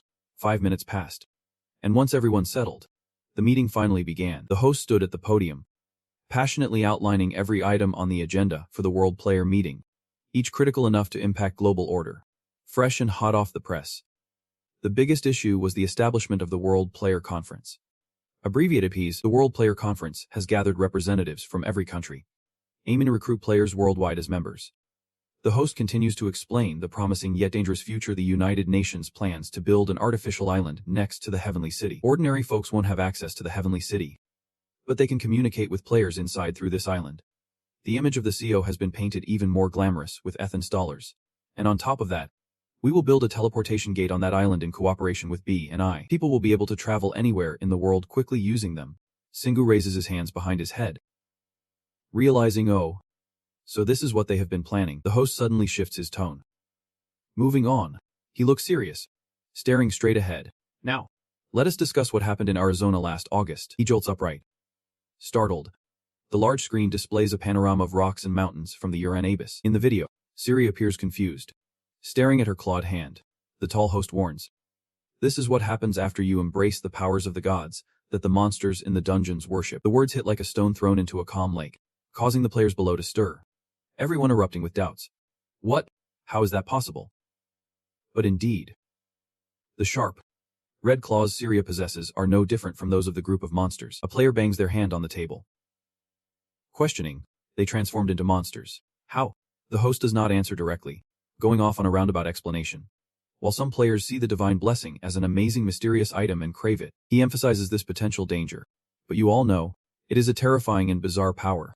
Once you absorb it, it will gradually seep into your body, and soon enough, you won't be human anymore. Syria feels the moment has come. So she suddenly stands up. She strides forward without hesitation, under the curious and scrutinizing gazes following her. Finally, Dick arrives next to the host on stage. The players erupt like a volcano, jumping up in shock, all shouting at once. That is the woman from the video. Is she still under the influence of that god who let her in? The host speaks to calm the chaotic audience. Stay calm. Syria Wilson, the one in the video, has completely returned to being a normal person. The host hands the microphone to Syria to speak. She does not explain but gets straight to the point. The only reason I could return to being human is thanks to the player who shared with Singyu. Now, all eyes turn to Singyu.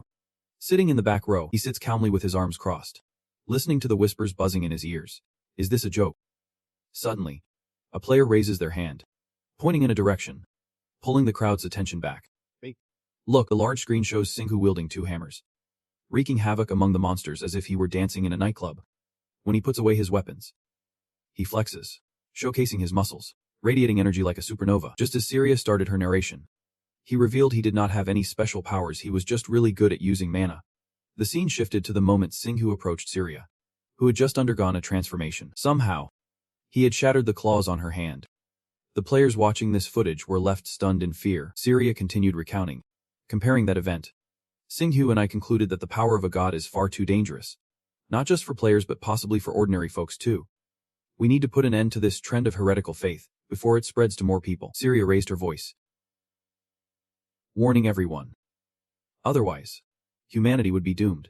One frustrated player pointed directly at her, accusing, "Are you all hoarding that immense power for yourselves? You could totally just be faking that video." Syria stood her ground and shot back confidently. "Yeah, but you can fake someone else's death. Do you really think I would have to kill my own high-ranking members, just for some petty, personal power?" His logical rebuttal made him scratch his chin, questioning life itself. Syria brushed past this minor interruption and continued, "The reason we are standing before you today is to deny the power of the divine in the name of humanity." The more she spoke, the more passionate she became. "We need your strength. If we acknowledge the dangers of gods leading monsters and push them out of Earth. Otherwise, humanity will slowly fade away." Everyone who had not heard this before nodded in agreement, and they did not hesitate to voice their opinions right there. "She is right. I did not know that was why the Empress Guild suddenly disappeared." But there were still some stubborn ones who shouted, "I do not believe her. Even the Empress Guild secretly took that power." Syria realized she could not prove everything alone. There were too many risks involved. And there was another case about this. It happened in Otaru, Japan, and she decided to invite another living witness, Lee Si-hee, a player from South Korea, to say a few words. Si-hee quickly stepped up to take Syria's place. She calmly recounted the situation she faced. "The Strength Guild was the group I led before, and we were hunting dwarven demons at Mount Tengu. That battle was incredibly fierce. We found traces of a god there. And then members of the guild absorbed that power, and all turned into monsters." The players erupted in chaos once again, each trying to speak out against her. "We have never heard about that. No one in my guild ever reported any traces." Si-hee raised her hands and straightforwardly explained, "Because Tengu destroyed everything." Upon hearing this, they jumped up like they were on fire. "That name again. Are you sure he is not the one behind all of this?" The moderator sensed the atmosphere getting a bit out of control and leaned into the mic, suggesting, "Dung, could you come up and share a few words?" Finally, it was Singhu's turn to take the spotlight. Without a hint of hesitation, he stood up and responded, "All right." He walked up to the podium with an air of ease. Completely unfazed, Singhu stands tall, passionately sharing his thoughts. "This is not just happening around me. I am certain that divine powers are surfacing all over the globe. I think they are just hiding out for now. The last thing he wants to see is a bunch of monsters teaming up. Based on reports from the players in the Celestial City, Syria Wilson, the monsters with different thresholds have clashed in dungeons before. But lately, they have joined forces to invade Earth." Singhu decisively throws the issue back to everyone. "I am sure you all feel the same urgency." Each group of players shows a range of reactions, some with arms crossed, eyes closed in thought, others drumming their fingers on the table. But the common thread is silence. Having achieved his goal, he smiles with satisfaction. "That is enough for today. We can prevent disaster by planting seeds of doubt in their minds." Suddenly, a question breaks the tense atmosphere. "How can you be sure that all gods are like that?" Singhu's expression shifts, shooting a glare that could cut through steel. The voice that interrupted belongs to none other than his rival, who just lost to Haryong. He does not hold back, pressing on with his doubts. "As you said, there is also conflict among the gods. So how can you be certain that all of them are hostile towards humanity?" All the players fall into a state of doubt once again, whispering and discussing among themselves. Singhu sincerely responds, "All the gods I have encountered so far." Haryong interjects, "That is just a personal experience. Is not your evidence a bit thin?" He goes on and on, expressing his own stance. "Isn't it more reasonable to assume that among the gods, there are those who want to invade Earth, and those who wish to protect it?" Haryong grows increasingly passionate, clenching his fists. "I trust and worship the fire god.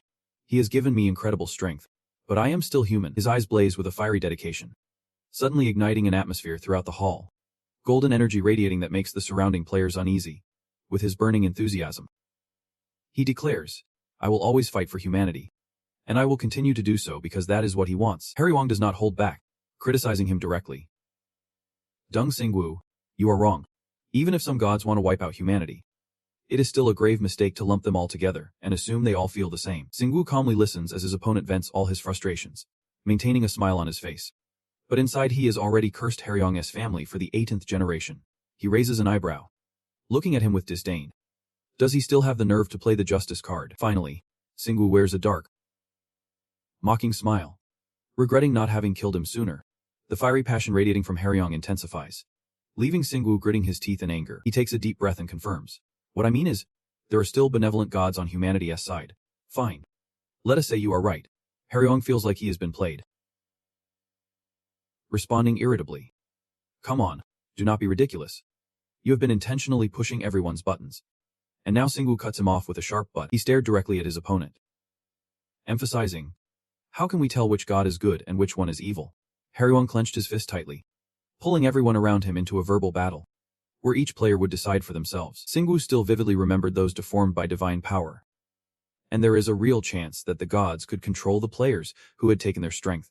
Even if he was clear-headed right now, he was still carrying a ticking time bomb inside him. He lost his cool and shouted, if people kept cowering in fear, humanity would truly lose to those monsters.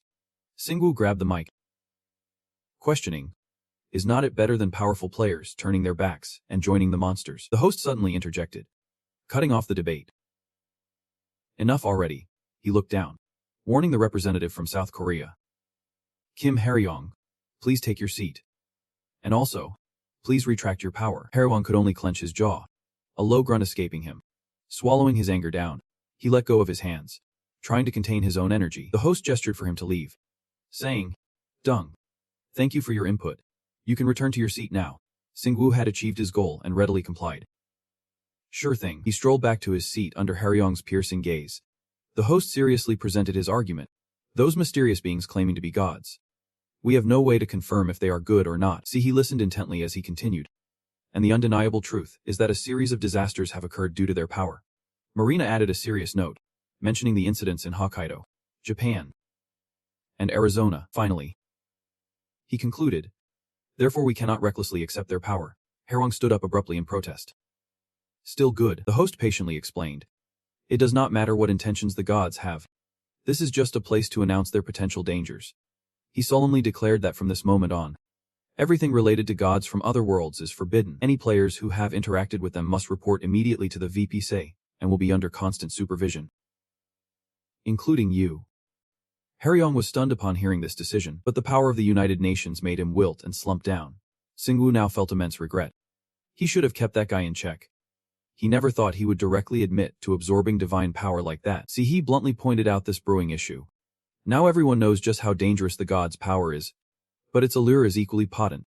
He wore a wary expression, leaning back in his chair with sarcasm, but by doing so, he would limit his future actions. He was sure he knew this. No matter how foolish he might be, Arin boldly suggested the theory that perhaps the fire god's power had taken over his mind, especially if some cult had used him as a pawn. Xingwu quietly calculated how to teach that compatriot a lesson. He was very satisfied to let the world know about the power of the gods. And he would kick that Kema Ryong out at the first opportunity. Ignoring this little intermission music, the conference continues, with a few other agenda items mentioned. But most have already been dealt with quietly. The conference drags on for a few more hours, wrapping up at 5 p.m. New York time. Xingwu slumps over the table, venting his frustrations. He can't take it anymore. Arin swoops in, showing sympathy, seeing him so worn out, suggesting he should go home and rest. A strange group gathers in a corner, drawing attention, making him raise an eyebrow in suspicion. Haryong stands before reporters, passionately convincing them that this power is completely normal. The fire god is on our side. His gaze suddenly catches sight of Xingwu's group passing by. Haryong instantly grimaces, shooting daggers with his eyes at them. Xingwu, unafraid, comments that he looks like he is about to blow up, while Arin plays the role of the concerned caregiver, telling him to just let it go and move on. He scans the room again, already having drawn his conclusions. There is no suspicious player here at all. I have called back all the soul watchers on them. As for the one acting strangely today, of course, there is special attention. Just like the one I left for Kim Haryong, who knows what he will do. The fiery red sunset gradually blankets the crumbling United Nations building. Xingwu's group strolls slowly down the road, and Marina hints, Xingwu, now that the conference is done, should we grab a bite? She raises her finger to suggest, my favorite restaurant is nearby. I made a reservation because I knew the conference would run late. Arin crosses her arms and asks one. Why do you always want to butter him up with food? Marina covers her mouth, grinning like a sly fox. I have booked a table for all of us. So you should thank me. Syria feels a bit awkward. Why should we thank you? If you had not done that, I would have taken Singu somewhere else. C is not as bold. She gently says, thanks. Marina. Arin suddenly flies over to Singu, asking, but is it okay to leave without saying goodbye to your mom? He waves it off. It is. My family does not care much about those formalities. Everyone continues along the coastal road. Under the twilight painting a rare serene picture, Singu suddenly jolts and turns around. The yacht on the water unexpectedly sways. He silently observes and predicts. A man asserts. The ground beneath him begins to tremble, causing Singu to lose his balance. Next, the road splits open, rocks flying everywhere. A bright, spherical object bursts through the ground, sending everything on the surface flying. The explosion resonates right in front of Singu's group. Marina shouts. It is near the headquarters. Singu grits his teeth, cursing. Damn it. A series of booming explosions echo, causing chaos as people stumble and vehicles skid on the road. Debris flies, and everyone screams in panic. Finally, the gigantic monster that caused all this chaos reveals itself. Harrion suddenly leaps up, shouting, everyone, back away. Singu watches in suspicion. Kim Harrion is acting so quickly. It is like he knew that monster was coming. Did he plan for this? He internally curses in frustration. I knew he would pull something like this, but I did not think it would happen this soon. Marina calls out to Singu's retreating figure. Singu, come back. He decisively pulled out the big sword. The Syrian group was not lagging behind. Flying right behind him, they all rushed toward the monster at breakneck speed. It shook its head to lift its massive body, the ground cracking wider after the jerk. And then what had to happen? Happened. The United Nations building was taking a heavy hit, and water quickly spread everywhere. Debris rained down, causing chaos as people scrambled to escape. One player pointed forward, ordering protect the civilians, while his teammates had other ideas. We should take care of all the monsters around here and close all the portals too. Marina stared in that direction, hesitating to ask, Singwu. Is this? Singwu nodded without hesitation, giving a soft grunt of confirmation. He smirked. That is really disgusting. Singwu watched Harrion charging bravely at the front lines, mocking him, saying these moments only boosted Kim Harrion's glory. The monster opened its mouth wide and roared, shaking the very air, sending debris flying around it. He flew up to Singwu and suggested, I will go find your mom. Okay. He briefly thanked her and then refocused ahead. Singwu turned his head, reminding he, go with C. He quickly replied. Got it. Just as he finished speaking, he activated her brave charge skill. The group split in two directions but kept moving forward without stopping. By the United Nations building, each player was geared up and ready for battle. They unleashed a barrage of attacks on the monster, from range strikes to close combat, with red and blue flashes blending with dust and debris, creating a dramatic scene. The beast suddenly opened its eyes wide, quietly observing the thick smoke that was slowly dissipating. Players shouted in panic. Its skin is way too tough. Could that be a skill? Everyone saw the monster revealing its upper half above ground and shouted. We need to stop it before it completely breaks free. There are still many civilians in the building. Marina, with guns in both hands, suggested. Syria. Let us attack together. Syria grumbled back. Don't he order me around. Despite their rivalry, they worked in sync, with Syria and Marina approaching the monster from opposite sides. Marina fired 2 shots simultaneously with fierce determination. Syria did not hold back either, adding her firepower to the mix. The bullets exploded like cannon fire around the monster, flames instantly erupting, engulfing it. When the fire subsided and the smoke cleared, a charred head came into view for both of them. But in the blink of an eye, that layer of dirt vanished, and the monster appeared unscathed. Grinning menacingly, Marina gritted her teeth and let out an annoyed hiss. Singwu, standing not far away, raised an eyebrow in disbelief. Even Marina and Syria's attacks can't get through. Just as everyone was stunned, a sudden quake jolted the ground, startling all of them. Harrion confidently slammed his sword into the ground and issued a command. Everyone, fall back. Now I understand why I have been blessed by the fire god. He shouted without hesitation. It is all for this moment. Harrion clenched his fists tightly, unleashing his power, golden energy radiating around him. He raised his hand, focusing the blazing flames swirling around his body. A few stones nearby crackled under the heat, and Harrion reached for his axe. He gripped the blade tightly with both hands against his chest, his eyes filled with fierce ambition. With that fierce momentum, Harrion charged straight at the monster. He swung the axe up and let out a long battle cry. The blade sliced down in a blazing arc, directly targeting its prey. To everyone's surprise, a gash appeared on the monster's tough skin, blood gushing out like a fountain. Nearby players gasped in excitement. And there it was. A teammate pumped his fist in the air, That hit actually landed. Harion pulled his axe back in front of him. Looking proudly at his handiwork, he slowly emphasized, "This is the power of a god." The players behind him grew ecstatic. Damn. I hate to admit it, but he is ridiculously strong. The guy next to him felt a spark of hope. If the damage is big enough, we can definitely pierce through. We can totally take it down if we have time. Harion glanced over, laughing as he realized he had achieved his goal. Then he turned to face everyone, delivering a rousing pep talk. Yep. Stay calm and keep attacking. We can buy time for everyone to escape. He shouted loudly. I will go first. Please cover me. The army led by Harion marched towards the monster, the sound of their footsteps thundering like a challenge. Shingu watched from a distance as the crowd spread out, attacking the monster from all angles. After enduring enough annoying scratches, it threw its head back and let out a long roar that echoed far away. The ground continued to crack wider. The force of that roar even shattered the seawall. Shing turned around and cursed. Damn it. This whole area is going to be wrecked. Arin voiced the question that had been on his mind. Are not you going to fight? He tightened his grip on his claws and replied seriously. This is just a show to make the world know about Kim Hryong and change their perception of his divine power. Him stepping in is like pouring oil on fire. She became flustered, hesitating slightly. So then, Shingo obviously had his own plans. He would steal its glory. With that, he shot straight up, leaving a deep crater in the ground. Nearby players froze in shock, mouths agape in confusion. What is that? Looking at the figure wielding the claws mid-air, they all shouted in unison. He using? The closer Shing got, the more confused everyone became. Wait a second. He is flying towards us. Wait, is he planning to land like that? The players thought they were facing an enemy, not a familiar face. They all shouted. That bastard. Watch out. He is coming closer. Hryong turned around at the commotion. What? Facing him was Shing, poised to strike. Hryong gulped and panicked. Jumping back, after dodging to the side, he found himself face to face with the monster. The creature on the ground and the one in the sky locked eyes. The monster opened its mouth, intending to unleash a fiery attack first. Shingu simultaneously shouted his own attack. Take this, you hideous monster. Just as he finished speaking, the claws came crashing down, smashing straight into the monster's mouth, successfully locking it shut before it could unleash its fire. The monster howled in pain, exhaling puffs of white smoke, its body thrashing around, shaking the ground beneath.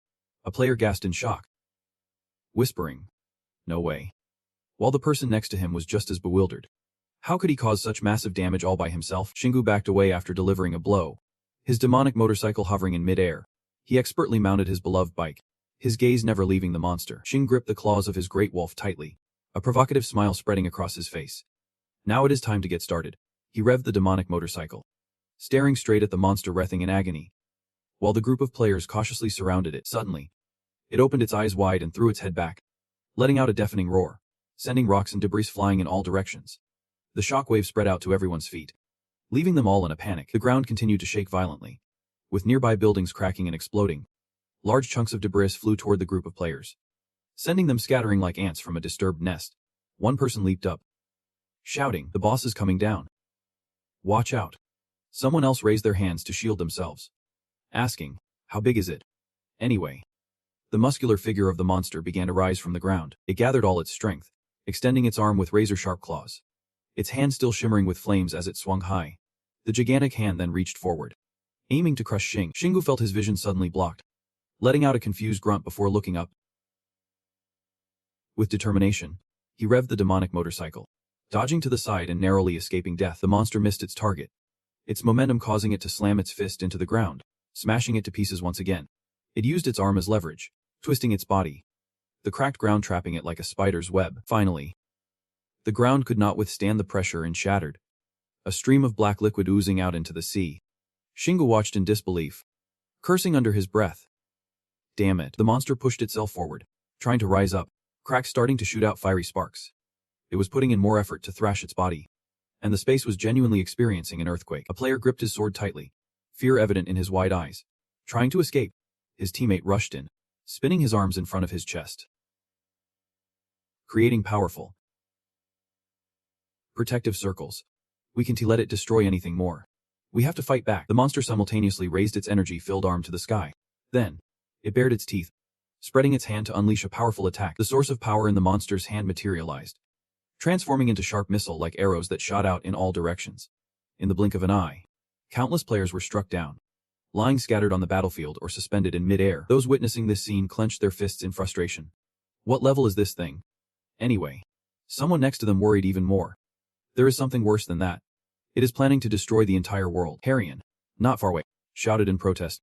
Do not say that. Just as he finished, the monster launched another round of arrows. Harrion charged forward with all his might, confronting the monster head-on, blocking this wave of attacks. It was like they were witnessing a savior. Everyone shouted in unison. Harrion the Holy Spirit. He turned around, shouting to reassure everyone. It has definitely taken enough damage by now. It is just really massive. Harrion pointed at the dent caused by Shingu on the monster's mouth. Look, it is bleeding over there. The listeners eagerly agreed. He is right. It is just like any other monster we have faced before. He turned to everyone, conveying that this is not a monster we can't defeat, and with that, they all charged forward with various skills and weapons. Everyone, support Kim Harrion. Attack. Harrion smiled, feeling satisfied. Good. All attention is back on him now. He was lost in his own self-satisfaction, completely unaware that Shingu was preparing to leap up behind him. The blazing wolf's fang ignited with fire magic. Its wielder let out a long, fierce yell. Shingu struck down with the wolf's fang. The monster took the devastating blow, energy exploding around in a fiery circle, centered on the monster's position. The aftershock of the attack began to spread wider. The sound of cracking echoed everywhere. The group of players struggled to stabilize themselves amid the hail and sea of flames. They shouted back, "What the hell is that force?" Harrion was probably the angriest, yelling up to the sky. Shingu. It is him again. Shingu had lost 2 sleeves after launching the big move, calmly sitting back to watch the demon machine. The monster had spent half the day managing to raise its upper body, only to be slammed back down by him, screaming madly with flames on its head. Shingu grinned, enjoying himself. I am glad you like it. But the monster's hand fought through the struggle to rise up. Its anger this time unleashed a rain of red arrows, all aimed at Shingu. Harrion reached out just in time to block. Whoa. Wrong move. Her energy transformed into a bright golden shield, blocking all the arrows in front of him. Shingu turned to express his gratitude. Thank you. Harrion excitedly bragged. I am not the only one leveling up here. This is nothing. Face radiated fighting spirit. Alright. Now let us find a way. I do not have time to waste. Shingu jumped off the demon machine. Facing the monster once more, he charged in while shouting loudly, using all his momentum to swing the hammer into its head, each hit driving the monster deeper. The players, undeterred by the tremors beneath them, gathered around the shadow of the wolf's fang. One person gasped in awe. I can't believe it. With him here, even a similar guy does not stand a chance. Another, arms crossed, spoke from behind. I have been a player for 10 years. And I always thought I was something special. He looked at the battle with admiration. But this guy is on a completely different level. He is above and beyond. I do not even have the right to be jealous. Marina, who had just been scolding, chimed in.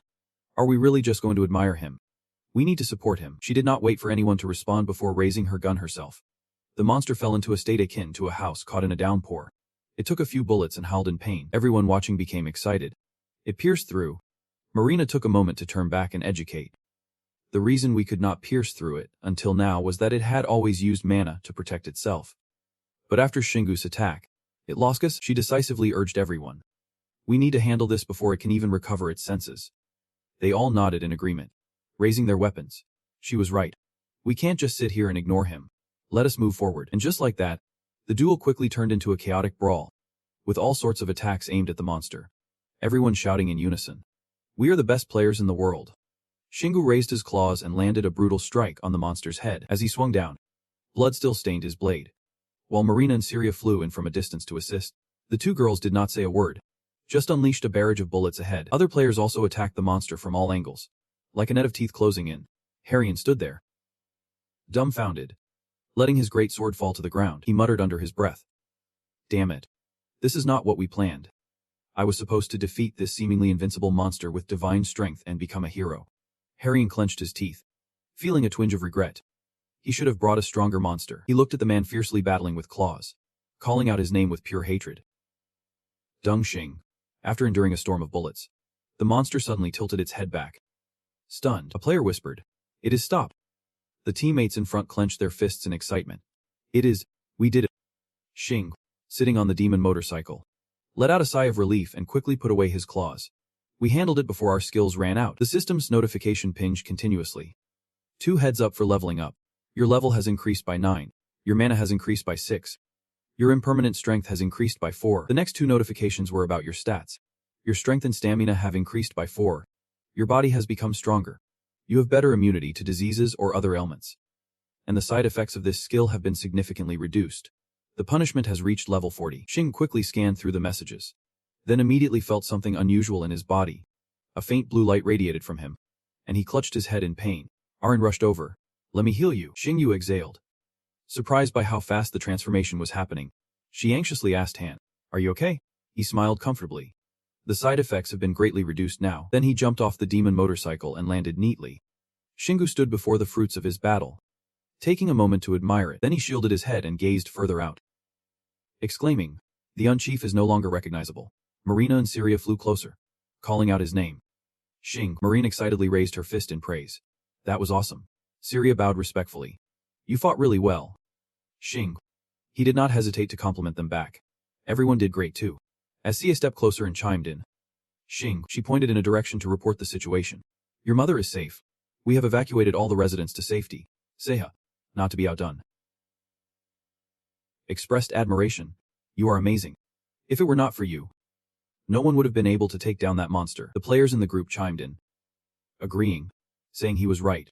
It became possible because he shattered its mana shield. Without him, there would have been more casualties. Another player exclaimed in excitement. "With someone like you, it is hard to lose hope." Everyone crowded around Xing, clapping and cheering his praises. He had saved all of New York. He never thought he would be celebrated like this. So he awkwardly scratched his head trying to explain he did it just to provoke Kim Hariyama.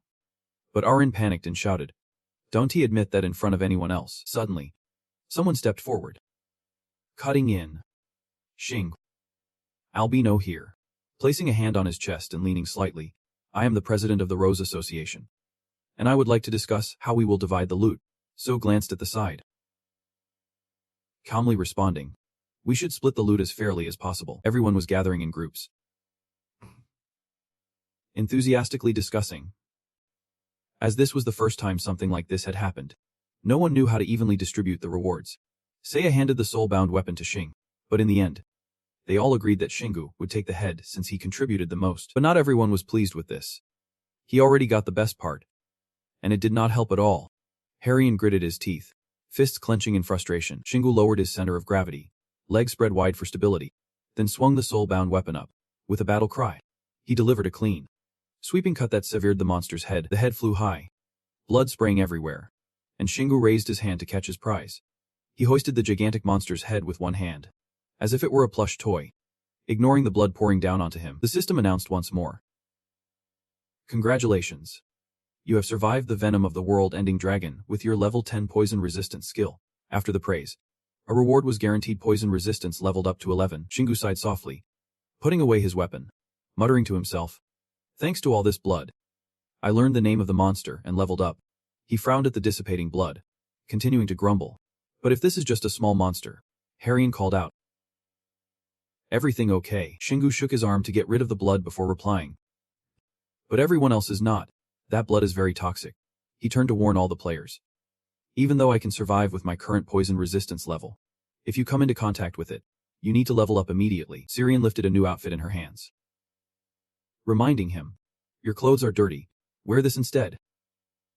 She explained, "I tried to prepare something you could wear." Xingyu happily accepted it, not forgetting to say, "Thank you," which made Marina fume over her protective gear. He quickly put on the jacket and said goodbye.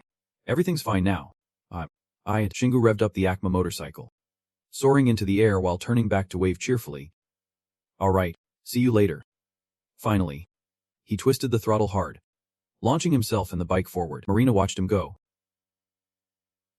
feeling disappointed. "I was planning to invite him to dinner."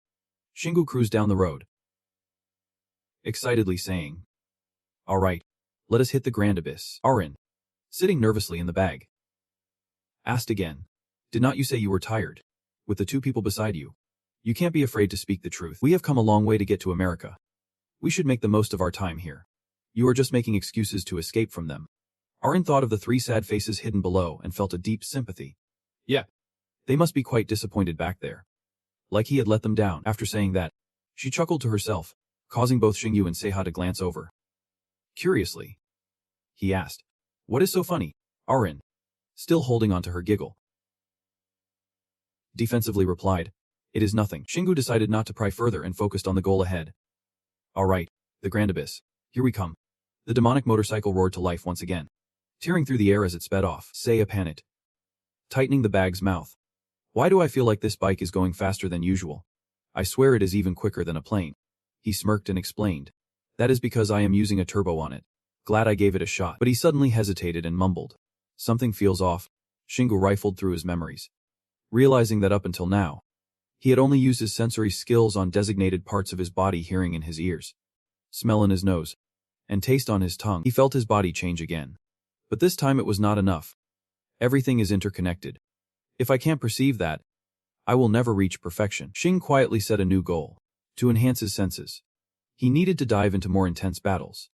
Not just simple fights with bigger monsters, but battles that put him on the edge of life and death. The land of Hongso slowly revealed itself, painted in dull gray stone and mountains. In an instant, Shingu arrived at the Ran Abyss. Without hesitation, he started to dig through the rocks and continued to search. Finally, Shingu joyfully shouted as if he had struck gold. He found it. He knew it was always right here. Beneath his feet lay a deep, vibrant purple pit, a portal to another world. The trio did not hesitate and plunged into the teleportation gate. In the blink of an eye, he landed softly in a pitch-black space. Shingu stood still, trying to adapt to the darkness as quickly as he could. Arin gasped beside him. We are really in another world. I can't see anything at all. He simply nodded in response. The system quickly chimed in with a notification. You have entered Suknog Castle number 73. Though it ranks low among the castles of the Lord, the monsters here are very powerful. The following information was more detailed. Sitnog knew you would arrive, and he will welcome you warmly. The exit from this world will close in 3 hours. Destroy Setnog Castle and escape before time runs out. Finally, a warning. If the gate closes, you will be trapped in this world forever. Shingu calmly observed. Nothing new here. But it seems much harder. While the cargo bike swayed back and forth, complaining about not seeing anything, Arin quickly got to work. This is magical darkness, perfect for the Grim Reaper. Shingu advised. Arin, you might want to close your eyes. She felt lucky that she could not see in the dark. But someone asked back. What do you mean by that? In the narrow, dark hallway, the sound of footsteps began to echo closer. Mixed with the frantic shouts and commands of Lord Setnag, a swarm of mist monsters surged forward, urged on to capture him. Surrounding the three of them from both sides of the corridor, Arin could not see anything, but she felt the danger looming, while Shing poured on the praise, welcoming the situation with enthusiasm. Though he played it cool, inside he was sweating bullets. This place was way too cramped for him to swing his hammer. But fighting bare-handed would take forever. The mist monsters seemed to read his mind, rushing in with a suggestion. How about using your soul? Shingu felt enlightened and let out a soft He flipped his glowing palm, preparing to summon. Ignoring the chaos around him with his parents and Kim Ha-ryong, he was all in. Without hesitation, Shingu raised his hand and unleashed his soul manipulation skill. The moment the spirits appeared, he commanded them to charge forward and wipe out the mist monsters. Each spirit unleashed a flurry of attacks, from stabbing to slashing, bombarding the mist monsters relentlessly. Shingu stood back with his hands clasped behind his back, quietly watching the brawl unfold. Suddenly, a mist monster lunged at him from behind, and he coldly delivered a devastating punch. By the time the creature crumpled to the ground behind him, Shingu did not even bother to glance back. Even so, he whispered a warning. These guys are no joke. Level 120 at the very least. Arin shut her eyes and covered her ears, saying, Donnie, tell me anything. I am just pretending I am wandering through a dark flower garden. Okay. Shingu fell into deep thought for a moment. The mist monsters in the Great Valley were no pushovers either, and these ones were even stronger since this was the boss's territory. He listened to the clash of weapons and the sounds around him, signaling that the battle was far from over. The Legion of Spirits was holding their own, thanks to leveling up, but their retreat was too slow. Shing closed his eyes, focusing intensely. He needed to find another way. The structure for a teleportation gate quickly formed in his mind. Even visualizing the exact spot where they stood, Shingu suddenly opened his eyes wide, placing his hand against the wall beside him, confidently stating, We can break through here. The footsteps were getting closer, but Shingu was still trying to pinpoint the best spot to strike without missing a beat. He swung his fist and shouted. The powerful blow shattered the wall, sending debris flying and taking out a bunch of mist monsters in the process. Shingu leaped through the hole he had just created, and Arin and Seiya quickly followed suit. The system chimed in with an update. Destruction of Lightning Tower number 73. 0.1% completed. He looked at the open space before him and smiled in satisfaction. It was a bit more spacious now. Shingu grabbed the great wolf claw and the giant's howl in his hands. He turned around and yelled, Let them come. The spirit squad was fired up, ready to fight back. Hearing the command clearly, they charged out with fierce determination. The mist monsters were not going to let their prey escape that easily. They relentlessly pursued. Shingu decisively swung the great wolf claw toward them, spinning it like a giant disc, slicing cleanly through the wall above. Finally, when the claw returned to his hand, the wall collapsed, burying all the mist monsters beneath the rubble. The system updated immediately. Destruction of Lightning Tower number 73. 0.7% completed. Arin nervously asked, "How are we supposed to get back now?" Shingu remained calm, replying, "No problem. We just blew the whole thing up." She sighed, reluctantly complimenting him. "Well, it is not like you were being subtle about it." He switches into battle mode. Shingu has cleared the first floor with his army of spirits. The pace of the house skyrockets. The Lightning Tower number 73 is destroyed at 0.37%. The system is not forgetting to count down either. In 1 hour 37 minutes and 25 seconds the gate will close. And he leads the charge up to the second floor. Confused, the vehicles watch the floating pillars clinging to the house's legs. It is strange. They smash the columns yet the tower still has not collapsed. "I just do not get it," Shingu explains carefully. "The divine power. The mana is flowing from the highest floor and preventing it from collapsing." Arin clenches the mouth of the broken bag. "So we have no choice but to head all the way up there." Shingu hesitates, taking a moment to gather his thoughts. "Right. But..." He raises his great hammer to smash into the house's leg. The tip of the hammer glows and pulses like rippling water. Shingu realizes the tricky problem. The higher floors all have their own unique mana. He does not have enough mana to break through each floor one by one. He exhales deeply and concludes, "There is really no other option. Let us search the fourth floor." Just as he finishes speaking, with a swing of both hammers, Shingu demolishes everything on the fourth floor. When there is nothing left to destroy, he steps closer to the edge of the wall's crack. In front of Shingu is a deep abyss, with an object flickering a greenish light. A place to settle. Arin fiddles with her chin, racking her memory. What could that glowing gem be? Or... He gently interrupts her. "That is right. It is the spirit cluster." Arin gasps. "Oh my god. I can't believe it." The spirit cluster begins to speak. "O you who follow the soul, you must not approach the master." Shingu tilts his head, questioning. "You all have your own characteristics. Why are you intertwined?" It responds irritably. "Do you think souls just blend together?" "Wrong. That is just the remnants of those who have perished." He inquires loudly. "So where do all the dead go then?" The spirit cluster nonchalantly replies. "I do not know. The master only refers to the realm of the dead and the bone monsters. Its green hue sparkles more with excitement. What comes after death?" That day was uncontrollable. Shingu stands frozen, speechless, quietly staring at the spirit cluster, shimmering in the pitch-black space. He furrows his brow, questioning. Is the soul merely the residue of the dead? Does he want me to realize the weight of the power I possess? But, Shingu exclaims loudly, every soul I have encountered has its own strong will, and that alone deserves to be seen as an independent existence. The more he speaks, the more excited he becomes.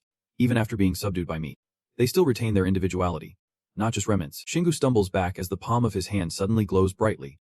The system jumps in to announce, soul control has reached level 3. It goes on to explain, you can merge and separate soul energy, as well as collect various types of souls beyond your understanding. However, you must concentrate intensely. He raises his hand, staring intently at the mark on it. How ironic.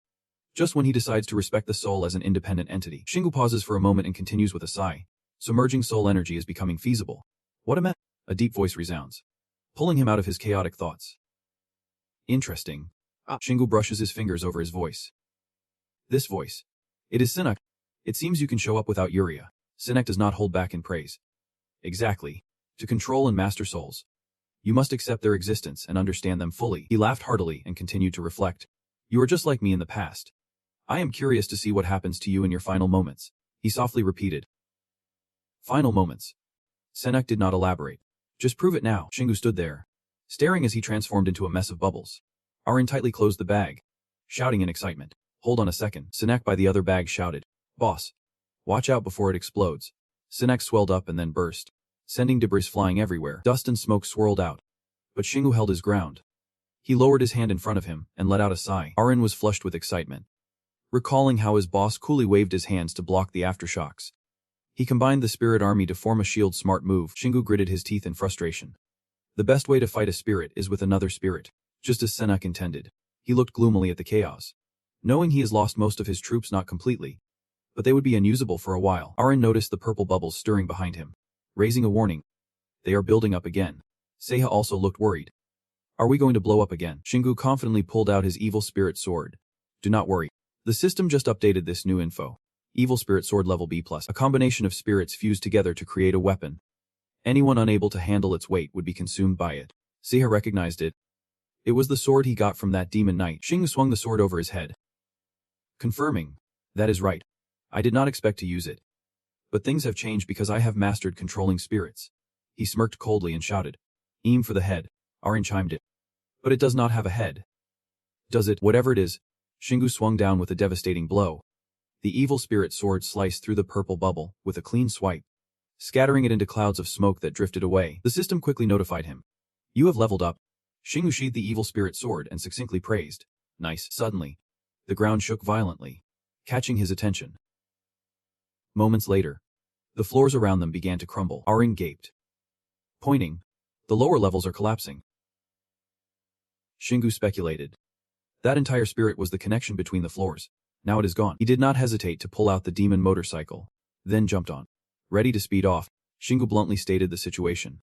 Levels 1 to 4 are gone. He looked at the house being sucked down into the deep pit below, finishing his thought. So everything will collapse into that. The system updated the status. Tower number 73 at 46.5% destruction. Xingu expressed it was time.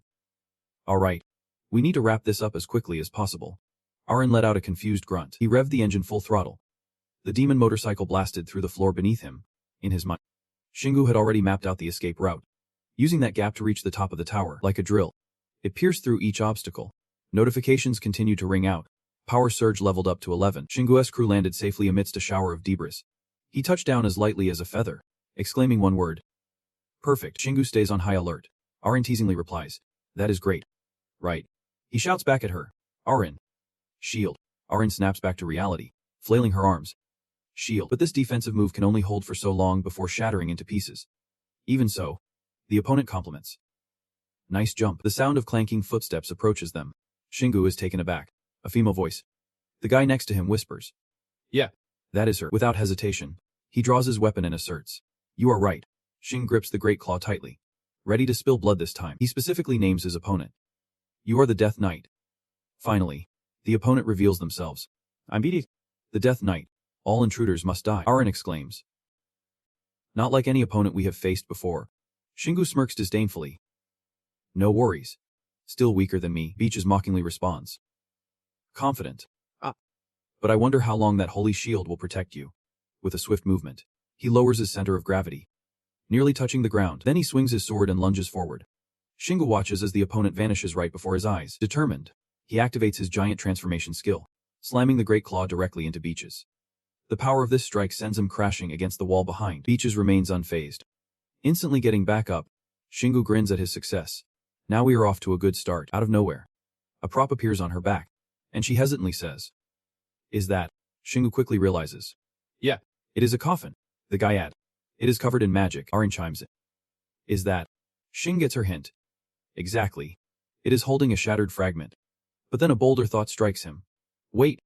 What if that coffin itself is the fragment? Beaches stands tall, impassive as he listens to their wild guesses. Both sides grip their weapons, eyeing each other warily. Beaches decides to strike first. Get ready to die. He leaps high, leaving a deep gouge in the ground, then uses his speed to close in on Xing.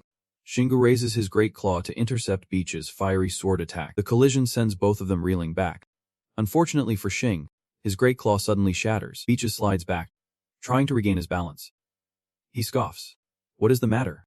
Human. Xingu responds with a smirk, letting his laughter do the talking. Provoked, Beaches activates his speed burst, blinding Xing. Xing quietly stows away his great claw, raising his hands in defense. He cleverly manages to grab the rope attached to the coffin, while dodging a slicing blow from Beaches. Xing yanks the rope hard, then kicks Beaches with a powerful strike. Beaches flies straight into the opposite wall, while the coffin hangs above Xingu's head. Xing gently tugs on the rope to pull down his prize. He catches it with one hand, but the weight causes his abdomen to bleed. Arin gasps. Xing, you are hurt. Beaches rises from the wreckage, the tip of his sword dripping with blood, while Arin is focused on healing. Xingu is secretly plotting. What the hell? Is he playing dirty? The wound is healing pretty slowly, leaving Arin confused and unable to regenerate well. How much dark energy was behind that hit? Beaches is losing it over here, shouting to get the coffin back. Sees Xing push the coffin aside and charges in like a storm, ready to take him down. Suddenly, something in front makes a stop in his tracks. Turns out Xingyu is using the coffin as a weapon. and Beaches has to lean back to avoid it, seeing it completely unfazed. He lets out a doubtful grunt. Shingu places his hand on the coffin, trying to figure it all out, surprised that he managed to dodge it. Almost as if he was afraid the coffin would break, unable to contain his curiosity. He directly asks who is holding the coffin for The constant tricks are pushing Beaches to the edge. He is really getting irritated now. His body flares up with a furious blue energy. Beaches jumps back into the air, planning to strike fast and catch him off guard. Shingu is quite surprised. He is definitely faster now, but I can see every move he makes. He swings the coffin again, and Beaches slides hard across the floor, creating a deafening noise. Shingu immediately realizes what A is up to. He is not really attacking. It seems he wants the coffin. Seiya cheers him on, saying, "Then finish him off." He calmly explains, "I have already won. I has more mana than I do. I know how he fights now, so he can't hurt me." However, Shingu does not mention his real goal. Ending it here would be boring. He needs a more intense fight to level up his senses and intellect. He props the coffin up and leans against it, calculating. The coffin's tougher than that night, even with orders to protect it. There is no need to stop attacking me because of it, Shingu secretly thinks to himself. Then without hesitation, he says directly, "There is something inside the coffin," and Beaches suddenly looks up in shock while he continues to question. He asks what could possibly be in there that makes a fighter hold back so much. Does it have Senner's body inside? A is so furious he can't even speak, gritting his teeth and feeling like he could kill just to get a word out. Shingu lets out a breath, and without warning, he throws the coffin aside. Beaches is so stunned he is frozen. A charges in with all his strength. Shingu won't let this big fish slip away, using his claws to block the path. He does not even glance at the coffin behind him, reassuring A, "I won't touch it." Beaches is truly confused now. "What?" Shingu grins, provoking him. "Stop hiding your tricks. Let us see some real fire." Arin chimes in with a jab. "You are just playing dumb," he dryly responds. Shingu lays out his plan, stating he will leave this tower with unified senses. Not just waves, but including sharp intellect too. Beaches suddenly realizes and confirms. "You are a knight from another world." Shingu does not deny it. That is not entirely wrong. Immediately changes his attitude after hearing this, bowing his head to say thank you. He stares at as if trying to uncover something unusual. Where Shingu can't see, Beaches quietly unsheathes his claws. Then he raises his hand to summon his sword back, and grips the hilt tightly. And when Beaches raises his sword forward, a wave of dark energy radiates out, causing Seiya and Arin to back away in fright. Shingu and Beaches stand serious once again, sizing each other up. A dark aura ignites, signaling that the real battle is about to begin. That is exactly what Shingu wants. So he gives a subtle smile in agreement. Beaches steps closer with a heavy tread, slightly slumps down and admits, "I can't use magic." Right after that, raises his gaze with determination, saying, "But magic is just one of many ways to get stronger. Just mana and physical power alone can pack a tremendous punch." Beaches spins around, releasing energy, swings his blade, using speed to cut through the air as he charges at his opponent. Beaches uses his top speed to surround Shing, weaving layers of bright mana webs. He watches the spider web taking shape, as if discovering a new horizon, unleashing mana first and diving towards it with who knew that was even possible. Images of chain movements flash in his mind, like the dragon he saw in his dreams. This seems like a necessary condition to achieve it. Suddenly, something cuts through his thoughts. Shingu swiftly ducks to evade the sharp blade that just sliced past him. He happily concludes, "After all, I just need to pay attention to the mana paths." Beaches chimes in, "You have got great vision. But can your body handle it?" It takes a running start and delivers a kick, forcing Shingu to struggle to lean back and dodge the blow. Not stopping there, a sword directly clashes with the wolf's claws. Shingu stared in shock as the hammer broke in half right in his hands. He quickly stepped back to widen the distance. Beaches was truly full of tricks. Unleashed a puff of purple smoke to attack from a distance. Shingu barely had time to dodge, crossing his arms to brace himself. He yelled out Shingu's name with worry. Even surrounded by the smoke, he reassured her he was fine. Just in time, the system displayed a message. "You have resisted the cursed breath of the deadly knight with your counter curse." Next came the announcement. "Your counter curse skill has leveled up to 7. Beaches did not hold back, taunting, "You managed to resist the curse. A perfect knight without a flaw." Stepped forward, pretending to care. "But your weapon is broken now. What are you planning to do?" Shingu decisively tossed the hammer behind him, asking "What now?" The two pathetic wolf claws fell uselessly to the ground. He spun his arm to warm up, thinking that all he needed was mana and physical strength. Then he smiled, agreeing with "You are right about that." Beaches was quite surprised. "You plan to fight me barehanded? This is interesting." As soon as he finished speaking, vanished from Shingu's sight. The next moment, a sword was at Shingu's throat, forcing him to duck down to evade. Shingu had been itching to take this guy down, so he kicked the sword, sending bitches flying backward. A sword immediately dripped with water. Shingu observed with calculation. A was not just wielding the sword, their mana was shared with it, making it tough to take it away. He looked extremely pleased. Completely different from simple boosts like skill enhancements. While feigning humility, he said, I still have so much to learn. Bitches lowered his stance, ready to charge. Sorry, but this is how today's lesson goes. I was gathering his energy, finishing the sentence with, it will end with your death. They both lunged at each other in a literal sense, with bitches landing a kick to Shingu's head. Shingu was not holding back either, throwing a punch into his shoulder. They were both about to unleash a relentless barrage of fists and kicks. Feeling that close combat was draining him, bitches decided to retreat. Shing felt like he was stomping on his insides, chasing after him relentlessly. Bitches glanced nervously to the side. He was starting to catch up to me. Shing grinned brightly. I have figured out how to finish you off. I maintained his speed, mocking. What is the plan? Don't talk nonsense. Bitches jumped back, but unfortunately, Shingu blocked his escape. He landed a punch on his arm holding the sword. Bitches could not afford to drop the sword, so he continued to leap backward, pointed at Shingu's face, accusing him. All you are trying to do is keep up with me by forcing your body to use extraordinary reflexes. He bluntly cracked his knuckles, admitting, since I have not tapped into my mana yet, I have to rely on strength. Bitches found it completely baffling. What kind of being are you that can keep up with me despite having so little mana? Shingu unleashed his power and retorted. You thought I was just keeping up? Maybe it is you who are slower. I could not stand this provocation. Immediately raising his sword toward him, Shingu easily leaned to the side, causing the blade to slice down into the ground, seizing the opportunity with the sword within reach. Channels all his strength into a direct punch. This time, Bitch's sword officially meets its end, riding the momentum. Shingu continues to unleash a barrage of punches, delivering another blow. He does not hold back, striking straight to his opponent's face. The force of this attack sends Bitches flying into the center of the arena, or rolls across the ground, tumbling so much that he even drops his sword after creating a deep hole in the ground. Finally comes to a stop. Shingu waves his hand, beckoning for more action, urging him to strike. Bitches, staggering to his feet, curses like a sailor, calling a monster. Stares intently at him, barely managing to utter a word. But then Bitches gathers his strength, enveloping his body in a blaze of blue energy. Clenches his fists tightly, launching 2 energy blades. Bitches crossed his arms defiantly and declared that he would not just rely on weapons. Lowered his stance, ready to launch an attack. But the golden energy from Shingu surrounded in a circle, leaving him in doubt.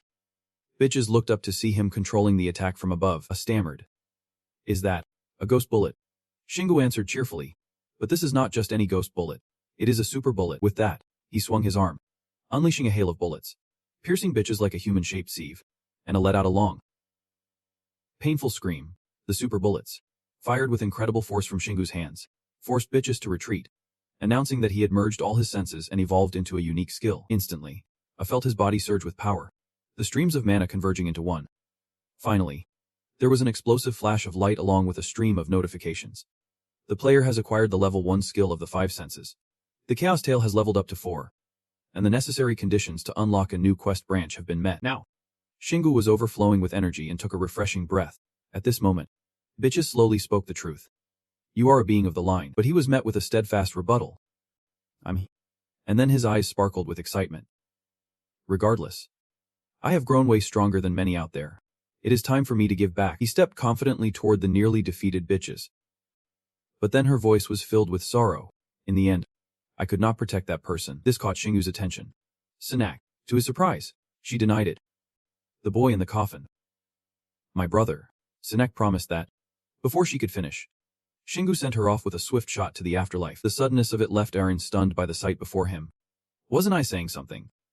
However, his response made sense. He did not need to listen to the enemy's rambling, and then the system chimed in. You have leveled up 4 times and can absorb souls you do not understand. Furthermore, you can acquire the level 262 soul of the Death Knight Bitches. Do you want to? These words shocked Shing. Absorb.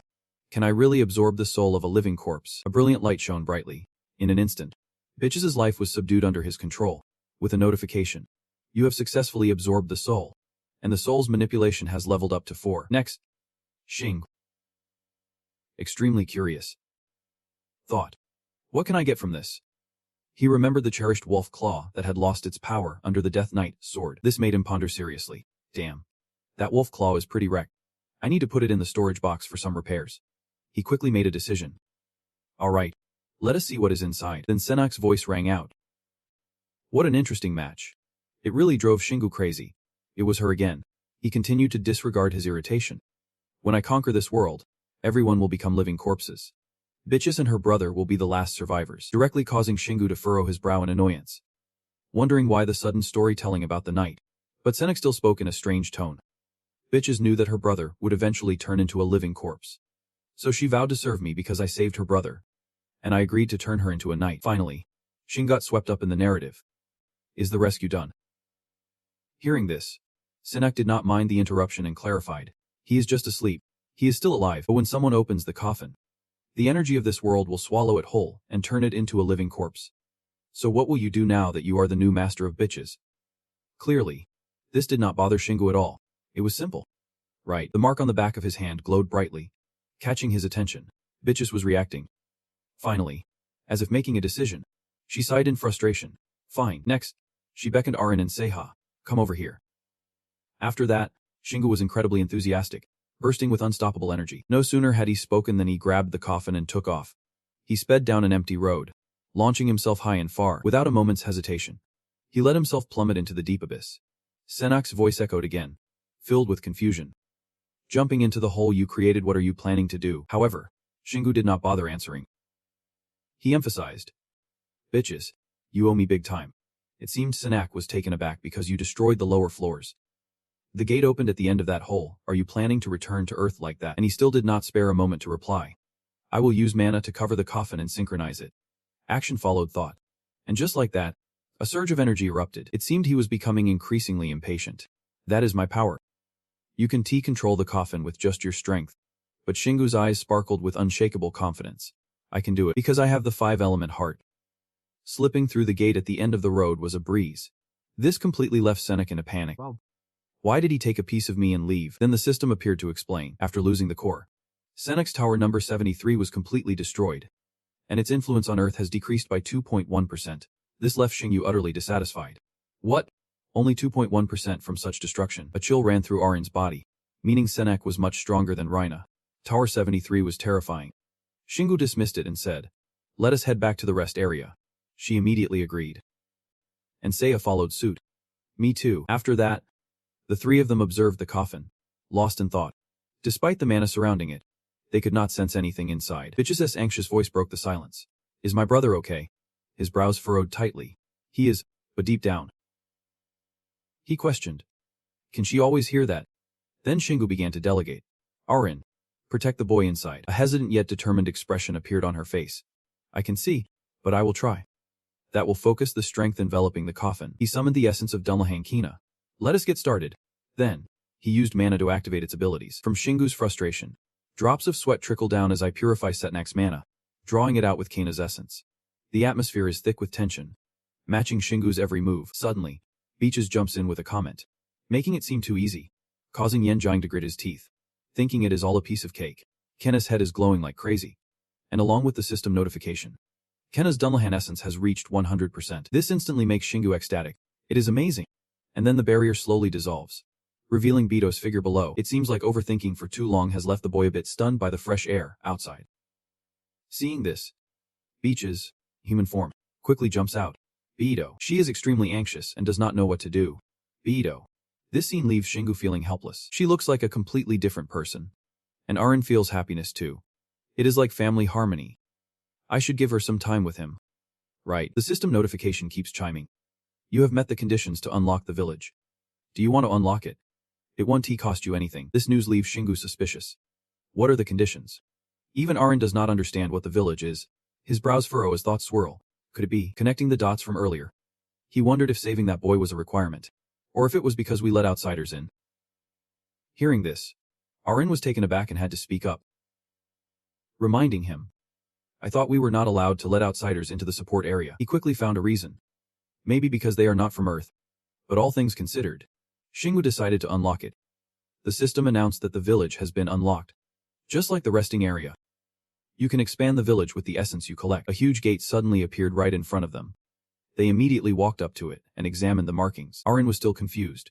Like, wait. Nothing's changed. It is just another door. But Shingu was certain. This was definitely the entrance to the village. His brows knitted tightly. This is specifically for Bito.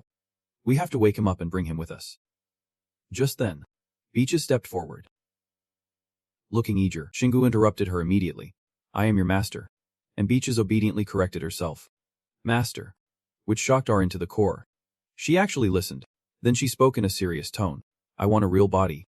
I do not care if it is a normal body or a living corpse, I just want Beto to see my face. Master.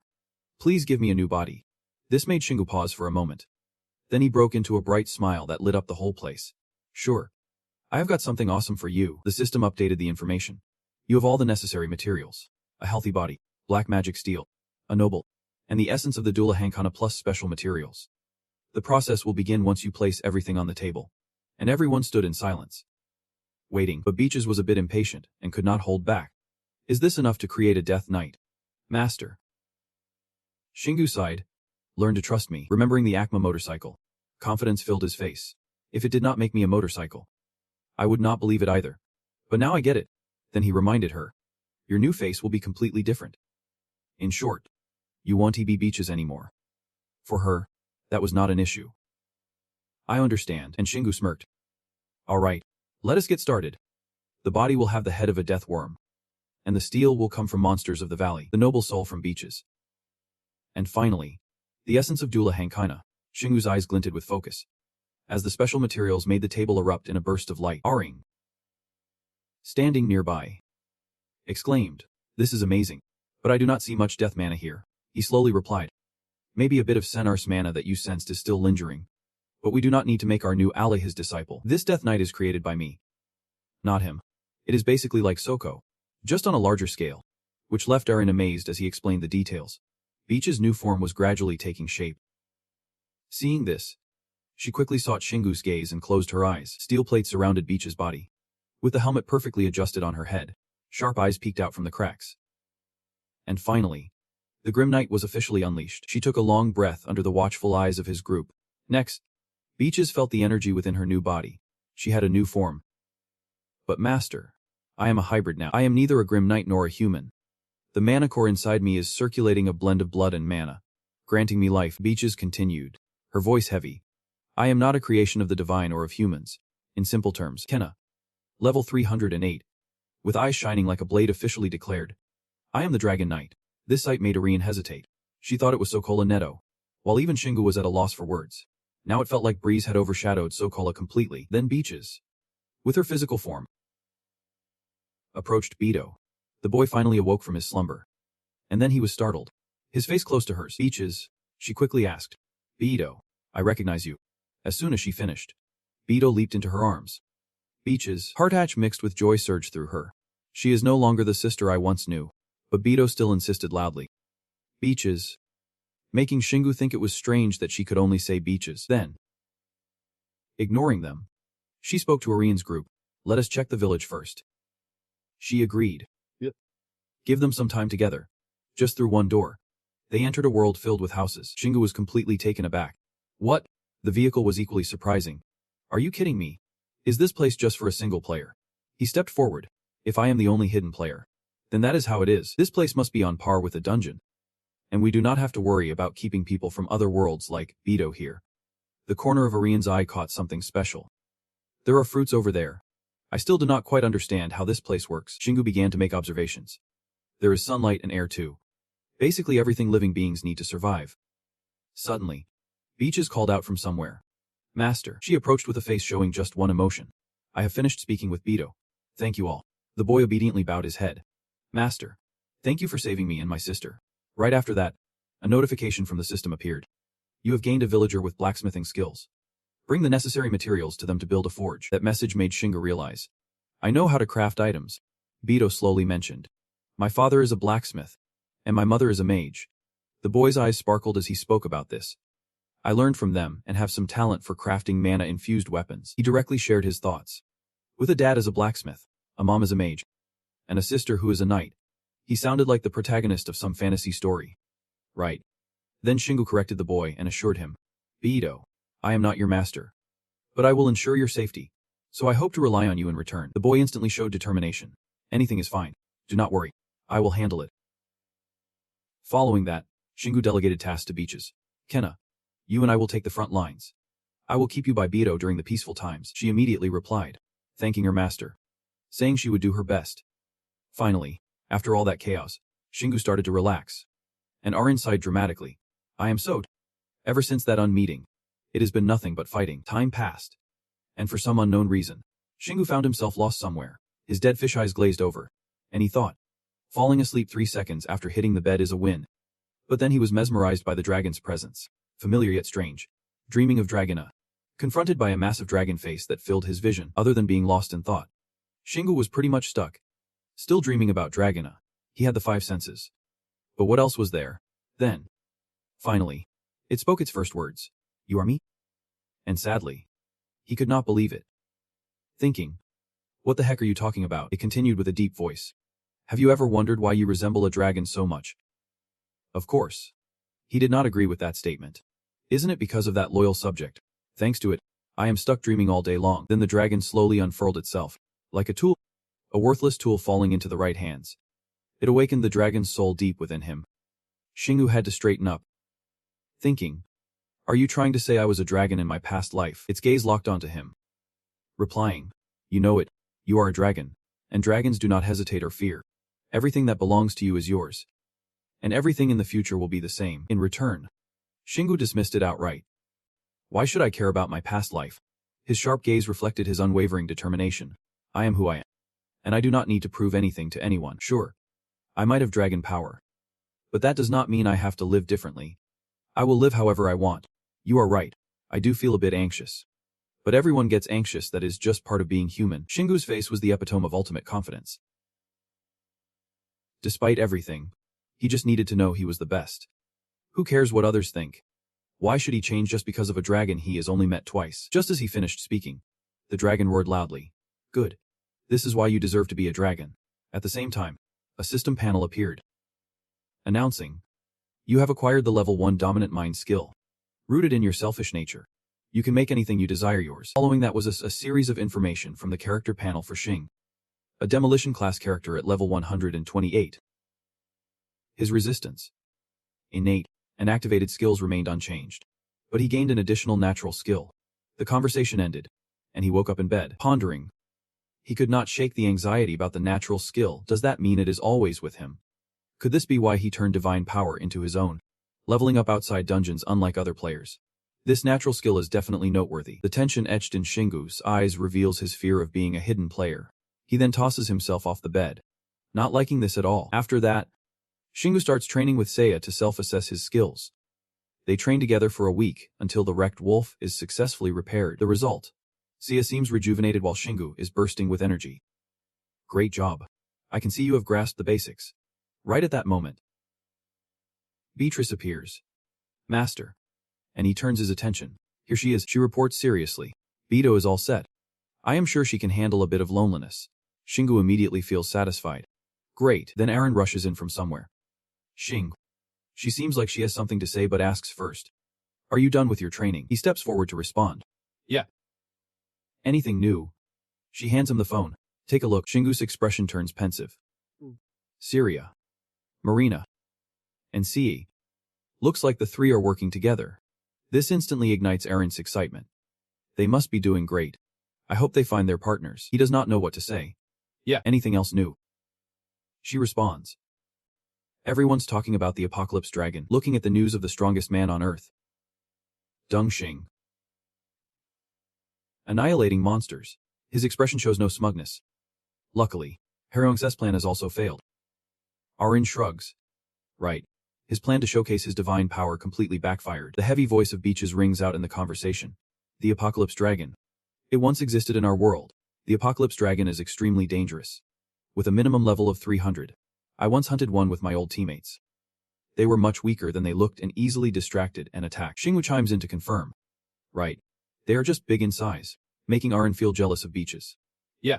Then, Xing, fueled with vitality and energy, sets off towards the dungeon. She immediately spoke up in the most gentle tone. You are already the strongest on Earth. Why do you still want to get stronger?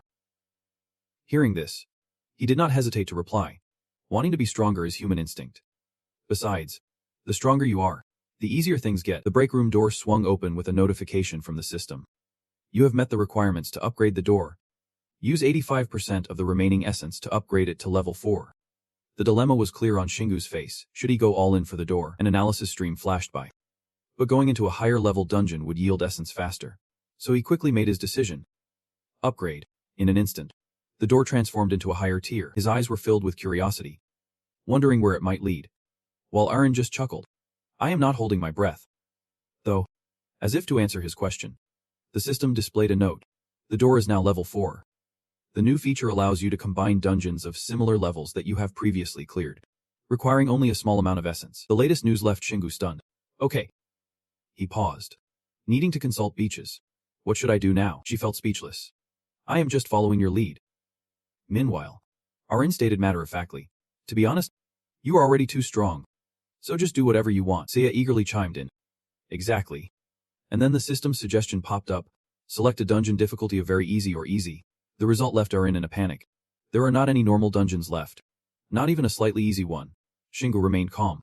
Then let us take them one at a time. With the latest update, you have chosen a very easy level. And there are still 375,307 ant nest dungeons at this level on Earth. Which shocked him. What? Then he made up his mind. He would combine them all. Aaron exclaimed. The system provided the information. All your special essence will be used to create a normal composite dungeon. Will you enter? Shingu excitement bubbled over. That is awesome. She marveled. You are insane. Finally, all 4 of them set off to the special monster garden area of the ant nest.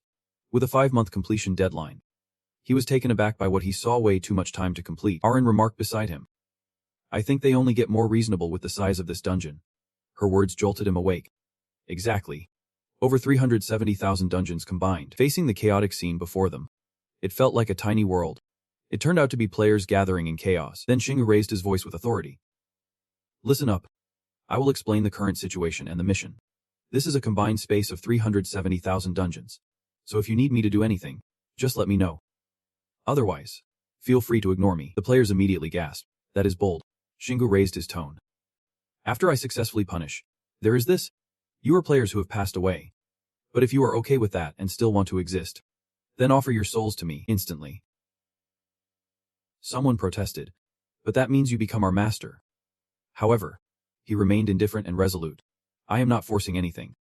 That is all there is to it. Aaron, perplexed, questioned. Aren't you fulfilling their mission? Shingu calmly replied. If we can talk it out in debate, then it is not necessary.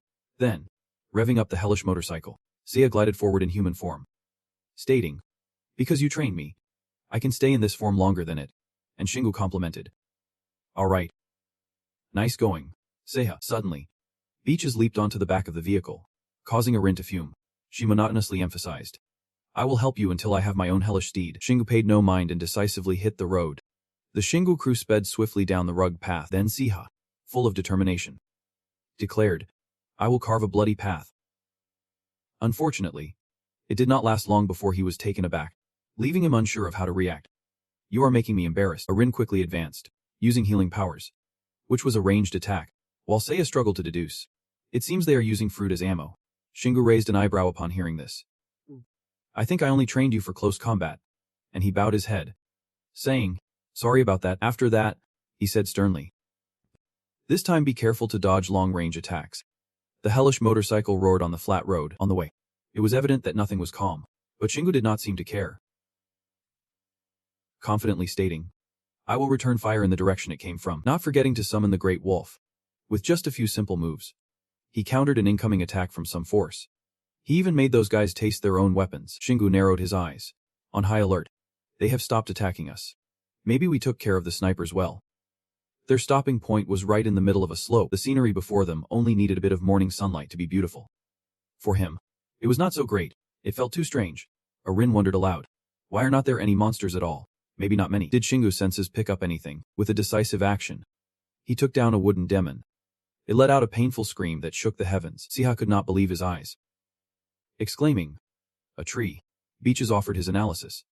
I think during the merging process of the entire dungeon, the monster's body fused with the tree. Even Shingu agreed. I think all the weaker monsters ended up like this.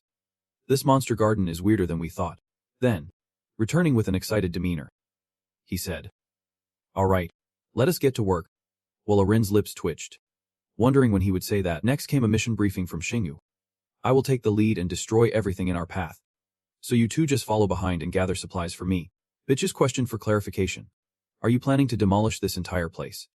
He did not answer but shifted to a different topic. I will lend you the hellish motorcycle. Do you know how to ride? She replied evenly. As long as it can move. I can control it with skill. Both Seiha and Kana were ready to roll. Shingu unleashed both the great wolf's claws and the giant howl. Alright, let us unleash hell. Then he summoned the spirit army using his control skills, and the monsters disguised as rocks, trees, and clouds were forced into his range. With each powerful swing, the demon minion was swept away. Now, Shingu was filled with an exhilarating spirit. This is what it means to conquer. Arin, serving as the observer, was taken aback. This dungeon was on a whole different scale, and the way he cleared it was next level. A week later, Shingu, along with Arin, Seiha, and Kina, just kept running and running. They soon stumbled upon a monster they had never encountered before. It made Shingu ponder it is a demon with a demon's body but a completely ridiculous head. At this moment, Beaches finally pulled down her hood, revealing her understanding it was a hybrid demon, a creation of Metamo. Upon hearing this, the monsters before them froze. Mitamo. You know about Metamo. Beach's mechanical legs stiffened at the mention of the chaotic god. Mitamo is the worst of all gods, infamous for those bizarre creations of his, made by fusing unrelated things together to create something new. This sent a chill down Shingu's spine. Creating something new. I get it now. The hybrid demon began to mock him, saying, You will soon regret what you have done. The moment you created this dungeon, you walked the path of Metamo's blessing. This completely infuriated Shing. What? But if that hybrid demon shares his annoyance, he will be very pleased and want to see you. At that moment, Beaches confirmed they are not lying. Metamo always acts in extreme and chaotic ways. The creation of this dungeon is very much in line with his style. Have you ever encountered the creatures made by Metamoa? Shingu replied immediately. I have seen hybrid demons before, but I am not sure if they are related to this dungeon. Beaches nodded seriously, confirming that it is clear Matamoa intervened in the merging of this dungeon to create those monsters. Seiha, who had been silent, could not hold back any longer, saying, Master, perhaps your decision has led to this dire situation. However, Shingu's thoughts were different. He rationalized that he simply merged the dungeon because he was feeling lazy. Isn't it better to directly encounter the traces of the god? Meanwhile, the other hybrid demons were losing their patience, eager for a fight. Does he have a seal on his arm? Hi, I want that arm. So I will take your legs instead. Was just about to get a new pair anyway. Of course, Shingu felt no fear. He would handle these weeds and then find the others. Arin could only look on, thinking he is the only one who calls them weeds. Not sure what he figured out. Oh right. He then pulled out the deadly knight's sword from his inventory, and the original owner's item Ana. Use this. Beaches immediately recognized her specialized weapon. This was the sword she once used as a deadly knight, but in an instant, her mana enveloped it, transforming it into a different shape. Seiha observed this transformation. Seeing it change shape, Shingu was not surprised. Since she was no longer a deadly knight, her weapon also changed accordingly. Consequently, Beaches bowed respectfully, thanking her master, and Seiha boldly declared, I will contribute, even if just a little. Master. Shing, bursting with excitement, charged forward, saying, All right. With just a flick of his wrist, the beast master knocked the hybrid demon flat, leaving its companions dumbfounded. I told you. His arms are incredible, but Beaches was not backing down. He silenced them all with death, quickly harvesting their parts in mere moments. Seiha roared to assert dominance.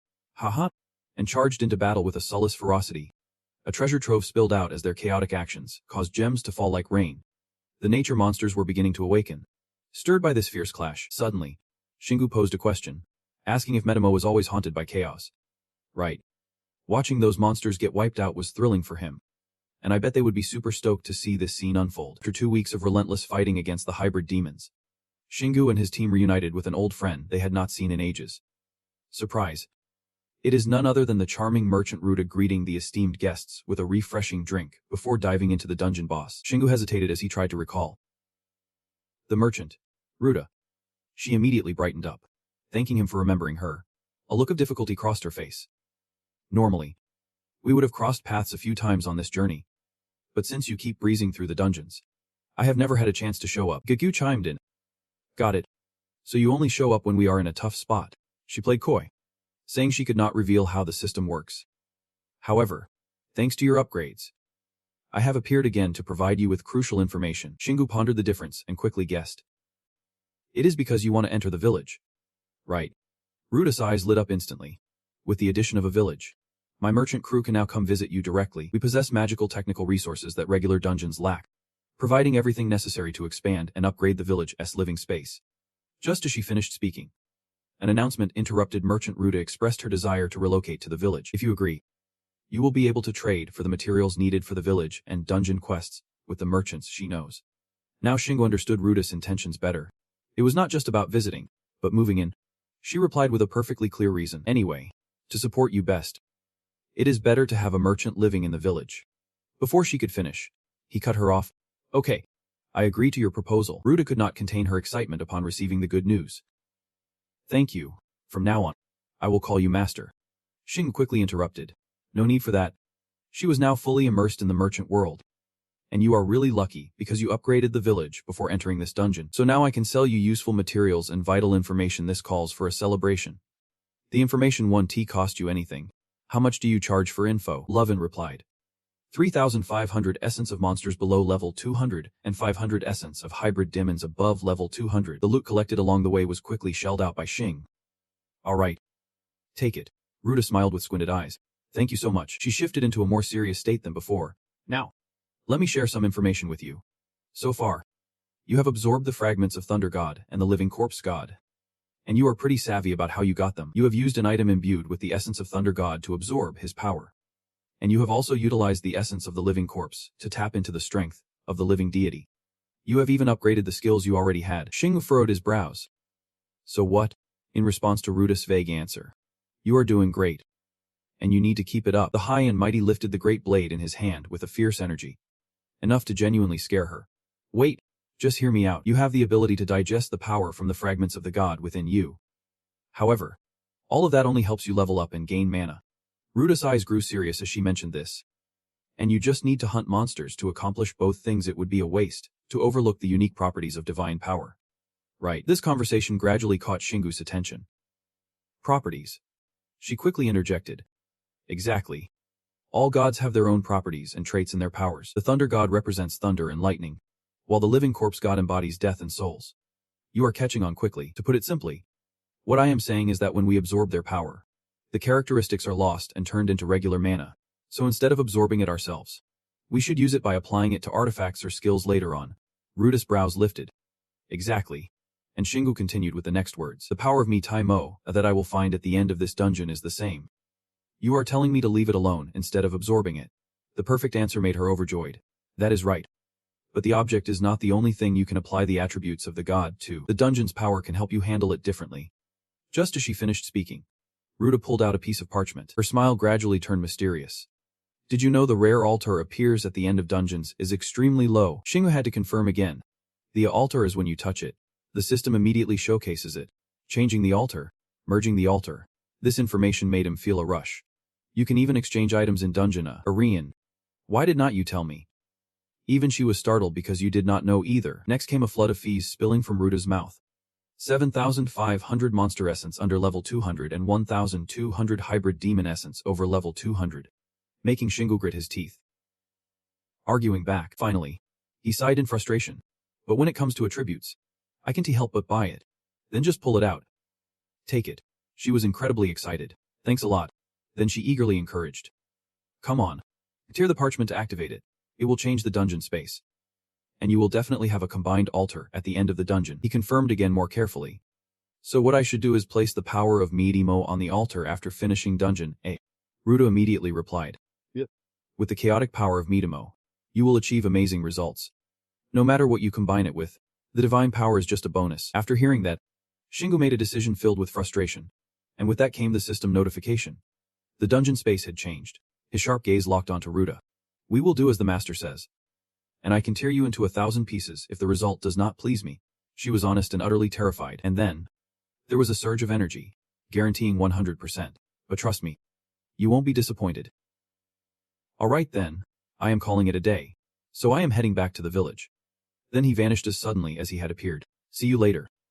Goodbye. I had no idea what expression to wear. It was all just a mess. Like a ball of confusion. Shingu concluded. This was just going to give him a headache. But whatever. She said we are about to face a big challenge. Meaning our time here is almost up. The whole group moved cautiously forward. Stopping right at a massive, unusual door. Noticing a strange indentation, Aran immediately recognized it. There is a sign that a door was opened ahead of us. Shingu pondered, which meant the 3-second passive rule was no longer in play. Meanwhile, Siha had grown anxious, given the nature of this place. All the dungeon traps seemed to be consolidated in this very room. These words only fueled his excitement more.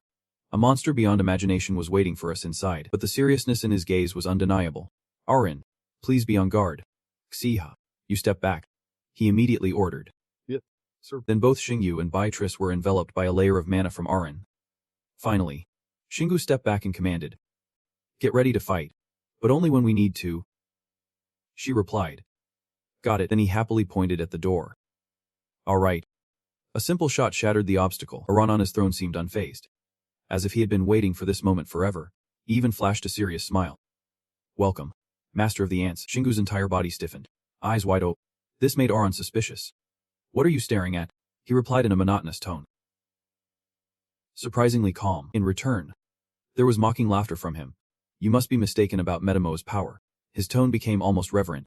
Metamo is the god of chaos and the closest deity to creation. Those failures out there are not even worthy to be called what pure Metamo's power can achieve. These words made Xingu grimace. Why did it feel like he had heard this somewhere before? However, he did not dwell on it for long. Too bad for you. I do not like those who play with fire too much. This arrogance irritated Aran immensely. Who cares what you think? The crucial thing here is the choice. A sharp choice began to manifest with every word he uttered. The chosen one has proven his worth. Now it is time to proceed. The oppressive atmosphere in the space suddenly exploded with Aran's final declaration. I will execute you. In an instant, Aran teleported away, leaving Xingu stunned. Eyes wide. He had no idea when Aran had moved so quickly. But the sharp blade in his hand was not just for show. With just a finger's distance, he managed to swing it in time to block in front of him, even sending Aran flying far away. But unexpectedly, the guy still managed to keep his footing on the stone floor, causing the wolf's claw to chip and infuriating Xing. What a scene. The tense situation made Yen grit his teeth, teleporting first and then following with his body, just like Kina's skill but way faster. Even though he got hit once, Aran did not seem to care. He could not believe someone could keep up with him. And he was even planning to take a limb from that person. Beatrice could not stand still any longer. Master, let me only to be fiercely rejected by Xing. Let me handle this myself. To Aran, this scene was nothing short of a joke. Both of them were like rivers flowing in the same direction, but changing nothing. However, the guy's attitude only fueled Aran's excitement. Analyzing within, he thought, this hammer is way too weak to fight him. He made an immediate decision. Then, let us bring out the heavy artillery. The thunderous gun of wrath. This caught Aran's attention. A gun. Before he could react, Xingu instantly activated the weapon. Even with speed on his side, he still had to endure injuries just to dodge the onslaught. Smoke and dust rising up, engulfing them. Not long after, Aran recovered 9xi, but it had also driven him crazy. He needed both of his hands now. Nimam pushed all his energy to run across the ground. This made Xingu ponder for a moment. Mana being directed in multiple different ways, intending to make it unpredictable where he would attack from. The gunfire was on the rise, and so he made his choice, charging his shot, needing to absorb the surrounding mana. The excess mana would easily be drawn in, and then his position would stand out more than the rest. Not glaringly obvious like a thorn in the palm, but if one could feel it, it would be right here. A bright shot struck straight down the middle of Aran's head, making him enjoy a close encounter with the floor. However, he was incredibly agile, and once he felt the distance was far enough, he let out a growl and received a scornful smile from Xing. If you have allies, then call them out. This line successfully triggered Aran's explosive anger. A flurry of bright flashes erupting right from his body. No matter how many execution blades came at him, he easily defeated them. But his two hands could not defend against attacks from all sides. Aurene, seeing him get hurt, immediately grew worried. She activated healing magic right away, giving him peace of mind. It was quite difficult to go through this without any wounds. Then his gaze turned sharp. This guy is really strong, but just strong enough for me to get by. Meanwhile, Aran began to mock him. You think you can use all the power of a god? He replied nonchalantly. Yep. Indeed. The guy could hear the teeth clenching, emphasizing every word. In the end, you will be crushed by some god you do not even know. This statement did not scare Xingyu at all. You are not seriously talking to me, right? Clearly. You have been bitten down by countless monsters. Do you even remember who you are? It seemed like it would annoy him, but Aran just erupted into laughter, a glimmer appearing in the crack on his head, as if it were a bottomless abyss. Finally, the second mouth of the guy answered his question. That is right. I do not remember who I am anymore. I lost myself the moment this dungeon opened and all those abominations fused together. But for me, no matter what I have become, Metamo has personally blessed me. That is why I fight you. It was your order back then. Until Aron returns to his original form.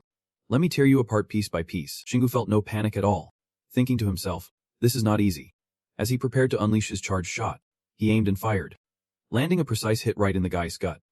But the guy just stood there, completely unfazed. Beaches suddenly chimed in, sensing something was off. He had lost over 30% of his body but still had energy to spare. Those words reminded Xing. She was right. But his gut still felt normal, just like last time. With a few breaths, Aron had fully recovered. Next, he crouched low, preparing to transform into an unstoppable beast. And just 4 of them created an explosion. Not only that, but the guy extended his arms, forcing Xingu to dodge quickly. Then Aron swiftly altered his stance. It looked like a kick. But suddenly, a barrel popped out. He fired a surprise shot that left Xingu struggling, the blast shooting straight into the wall. In moments, a deep hole appeared along with a strange slime. His eyes reflected tension, as parts of the guy were spreading out where they landed. This is dangerous. Just one bullet could corrode me. Not just one. But now both of Aron's legs had turned into rapid-fire cannons. Seizing the moment, Xingu dodged and launched a thunderous shot at the guy. But Aron's fallen wings blocked every single one of them. Now even he was growing impatient. Damn. He is changing form. And the guy was still confidently smiling, full of bravado. This is the end. Not just a couple more guns. But Aron's entire body had now become a fortress. Even Xingu had to grit his teeth in disbelief at how tough this situation was. Aron had gone completely berserk again. This is it. A barrage of dark muzzles made Xingu feel the pressure. The guy wasted no time. Channeling his power to fire, he did not know what to do against the dense rain of bullets. He could not dodge them all. He decided to go for a direct confrontation, charging in head-on. After enhancing his body, Xingu charged straight ahead without hesitation. The hail of bullets did not even touch a hair on him. Aron could not believe this human had not been reduced to dust yet. And he seized the chance to close in and attack. This is the end. The guy did not have time to dodge. His body was quickly sliced in half. Xingu looked stunned, unable to grasp the reality before him. But then, a chilling smile crept onto the corners of his lips as the 2 halves of his body rejoined. This situation left Xingu even more shocked. He could regenerate, of course. What goes around comes around. Aron flicked his tongue, cutting on his hands, forcing his opponent to jump back in avoidance. Xing, with a grim expression, whispered, "Now I get it." He then put away his weapon, leaving Beatrice in shock. Then he slowly explained. The moment he attacked and when he recovered, his total mana unexpectedly increased. Even as a hybrid demon, it was hard to grasp. These analyses made Aron smile with excitement. He could picture it now. Beatrice, unsure, asked again if he was saying that hybrid demon was a fake. Xingu seriously confirmed. Yep. Just as he finished speaking, he stomped his foot hard, affirming his suspicion that this room was indeed the final trap. That is why he was so confident to take us both on alone. As soon as we stepped into the room, we were already caught in his snare.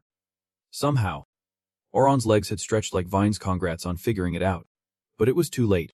I already had everything I needed. The part of his body plunged deep into the floor, creating a crackling sound, mixing with the satisfied voice of the host.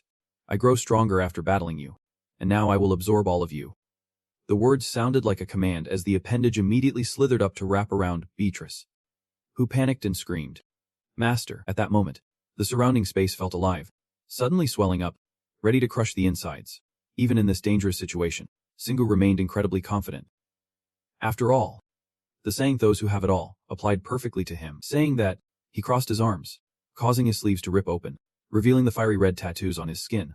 A flash of light flickered in the dim space, followed by a world-shattering explosion. The system interface appeared.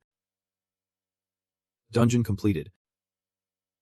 Completion time: 3 weeks, 13 hours, 38 minutes, and 49.77 seconds. Killed 501,384 hybrid monsters.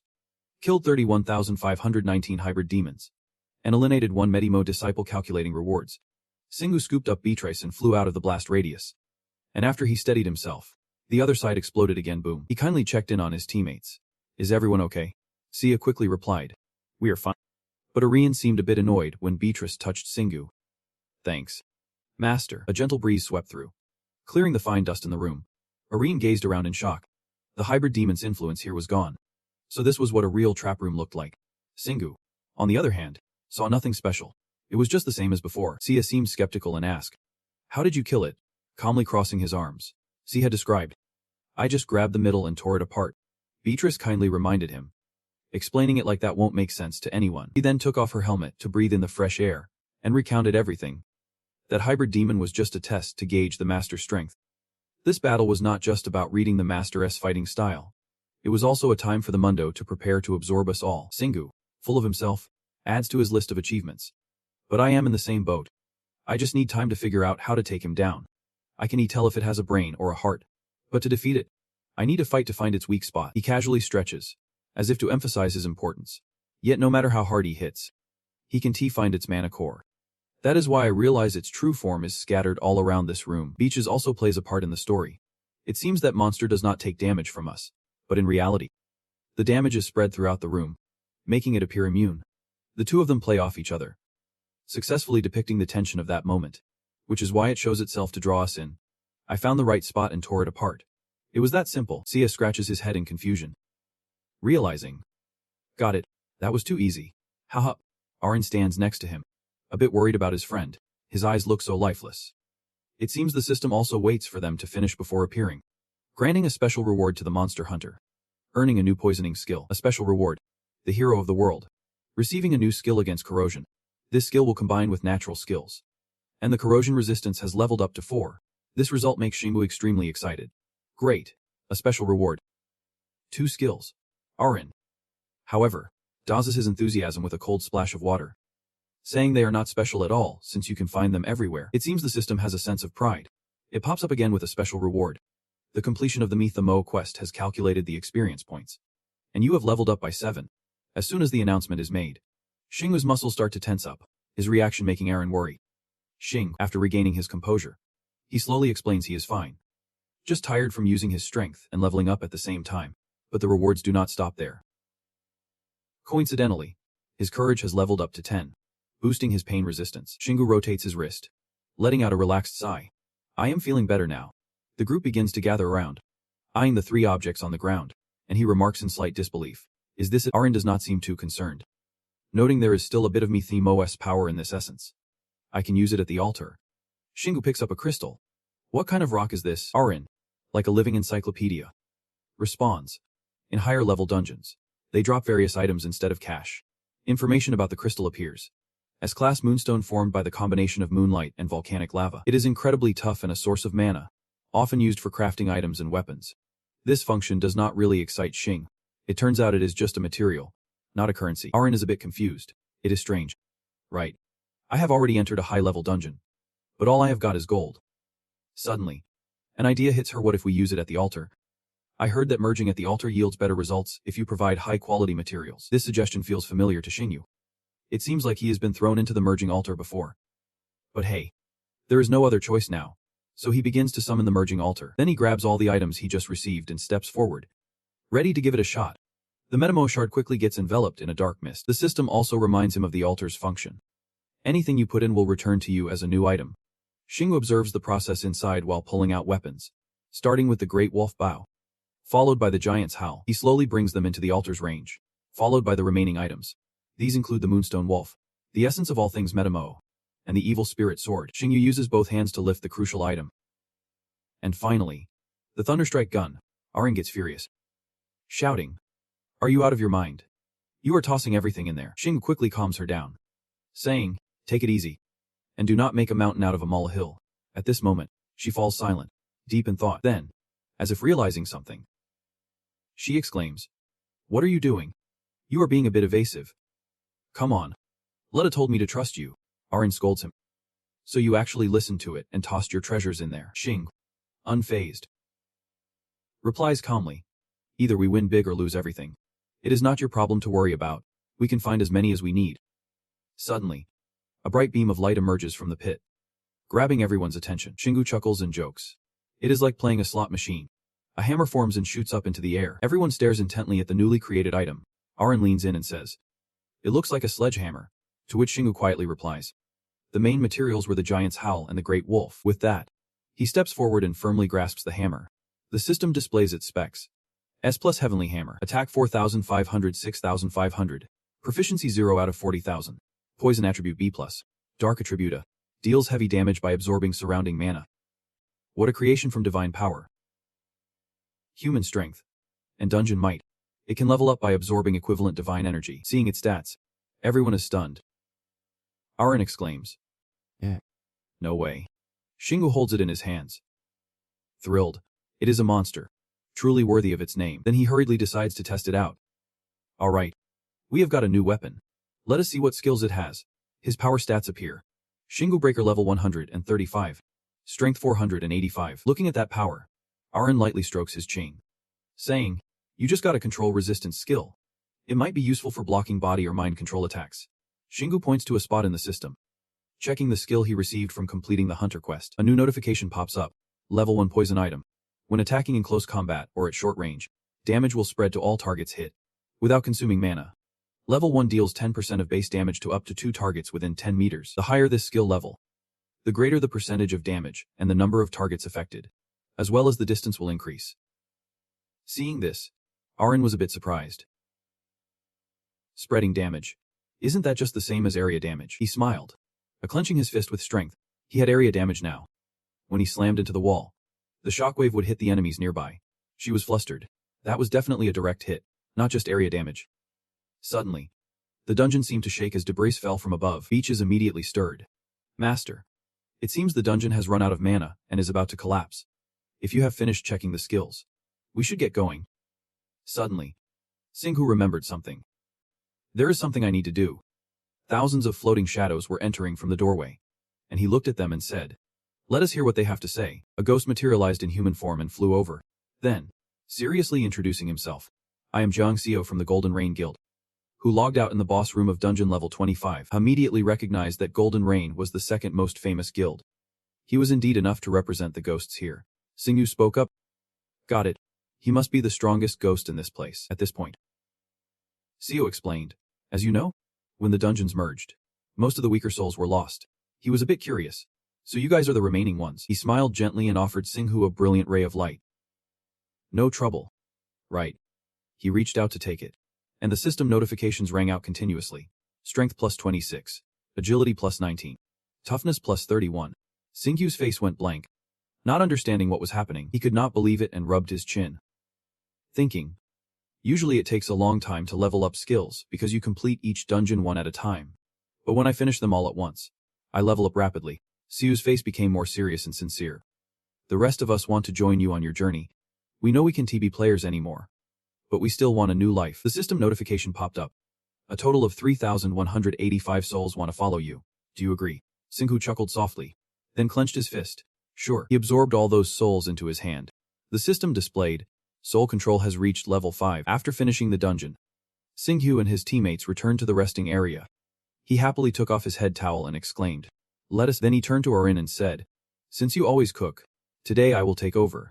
A little while later, delicious dishes were laid out. Beto chuckled.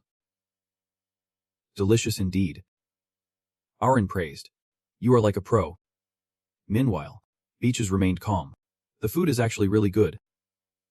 Hearing this, Singhu felt a bit dissatisfied. Can't you compliment me too? After a while, he skillfully washed the dishes. Arin diligently washed the dishes inside, and he waved to Seiya. Seiya, check your stats after leveling up. Saying that, the two sat down quietly to meditate and train. Ruda's face clearly showed annoyance as he called out.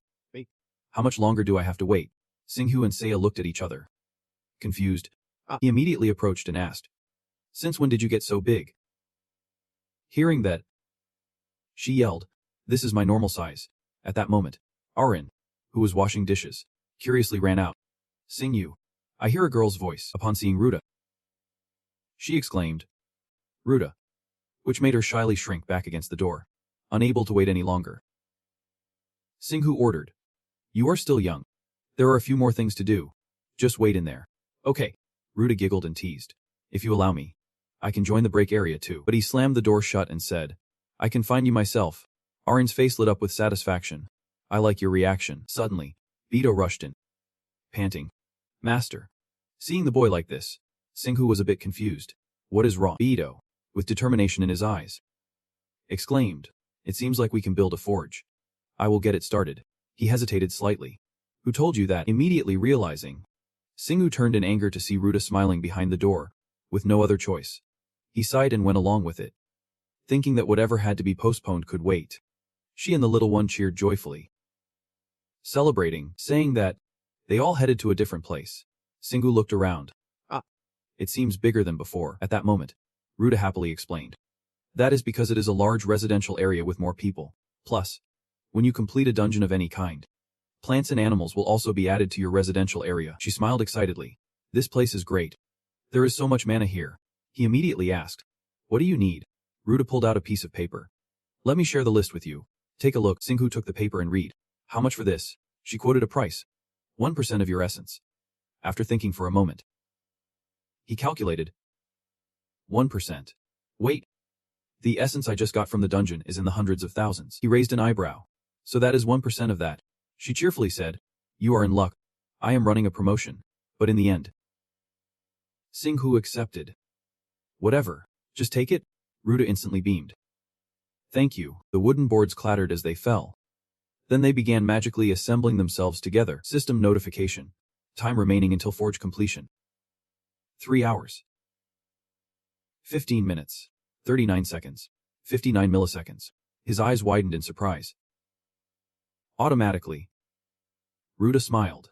It is Then she cheerfully asked. What do you want to build next? Bito's eyes sparkled. Look at those items melding together. Ruta imagined quietly. It is like some kind of game. Singhu smirked. I would not be surprised if some little soldiers started popping out of that house. Ruta excitedly explained. Once you complete a special dungeon, defeat monsters, or break the divine seal, you will unlock even more types of buildings. Then she giggled. Since your residential area has so much mana, you can build 3 structures at once. Hearing that, he replied nonchalantly. I do not need anything right now. But then he remembered and turned to ask. Do you need anything? Like a private space for yourself? Arin shyly replied. It is. I can stay in the common area. Seeing this, Ruta's eyes lit up. Great. Then build a small house for me. Okay. Singhu's tone was icy. Are you planning to tax me? She huffed. You are so mean. Taking the opportunity, he bargained. Can we get a 5% discount on all purchases? Ruta haggled. Come on. Really? He stood firm. Just 5%. No other option. Reluctantly, she agreed. Fine. Deal. Then she turned away. Sighing dramatically. I am such a disgrace in the love business. Agreeing to something that seemed impossible, Singhu gently asked. What did you say? She turned back, her expression instantly changing. I am honored to have you as my landlord. Moments later, the house took shape beautifully, with a mix of laughter and tears. Ruta said. This is my house and shop. Now you will get a 5% discount, remember? 5% off everything. Hearing this, Singhu thought to herself. She must be really annoyed about that 5%.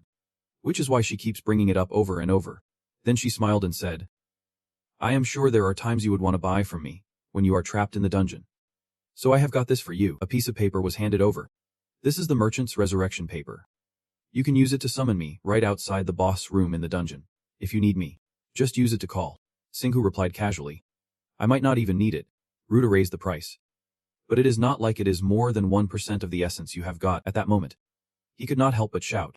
That is super expensive. He then clutched the paper tightly in his hand. When he found himself in a tough spot, he just murmured to himself. But I will take it anyway. Even though conquering the dungeon is not a problem for me, it should be fine. Right. With that thought, Singhu decided to leave. But suddenly he paused and said, one more thing. She reminded him. If you do not see me every 3 days, I will die of loneliness. His face showed clear disgust. Like, am I a hamster or something? After getting back to the resting area, Singhu spent some time replying to messages. He stared at his phone screen with a smirk. There is a level 33 dungeon raid now, and I see the He clan peeking in.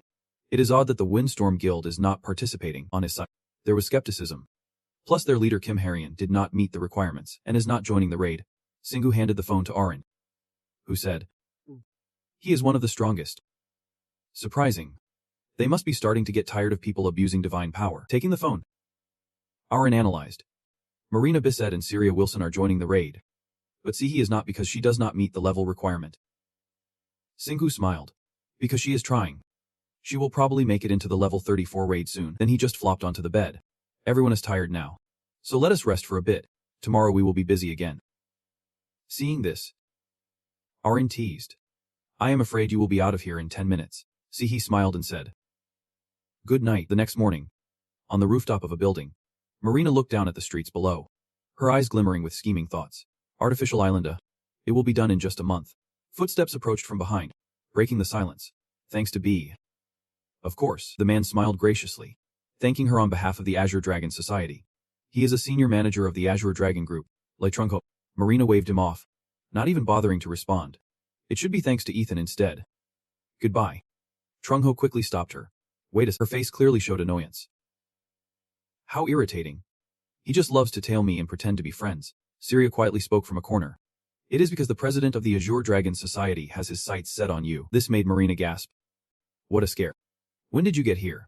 Syria's face turned seriously strange. Marina. I need to get into the dungeon soon. There is no time left. Marina frowned in anger. Can't you just call me by my name? I am not in Heaven City right now. There is a phone signal too. Syria calmly replied. I do not want to hear your voice over the phone. But Marina suddenly realized something. Wait, what president of the Azure Dragon Society? Syria's expression turned serious. Like him. The president of the Azure Dragon Society. It seemed Marina had not grasped the situation yet. Like Hang Ho is also the name of the leader of the Long Tin Guild. At that moment, Syria immediately explained. Did not you know? They are all the same person. Hearing such a thing, Marina was left dumbfounded, unable to believe it. How could this even happen?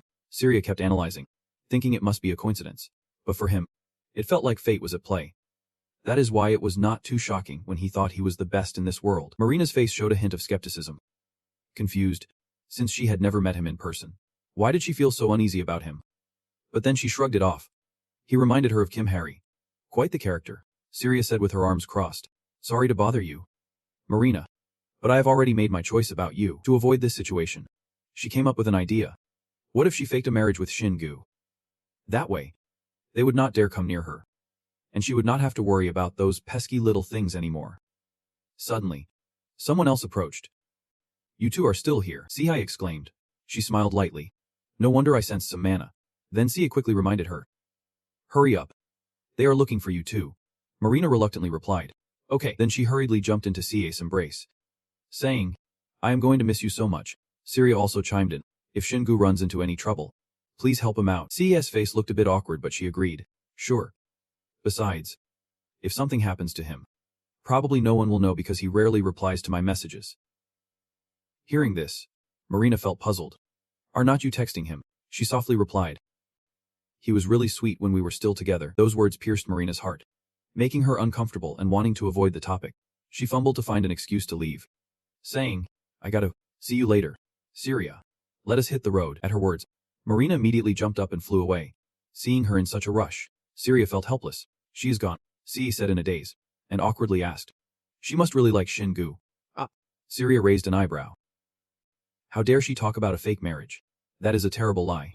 Like two people shaking hands on the deception, Syria confidently declared. Let us head to the next floor together. And C smiled lightly, wishing them good luck.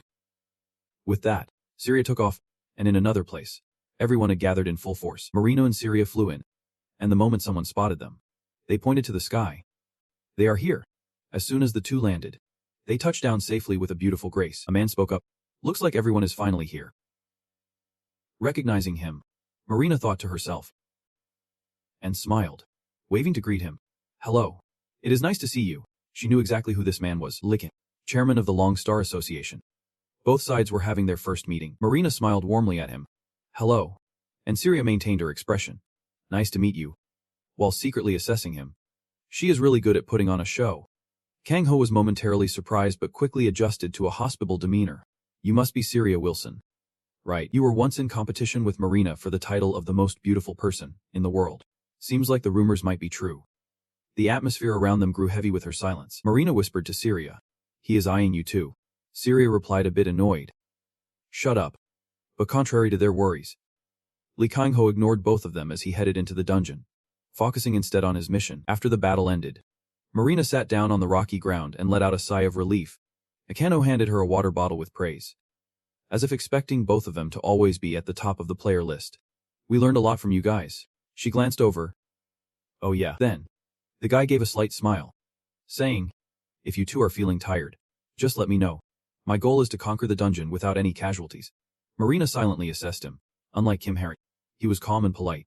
At least with him as the leader, taking on this dungeon would not be too hard. However, the unexpected happened. A group of dangerous monsters blocked their path.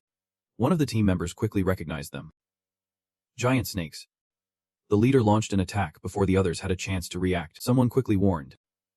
Watch out. These guys use thunder strikes. Hearing this, Marina felt a bit skeptical. Thunder strikes. Snakes and thunder strikes. She rushed to ask Syria, is this dungeon under Raya's influence? She seemed surprised. Right. Syria's expression turned serious. Well, that is different from the reconnaissance report. I thought they avoided all dungeons under the Divine Egg. Our plan was to conquer the easiest spots first. Marina raised an eyebrow, indicating that their scanners could not reach deep into the dungeon. So it was not too surprising to encounter completely different monsters. Just then, she felt something was off. Wait a second. Marina immediately activated her left eye's skill. Her vision transformed into a negative form. Syria was a bit surprised. You can scan too, she replied gently. I am just mimicking the skill. But it still works. Marina focused intently on the situation, the path ahead in the nearby gorge. She did not see any mana being drained. Syria was utterly astonished. What do you mean? Drained mana. Suddenly, someone warned the two. Be careful, a team member shouted in panic. High-level monsters are coming. Their faces were clearly bloodthirsty. We are here because the god Rhea commanded us. And, looking at Marina, he declared, Marina, it is your turn. The scene shifted to a living room where a gamer was watching the news. The host announced, a massive number of dungeons in the Heavenly City have disappeared. All low-level dungeons. Arene, standing beside him, looked tense. It seems like even the Heavenly City has a time limit. Seha opened the door and walked in. Exhaling softly, as soon as he saw, he called out to you. Seha, come look at this. The TV replayed scenes from the dungeon. Next came reports about why monsters no longer rewarded money when defeated. No one was sure if higher-level dungeons were the same. Watching this, you looked surprised. Whoa, the player rankings must have changed. He rubbed his chin and assessed. I knew something like this would happen eventually. Money is used to motivate players. The most transparent motivating method possible. Most players probably join just for the cash. And money has pushed them to get stronger. Singwu looked down at his palm. But now, it is not just in the Heavenly City. There are monsters outside too. Because of this, players are worried, fighting to protect their families. Aaron also understood the issue. So there is no money to fight anymore. So that is why they do not have cash. It makes sense. Now it is tougher to make money for the players. Then she made a guess. Meaning players will be closer to the sponsors. He bluntly replied. Because the safety of the world might not be that bad after all. After that, Singwu looked at her and said that is enough. Aaron smiled gently. Yep. On the dungeon side, the head of the high-level monster was currently being attacked by a swirling fireball. The gun in Marina's hands was still smoking. Disgusted, Syria stood nearby and mocked. If you are going to blow its head off, do not say that. A few people on the team were stunned. What kind of skill is that? Can she really do it? She glanced over at them. Change the formation. Syria and I will handle the high-level guys. We just need a few of you to protect us. The more she urged to remind. Marina. There are more high-level monsters than I thought. Can you take them all on? She coolly replied. I have fought plenty against the Thunder God's minion Syria. I am probably the most capable one here. Seeing Marina's expression, he did not know what else to say. All right, I trust you. He turned to the team members. Can everyone listen to me for a moment? Until now, we have been acting like a gang, but it seems the main team misjudged the situation. If we keep this up, our safety will hit a dead end. But with Marina's unwavering determination, I want to hear others' opinions before deciding whether to proceed or not. With certainty and under the leadership of Marina and Syria, the group continued to move forward. No one wanted to back down. They charged into the dungeon. The monster at the front line roared. Marina, take down its head. But Marina fired a shot that sent it straight to hell. Another monster charged up its lightning. Do not mess with us. But quickly, 2 guild members raised shields against its attack. One shouted to her, just keep defending for us. Marina smiled at him. Thank you. Syria was not holding back either. Charging toward the monsters, from her gun, a flurry of bright bullets erupted. After all the monsters were taken down, she finally landed back on the ground nearby. Meanwhile, the team on the other side was tirelessly dealing with the monsters. He looked at the scene behind him and could not help but exclaim. They are really strong. They fit right in with me. Immediately, he revealed a very twisted smile. I want to have both of them in my hands. That guy does not deserve them at all. A few monsters were hit by Marina's bullets. Even though their heads had fallen off, they kept cursing. Marina took revenge. She was momentarily stunned as if realizing something, then quickly turned to Syria to share this discovery. It seems they were not here from the start. But Rhea sent them down here. It might be related to why Rhea hates me so much. For daring to give the divine gun to Xing. Upon hearing this, Syria quickly reorganized the facts. Are you saying the Thunder God personally brought them here? If that is true, Marina confidently replied. meaning we can't rely on dungeon reconnaissance to proceed anymore. We are fighting after all, even if it takes longer than expected. The Azure Dragon Guild along with Marina and Syria finally reached the boss room. However, the sight before them made the members anxious. Everyone shouted in fear. What the hell happened? Why was the iron door in the boss room broken? Marina feels a bit down. Just kidding. While Syria looks on seriously. I can sense the fragments of divinity. It is at this moment that Kangho speaks up, asking her directly. We want to hear your thoughts. Shaking off that guy's attitude, she focuses her thoughts. As if there is a divine force lurking behind that door. If I spill this to Kangho, he might just jump in there and take over. I can let that happen. With that thought, she smiles and replies. Let us get some volunteers to go in there. Moments later, Marina raises her gun high, showing her fighting spirit. How could that monster behind the door keep waiting? That day, Level 33 was taken down by the Azure Dragon Society from China, with the loss of 2 members, including MVP Marina Bisset. Right now, she is happily waving at her opponent. Xing, he walks up. Annoyed. You said it was urgent. I thought you were hurt or something. Marina excitedly pushes a glass of water towards Xingu. I have good news and bad news. Which do you want to hear first? He calmly replies. Let us hear the bad news. Syria briefly reports the issue to him. Raya has disrupted that dungeon by sending her subordinates into the previously established dungeon. Xingu looks a bit surprised. Right. That is the god I defeated. Right. And now she is causing trouble again. Marina smiles and does a bingo gesture. Exactly. But I have dealt with all of them, and reduced their numbers even more. Syria chimes in. To be precise, she succeeded by draining power from many. Or it could have been really dangerous. Hearing this, he seriously points at the 2 of them. Wait a minute. If everyone defeats a boss and those monsters with divine powers, how do we split the loot? Marina immediately pulls out something glowing. Well, here's the good news. I have successfully monopolized Ria's power as a special achievement reward. I am worried that if it is given in the form of essence, I will have to share it with everyone who participated. Can you handle it? Xingu responds seriously. Like how you did with Lewis' powers for Syria. Sure, I can do that. She raises her fist in celebration of the good news.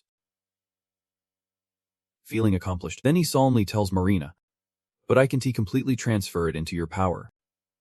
Last time, Syria was nearly on the brink of death. She almost became Lewis' slave. I do not want to take that kind of risk again. I can inject it into your body either. But I think we can upgrade your items with it. How does that sound? Since you gave me that gun, I will do it for free. He says. She readily agrees to hand it over. Sure. Next, Xingu focuses on channeling the item into the gun. Syria quickly reminds her. Watch and learn. This is the level of mana craftsmanship we are aiming for. She is sitting to the side, observing. I know. Right. As the process ends, magical lines instantly radiate from the gun. He tosses them back to Marina, and she swiftly catches them. That easy. Then she excitedly scans through them. I got a plus. Wait, it isn't a plus plus plus. She bursts into happy laughter. Thanks so much. Xingwu. He raises a hand to signal her to stop. I should not have to remind you. At the same time, I told them. If anyone else finds any fragments, feel free to ask me for help. Do not waste your time. Or just hand them over to me. Marina immediately waved her hand dismissively. How could he calmly ask for such a ridiculous thing? But Syria quickly nodded. Of course. She would be happy to give it to him. Suddenly, all 4 of their phones buzzed with notifications at once. He looked through it and was astonished. Vibi Treaty. Marina turned on her phone too, calling for players to come help when a country falls into chaos. Xingu immediately slammed the table signaling them. Get up and let us go. But then he blankly asked. Where to? She simply replied. Germany. As they moved, she pointed ahead. There is a teleport gate at the B and I branch over there. Let us head out. He quickly wiped himself off and made his way to the Apmatia bike, revving it up and getting ready to take off. No need for a net tree either. Xingu shouted for everyone to hit the road. The sun was high in Guspatch. Germany. Marina felt a bit overwhelmed. So much mana. He cautiously looked around for a while, but he could not sense anything divine. Lately, everything seems blessed. So monsters are really rare. It is strange. Suddenly, a massive golden bear appeared, destroying the nearby structures. Xingu looked bewildered. A plush bear. Or just a monster that fell from the sky. Suddenly, something else caught his attention. It was a mass of magical energy, surrounded by dark currents that made him think. A portal to another world. But the energy radiating from it was very weak. Barely opened. The locals immediately cheered upon seeing them. Look, Marina is with Syria Wilson. They have been rescued. C felt a twinge of bitterness. No one called his name. Of course not. He knew he was not as strong as they were, but from now on, I will try to get stronger. At that moment, Marina started feeling something was off. Where's Singwoo? Syria calmly replied. He did not come with us from the start. If anyone asks you, just say that. She then showed her irritation. He is gone again. Why does he always like to go solo? Seeing this, Syria explained. It means he believes we can handle this. She still maintained her attitude, saying thanks. But I still do not feel too good about it. Right after that, Marina got excited about arming up. Maybe it is time to try out these upgraded guns. Fix it up and let us find that guy in the cloak. The system displayed a message. Welcome to the world of VOT 4.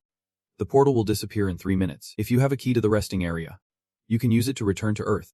But it can only be used in areas not influenced by divine power. Singwoo read with delight. Amazing. That is why people need to try new things. He was puzzled by the flickering path of light ahead. Until now, we only used gates created by the gods leading to temples and fortresses. But this gate is just a tiny fraction of divine power. Arin switched to scholar mode, using the simplest words to explain. This is just one of countless gates for monsters to travel from another world to Earth. And because it is a limited gate, no one knows when it will disappear. Singwoo, like a student who finally gets it, confidently declares that from now on, we should refer to temples and fortresses as temporary dungeons, and any otherworldly spaces accessed through portals. Let us call those real field dungeons just to be clear. An idea suddenly strikes him. Wait, he thinks. I could set this place up as a door. Hearing this, she is taken aback. A door? Singwoo is slowly explaining while fiddling with the system board. It is like a place we can reach from the resting area. We will gain that skill when we upgrade the resting spot. Right now, we have 5 spots to bring this world together. Arin is shocked to discover the benefits this means we can come here anytime. Singwoo responds confidently. This is definitely a real field dungeon. Just like you said, as he strides forward, he sets new goals for the future. After all, since this place has a portal connecting to Earth, it must be influenced by divine power. So from now on, let us aim to uncover traces of that divine energy. Hearing this, Xiha, who has been quietly listening, suddenly gets super excited. We rarely get chances to explore like this. It is going to be an epic journey. Singwoo rides his demonic motorcycle down the desolate road, the trees around him barely holding onto any green. Observing everything, he remarks that he is not here to sightsee. It is way too deserted. Arin suddenly questions. I wonder how this world connects to Earth. He senses an unusual energy nearby. Feeling a bit distracted. What is that? She calls out, bringing him back to reality. Singwoo. He snaps to attention, driving at breakneck speed. Sensing something over there, ahead lies a spot where players are relentlessly attacking a massive golden bear. Singwoo hovers in the air, slowly closing the distance. He is taken aback by the scene unfolding before him. Isn't he that similar to the teddy bear monster we encountered in Germany? Singwoo hesitates to guess their identity upon seeing Tummy and his team struggling to take down the beast. Probably players from this world. The brown-haired girl realizes the situation is extremely complicated and warns the others. This is not good. No matter how much damage we deal, it just splits into smaller versions. The sight before him gets him really pumped. Are they in trouble and thinking of retreating? Just as he thinks that, Singwoo confidently raises both hands, unleashing a flurry of dazzling spells. They soar through the confused group of players, quickly piercing through the swarm of beasts. Surprise washes over Tommy's emotions. Who is that? Is it someone from another realm? The guy next to him chimes in. But he does not have wings. Feeling like he has been saved, he desperately pleads. No matter where you are from, help us out. Singwoo hears the plea but plays it cool. Just leave it to me. Meaning I will take the loot. The golden bear glances at the one who just attacked with a fierce glare. It seems he has noticed something strange. How odd. Something like that is quietly lurking around here. Then, Singwoo adds a few more observations. But compared to it, the players' levels are low.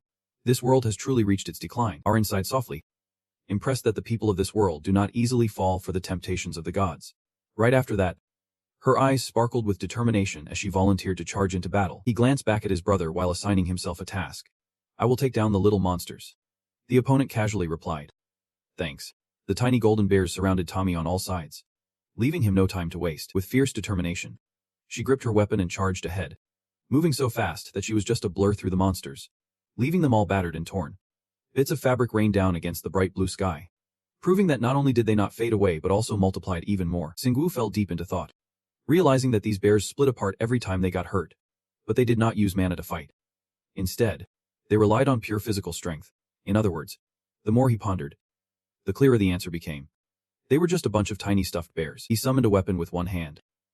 All right. Let us test our strength, Tommy. Aaron groaned. Please do not give it such a weird nickname. He activated his skill to enlarge the item in his hand, pulling out a gigantic hammer that kept stretching both width and length. Staring at the oversized item in his hand, Xingwu was shocked. I said a little bit, why is it so big? Hearing this, she could only sigh in exasperation. It is not food. You know. He shrugged it off quickly. Whatever. Let us move on. Then, he infused the weapon with a surge of intense power. Now let us add some dark mana. With his hands busy holding the hammer, Xingwu leaped out of the vehicle, the loud clank grabbing the golden bear's attention. As he turned around, he caught the sight of him swinging through a stormy sky. Xingwu put all his strength into aiming the weapon at the enemy. In no time, the golden bears took a heavy hit to the head. The system chimed in with a notification. The dark mana was causing a chain reaction. They were hit hard enough to smash face first into the ground, lying among the rubble. The golden bears had lost all will to fight, groaning in pain. The player with creamy black hair was stunned. Where did that tremendous power come from? The girl beside him was equally amazed, exclaiming, is that really the mana we know? Sensing that the situation was still volatile, the shrimp chimed in, not done yet. There are a few more coming. Fueled with excitement, Xingwu was ready for the next assault. All right, let us wipe them out. Everyone sprang into action, taking them down swiftly. The cold, mechanical voice rang out. You have leveled up. After clearing the monsters, he let out a sigh of relief. Phew, that is done. I still want to try a combo attack while I am in giant form. I have leveled up. He accidentally blurted out something even stranger. But the bear is a bit too small. Aaron almost shouted in confusion. Do you want it to be even bigger? The vehicle brought over the items they received after defeating the monsters. Reporting. Here's what we got from the stuffed bear. As he handed it to him, he explained. It seems like their meager mana also fused together when they combined into a giant stuffed bear. It is just that they pooled their mana together, and that combined mana became the core of the giant stuffed bear. The system screen popped up with a message. You have received the golden bear's mana stone. Xingwu felt quite intrigued by this new loot, realizing that was its name, and he continued his announcement. This is not over yet. They can be shattered by external damage, but in reality, they are just empty shells. Looking inside, they are hollow. He cautiously puts forth a theory about the current situation. If this monster was the same type that appeared in Germany, they must be going crazy over it, trusting his teammates' abilities. He speaks up to reassure them, but in Germany, there is Marina Bisetma. She must have quickly figured out the secret and dealt with that monster already. Suddenly, a sound catches Xinggu's attention from that direction. He sees Tommy kneeling, looking extremely sincere, thanking them for saving him. Then he stands up to share his background, saying they are survivors from the south. Before the other person can finish, he raises his hand to signal him to stop. Hold on. I am from another world, so I have no clue what you guys are talking about. It is at this moment that Tommy quickly strings everything together and realizes, I get it now. No wonder we did not know someone as strong as you. If you were from here, there must be a group of people rallying around you then. The 9 heavens in our world have collapsed, and since they no longer exist, everyone is just barely hanging on. A look of doubt crosses Xinggu's face. The 9 heavens. Is that the divine realm of this world? It collapsed. He honestly confesses. If the world's power has run dry, then it is only natural for things to fall apart. He thinks for a moment, realizing he needs to gather more information about this world from this guy, and suggests to Tommy, let us move away from here and talk. Can you lead the way? Tommy immediately agrees. I will take you to our headiot. The 3 locals fly ahead, guiding Xingyu and the others who follow closely behind. They lead Xingyu to a ruined place built against a sturdy cliff. Tommy explains briefly. Our base is protected by a massive magical barrier that we have set up so most monsters do not realize what we are doing. Hearing this, a question suddenly arises in his mind. You can't leave the barrier. How do you manage to get food? Looking at the tightly packed residents in this place, he shares. Inside, we can't produce enough food, so we have to regularly go outside the barrier to hunt for supplies. Suddenly, Xinggu senses something. He quietly observes and assesses the abilities of the players before him. Aside from those who fought the stuffed bear today, there is another group of about 15 players in the base. But they are all under level 200. With so few players, they have to protect everyone here. After a pause, Xinggu skillfully comments. I hate to say this, but your situation is pretty dire. Tommy's eyes reflect a gloomy sadness. I can't deny that. We have been trying for years. But now I see the real limits. People are starting to get frustrated. The more he talks, the more distant he seems.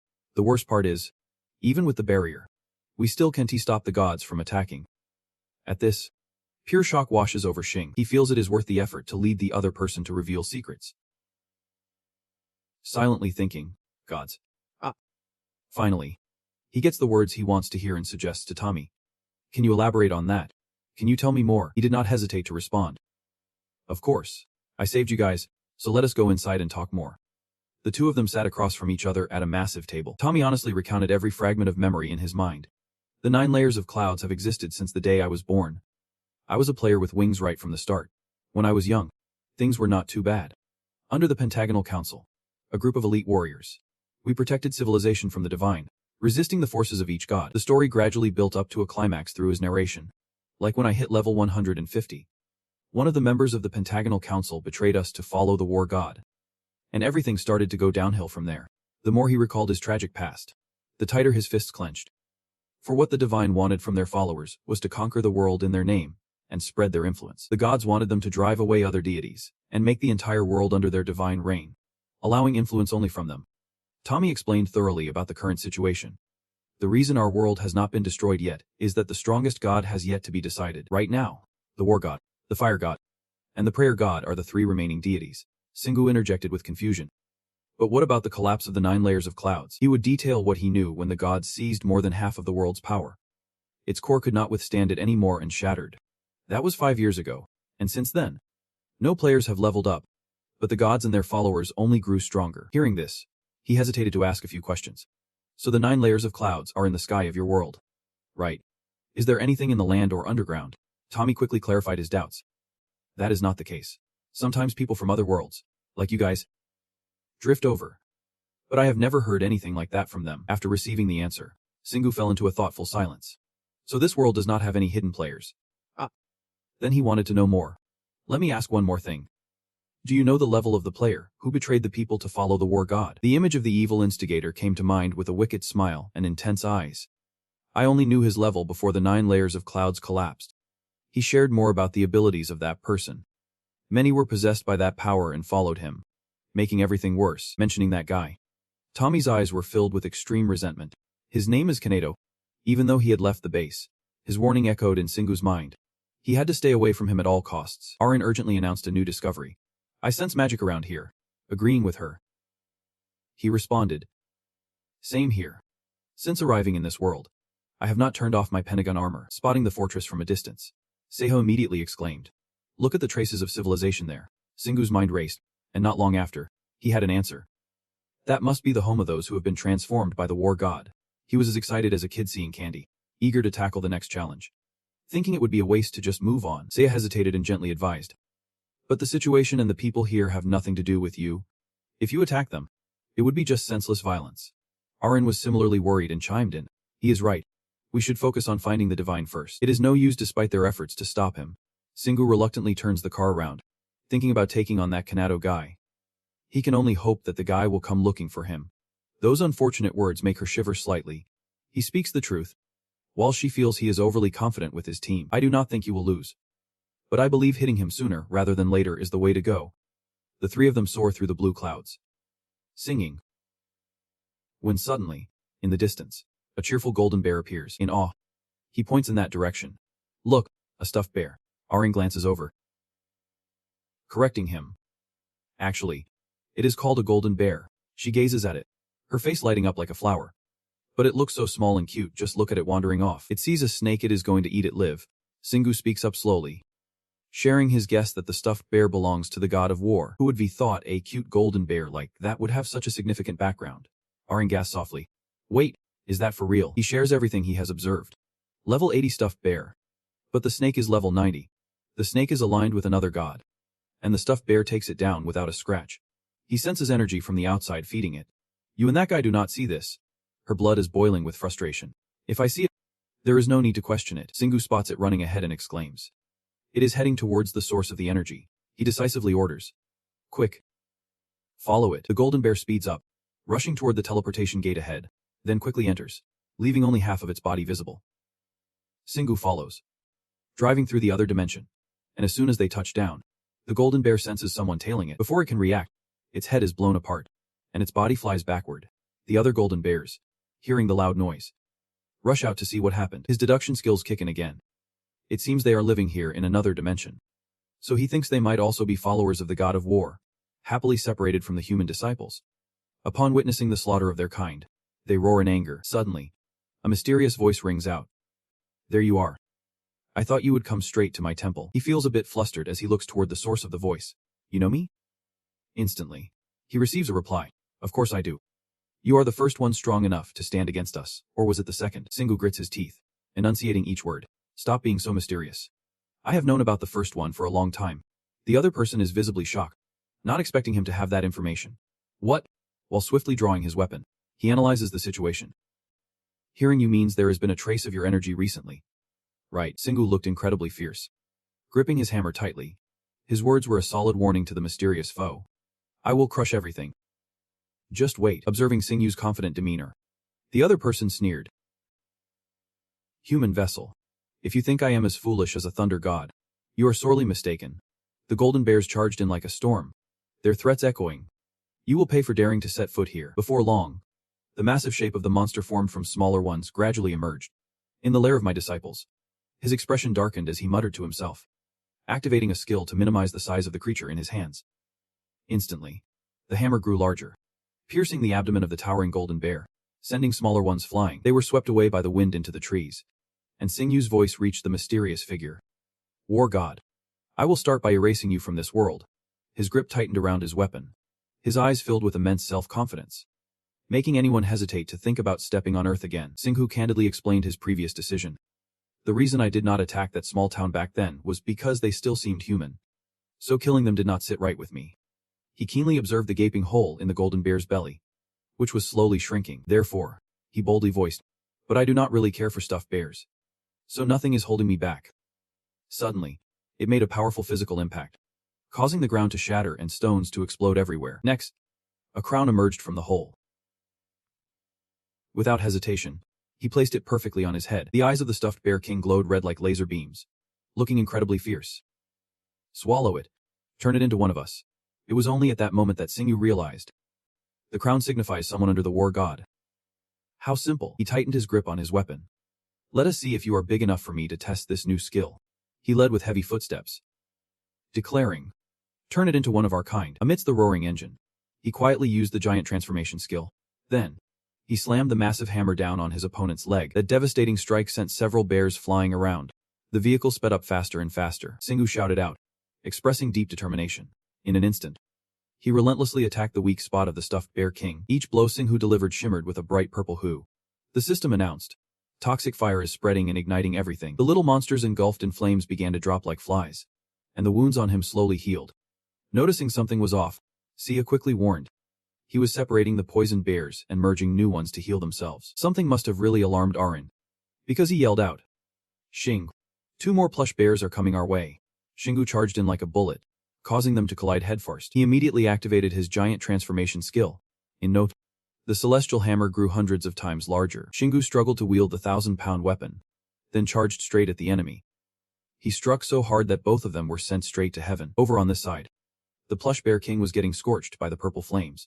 He frowned in irritation as he could not avoid taking damage, no matter what he tried. Yeah, it is tough to put out these flames. The house was ablaze, and the golden bears were panicking, scrambling to escape. Witnessing this scene, the king's anger toward Xingu intensified. Xingu reveled in the suffering of others, having shrunk down significantly after separating the poisoned bears. Now, he was finally seeing the human side of him. Sihe excitedly praised Xingu for his cleverness, making the enemies turn on each other. His face darkened, and with a voice filled with rage, he spat, I will turn you into one of us. At that moment, a familiar voice echoed. Unless you wipe them all out, they will just keep multiplying. You can bet your life on it. This world belongs to me. A nobody like you can't win. He showed no signs of hesitation and instead laughed scornfully. I really need to level up. The little bears merge into a bigger one, and when the big one dies, they stick together to revive. I am curious to see how strong it will get before it finally bites the dust. The masked figure spoke, praising Xingyu, saying it is truly different for a reincarnated human. Sending minions to Earth was a brilliant choice. The gigantic monster charged at him, just as that arrogant voice rang out. Now, bring me some joy. After 2 hours of battle, Xingu successfully defeated the teddy bear king and leveled up twice.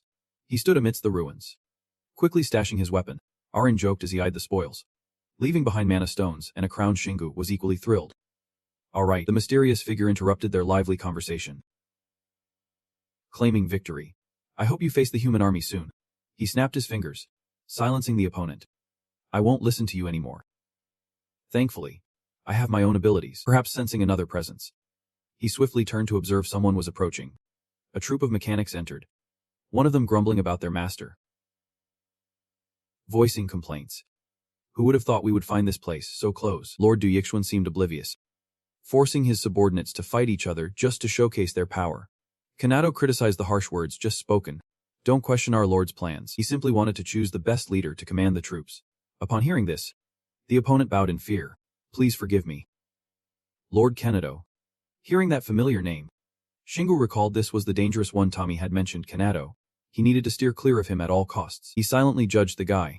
So this is Kanado, the level 300 player blessed by the gods. Arin was confused by Shingu's behavior. Why are you hiding? I thought you would fight on sight. He explained in detail why he had to avoid the enemy, thinking the war god wanted him to clash with Kanado. But he did not want to be manipulated like that. He would seek an opportunity later. The subordinate reported back. Finding nothing, everything was completely wiped out. Could someone have gotten here before us? Kanado had a different theory and disagreed. Lord Duison would not lie to us. It must be other gods trying to hinder us. The opponent nervously pointed at the ashes floating in the air. Everything is burned to a crisp, thanks to the fire god. Turning back, the subordinate noticed the leader's face was grim, causing him to tremble even more. Lord Kanado, he said, his voice heavy with dread. Let us head back. Kanado tightened his jaw in anger. Who dares to pull this stunt? They will pay with their lives. Watching the group of civilians fade into the distance, Shingu and Tilo Tivu waved goodbye. See you later. He pondered the future of their enemies. With his strength diminished, the war god might just let another deity trip him up. But even if I can't stand him, we can't let the god replacing him attack Earth sooner or later. Shingu suddenly had a wild idea. What if we take on the fire god too? Arin was stunned, unable to believe it, and could only blurt out, I do not even know what to say anymore. Are you seriously chasing after divine beings? A week later, Shingu did exactly what he said he would. Even though both sides were fiercely battling it out, Vita emerged victorious, managing to weaken the fire god by attacking his minions. After returning to Earth, having completed his mission, he had reached level 145. He cruised on his motorcycle over the countryside houses nestled among the lush green hills. Shing paused to reassess his abilities, thinking to himself that he did not need to hide his bike anymore. His mech was getting pretty strong. He hinted at his upcoming plans, but she could not guess what his team was thinking. All she felt was a bad vibe and asked, What are you planning? Shing, filled with excitement and passion in his eyes, replied, Our next destination is the Heavenly City. Marina slammed her hands on the table, her expression dead serious. As I mentioned, after we defeated that teddy bear, a bunch of big ones started popping up. Shingle listened attentively. It sounded unbelievable, but they say the era of ambushes has begun. Then, responding with the knowledge he had, he said, When you mention ambushes, are you talking about a pack of people hunting together? Right. So it is likely that people are forming teams for raids. Marina immediately agreed, saying, Exactly. This term is also used to refer to dungeon raids, but now players know just how valuable drops from those monsters can be. Some even wait for giant monsters to appear instead of diving into dungeons. Syria, sitting nearby, chimed in. Of course, giant monsters create a massive panic for the world. But thankfully, we are managing to hold them back for now. Marina stared intently at Xing, her gaze heavy enough to draw his attention. She rested her chin on her hand and asked about why he had disappeared so suddenly before, and where he had gone, with a tone that seemed a bit accusatory. She asked, Aren't you going to tell me? But Xing just smiled brightly and affirmed, Of course. Yet inside, he had different thoughts. He could not involve them in this, so telling them would just make them worry unnecessarily. Marina continued her story, not daring to look him in the eye, especially after the giant monster appeared. People were paying much more attention to the equipment and structures that could withstand attacks from monsters. So stocks of companies involved in building the artificial islands were rising too. Shingu nodded along, understanding. Yeah, the world is changing. After saying that, he stood up to bid everyone farewell. Anyway, I am just glad you all are safe. This sudden decision caught her off guard. You are leaving just like that. Seeing her reaction, Xing had to reassure her. Sorry, but I can't take a break right now. I want to focus on leveling up. Marina pointed at him in protest.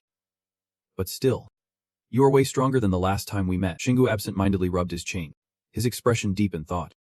He was not just talking about his own growth, even if he became strong alone. One day, the world would fall into the same traps as before. Thoughts flowed through Shingu's mind. He did not owe anyone his life for the sake of humanity, but living alone felt meaningless, and he could not bear to watch people die in front of him. Marina could not grasp those feelings, So she excitedly suggested, "It would be amazing if you could join me in conquering the heavenly city. Every day would be thrilling. And we would clear dungeons way quicker than now." He mumbled a response absent-mindedly. Memories of their journey through the 9 layers of clouds flashing in his mind. He had been thinking about that too. At that moment, Shingu was revving up his wicked motorcycle, pumped up as he faced the city walls. Finally, they had arrived. This was a piece of cake. He hopped off, leaving it parked on the clouds behind him. Suddenly, an explosion sent Shingu flying off the island. Everything happened so fast, it left him dizzy. At the same time, a system notification appeared to explain to Shingu, "You can only approach using your true abilities." He read it, slightly bewildered. Realizing that he was not allowed to step into the heavenly city just yet, Shingu let himself drift in the air, thinking aimlessly. But the system was not completely rejecting him. It was merely pointing out that he had not approached correctly. It was not blaming him for coming. With that thought, he chuckled like a child, thinking, "If that is the case, I will come back when I am qualified to be a player." Back in reality, Shingu clenched his fists, speaking with determination. "Just wait a little longer for me." Marina, witnessing this, could only sigh inwardly. "Shing, you really are a man of many mysteries." They started to say their goodbyes before parting ways. Once the 3 of them were out of sight, he pulled out a shiny key from his pocket, thinking, "All right, time to upgrade the rest area." The scene shifted to the rest area, which was buzzing as if an earthquake had hit. Before long, it became more extravagant with flashy furnishings. The system then updated the status, revealing that the rest area had reached level 7. The village had grown larger, and outsiders could now enter the area. Shingu was taken aback, rubbing his chin as he calculated absent-mindedly. "I got an additional feature I wanted, maybe because I changed my mind. It is probably just a coincidence." Shingu suddenly felt like an old man, stretching his back repeatedly, thinking, "What is wrong with me? I have been worrying too much lately." He had arrived at his destination, and Arin next to him noticed, looking concerned. "Don't he say things that make others dizzy like that?" A flood of information about the new upgrades in the rest area popped up in front of him. As he read those announcements, he could not help but feel amazed. Truly, it was a paradise on Earth, leaving her feeling helpless. Now he realized. At that moment the Death Knight's core appeared out of nowhere, calling out, "Master." It approached Shing, saying, "See now, this place has expanded. At first, I wondered why it suddenly got bigger. I am glad you returned safely." The Death Knight's core pointed behind it. "The first weapon for Beto is just completed. You should go take a look." The scene shifted to the outdoors, where golden sunlight bathed everything around. The 3 of them followed behind it, and Shingu seized the chance to ask, "So how's everything going?" He received a response. "Every day she keeps interrupting my and Beto's peaceful lives. I think there is something off about her head." The way the core of the house looks at him has him a little intrigued. But that is it. Meanwhile, it continues to complain, "I do not want some average girl getting too close to my adorable Beto." Just as I finish that thought, Beto appears right away, a sheen of sweat on her face. "Master." Shing rushed over to inquire. "I heard you made something cool." And the boy was eager to show off his talent. Yep. Just a moment. Beto pulled out a beautifully crafted weapon with intricate designs. "Here, I made this magical tool." He immediately picked it up to examine it. "It is a right, like a flintlock." And Beto excitedly bragged, "I tried to make a magical bullet gun because I lost my other one." After finishing, the boy awkwardly asked, "How does it look? I do not have many materials, and my skills are still lacking, so I could not make anything great." The weapon Beto just crafted is a C+ grade flintlock, with an attack power ranging from 1300 to 1500. Shing seemed to really like it. Awesome. This was the exact opposite of Beto's worries. "Thank you." He gazed at the gun with fascination, his expression full of awe. If we could mass-produce this, in Shingu's mind, images of monsters wreaking havoc on towns flashed. Modern weapons could not even scratch those beasts. Stuff like missiles and tanks barely affected those big demons. But with this gun, he unconsciously exclaimed in amazement, anyone with mana could fight back against the big demons. Beto's eyes sparkled like stars at that. Joy surged in her heart once again. Not only that, depending on the power of the magical bullets, it could even kill stronger enemies. And if they had mana stones, even better. Shingu mumbled, his gaze still glued to the gun. Now that mana has appeared on Earth, everyone can use and feel mana. Arin, standing behind and checking her phone for information, chimed in. There has been a lot of discussion about this online lately. Some people said they suddenly felt it, like their hands turning blue. So I think that is an issue. Shingu immediately turned a serious look toward Beto. How long did it take to make this? But the boy just scratched his head. I am really slow at this. About 1 a week. Sorry. Master. Seeing this, he started calculating. That is fast enough. If the rest area is upgraded, the kitchen could replicate treasures. Then if I use it. Shingu handed the gun back to Bito to continue the conversation. So can you make something stronger than this?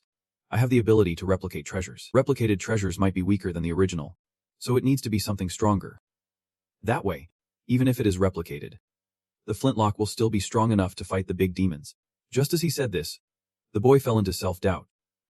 I am still not good enough. But if I train more and get better materials in the future, I will be able to do it. Despite Bito's response, Xing once again sank into his own thoughts. A simple gun like this would be great for anyone without magical bullets. Even though I gave up the Thunder God gun to make better weapons, having a ranged weapon would not hurt. After crunching the numbers, he immediately laid out a request for the kid. And I want you to make a gun for me too. I have already got magic bullet skills. So go ahead and craft a gun with some different upgrades, like the ability to fire continuously. When Singu pulled back his words, it magically created a ton of precious materials. I will send you a sample later, but for now, use these gems I snagged from those plush bears. Bito was ecstatic about the goodies. They were all top-notch. While he just strolled away with the gun, I am keeping this shotgun for myself. Now, Singu turned to call out to her. Arin, here's the shotgun. Along with a smile that shone brighter than the sun. Use this. It is not super powerful, but it will come in handy during tough times. Arin took it from Singu. Her cheeks flushed like a girl in love. Thanking him, as they were heading back, they ran into Rusta. She was lounging on a chair, holding a drink and snacks in each hand, looking incredibly relaxed, yet he just breezed past as if he did not see her.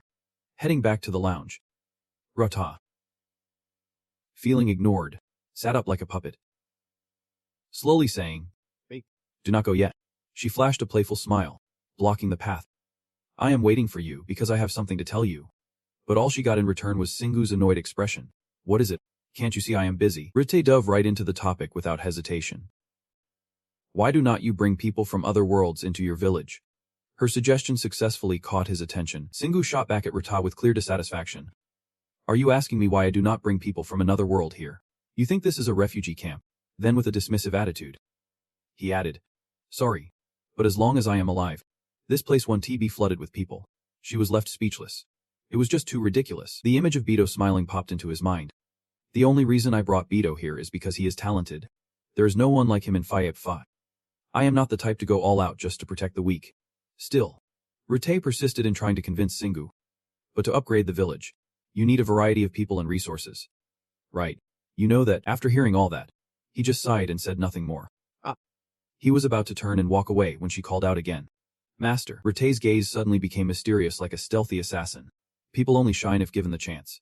Her words caused Singu to pause for a few seconds. Then he turned and continued walking without engaging further. He simply replied to her, "I know." The scene shifted to Marina, eagerly asking, "Did you really create a mana weapon? Show me." But he quickly stopped her.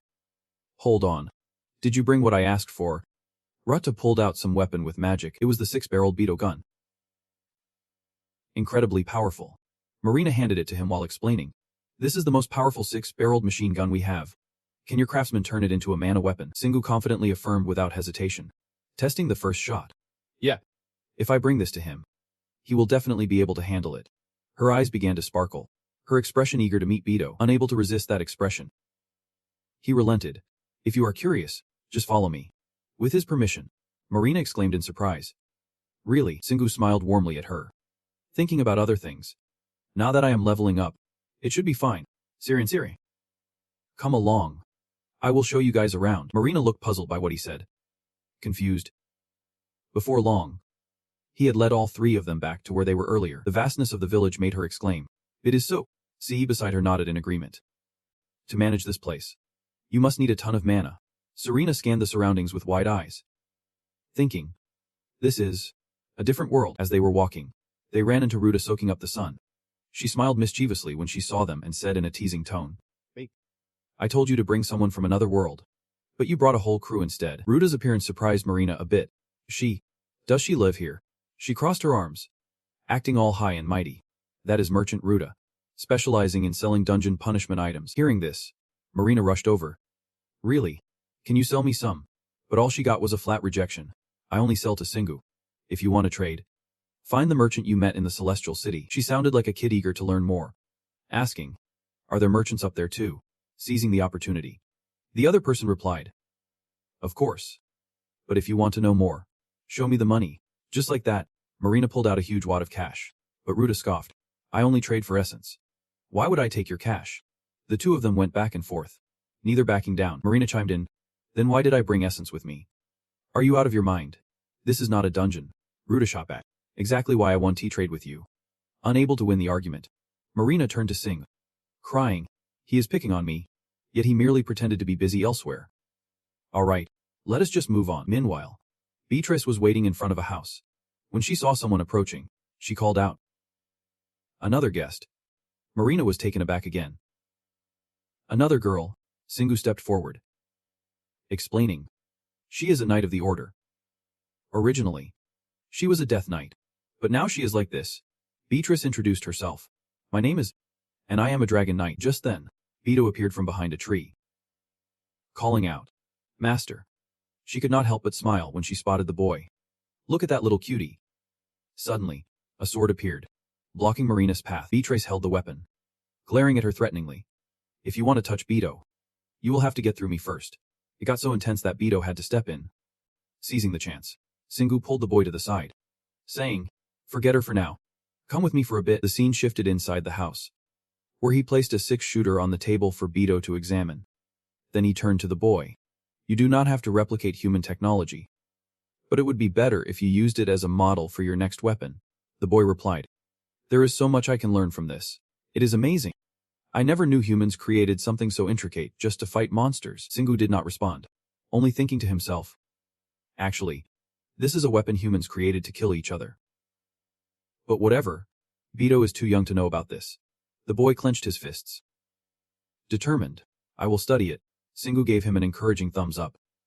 All right, it is all on you. In a vision of the future, ordinary people sprouted wings and crushed most monsters just months after the new era began.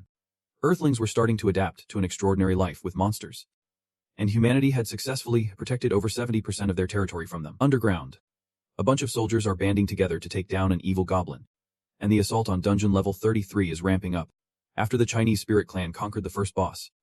Other clans are inviting players to take their turns tackling the challenges of the 33rd floor. The red flag featuring an eagle is waving fiercely on the battlefield. Yet the Storm clan has been struggling to conquer the dungeon for over 2 months. Players just do not want to help them out. And honestly, it is not like anyone cares. Then, we see players going their separate ways, leading to members of the Storm clan leaving the group, which is starting to fall apart.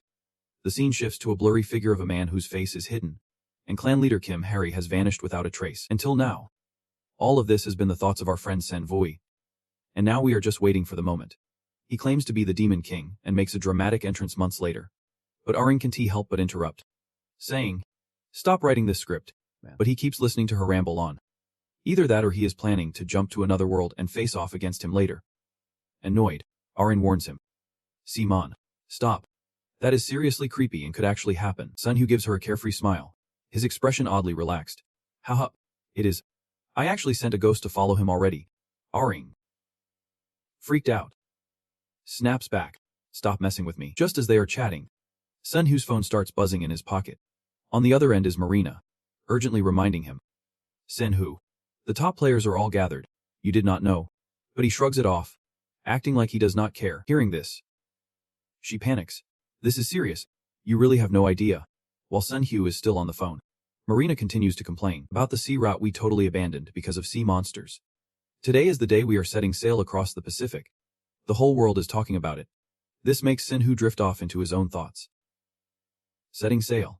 He remembers his past and muses silently after becoming a player in the ant nest. All the sea routes on Earth were blocked because those sea monsters were just too powerful.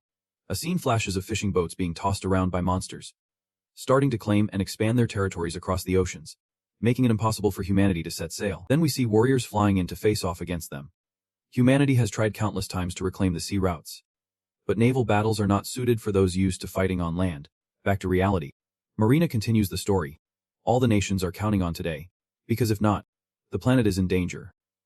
The VPC clan has recruited many players to carve a bloody path. Now, Sunhu has changed his mind and immediately throws on a black coat.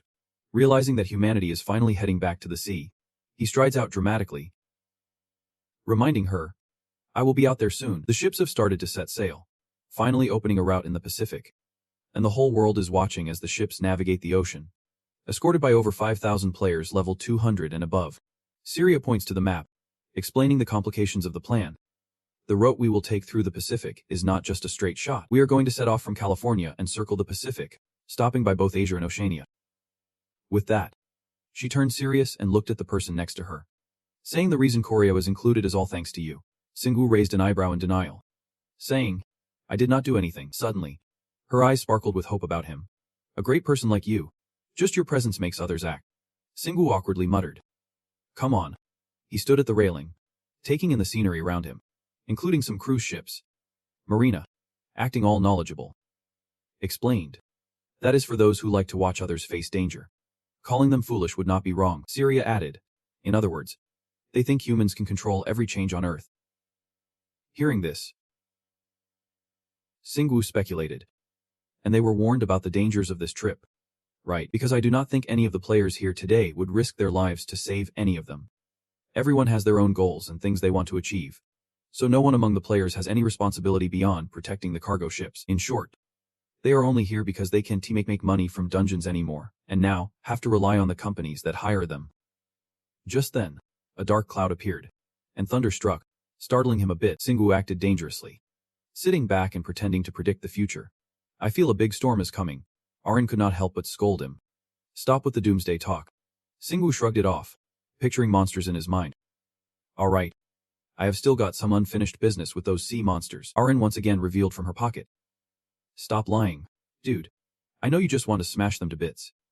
Suddenly, Beaches appeared out of nowhere, leaning on the railing and speaking up. This is my first time on a ship. Maria panicked and pointed at her. What is she doing here? Singwoo stood to the side, slowly explaining. I do not need to hide her from the public anymore. Beaches gazed out at the sea, her face beaming as if she saw hope ahead. Her expression made him feel happy. Kenna looked pretty excited to be here.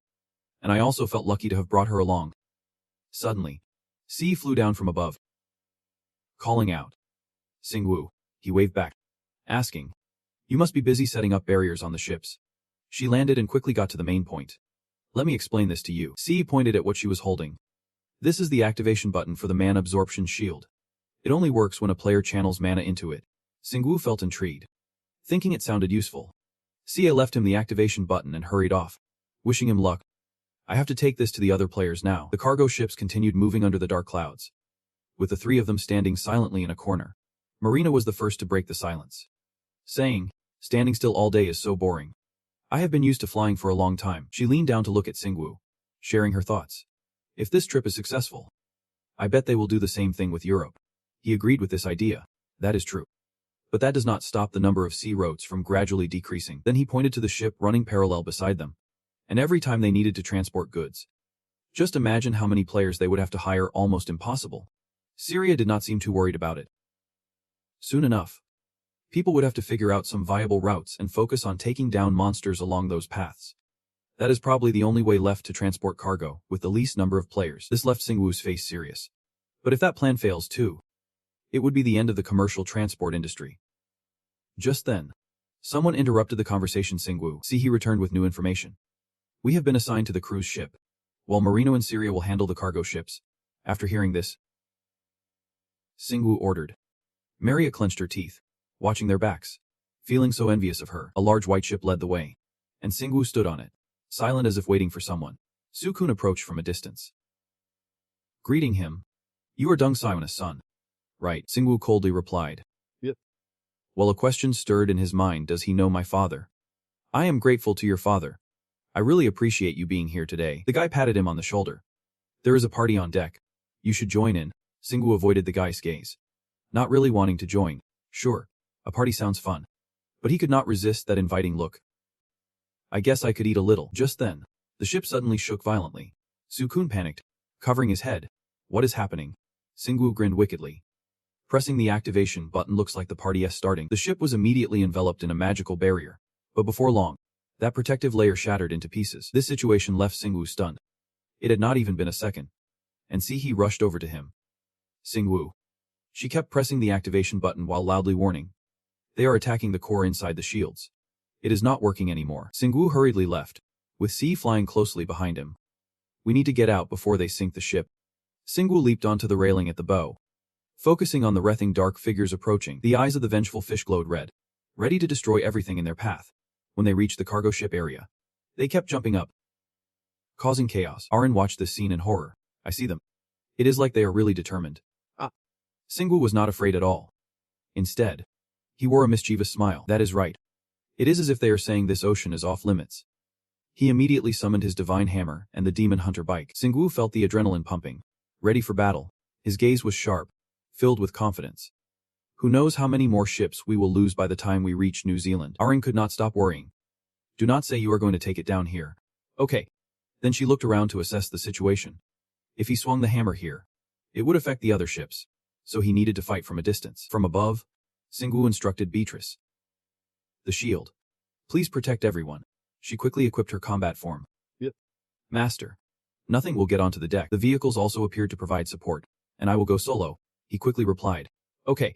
Arin also flew out to join the fight. Me too. This time his reaction was completely different. She quickly pulled out a fancy shotgun and smiled reassuringly at Singwu, saying, I have upgraded the weapon for you. It is now a B+ class. Should be effective against most of those monsters. Bro. His face lit up with a grin. Thinking, this is going to be good. Arin and the vehicle swiftly took their positions for battle. Singwu felt the thrill of excitement building. Thinking, all right. Let us kick off this party. His vehicle raced across the ocean like a lightning bolt. Singwu clenched his jaw, letting out a loud roar to pump up his fighting spirit. Fearlessly, he surged forward. The water spirits watching from afar recognized him. Whispering, "Hey, that is him." With a determined and fierce expression, Singwu stood out as the leader of humanity. The vehicle gripped tightly onto the divine hammer. He shouted loudly and charged ahead. Hiya! He drove a powerful strike straight into the head of the beast. Meanwhile, Arin was also taking aim and firing at the target. A swarm of sharp-toothed fish kept flying in, only to be taken down one by one. Watching their flawless coordination on the sea, Singwu could not help but praise. Good. We are doing great. He pulled out his hammer and commanded in a deep voice. Transform. Small size. Then he swung down hard on the ocean's surface, creating a massive shockwave. The monsters, despite seeing it coming, could not dodge in time and were utterly obliterated. The few lucky survivors were in a panic, thinking, this guy is the real monster. If this keeps up, we are goners. We need to drag him down into the sea. Suddenly, a shadow darted beneath the shimmering blue water. A swarm of mermaids emerged from the depths, leaving Singwu momentarily stunned. With their enchanting voices, they called out, stop fighting and come with us. We love strong men like you. Even if you are a bit scary. Faced with the temptation of the sirens, Singwu put on a stern face and ordered, charge. A brilliant energy gathered on his divine hammer, making the mermaids seem cheap. Singwu shouted, attack, and slammed down into the water, sending waves crashing. That immense power created a sound that echoed as if it could pierce through the clouds. Seeing the results he hoped for, he flashed a wicked smile. Reloading was a skill of the Night Lord. This ultimate ability gathered and utilized mana around him. While it was exhausting to use continuously, its power was tremendous. Moreover, a dangerous glint shone in Singwu's eyes. He mused to himself, with the black lightning attribute, it can pierce through water and strike those monsters. After analyzing the situation, Singwu was filled with fighting spirit. Thinking, awesome. My experience is on the rise. The fishy creatures began to tremble in fear, calling out to their deity. God, this human is not afraid of the water. Hearing that unfamiliar name, he started to ponder. Could Heda be the name of the god they worship? There must be some relics beneath the waves. Suddenly, the fish became aggressive, baring their sharp teeth and charging at him, wanting to eliminate the human leader. Seeing the opponents underestimate themselves, Singwu wore a mocking expression. Thinking, I will crush them so they never dare to attack humanity again. Despite being right in the center of the action, he boldly challenged, come at me, all of you. In a moment of intense tension, a ship suddenly cuts across the scene. Wait, Sukun appears, throwing criticism like it is nobody's business. This is not what she promised. See, he is left questioning everything, but she politely bends down to retort. What are you talking about? The only reason we are here is to protect the cargo ship from those monsters. Her voice remains calm, reminding everyone that we never promised to protect the civilians. Seeing Sukun show up, Shingu's eyes widen in shock. Does he know her dad? What are they even arguing about? Feeling out of the loop, he turns to call over someone. Hey. You got the message and flew over to explain. Right. Yep. Boss. One of those who refused to evacuate ended up getting killed by the shark monster. And now they are making Sihi take the fall, because she has taken on way too much today. Shingu is satisfied, complimenting the whole tangled mess wrapped up in just a few sentences. Could you summarize that a bit more? Get it? He hops down from his vehicle without a care in the world. Both Sihee and Sukun jump at the unexpected appearance. She beams like she has found her savior, while Shingu is bombarding Han with questions. Where have you been? Seeing their worry, he awkwardly admits, I was out killing monsters far from the ships. By the way, he gently pats the guy's shoulder a few times. Sukun seems to lose her balance, tumbling down to the ground. Shingu's aura starts radiating a threatening vibe. Listen up, we never signed up to be bodyguards for civilians here. I am not stopping you from enjoying whatever you want, but do not blame the players if you bite the dust, because we are not here to protect you. A thick air of confusion blankets the ship. Shingu looks at Sukun's pale face, warning her seriously. Now it is up to you whether you want to turn this ship around, or just sit tight and do not get in our way. He gives a pointed look to the opposition, as if to say, if you want to turn back, you better figure it out on your own. In this dangerous situation, the cruise ship chose to stick with the players, and attacks kept coming every few hours.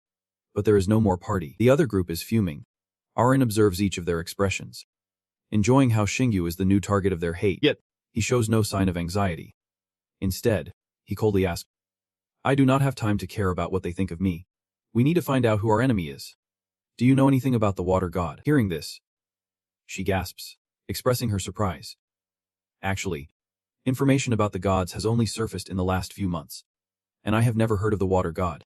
Noticing Arin seems uneasy talking about this, Shingu strokes his chin, deep in thought.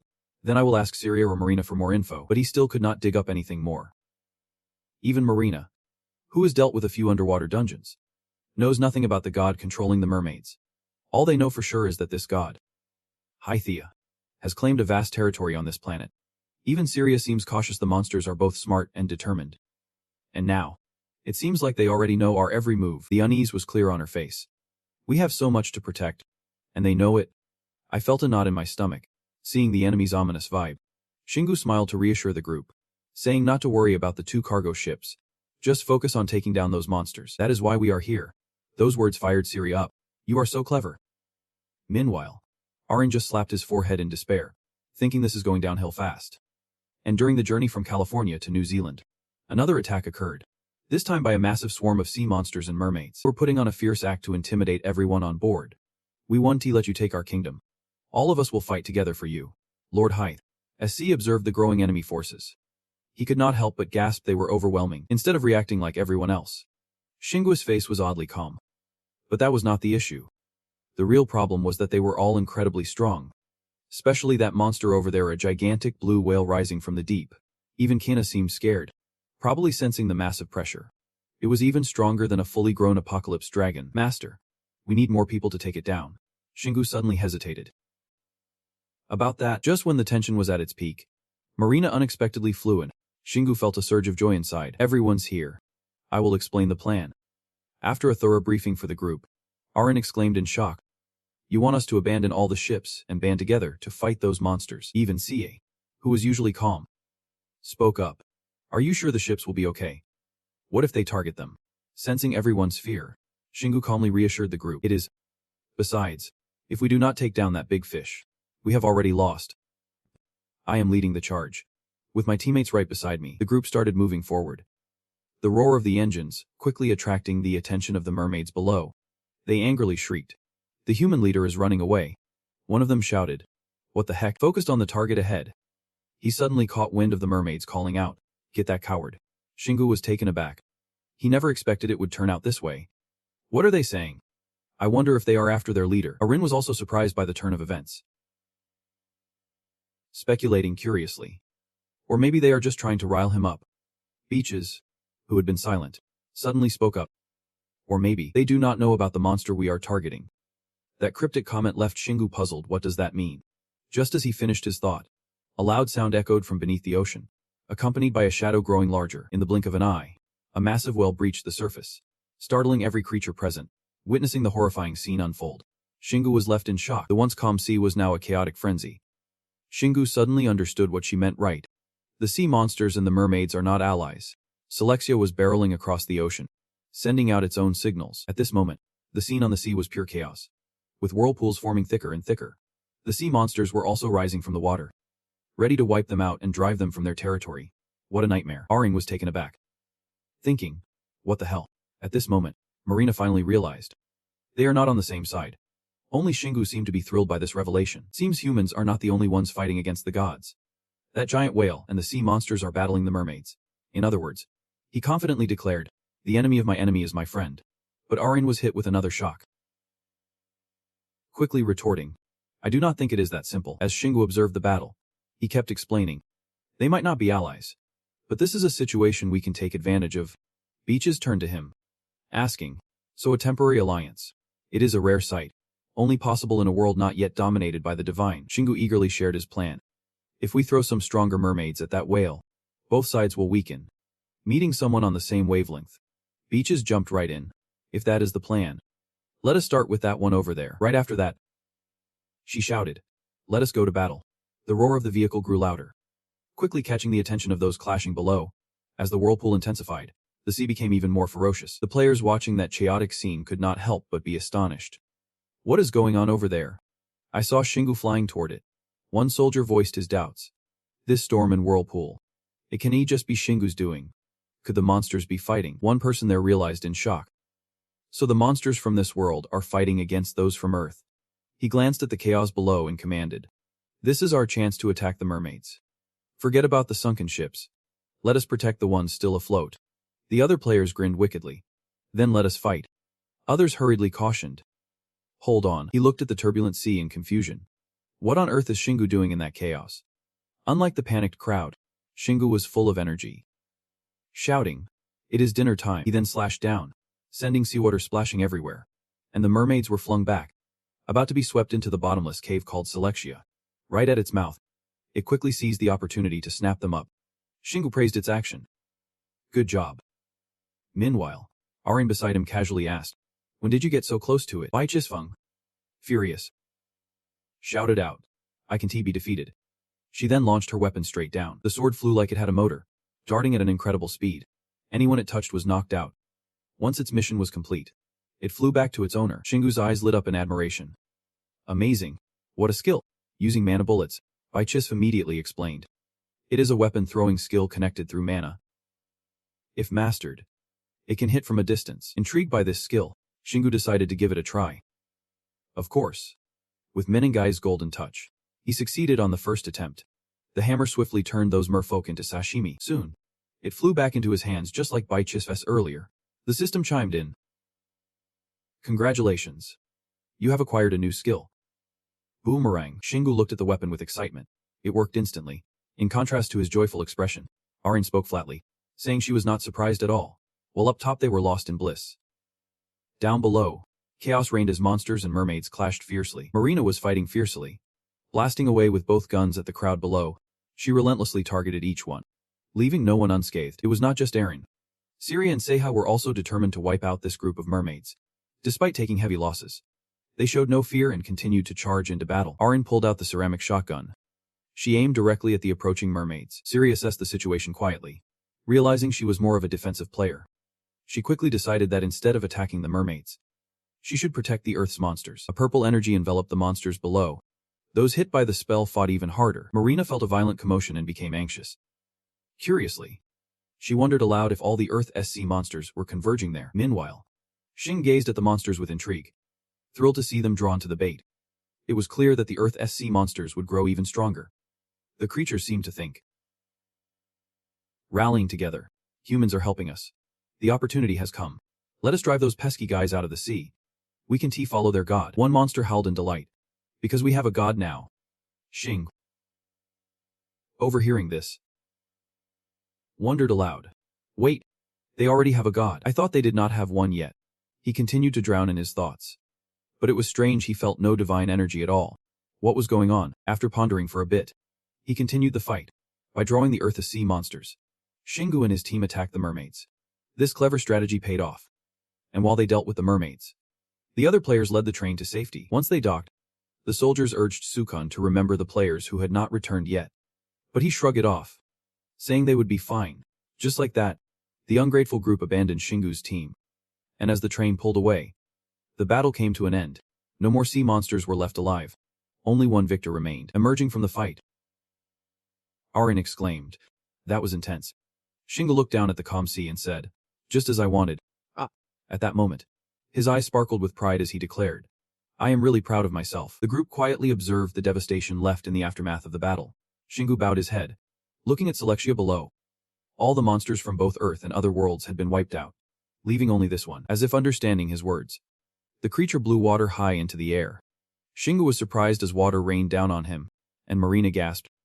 Shing, his body was surrounded by a healing light, and Marina blinked in disbelief, asking, "Are you being healed?" Shingu looked at himself in confusion. "Looks like it. I feel full of energy again." The happy whale Celexia cheered after seeing him fully recover. Shingu smiled gratefully back at him. "Yep," as I paused, gazing at that carefree face. I realized that I have always been the one to hunt monsters. But this is the first time I get to fight alongside them. And looking back, it is also the first time I have felt healed. Beaches pushed her helmet up to hear Shingu better. Thinking there might be a way for humans and monsters to coexist, she silently responded to his thoughts. "In my world, when we first encountered monsters, they were already breathing divine energy." While speaking, Beaches looked down at Celexia, still submerged beneath the sea. "Much like them, we do not know when they gain other divine powers and attack us. Today, I was shocked to see them fighting against another god." The info from her made Shingu ponder, hypothesizing that they might really breathe other divine energy, and not just H-Ta. They only resist Ta. I overheard them talking about the gods during battle. As soon as that slipped from his lips, Arin's jaw dropped in surprise. "You heard them." Siha was super excited to respond. "But even if that is true, the god they are following might belong to Earth, not some other world." Celexia suddenly dove down, causing the waves to clash and catching Shingu's attention. Moments later, he floated back up, looking at everyone and shouting. Everyone stared wide-eyed at this action. "Ah, is it telling us to follow her?" Marina quickly intervened before anyone decided to follow Celexia, wondering if it was just pretending to be friendly. What if it was luring us into the water? Beaches had a different thought. "Master, I think we should try following it." Without waiting for his reply, she started explaining nonstop. "Underwater or on land, a person can die. You can use the key to escape even if you are at the ocean's bottom." His words made him nod in agreement. She was right. The wind had shifted, so Marina eagerly raised her hand. "Wait, let me go too. I want to tame that whale." Not wanting to be outdone, Syria chimed in. "If you go, I am going to." "You two are so enthusiastic," Arin reluctantly added. "We do not have any other choice as your supporters." In contrast, Seha was excited to join. "Count me in." Zep, just when everyone was having fun, Seha broke the mood. "Hey, have you guys even thought about how to breathe underwater?" Everyone froze. Speechless. Not really. Seha was left speechless by these kids. "Oh my. Luckily I know how to use a barrier to breathe underwater." She felt incredibly proud of her skills. "So do not even think about leaving me behind." Hearing this, Marina cheered. "You are amazing." Then everyone hopped onto Celexia's back, while Seha continued to channel her magic. Singu, filled with determination, commanded Celexia. "All right." Boo. Being given such a silly name made him angry and protest. Arin chimed in too. "Don't he give it a weird name." Regardless, he still swished his tail, propelling himself towards the calm. Sia's magic really worked. They could breathe freely underwater. Celexia swam faster and faster towards the deep ocean depths. Marina looked at the police around her, unable to hold back her astonishment.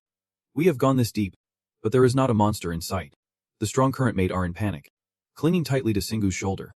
As for the rest of the world, she had no idea. But she was pretty sure that most of the monsters in the Pacific were wiped out today. Hearing her words, he became smug, thinking, if it is the same in other oceans, the Pacific will be ours. Marina felt utterly defeated by this narcissistic guy. "Don't push it." Arin quietly observed Singu's expression, thinking, no way. Seeing him smile so confidently, I can tell he is serious. He is probably strategizing for the next battle. Without overthinking, she pushed that aside and reminded Singu. "We need to figure out where that whale is taking us." Upon hearing this, he agreed.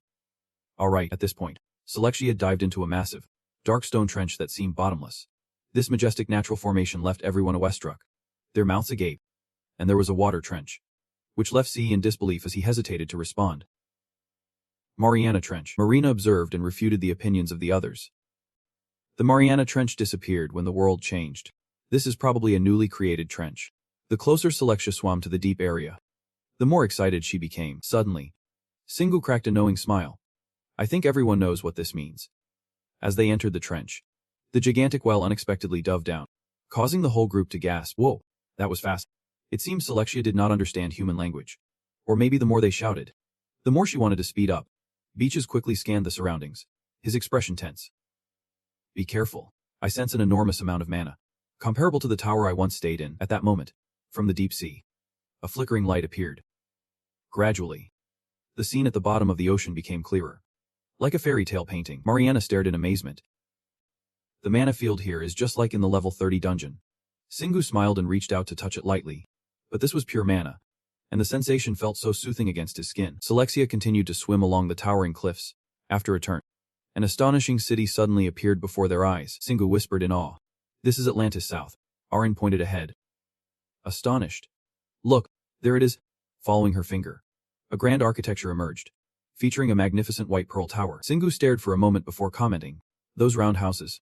Are they homes for monsters? They look almost artificial. The little fish in the city were startled by their presence.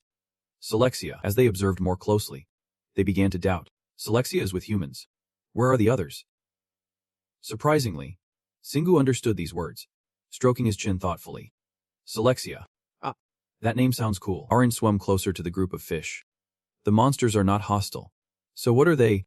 The group then slowly landed on a nearby rock ledge. That moment, Saruta also appeared, exclaiming in surprise. Selexia.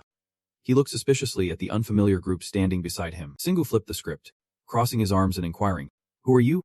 Saruta tightened his grip on the staff in his hand, introducing himself seriously. I? The priest in charge of the temple here. Singu seemed confused. As expected, he scoffed with a hint of disdain. Just like we thought. The fish understanding our language. Saruta directed his gaze at the whale, cheerfully swimming behind the group. The reason Selexia brought you here is that he sensed something from you. He spoke with deep meaning, adding that just the fact that you can communicate with us is enough for you to enter the temple. Surely, he would agree. Singu shook his head, refusing the idea of wearing that pot. Slowly saying, I do not want to assume anything, and I am not just here because I am allowed. Can you explain it to me? He spread his hands, emphasizing the crucial question. Who exactly is he? Saruta irresponsibly responded. We do not really know either. But when we realized it, we were all already here. He recounted their insane battle with the mermaids. Everything was already prepared. We just need to follow his orders and fight against those forcing us to worship other gods. The more Saruta spoke, the more reverent he became. We feel him through what he gives us, and we decide our future based on the footprints he leaves behind. We are just here to oversee that. He then shifted the topic towards Selexia, noting that Selexia is the one who received his will most strongly. And since you are the ones he brought here, we must allow you into the temple. Singu, though still a bit lost, decided to go with the flow, saying, I do not quite get it. But all right, lead the way. The group hurriedly followed Saruta forward, with Marina trying to catch up. Confirming. Singu, are you sure about this? Before he could respond, Selexia, with her massive form, pushed in front of the temple door, separating the women from Singu, causing them to gasp in surprise. Saruta watched the scene, seemingly the only one allowed to step inside. Marina's face turned green with anger. What is this useless feeling? It is like I am a side character. Syria chimed in. Too bad you have to get used to that. Then she made a salute gesture towards Singu, saying, Take your time. We will be waiting. He confidently smiled and promised. I will be right back. Singu followed Saruta down the long, winding hallway, taking in the surroundings and thinking. This place feels so familiar. Saruta suddenly raised an eyebrow in suspicion as Singu dashed ahead. He stumbled. Warning. Do you know where you are going? If you go the wrong way here, you might end up lost. Singu confidently replied, I do not care. And finally, his stubborn feet decided to stop. Singu looked back at the wall covered in strange symbols before him. By the time Saruta finally reached him, he was quietly comparing it to the rest area. A surge of power urged him to step closer, emanating from the magic circle in the center. Singu stood calmly in the middle of the circular pattern on the floor. Just then, the system chimed in with a congratulatory notification. You have entered the depths of the ocean. Your underground player class has expanded into a deep sea player. You can now travel directly to the deep sea from the rest area. The next essential notification popped up. The power of the deep sea will unveil everything hidden beneath the surface. You can now access underwater dungeons. And you are now a deep sea player. Your inventory capacity has doubled. As he delves into this hot off the press information, he thinks he is about to hear some typical gossip about the line. In his mind, he is grouping 3 locations together. This place is linked to the Celestial City and the Ant Cave. Maybe that is why it has mana like a resort. Who would have thought a place like this could be hidden among 7 monsters? Suddenly, Shingu jumps, noticing his hand has sprouted black claws. The system quickly explains. You have acquired a new innate skill called Chaos Form. Iron Man has merged with the Chaos skill, and now the Chaos skill is at level 3. He silently feels the cool aura radiating from him. This is the Chaos Form, akin to a chaotic tale. Excited, Xing checks out this awesome skill. I can control scales. I can summon and retract them. Seju is trembling in fear. Screaming, "Oh my!" An elder rushes over and kneels at his feet, saying, "You are the embodiment of our god." Xingu vehemently denies it. Not. He helplessly scratches his head, trying to get his brain in gear. Let us assess the situation. Shall we? First off, this temple is like the deep sea. Just like the ant cave in Celestial City. It is a gateway to the dungeons. Xingu feels like Columbus discovering America. There are not many water dungeons in the Celestial City, which means there are tons of underwater dungeons that no player has touched yet. He lifts his gaze to the wall and softly murmurs, "So I am the first one allowed to access this." Xing touches the intricate inscriptions on it. Are these the rules? There is so much I need to remember. A vivid scene unfolds. The deep sea is where the sea monsters and other gods are imprisoned. Suddenly, it all clicks for him. That is probably why. Once they escape, those monsters do everything they can to avoid returning. Xingu continues to mentally calculate. If the ant cave, Celestial City, and deep sea all use the same system, then it means all three places were created to trap monsters. The monsters near the temple are just a coincidence. Even though I am the first deep sea player, it does not mean the earth monsters will be safe. He starts sketching out a plan. Stripping the laws of labor from this free workforce he just snagged, Xingu quickly wraps up all the issues. After gaining the power of the deep sea, we will head back to the surface. The whole group pops up, still looking bright and human-like. Xing, riding on the Akmar motorcycle, does not forget to turn back and remind Selexia, "We will be back." Okay. Ships are smoothly cutting through the waves. The journey goes on peacefully, with the number of monsters greatly reduced, so there are no big battles anymore. But for some reason, almost all the ships were wrecked. Although they lost quite a bit of cargo and people along the way, the outcome turned out better than anyone expected. Finally, the remaining ships dock, and when they reach Bizan, the Xing group disembarks. Rina beams and waves goodbye. "See you later. We will continue together." Ce is shyer than her, simply saying goodbye, while he smiles and reminds her, "Just call me whenever there is an ambush." Xing turns to bring up the system screen, checking out the chaos form. The system responds quickly. Chaos form level 3. You can move and breathe in any environment, and the more mana you pour into it, the tougher your resistance will be. His excitement bubbled over as he slapped his hands together, making Saruta roll her eyes. It is a bit different now, but I can move underwater without CA. As the thrill faded, he started planning again. Others would be able to use it too. But first, he had to convince Boo Boo to let them. Xingu reminisced about the time the marina crew got lost at the bottom of the sea, only to have to turn back right as they stepped in. Standing at the dock, he gazed out at the vast ocean, just for him. And now that the waters had been cleared, it would surely be a bit more peaceful. Suddenly, Xingu chuckled at his grand aspirations. He brushed his worries aside and suggested, "Let us grab a bite. Have you tried the spicy pork stew yet?" Chis perked up at the mention. Spicy pork? Sounds delicious. Meanwhile, in a place he was not aware of, the world was buzzing about this new miracle. Politicians and businessmen were arguing loudly, splitting into two factions. One wanted to keep shipping goods while the other deemed it unsafe, but they were just sparring verbally without stepping outside to see the reality. As they debated, the number of monsters kept rising, and so did the number of players.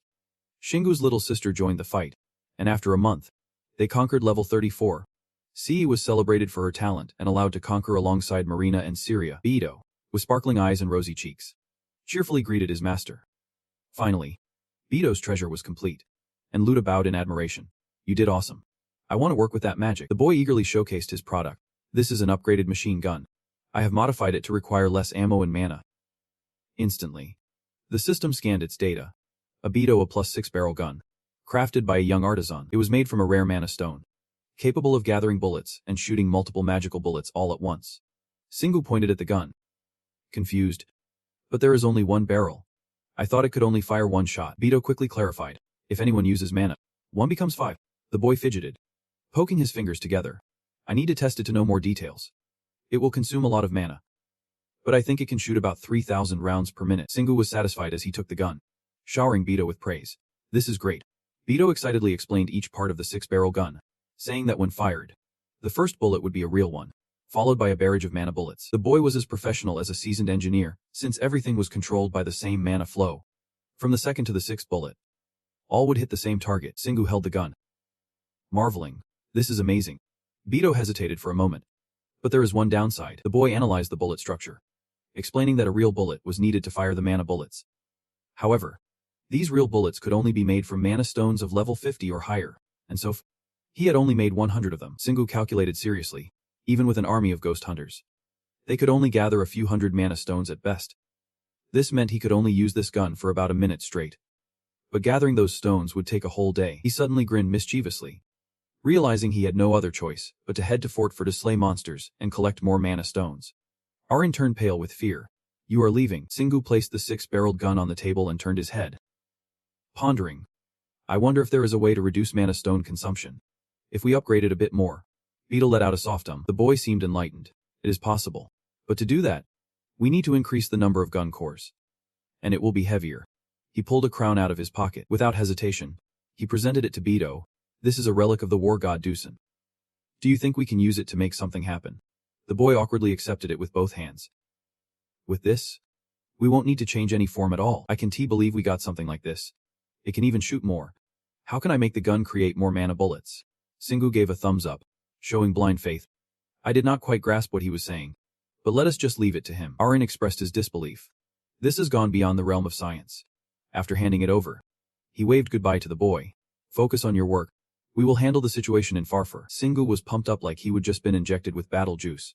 With my senses, I felt a major battle was just beginning there. I could not miss out on something that exciting. He put on a sycophantic grin.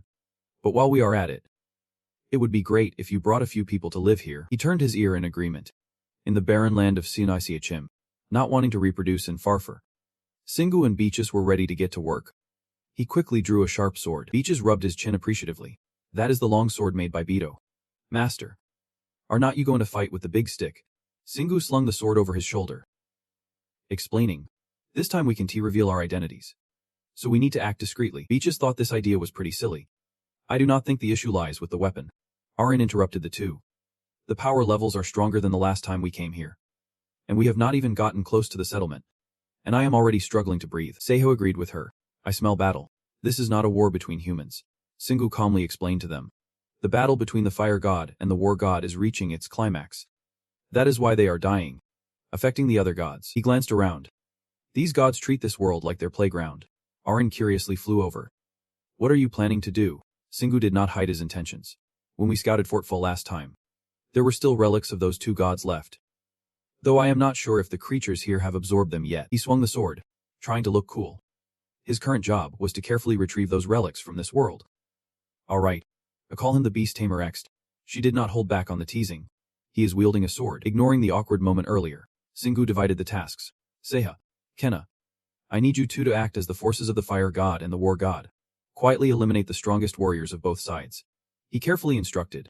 And when I signal, attack the strongest one you see on the battlefield. Seha was fired up. Got it. So I will blend in with the fire god's forces and strike the commander when you signal. Right. He smiled like a cocky little brat. But are you sure? What if I change my mind? Singu coldly interrupted. Stop adding those ridiculous scenarios. Just go. With their words, the two of them challenged each other. And seeing the hellish motorcycle being summoned, Arin excitedly shouted. He gave a subtle nod. Singu, firmly seated with his sword, twisted the throttle, and the demonic bike shot straight into the sky, then zoomed ahead. In his mind, he replayed the two brutal battles, feeling the power of the war god from his fight with the bear monsters, and learned about the fire god through his clash with Kim Ha-ryong in New York. Drawing on his experience, he mapped out a strategy, using his sixth sense to read the battlefield, and right now, the fire god was in the lead. Arin chimed in, discussing the situation, but then realized it made sense. The war god weakened after he took down those stuffed bears. Below ground, the screams and the clash of weapons echoed, creating a deafening cacophony. Singu calmly observed the tense atmosphere of battle, quickly making a decision. After receiving divine power, it was hard to call them human anymore. He guessed they should start targeting them. Arin worriedly confirmed again. But they are still human. Right. Are you okay? He remembered the Setnak disciples. The moment they joined this fight, they ceased to be human. Even though they still looked human. They were no different from the guild members we see in the Great Valley. Shouting the name Luis, she shyly took a breath. I did not mean to make things harder for you. Singu jumped out of the vehicle, showing that he was fine. It is. Thinking about it while we still can is a good thing. He landed lightly without disturbing the chaos of battle. Singu clenched his teeth with resolve. To change the tide of this fight, he needed to target at least the commanders. He charged straight ahead, running in a wave-like motion, weaving through the crowd, searching for prey, moving along the flow, following the mana trail. He could take down his target in the blink of an eye. His sharp sword struck down the unfortunate Saul in an instant. With a swift slice, the head flew off like a cannonball, blood gushing like a mini volcano, and the soldiers screamed in panic. Captain, he did. Their enemies were just as chaotic. What is happening? Singu kept charging ahead. It looked simple, but he needed to carefully read all the mana around him. This would help him upgrade his sixth sense. The system immediately pinged with 2 notifications. The sixth sense leveled up to 3, and stealth leveled up to 36. He felt exhilarated. Look at that leveling speed. I wish my other skills leveled up this fast too. Arin felt embarrassed. I am at a loss for words. The spirits were still paralyzed by fear. Everyone, be careful. The war god sent a monster over. Suddenly, a pair of cold purple eyes glinted ominously, wielding the deadly knight's sword, charging straight into the enemy. I felt like a soulless arrow, piercing directly at the foe with a tinge of regret. He could not use his wings to avoid revealing he was a player. Without wings, he could not move fast. He yelled loudly to rally his spirits, making himself stronger. I was like a sharp arrow, striking straight at the opponent. Singu was 100% satisfied with this situation. Good. The war god was currently winning. It seems like Kenna and Axa are up to something, and Arin's lost all faith and luck. Surely, he can't be the one behind this. Right. Now, he is officially stepping onto the battlefield, all right. Let us help them out. She still tries to tease him, hearing that confidence in his voice. Suddenly, a sound echoes in Singu's ears, making him freeze. He has got it. Kenna too, cold, has been waiting to strike, and with a swift motion, he swings his weapon. Singu instinctively leaps aside to dodge the blow. Finally, Singu comes to a stop after a long slide. He recalls an old acquaintance. Wow. Looks like we crossed paths sooner than expected. Kenna too. The guy stands tall like a small mountain and slowly opens his mouth. The god of war has spoken to me. Kenatu's eyes bulge as he shouts that Singu is the rat who stole what once belonged to him. After a fierce exchange, they temporarily break apart. Singu stares intently at the face of his opponent, thinking, the true general of the god of war, Kenatu, is really strong. His magic outclasses mine twofold. But we are probably on the same level overall. After clarifying his thoughts, he smirks with confidence. But that does not mean he can win. The guy's weakness lies here. The more followers the god of war has, the stronger he becomes. If this battle drags on and he loses manpower, he will weaken in reality. Kenna suddenly screams in fury. Give that back to me. Singu does not hesitate to spread his arms wide. I have no idea what you are talking about. There is nothing here. Kenna points at him, looking suspicious. It must be in your inventory. You are a player, not some fire god's minion. Singu stands unfazed. He seizes the moment to throw out a few words. Right. You probably do not have your own inventory. You lost it along with your wings when you decided to follow a god. That was enough to stir him up, all right. I admit you are very brave for daring to take my god's treasure. But you will pay for it. He smirks provocatively. With your life. Perhaps. Then Singu hurls his sword at Kenna with all his might. Luckily, Kenna has some crazy reflexes. He swings his sword to block the incoming object, and the clash of metal rings out sharply.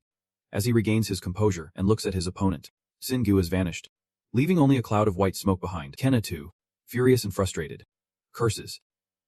You coward. Then he unleashes all his pent-up anger, smashing the ground beneath him to pieces. While Singu remains relaxed on the outskirts, suddenly, a system notification pops up. Bom Lang has reached level 11. And Gai Trang has reached level 38. Singu grins with satisfaction. Who would have thought he would actually pull it off?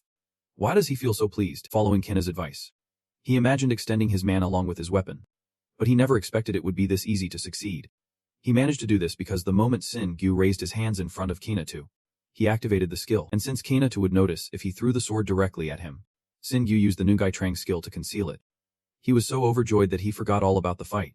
It felt amazing. Aring, worried he might slack off, kindly reminds him, get it? You love yourself, but focus on the fight. The enemy is right over there. Singu speeds towards the battlefield, grabbing another sword along the way. He had sacrificed one just to escape from Kenna, but this sword was mass-produced by B2, so he still has plenty of them. He darts across the battlefield like a flash of lightning, trying to find a strategic position. Let us give it another shot. Wherever he glides, the enemy's heads are falling all around him. They freeze in place, dropping like flies to the ground. Singu continues to unleash his ultimate technique, firing energy projectiles at the enemy, officially obliterating their forces. Even though he is on the winning side, anxiety washes over him. Everything is going as he predicted. But he can shake off the worry about what those two are up to. Arin appears, answering Singu's questions, saying she heard the leader of the fire gods is weaker than Kenna. Hearing his sister say that puts him somewhat at ease. It would be great if he could make them fight each other. But she quickly warns him that he might have to face them alone. Zinguridor. He is not alone. He still has Kina with him. While they battle each other, he will focus on Kina too. Time passes since Singo's group joined the fray, and people are turning into monsters, ruthlessly killing each other. Both sides lie on the ground in cold silence. Noticing the sharp decline in warriors, he grows anxious. The fewer people there are, the harder it becomes to hide and assassinate him. With no other choice, he decides to reveal himself. It is time to end this. Arin can't stop praising him, saying he did really well. Suddenly, she realizes something's off. Those people, she thinks they are human. Hearing this, he looks puzzled. What? The enraged crowd in front of them charges forward, ready to wipe out anyone in their path. If this keeps up, the gods will truly dominate the world. They aim to destroy the gods' artifacts and seek freedom. Singu carefully observes, concluding that they are the ones rebelling. All of them can use mana. Then he rests his chin in thought. It is amazing that they have the courage to fight. But would not it be wiser to wait until one side is clearly weakened before jumping in? Suddenly, Singu questions himself. Wait a minute.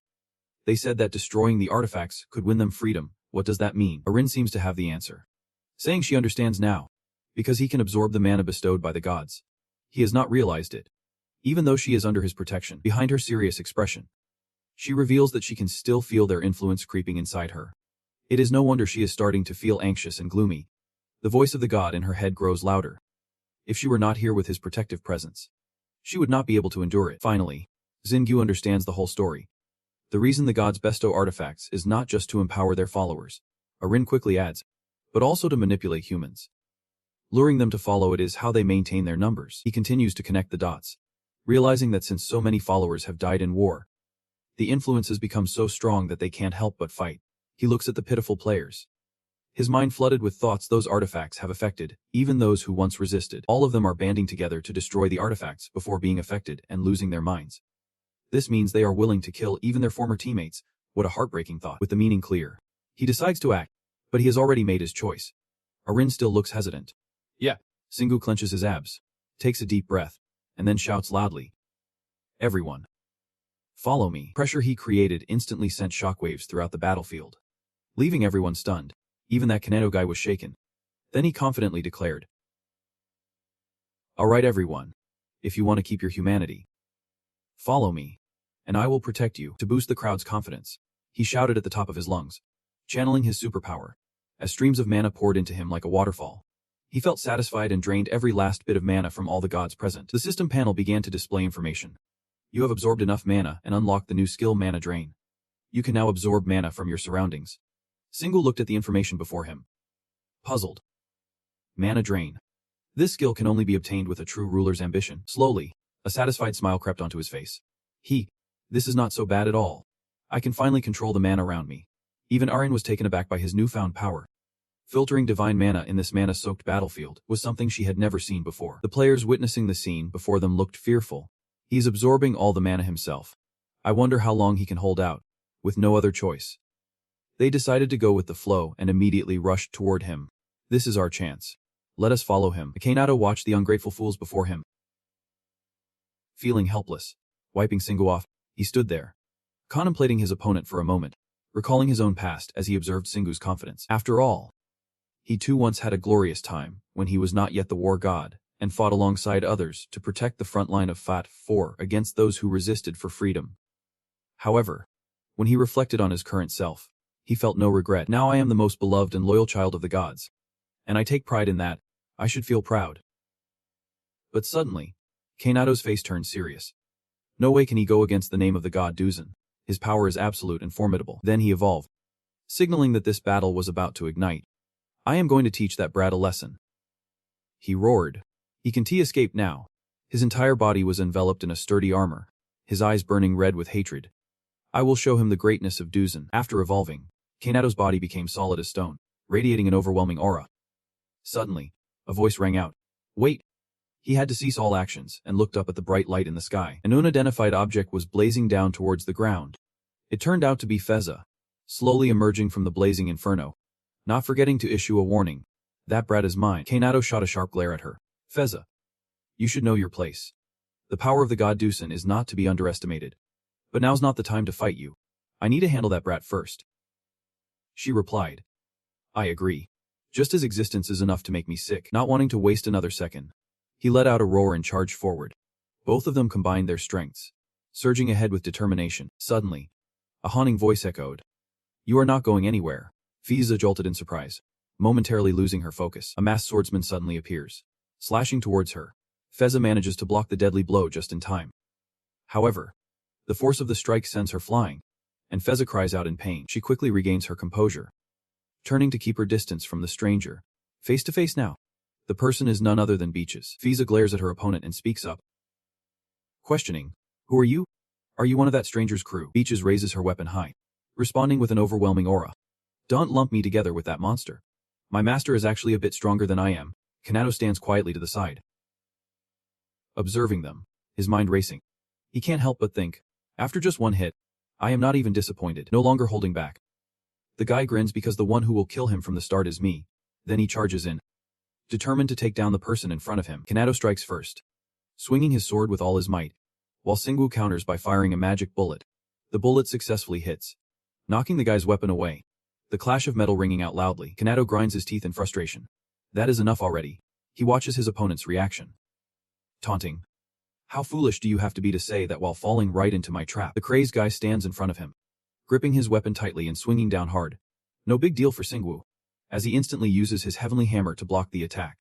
The force from their clash echoing all around. The sound of their weapons colliding creates a screeching noise, and both begin to shake rhythmically.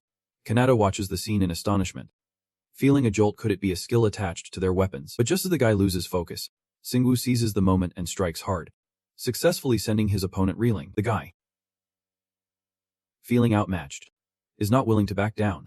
He transforms the impact of the hit into a shockwave and retaliates against me. What kind of dark magic is this? Kanado is determined to counterattack. You call that a skill? I will show you a real one, and charges up again. Singwu narrows his eyes, preparing his skill. Dragon's 5 Claw. I can see it with my keen perception. I can see his attack in slow motion. But even though I see it, my body is still too slow to dodge completely. I seem to glimpse a ray of hope to turn the tide by absorbing mana. Streams of mana flood towards me. I can siphon it directly from his body, but I can absorb the mana he is releasing. If I play my cards right, I could absorb about 30%. Then I resolve to refine my perception skill again. The rest, I will handle myself. Kanado's last attack caused an explosion that shook the heavens, and he temporarily steps back to observe. His face shows clear delight. With that blow, he should be lost an arm. Right. But just as he is reveling in his triumph, from the white smoke, Shingua's silhouette gradually becomes clear, and 2 arms are now covered in scales of powerful energy. I wipe the dust off my scales, muttering continuously. What the heck? Kanado digs deep. Which god do you worship? Who do you serve? I maintain a nonchalant demeanor. What are you talking about? He does not believe me, pointing directly at me and accusing, liar. How can a human have this kind of power? I hear him making wild guesses, and I just roll my eyes. Enough with the chatter. Let us fight. Shingu waved his arms, signaling, you fighting like a blind man. Stop flailing around and come over here. Kanado was furious at the challenge from his opponent. He was so mad he could explode, charging in while shouting warnings. You little punk. He swung hard, but it was useless. He kept slashing at Xing, who dodged effortlessly. However, he still respected his opponent's skills. In terms of raw speed, he could not match him. The guy was impressive in every way, but my reflexes, way better if I can just avoid his attacks. I can strike back when he is open. The fierce battle continued, with every swing he made. Shingu dodged. Suddenly, the slashes froze mid-air, leaving him utterly stunned. His opponent's attack just hung there in the void, out of nowhere.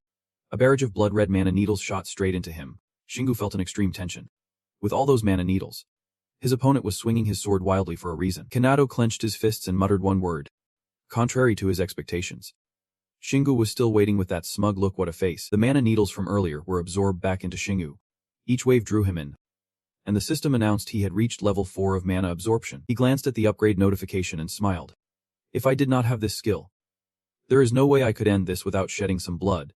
Kanado was furious to see him still unharmed. What a little brat. Enraged, he decided to summon more stone tentacles, wreaking havoc all around. Shingu panicked and stepped back to observe as the tentacles lunged for anyone in sight. Arin piped up in disbelief. He is devouring those Taisai with his own tentacles. Does not he care about them? Shingu replied firmly. He is just using the power of the god Duitsun to hold them down. But I can guarantee one thing, he is tapping into the war god's abilities. He must be manipulating multiple powers into one. Kanado tightened his grip on his minions with the tentacles, a smug look on his face. This scene left Shingu deep in thought. The war god's ability to merge strengths was truly reasonable when looking at those plush toys. But beyond that, tears welled up as he felt every vein on his face. This guy was deranged, treating his soldiers like nothing. After a moment, Shingu gripped his staff tightly, getting into a fighting stance. Across from him, Kanado flaunted his power. This is the might of the war god, the pure strength of Lord Duitsun. Instead of feeling scared, Shingu felt contempt. He realized this was the worst kind of power. Kanado confidently declared, "I will show you what absolute divine strength looks like. Then I will kill you as an offering to him." Shingu was not backing down either, confidently saying, "If you can catch me in that form, good luck, but I won't complain. As long as there is space to fight, I am." His words made Kanado uneasy, and he reached for a sword. "You won't be able to run for long." With that, he wrapped his tentacles around the sword, making it grow massive. Kanado took a stance, preparing to unleash this overwhelming power. No sooner had he finished speaking than he charged without hesitation. The strike came down hard, forcing Shingu to brace himself with his staff. The tremors from the collision shook the entire area, watching him struggle against the force. Arin could not help but worry. He could not face that guy head-on. Shingu remained stubborn, his eyes flashing with determination. He could not let a scumbag like him win. With that, he struck, unleashing a toxic attack, and as he spoke, a faint purple light enveloped the weapons of both sides. Watching the flames wrap around his arm, Kanado was momentarily taken aback, but in a flash, his smugness returned. Chuckling softly, "You think you can burn me?" With that, he pressed down hard, applying significant force that made Shingu's arms start to bleed. Without hesitation, Kanado made a finishing blow, shattering the ground beneath them. Luckily, he managed to step back just in time, narrowly avoiding the strike. Though shaken, Shingu was not ready to give up. Regaining his strength, Arin, knowing she could not talk him out of it, could only follow along, thinking to herself, "He is really stubborn." Before long, his wounds were healed, and he was still determined not to back down. "All right, let us keep going." Seeing this, Kanado unleashed a flurry of tentacles, aiming to pierce him through. The tentacles charged straight at Shingu, and his eyes lit up with focus.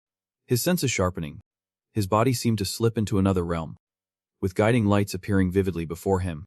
If I follow this path. While Shingu was still contemplating, the tentacles lunged down, slamming into the ground. He swiftly moved forward, realizing he could dodge all the attacks. With a swift motion, Shingu pushed off the ground to gain momentum. He immediately hovered in the air, closing the distance. Sensing the moment had arrived, he gripped his weapon tightly, preparing to counter. With a powerful strike, Shingu aimed directly at Kanado's chest. As he struck, Kanado remained unfazed. He quickly retaliated, his tentacles stabbing straight into Shingu. Taking that hit made him spit blood. He deftly used his weapon to shatter the tentacles before him. He quickly retreated, but the tentacles relentlessly pursued him. Just as he landed, those tentacles came crashing down. A notification popped up, corrosion resistance leveled up to 7. Seeing Shingu badly hurt, Arin could not stop worrying. "Shingu."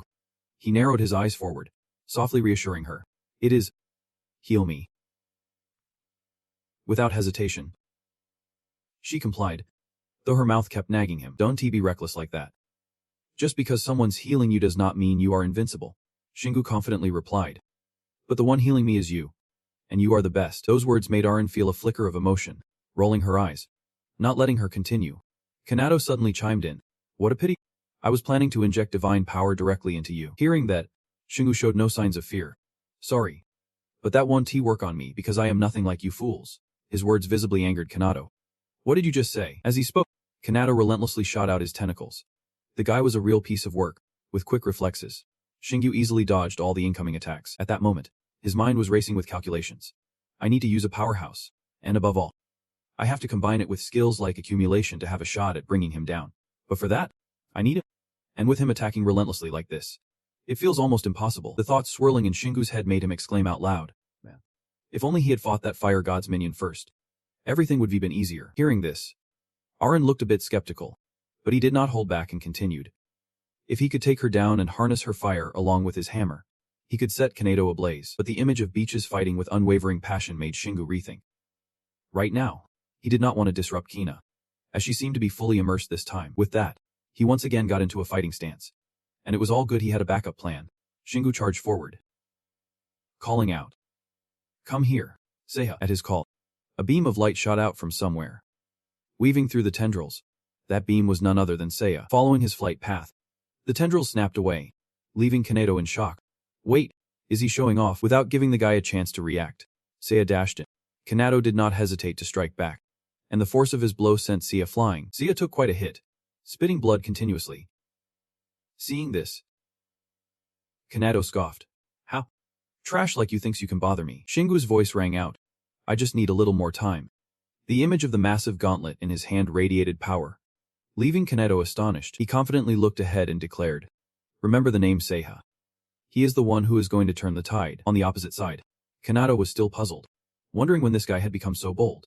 Without wasting another second, Shingu swung down his hammer, striking with force. The mighty hammer of judgment crashed down, shattering the ground. Kanado, with his bloodshot eyes, braced himself against the earth. Groaning, he lifted his head and howled to the heavens. Please grant me more power. Shing gritted his teeth, his body surging with energy, shouting in his mind. Powerhouse. Another hammer came crashing down, this time carrying a destructive force that shook the very earth. Suddenly, the system notification blared. Powerhouse has reached level 5 punishment. Level 55 poisoning. Level 4. At the center of the impact, a massive crater formed, with eerie purple flames erupting. Shingu immediately turned to Arin and ordered, Heal Sena. She rushed to obey. On it, from Kanado's shattered form, fragments began to rise. A pink jewel sparkled as if conveying a message from its owner. I accept my defeat. Shingu sheathed his hammer, his eyes focused on it, listening to the message the jewel wanted to convey. To be defeated by someone alone. Trying to conquer this low-level world now seems pointless. His face twisted into a sneer, knowing that other gods would continue their conquests. But he was not foolish like them. Hearing those words, Shingu suddenly focused on a detail. A low-level world. The whispers of the arena echo in the air. You have been through so many different worlds. Right. You should know how the mana here compares to there. Memories flood into Shingu's mind all at once. The other worlds he is talking about.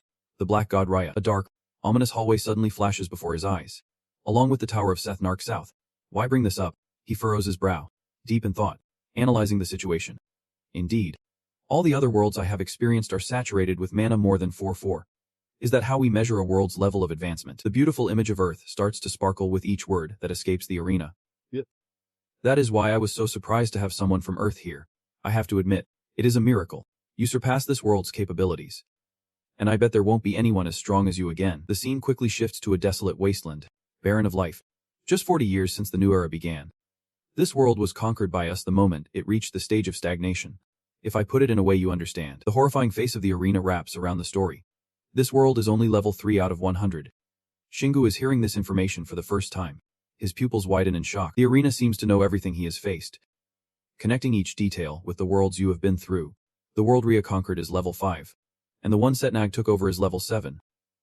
Of course. The enemies you have faced are considered weak in that world. The corpse of Kanado lying on the ground is the clearest proof of this statement. The people here are lacking. They can't absorb the power I grant them. And all they can do is use strength like this. The eerie smile of Dai-san lurks in the shadows, warning him.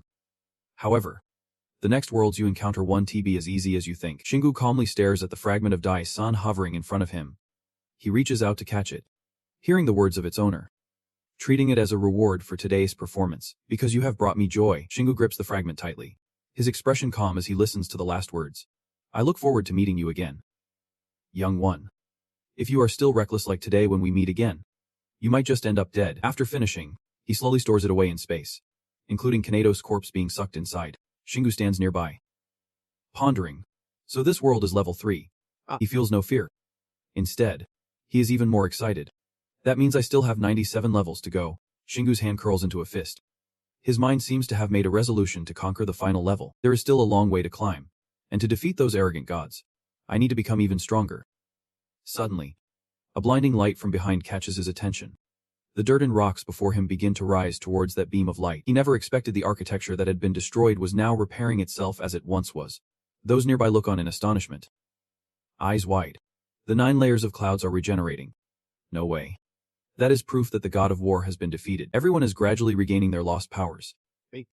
Your wings are growing back. And you too? They stare at the bizarre monsters before them with a mix of awe and fear. Everyone. Calm down. The fire god's minions are still here.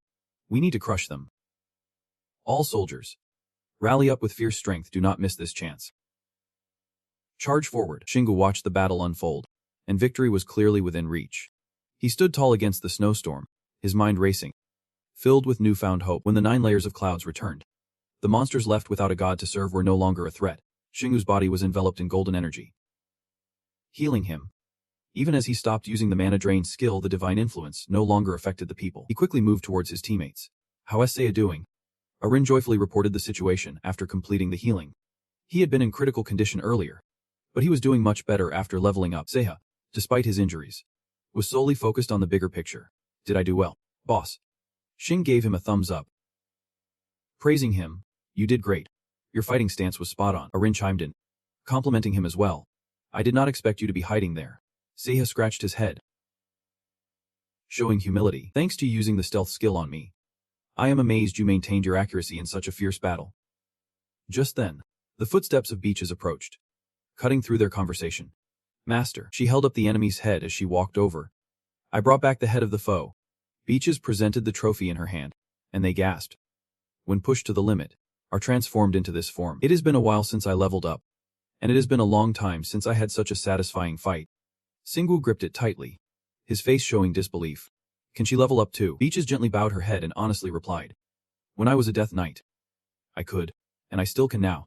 The head of the enemy slowly dissolved, crystallizing into a brilliant golden stone. Xinggu looked at the item in his hand, excited as he pulled a weapon from his inventory. "This must be a shard of the fire god. I will merge it with the Nightshade blade." The system notification rang out quickly, indicating that the poison effect of the Nightshade blade had leveled up to a. Xinggu swung it around, trying to feel the upgraded item. "So this is what it feels like to get stronger." Arin chimed in, a bit teasing. "I think your standards are a bit different from mine." Xinggu tightened his grip on the Nightshade blade and announced, "All right, let us clean up here and head back to Earth." The clash between the monsters was still ongoing, the battle dragging on for another 2 hours, and in the end, the minions of both gods were thoroughly defeated. This place was now under the protection of Xinggu's group, and no god would invade Fatfu anymore. Everyone quickly returned, and Xinggu pointed to the new faces behind him. "Introducing. Let me introduce you to the new villagers I brought back from Fatfu. First up, we have a seemingly gentle father and son, both herbalists. Next, a young couple looking very affectionate, Farmer Simong and his wife Mona, and I have heard that Mona is an excellent baker." Ruta stood with her arms crossed, looking at the newcomers with confusion. "I thought you did not like bringing villagers from another world. You really picked the most practical ones." Xinggu reminisced about the farewell scene earlier, feeling a bit hesitant. Athay, Tommy, and the teammates behind him desperately tried to hold on to their savior. "Are you really going back to You are not staying with us?" Xinggu sighed deeply, letting it all out. "Come on. I have to return to my world. Everything's fine now, and you guys can take care of yourselves." Suddenly, he thought of something, his eyes wide with surprise. The voice of Ruta echoed in his mind. "Why do not you bring the villagers from the other world here?" Xinggu was not sure if his slow demeanor was due to the question, but it would not hurt to bring a few people along. Tommy noticed the sudden change in his demeanor. Xingwu confidently pointed to himself. "I bet there are some people with skills who are ready to follow me. Who wants to come back to my world with me?" He proudly introduced the new members, all of whom were proven skilled individuals. Ruta was at a loss for words. "You really are wild. You know that?" Xingwu suddenly recalled the trophies and turned to Beto. "I brought back some divine shards. Do you think we can upgrade?" The boy eagerly announced. "Yep. I have already prepped everything while you were away with the materials you provided." Beto revealed a highly advanced fire rifle. "It is not fully finished yet. I still need more cores to activate the magic array." Xingwu held the shard of the divine stone excitedly, reassuring. "Don't you worry. This will be enough." Without hesitation, he placed it into the magic circle. Xingwu bit his lip, watching the red light glow from below as he awaited the result. "Done." Arin, standing behind him, could not hold back a comment. "It is like we are cooking microwave meals here." The notification board instantly appeared, showing, "Fire rifle is 5,300, 5,800, proficiency 0, 30,000. Attribute 1. When the magic bullet is used, it creates an additional 49 replica bullets, along with a detailed description of the new item's uses." Xingwu crossed his arms, looking at the new item. "Awesome. With this, our second-tier weapon has been created." Beto smiled proudly as he explained. "You only need 1 real bullet. There are 9 slots ready to be filled." The boy recalled the weapon's structure and slowly introduced. "Once you pull the trigger, you will get 49 more. 5 bullets will be ready to fire in succession. Once you get the hang of it, you can shoot 2 at the same time." Xingwu looked at the fire rifle in his hands, feeling even more confident inside. This meant fewer bullets used for a powerful attack, and it still had potential. Now, it was a perfect weapon. Beto was about to continue speaking when he was interrupted by Xingwu's action. Right. Singwoo placed Kanado's corpse right in the center of the room. He stood with his arms crossed, looking at his trophy. This is the remains of a follower of the war god. He is not their god, but the corpse of someone who once held holy power. Bito was so excited that he clenched his fists. I can use him to make more bullets. He used to be valuable, so he can replace mana stones. Before leaving, Singwoo does not forget to turn back and remind, I will be in the break area. Let me know when you are ready with the ammo. Bito's face turns a deep shade of red, overwhelmed with gratitude. Yep. Master. Singwoo stands before those he rescued and slowly announces, you all can go rest now. I am really looking forward to living with you guys. His brows furrow slightly, adding to his aura of strength. Everyone disperse. Arin looks at the person in front of her, feeling puzzled. Really surprising. I thought he would grab his weapon and head straight to the dungeon. Turns out Arin was not wrong. Singwoo takes a moment to assess his new skills before heading to the dungeon, especially the Mighty Warrior, which he considers crucial. She watches as he warms up, preparing to start, and thought he was going to actually rest. Singwoo continues his movements, stealing a glance to the side. The Mighty Warrior is probably his most important skill, the one that always helps him in tough situations. His entire body ignites with passionate fire, but due to its penalties, he can't use it too often. So to lessen the penalties, he needs to level up his skills and also boost his physical strength. With a determined look in his eyes, Singwoo seems to have made up his mind to do just that. He will have to maintain the Mighty Warrior whenever possible. Arin looks at him, feeling scared. He has completely lost it. In his simple sportswear, with a hammer in hand, he begins training, planning to enhance his combat experience based on mana by fighting against the Kana in the coming months. Every day is serious practice, getting familiar with activation skills and learning mana patterns. Singwoo focuses on utilizing the mana he has. He feels his own potential, a newfound determination in his mind. These are just the basics, but if I can maintain this constant state of excitement and add more skills, I could become even stronger. His powerful hand throws a strong punch down, while Chai removes his hat, looking at the one struggling below. Just let it out. Arin sees the sweat-drenched figure and can't hide her worry. Are you okay? Singwoo, though exhausted, keeps his eyes resolute. All he can do during his punishment is endure the pain. His whole body feels like he just stepped out of the shower. Reaffirming again. But his goal is to maintain the Mighty Warrior continuously. Even during the punishment, Arin is terrified by his thoughts. He has really lost it. Singwoo barely rests for a few minutes before rushing to stand and urge on. There is no time to rest. Let us keep going. Chi's indifferent gaze still carries an encouraging flair. I am really impressed by your spirit. The system announcement rings out. The 5 senses are currently at level 4, one after another. The Mighty Warrior is at level 8. All your physical stats have increased by 15. The screen keeps flashing, showing that courage is at level 12. Your physical ability will increase proportionally to the amount of pain you endure. Arin watched the person next to him gulping down water, thinking, he has definitely improved since last week. Doesn't he think it is time to head to the dungeon?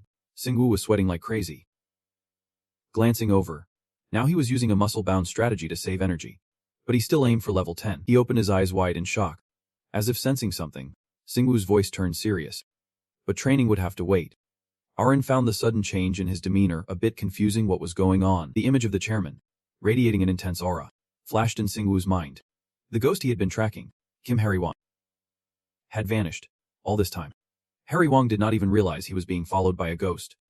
Yet he suddenly attacked it as if he received some kind of message. He propped his chin up, making a serious guess it had to be the trickster god. Singwoo suddenly recalled Farah's smug face, the subordinate we met at Far 4 who had some serious power. See how was training? Taking each breath hesitantly. Even though Kana had won, Arin did not wait for him to finish his thought and quickly picked up where he left off. But the trouble they were causing was merely a matter of time. They probably recovered from the injuries we dealt them back then. Singwoo confidently smiled, having pinpointed their location. Luckily, this time they were in South Korea. The image of Green Jam Island, surrounded by the ocean, appeared. Kim Harry-won was currently on Jeju Island. Singwoo quickly changed into his sharp outfit, ready to head out. Upon hearing about this place, Arin's curiosity sparked. Jeju Island. A player like him could easily fly to another country, so why had not he left? Singwoo frowned, a hint of disdain creeping into his voice. It is simple. He lost his wings. Until now, he had not really cared about what Harry Wong was up to, because he was just too weak, standing firm against the sunlight. He pointed. But now with the intervention of the fire god, Kim Harry Wong was probably much stronger. Arin did not know whether to feel happy or worried about this situation. What a twist. Singwoo's face lit up with excitement at just mentioning this guy. Harry Wong getting rid of his ghost meant he would do things no one else could know about. This could be his chance to encounter some serious monsters. Suddenly, a voice called out to him on the way. Master. A massive creature that looked incredibly heavy appeared before him. Vito rushed over, a thin layer of sweat on his forehead. This is the amount of ammunition I have managed to craft so far. I used my whole body and the magic stones you gave me. I have created 30 million rounds. In his mind, Singu imagined himself holding a fire revolver. Smirking slightly. This gun could fire 3,000 rounds per minute. That meant he could fire continuously for 10 minutes, enough firepower to obliterate an entire world. He quickly stored the ammo into his space and turned to Beto, giving him orders. Thanks. I will be right back. Kenna, you are coming with me. This just happened to align with her interests. All right. I am looking forward to those powerful monsters. After a moment of hesitation, Beaches finally spoke up. But Master, are you really able to maintain the muscle-bound strategy? I feel like you are definitely stronger. Singu crossed his arms, not hiding his honesty.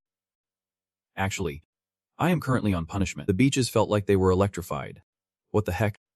Singu, with an even more excited face, said. He confidently led the way, stating it was time to take care of Kim Harry.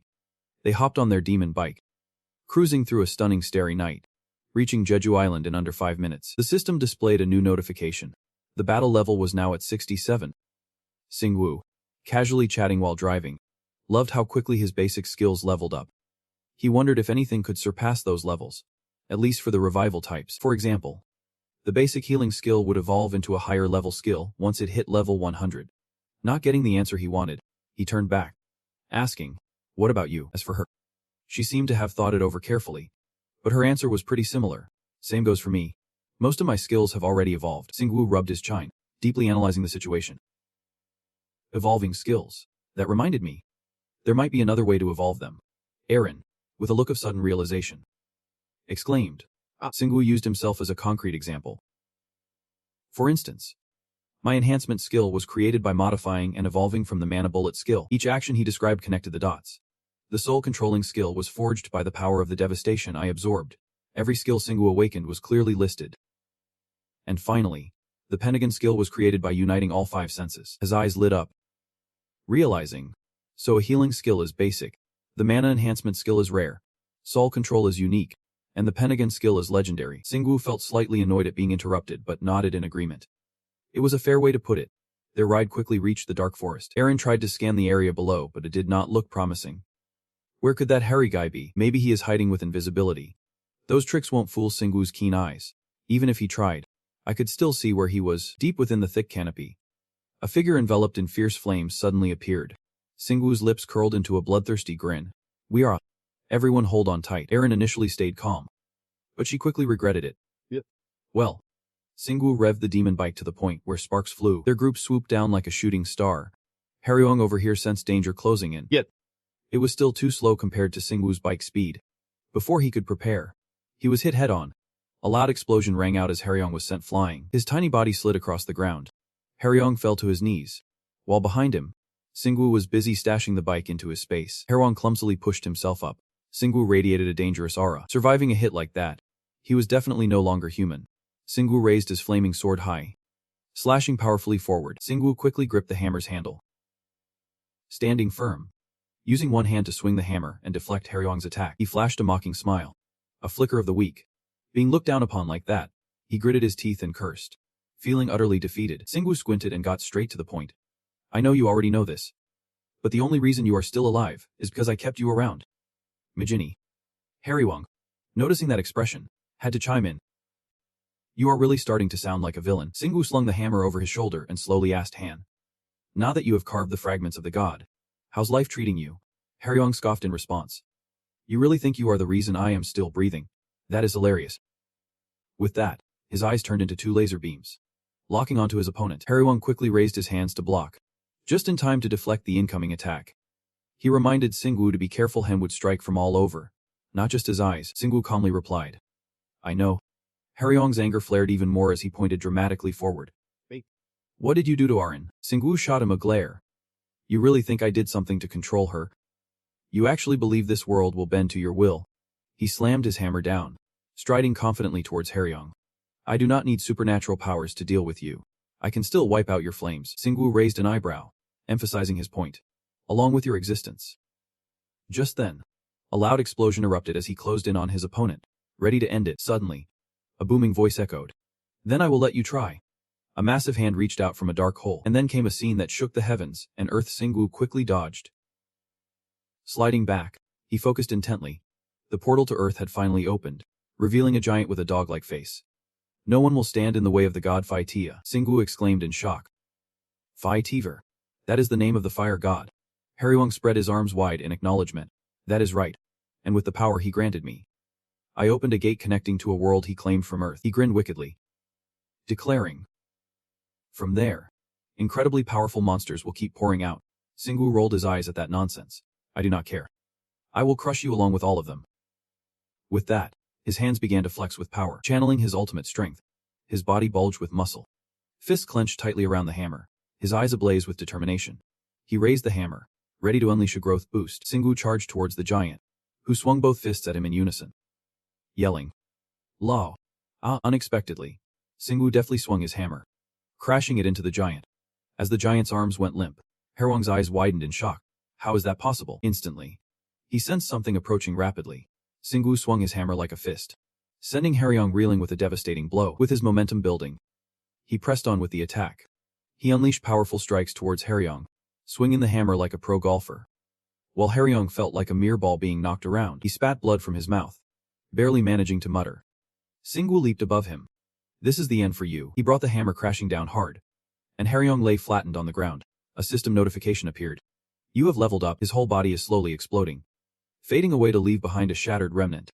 Singwoo reaches out to grab the fragment. The vehicle curiously flies closer, and as he focuses, he realizes this is the debris that Haryong has inside. He should use the hammer to absorb it. The system continues to announce that the Night Punisher now has a poison effect of a plus. Singwoo is thrilled with the results. Is perfect. Arin can't help but exclaim. He took him out so easily, riding that wave of confidence. He thinks. What is so hard about it? Suddenly, her face flushes, a small cup in her mouth. I guess I still have a long-standing impression of him, even though he is not anyone special. Singwoo seems displeased and abruptly changes the subject. Forgetting him because there are bigger concerns in life. Do not waste brain power on someone like him. Suddenly, he hears a call. Master. And quickly turns around. Beaches runs over, pointing at the dark hole. I do not think the situation is over. The monsters are spilling out from the gate. Singwoo cracks his knuckles. Do they think Earth is some kind of playground? I guess I should give them a warm welcome. The leader speaks up. A new history is about to be written. Following the master's orders, we must turn this island into the kingdom it once was. Singwoo angrily protests. Who does he think he is messing with? Why pick Jeju Island? The monster scoffs. You foolish human. Do not you realize how hard it is for us to leave this world? It is just as hard to enter it. Seha has a pretty reasonable guess. They are likely planning to build a kingdom and a base here to avoid human interference. He raises his hand to his chin in thought. I guess among the many islands out there, this is the only one Kim Haryong could reach without his wings. Wait. He is still really impressive until the end. Mentioning this, Singwoo smirks triumphantly. But the moment he pulls me in, their plans have been thwarted. The monster breathes fire continuously. The power of that being is truly astounding, but the amount of mana he has used is not something his body can handle. He won't be able to fight like this for much longer. All the monstrosities have gathered here. Its voice booming. No door can open because that fool is dead. But do you really think you can stop the rest of us?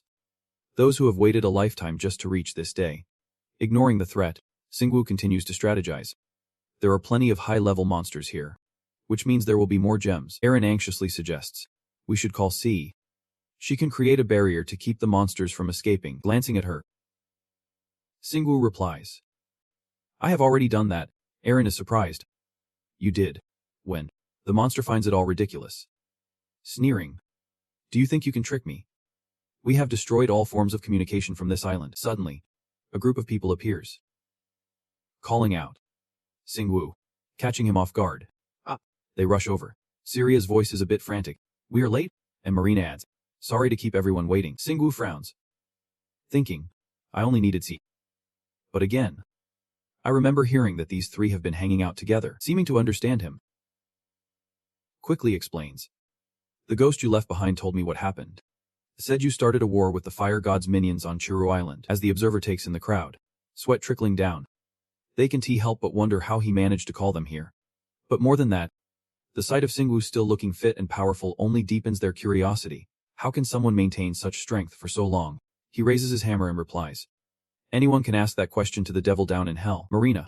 armed with her 2 mana-infused guns, dives right into the fray. Without waiting for the enemy to say a word, she opens fire immediately. In no time, she takes out who knows how many monstrous soldiers. Syria, wielding her soulless spear, joins the battle as well. Meanwhile, Dixon Beaches swings his blade, sending the monsters flying into pieces. A fire-headed demon, using its massive body, charges at Singwoo. Too bad for it. He is no ordinary person to be taken down that easily. With just a single swing, the divine hammer in his hand easily brings it to its knees. It even takes out the monstrous soldiers behind it in the process. This scene sends the other soldiers into a panic. They realize they can defeat him. This is not good. We need to retreat. But before they can act, a voice booms. Do not even think about it. It turns out to be Sihi, activating her own special skill. Her cold voice resonates through the area, echoing ominously. For some reason, Singwoo's attention is drawn elsewhere. That name sounds cool. Then he refocuses on the task at hand. Alright. The circle is complete. Let us fight with everything we have got. And then, with a terrifying roar, he lunges into the next battle. With that swift move, the system alerts him. You have leveled up. You are now at level 7. Suddenly, a frontline soldier makes a guess. Could it be that you are a disciple of Hector? The response is a swift hit to the head and a scolding from Singwoo. I do not know which god that is. As the dust settles, it leaves him and Beaches unharmed. She surveys the area and concludes. I think that was the last one. No more monsters are sneaking out of the gate. Just then, Aaron looks up at the sky and announces. The gate is disappearing. This only makes Singwoo click his tongue in annoyance. They are fleeing. I guess. After all, they are gods. They are not that foolish. Finally, with the air quiet, Marina raises a question. What exactly did you do to get so strong? Just hold on. Do not worry about it. Honestly, I do not want to hear it either. Then Syria, with a serious expression, steps forward to analyze. I think the gods can control the gates. But now we know that their disciples can manipulate them. That is quite shocking. Her calculating tone sharpens. But if we inform Vikapacy about this, we will set up regulations and guidelines on how to treat blessed players. Here lies the unwavering determination from Singwoo. This is an incredible experience. Now we have a better understanding of how the gods seize control of the world. And we can start thinking of ways to prevent this from happening to us. Clenching his fists in excitement. I realize today that all my training has really paid off. Now I can wield the Titan at will in real battles. And I am pretty grateful to Fitel for giving me this chance. Suddenly, Sihi spoke up mid-sentence. Sorry for interrupting. A worried look crossed her face. But I think there are a few monsters watching us from a distance. And they do not seem too dangerous. Of course. Singwoo would trust her. They were in this forest.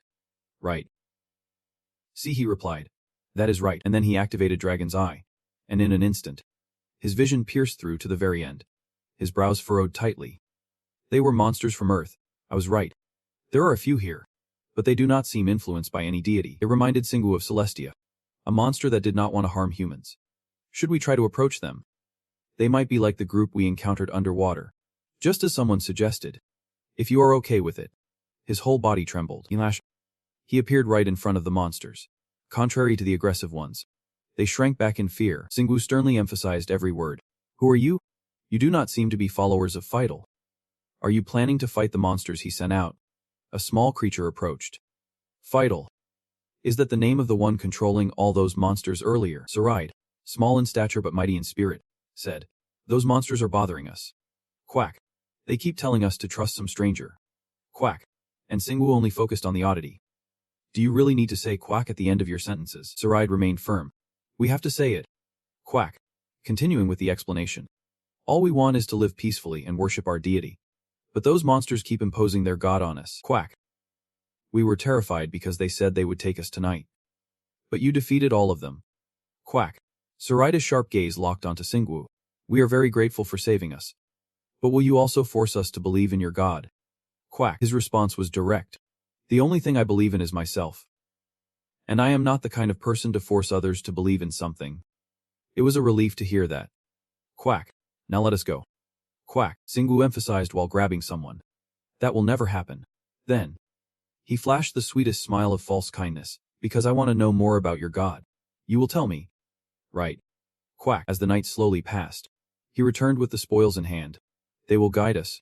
Marina cheerfully praised. I knew you could talk to them. You are amazing.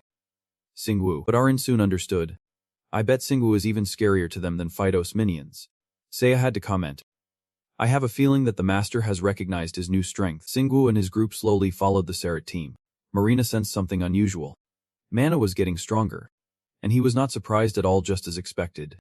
This was the home of Earth's monsters. Listening to them talk, Sarat jumped in with a long-winded explanation. What we love the most is mana.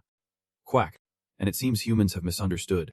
We monsters can survive on just mana and a little energy, so we rarely eat humans. Quack. But his keen ears picked up an extremely important phrase. And he quickly waved his hands, saying, "Personally, I have never eaten a human before." The rest of the soldiers hurried to justify themselves too. "Me neither. I guess humans are tough and hard to chew. I've grass. Grass will always be my one true love." Singwoo chimed in happily. "Good. Keep it up." Eventually, their group reached a breathtaking natural landscape. He focused his gaze on it, feeling something akin to water anxiety. It felt just like when we ventured into the deep sea. Aside from the ant hill, there might be another place for land players to thrive. Marina rushed over with her thoughts. You know how the deep sea has become a safe haven for monsters, right? I do not think that is the case here. Singwoo frowned. Pondering deeply, in this new era, eras rich in mana seem to have turned into dungeons. But that still does not explain everything. Even Sarat, who had been watching, was starting to feel uneasy. Are you scared? Quack. Because you did not eliminate us monsters. Our master won't kill you. Quack. He said. Surprised. Why are you suddenly so smug? Arden, I guess he really trusts his master. In just a moment, they easily crossed the water without getting a single drop on them. Sarat pointed straight ahead. It is right here. Quack. Before them was a lush green forest. Just a glance and Singwoo realized there was more than one entrance. There were several ways out besides this water. It made him go pale. How do you know? That is so monster-like. Quack. Not only that, but Singwoo also discovered that the exits did not lead back to Jeju Island. Arin chimed in. So it is like a teleportation gate. Hearing this, he calmly replied. As soon as the new era began, mana lakes formed, creating heavenly cities and ant hills through this mysterious power. A voice echoed. You are right. As sharp claws appeared in front of them, next came the full figure of Eliger, standing face to face with them. His presence shocked Singwoo. I thought our country did not have tigers. His voice resonated throughout the forest. I am not a tiger. And this is not Korea. The brilliant light facing him proclaimed. I am. Welcome, King of Humanity. The aura of Eliger was powerful enough to shake the entire forest. Marina, standing at a distance, exclaimed. He is as strong as Bubua. Even Sai had to admit. She is right. Syria comments seriously, considering there might be a monster as powerful as Bubu. Meanwhile, Arin focuses on another issue. Is everyone sure about that name? Meanwhile, Eliger begins to speak with a booming voice. King of mankind. I want to thank you for not harming my subordinates.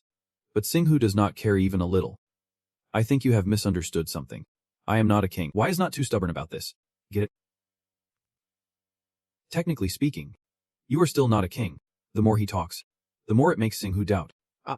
Why do you keep thinking I am a king? The bright golden figure of Eliger looks straight into Singhu's eyes. You must be underestimating us if you think we do not know who you are. Then Wei starts to steer the conversation. I have always wanted to talk with you once. But let us continue this inside. Okay, he does not hesitate even a little. Alright. Suddenly remembering something, Singhu turns to ask. You guys do not understand anything. Right. That white tiger wants to talk inside. Marina happily chimes in. I guess it is fine since we have Singhu here. Syria keeps a serious demeanor. Probably like the deep sea. Sie speaks up. I have no idea how those three ended up thinking Singhu is the best, leaving him unsure how to react. They have completely lost their minds. They are relying on me 100%. Should I just leave them be? Next, they have left footprints on the vast desert. Finally, they arrive in front of a cave, and Eliger announces, we are here. They slowly make their way inside. Singhu observes his surroundings. This is not normal. It is maintaining its shape through mana. After thinking it over, he immediately comments. You are maintaining this cave. Impressive, however. I speaks in a heavy tone. This power is not mine. So I am not someone to be praised for it. That made the whole group of Singhu find a place to rest. He jumps straight to the topic he wants to know. Is the god you worship the one controlling this? Right, Eliger slowly explains. I am quite sure of it. From the moment our monsters were born, they were drawn to a special existence. And I am certain with everything I have. That person is the one who granted me this power. This only deepens his doubts. Do you know the name of that god? Do they do anything other than your power? The answer he receives is rather incomplete. Is there anyone guiding us to them? The only way for us is to find our way to our god ourselves, and I also know that my power weakens significantly when not surrounded by sand. That is why I can't go out to fight today. I must wait for my subordinates to lure those monsters here. Singhu nodded seriously. I understand now. But I dealt with them before they could get here. Eligar's voice was strained. That is right. Those monsters came here to transform both humans and monsters. They have shown up here several times before today, coming to threaten us, and after a few battles with them, I realized their true goal is to eliminate whatever stands in their way. That thing is a human who is blocking them from spreading the power of the god they worship. His bony finger pointed straight at Singhu, who was listening intently, as if to say, you. And just as they feared, he showed up today and crushed them. After learning about him, I guessed he is the king of humanity. And I decided I should also become the king of my kind, and do everything to protect them. Finally, Eligar earnestly proposed what he wanted, saying, now, if your goal is the same as mine, why do not we team up? He was immediately intrigued. At last, and then he continued to finish his thoughts. I realize most people hate us. And there are many out there who can't tell the difference between us and those who attacked them today. But to be honest, I do not think now is the time to worry about what people will think of us. And with your power, do not you think you could convince them? If somehow we could get both sides to cooperate, we could easily stop those monsters. Not wanting to add any more words, Singhu brightly replied. I agree, and deep down, I was genuinely impressed. He was incredibly rational. The intelligence of the Earth's monsters far exceeded anything I had ever imagined. At this rate, we could save the Earth from the fate that other worlds have faced. Then he shared his thoughts, saying it is easier said than done, making Eligu pause and wait for him to continue. Now it was Singhu's turn to present. First off, as I told you, I am not the king of humanity, so even if I tell them not to attack you, they won't listen to me. Secondly, just as you said, humans cannot distinguish between you and those who are attacking us. And perhaps no one else can communicate with you like I can. So forming any kind of alliance won't be easy. These points Maligu agree. He said it made sense. And he continued. Third and finally, his eyes sharpened as he pointed out, you are still not the king of all earth monsters. So technically, you are not their representative. At least not yet. He also acknowledged this shortcoming, saying you are right. I am only responsible for the territories connected to this dungeon, not the entire Earth. So what you are saying is we have no choice but to fight against humans. However, Singhu interrupted. Listen. That nickname caught him off guard. He did not explain but offered an idea. We understand each other and agree on what we want. So even if we can't immediately get all monsters and humans to cooperate, I think we can form an alliance between us first. This proposal from Singhu made sense to Eligu. Between us. It sounded good too. His eyes sparkled with joy. I trust you, and you trust me. I like that. The excited smile never leaves his face. And I think if we team up, we could at least ease the unnecessary conflicts between humans and monsters. Who knows? Maybe one day we can get them to reach an agreement. Even he seems to be getting happier as he realizes we are going to take it step by step. Like building a castle. I like your idea. Seeing this, Singhu raises his fist, saying, all right. This is how humans show friendship. Of course. Iligu won't let this slide. I am joining too. Their relationship has officially been sealed. It is only at this moment that Sarat slowly comments. I feel like the boss is being tamed. Quake. You are annoying. From now on, I will tell you what you need to do. Quake. Then comes a warm exchange between Eligu and starting with Singhu.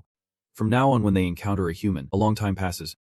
And Arin jolts at the idea of using humans to pressure monsters from another world. What will people say? He speaks seriously about these matters. The important thing now is to contain the damage. We need to make sure those monsters can invade. Sacrifices will have to be made. We can make some adjustments along the way. But right now we have other pressing issues to address. Singhu's eyes sharpen like a blade. Are you really planning to become the king of monsters? His question strikes deep into Iligua's spirit. The king of monsters. The other person shines brightly. Are you going to pull back? He raises an eyebrow, looking straight into his eyes. I do not even need to hear the answer. Along with the system appearing, you can now access the desert paradise from the rest area. Its presence leaves him stunned. It is a surprise. I did not expect this place to connect back to the rest area like the deep sea. I guess this is good. Now I do not have to fly here every time. Iligu's demeanor softens. He is always welcomed here. Gu, now it is your turn to be dumbfounded by this nickname. Gu, see behind wonders. Gu, just like Singhu. Marina can't hold back her laughter. Look at Eliu. So cheerful like a big cat. And I do not know how to react. Who would be thought I would also get a nickname? Singhu himself is not bothered at all. I did not see that coming. He seriously asks Iligo. The first step we need to take. Does stabilizing your territory include Jeju Island? It is always important to clean up before tackling bigger tasks. After hearing this, Yi can't help but laugh in response. Get it? That is truly profound. Just let me handle it. That is what I am already doing and can manage. Singu also advises. While you do that, I will help gather more information about the other monsters for you. With that, you can keep them in check. If we unite all the monsters on Earth, we will be able to handle any attacks. And once we unite the monsters on Earth, humans won't be able to ignore you. Because they will understand that bringing you on their side is smarter than making you an enemy. Iligu nods slightly at him. Of course, Singu pointed directly at Yi with a determined gaze. Next, he needed to learn how to communicate with people better. Which was the best solution? Of course. I can be your spokesperson. But then people might think you are under my control along with your army. Yi flashed his sharp teeth at him. And I get it now. If you are willing to teach me, I will do my best to learn. Singu was excited to fulfill his wish. And what about your sand manipulation ability? Can you show me? He immediately raised his sharp claws. Of course. Then Iligu slammed down into the sand, unleashing a powerful force that shot straight from Y, quickly forming sharp sand blocks. Marina looked utterly amazed. He was on a completely different level. I guess he is similar to you. Singu nervously admitted. I can do things like this with my mana. He thought to himself. But now I understand what his ability is. He thinks it can only be used near sand. But he is mistaken. He then turned to Yai and said, You can use these powers even without sand. Iligu looked extremely confused. What do you mean? I was born on sand. That is why I can control anything other than sand. Singu observed the sand blocks and replied, Let me explain. More precisely, you can use your ability anywhere you can create sand. With that, he slammed his fist down hard. Whoosh. The force of Singu's punch cracked the ground beneath. Like this. You can smash rocks and turn them into sand. So think of rocks as big grains of sand. Arin stood aside, slightly astonished. That is such a simple way of thinking. Iligu felt enlightened too. I get it now. I never thought of it that way. I understand what you mean. According to you, we can use our powers anywhere on Earth. Singu happily agreed. Exactly. Even in the city. Most buildings are made of stone. As long as you can break them, you will have sand. I burst out laughing joyfully. Ha! You really have expanded my world. After that, Singu sincerely waved goodbye to Ya. Take your time processing this info and get used to it. Let us meet again as better versions of ourselves next time. Iligu replied cheerfully. Sure thing, Gugu. I look forward to seeing you again. Singu reminded Yai in a serious tone. Do not forget our alliance's purpose is to protect the Earth from invaders. Then he turned to Marina's group. I think our work here is done. She could not hide her excitement. I want to try the jarret cookies we made. Singu quickly agreed. Sure. Let us head to the village. All right. Suddenly, Sarad appeared behind him. Singu lost his cool and asked, What do you want? The opponent nervously replied, My name is Sarad. Quack. He raised an eyebrow at him. All right then. Go home. Sarad. At this point, he could only reluctantly explain. My boss assigned me as a messenger in case you need to contact him urgently. I am honored. Quack. Arin seemed doubtful, his expression not matching his words. Singu sighed, clearly frustrated. Maybe we should ask him to help with the farming. A while later, at a house in the village, Simong was incredibly excited. He managed to tame the monster. He is truly amazing. Singu calmly stated that he could use him for anything he needed help with. Sarad was helplessly lifted, realizing that the team might have made a mistake in deciding to ally with him. Now, he was officially embarking on a farming journey in a land soaked with tears. Vito delivered a box of items to him. And then he became the guy who wanted to steal stuff. Singu successfully reached in and snatched a cookie. She angrily chased after him, yelling, You cookie thief! He casually replied, This is rent money. As the scene shifted to the rest area, Arin flew behind him, excitedly asking, Are we finally heading to the deep-sea dungeons? Singu replied, Not yet. We will go there only after we wrap things up here. Beatrice turned to question, Master, do you plan to go to the combined dungeons again? But he responded cryptically, Exactly. Before I dive into the unknown, it is best to do everything I already know how to do. We will use the combined dungeons for training. Arin blushed slightly, noting, I am surprised by how you think of the combined dungeons as a convenient training ground. Hearing this, Marina became interested. I want to go too. Singu firmly declined. Sorry. But I need you to stay here and clean up the mess Haryong made in Zezu. He needed Bai's support because it limited what Singu could do. feeling rejected. She sulked. All right. I will see you later. But you have to call me when you are fighting monsters. Singu smiled reassuringly. You are already part of the team. I will call you for backup even if you do not want me to. So do not worry about that. Syria clasped her hands in reverence. Until we meet again. While Siyu waved goodbye. See you later. Singu watched the three of them leave. Then turned and dashed off. All right. The monsters we are fighting in Zezu are too weak. I have not even had the chance to start. The notification board displayed. Currently, there are 44,106 super easy ant-hole dungeons on Earth. You can combine 2 dungeons at once. How many would you like to combine? He gestured broadly. All of them. As the screen reappeared, he was prompted to use 0.05% of his chips. A slightly dangerous combined dungeon has been formed. Do you want to enter? Singu briefly fell into deep thought. Who pays? I guess I do not have enough dungeons to make something harder. Arin was at a loss for words.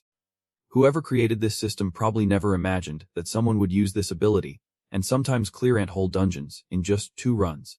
He stared seriously at the door ahead, hoping more dungeons would appear while he was away. All right. Beaches quickly adjusted her helmet. Army. Master. At this, the hero shouted loudly. To the final ant-hole. With that, all their enthusiasm surged as they charged into the dungeon. As night fell, the small house at the foot of the mountain grew eerily quiet, and a creaking sound echoed as the door began to open. Singu and his quirky friends stepped into that house. He read the information on the board, noting that with so few dungeons merged, the deadline for the clean sweep was shorter. Arin chimed in, reminding him, but the dungeon itself did not seem that small. Then Singu glanced around. But first, he raised his voice to call out to the wandering souls. All you spirits out there. Listen up. One soul looked a bit anxious. Is he calling us? A voice from another spirit echoed nearby. I think we should listen to him. What is going on? And then time quietly passed. The roll call echoed in the stillness of 32,154. The boy raised his hand to report. I am the last one here. Singu had spent the last few moments checking the number of souls present, thanking 32,154. That was an insane number. Arin was shocked by that figure. At least 9 to 10 times more than the dungeons that had merged before. Around 40,000 from 370,000 dungeons. The others were equally wide-eyed, nearly 70%. Unbelievable. At the same time, Singu frowned slightly, lost in thought. What changed? Did the average difficulty go up a bit? Because last time, I swept through all the super easy dungeons. Which means the players trying to get through them are stronger too, he quietly concluded.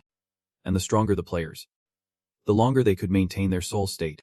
I guess the total mana of the earth increasing also plays a role in this. Then, Singu nodded to himself, thinking he was right. Either way, the spirits focused on him. Everyone. Listen up. I am making an offer you can refuse. Watching that behavior, Arin felt exasperated. He is getting bolder by the minute. Beaches did not hesitate to chime in. A powerful and useful army of spirits. Indeed, she reminisced about past events but could not deny he had improved a lot. Arin thought, that is true. Back with Singu, he was eagerly persuading the spirits. So if you want to salvage even a bit of your existence, then follow me. However, they were still pondering. In another corner, Beaches was still discussing with Arin. Do not mind what we just said. She was observing the situation while shaking her head. I guess he does not really need us. A few minutes later, a spirit clenched its teeth and assessed the situation. Ridiculous. But surprisingly, they all erupted in joy. Awesome. We will follow you. Arin paused in the face of that situation. Success. Beaches just replied nonchalantly. While the mood of the others brightened. Suddenly, the boy timidly spoke up. Excuse me, Master. Then he provided an important piece of information. Sorry for not mentioning it earlier, but the moment the dungeon was merged, one of the spirits flew out of the crowd and into the dungeon. Hearing this, Singu was taken aback. What? Instantly. Arin speculated. Maybe it was a deceased player blessed by a god. He agreed with her. Which means they might have flown off to search for fragments of the god, which is not entirely impossible, considering the number of dungeons that had merged. Then Singu pulled out the control panel. So I wonder if the difficulty of the dungeon has increased. He loves to sow chaos. Amazing. Arin looks at the car and thinks. He might be the only one celebrating such a bad situation. The car hurries to write something for Singu, but for him, it is still just a basic dungeon. Meanwhile, Singu pulls the car from his private space. Here. Our ride.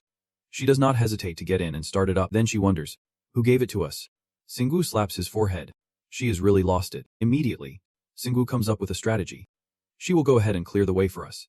I will follow behind and take them out, while the car will bring up the rear to handle whatever is left. Got it, Beaches calmly replies.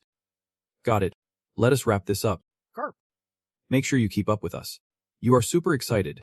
That is why my wings exist. As soon as she finishes speaking, she confidently speeds away but accidentally injures the car. Singwoo, in an upbeat mood, urges. Alright, the car launches like a rocket in front of the watching spirits. They stare in confusion. What is this? I have never seen a strategy like that. The girl next to me smiles proudly. I am glad I followed him. Outside the small house, only the stillness of darkness remains. Beaches drives the motorcycle right through the wall. Master. There are still a few we have not dealt with. Singwoo speaks up from right behind. He is holding a sharp claw in hand, speeding towards them. The beasts get riled up as soon as they see him. They are here, one of them shouts. I thought you would go straight to the shrine and leave without a fight. Is that scum your teammate? Singwoo carries her weapon on her shoulder with a smug look. She is under my command. I told her to smash your shrine. The angry teacher growls. How dare you insult such a sacred ground? Our god Hector will never forgive you. He somewhat vaguely repeats. Hector, Arin immediately reminds Singwoo. Is not that the god the monsters in Jeju mention? They asked if you were a follower of Hector. Now Singwoo remembers. Right. They are furious. Enough talk. We are going to make you pay for this. As soon as she finishes speaking, the beasts rush in, bringing with them a fierce energy as they prepare to attack Singwoo. Arin gasps. They are all level 250. How is that possible? Singwoo visibly irritated. Do not compare me to them. Then he channels power into his claw. This looks like it could be fun. Immediately, Singwoo focuses on the target. A powerful strike is launched, hitting them all at once. The blow sends them flying backwards, crashing straight into the wall. Whoa! He is so stunned he can't even speak. What the hell? I thought at least they would try to dodge. Singwoo remembers during the fight. He saw them forming a barrier around themselves before he hit them. But did they think that would be enough? Instantly, Singwoo puts his weapon down, guessing their brains are just muscle, then casually says, Sorry, but this is not a rubber hammer. The Genji beast, an invisible force has taken me down. He is really strong. Unbelievable. We accept defeat. Just kill us. Singwoo laughs gleefully. Do not worry. Nothing can stop me from smashing your muscle-bound bodies to bits. Just witnessing Arin made me exclaim emotionally. They are pulling a villain move again. In the end, he dealt with those thugs cleanly. After a moment, the car came barreling in, crashing hard. You charged in with a weapon, ready to take care of the rest. As the words left my lips, the car suddenly froze in shock. The thugs lay scattered and motionless. No signs of life. All I could manage was a forced smile. Haha. There is nothing left for me to do here. The fortress shook violently, the stone floor cracking under the fury of the battle. Shingu stomped on the rampaging monsters. Realizing now why this dungeon was called the Lair of the Strong, turning to Arin, Shingu continued to stomp on them, feeling that all the monsters here were just muscle-bound brutes. Among them, one thug was still trying to get up, struggling to push itself up. This guy is ridiculously strong. I understand why our god, Hector, sent us here. He is worthy of being called the deity of that day. Hearing that unfamiliar name, Shingu raised an eyebrow. Who exactly is this Hector? It laughed derisively. Haha. How can someone like you not know about that day? Then it started painting a picture in my mind of the supreme being I revered. Hector was an entity who became a god through sheer power, through destruction. That day proved its strength. That day achieved greatness.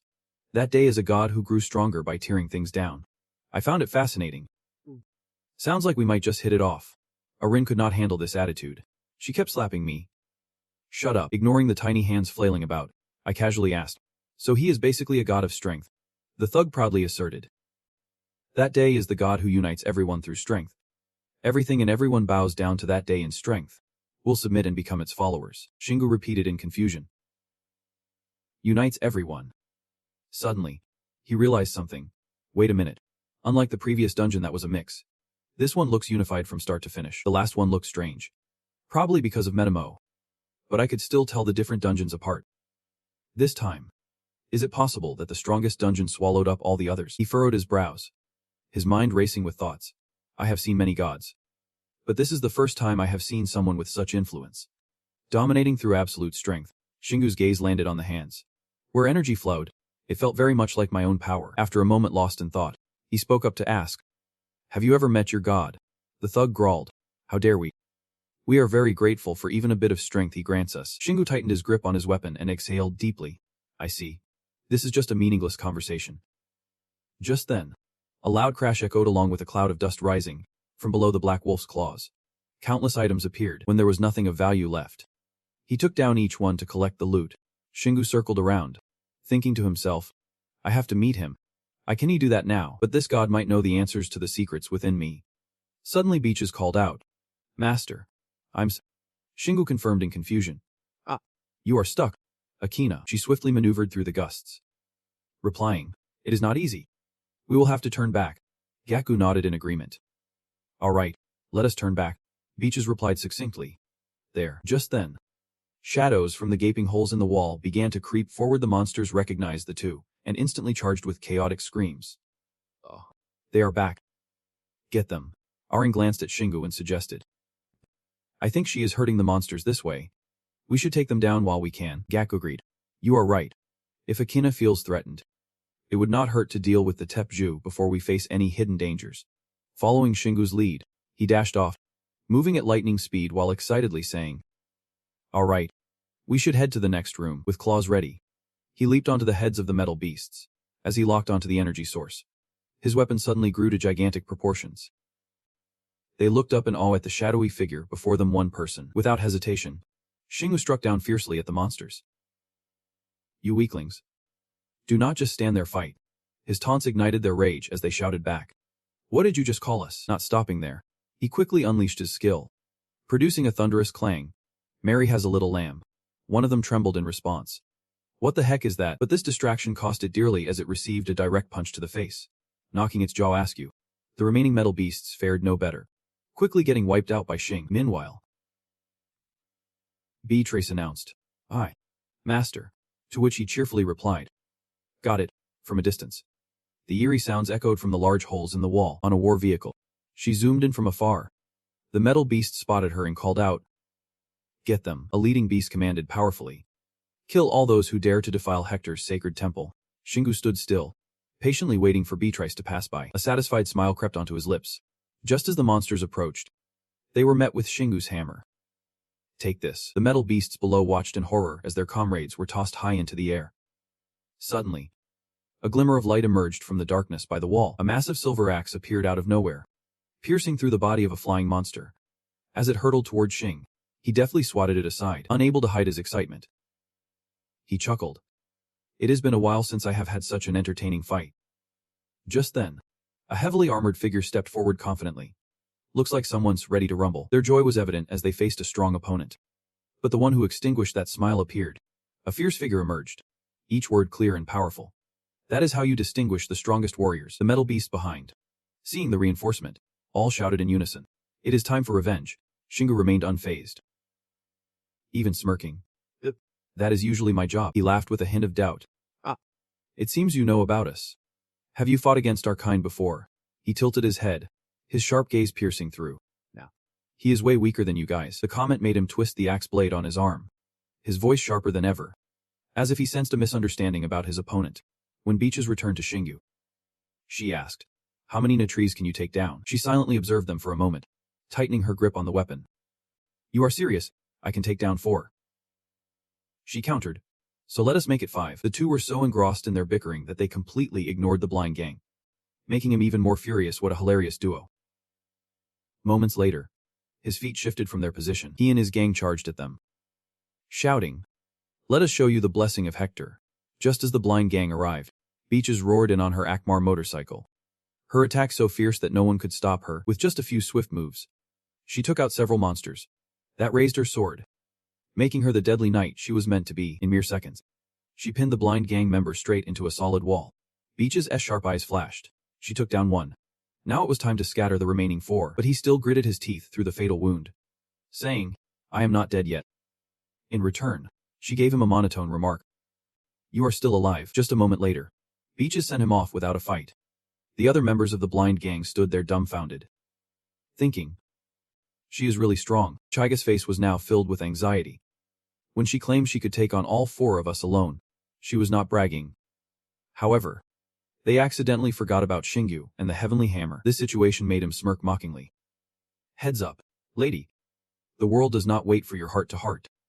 Suddenly, the hammer began to tremble, as if something was stirring beneath it. It turned out that Hector's minions were still stubbornly enduring under the brutal strike. They even rallied with fierce determination. Thinking, "You really believe you can crush all 4 of us by yourself?" Shingu frowned tightly. "So you are teaming up." He then decided to retract his weapon, as if offering them a hand. It seemed that way, but a menacing aura radiated from his entire being before they could even catch their breath. This time Xingyu's heavenly hammer chose to go solo. Unlike the previous blow, that monster was heavily injured. Sparks flying, before finally exploding in a thunderous shockwave. Aside from the dust storm, he left nothing behind. In contrast, he felt no satisfaction with this outcome. He wanted to study how Hector's power worked, specifically the dungeon system that obliterated corpses the moment they died. Then, Beach's response somewhat comforted Xing. "We have enough essence to study the remaining fragments." He sensed the list of other monsters here. Hector must have granted them strength and controlled them with even greater power. Now Xing realized, no wonder they seem so strong. But it is more than that. A strong warrior is not just someone with power. It is someone who knows how to control it. Their conversation infuriated Chaiga and her gang. "Those damn bastards. The disappearance of your comrade won't make us back down." "You really think we would let you live after saying that?" The guy growled confidently. "You are just an ordinary human. You have no idea what you are talking about. We are about to show you the evolution of the demon clan." In exchange, he received Xingu's confident smile. Finally, this is how it should be. In that instant, Chaiga swung his axe and charged in, ready to end it. A brutally heavy strike was easily blocked by him. Of course, someone was trying to sneak in, and now is the time. He wanted to take advantage of this moment to attack an unguarded Xing. Faced with such a tricky situation, he was not worried at all. He was ready to gang up on her. Seiha and Beaches appeared right after he shouted, "Sorry, but I have teammates too." Then, Seiya called out with unwavering determination, "I will give it my all." Get ready, and with Xingu's reminder to not overdo it. "Just hold him off. I will take care of that guy after this one." His words directly drove Chaiga mad. "Take care of me. You really overestimate yourself." While attacking back, he did not forget to throw in some sarcastic jabs. Still arrogant until the end. The relentless assault showed no signs of stopping. "Do not underestimate our demon clan." Just when he thought to land another blow, Xingu's chaotic tail blocked him, and then, painfully, he took a hit right in the gut, flying back like he was shot out of a cannon. Aside from a bit of dust, he had no wounds besides the power you guys have. "You are no different from the guy I defeated before." Tone grew impatient. "Now, I know you are still alive. Get up," he kept urging. "If you have any last tricks up your sleeve, show me before it is too late." Chaiga's eyes flashed with a dangerous light. "Fine. I will show you." In no time, a powerful aura erupted. This is the strength of the demon lord. But apart from cooling down Xing, it had no real effect. The axe in his hand swung fiercely. With a powerful strike, the heavenly punishment was easily blocked. Consequently, both of their weapons remained intact and were pushed back. Unfortunately for Chaiga, he was not as lucky, almost collapsing straight down. With this utterly dull fight, Xingu sighed in frustration. "I thought you could handle my blow a second ago. I guess that was just Hector's failed experiment." From the earlier experience, it seems like the mana used to maintain that armor was absorbed into the body to boost strength. But ultimately it overloaded and did more harm than good. Chaiga, strong and determined, refused to let himself fall to the ground. This is not over yet. He was again met with Xingu's indifferent, heavy heavenly punishment. One more time. Eren had long understood his stubborn attitude of not listening to the monsters. So now she was not surprised. He calmly replied, "Those gray guys are way weaker." Beaches, on the demonic motorcycle, finally spoke up again. "But we are not done yet. There is still something to look forward to." Her words sparked Xingu's interest. She was right. There is still that mysterious ghost out there. Now, he is bursting with excitement for the future ahead. If this is truly the lair of the strong, then someone worthy of that title must be waiting for us. The car sped off, and as soon as Xingu spotted it, he hurried to stop and report back. "I have finished scouting." Panic flashed across his face. Ahead were just more of those brainless creeps as before. It seems like the armored ones here are considered elite. Hearing this, Xingu rolled his eyes and let out a sigh. They are elite monsters. Great. The car was just as jittery. And the deeper we went, the stronger they seemed to get. This left Xingyu in doubt, wondering if the final boss would also be an armored creep. Even the car confirmed as it touched down. "From what I have overheard, it is highly likely." Thinking about it all was getting tougher. He fell into deep contemplation. "Well, we just have to keep moving," he said. Outside the building, the silence was disturbingly eerie. In contrast, inside, Beatrice was using her powers to fight off the enemy. Over here, Xingu was making the creeps spin around in the rain of fists. The car was not slacking off either. It took down enemies at its feet. After a long bout of fighting, The lifeless bodies hit the stone floor with a loud thud. With that, we are done, the car gasped. Struggling to speak, Shingu was taken aback. Wait, I did not even ask. Arin, seeing her exhausted teammate slumped to the side, felt a wave of concern. This dungeon was tough for the car, even though he leveled up quickly. Both his body and mind were wearing thin. Shing turned to gaze at Beatrice, exclaiming, the car is lucky. He is making the most out of this dungeon. She nodded in agreement. Good for him. Leveling up is easier when your life is on the line. Watching them banter, Arin could only shake her head in disbelief. After a short breather, the car perked up with a smile. All right, I have rested enough. I am ready to move on. Boss. Shing, impressed by his perseverance, praised. You are in great spirits. Let us keep going. Watching the two guys step forward, Arin could not help but smirk inwardly. Why does not he speak up himself? Is that what a man's pride looks like? He has got potential. I like that. Beatrice's voice chimed in unexpectedly, making her roll her eyes. What a blockhead. Instead of getting mad, Beatrice seemed pleased. I like that nickname. After a long trek inside, a loud armored creep threatened the group. I will kill you first, then chop up the rest into pieces. Shingu looked at the creep's smug demeanor and quickly shot back with a hammer. Yeah. See you next time. After sending the enemy packing, Shing turned to check on his teammates. How's your hand? The car, though treated, still looked pained. It is, but it hurts like hell. Arin, fulfilling her duty, paused to explain. Pain is a sign that you are still alive. You should be grateful before I take your hand away again. This left the car bewildered. Haha. Thanks. Quite adept with mana and strength. But I still do not understand how the healing mechanism works. All I can do is boost Arin's power. Arin responded, astonished. And for me, that is even crazier. You are the only one who can do that. After the treatment, Siha managed to recover, struggling to stand up and look at her. After all, it is thanks to her that I am still alive. I can stand now.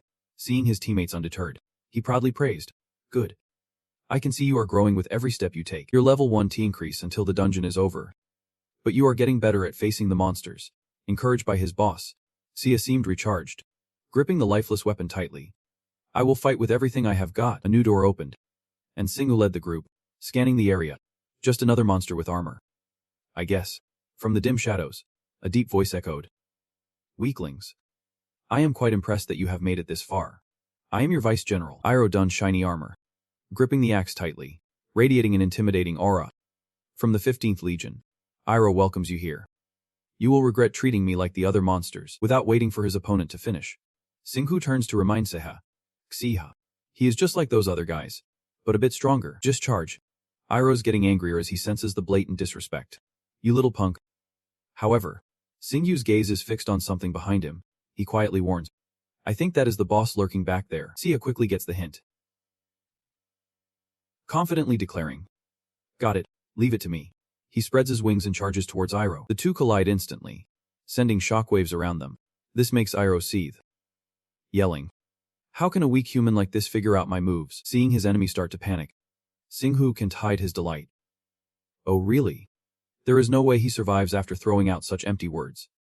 But Arin quickly reminds him, do not get careless. Meanwhile, Sia keeps the offensive, constantly darting in and out, leaving Iroh confused and standing still. Under the powerful blows that lead to severe injuries, all Iroh can do is let out agonized sounds. Siha's figure weaves back and forth, his eyes locked on the opponent, calculating each move. I can feel the mana focusing on him. I will try to concentrate on the mana in his armor and see what happens. Witnessing Seh's remarkable progress, Singhu's satisfaction grows clearer by the minute. Siha has definitely gotten stronger. That is why risking your life is the best way to get better. Jis, standing to the side, nods in agreement. I concur. A warrior is born when faced with death. Only Arin looks completely blank, internally judging both of them. They sound like Vikings. She immediately chimes in. But Sia won't last much longer. He needs a little motivation. Really? He exclaims in shock, and Arin confidently asserts. I am sure of it. With sharpened instincts forged in battle, she easily concludes. Comparing all the fights she has had with Singhu, she can rid the flow of battle. Right now, she can see the imbalance. That is why, to protect her teammates, from her tiny hands emerges a brilliant light. She conjures a gigantic, radiant warrior, charging towards Isha. I create a holy wall to push back the enemy. Overwhelmed by this enthusiastic support, he is deeply moved. Thank you. Iroh snickers after witnessing it all. Calling himself a true warrior while accepting help from friends, Singhu looks at him, fending integrity while sneering. How can he say that to us after all the hawks we have faced? Arin, flying nearby, agrees. Exactly. To avoid demoralizing his teammates, he puts all his strength into playing mind games. You better not lose after getting that power up. Otherwise, it will be nothing but rice and soy sauce for a whole month. She immediately dealt with this cheerleading style, admitting that at least it added some confidence. Feeling all the pressure on him, Siho was filled with fighting spirit, assuring everyone not to worry. Iroda was shouting just as loudly, "It is over now." In front of those two colossal forces, a terrifying explosion erupted. The whole Singhu crew just stood there casually watching debris fly everywhere. As the dust began to settle, a shadowy figure emerged from the haze. Seiya flashed a satisfied grin, clutching the spoils tightly in his hands. Singhu praised him, saying, "Great job." Feeling recognized like this made him really happy, thanking him in return. All right. He quickly made his way to that mysterious iron gate. Staring at the towering door, Singhu became cautious and reminded everyone, "We finally made it to the boss room." The iron door loomed ominously in the night, leaving him in awe. This reminded Singhu of Zuda. Usually, Zuda would be here today. Arin chimed in, puzzled. Why do not we call her over? He looked around and mumbled, "It is probably fine. Maybe we do not need her at this level." His face revealed a mix of danger and excitement. He should have thought that way before letting his guard down and getting crushed. Seeing his quick flip-flopping attitude, Arin could not help but feel helpless. "Of course. I have been waiting for you to drop one of those classic lines." Thinking about the monsters we have encountered, she started to worry. Do you really think the final boss will be a heavily armored brain? If so, I wonder if they followed Hector. Right. Remembering how those brains were defeated after the battle, Arin pondered. They failed to combine Hector's strength with their armor. In the end, they all self-destructed. So why are they still following him? Singhu considered each point she raised. Feeling shocked. You might have a point. Maybe we should think in the opposite direction. Because they are armored brains, they trust Hector. These armored brains know their own instability, unable to use their armor. They probably think they can manage with Hector as support. She continued to analyze the issue. With so many new points, Singhu gradually agreed with everyone. It was quite convincing. But ultimately things did not go as they hoped. However, Beaches hesitated. What if the final boss behind this door succeeds? The corner of his mouth twitched up. All right then. Rock, paper, scissors. He suddenly yelled out, putting on a show. She instinctively coordinated with him. Even though she did not quite know what was happening, scissors beats paper. Singhu laughed so hard he could not help it. I won. If that is the case, I will be the one to fight him. Beaches surrendered to the childish game, saying it was really complicated. Even Sia standing aside sighed. Sometimes he acts like a cat with 9 lives. Arin had to chuckle at this behavior. Yet Singhu innocently joined in. I am just like this because I only have 1 life. Enough with the jokes. He reminded everyone and raised his hand to that sharp door. All right, let us get started. One side of the door pushed inward, and light filtered through the small crack into the room. As soon as it opened, Beaches cautiously announced that there could be up to 2 clusters, which made Singhu more excited than scared. All right then. I will have to go all out to deal with both. Along the path, many light fixtures lit up every corner, and footsteps echoed as someone's shadow flickered in the distance. Gazing at Hector's rugged appearance, he was taken aback. Just one armored creature. He is about my size. Without a hint of fear, Singhu charged in to take the initiative. He excitedly gripped the hammer in his hand with unmatched confidence, thinking, I will wrap this up in the first 3 seconds he can move. With a powerful swing, the hammer came crashing down on that creature, which braced itself with one hand, causing cracks to appear in its armor. The confidence that was once on Singhu's face was replaced with shock. He actually blocked it. He should not have been able to move. Is it because of that armor?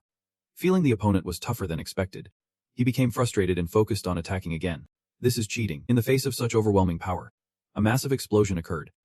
However, from within the thick cloud of dust, Hector wore a mocking smile, like a little mouse. Realizing that no matter how hard he hit, it did not matter. Singhu's heart raced. 3 seconds were up, and he had blocked all my attacks. I should have gone all out instead of sneaking up on him. Just then, Hector prepared to counterattack. Take this. The axe, guided by its wielder, tore through the air, and the impact sent Singhu flying, stunned by that immense force. Oh, I get it now. This dude did the impossible. Kenna was right. Watching him get knocked away, the remaining 3 could not hide their shock.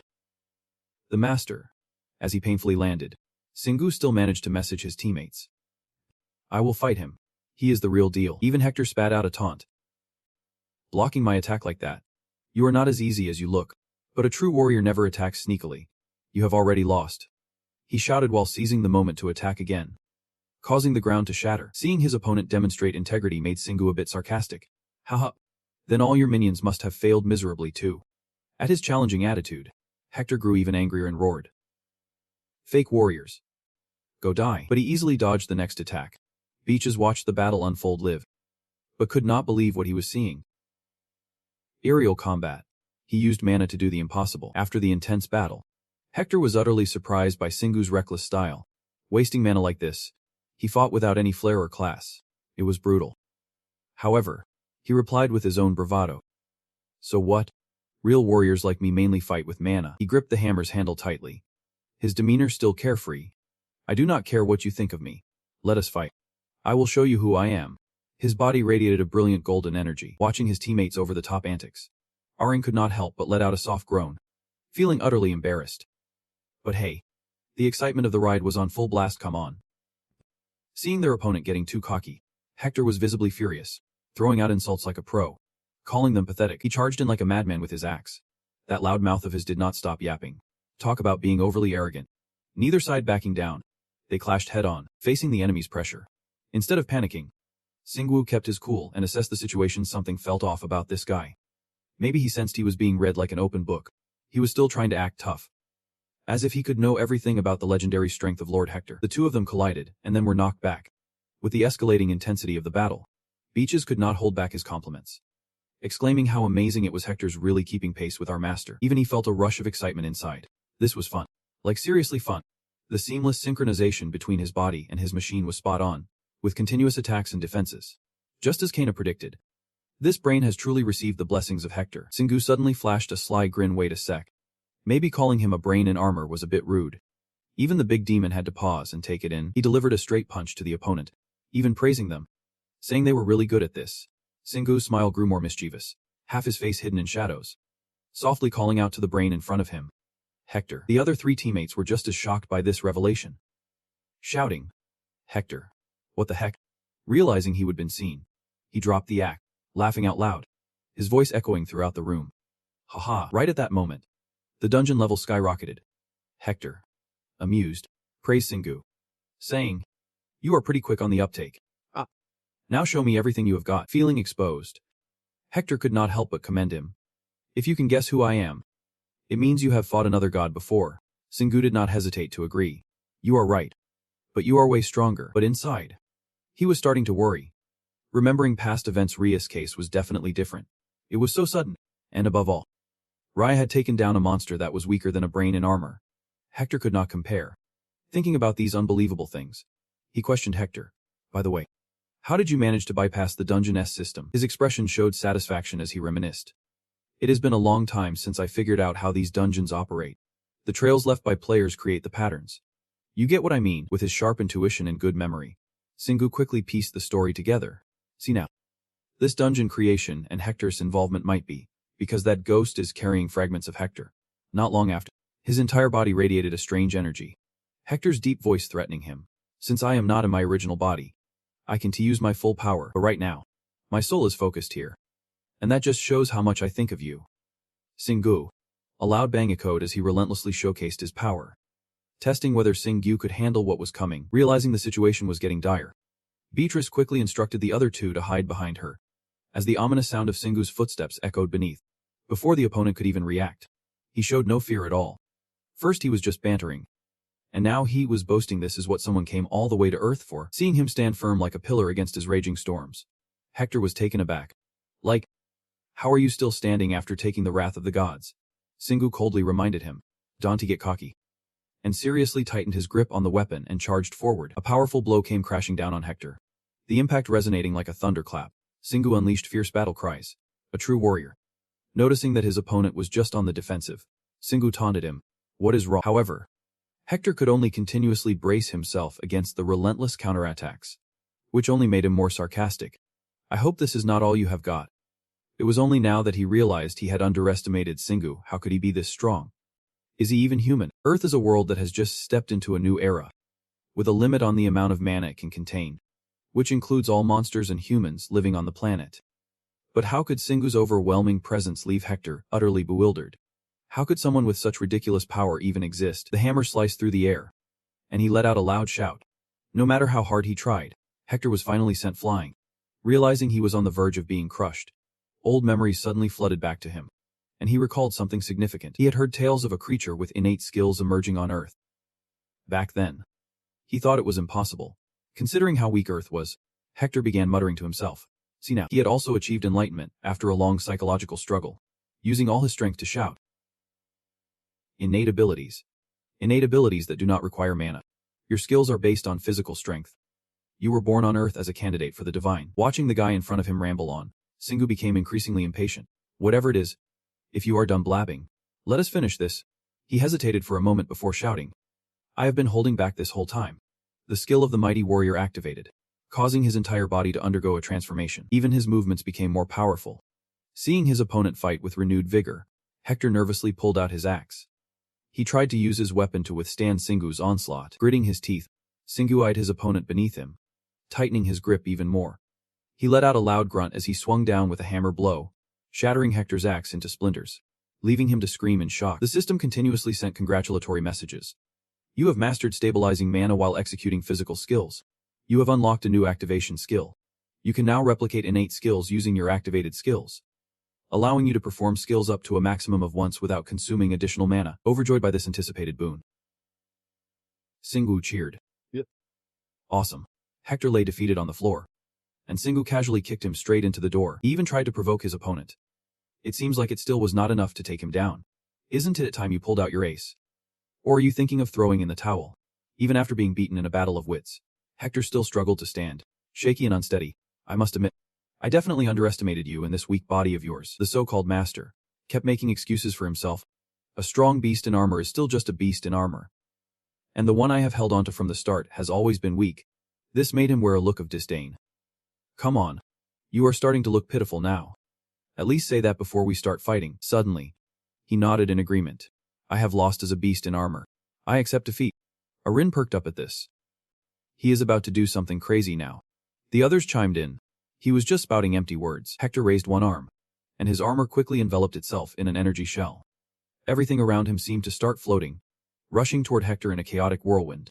Beaches felt the danger and warned his teammates. Back up. At that moment, a sense of dread washed over him. Is this really Hector's true power? His gaze was filled with wariness, realizing that he would be sucked in if he let his guard down.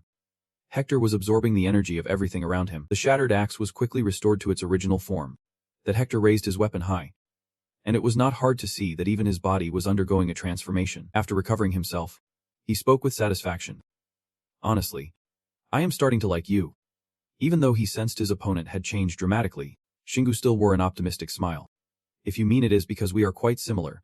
But I do not agree. Suddenly, he flashed a mocking smile. The way you brag by pretending to be all-knowing is just part of the struggle to stand at the top. Whether you want to admit it or not, you are just like me. Shingu's expression darkened as he gritted his teeth, as Hector lowered his axe, but his attitude was that of a superior. Because today you have surprised me. I will let you taste my power. Something you can't even begin to imagine. His entire being felt like it was resurrected from death, exuding the unmistakable aura of divine power. Faced with this clear threat, Shing gripped his hammer tightly to continue the challenge. All right, bring it on. The god of dogs, I will crush you. He radiated powerful energy without a hint of fear. Watching this scene, Hector could not take it lightly. Just as expected. You are truly impressive. The powerful energy he summoned surged forth, his voice deepening again. But that alone was not enough to stop his true strength. Seeing his unique techniques being copied, Shingu's face immediately showed surprise. He is even absorbing my skills. The axe quickly flew toward him, and both sides clashed, creating shockwaves around them. Under Hector's overwhelming force, he could only brace himself, letting out an uncomfortable grunt. His body was easily sent flying away. Watching him leave the battlefield, he became irritable and questioned. So you know how to run away too? Is it because you can measure my strength? Right. After taking a hit from the enemy, Shingu spat out a mouthful of blood, his eyes fixated on Hector, wanting to crush him. While Shingu himself let out a few grunts of pain but still stood his ground, Hector's axe sliced through the air, and he continued to mock. What is wrong? Where's all that confidence gone? Shingu felt the weight of this pressure and could only struggle to hold on, releasing uncomfortable sounds. Seeing him in such a struggle, Hector coldly aimed his axe this way. Just a swing of the arm. I hope you are not too quick to tuck your tail between your legs. With that, Hector charged forward. Take this. He shouted as he brought down a powerful strike on Xing. Xingu even coughed violently from the effort to withstand the enemy. But against the power of a god, his body was thrown hard into the wall behind him. His teammates immediately panicked, with Arin screaming in fear. Xing. As the smoke cleared, his body was suddenly enveloped in a bright red light. Even though the stone wall behind him had crumbled, Xingu still managed to sit up. Thinking about everything he would been through, his mind raced in panic. It hurt so much. If I had not activated my barrier, I would be done for. Hector approached with a feigned concern. What is wrong? Hen looked at him like he was a lowly creature, continuously spewing venomous words. Worried because you lost control for the first time, Xingu stared at the enemy in front of him. Despite showing signs of exhaustion, he still struggled to stand. Witnessing this reversal, he could not help but feel anxious. Hen is too strong. I underestimated this dungeon. I should have considered the consequences of merging all the dungeons. Looking at his terrified teammates, despair crept into Xingu's mind. Not only is his life in danger, but if I die, with the keen senses of a demon, Hector gleefully chimed in, I smell fear.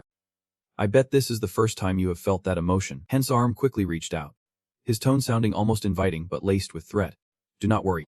I'm Hen, the collector and conqueror of all power. I cannot stand the thought of not claiming something as mine, and that is why I will make you mine. You and I are a perfect match, so I am sure you will become a magnificent disciple.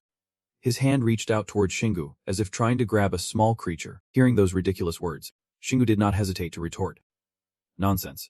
Hector's axe swung towards him, and openly expressed his disdain. I do not care what you think, and hesitated for a moment, and then decided to deliver a finishing blow. Importantly, I have decided to claim you. Fortunately, even though he was exhausted, Xingu quickly dodged, seeing his target slip away. Hector's excitement grew. You are pretty good at running away. The axe in Han's hand swung back and forth. This strike landed directly on him. Unable to dodge in time, Xingu coughed and spat out another mouthful of blood, his body once again hitting the ground hard. Seeing you just accept it without putting up a fight, Hector started to lose patience. It is time to show me your hidden cards, if you do not have any. Hector hesitated, his armor continuously absorbing everything from the ground. Hector unleashed all his power, his body radiating an overwhelming force that kept Xingu on edge. It is time for you to bow down to me. Seeing a foe this strong was even more intimidating. The frustration surged within him, while Hector siphoned mana from the surroundings. I do not want to admit it, but that ability is similar to my own mana drain. Wait, is it really similar? Xingu suddenly realized something, his eyes widening in shock. He tried to steel himself, feeling he had grasped something important. If that is the case, the pain of the night being driven into the ground, he focused intensely, his body becoming more still than ever. Hector sneered at the serious expression. Reading your last prayer. Soon enough. Your prayers will be for me. Aring, watching from the sidelines, was trying to question Han about Xingu's strange behavior. Xing, why are not you moving? Seiya could not stop speculating. Maybe he has taken too much damage. Even Beaches drew her wicked sword, preparing herself for battle. This is too dangerous. Should I attack? She could not take on Han, his voice unexpectedly echoing in her mind. Despite that, Beaches still tried to argue against the refusal. But Master, through his mental link, he quickly advised his teammates. I have one last idea. Xingu furrowed his brows tightly, still trying to reassure Beaches. Trust me. Watching his opponent stall, Hector's patience was wearing thin. I am waiting for you to do something. But I am not waiting all day. This is getting boring. Han kept complaining before finally deciding to wrap things up. From deep within the earth, a terrifying surge of power was summoned by Hector, sending rocks and debris flying everywhere. A devastating blow from Han struck the ground, aiming to cause massive destruction. Instead of panicking, Xingu remained calm and still. When he sensed the perfect moment, he quickly snapped to attention. This is it. The Dominator's intent activated. Everything around him was pushed back by the shockwave. Hector's entire body was engulfed in green light, while Han continued to struggle, shouting, "Ah! My strength. How can you break it?" The system sent a new notification. The Dominator's intent is now at level 2. Receiving the results he hoped for, a smile spread across Xingu's face. I tried to match your strength with my Dominator's intent, but I guess I can take it all away. All I can do is disrupt your focus. Faced with such blunt confession, Hector gradually lost control and charged forward fiercely. How dare you mock me? Is not your natural skill power?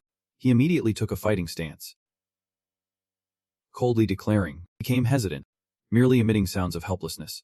From Xingu's position, a terrifying explosion erupted due to the energy backlash. Even the ARM team struggled to stay grounded. After confronting absolute skill, Hector finally realized, get it? The fighting companion. He tried to scream out before being wiped out. I still tried to utter my last words. hoping our wishes would converge in the same place. Seeing the enemy turn to dust, Shingu finally felt relief. We did it. The familiar notification blared. You have destroyed Hector's vessel. You have dealt damage to his true form. Hector's influence on Earth has decreased by 6.5%. As the battle came to a close, Aram anxiously asked Han. Xing, are you okay? She rushed over to Xing, full of concern. Let me heal you. Let us deactivate your scales. Seeing her caring demeanor, Shingu reassured her. I will recover soon. Bitches watched the two from a distance. Her face, now visible through the sab, could not hide her joy as she praised. That was incredibly dangerous. Well done, Master. Suddenly, something caught his attention. The system updated him on the progress of the levels he had completed in detail, gaping at the new information. Shingu exclaimed. Whoa, it has been ages since I leveled up this much. Wait a minute, leveling up means. He glanced at Aram, and they exchanged puzzled looks. Processing the information, Shingu panicked and shouted. Startling her. Oh no, I totally forgot about this. He plopped down on a nearby rock, exhausted from the fierce battle, letting out some tired groans. Reflecting on what just happened, he rubbed his temples and grumbled. Leveling up after a loud battle is such a pain. Aram did not look too cheerful either. Clearly worried, Seha beside them looked unwell. I think I am about to hurl. At that moment, the system presented a detailed information panel, from Shingu's status to his skills. Looking at the jumbled stats, he seemed to forget the moments of shouting and leveling up. But now I am at level 172, and my 5 senses have leveled up a bit too. Bitches, who had been silent all this time, suddenly spoke up. By the way, Master, did you manage to get any shards from the loud shout? Shingu paused in shock.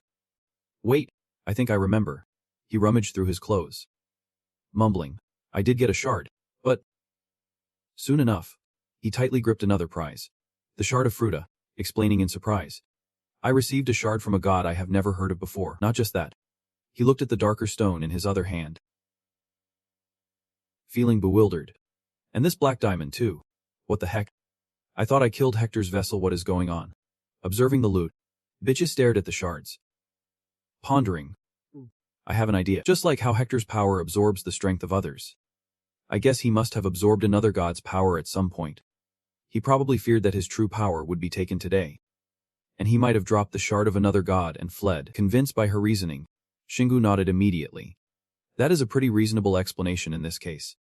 That means Hector can absorb power but can never truly make it his own. Anyway, it is probably better that today we got a shard from another god. My abilities are similar to Hector's. This could help us a lot, he thought, gazing at the shimmering shard in his hand. This made Beatrice pleased to assess. Finally, I have been looking forward to this because it is so similar.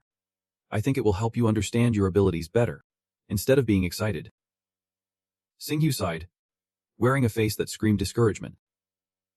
Saying bluntly, sure, but that is just how it is. I am feeling pretty shattered with his stench. Even though he seemed to have a bias against his smell, he was still determined to brainstorm with his teammates. We can think about what to do with it later. I could absorb it into my hammer or turn it into mana. We will figure it out after a long session of calculations, Beatrice quickly suggested. Or you could turn it into a skill, like how you did with soul manipulation. Hearing this from the teacher, Singhu was thrilled. That is a great idea. Another skill could really help in situations like today. Remembering how pathetic he had been in the last battle only fueled his determination. Exactly. If I had not had the chaotic scales and the heart of a ruler, I might have died. But more importantly, others could have lost their lives too. His eyes were tightly shut as he wrestled with his thoughts, knowing there was no guarantee something like this would not happen again. Once he regained his composure, Singhu seriously warned his team. From now on, let us play it safe. Seeing his serious demeanor, Aryan carefully reminded him. You said the same thing last time. Singhu looked at her with sincere eyes, as if to reaffirm. I am serious this time. Hector's vessel was far beyond anything he had ever imagined, and Singhu's anxiety was palpable. He wore a guilty expression, constantly apologizing to the group. It is my fault for merging too many dungeons together. I am sorry for dragging everyone into this. Those words hit the three like a lightning bolt, and Aryan softly called out, Singhu, Seha. Seeing his teammate blaming himself, jumped in to counter. Don't say that. You did not drag anyone here. We are all here because we want to be. Even Aryan agreed. He is right. No need to apologize. Despite his teammates' comforting words, Singhu continued to show remorse. Knowing that the truth was everyone had been put in danger today, that was a fact that could not change. Sometimes, you have to accept your mistakes to move forward. Both of them paused at those words. Seiya felt a shock in her heart witnessing his vulnerable state. I never thought he would care about this so much. I do not know what to say. It is, Irene continued to reassure him. The moment you saved me when we first met. My life has belonged to you. So do not bow your head over something trivial like this. We want you to do whatever you want. We trust you. Those seemingly simple words of comfort made Singu feel a warmth inside. He softly called her name, Irene. But she quickly turned away to hide her embarrassment. What I mean is, it is not like you will ever listen to us anyway. You probably just say this to cause more trouble. Seeing Irene's pouty expression, Singu did not hesitate to compliment her. You look really cute when you do that. After the round of encouraging compliments, Irene broke into a mischievous smile. Anyway, do not forget the important thing. What we know about this world, and the dungeons are all interconnected. It is never absolute. Let us take this dungeon as an example. The moment that Big Bad shows up, the difficulty level skyrockets. She is constantly laying out the dangers that could strike at any moment. So no dungeon is truly safe, no matter how well we prepare. We are always gambling with our lives. And the three of us will never forget that. So the most important thing is, Irene flies up in front of Singu, carefully reminding him not to get too discouraged over something like this. No matter what, he needs to remember we are here by our own choice because we decided to trust him, gaining absolute trust from his teammates. He gives a small smile. All right. Thank you. Singu's face beams with confidence as he declares. Now everyone has confirmed they are ready to dive into hell with me. I am counting on you all. Hearing the next location is no ordinary place. Seiya freezes up in panic. Wait. We are really going to hell. He immediately reassures her upon seeing her scared expression. Get ready for everything. Xiha. There is no backing out now, all right. Singhu shouts. Let us grab the reward and get out of here. He and the team are buzzing with excitement in front of that massive iron door. He pushes it open, revealing a space bathed in a mysterious glow. Irene excitedly calls out, an altar made of ivory. It is perfect since we have plenty of essence to spare, by the way. This time, there is really something you need to pull. She flies over to remind Singhu, catching him off guard. She gazes intently at him. I think it is time for you to put on some armor. Mentioning this, Singhu looks deeply fascinated. Armor. Seeing him lost in thought, Irene keeps nudging him. You can't put this off any longer. Facing her persistent reminders, he nods in understanding. All right. Seeing Singhu readily agree, she is pleasantly surprised.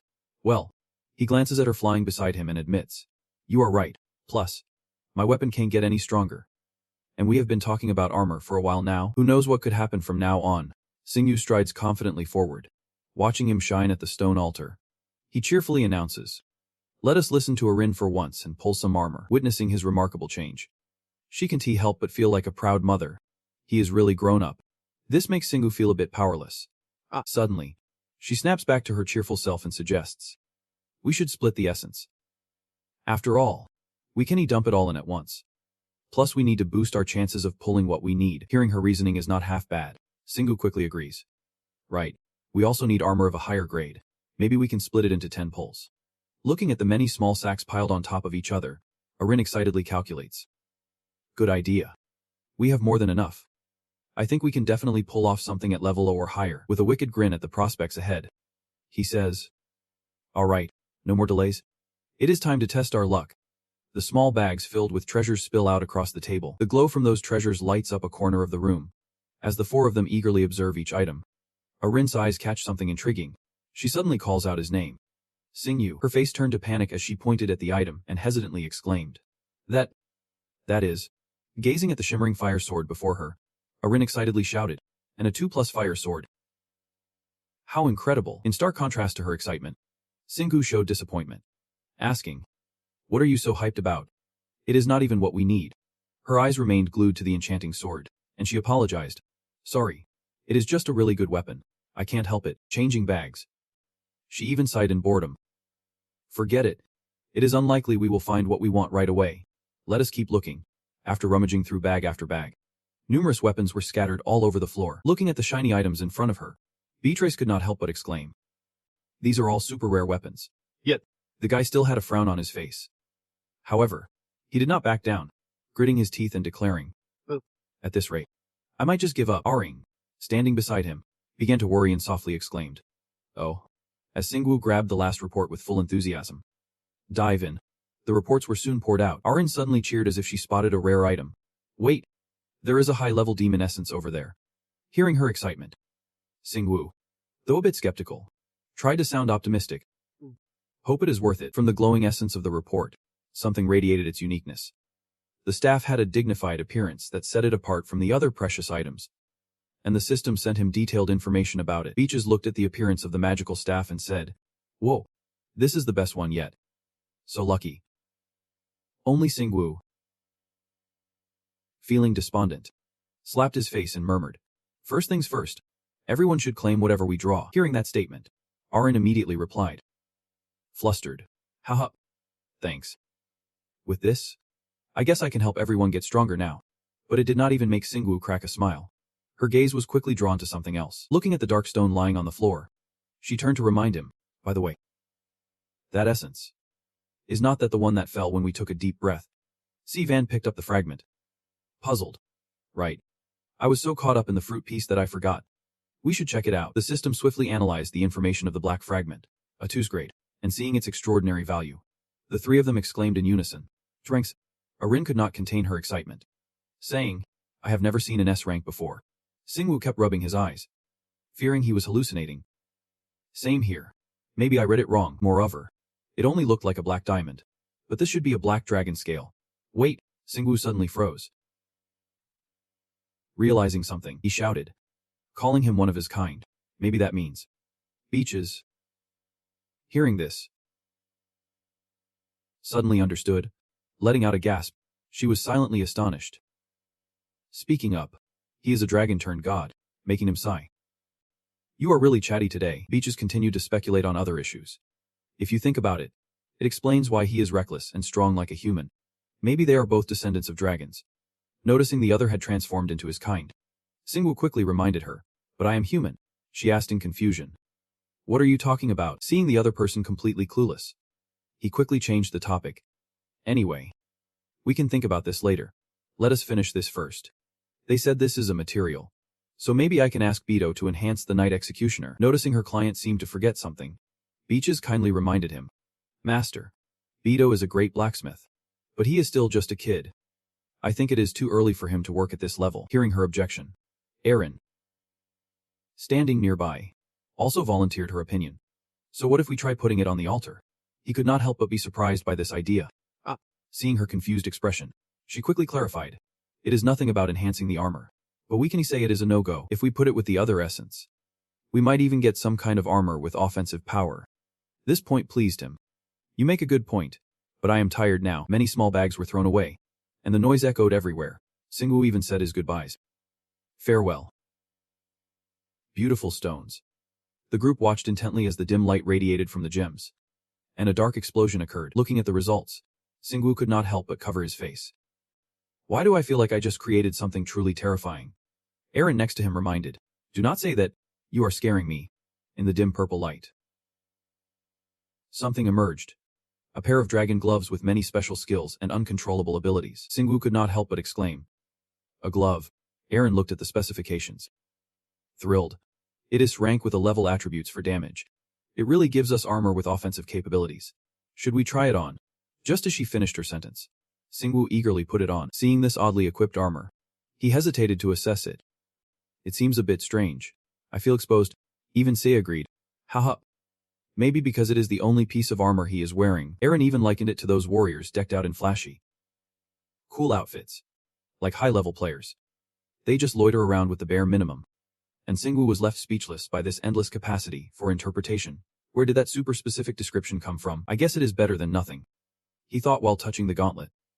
Suddenly, something shifted, making Singwu freeze. Seeing the panic on his face, Erin anxiously asked Han, "What is happening?" I just felt a sense of dread, but his expression was even more perplexed. Singwu stared intently at the gauntlet.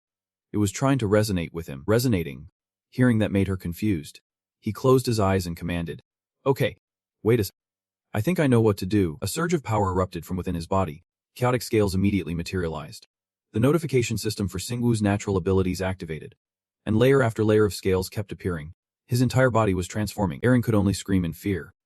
Singwu. Before long, the dragon gauntlet synchronized with the chaotic scales. Singwu's body donned a special armor, a level 6 scale and a level 5 tail, making him stronger and sharper with a deadly nature. Seeing him come back, Seiya gasped and asked Han, "Are you okay?" He felt every transformation and laughed. Haha. It is really effective. Watching his teammates' incredible changes.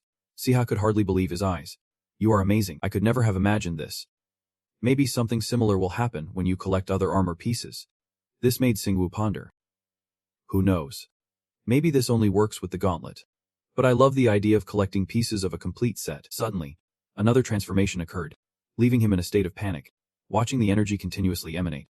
Singwoo could not help but feel uneasy. Still not done. His mana was erupting, and he needed to control this situation. He fought hard to endure this. Before long, it became easier, making Singwoo secretly happy. One of the new energy sources was being absorbed by him, while the other positioned itself alongside his original one. Soon, everything permeated through the outer layer. With this change, not only did his anti-curse ability rise to level 15, but his body also became resistant to acid. Seiya could not contain his excitement and continuously asked, "What is going on?" Even Arin became curious. What just happened? Implicitly referring to that special gauntlet. Singwoo explained while flipping it over to inspect it carefully. This made her even more amazed and inquisitive. How did he get all this just from one artifact? Singwoo retracted the scales and calmly explained. He had grown accustomed to it. His goal was to collect even more armor. Right then, Arin also showed signs of fatigue, so she said, "Okay, let us head home first. I do not want to see another ant nest for a while."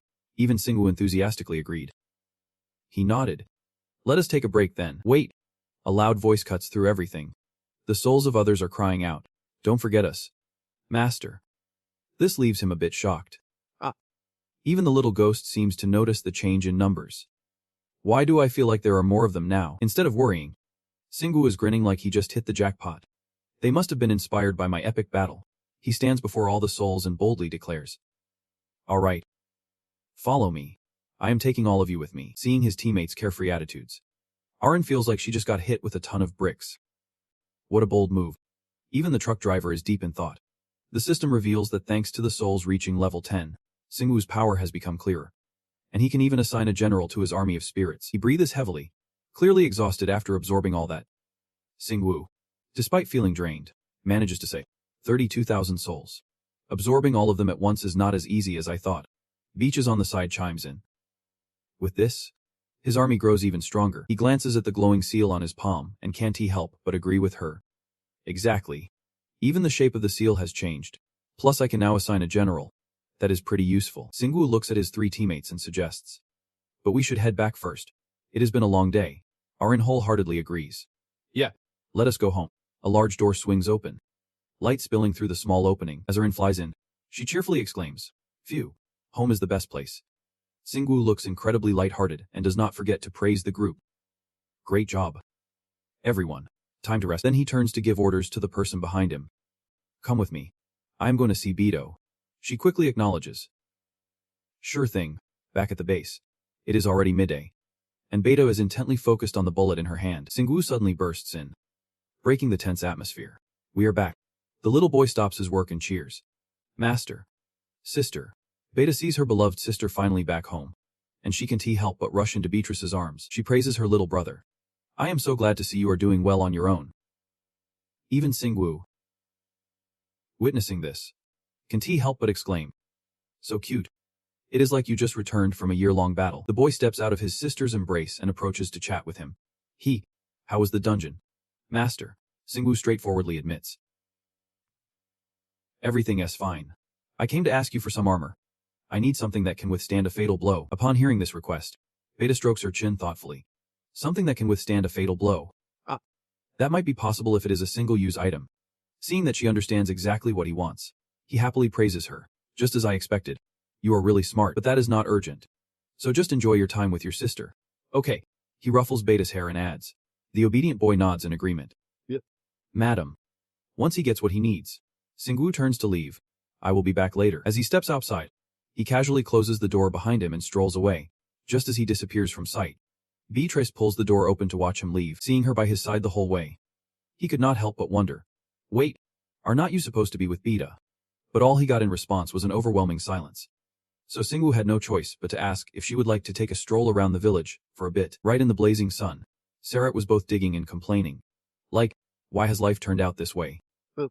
Singwoo was still being pushed into the fiery pit of work, and despite being tired, Sarat asked, "You are back?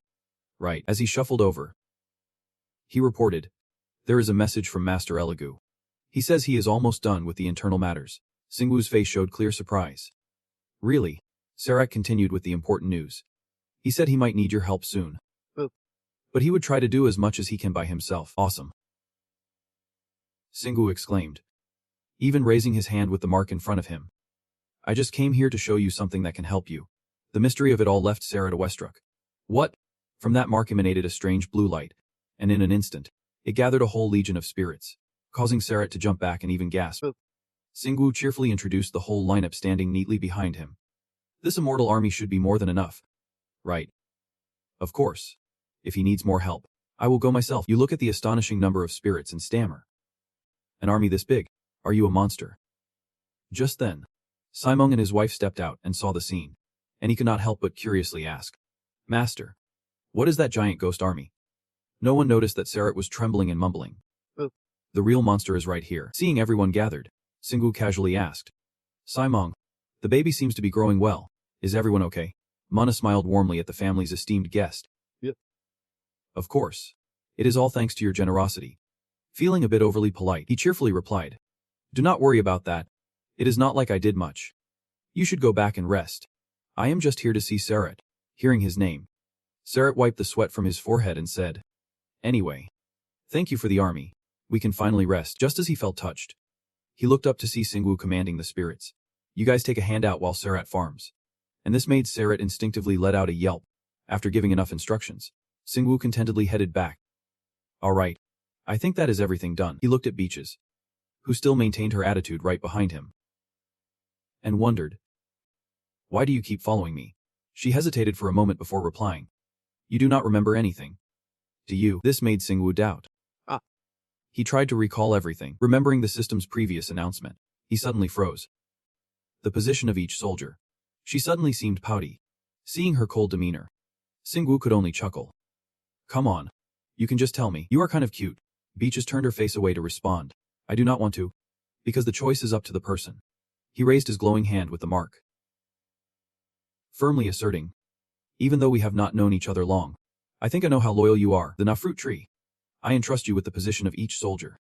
Receiving the responsibility on her shoulders, she earnestly obeyed. "It is my honor."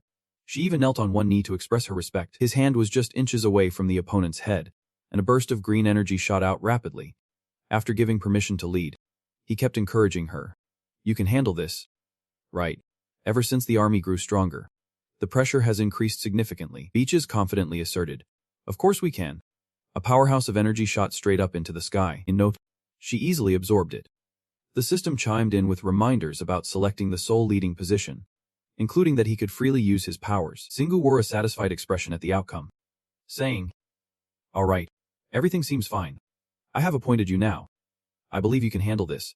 The mark on the back of his hand glowed once more, and the spirit army was summoned forth. Standing before them all, he boldly commanded, "Form groups of 100 and patrol the areas on Earth. Eliminate every monster you find, and bring back all the mana stones to me." As they echoed in unison like machines taking orders. "Yep. Commander," he said, not just to them but also turning to address Beaches. "The burden on my shoulders has certainly lightened thanks to you. From now on, you will oversee all the groups on Earth," which made Beaches uneasy. Thinking about the immense responsibility she now had, Singwoo's arm reached up as if longing for something above, and he coldly reminded, "Yep. A lot. And that is why I can't even imagine how intense the assessment will be to defeat them. We need to grow stronger." He raised his fist high with fiery determination. This willpower pleased Beaches, who admired a person training to defeat the gods. "I guess that is only natural since you have overcome everything. Right?" They strolled leisurely down the path, yet he could not stop jumping around. "Well, technically speaking, I could not outmatch my parents." My spirit was buzzing with stories until the interruption of a ringing phone cut me off. Looking at the number flashing on the screen, Shingo was taken aback. "Wait. Just as I was talking about him. It is my dad." He quickly answered, even speaking cautiously.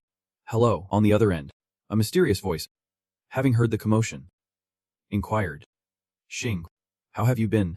He gazed off into the distance and boldly suggested, "How about we meet up?" It was a clear blue sky with fluffy white clouds and golden sunshine when the flight from Korea to Heathrow, London, took off. Shingu settled into first class, chatting with everyone, unaware of how long it had been since he last saw his father. Arin, bit surprised, asked. Has it really been that long? He calmly replied. Almost 10 years.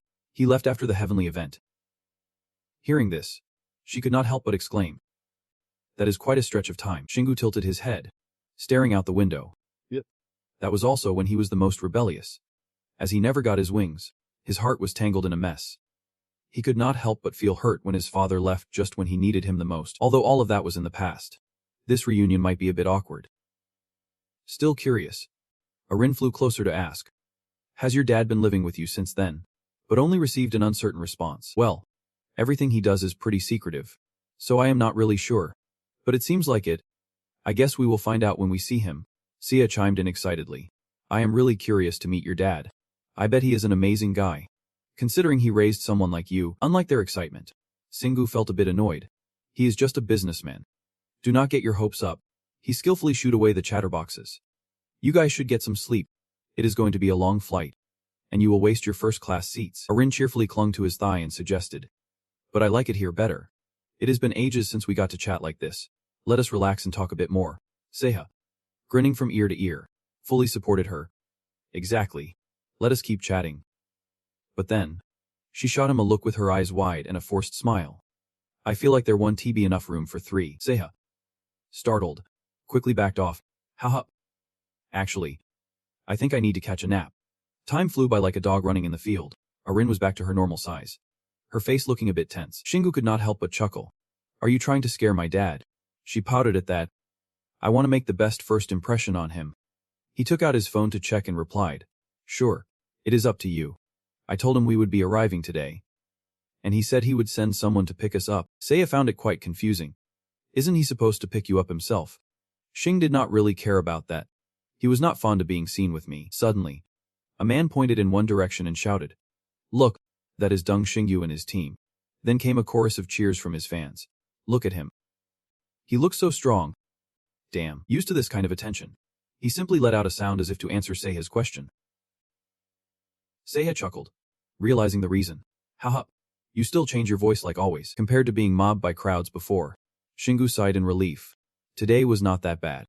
The voice belonged to a handsome guy with smooth blonde hair. He politely introduced himself. Nice to meet you. I am John Smith. Shingu cautiously asked the two people next to him. Is he the guy my dad sent?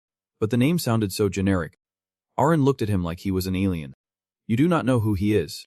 He was at the Global Players Conference. He is as famous as Marina in the US. Shingu insisted on his gut feeling. He felt like he had met him before. But that was his real name. John chuckled and admitted. Haha. It is an honor that you know me. And you are right about my name. It is a pen name. Then he gestured for the three of them. Please follow me to the car. As they walked, Shingu asked. Why would a famous player like you come to pick me up instead of my dad? He smiled and quickly replied. We done a lot for everything he has done for us. Some of our players volunteered to be his bodyguards. And I just happened to be one of them. He continued to probe. Or we. About the government, John proudly stated. Clearly enunciating. It is the use. Government. Shingu was left speechless, only able to mumble. What? Arin looked just as shocked. What does your dad even do? Xing. Moments later, the door to the parking garage opened, and John gestured ahead. We have arrived. Following his gesture was a luxury car waiting there. Xing's eyes widened in awe. Whoa. The car door opened smoothly, and distinguished man stepped out. Smiling warmly. Long time no see. Upon seeing him, Shingu could not help but grin and rushed forward to hug him, joyfully exclaiming, Dad. The moment of reunion passed, and Saiwon turned to politely say a few pleasantries. You must be Arin and Seha. Right. Thank you both for coming all this way. They responded like startled puppies, only managing to say, Hello, sir. The warm sunlight bathed them, making London even more vibrant. Now, they were sitting in that pricey car, and Singwu was the first to speak up. Is it serious? Saiwon laughed at his son's eagerness. Haha. Jumping right to the point. He thought it was inappropriate to dive straight into serious topics right after reuniting with his dad, so he added, I mean, why else would you call me all the way out here? Hearing this, his dad's tone turned serious. Don't say that. Are you still upset about how we parted? Singwu gazed absent-mindedly out the window, calmly replying, It is. I am still young, and Dad's busy. Saiwon perked up and suggested.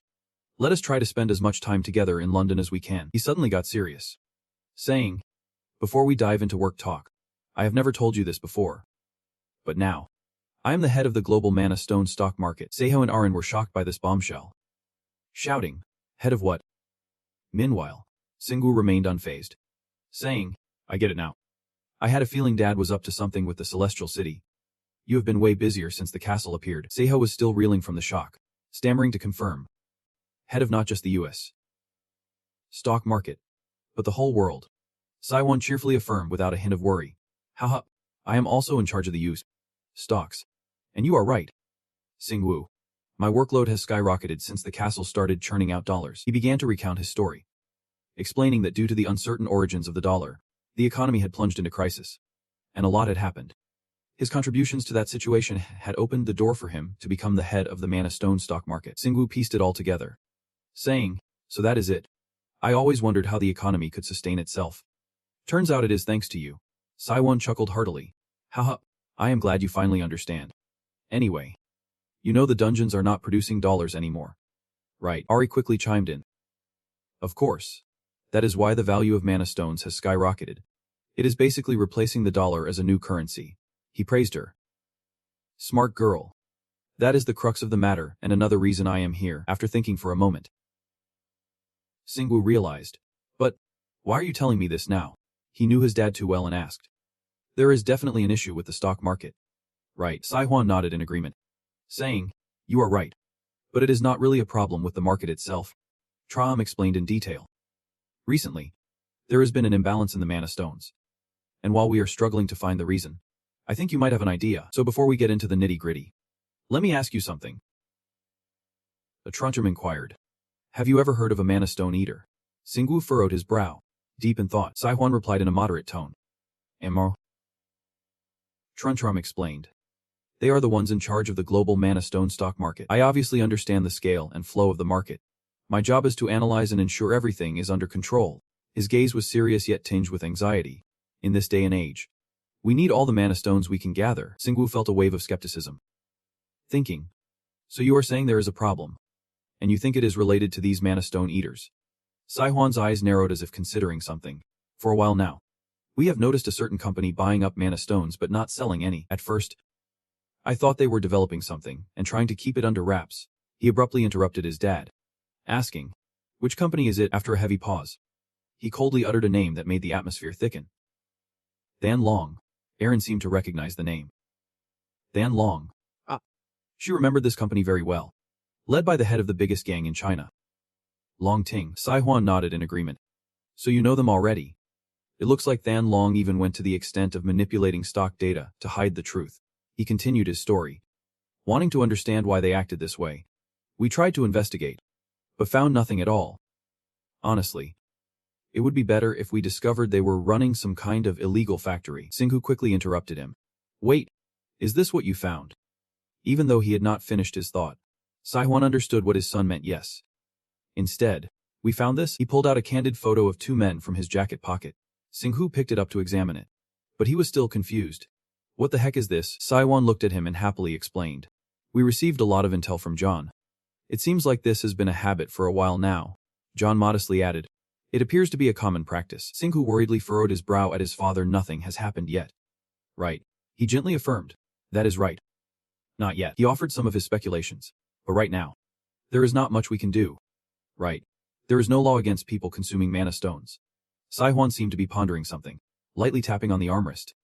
But we need to prepare for the consequences of that. That is why I wanted to talk to you. I wondered if you knew anything about this, since you have been through a lot. He let out a soft hum and contemplated. There was a time I also absorbed mana stones to level up, but that was only possible due to my innate ability. The Dominator. I am not sure how it would work for an average player. But then he realized something. Wait a minute. I remember asking her about this. In his memory, there had been a conversation with Ruta, and she gasped in shock. What? You leveled up by absorbing mana stones? Singhu was equally baffled. Yeah. But I thought that should not be possible, he candidly expressed. Now it does not work as well anymore. So I stopped. But I was just curious. She hesitated a bit before declaring. Of course. You are a rare case. Ruta shared what she knew. If a player or an ordinary person consumes mana stones, they will slowly turn into monsters. She was quite proud of this self-proclaimed extensive experience. I knew that because I have lived in many different worlds. I have actually seen cases like that in my life. Singhu fell into deep thought again. Back to the present, he concluded with one last line. And so, consuming mana stones should be banned. They will turn into monsters. Although driving chimed in. I get it now. No wonder mana stones feel a bit dangerous. Saihuan turned serious. Yet another issue to worry about turning into a monster. It is like some twisted blessing from a god. This is more serious than I thought. The delivery truck driver turned to Singyu and asked. But since there has not been a real case yet, the effects must take longer than a god's blessing. So even if we warn them, do you think they will listen to us? He replied honestly, most likely not. It might be better for VPC or an NPC to tell them. This is when we need backup, Dad. Saihuan readily agreed. All right, Zan chimed. Sorry to interrupt, but we have arrived. Saihuan opened the door and suggested. Let us talk more once we are inside. The three of them followed Singyu. Taking in the surroundings slowly, he noticed something odd. Ignoring the strange feeling as they entered the building. There was a magic on the door. He made a bold guess. Is this a secret passage? He cheerfully replied. You figured it out. Ah. Welcome. Then he chuckled and added. Is not it amazing? Marina is not the only one who can use dungeon magic in the real world. And there is that name again. Singhu could not help but wonder. Marina, Saihuan simply explained. I met her last time for work. When I mentioned I was your dad. She was thrilled to chat. His eyes sparkled with understanding, implying I get it. You are quite the character. But who exactly is she?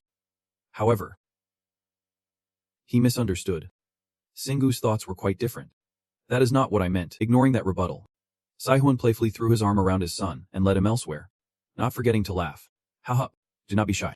Kiddo. You are just like your dad, leaving him no choice but to follow along helplessly. Meanwhile, Arin, overhearing this, felt a surge of anger. This is not going to be easy. I will have to give it my all. Not long after, the door swung open, and Saihuan stood in the vast, sunlit room, warmly welcoming their esteemed guests. This is my secret hideout. Even Singhu was taken aback by the room. I have never seen anything like this before. The delivery driver gazed around in awe. Whoa, it is like a cosmic nest. He manipulated something on the screen, furrowing his brow as he murmured. It seems like the Dragon Clan is up to something. It is not just them. These numbers are huge. Singyu, curious about what could have his dad looking so serious, asked. What is going on? Siwa glanced at the data on the screen and responded. The total amount of mana stones has dropped by a quarter. Hearing this, he suddenly smiled and interrupted his dad. I had a feeling something like this would happen, but a quarter is less than I expected. He turned in surprise and asked for clarification. What do you mean? A quarter of the entire Earth is a lot. He suddenly realized he was focusing on the wrong point. Then Siwa looked at him with a questioning gaze. Wait. You mean you predicted this? How did you know? Singhu flashed a confident grin. Paf. I know a thing or two about this stuff. With that, he quickly activated a skill. And right behind Siwa, a shadowy figure appeared, startling him. Whoa, what is this? It was a commander in ghostly armor. Siwa screams in fear. A ghost, as it bows respectfully and hands Shingu a wrapped package, saying, These are the mana stones we have collected today. Master, if you are satisfied, please give us a few words of advice. You did great. Just remember to level up the newbies. It quickly responds. Yep. Understood. Once the task is done, that shadowy figure vanishes into thin air before Siwa's eyes. I have an army of spirits. I have sent them to slay monsters across the world and gather their mana stones. But lately, the army has grown a bit in size. So I am sure there is some inflation going on. He also comes to check on his child, rubbing his forehead in frustration and exclaiming, Oh my. You are still my little kid, are not you? When did you grow up so fast? Without any hesitation. He adds, That is what I always tell you. With all issues seemingly resolved, Siwa cheerfully waves his hand. Forget about the calculations. Let us just call it a day and hit the drinks. Sounds good. Right. The excited Sia chimes in. Can I join too? I want to go drinking with everyone. Arin enthusiastically joins in. Me too. Siwa chuckles heartily, ready to oblige. Haha. Leave the drinks to me. In the bustling city, there is a solidly built skyscraper. Inside a luxury room, Saihuan leans against the table casually, asking, By the way, what brings you to England? His father adjusts his tie and replies, I have been visiting all the stock centers. He adds about his plans. Besides what I mentioned last night, I need to keep moving to keep things running smoothly. My next destination is France. Saihuan laughs. Teasing. So you are globetrotting. I'm jealous.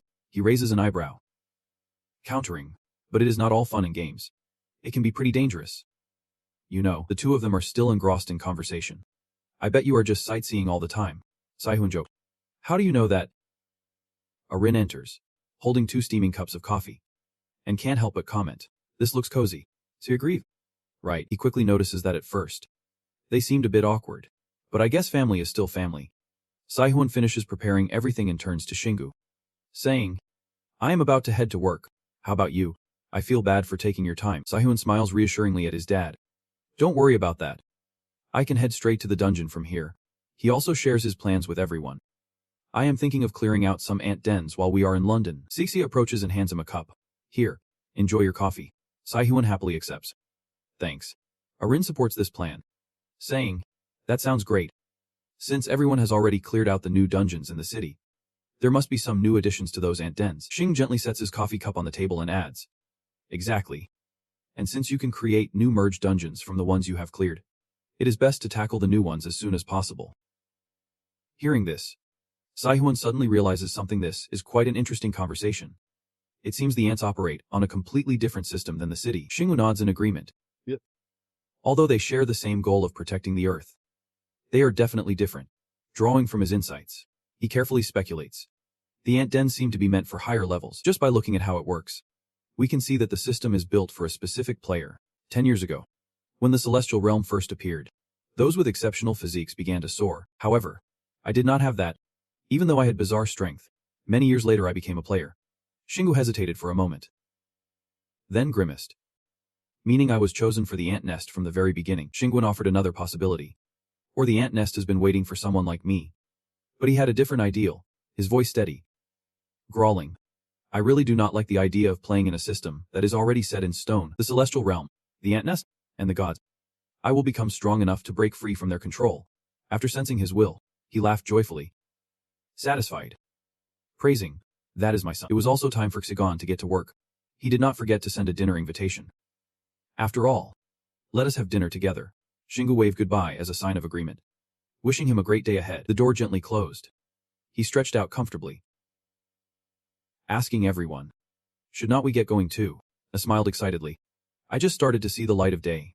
But Arin splashed cold water. Are you used to Shingu's pace yet? A little while later, he was diligently hunting monsters. 1 hit. 1 kill.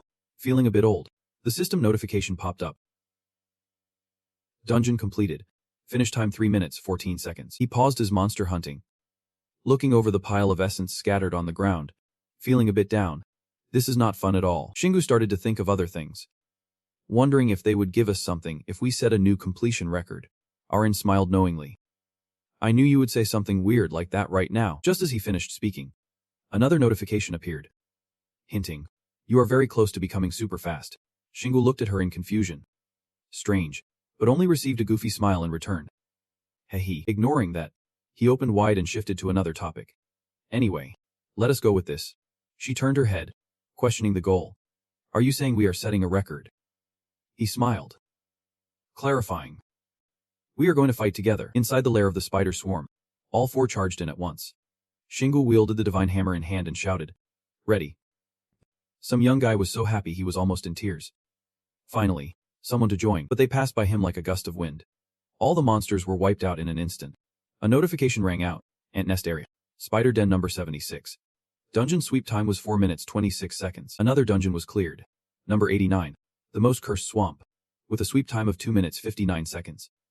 Suddenly, a chicken in armor appeared from nowhere, terrified of the shadow in front of it. Following that, 2 notifications popped up. Number 90. The Steel Chicken Den. Dungeon sweep time was 2 minutes 14 seconds. The current skill can be updated. Just 1 more achievement needed. And you can do things in new ways. Running faster than the wind. Shingu read it, bewildered. What the hell does this mean? Arin sighed after a long tiring day. We should head back now. We promised to have dinner with your dad. I think that is enough for one day. Yeah. We have accomplished a lot today. Thank you, Kenna. Time flies and evening arrives. Shingu happily opens the door and greets. We are back. Suddenly, a familiar voice rings out, catching Shingu off guard. Ah. It is none other than Marina. She quickly approaches and grabs his hand. I have missed you so much. Shingu stares at her in astonishment. What are you doing here? Shinguin steps closer, laughing as he calls out. Kid. Haha. Your dad sent me to check out the dungeons. Marina proudly signals the brakes and declares. That is why I am here to take care of your dad while you are away. My brother told me to score some points. He hesitantly asks, are you really sure you can tell us you are here to earn points? Xingguan finds it hilarious, bursting into laughter. Haha. What an interesting girl. This raises a red flag for Rin. Xinggu helplessly rolls his eyes. His dad could be a target because of those mana stones. Marina confidently replies, I know. I am not here to mess around. He was about to discuss something else. After all, dinner, when suddenly his pupils dilate. The image of a handshake gradually appears in his mind. Xinggu stops his dark thoughts. The scene becomes clearer. A man with fallen wings is shaking hands with John. He still does not understand the intention behind it. Why is his spirit army showing him John? Then he suddenly realizes something deep within that strange man's body. Wait, that guy has a mana stone inside. Is he one of Longting's? Xinggu's eyebrows knit tightly enough to kill a fly. He silently wonders. Are they approaching John while Dad is watching their actions? Could it be that they are targeting my dad? Seeing his son looking uneasy, Saihuan worries and approaches. What is wrong? Do not you want to have dinner with Marina? He raises his head to recount what he saw. The issue is not there. The spirit army contacted me. It seems Longting has approached John. He is taken aback by this information. Quickly asking, what is he? Xinggu moves toward the window, pausing for a moment to think before speaking. Marina, do you know which dungeon John went to? She honestly replies, John. I think it is the smallest dungeon on the 34th floor. Hearing this, he hurriedly asks Marina, but can you go there to help him? Take C in Syria too. It seems like Longting is about to start something. Help John and find out what they are up to. She immediately agrees without hesitation. Sure. But what about your dad? Outside, the rain has started pouring heavily. Thunder rumbling. Xinggu clenches his fists to show his determination. I will protect him myself. Saihuan believes in his son but still feels troubled. Xing. He understands and Ben speaks up to reassure. Do not worry, Dad. Through the pouring rain, he feels even more resolute. I do not care who it is. If anyone dares to harm my family, I will take them down. The window flings open. Rain still pouring heavily outside. Marina flies out, carefully turning back to reassure those staying behind. Leave it to me. The four of them remain silent, just quietly watching her fly away. Moments later, Saihuan breaks the tense silence. Why is Long chasing after us? They must have taken notice of us. But is not this too risky for them? Xinggu confidently declares. They are trying to get stronger by munching on mana stones. They are not out to kill you. They are just looking to use you to get more. Bang Hong can't believe his eyes. Is this real in this day and age? Suddenly, a bullet flies in from nowhere. Piercing through the glass, this is clearly an assassination attempt. Luckily, Xinggu catches the bullet just before it would have lodged itself in Saihuan's head, leaving him wide-eyed in fear. He tears up looking at the copper candy and coldly assesses. Seems like they are a bit outdated, but the danger is not over yet. A hail of bullets rains down on them. The sound of shattering glass echoing through the night. Uses his protagonist aura to swipe his hand, capturing them effortlessly, warning them that they clearly do not know who they are dealing with. In a fit of rage, Xinggu snaps his fingers, sending bullets flying like they were fired from a gun, straight and true. Then, he collides with a sniper hiding in a nearby high-rise. The force of the impact is tremendous, obliterating the rooftop without mercy. Saihuan is left shocked by the scene. A sniper. Wait, did I just shoot back at them? He replies but remains on high alert. Yeah, they must be dead. But there is definitely more where that came from. He wants to call for help in panic. They have gone completely mad. We need to contact the police and the government. But of course, they are a step ahead. It is insane they even took out our phones. Xinggu is so taken aback that he can barely mutter a few words. Interesting. Then he orders his ally, Seha, to take care of his father. And the kid looks thrilled. Yep. Boss, leave it to me. Arin appears behind him, reminding him that the attacks have stopped, which feels off. He agrees. You are right. Then he turns to the others. Seha, respond quickly. Yep. Boss, let us jump. Saiwan overhears and looks confused. What do you mean? Sia crouches, ready to spring into action. Yep. Boss. The sound of shattering glass rings out again as all four of them leap down, their heartbeats echoing in the chaos. Meanwhile, in Siwan's bedroom, a mysterious beeping fills the air. Under the bed lies a box, and the beeping grows more frantic. In the blink of an eye, the bomb activates, and the entire building erupts, debris flying everywhere, creating a scene of chaos amidst the rain. Arin turns around, utterly shocked. The whole building. They have really lost it. Xinggu voices his concern. They are even dragging innocent civilians into this. They finally touch down safely. The whole group unharmed. He channels all his rage and his eyes flash a cold blue as he orders. Everyone. Gather up. As soon as he speaks, a massive army of knights materializes. Beaches is also present, riding the wave of energy. Master. We have come at your command. He turns to address her, Kina, and begins to explain. The enemy here attacked my father. Bring them all here. Beaches tightens her grip on her weapon, and the entire army echoes back. Yep. Master. Then they charge off, each one heading out to score the city. Only 4 of them were left in the bamboo grove. With a heavy heart, I watched the troops disappear into the shadows. Knowing the world could not hold on to its beauty for long in a world ruled by power, I had a feeling something like this would happen soon. Then, he closed his eyes tightly, steeling himself. But his gaze flickered with hatred, ready to unleash chaos. They picked the wrong opponent. My friends, you will pay for your foolishness. Meanwhile, on the rooftop of a building, a group was using binoculars to keep an eye on the target. The slick-haired Nempsey spoke up when he saw no movement, wondering if they had any other orders. Suddenly, a loud noise rang out, and he turned to look. He then widened his eyes, his face pale with fear. What stood before him was the spirit of a knight. A ghost. A sword-wielding knight was ready to take him down. Blood splattered everywhere, accompanied by the sound of grunts. His teammate beside him was taking a beating, barely able to mutter a few words. Where did they come from? The chubby guy with the axe was struggling too. I can't get through to the other teams. Seeing the situation turn dire, they had no choice but to retreat. Too many of them. Let us. Arin swooped in close and asked. They have stopped attacking. Is everything okay? Singu lowered his head, his eyes still filled with fierce determination. Do not worry. Saihuan, fearing the situation was spiraling out of control, quickly reminded him. It is all my fault. Do not overdo it. Then he had to gasp in surprise. I am glad you are worried about me. But, Before them stood the knights, having successfully captured the masterminds. The hired killer was thrown aside mercilessly. The knight quickly reported the situation.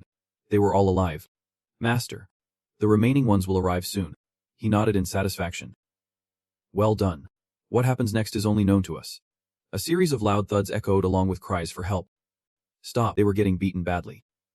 Exhausted, slumped down on the ground, Baichis approached and reported. Master. These are all the attackers.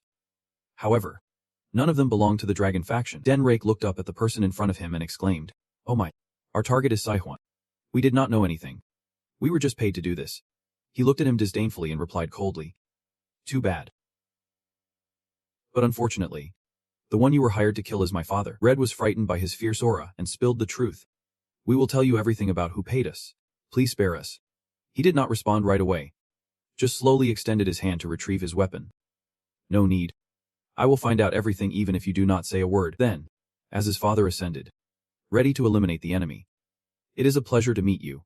Red could only manage a final word, followed by a chilling sound echoing through the city as the rain began to pour over the ruined building. Sinku placed the bag into his father's hands. This is a bag of their stuff, he confidently told his father. I am sure you will find some evidence about the dragon essence in there. I will go look for the bottle. Saihuan looked at his son for a long moment before suggesting. Singyu, how about we look for more specific evidence now? He started the engine without hesitation. That is not necessary, because the only person you need to convince is yourself. I will be back. Singu firmly informs his dad. Not only that, he also instructs Seiha. I am trusting you with my dad. So step up and take charge. Just leave it to me. Seeing his son so determined, Saihuan seems reluctant. Singyu, do you really have to go this far? He notices his father is overly worried and reassures him with a pat on the chest. I know what you are worried about, Dad.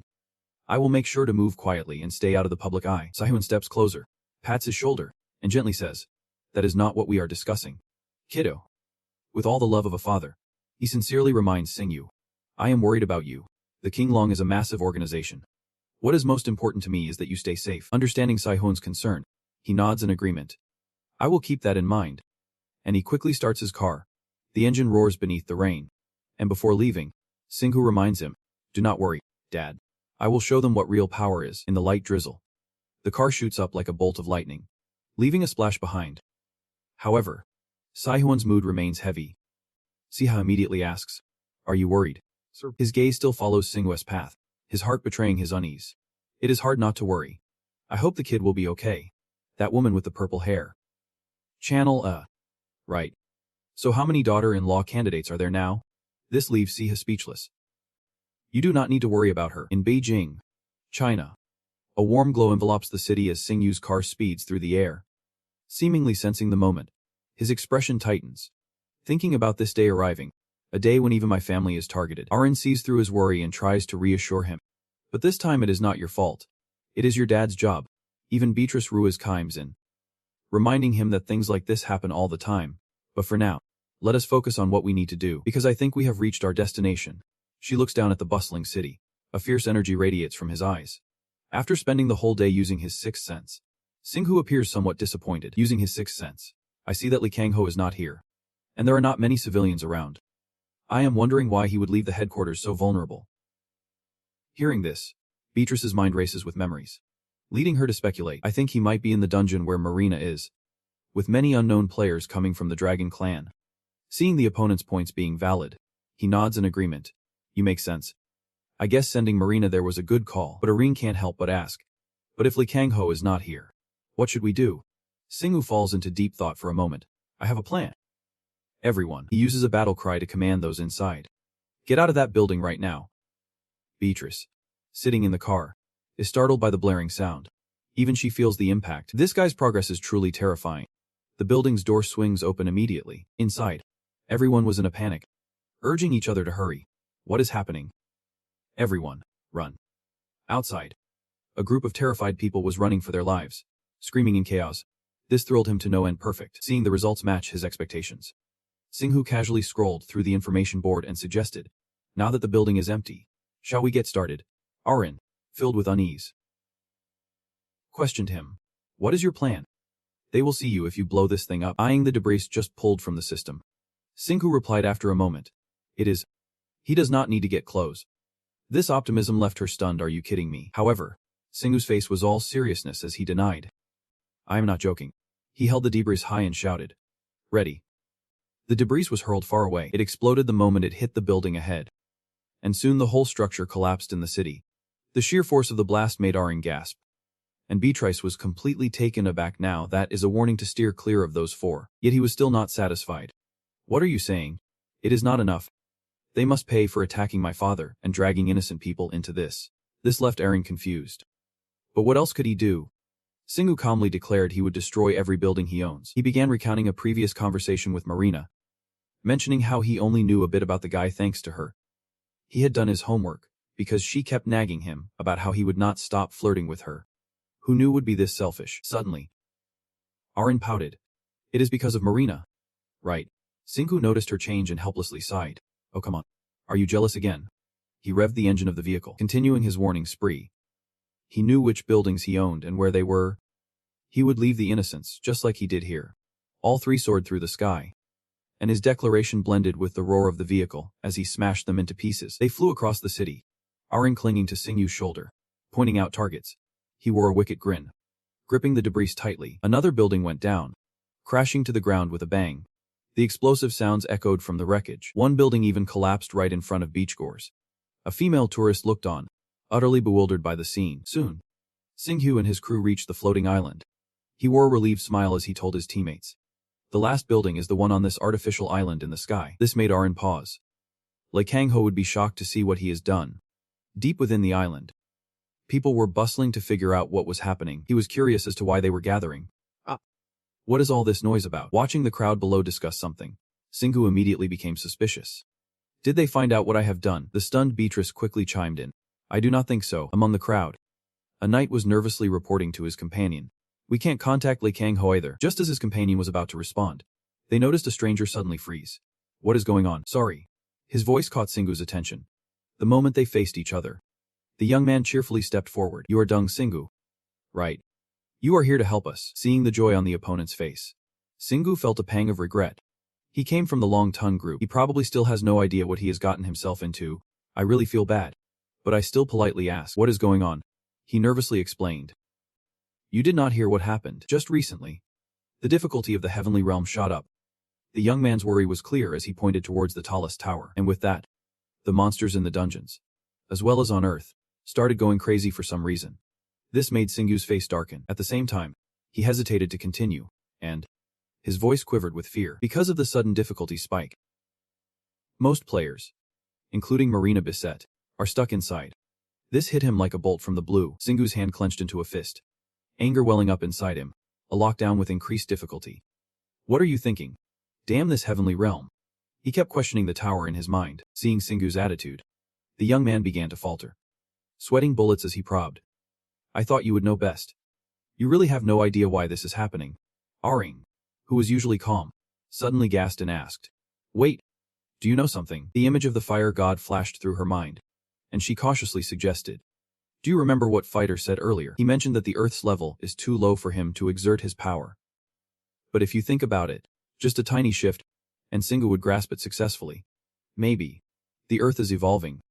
And he was suddenly struck with awe by a theory nobody ever considered. Beatrice, standing nearby, also reflected on it and thought, that actually makes sense. It is not that the dungeon levels are rising. It is simply that the Earth is getting stronger, and the divine beings are gradually getting more involved. She added. And naturally, the mana and monsters will surge as well. Every word was so convincing that the guy snapped awake. I get it now. That must be why there has been chaos among the monsters on Earth lately. However, those words left him deep in thought. Chaos. For sure it is Ellie's army. What the hell is going on? One disaster after another. Everything was spinning out of control, leaving Aaron in a panic. An earthquake. Just moments later, a system notification popped up with a message. The Earth is entering a crescent phase. What is even scarier is that the dungeon management has failed. Players can escape the dungeons, and players can enter dungeons. This is really bad, she said, her face pale. Singu, now we can even get inside the dungeon. What about Marina? Beatrice nodded seriously. I was right. She and the two brothers looked ahead. A new storm was approaching, and Singu hesitantly reminded. Crescent phase. Suddenly, she realized a few key points. First the new moon, and now the crescent. It is using names from the moon's phases. I guess the next level will be the half moon. Every transformation is making Beaches a bit exasperated. This planet is advancing faster than my homeland. But that is not the issue she wants to bring up. I have heard that the speed of development depends on the life on that planet. But this is moving at such an unusual pace. That affirmation triggered a memory for Singu. Could it be because of me? Maybe I have leveled up too quickly. She immediately shook her head in denial, saying, It would be strange if I were just suspected today. He hesitated to admit, Well, that is true. The situation pushed the young man to probe further. So what are you planning to do? Marina is stuck in Heaven City. Is not she your girlfriend? What a ridiculous assumption. He helplessly sighed.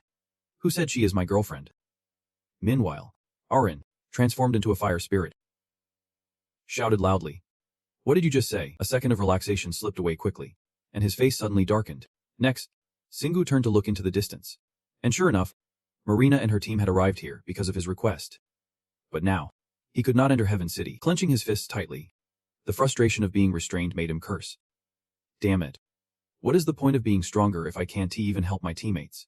Sensing the unusual heaviness from him, she cautiously called out, Singu, are you okay? She even tried to soothe him.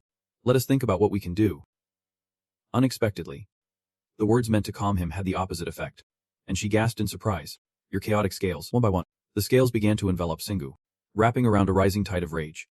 He truly felt like going insane when all he could do was sit still and watch. Just like that, the system flashed a yellow gel, and the acid strike hit 50 out of 100. The delightful ringing could not hold him back. The Pentagon has reached level 70. The Chaos has reached level 7. And the Chaos Tail has reached level 6. It seemed like good news had just come knocking, but to him, it was just a cruel joke. What does leveling up even mean if it does not help me get into Heaven City? However, everything began to shift except for the strange noise.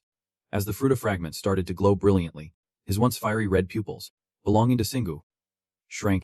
Wait, what is this feeling? His hands, covered in scales, quickly approached the item container. Thanks to the Pentagon, he could sense a new source of energy. Or maybe I am mistaken. But something is truly calling out to me. Once he grasped it, astonishment washed over him a gust of wind. Could it be the wind spirit Fruta? The system, both loving and hateful, manifested again. You can now attach elemental properties to your attacks. His previously serious face quickly lit up, and it seemed like he had an idea. This could work, combining it with his shards and energy. Singu successfully found hope that he could fly just like the flow. The urgent situation did not wait. He quickly revved the throttle, and the wicked motorcycle shot forward carrying the two girls like a bullet. Arin clung on in panic.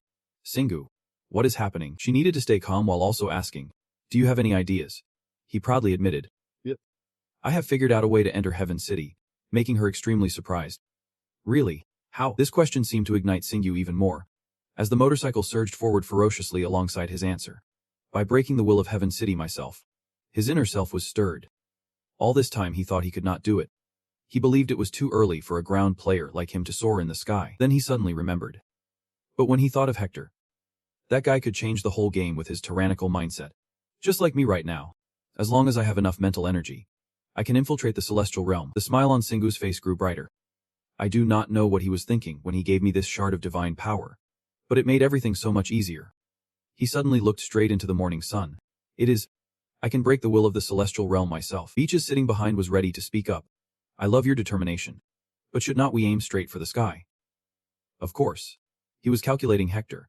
Up until now, the celestial realm has already caused me enough trouble, so I will challenge it right from the start. With that determination, Singu charged straight at the demon, defying all odds. Arin could not comprehend, just seeing the world spinning in fear and chaos. But, if this keeps up, we will crash into the sea. Luckily, he was agile enough to steer in time. The demon glided smoothly over the water's surface. The daring journey did not stop. He joyfully shouted, "Let us get started," she asked in a dizzy haze. "What are you planning to do?" The low-level freezing spell quickly left Singu's hands aimed at the sea. Just wait and see how he performs. With just a flick, the entire surface solidified into a sturdy sheet. And they did not hesitate to jump out of the vehicle. The motorcycle finished its task and was now on the field. Beatrice quickly noticed. "Is not that the shard of divine power you took from the shout?" He eagerly replied. "Yep. And specifically, it is Frutus, and he is the god of wind." She nodded, signaling she understood. "Got it. So what do you plan to do with it?" Singu did not say much. At that moment he just said, "Look here." Taking it as the center, the air around immediately formed a pressure field, swirling in shock from Erin. The wind. The wind. Responding to the wind's presence, he closed his eyes in contemplation. There. The power grants me freedom and speed. His memories flickered. It was what was updated from the last time. With a pretty amazing feature. Now you can attach elemental attributes to attacks that run faster than the wind. It made him decide. I will combine the power of the wind with my strike. Back in the present. This moment felt like a whirlwind surrounding Singu. From the ground to the sky. Arin stood close to Muches, trying to protect himself. Thinking. The pressure is too much. Waiting for everything to go as planned. He smirked. The flashy system panel appeared once more. The battle cries had now been upgraded to the battle winged roar. The battle wind's roar reached level 5. Prepared and of course. It was time for action. He excitedly looked up. Now then, here we come. Celestial realm. He gazed at it with a determined heart. It is time to strike back. In the face of that miraculous sight, it was not hard for Arin to realize. Singu had just absorbed Fruto's power. He gently replied, "That is right. And now is the time to use it to challenge the celestial realm." Though Singu was confident, she still felt a bit anxious. Will this really be okay? Even if we get inside, we still won't be able to enter the dungeon. Unexpectedly, the response from the other side was completely out of the blue. What are you saying? If that is the case, why are we even trying to get into the celestial realm? She forced a smile and said, "So there is a purpose behind this." After finishing their chat, Singu turned back to speak. So now, as soon as she broke off, he stomped his feet to build momentum, and took off like a shot through the sky, with her following close behind, while she was busy criticizing the flight. Beatrice quickly maneuvered into the demon's tail, urging, "Hurry up and get in the car, we need to catch up with him." And what else can Arin do besides being quiet and obedient? Thanks to the skill upgrade, he shot forward without fear, and Singu's chubby face radiated determination. While soaring, he carefully contemplated, guessing it was still too soon for him to fully merge with the wind. Based on that, Singu noticed that the closer he got to the celestial city, the heavier the mana pressing down on him became. He quickly observed it, and reached the conclusion that it seemed to know what he was planning. Even though his skill successfully leveled up, there was still a problem. This pressure is weakening my wind. No way is Singu going to give up. It only makes him stronger. But this time, I won't back down. He quickly activated his natural combo skills. The system simultaneously materialized to report that the natural combo skill had reached level 4, and the battlefield roar had hit level 6.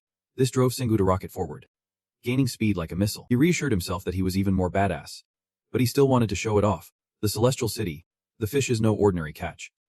Are they trying to stop me from breaking the rules? The chaotic vortex began to swirl around him. But I have my reasons. From his shoulders, it gradually spread throughout Singu's body, and internally he vowed to rescue his teammates. A colossal collision erupted suddenly. With no choice but to pierce through them, the notification board updated in real time, declaring that the Dominator had reached level 3, and you are now qualified to unlock the second combo skill. The world suddenly spun with smoke and dust. along with the news that you have gained the status of celestial player and unlocked the chaotic wings. The dragon's eyes with sleek, vertical pupils widened in surprise. Singu, in dragon form, began to transform again, entering a new dream. The moment it revealed its sharp teeth was also when the pact was made. This was just the prologue, the beginning of war or destruction. Singu was astonished to discover that. Wait, it was not talking to me. It was addressing someone else. The majestic voice echoed as if from the dawn of creation. Continuing, a land will perish, while another will be born in his dragon form. He felt a surge of elation because it meant I still exist. Humanity across all realms will unite, and the fate of all will change. But underestimate me at your peril.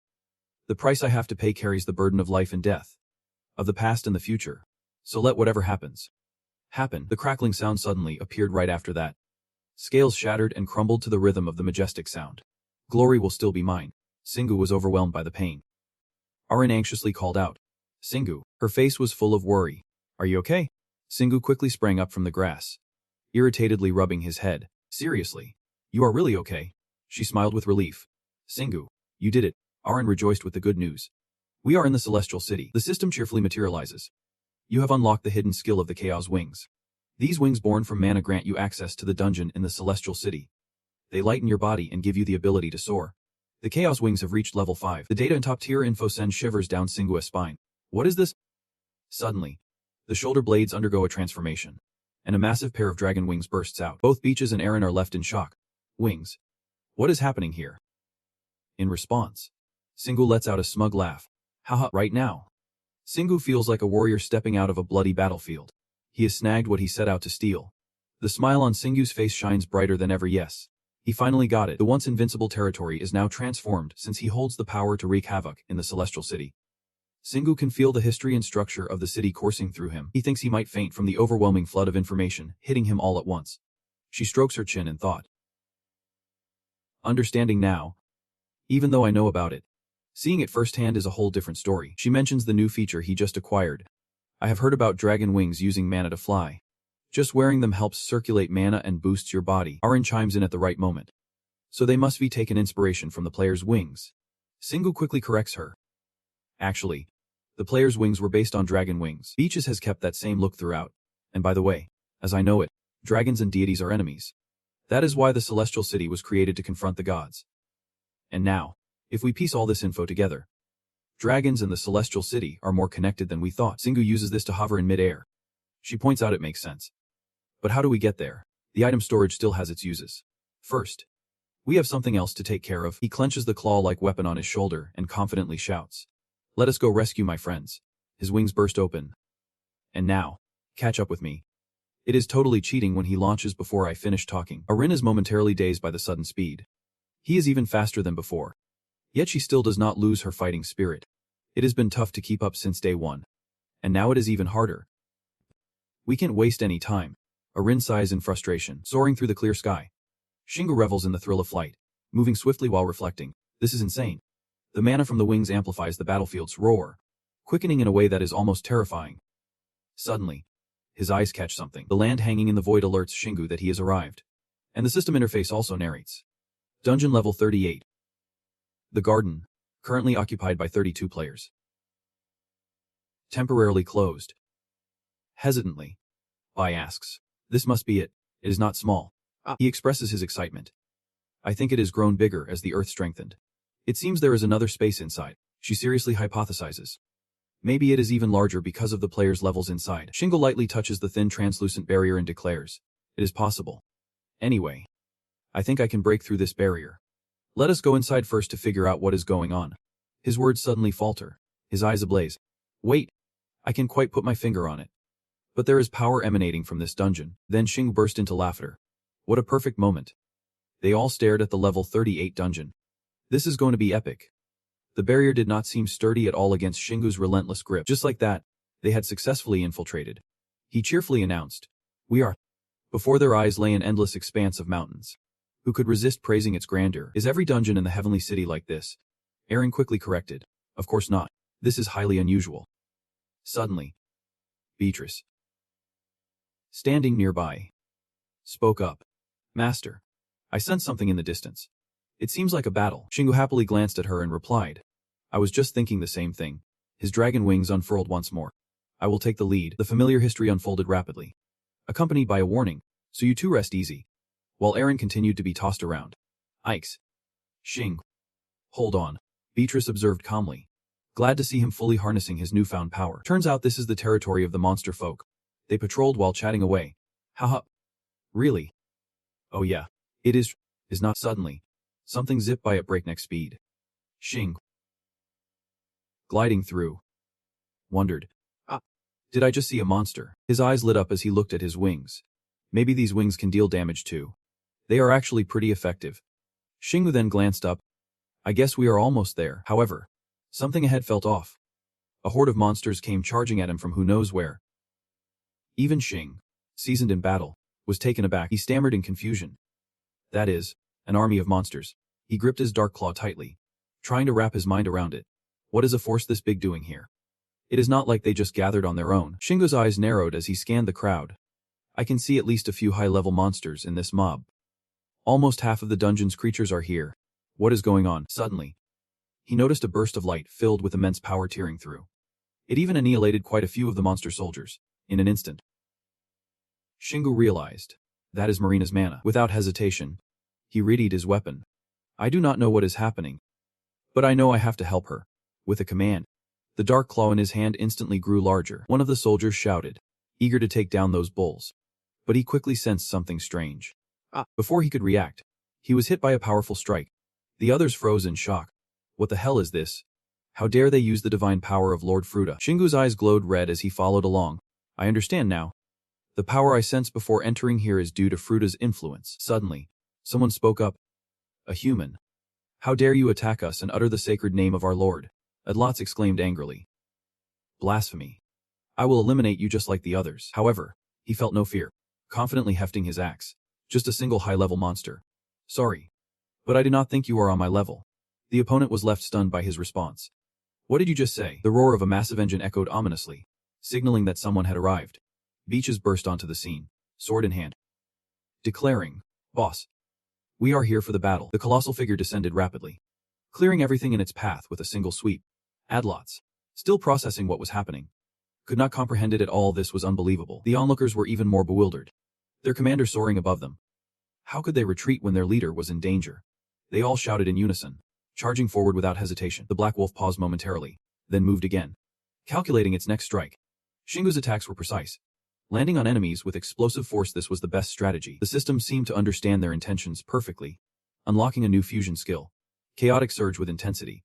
Now upgraded to level 5, they successfully navigated the perilous situation, and he breathed a sigh of relief finally.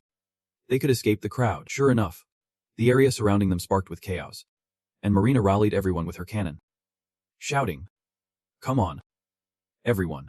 The exit is just ahead. At that moment, Xinggu shouted just in time. Marina, you are safe.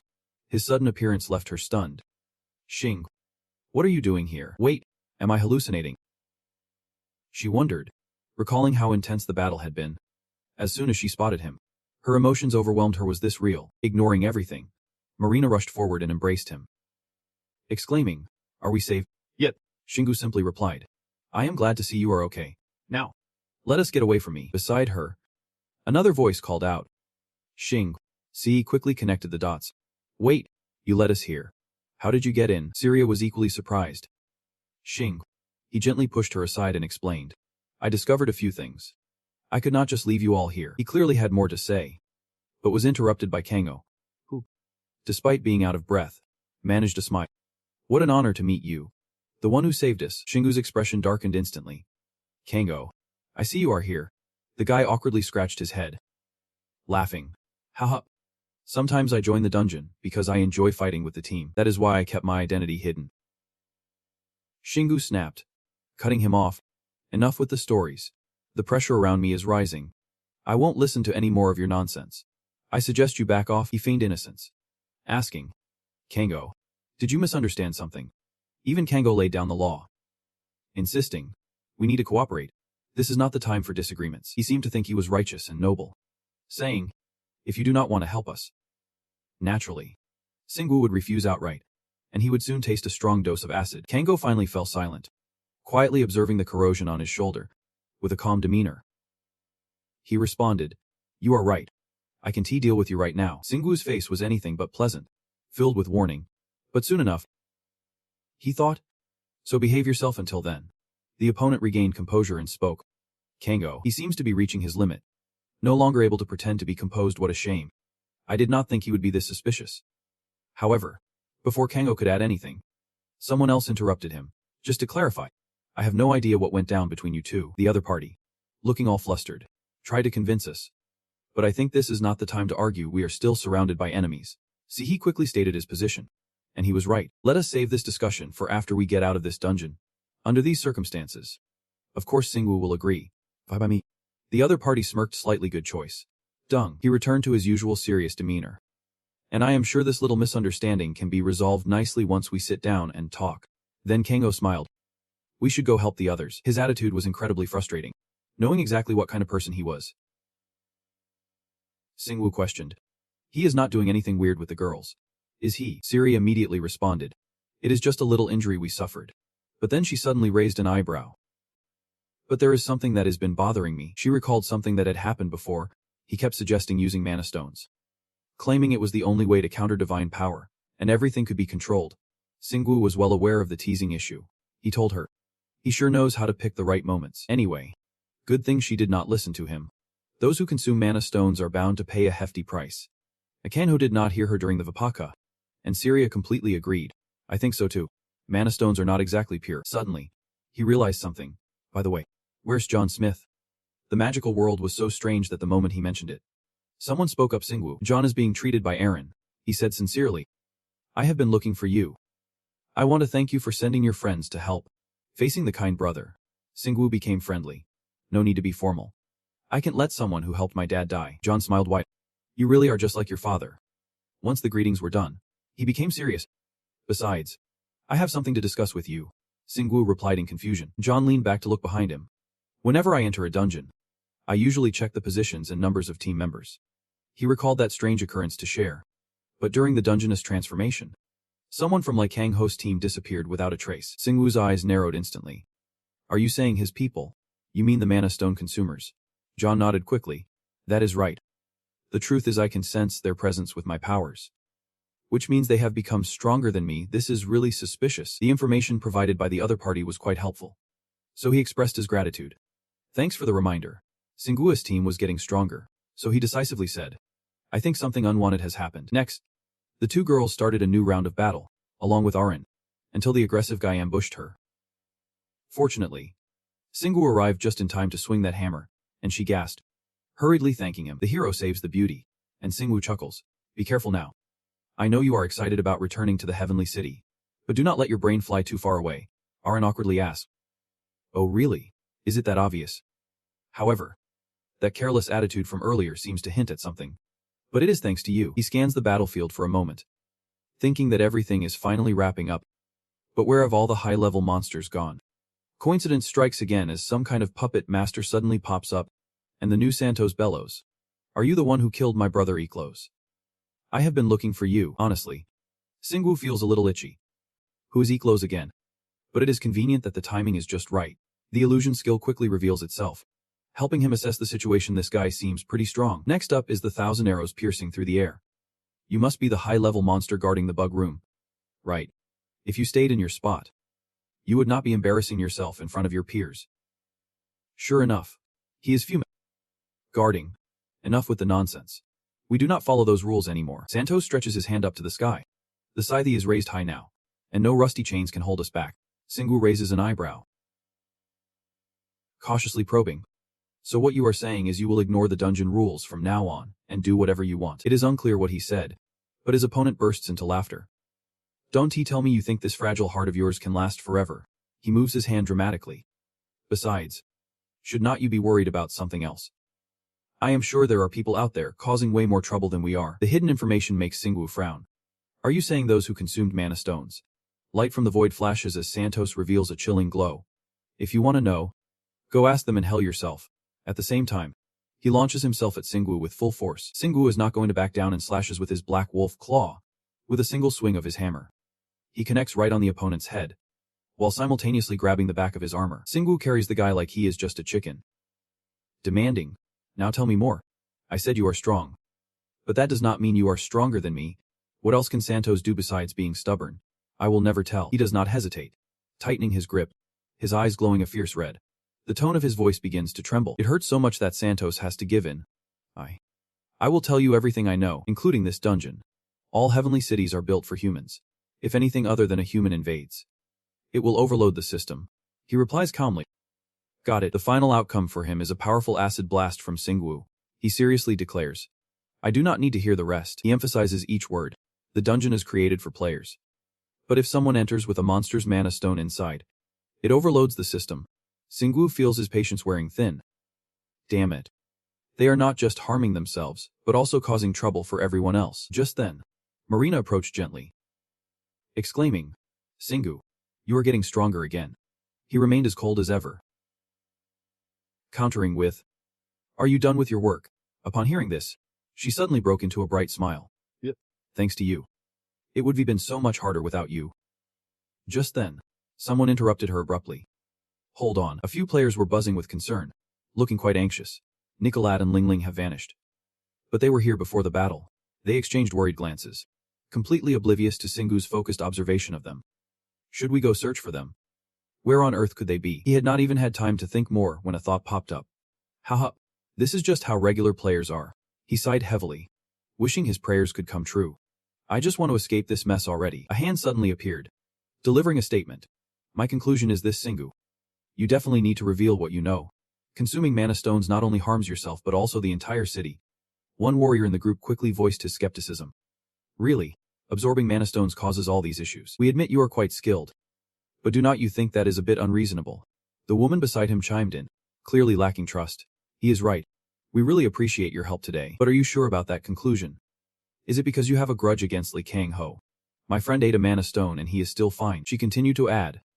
And if we are talking about humans turning into monsters, every one of them targeting mana stones suddenly shifts focus. Shouldn't you realize that you are the most unusual one here? You stand out the most compared to all of us. Seeing him silent, Arin confidently said. I think they are all scared of you. I am pretty sure all your skills and looks are completely new to them. Then she turned to observe. But I am sure they will figure it out once they experience it themselves, thanks to her calming presence. Xingwu felt a lot lighter. You are right. What was I even thinking? It is none of my business. Just as the tension was rising, someone interrupted. Everyone, calm down. Meanwhile, with a forced smile to comfort the crowd, he said, I am sure Deng means well. The issue here is just something he has been through. Nothing more. That guy successfully ignited a spark of anger within him. What a pain. And yet, he kept playing his part. But as we all know, the priority right now is to get out of this hellhole. Let us talk about this later. It seemed like Kang Ho was seeing himself as the great spiritual pillar, taking charge until we safely escape. Let me lead everyone. He even reached out confidently, challenging the crowd. Let this dungeon know the strength of the human spirit. However, it was really easy to rile them up, the human spirit. Indeed, everyone began expressing their admiration, praising endlessly. Let us follow him. We will get out of here. Syria, witnessing all this, found it utterly ridiculous. What a bunch of blind fools, she thought, grinning. Just let them be. They will be back to reality in no time. The scene in dungeon level 38 looked exactly the same as when they first entered, mountains looming ominously all around.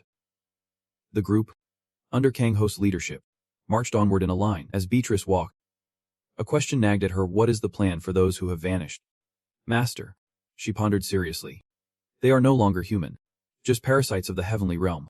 Perhaps it is best to eliminate them ourselves. What she said made the hunchback speak up. Them. I was just thinking about that. Suddenly, someone interrupted him, pointing in panic. Look over there. The guy was sweating bullets, trying to keep calm enough to shout. It is Nicholas and Ling Ling. What are they doing over there? Ignoring the chaos, he casually added. I was just about to say. Now that they are on stage, should we sit back and watch? She helplessly admitted. As usual. You really hit the nail on the head. Over there, Kang Ho quickly decided. I am going to see what is happening. Who is coming with me? Jing eagerly replied. He carefully checked his pulse and sighed in relief. Thankfully, they were still alive. Moments later, the guy impulsively turned and shouted, we need recovery potions. Not caring about the fact that he was trembling nonstop. Even as the others panicked, Kang Ho kept his composure, saying, we need to get them to drink before it is too late. Jing, relying on him, was the first to get caught up in the chaos. being tightly wrapped by the monstrous white Nana. Screaming. Nicholas. His fate. Peacefully lying in its stomach with a final gasp. I am your friend here. Before he could lock the door, Kang Ho was already on edge. His supporters began to panic. Nicholas has already been eaten. What is happening? Is he a monster now, although easily taken down? After all, they were still brothers in arms. It was light enough to notice his mana was rising. He was absorbing it.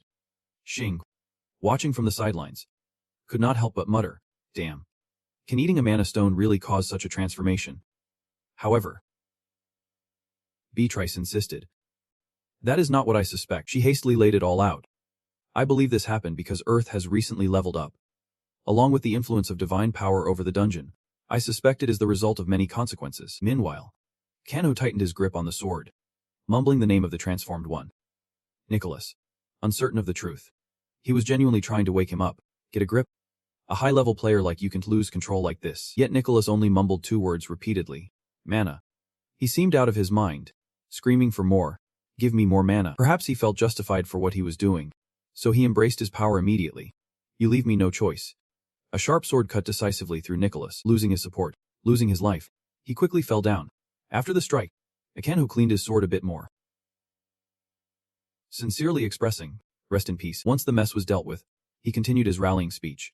I do not know what is going on, but we have to move forward. Strangely enough, just as Nicholas vanished, Ling Ling took his place. Ji-Food Kang Ho declared, let us take a break before we at that moment. The opponent opened his mouth wide to devour. Everyone witnessed the moment he was completely engulfed. They were bewildered, unable to believe it. No way.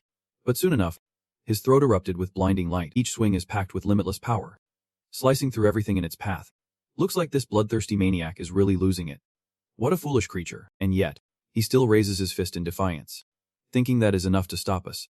That divine aura of triumph ignites the spirit of humanity. He did it. He really did it. Together, Eu Vang, like Hango, and Arin reach out, marveling at how much of a main character vibe he gives off. Finally, the group continues on their journey. Everyone did great to make it this far. A voice suddenly cuts in. It is Mina B. Vang, the Labyrinth Merchant. Nice to meet you all. Some players are bubbling with excitement, rushing over to chime in. A merchant? Thank goodness. I want ice cream. Kango is no exception. Can we grab some attack potions?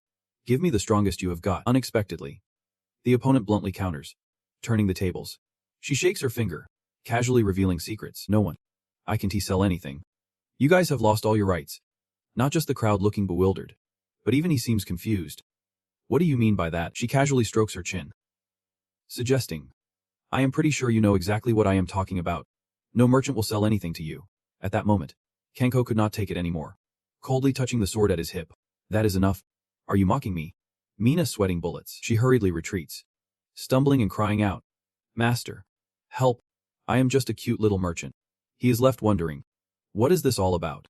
Why am I suddenly her master? She fearfully hides behind him, confessing, all merchants share their inventory and assets. So you are also my master now. Hurry and stop that guy. He crosses his arms, puzzled. What do you mean? But Singyu turns around to speak. Meanwhile, Lycango is in disbelief. Even a love spirit want to spare me. The more he talks, the more the opponent is boiling with anger. I bet you really have no qualms about bullying the weak, he adds. But I have some business with this girl, so I can let you touch her. They stand face to face, while Singyu smiles warmly, suggesting, so if you want, why do not we settle this like men? With each passing second, Kenko feels his frustration escalating rapidly. That bastard is pushing it. The scary part is, even in his rage, he manages to suppress it in size. He smiles, positioning himself as the victim. There is no need for this. I did not expect you to still be so hostile towards me.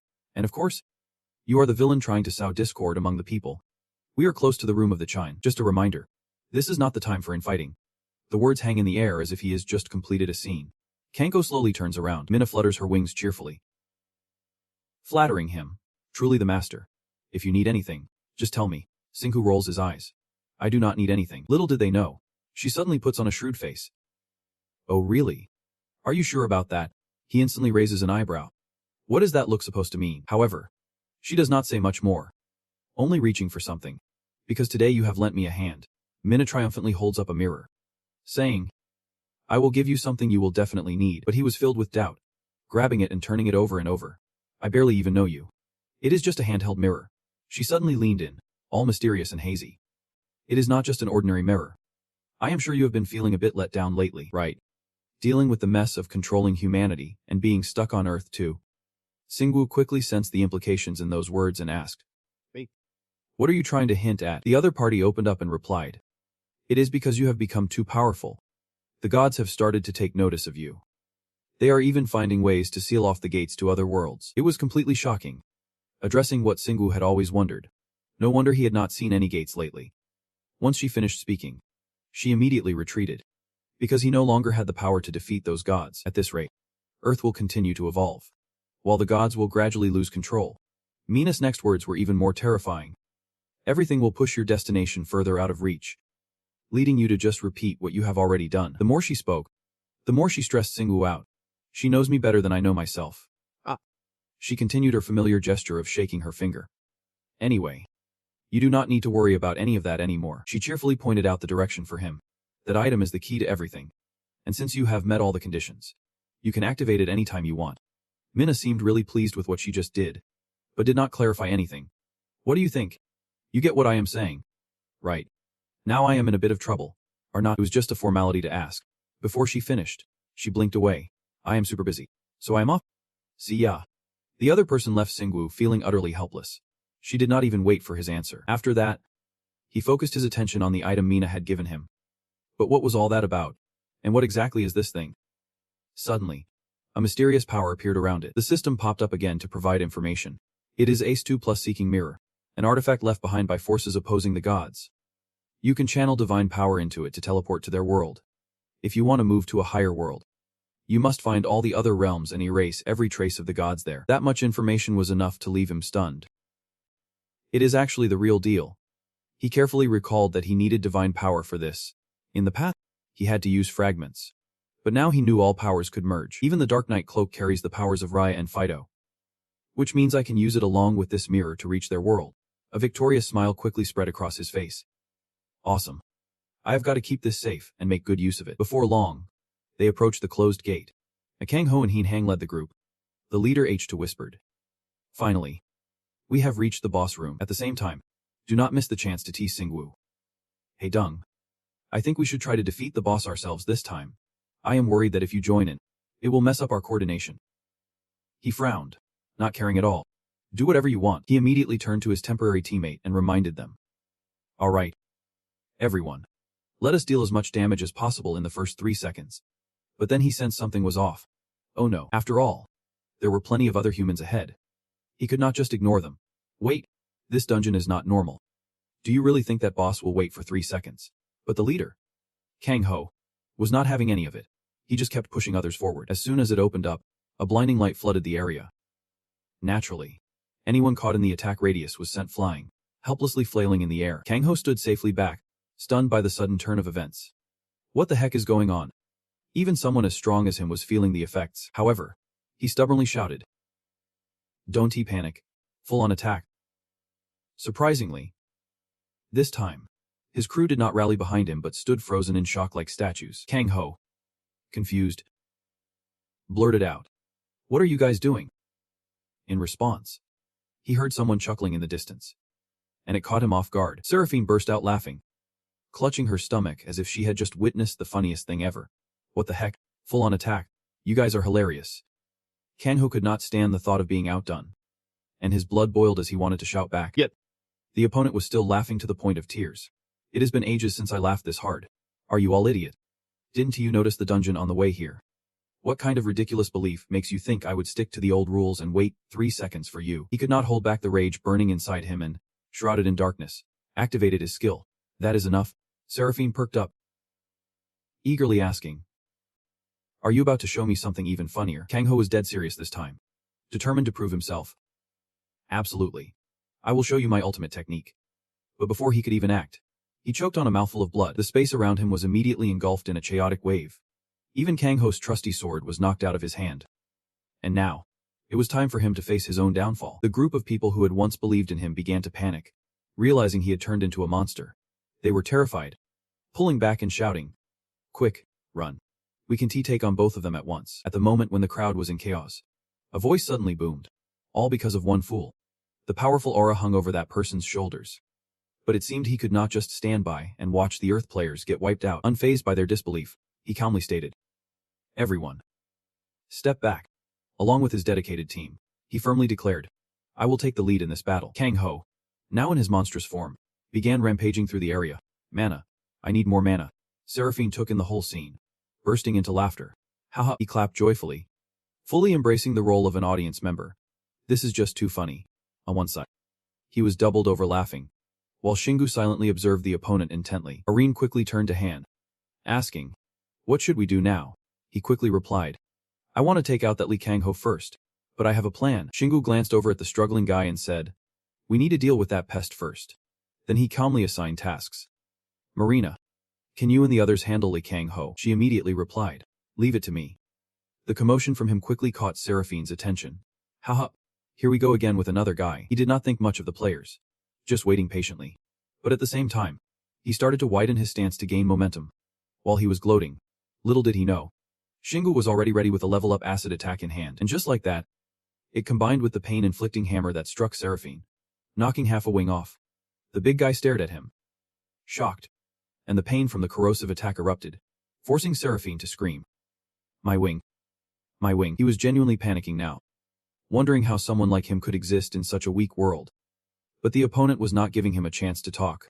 The next attack was already on its way. Thankfully, due to his extensive experience, Seraphine managed to dodge. But the other side was not so lucky. The pain hit him again, piercing through his skull. "Wait. Hold on. You cheat. I am still talking here." However, the chaos was not stopping. He looked around in confusion, wondering, where did he go? Following Seraphine's longing, Shingu's voice suddenly echoed. "Cheating. Turns out he had been quietly sneaking up from behind all along." He said, "I do not like this. Let me finish it." A massive blast of infinite energy struck, sending the opponent flying. Seraphine could not believe it. It was just too unreal, even in his last moments. He was desperately searching for a reason. "I did not do anything." Now, as he was panting after the intense battle, Shingu slowly explained, "There is always a bigger mountain." The system always quickly manifested, updating like every other time, completing the dungeon in 4 hours, 23 minutes, and 51 seconds, earning a new Wind Hunter title and boosting wind resistance to level 12. With a completion rank of 3S and receiving a Fruta fragment. Seeing him victorious, Arin rushed over. "By the time I got here, you had already taken him down. So why are we even talking?" Clearly, he was also surprised. "I did not think he would be that weak. But thank goodness the dungeon's done." Later, Shingu briefly expressed his initial concern. He feared that the dungeon might classify Lee Kang-ho as a monster. The battle outside was still far from over. Marina, fiercely shooting and angrily declaring, now he is considered a monster, so he is way stronger." She held onto her fierce belief to defend. But Shingu needed more time. The monster Kang-ho, who had been so aggressive, now looked helpless and rigid. He slammed straight into the wall, kicking up a cloud of dust. Marina stood there, stunned. It could not be right. Just when everyone thought he was about to go down, someone unexpectedly shouted, "Everyone step back. I am not ready to kill him yet." After struggling to confront him, she awkwardly asked, "Did you finish the boss? Then why not just kill Lee Kang-ho too?" In response, the smile that belonged to Shingu hinted at something deeper, as he was eager to dive straight into the hot topic. "I need evidence." The sky was blue, clouds white, and the sun golden. The island subtly resonated with sound. "Listen up," he continued, pointing to make his point. "Here's the deal." Shingu was determined to expose Kang-ho's corruption to warn all players against consuming mana stones. The crowd immediately started buzzing, phone flashlights flickering wildly.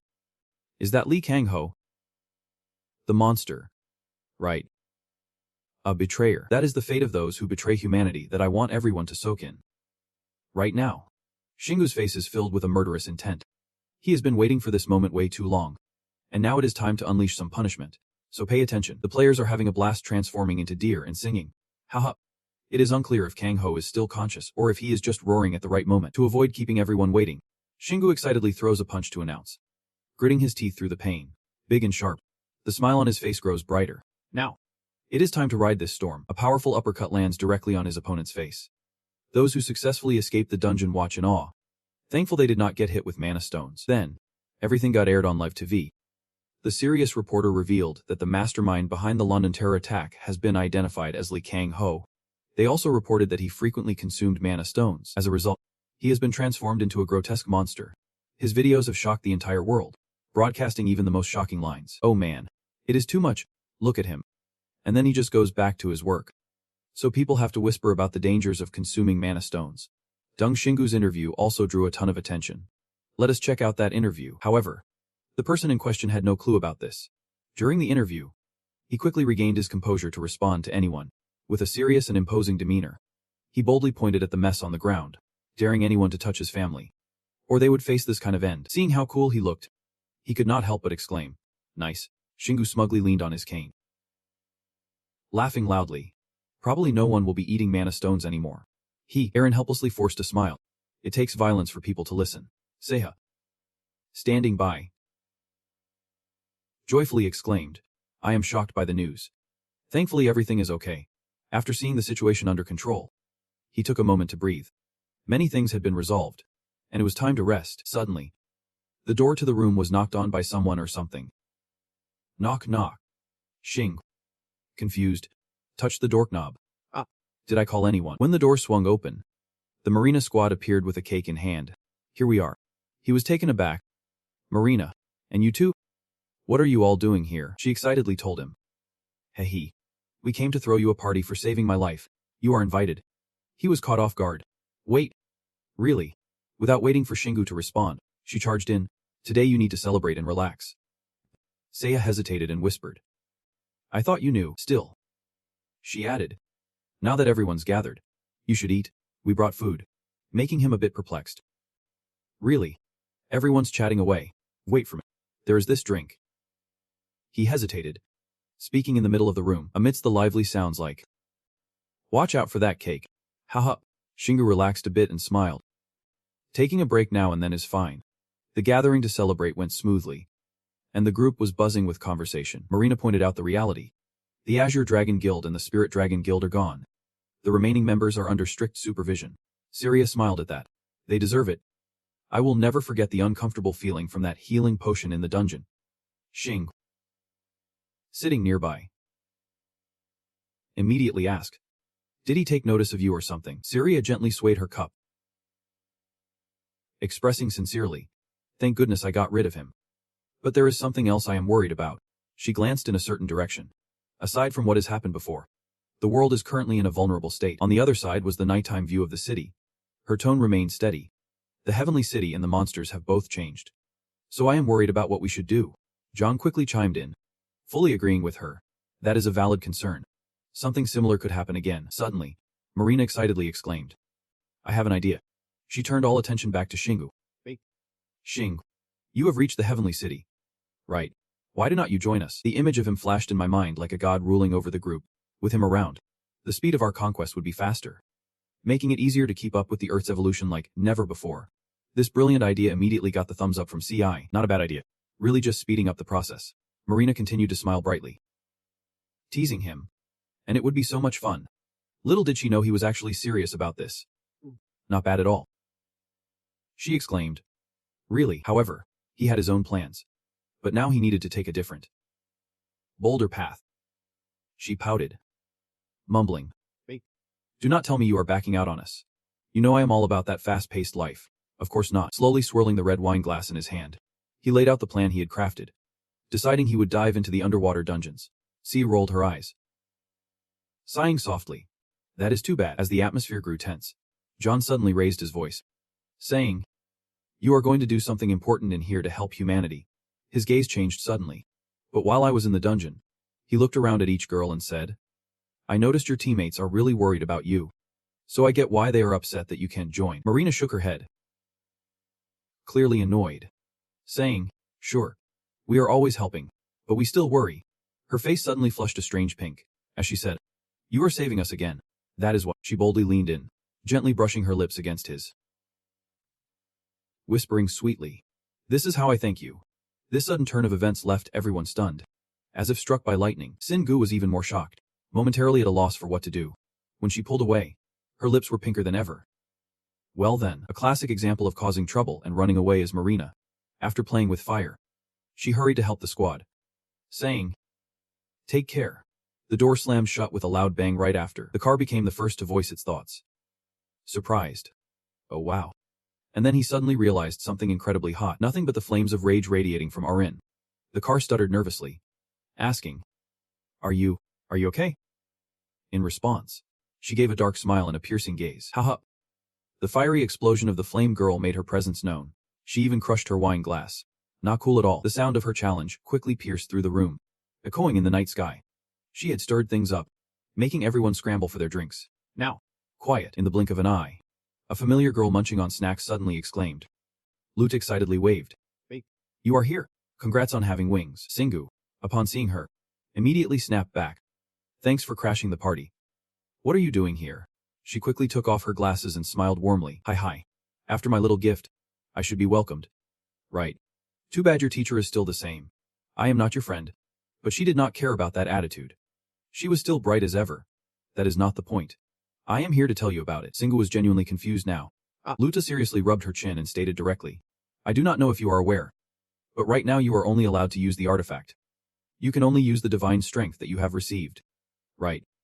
Honestly, you are lacking knowledge about this. How can you use things you do not have? The other party carefully explained. At certain levels, that is possible. She kept grabbing more cookies and shared some intel. By the way, there is something you need to know before you use that mirror. Did you know that not all gods have the same agenda when they attack Earth? Vada was munching while explaining. They are basically in constant conflict. Singu did not seem too shocked. I guess gods fighting is not all that rare. The other replied quickly. Right. Now we are at part 2. You have already harmed a few of them. And that could tip the scales in this battle. He crossed his arms and pointed. So the gods we weakened could actually lose to the opposing god. She eagerly nodded. Exactly. You are getting it. Now, what do you think will happen if a god weakens because you lost to their opponent? The smile on Vada's face was brighter than ever. The outcome would be one less god. So it might not be too bad. Right. However, Singu still had his doubts. But thinking normally, would not the god we helped win become stronger? Once again, his guess was confirmed. Yep. Their goal is to find the strongest, so each victory gives them more power. The unfinished thought led him to ask. What do you mean by that? The other quickly used a cookie as a prop. It is simple. You have 2 options. First, you can deal damage slowly and weaken all the gods. Second, you can focus all your attacks on one god until you drain all their power. Singu continued to question. How many gods are there in total? We need to know to make a decision. Vada stuffed her mouth with cookies and mumbled. I do not know. She really liked them. Eating while talking. If you keep looking around the celestial realm, the watery dungeons, or the ant caves, you will find their remnants. A thoughtful glimmer appeared in his eyes. Got it. Let us ask more then. He looked straight at her, not holding back, piercing through the thin veil. Who are you guys? And why are you telling me this? Vada tilted her head slightly, hesitating. Are a secret, she said, winking at him. You definitely can guess. After the exchange, she immediately vanished in a puff of smoke. See you later. He realized the other party was trying to dodge the issue, and Singu was fuming silently. Just like I thought, Arin was always listening closely, suggesting, but I know more now. It is clear I need to confront those gods directly. Meanwhile, Siha rubbed his chin. Guessing. The last question you have for her is. My theory is that those merchants might be connected to you. He slightly tilted his head. Plus they are only focusing on you. Coincidentally. He agreed. Yep. I thought so too. But it is a headache. She quickly came up with an idea. Hey. Training is the best way to clear a headache. How about we visit Boo Boo in the watery dungeon? Singu started stretching, preparing for the next journey. Let us head over. Little sister. This time the smile on his face looked incredibly confident. He enthusiastically shouted, let us not waste any more time, and head to the deep sea. At the depths of the ocean, majestic castles appeared, with Saruta commanding the soldiers, all ready for battle. Suddenly, he paused slightly. His disciples were, before he could finish his sentence, Singu and his teammates appeared, leaving Saruta gasping. Oh my. He rushed forward, bowing respectfully. You are here. I have been waiting for you. All Singu could do was respond helplessly. All right. Watching the soldiers bustling around, Singu blinked in confusion. What is going on? Saruta sighed heavily. Since Earth evolved, monsters from other worlds have started to stir. They are everywhere. So we need to stop them. After listening to his explanation, Singu nodded and replied. Got it. I am just here to check out the underwater dungeons. They are coming into Earth through those dungeons. So if I can take them out from the inside, that should work. Hearing this, Saruta's face lit up with excitement. Really? But then he paused, looking puzzled. Wait, Selexia is coming back. Why are not you going with him? Singu rolled his eyes and casually replied. He is fighting. Right. His gaze landed on his 3 teammates. Even if he is here, I can only bring those who've made a pact with me. So I can't. Saruta chuckled. Why do not you make a pact with Selexia? Singu looked at him helplessly. Is it that easy? Suddenly, a soldier shouted. Over there, Selexia's back. His face was filled with arrogance amidst the cheers of the warriors. He was excited, making cheerful, chattering sounds. Suddenly, Selexia froze, his expression turning a bit clueless. Singu looked at him warmly and waved to welcome him. Selexia joyfully wagged his tail, and those adorable actions made Singu burst into laughter. Haha, you are really happy to see me. Ah. Saruta chimed in from behind, laughing. Haha. He has been waiting for you since you left. Selexia cheerfully shrank his body and quickly swam closer. Singu reached out to pet the cuddly Selexia. Good. You have shrunk yourself halfway. And as if he understood, Selexia responded with a sweet little sound. Singu looked at Selexia with gentle eyes. Got it. You want to come with me? Selexia happily rubbed his head against Singu's hand in agreement. A wave of happiness surged through Singu. I can believe he has been waiting for me. Sure. He can come along. He is really strong. Thinking it over, he placed his hand on Selexia's forehead to initiate the pact. Suddenly, Singu froze, feeling a rush of surprise. Beam of light slowly emerged, entering his body to his astonishment. This source of power, a system panel appeared out of nowhere, announcing, you have met the requirements to unlock your second natural skill. You have learned the skill of hybridization. Followed by detailed information about the skill he just acquired. Selexia looked on with curiosity, letting out a little sound, then suddenly roared, startling everyone around. Singu looked at him warily, asking carefully, you can sense the new power within me, right? Do you want me to try it out? Selexia quickly responded, his eyes full of excitement. A powerful light burst forth alongside Singu's booming voice. Let us see what happens. Everyone around was struck by fear from the skill, and Beaches spoke up first. Looks like the master has learned a new skill. It is so bright. From that beam of light, a new body gradually emerged. Sia's eyes went wide in surprise. Look at that. Everyone was in awe at Selexi's new form. Now transformed into a little boy, Arin could not help but squeal. Oh my god. He is so adorable. While Selexia was still dazed admiring his new body, Singu spoke up. But he still did not know how to talk. Beaches looked skeptical. What is up with that? He is already human. Singu gently explained. Part of my natural skills has just awakened. Thanks to this support skill, Boo Boo has taken human form. Arin furrowed her brows in doubt. Support skill. Singu nodded and continued. Yep. That is the result of wanting him to be stronger, and he wants to listen to you. That is how awakening skills work. After hearing this, she could only sigh. But the name is a bit. Singu ignored what Arin said, turning back to pat Selexia's head affectionately. After all, thanks to you, I gained more strength. Thanks a lot. He obediently responded with a soft boo. Suddenly, Singu let out a surprised gasp. Selexia transformed back into his old form and joyfully bounced in front of him. Seeing that cuteness, he could not help but burst into laughter. Haha. You like that form better? Suru watched the scene unfold and cheerfully praised. That is right. You always have your own way. Now you can bring it to the dungeon. Right. Singu nodded. Should be fine. He turned back to Selexia with a confident gaze. Are you ready, Boo Boo?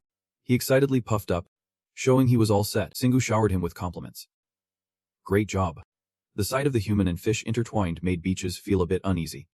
Why does it feel like my position is threatened? Arin added fuel to the fire. I am not backing down. He looks so cute. Seiya could only chuckle and let it go. Next, the teleportation seal began to appear, and the group hurriedly stepped in to prepare for the jump. The system then displayed a notification. Entering the water dungeon. Approaching Area 18 with the weakest mana source.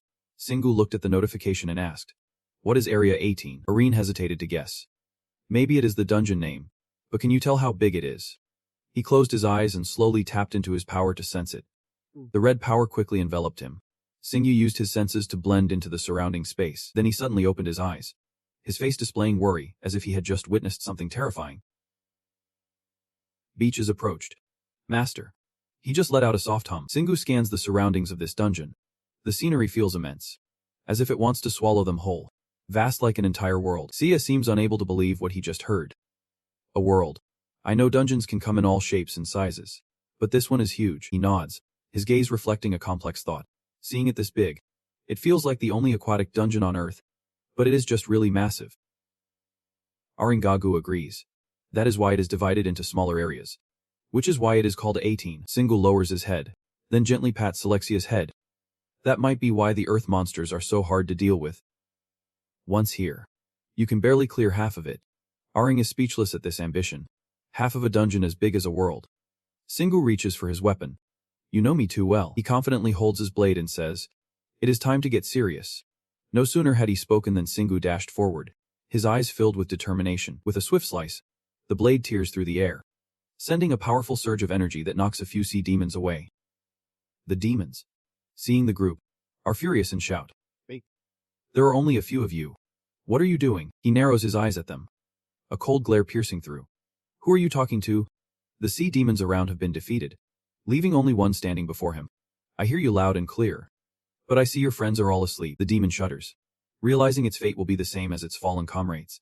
So it stands frozen, waiting for death. A loud explosion suddenly erupts, shaking everything around them. After dealing with the sea demons, Singu calmly states, "All right, that takes care of Area C." Dicha slowly approaches, offering his thoughts.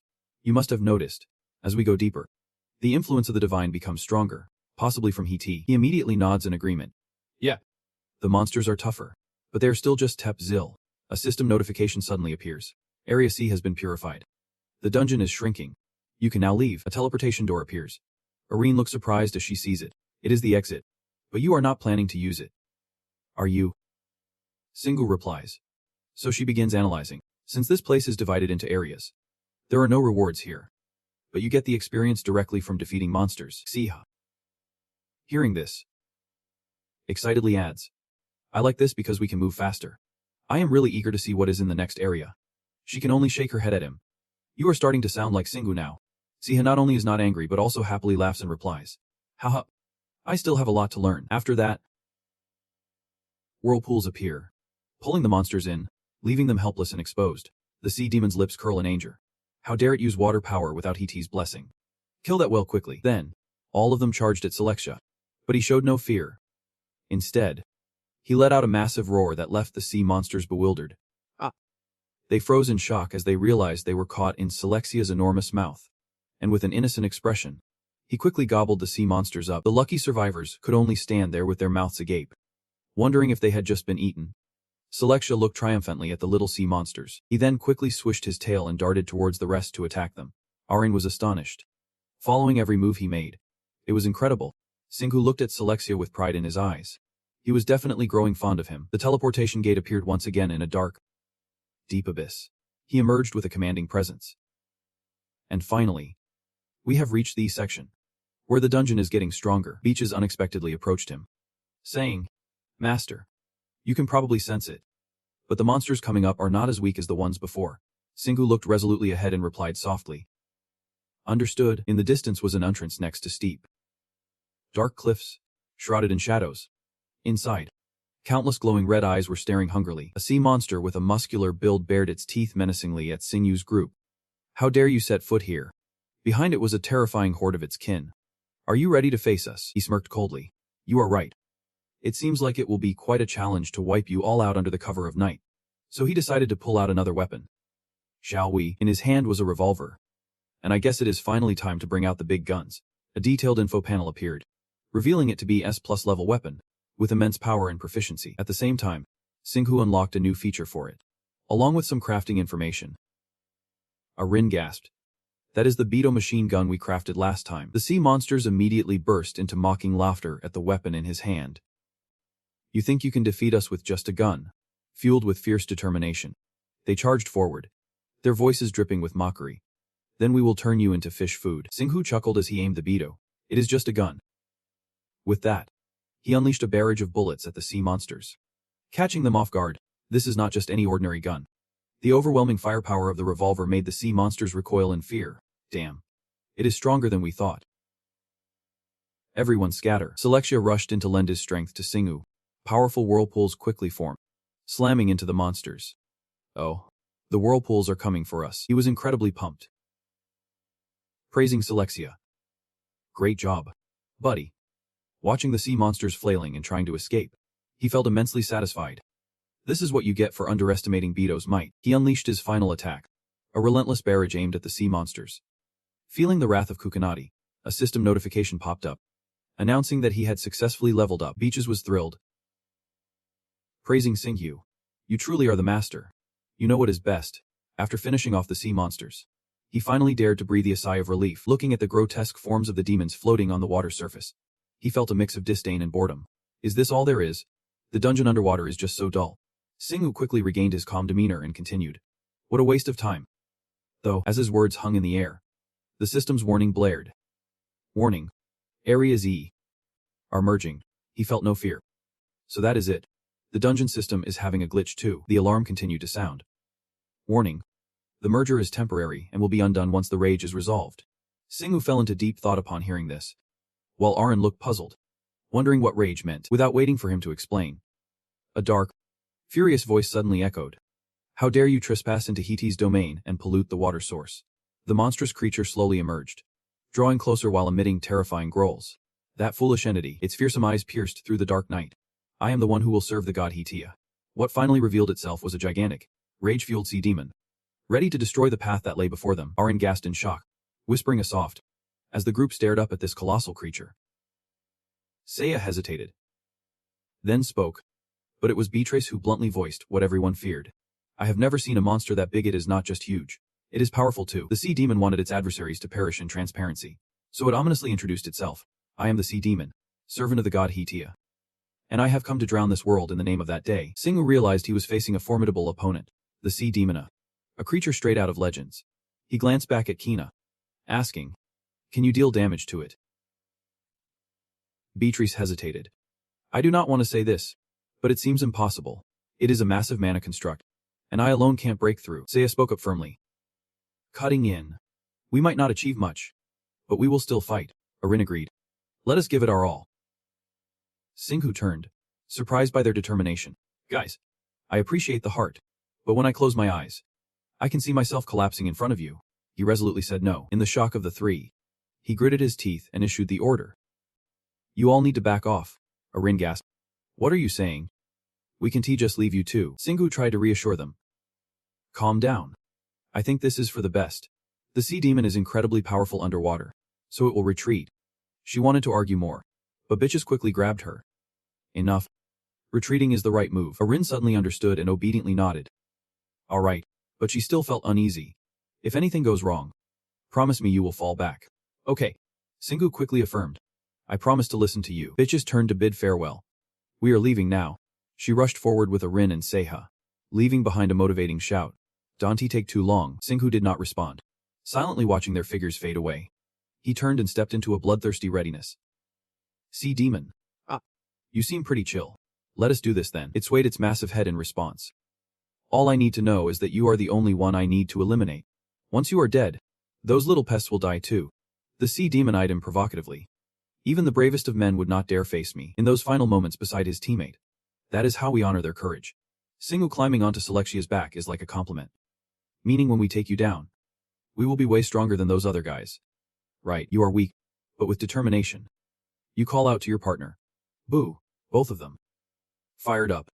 Charge in while shouting, teaching them a lesson in respect. The 8C demon extends a tentacle to wipe its eyes. Oh boy, here we go. It does not hesitate to retaliate with a soft kick. Here. Catch this. The physical pressure makes Singhu feel the heat. This pressure is insane. Boo. Do not let them hit you. Selexia calls out with a long cry, waving her tail to dodge the deadly strikes. The giant tentacle, like a sticky glue, follows relentlessly. It keeps slamming down on the two tiny shadows, as if wanting to rip apart the deep sea to create a new Mariana Trench. Hitting endlessly without a connect frustrates the 8C demon. You dodged my mana stream. Impressive. It feels like its legs are not strong enough, so it mobilizes a bunch of dingba. Quite the thrill.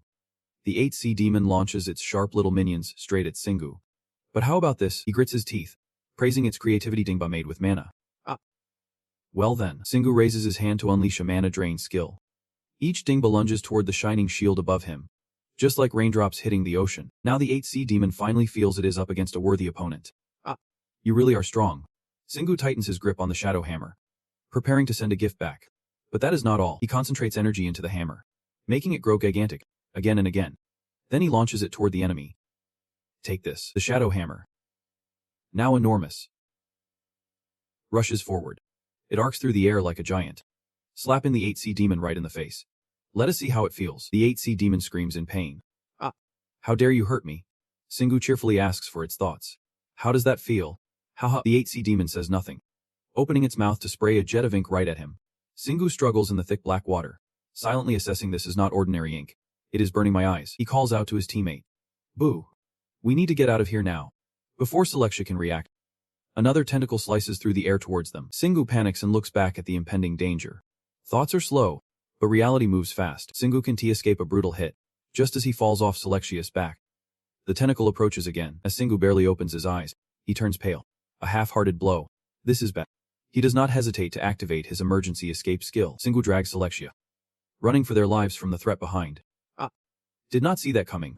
It sprays ink just like a squid. He anxiously glances down at his trembling arm. Damn it. I can't move. How am I supposed to fight like this? I should have told Erin to stay behind. Selexia sniffled softly. Singu turned to look at the battered fish body and expressed concern. Little brother, you do not seem too good either, the sea demon praised. Heh. The one who escaped is pretty tough. It eagerly waved all its tentacles, weaving a net around. But who knows how long the escape will last? What is the plan now? Singu clenched his teeth, continuously tapping on his abacus, saying to himself, I can lose. I need to figure something out. Determined, he ramped up his thoughts. Come on, Singu. Think of a way to beat it. The sea monster shook its tentacles provocatively. Clearly thinking this was the end, it swung its massive, soft leg toward the human fish duo. Time to end this, even with only one eye open. Selexia poured every ounce of strength she had into moving forward. Singu had never struggled like this before. Injuries made dodging nearly impossible, and his insides were all messed up. He frantically reached into his storage space. I need to recover first. Finally, Singu pulled out a health potion and did not hesitate to pour it down his throat. Even after downing the entire potion, Singu still felt it was not enough. Is that all? I must be too strong for a regular health potion to do much. Suddenly, his body began to change, halting him in his tracks. Singu felt the warmth coursing around his spine. Slowly realizing, what the hell is this? The mana in the potion is reacting with my own. The source of heat surged stronger. But he did not pay it much mind. His senses suddenly amplified. But could it be? He felt sharper, more attuned to the power around him. From the number of awakenings he would had, Singu had a breakthrough idea. If that is the case, this is my chance. Let us try combining this potion with my mana. 2 streams of hot and cold mana swirled around inside him. In an instant, a massive surge of power enveloped Singu. His eyes burst open as he felt the effects take hold. It worked. Singu let out a long scream, almost as if he were releasing energy. A bright light surged around him, illuminating a dark sea. Just then, the system chimed in with a notification. You have awakened your resistance and purification powers. Your mana has evolved and now possesses holy attributes. Thanks to Selexia. Even the injured eye from earlier is healing. Singu raised his hand to feel this new skill. He clenched his fist, exhilarated, and shouted out a triumphant delicious. The Kraken,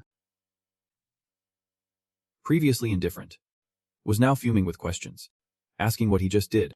Singu, burned by its words, shot back. If I told you, you would not even get it. The Kraken, furious, summoned a barrage of attacks, calling him worthless, claiming even awakening would not be enough to defeat it. It launched mana-infused weapons at him, demanding surrender to the Gada. Singu was no longer afraid of this toy like he was at first. Here we go again. He frowned and called out to his teammate. Boo. Together, man and fish stood ready to face the onslaught. Determined to push through, the Kraken spat out another denial, exclaiming it would not happen. But unexpectedly, this time C.Lexia charged alongside Singu, not dodging but boldly rushing forward. His hand radiated energy like a guiding light. Then that light expanded into a colossal beam before Singu. The brilliance shone straight into the Kraken's face, causing it to squint tightly. Singu grinned, swinging his hammer, and asked, Too bright. He slammed the night blade into one of its eyes, saying, Let me help you with that.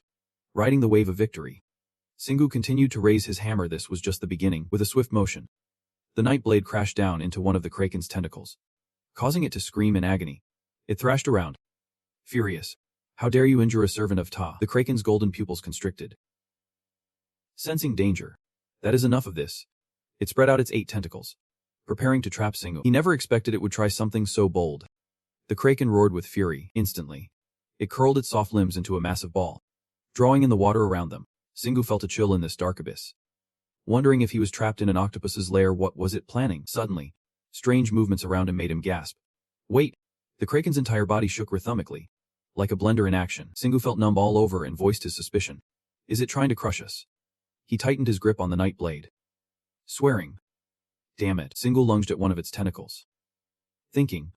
You want to play rough, despite the pain. The kraken remained tight-lipped, trying to see if it could withstand his attack. He quickly understood its cunning plan seriously. It knew he could not take it out in one hit. It would endure his blows until he was finished. But he could not hold out forever. He shot that light straight at Singu. Singu turned around, stuttering. Are you sending me your mana? Boo. Singu looked directly at Celexia. Bewildered. I am your master. But that does not mean you have to do this. She sighed softly. Boo. But he understood. So he put in the effort to convince the opponent even more. You say sharing power with me is your duty. What kind of school did you even go to? But while he was rambling, Singu suddenly had a light bulb moment. Slowly realizing that sharing with the master is the way to go. His excitement made Silexia's head spin with question marks. Got it. Thanks a bunch. Buddy. Singu was not stingy, giving a thumbs up to his teammates. Thanks to you. I have figured it out. His eyes sparkled with excitement. And now, Singu unleashed a powerful call from his subconscious. Oh brothers. The group of souls fighting came to a sudden halt. Some were even carrying gear on their shoulders, instantly freezing in place. Even a soul leisurely sipping tea turned its head back. That sound echoed in all directions. Come to me. Singu raised his hand and shouted. We will unite. Each soul rushed in one direction like shooting stars. Singu now opened his eyes wide. Feeling it, this is it. The red tide surged within him. Another dragon dream. I am already used to this. In the space, a reminder echoed. Crazy. Causing the red tide to look back, stomping forward to criticize. How could a creature guided by power like you choose to retreat? Yan Jiang denied it. I am not retreating. This is just the direction that my path has led me. It is the madman who has not realized that. He laughed mockingly. Everyone will laugh in your face, calling you a coward for daring to back out of the fight. He looked up, pretending to be unfazed. Coward. Call me whatever you want. But I am still a warrior. And I will keep pushing through just like this. The pupils in the eyes of the red tide shrank as he spoke profoundly. Everything actually started from underground. He soared into the sky, declaring his ambitions. And one day they will rise to the heavens. Went wild with this reasoning. What are you waiting for? I will throw you back down. You will dry up under the sun on the surface. That is all. The red tide flapped his wings wildly. No one will remember me. He clenched his fists with determination. Until the day I show them who I am, no one will. Narrowed his eyes ominously and asked back. Oh really? He turned and vanished into the clouds, throwing back a line. Let us. The red tide flapped his wings and soared, fading into the dust.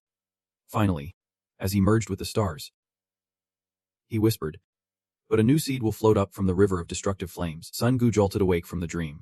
Honi looked down at his hand, now transformed into sharp claws, united at last. Sun Gu felt a fierce transformation within his body and confirmed. It worked. The 8C's demon was sweating profusely. Stuttering. That pesky guy is at it again. He kindly flew in front of it to explain. I borrowed the strength of my teammates. At first I was not sure if I could do it. But now it is all good. Even though he was playing it cool. Inside, Sun Gu was still feeling a bit uneasy, but the energy in his chest reassured him. And he would hold on until he shattered it. The Night Reaper suddenly seemed tiny in Singu's palm. The 8C's demon tried to act calm. But it would not do any good. The quick strike resonated. A golden light flickering around him. In an instant, the Night Executioner transformed into a dazzling new form. The system bombarded him with notifications, revealing that the Night Executioner had become stronger, reaching S+ rank. A weapon that leveled up along with its owner. Sun Gu whispered the skill of gigantification. The massive Night Executioner perfectly within his grasp. The 8C demon stared wide-eyed at this shocking scene. Sun Gu lunged forward, gripping one of its tentacles tightly, saying, Now you are scared. He let out a long yell, slamming down and swinging up, skillfully channeling power into the Night Executioner. He delivered a devastating blow straight to the 8C demon's head. Its round head instantly caved in, twisting in pain as it howled. The 8C demon glared at Sun Gu with deep hatred. It thrashed and jumped in front of him, thinking that being bigger meant victory. But Sun Gu was no longer afraid. He shouted, ready for battle. He swung the Night Executioner up again, delivering a thunderous strike to the 8C demon, unleashing a barrage of natural skills that sent its massive form crashing to the ocean floor. The 8C demon trembled, its body heavy and unyielding. As its eye began to dissolve, tears started to fall, and it whimpered.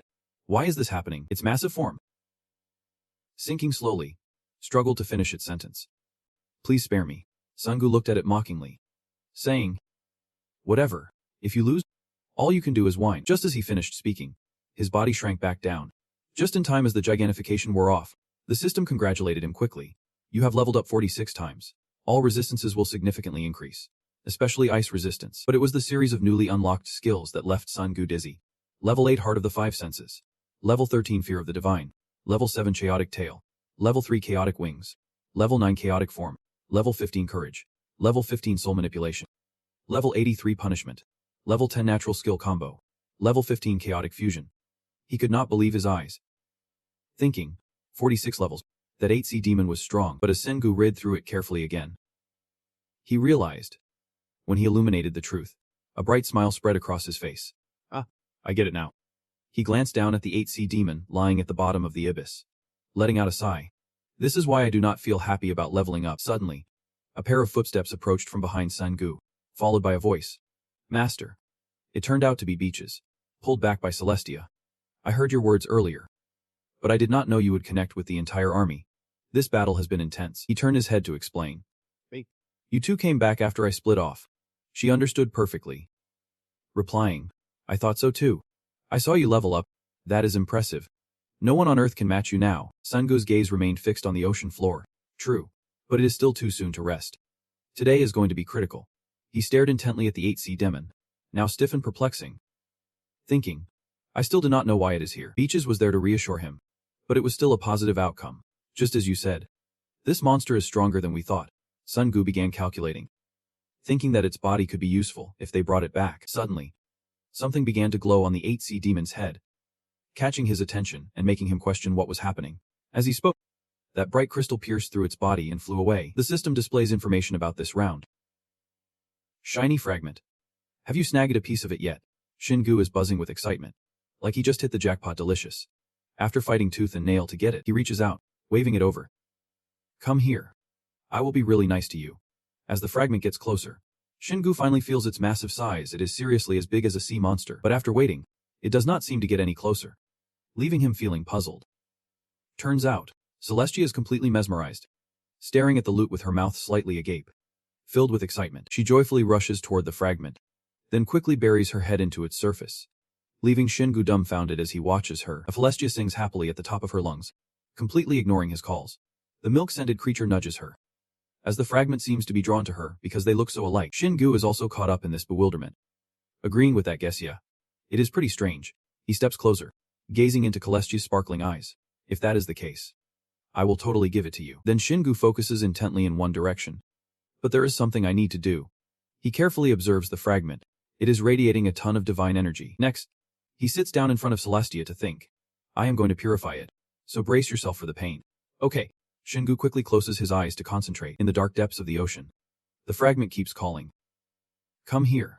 Bring the ocean to me. He chuckles softly. Fully understanding, Shingu folds his arms and states the truth. Just as I thought. I am going to snag this creature for myself. He teases the opponent. Sorry to disappoint you, but the creature likes me better. Shingu still strains his arms and whispers. So here goes. He unleashes a massive surge of energy into the fragment and shouts. Scram! Celestia jolts in pain, then thrashes her tail, yelling loudly. Shingu can't help but smile at the sight. A slender hand quickly emerges. Next, a complete human form appears, wearing a whale necklace around its neck. Shingu excitedly declares. Success. Celestia also gazes in awe at her new form. Beaches approaches, feeling the energy. She is much stronger now.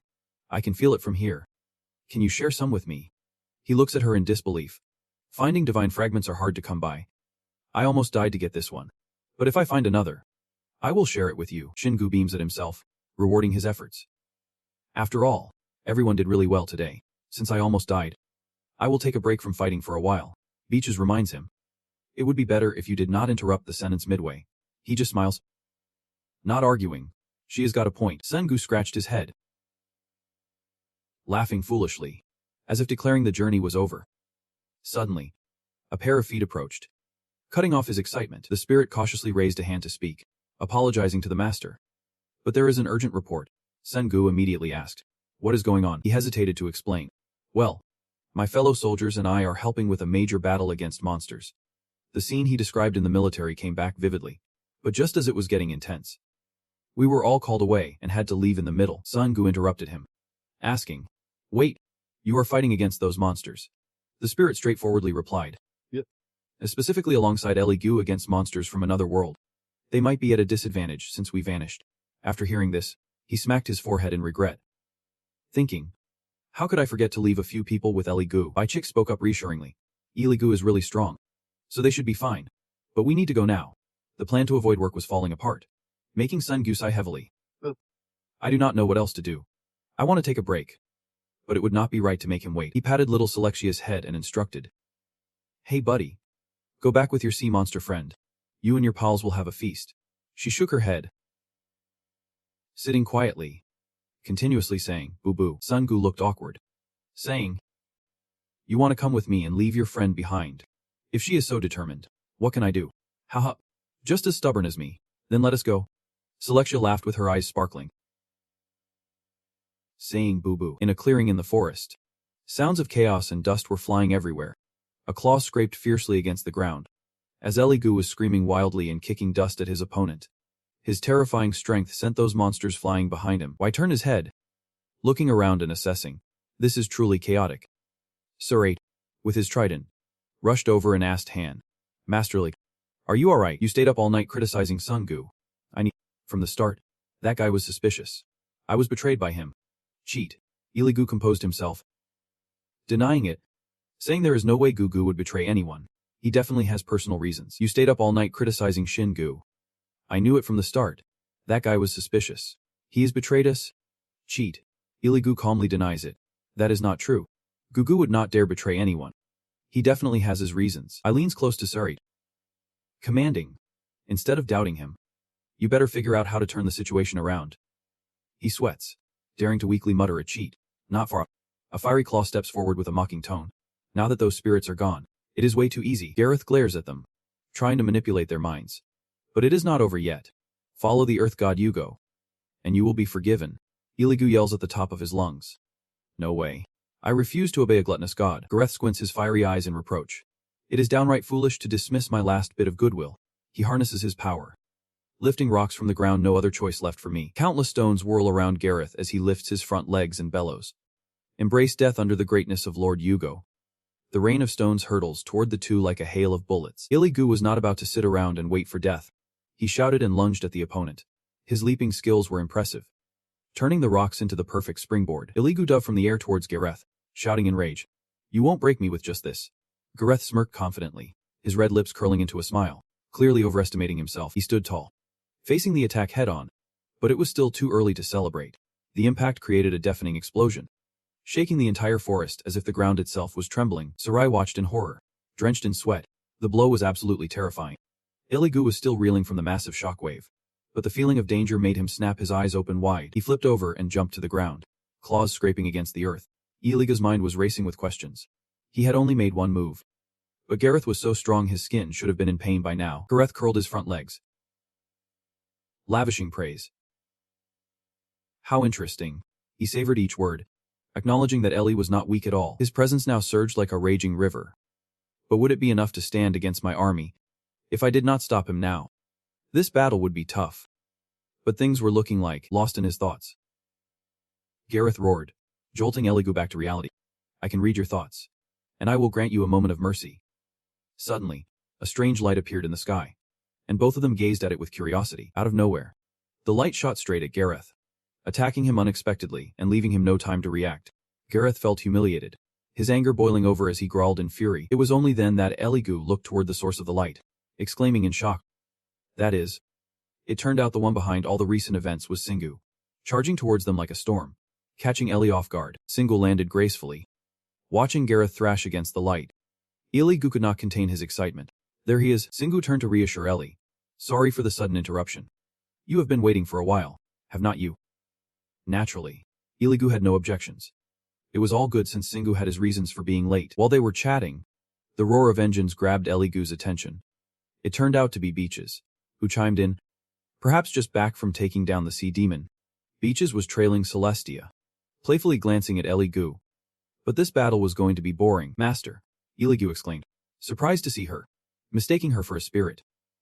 Meanwhile, a grapes, under attack from the light, lay flat on the ground, groaning and struggling until his hand finally dropped uselessly. After a moment, a stone rolled out from his mouth. The system immediately notified. You have received a fragment of the beloved. Singu picked up the stone, gripping it tightly with a gleeful look on his face. 2 pieces of junk in one day. Not as strong as the sea demons, but it will do. Elihu, seeing him already in high spirits, looked at Singhu with admiration. Thinking he could take him down in one hit. You have gotten way stronger since before, he arrogantly replied. Payback time. Singhu glanced ahead and reminded everyone that now was not the time for praise. Just taking out grapes is not enough. The monsters are still fighting fiercely with no signs of stopping. Seeing this, he quickly rallied the troops, saying it is time to end this battle. Elihu could not stand watching them fight anymore and immediately agreed with Singhu. You are right. Let us move forward. Suddenly, Singhu looked at the mark on his hand and activated his skill. But before starting, he commanded them to show themselves. In just a flash, sturdy feet appeared. It turns out Singhu had summoned a troop of soldiers. As the vanguard shouted, "Brothers in arms, let us wipe them out." Beaches immediately received the orders. Got it, master. She swung her sword forward, commanding the spirit army to finish this quickly. The monsters on one side were taken by surprise at the noise coming from this direction. But before they could react, Singhu's soldiers charged in, slicing through a wave of monsters, with screams echoing all around. At this moment, Singhu and the others had not joined the fray yet. He eagerly said, "All right, shall we get started?" Seleksha watched the battle, excitement radiating from it, buzzing with energy. Hearing that voice, Aligar finally took notice. Curious. Wait, who's this kid? I thought or looked at him, guessing that judging by the energy radiating from him, he was also a monster. But why does he look human? Singhu looked at him in confusion and briefly explained. He just wants to be like me. Aligar was taken aback by his answer. Is it really that simple? Then we should too. Before he could finish, Seleksha pointed heavily ahead, buzzing, and Singhu reluctantly took on the role of translator, saying he wants us to just fight first. Aligar nodded in response. All right then. After sorting things out, Singhu secretly pulled out his weapon and signaled. He shouted, "Let them know what true power feels like." And the three of them charged into battle, united. As soon as Singhu entered, he blended right into the brutal rhythm of the slaughter. Seleksha and Aligar were not holding back either. It launched into the fight, striking wildly, while Aligar used his most primal method, biting into his prey's neck. The soldiers were fervently slaughtering without hesitation. Singhu was pumped with energy, wielding his massive hammer to take down the monsters. The entire army fought fiercely. After a while, his hammer came crashing down to the ground. Singhu stepped on a fallen monster, eyes gleaming with excitement. Is this the last one? After the battle, Aligar looked at him sincerely, grateful, thanking him for the support. Gugu. Now the earth monsters can unite without worry. Singhu quickly replied. Do not mention it. But why did not you tell them anything? The monsters fell silent upon hearing this, their hopeful eyes fixed on him. Aligar, as if having discovered new territory, smiled broadly and said, Right. Then he waved his arm again. That voice of his, sounding like a cow, called out, Warriors of Earth, you have done an amazing job defending our planet with blood and sweat today. Aligar stood on a high rock, boldly proclaiming, Now we have won. But they still have not surrendered. Aligar quickly caught on to his idea. We absolutely can give them a chance. Once the mission was complete, Beaches chimed in, and the monsters echoed back, Let us unite and fight. They were really pumped up. Telling them to establish a monster kingdom was not far-fetched either. Singhu did not argue. It did not sound bad since they were strong allies. Then he suddenly turned around and said, Also, I need to give you something. Right after, Gareth's body was carried away by the monsters.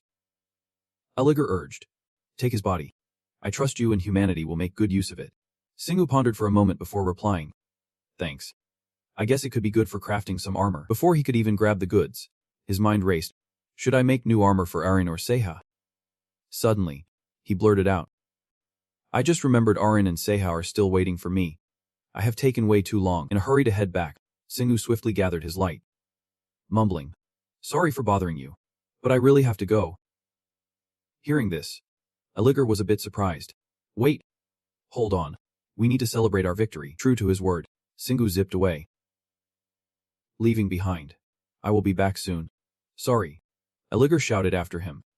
I just wanted to know how to look like that kid. Just then, Sarad suddenly burst out from the garden, bouncing around, chuckling, and Aligar blushed in exasperation. This guy, without missing a beat. Aligar commanded, Clean up. Stop standing there blabbering. The door slowly opened, and Arin and Seha seemed to have been waiting for a while. As the door cracked open, they both jumped up eagerly. Singhu, now in his usual clothes, frantically explained, Sorry for being late. They both exclaimed in unison. You are back. Seha and Arin ran up with excitement, Thank goodness you are safe. Sinku modestly replied. Haha. I am not even sure how I won, Arin exclaimed in admiration. You are really the best, Thea eagerly asked. I was not surprised to see that sea monster was Hethia. How did you manage to defeat it? Upon hearing this, Singu let out a sigh. Phew. A lot happened.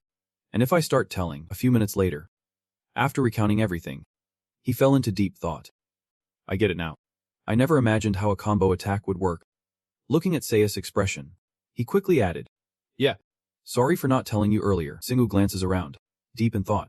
He realizes he has no choice today but to listen to Arin's complaints. At this moment, Arin is silent, shooting him a cold glare. Clearly furious, Singu gets it. She is not in a good mood at all. After a moment, Arin finally speaks. Contrary to Singu's worries, she is now smiling. It is. I understand. Seeing her expression, he is taken aback. Stammering. Really? With her unusual attitude, Singu can't help but harbor doubts. Wait, there is no way she is actually okay. He observes her smiling face, thinking to himself, at this point, she has given up hope. He feels disappointed and confused. Thinking, great. Where do I even start? He reaches out to her but ends up speechless. His words stuck like a fishbone in his throat. Arin sees his tension right away and reassures him. This is pretty normal for players. He explains. I am just making the most self-serving choice in an emergency. Hearing this, he realizes his fate. Oh boy, she is really mad now. How do I turn her mood around? Suddenly, Singu has an idea. I need to explain. But you do not have to worry about that anymore. He has to move everyone this time because we have split up, and that is genuinely dangerous. But now we are one. So that won't happen again. Arin is startled by this, her face flushing with embarrassment. She stammers. Wait. One body, overwhelmed by her embarrassment. Arin unconsciously punches Singu in the face and snaps. What the hell are you talking about? After that jab, Arin feels even more embarrassed and can't face him, quickly making an excuse to leave. Good night. Arin leaves Singhu with a dazed expression, and he mutters. Did I do something wrong? Seiya, wanting to ease his worries, tries to change the subject. Seems like Arin can't grasp the beauty of unity. It is something only men understand. Singhu fully agrees, replying. Exactly. Unity boosts our strength. Seiya enthusiastically replies. Right. Watching these two chat aimlessly, Bitchy sighs and interjects. By the way, what do you plan to do with those love fragments? Upon entering the room, mesmerized by Arin, he suddenly remembers. I was thinking of making armor from it and a giant dog suit. For me, Seiya. And Arin. She beams at him. Wait. Are you making one for me too? I have not even contributed anything. Being in this cramped room puts pressure on Singyu, so he suggests, we should walk and talk about this. She quickly agrees. Alright. I am in the mood to see something cute. The four of them moved outside, and Ruta was casually sitting there sipping coconut water like she was at the beach. Singyu walked over, seeing her in this playful mood, and it looked like she was really enjoying life. Then Singyu suddenly got serious and started questioning her about what she was doing in front of Bidu's house. It was at that moment Ruta noticed someone else was there, and upon recognizing it was her brother, she could not help but exclaim, You are back. Ruta jumped up and ran straight toward him, feeling overwhelmed. Oh my. Just thinking about a huge monster like that hiding underground is terrifying. Singyu, surprised, asked. Wait, how did you know? Were you following us or something? It seemed like she would run to him. But instead, she darted towards Selexia to explain. I can piece together the clues with the power of Hetia in this little guy. You have really tackled a huge problem. Then, while patting its head, Ruta looked at him with admiration. It must be really dangerous, and yet you defeated it and leveled up. Singhu replied calmly. Right. After finishing up with the head pats, Ruta switched to pinching Selexia's cheeks. She kept going on and on. Hetia is one of the strongest beings out there, so defeating such a monster is a real game changer. Do you know what Hetia actually is? Suddenly asking that, Singhu still did not get what she meant. What are you trying to say? While not many understood, Ruta still stepped up to introduce. Hetia is a deity that is different from any you have encountered so far. They are a collection of several gods. Singhu looked at her in surprise. Like me right now. Then Ruta gently floated over to him and explained. Your case is different. The gods that make up Hiti still retain their essence and presence. Singhu crossed his arms and asked her. It is like my upgraded version. Ruta patiently clarified. Not exactly. Because otherwise, they could not merge into one being. That is also why they can easily create monsters like the Kraken. It is made by merging and connecting the powers of the gods within Hiti. Hearing her made him think of models like puzzle dogs. And finally, Ruta confirmed it. Exactly that, she continued to explain. Anyway, sending something so big to Earth definitely weakened Hitia. And it also harmed the Earth. Their voices echoed outside Bito's house. Hitia is hurting itself. Why would they go to such lengths? Wherever Singhu went, Ruta flew along, explaining as she went. Of course. They had to do that. The reason is right here. Ruta looked at him and said, they must have concluded that Earth deserved a strong monster like that, because of you. Singhu asked her in surprise. So how do you know so much? You knew the Kraken would show up. Right. Ruta casually replied. Of course not. I am just smart. Then suddenly she got all mysterious and asked, by the way, I have a rather personal question for you. Why did not you tame that monster? Don't you want to use your new skills? After hearing that, Singhu understood what Ruta was getting at and quickly explained. You are talking about Ellie Gu. Right. As long as they are allies. That is enough for me. I just want to help and see Ellie achieve his goals. Ruta stepped closer, staring at him intently. So that is why it did not feel right controlling something suspicious. But let us not forget. You have always been the one in control of everything from the start. Hearing her talk like that, Singhu could not help but evaluate her. This girl really believes too much. He quickly threatened. Not your business. That is enough. Unless you want me to tame you myself. Even faced with his defensive attitude, Ruta still waited with a smirk. But I am not mentally prepared yet. Looking at her outrageousness, Singhu was at a loss for words. Finally, unable to take it anymore, he shooed her away. Scram. Ruta cheerfully ran off. Hee hee. See you later. After she left, Singhu stepped into the house and told everyone. All right. That is it for today. He started shifting topics. Bito said the materials are top-notch. So the final product should definitely be good. Beaches immediately caught on. So you mean we should thank Bito? Right. Seeing his expression, he awkwardly replied. Of course. After wrapping everything up, Singhu let out a sigh of relief. Finally, it was time to unwind. Everyone take a break. Eventually, everyone dispersed, each going their own way. See you tomorrow. Goodbye. Singhu stood there, maintaining his professional smile as he waved them off. Once everyone was gone, his mood dropped again. Singhu looked around, back in his room. He could not help but think, I bet she is still really mad. After venting his frustration, Singhu exhaled deeply and realized, being a team leader is not easy at all. After a long night, dawn finally broke, sunlight streaming into his room, waking Singhu up. Is it morning already? Just as he sat up, he froze upon discovering an arm wrapped around him. It turned out to be Celestia's arm. She was sleeping so soundly she was drooling. Singhu lovingly ruffled her hair. Oh my. She really is glued to me like glue. Even though I gave her a separate room. Just then, someone hesitantly knocked on the door. Singhu. Before he could react, Irene stepped in. Time for breakfast. He was getting dressed while turning to her. Irene. Seeing her gentle smile from earlier, he realized she seemed calmer now. Singhu blurted out. You seem. Just those two words made Irene flinch in embarrassment. What do you mean? You slept in my room last night. Hearing her, Singhu sprayed his drink. A flurry of question marks popped up in his head. He awkwardly rubbed his head. Honestly admitting, I do not even know what you are talking about, but I want to apologize for last night. My choice of words was a bit careless. Irene looked a bit uncomfortable. Stuttering. That finally. She broke the awkward moment. I am really okay now. If anyone should apologize, it is me for punching you in the face. At this, Singhu returned to normal. Really? Thank goodness. By the way, what were you talking about earlier? Irene, feeling shy, quickly made an excuse to leave. Okay. It is breakfast time. I was just turning on the stove, so I will head out first. Still dazed from just waking up and having gone through that, Singhu was left dumbfounded. What on earth just happened? When everyone gathered, a table full of delicious, steaming dishes awaited. Singhu sat down and could not help but be amazed. You cooked all this yourself. Irene pulled out a chair and explained.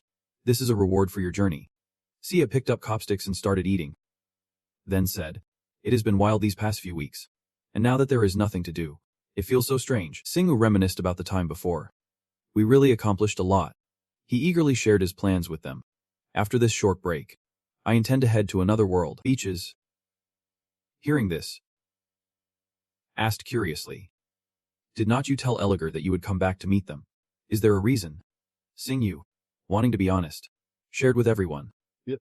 It is great that monsters on Earth are cooperating. But there is one problem. He got straight to the point. Humans will feel hostile because monsters are different from them. That is why I think I should teach Eliger English. Singhu turned to look at Exalexia, who was currently devouring food. Boo. The kid's the same. One day he will have to talk to humans as a representative of the aquatic monsters. Sia curiously asked. So you plan to strengthen the monster faction's position first? He shook his head at that moment. Singyu's gaze turned sharp, his voice firm.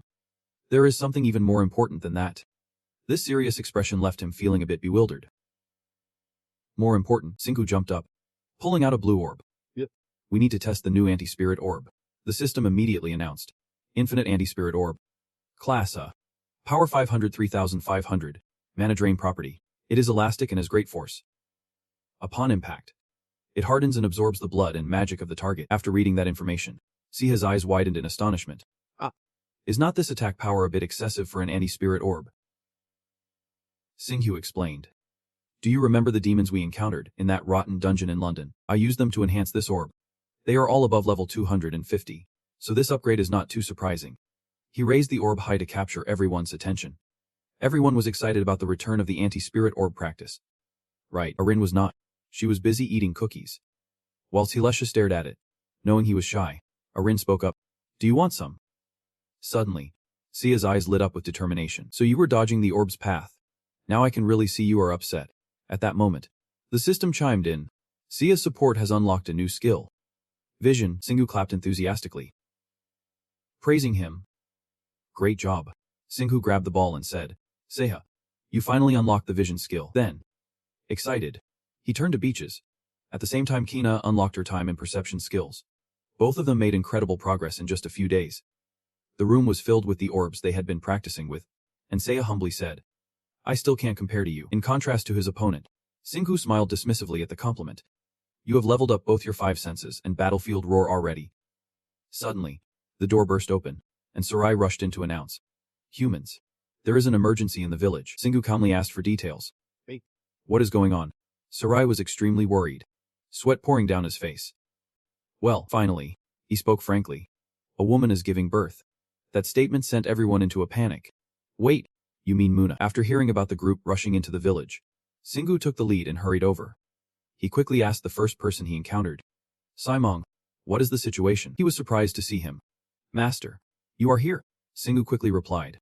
Of course I had to come, which made the other person feel deeply grateful. Thanking him, since they could not enter yet, Simong reported the situation, saying Neo and the merchant were holding their ground inside. Suddenly, Arin stepped forward, saying, maybe I should go in to help. After all, I am the one who has been recovering. They reluctantly agreed to let her in. Bun, standing nearby, reassured them. The medicine for the mother is ready. I have taught everyone everything I know. As the village chief, he expressed gratitude on behalf of the family. Thank you. I am sure the little one will be born healthy. But then Singyu sensed something strange. Wait a second. He focused all his senses to tell them. I can feel new life coming from the house. I think it is from her. Simong anxiously stammered.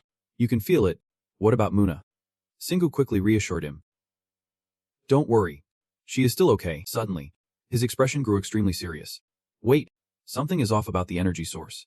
There is not just one. And it is way stronger than what a normal baby should have. Beaches skeptically chimed in. Could it be that the impact has affected even this generation? Sarai nervously interjected. Because he has gone beyond my understanding. I won't be surprised. As a husband and a father, Simong felt even more terrified after hearing them. I do not understand what you are talking about. Let us go inside. Then he hurriedly opened the door. And before stepping into the room, he called out, Muna, are you okay? Suddenly, the sight before Simong made his eyes widen. Muna was holding 2 tiny red babies in her arms. Simong, are those twins crying? A while later, Singyu rushed in, worried and asked. Muna, is everything okay? Then, the rest of the crew walked in. Is everything alright? She smiled back. Thanks to our master. Both of them are safe. Muna affectionately looked at the 2 little ones and said to herself. My 2 daughters. Arin spoke seriously. Singyu, I think you can feel it too.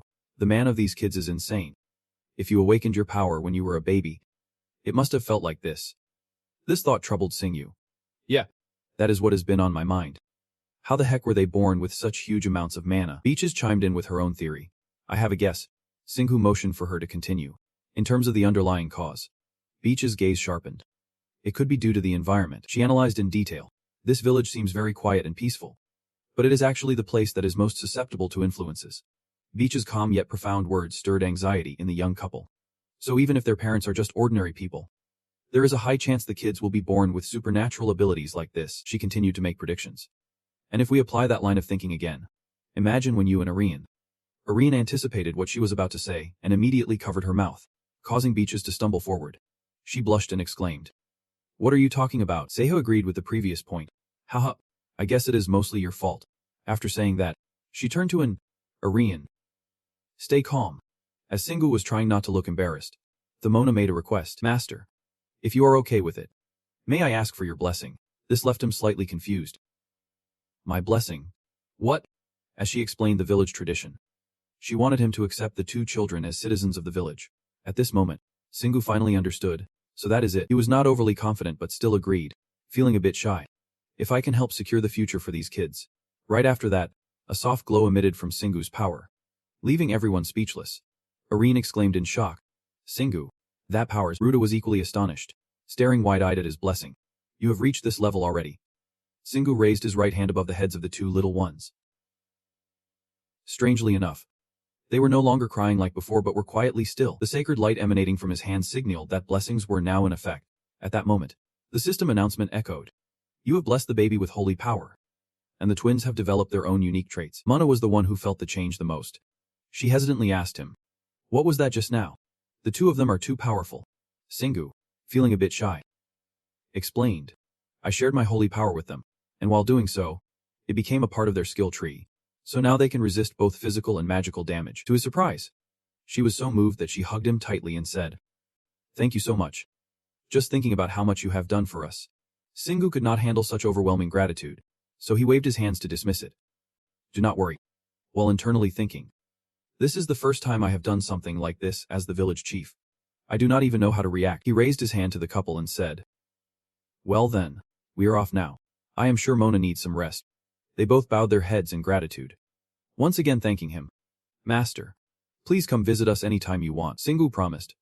I will drop by later, to wrap up a good story. And they headed home together.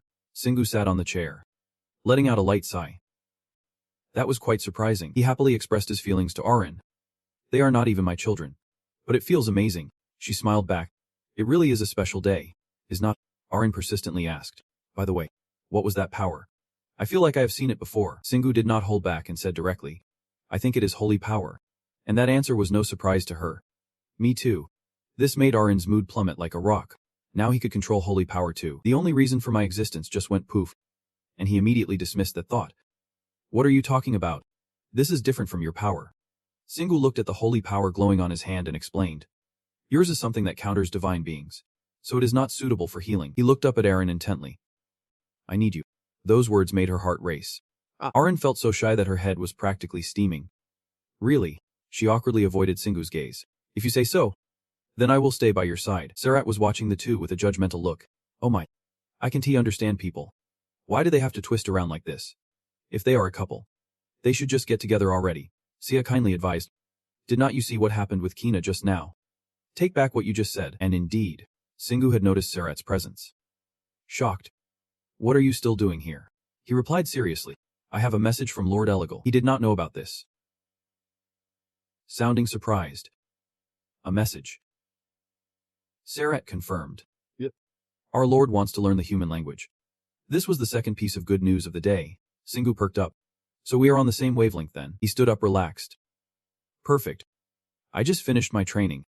They looked up as if looking at a bright future. Singu declared loudly. The group walked and walked until they reached the entrance of the cave. He stopped to observe. This cave is even bigger than the last time we came. Sarat raised an eyebrow to explain why. Since then, Lord Eligal has grown stronger and stronger.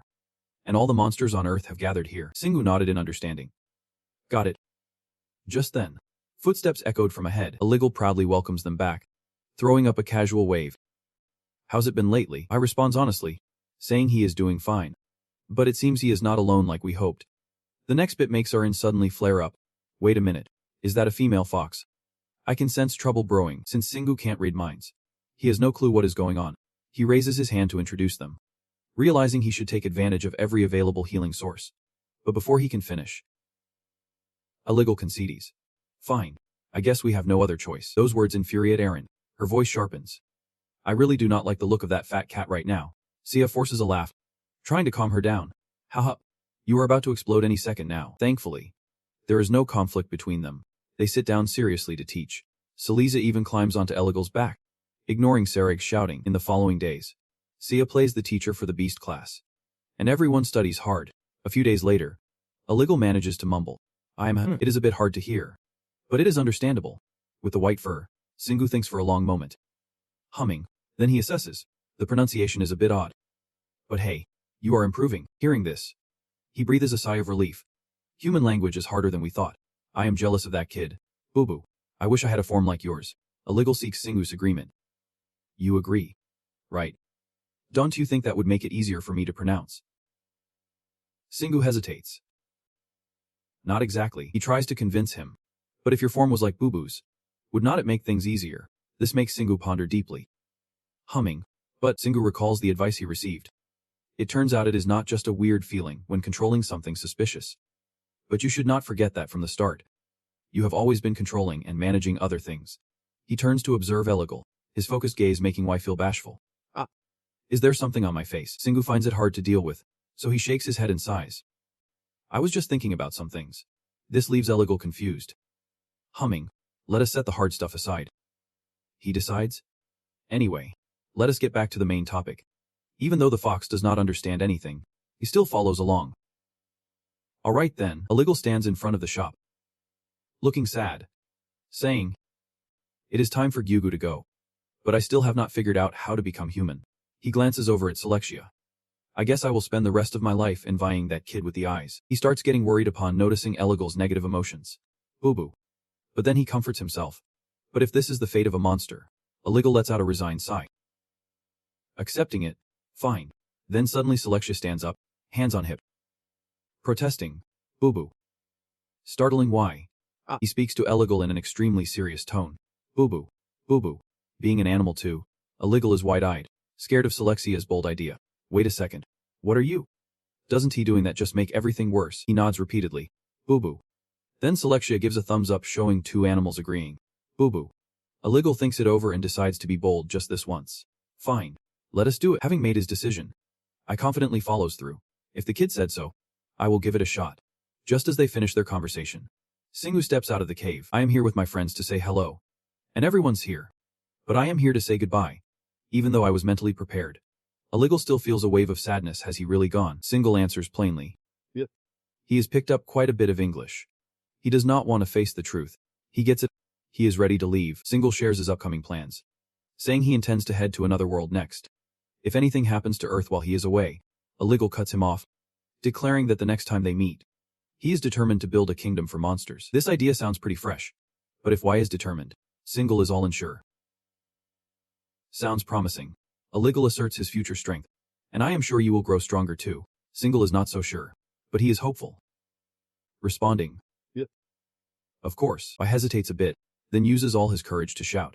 Next time we meet, I will challenge you. Single is taken aback.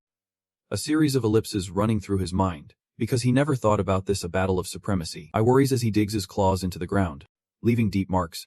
He must know. But I value strength. Eligal explains. He is the strongest being I know. At this moment, the two stand in opposition. Therefore, while I respect you, I want to surpass you. Single thinks for a few seconds. Is that your conclusion? A green aura reflects his determination. Yep.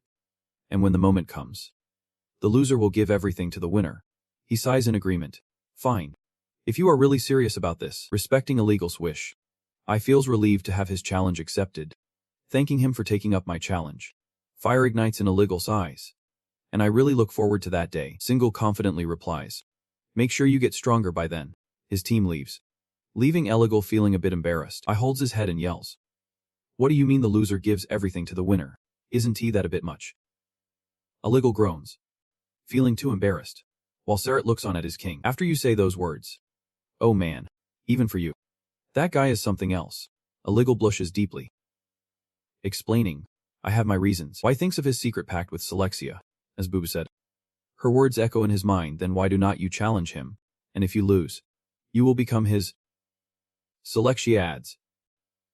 After all, I got my identity after becoming his younger brother. You encourage Y to be brave. You can do this. Which is why Eligal is doing it. This is the best choice I have. It is a tough situation. Why thinks, this way he can stay under the person he respects and, of course, gain an identity. Illegal seems to grow in spirit. This little embarrassment is nothing. Meanwhile, Single S group returns. And he tells everyone, honestly, I am surprised, but I hope we can finally get some rest. Arin feels annoyed for Single. What is this challenge about? I knew that Tiger had no good intentions. Still, she is a bit satisfied. But I am enjoying our dating days here. I guess taking a break every now and then is not so bad. Seahao is eager to make a suggestion. So let us head straight to the next world. Shall we? Single nods in agreement. Yeah. I have spent quite a bit of time teaching illegal English. So let us get our gear ready and hit the road. He suddenly tells Silesia, and by the way, you should head back to the ocean. She puts on an innocent face to persuade Single. Boo-boo. But he just gently pats Silesia's head and firmly says, that face won't work a second time. Illegal already controls all the monsters on land. But the sea monsters are yours. Single has already mapped out the path for you. Our future depends on it. Good. The faster you conquer the ocean, the longer we can stay here. Hearing this, Silesia's face lights up with joy. Boo-boo. Just then, Beatrice walks in. Master, you are back. He looks up, a bit puzzled. She has been waiting for this moment for a long time. We have been waiting for you to check out the new armor. Single suddenly shouts. Beto. He excitedly walks over to the boy. So you have made the dual armor already. Can I take a look? No reason to say no. Of course. Beatrice hands the armor box to Single. Here you go. And do not forget Beto's contribution. He cheerfully replies. Of course. I will never forget that. Single eagerly opens the box. Let us see what is inside. He stares wide-eyed at the item within. This, according to the system's guide, this is the Origin's Cry. It's plus rank. Defense 7200. Earth attribute a plus. With the unique trait that you are standing on solid ground. You won't fall. The armor is made from incredible materials. As long as one person wears it, they won't be outmatched by any creature on land. Single can hide his amazement. This is amazing. How did you manage to do this? It looks just like my clothes. Beto responds without holding back. I applied your style to the design. Then enchanted it with the ocean's armor you gave me last time. The boy turns to Arin and Seha. I made a few things for you too as well. Just to make you guys happy. Really? Beto presents 2 new outfits, including an armor set and a cape. Arin is super excited. This is so soft. How did you transform that fabric into this? Seho is just as thrilled. The attributes are just like the boss. She can't wait another second. Shall we try them on right now? A few minutes later, the 3 of them don their new outfits, and Single is at a loss for words. I can't say anything, but this is just incredible. He sincerely expresses his gratitude. Thank you. This will help us so much. Beto blushes with a shy grin. Hee hee. Do not mention it. Single pulls out a tracking mirror and says. Alright. Now we all have our new gear. It is time to use the mirror. Ruta flies in out of nowhere. Complimenting. This looks fantastic. Master. He sighs. What do you want now?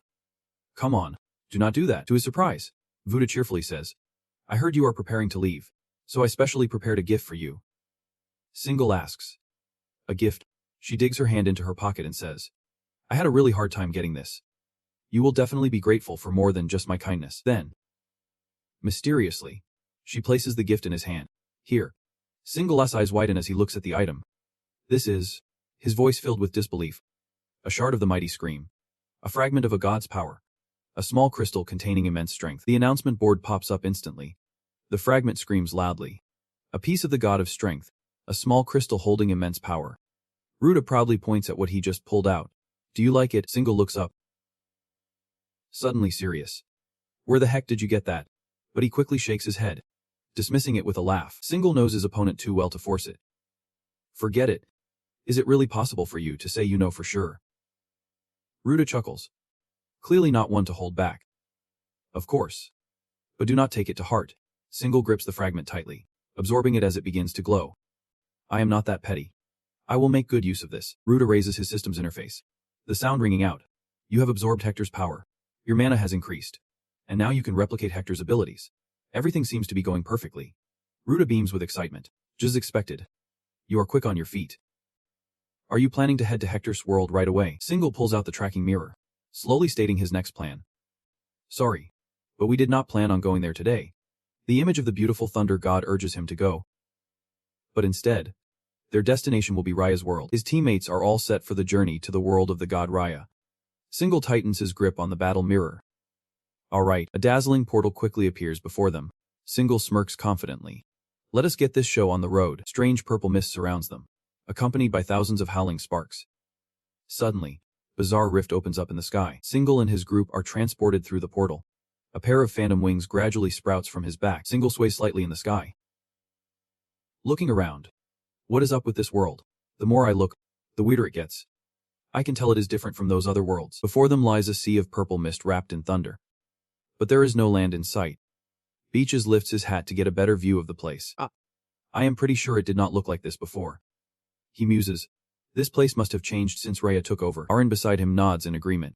This world seems to be in a state of flux. Just like Earth, but it is completely different. Single closes his eyes, focusing on the energy with him to analyze. Even without solid ground, I can still feel the structure of this place thanks to Rhea's power in the air. If we destroy them, her power will surely weaken. That strange purple sky seems to hide the figure of a woman, ominous and foreboding. Rina's face looms above, looking down at them, surrounded by a horde of monsters. How dare you set foot here? Do you wish to be torn to shreds? Single furrows his brow, caught off guard by how quickly they were discovered. I wanted to keep things as low-key as possible, but it looks like that is not an option here. After all, this is her territory. The minions surge forth at Rhina's wave. Go on. Eliminate them. The sight before them shocks Single. Maybe we should prepare for situations like this. They are weak as hell. They quickly lock onto their targets. And in the background, Rina's voice echoes. You pathetic fools. Single lifted his head, regaining his confident demeanor. Arin, it is your turn now. Can you help me create a protective shield by slowly assigning tasks behind me? Arin, a bit anxious, gripped her weapon tightly. Okay then. The staff in her hand shimmered with a bright light. Arin raised it high. A powerful energy radiating from it spread all around. Instantly, a solid shield was erected. Rina looked down arrogantly, as if surveying a bunch of rats. You think you can withstand that shield for long? Let us see how long you can survive. Turns out her wicked crew was wielding weapons charged with lightning. Do not underestimate me and my army. Each of them lunged fiercely at the shield on Rina's command. Warriors, attack that shield until it shatters. Arin gritted her teeth, trying to endure the onslaught. Oh man. There are too many of them. I do not think I can hold this for long. Singu suddenly placed his hand on Arin's head, the unexpected gesture catching her off guard. You are so shy you are turning red. What are you doing? The green energy enveloped the two of them, like Singu was saying, transferring his mana to strengthen the shield. I am also adding Hethia's attributes to this. Arin felt a bit disappointed hearing that. So that is how it is to shake off this awkwardness. She focused on the task at hand. All right. I will give it my all with your power. Outside, the monsters were still wreaking havoc on the shield.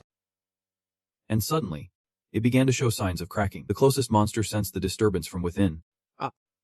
Suddenly, the shield was surrounded by a powerful energy, pushing the monsters away. They looked at what was happening in front of them, unable to comprehend the situation.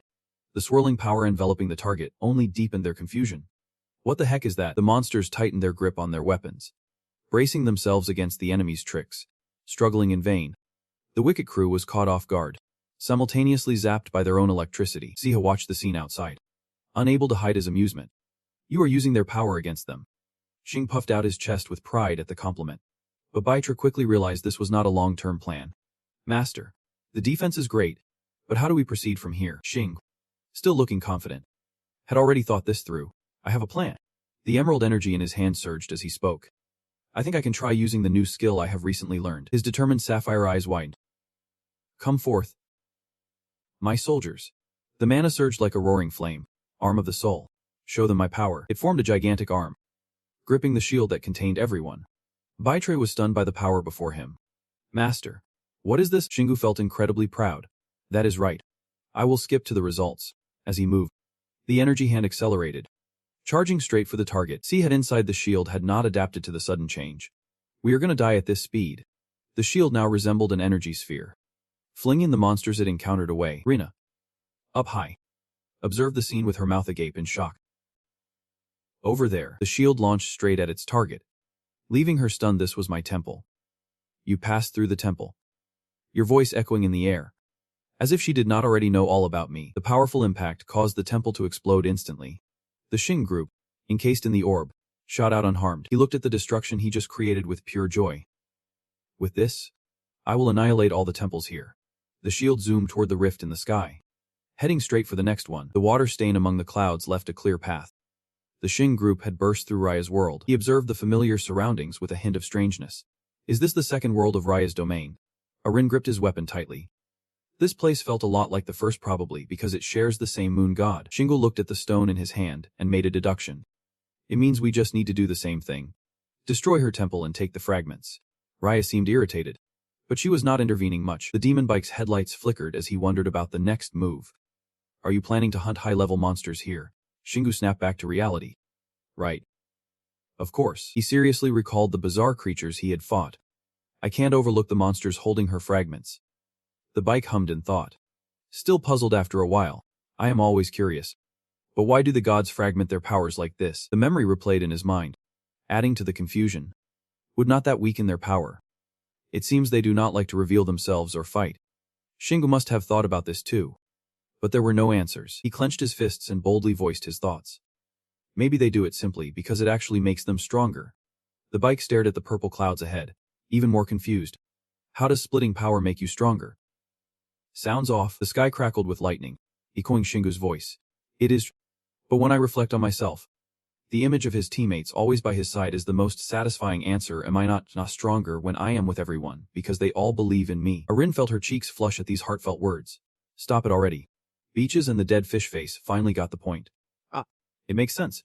Yep. You have shared part of your power with us. And we can amplify it for you. She looked at her opponent's valiant demeanor and likened it. It means you are similar to the gods in that way. Shingo slightly bowed his head. Carefully analyzing. It could be like that. He looked down at his hands that had been through so much. Thoughts flowed continuously, similar to the gods. Indeed. I had thought about something similar. Looking back, I have learned so much about the gods. Yet I understand so little about myself. From the midst of the clouds, a flicker of a woman's silhouette emerged. Rina had been thoroughly provoked this time. Those pesky rats dared to invade my world twice. She clenched her fist. The scent of danger enveloping the space. It is enough. You will face my wrath. The system's announcement board kindly reminds us. Raya is about to descend. And it is unclear what kind of monster will appear.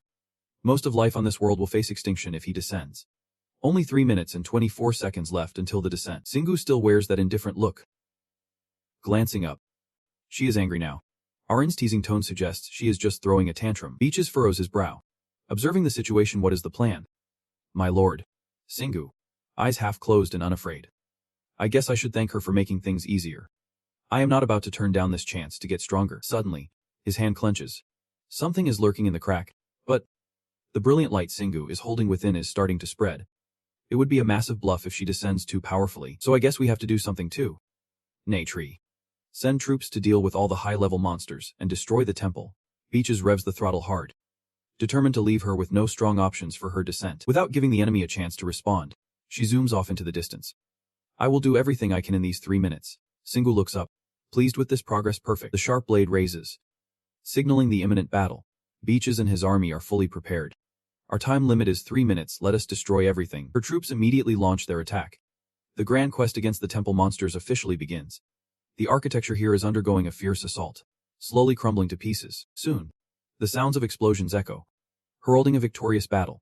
Singu, nearby, smirks with satisfaction. This is beautiful. He crosses his arms, radiating pride. All that training paid off. Arin is a bit speechless at the blatant success. Man. When did he train them? The system's voice announces that the auspicious hour is approaching, counting down 15 seconds until the descent. Seihao is anxiously worried but unsure what to do. Time is almost up. Meanwhile, Singu remains calm, as if everything is under control. Yep. She can pull this off. He looks up at the heavens. Thunder roaring. Waiting to see what she will look like when she shows up today. The cave in the sky is hiding something. Deep inside, a tiny creature is stirring. Turns out it is the little dinosaur just waking up. A powerful lightning strike hits the cave. Singu immediately senses something unusual over here. What is that? Seiha feels even more uneasy watching the panicked expression of the person in front of her. What is wrong? Did she fuse with something super powerful? Singu grinds her teeth, sensing calamity is about to strike. Damn it. He sees the shape of the little fire dinosaur, blazing with flames. She is in a weak form, but it is fierce. Singu's face pales, the corners of her eyes welling up with tears of regret. The chance to level up with my gear. I have waited too long for this. Seihao is about to have a heart attack, looking at the person in front of her. Haha. I do not even know whether to laugh or cry anymore. Arin is too used to this weird behavior to be surprised. Singu lets out a sigh of resignation. I guess there is no other choice now. He looks to the notification to his teammates. Let us go and help her out, even if she is weak. Meanwhile, Two mysterious figures are sitting and chatting with each other. Wait. Raya has retreated. Ravindel is not exactly the best at slowly recounting everything. She lost in her battle against T3. And just thinking about her defeat by such a weak opponent makes me wonder if she must have failed in some fight we do not even know about. The person across from him gently swirled the drink in their glass. It seems like there is someone out there acting beyond her understanding. Interesting news. But we have got bigger fish to fry before we dive into that. Fru suddenly remembered something. How's Hada doing lately? Ravindel scratched her head, looking bored at the mention of that name. She still has not been able to return to her old self. She is the center of the alliance. Yet she is nowhere to be found. Fru crossed her arms, exuding an air of seriousness. Get it? But there is no way anything could happen to her. From now on, keep an eye on Hector. The conversation between the two gods continued. Hector. Do you think he attacked Ta? Right, he is the most combative among us. So help me check on Ata. If she is hurt, our alliance will be in danger. Ravindel likely understood the enemy's intentions. Fine. After all, this is a crucial moment for our Orthodox divine alliance. He spoke with a hint of sarcasm. Right, Fru. A while later, the Earth God, from Hugo's third world, in the midst of the desert, could hear the sounds of a fierce battle. The hammer descended with a powerful surge of mana. Shingu came crashing down from above right onto the monster's head. It is over now. It could not fight back, its eyes wide open as it fell before its enemy. Please forgive me. Lord Hugo. Shingu held his weapon tightly, grinning. Oh man. You should be the one apologizing for getting in our way. Notifications kept popping up. You have leveled up twice. Level 99 allocated. Level 99 penalty. Two skills resonated with the natural skill. A new way to operate mana. But you lack the resources to unlock it. At that moment, his teammates rushed over. Arin anxiously asked Han. Xing, are you okay? Xing, tapping on the screen, turned his head slightly. It does not get any better than this. I just leveled up and finally got those skills that were stuck to level 99. Arin was shocked by his words. Your skills are already level 99. Shingu's whole body radiated with a fiery strength. He thought after this, they would evolve because the skill level cap is now just 99. Suddenly, a notification beeped from his pocket. Xing pulled out a large phone from his body. What is this? Seha, seeing this for the first time, looked a little puzzled. What is that, boss? Shingu frowned as he examined the glowing object. It is the walkie-talkie you handed me before. Beaches noticed them staring at the thing in his hand without taking action. Is something wrong? Shingu cradled his head in frustration upon receiving the news. There has been a problem on Earth. People are fighting against monsters. They are on the brink of dragging everyone into war. Beaches realized the seriousness of the situation. Oh no. Aaron just remembered this crucial issue. Oh no. We completely forgot about Earth. Shingu furrowed his brows, sensing the gravity of the situation. He thought he might have been a bit reckless handing all the responsibility to Ellie, but never imagined it would escalate to this level. And so, their journey must come to a temporary halt. It is time to head back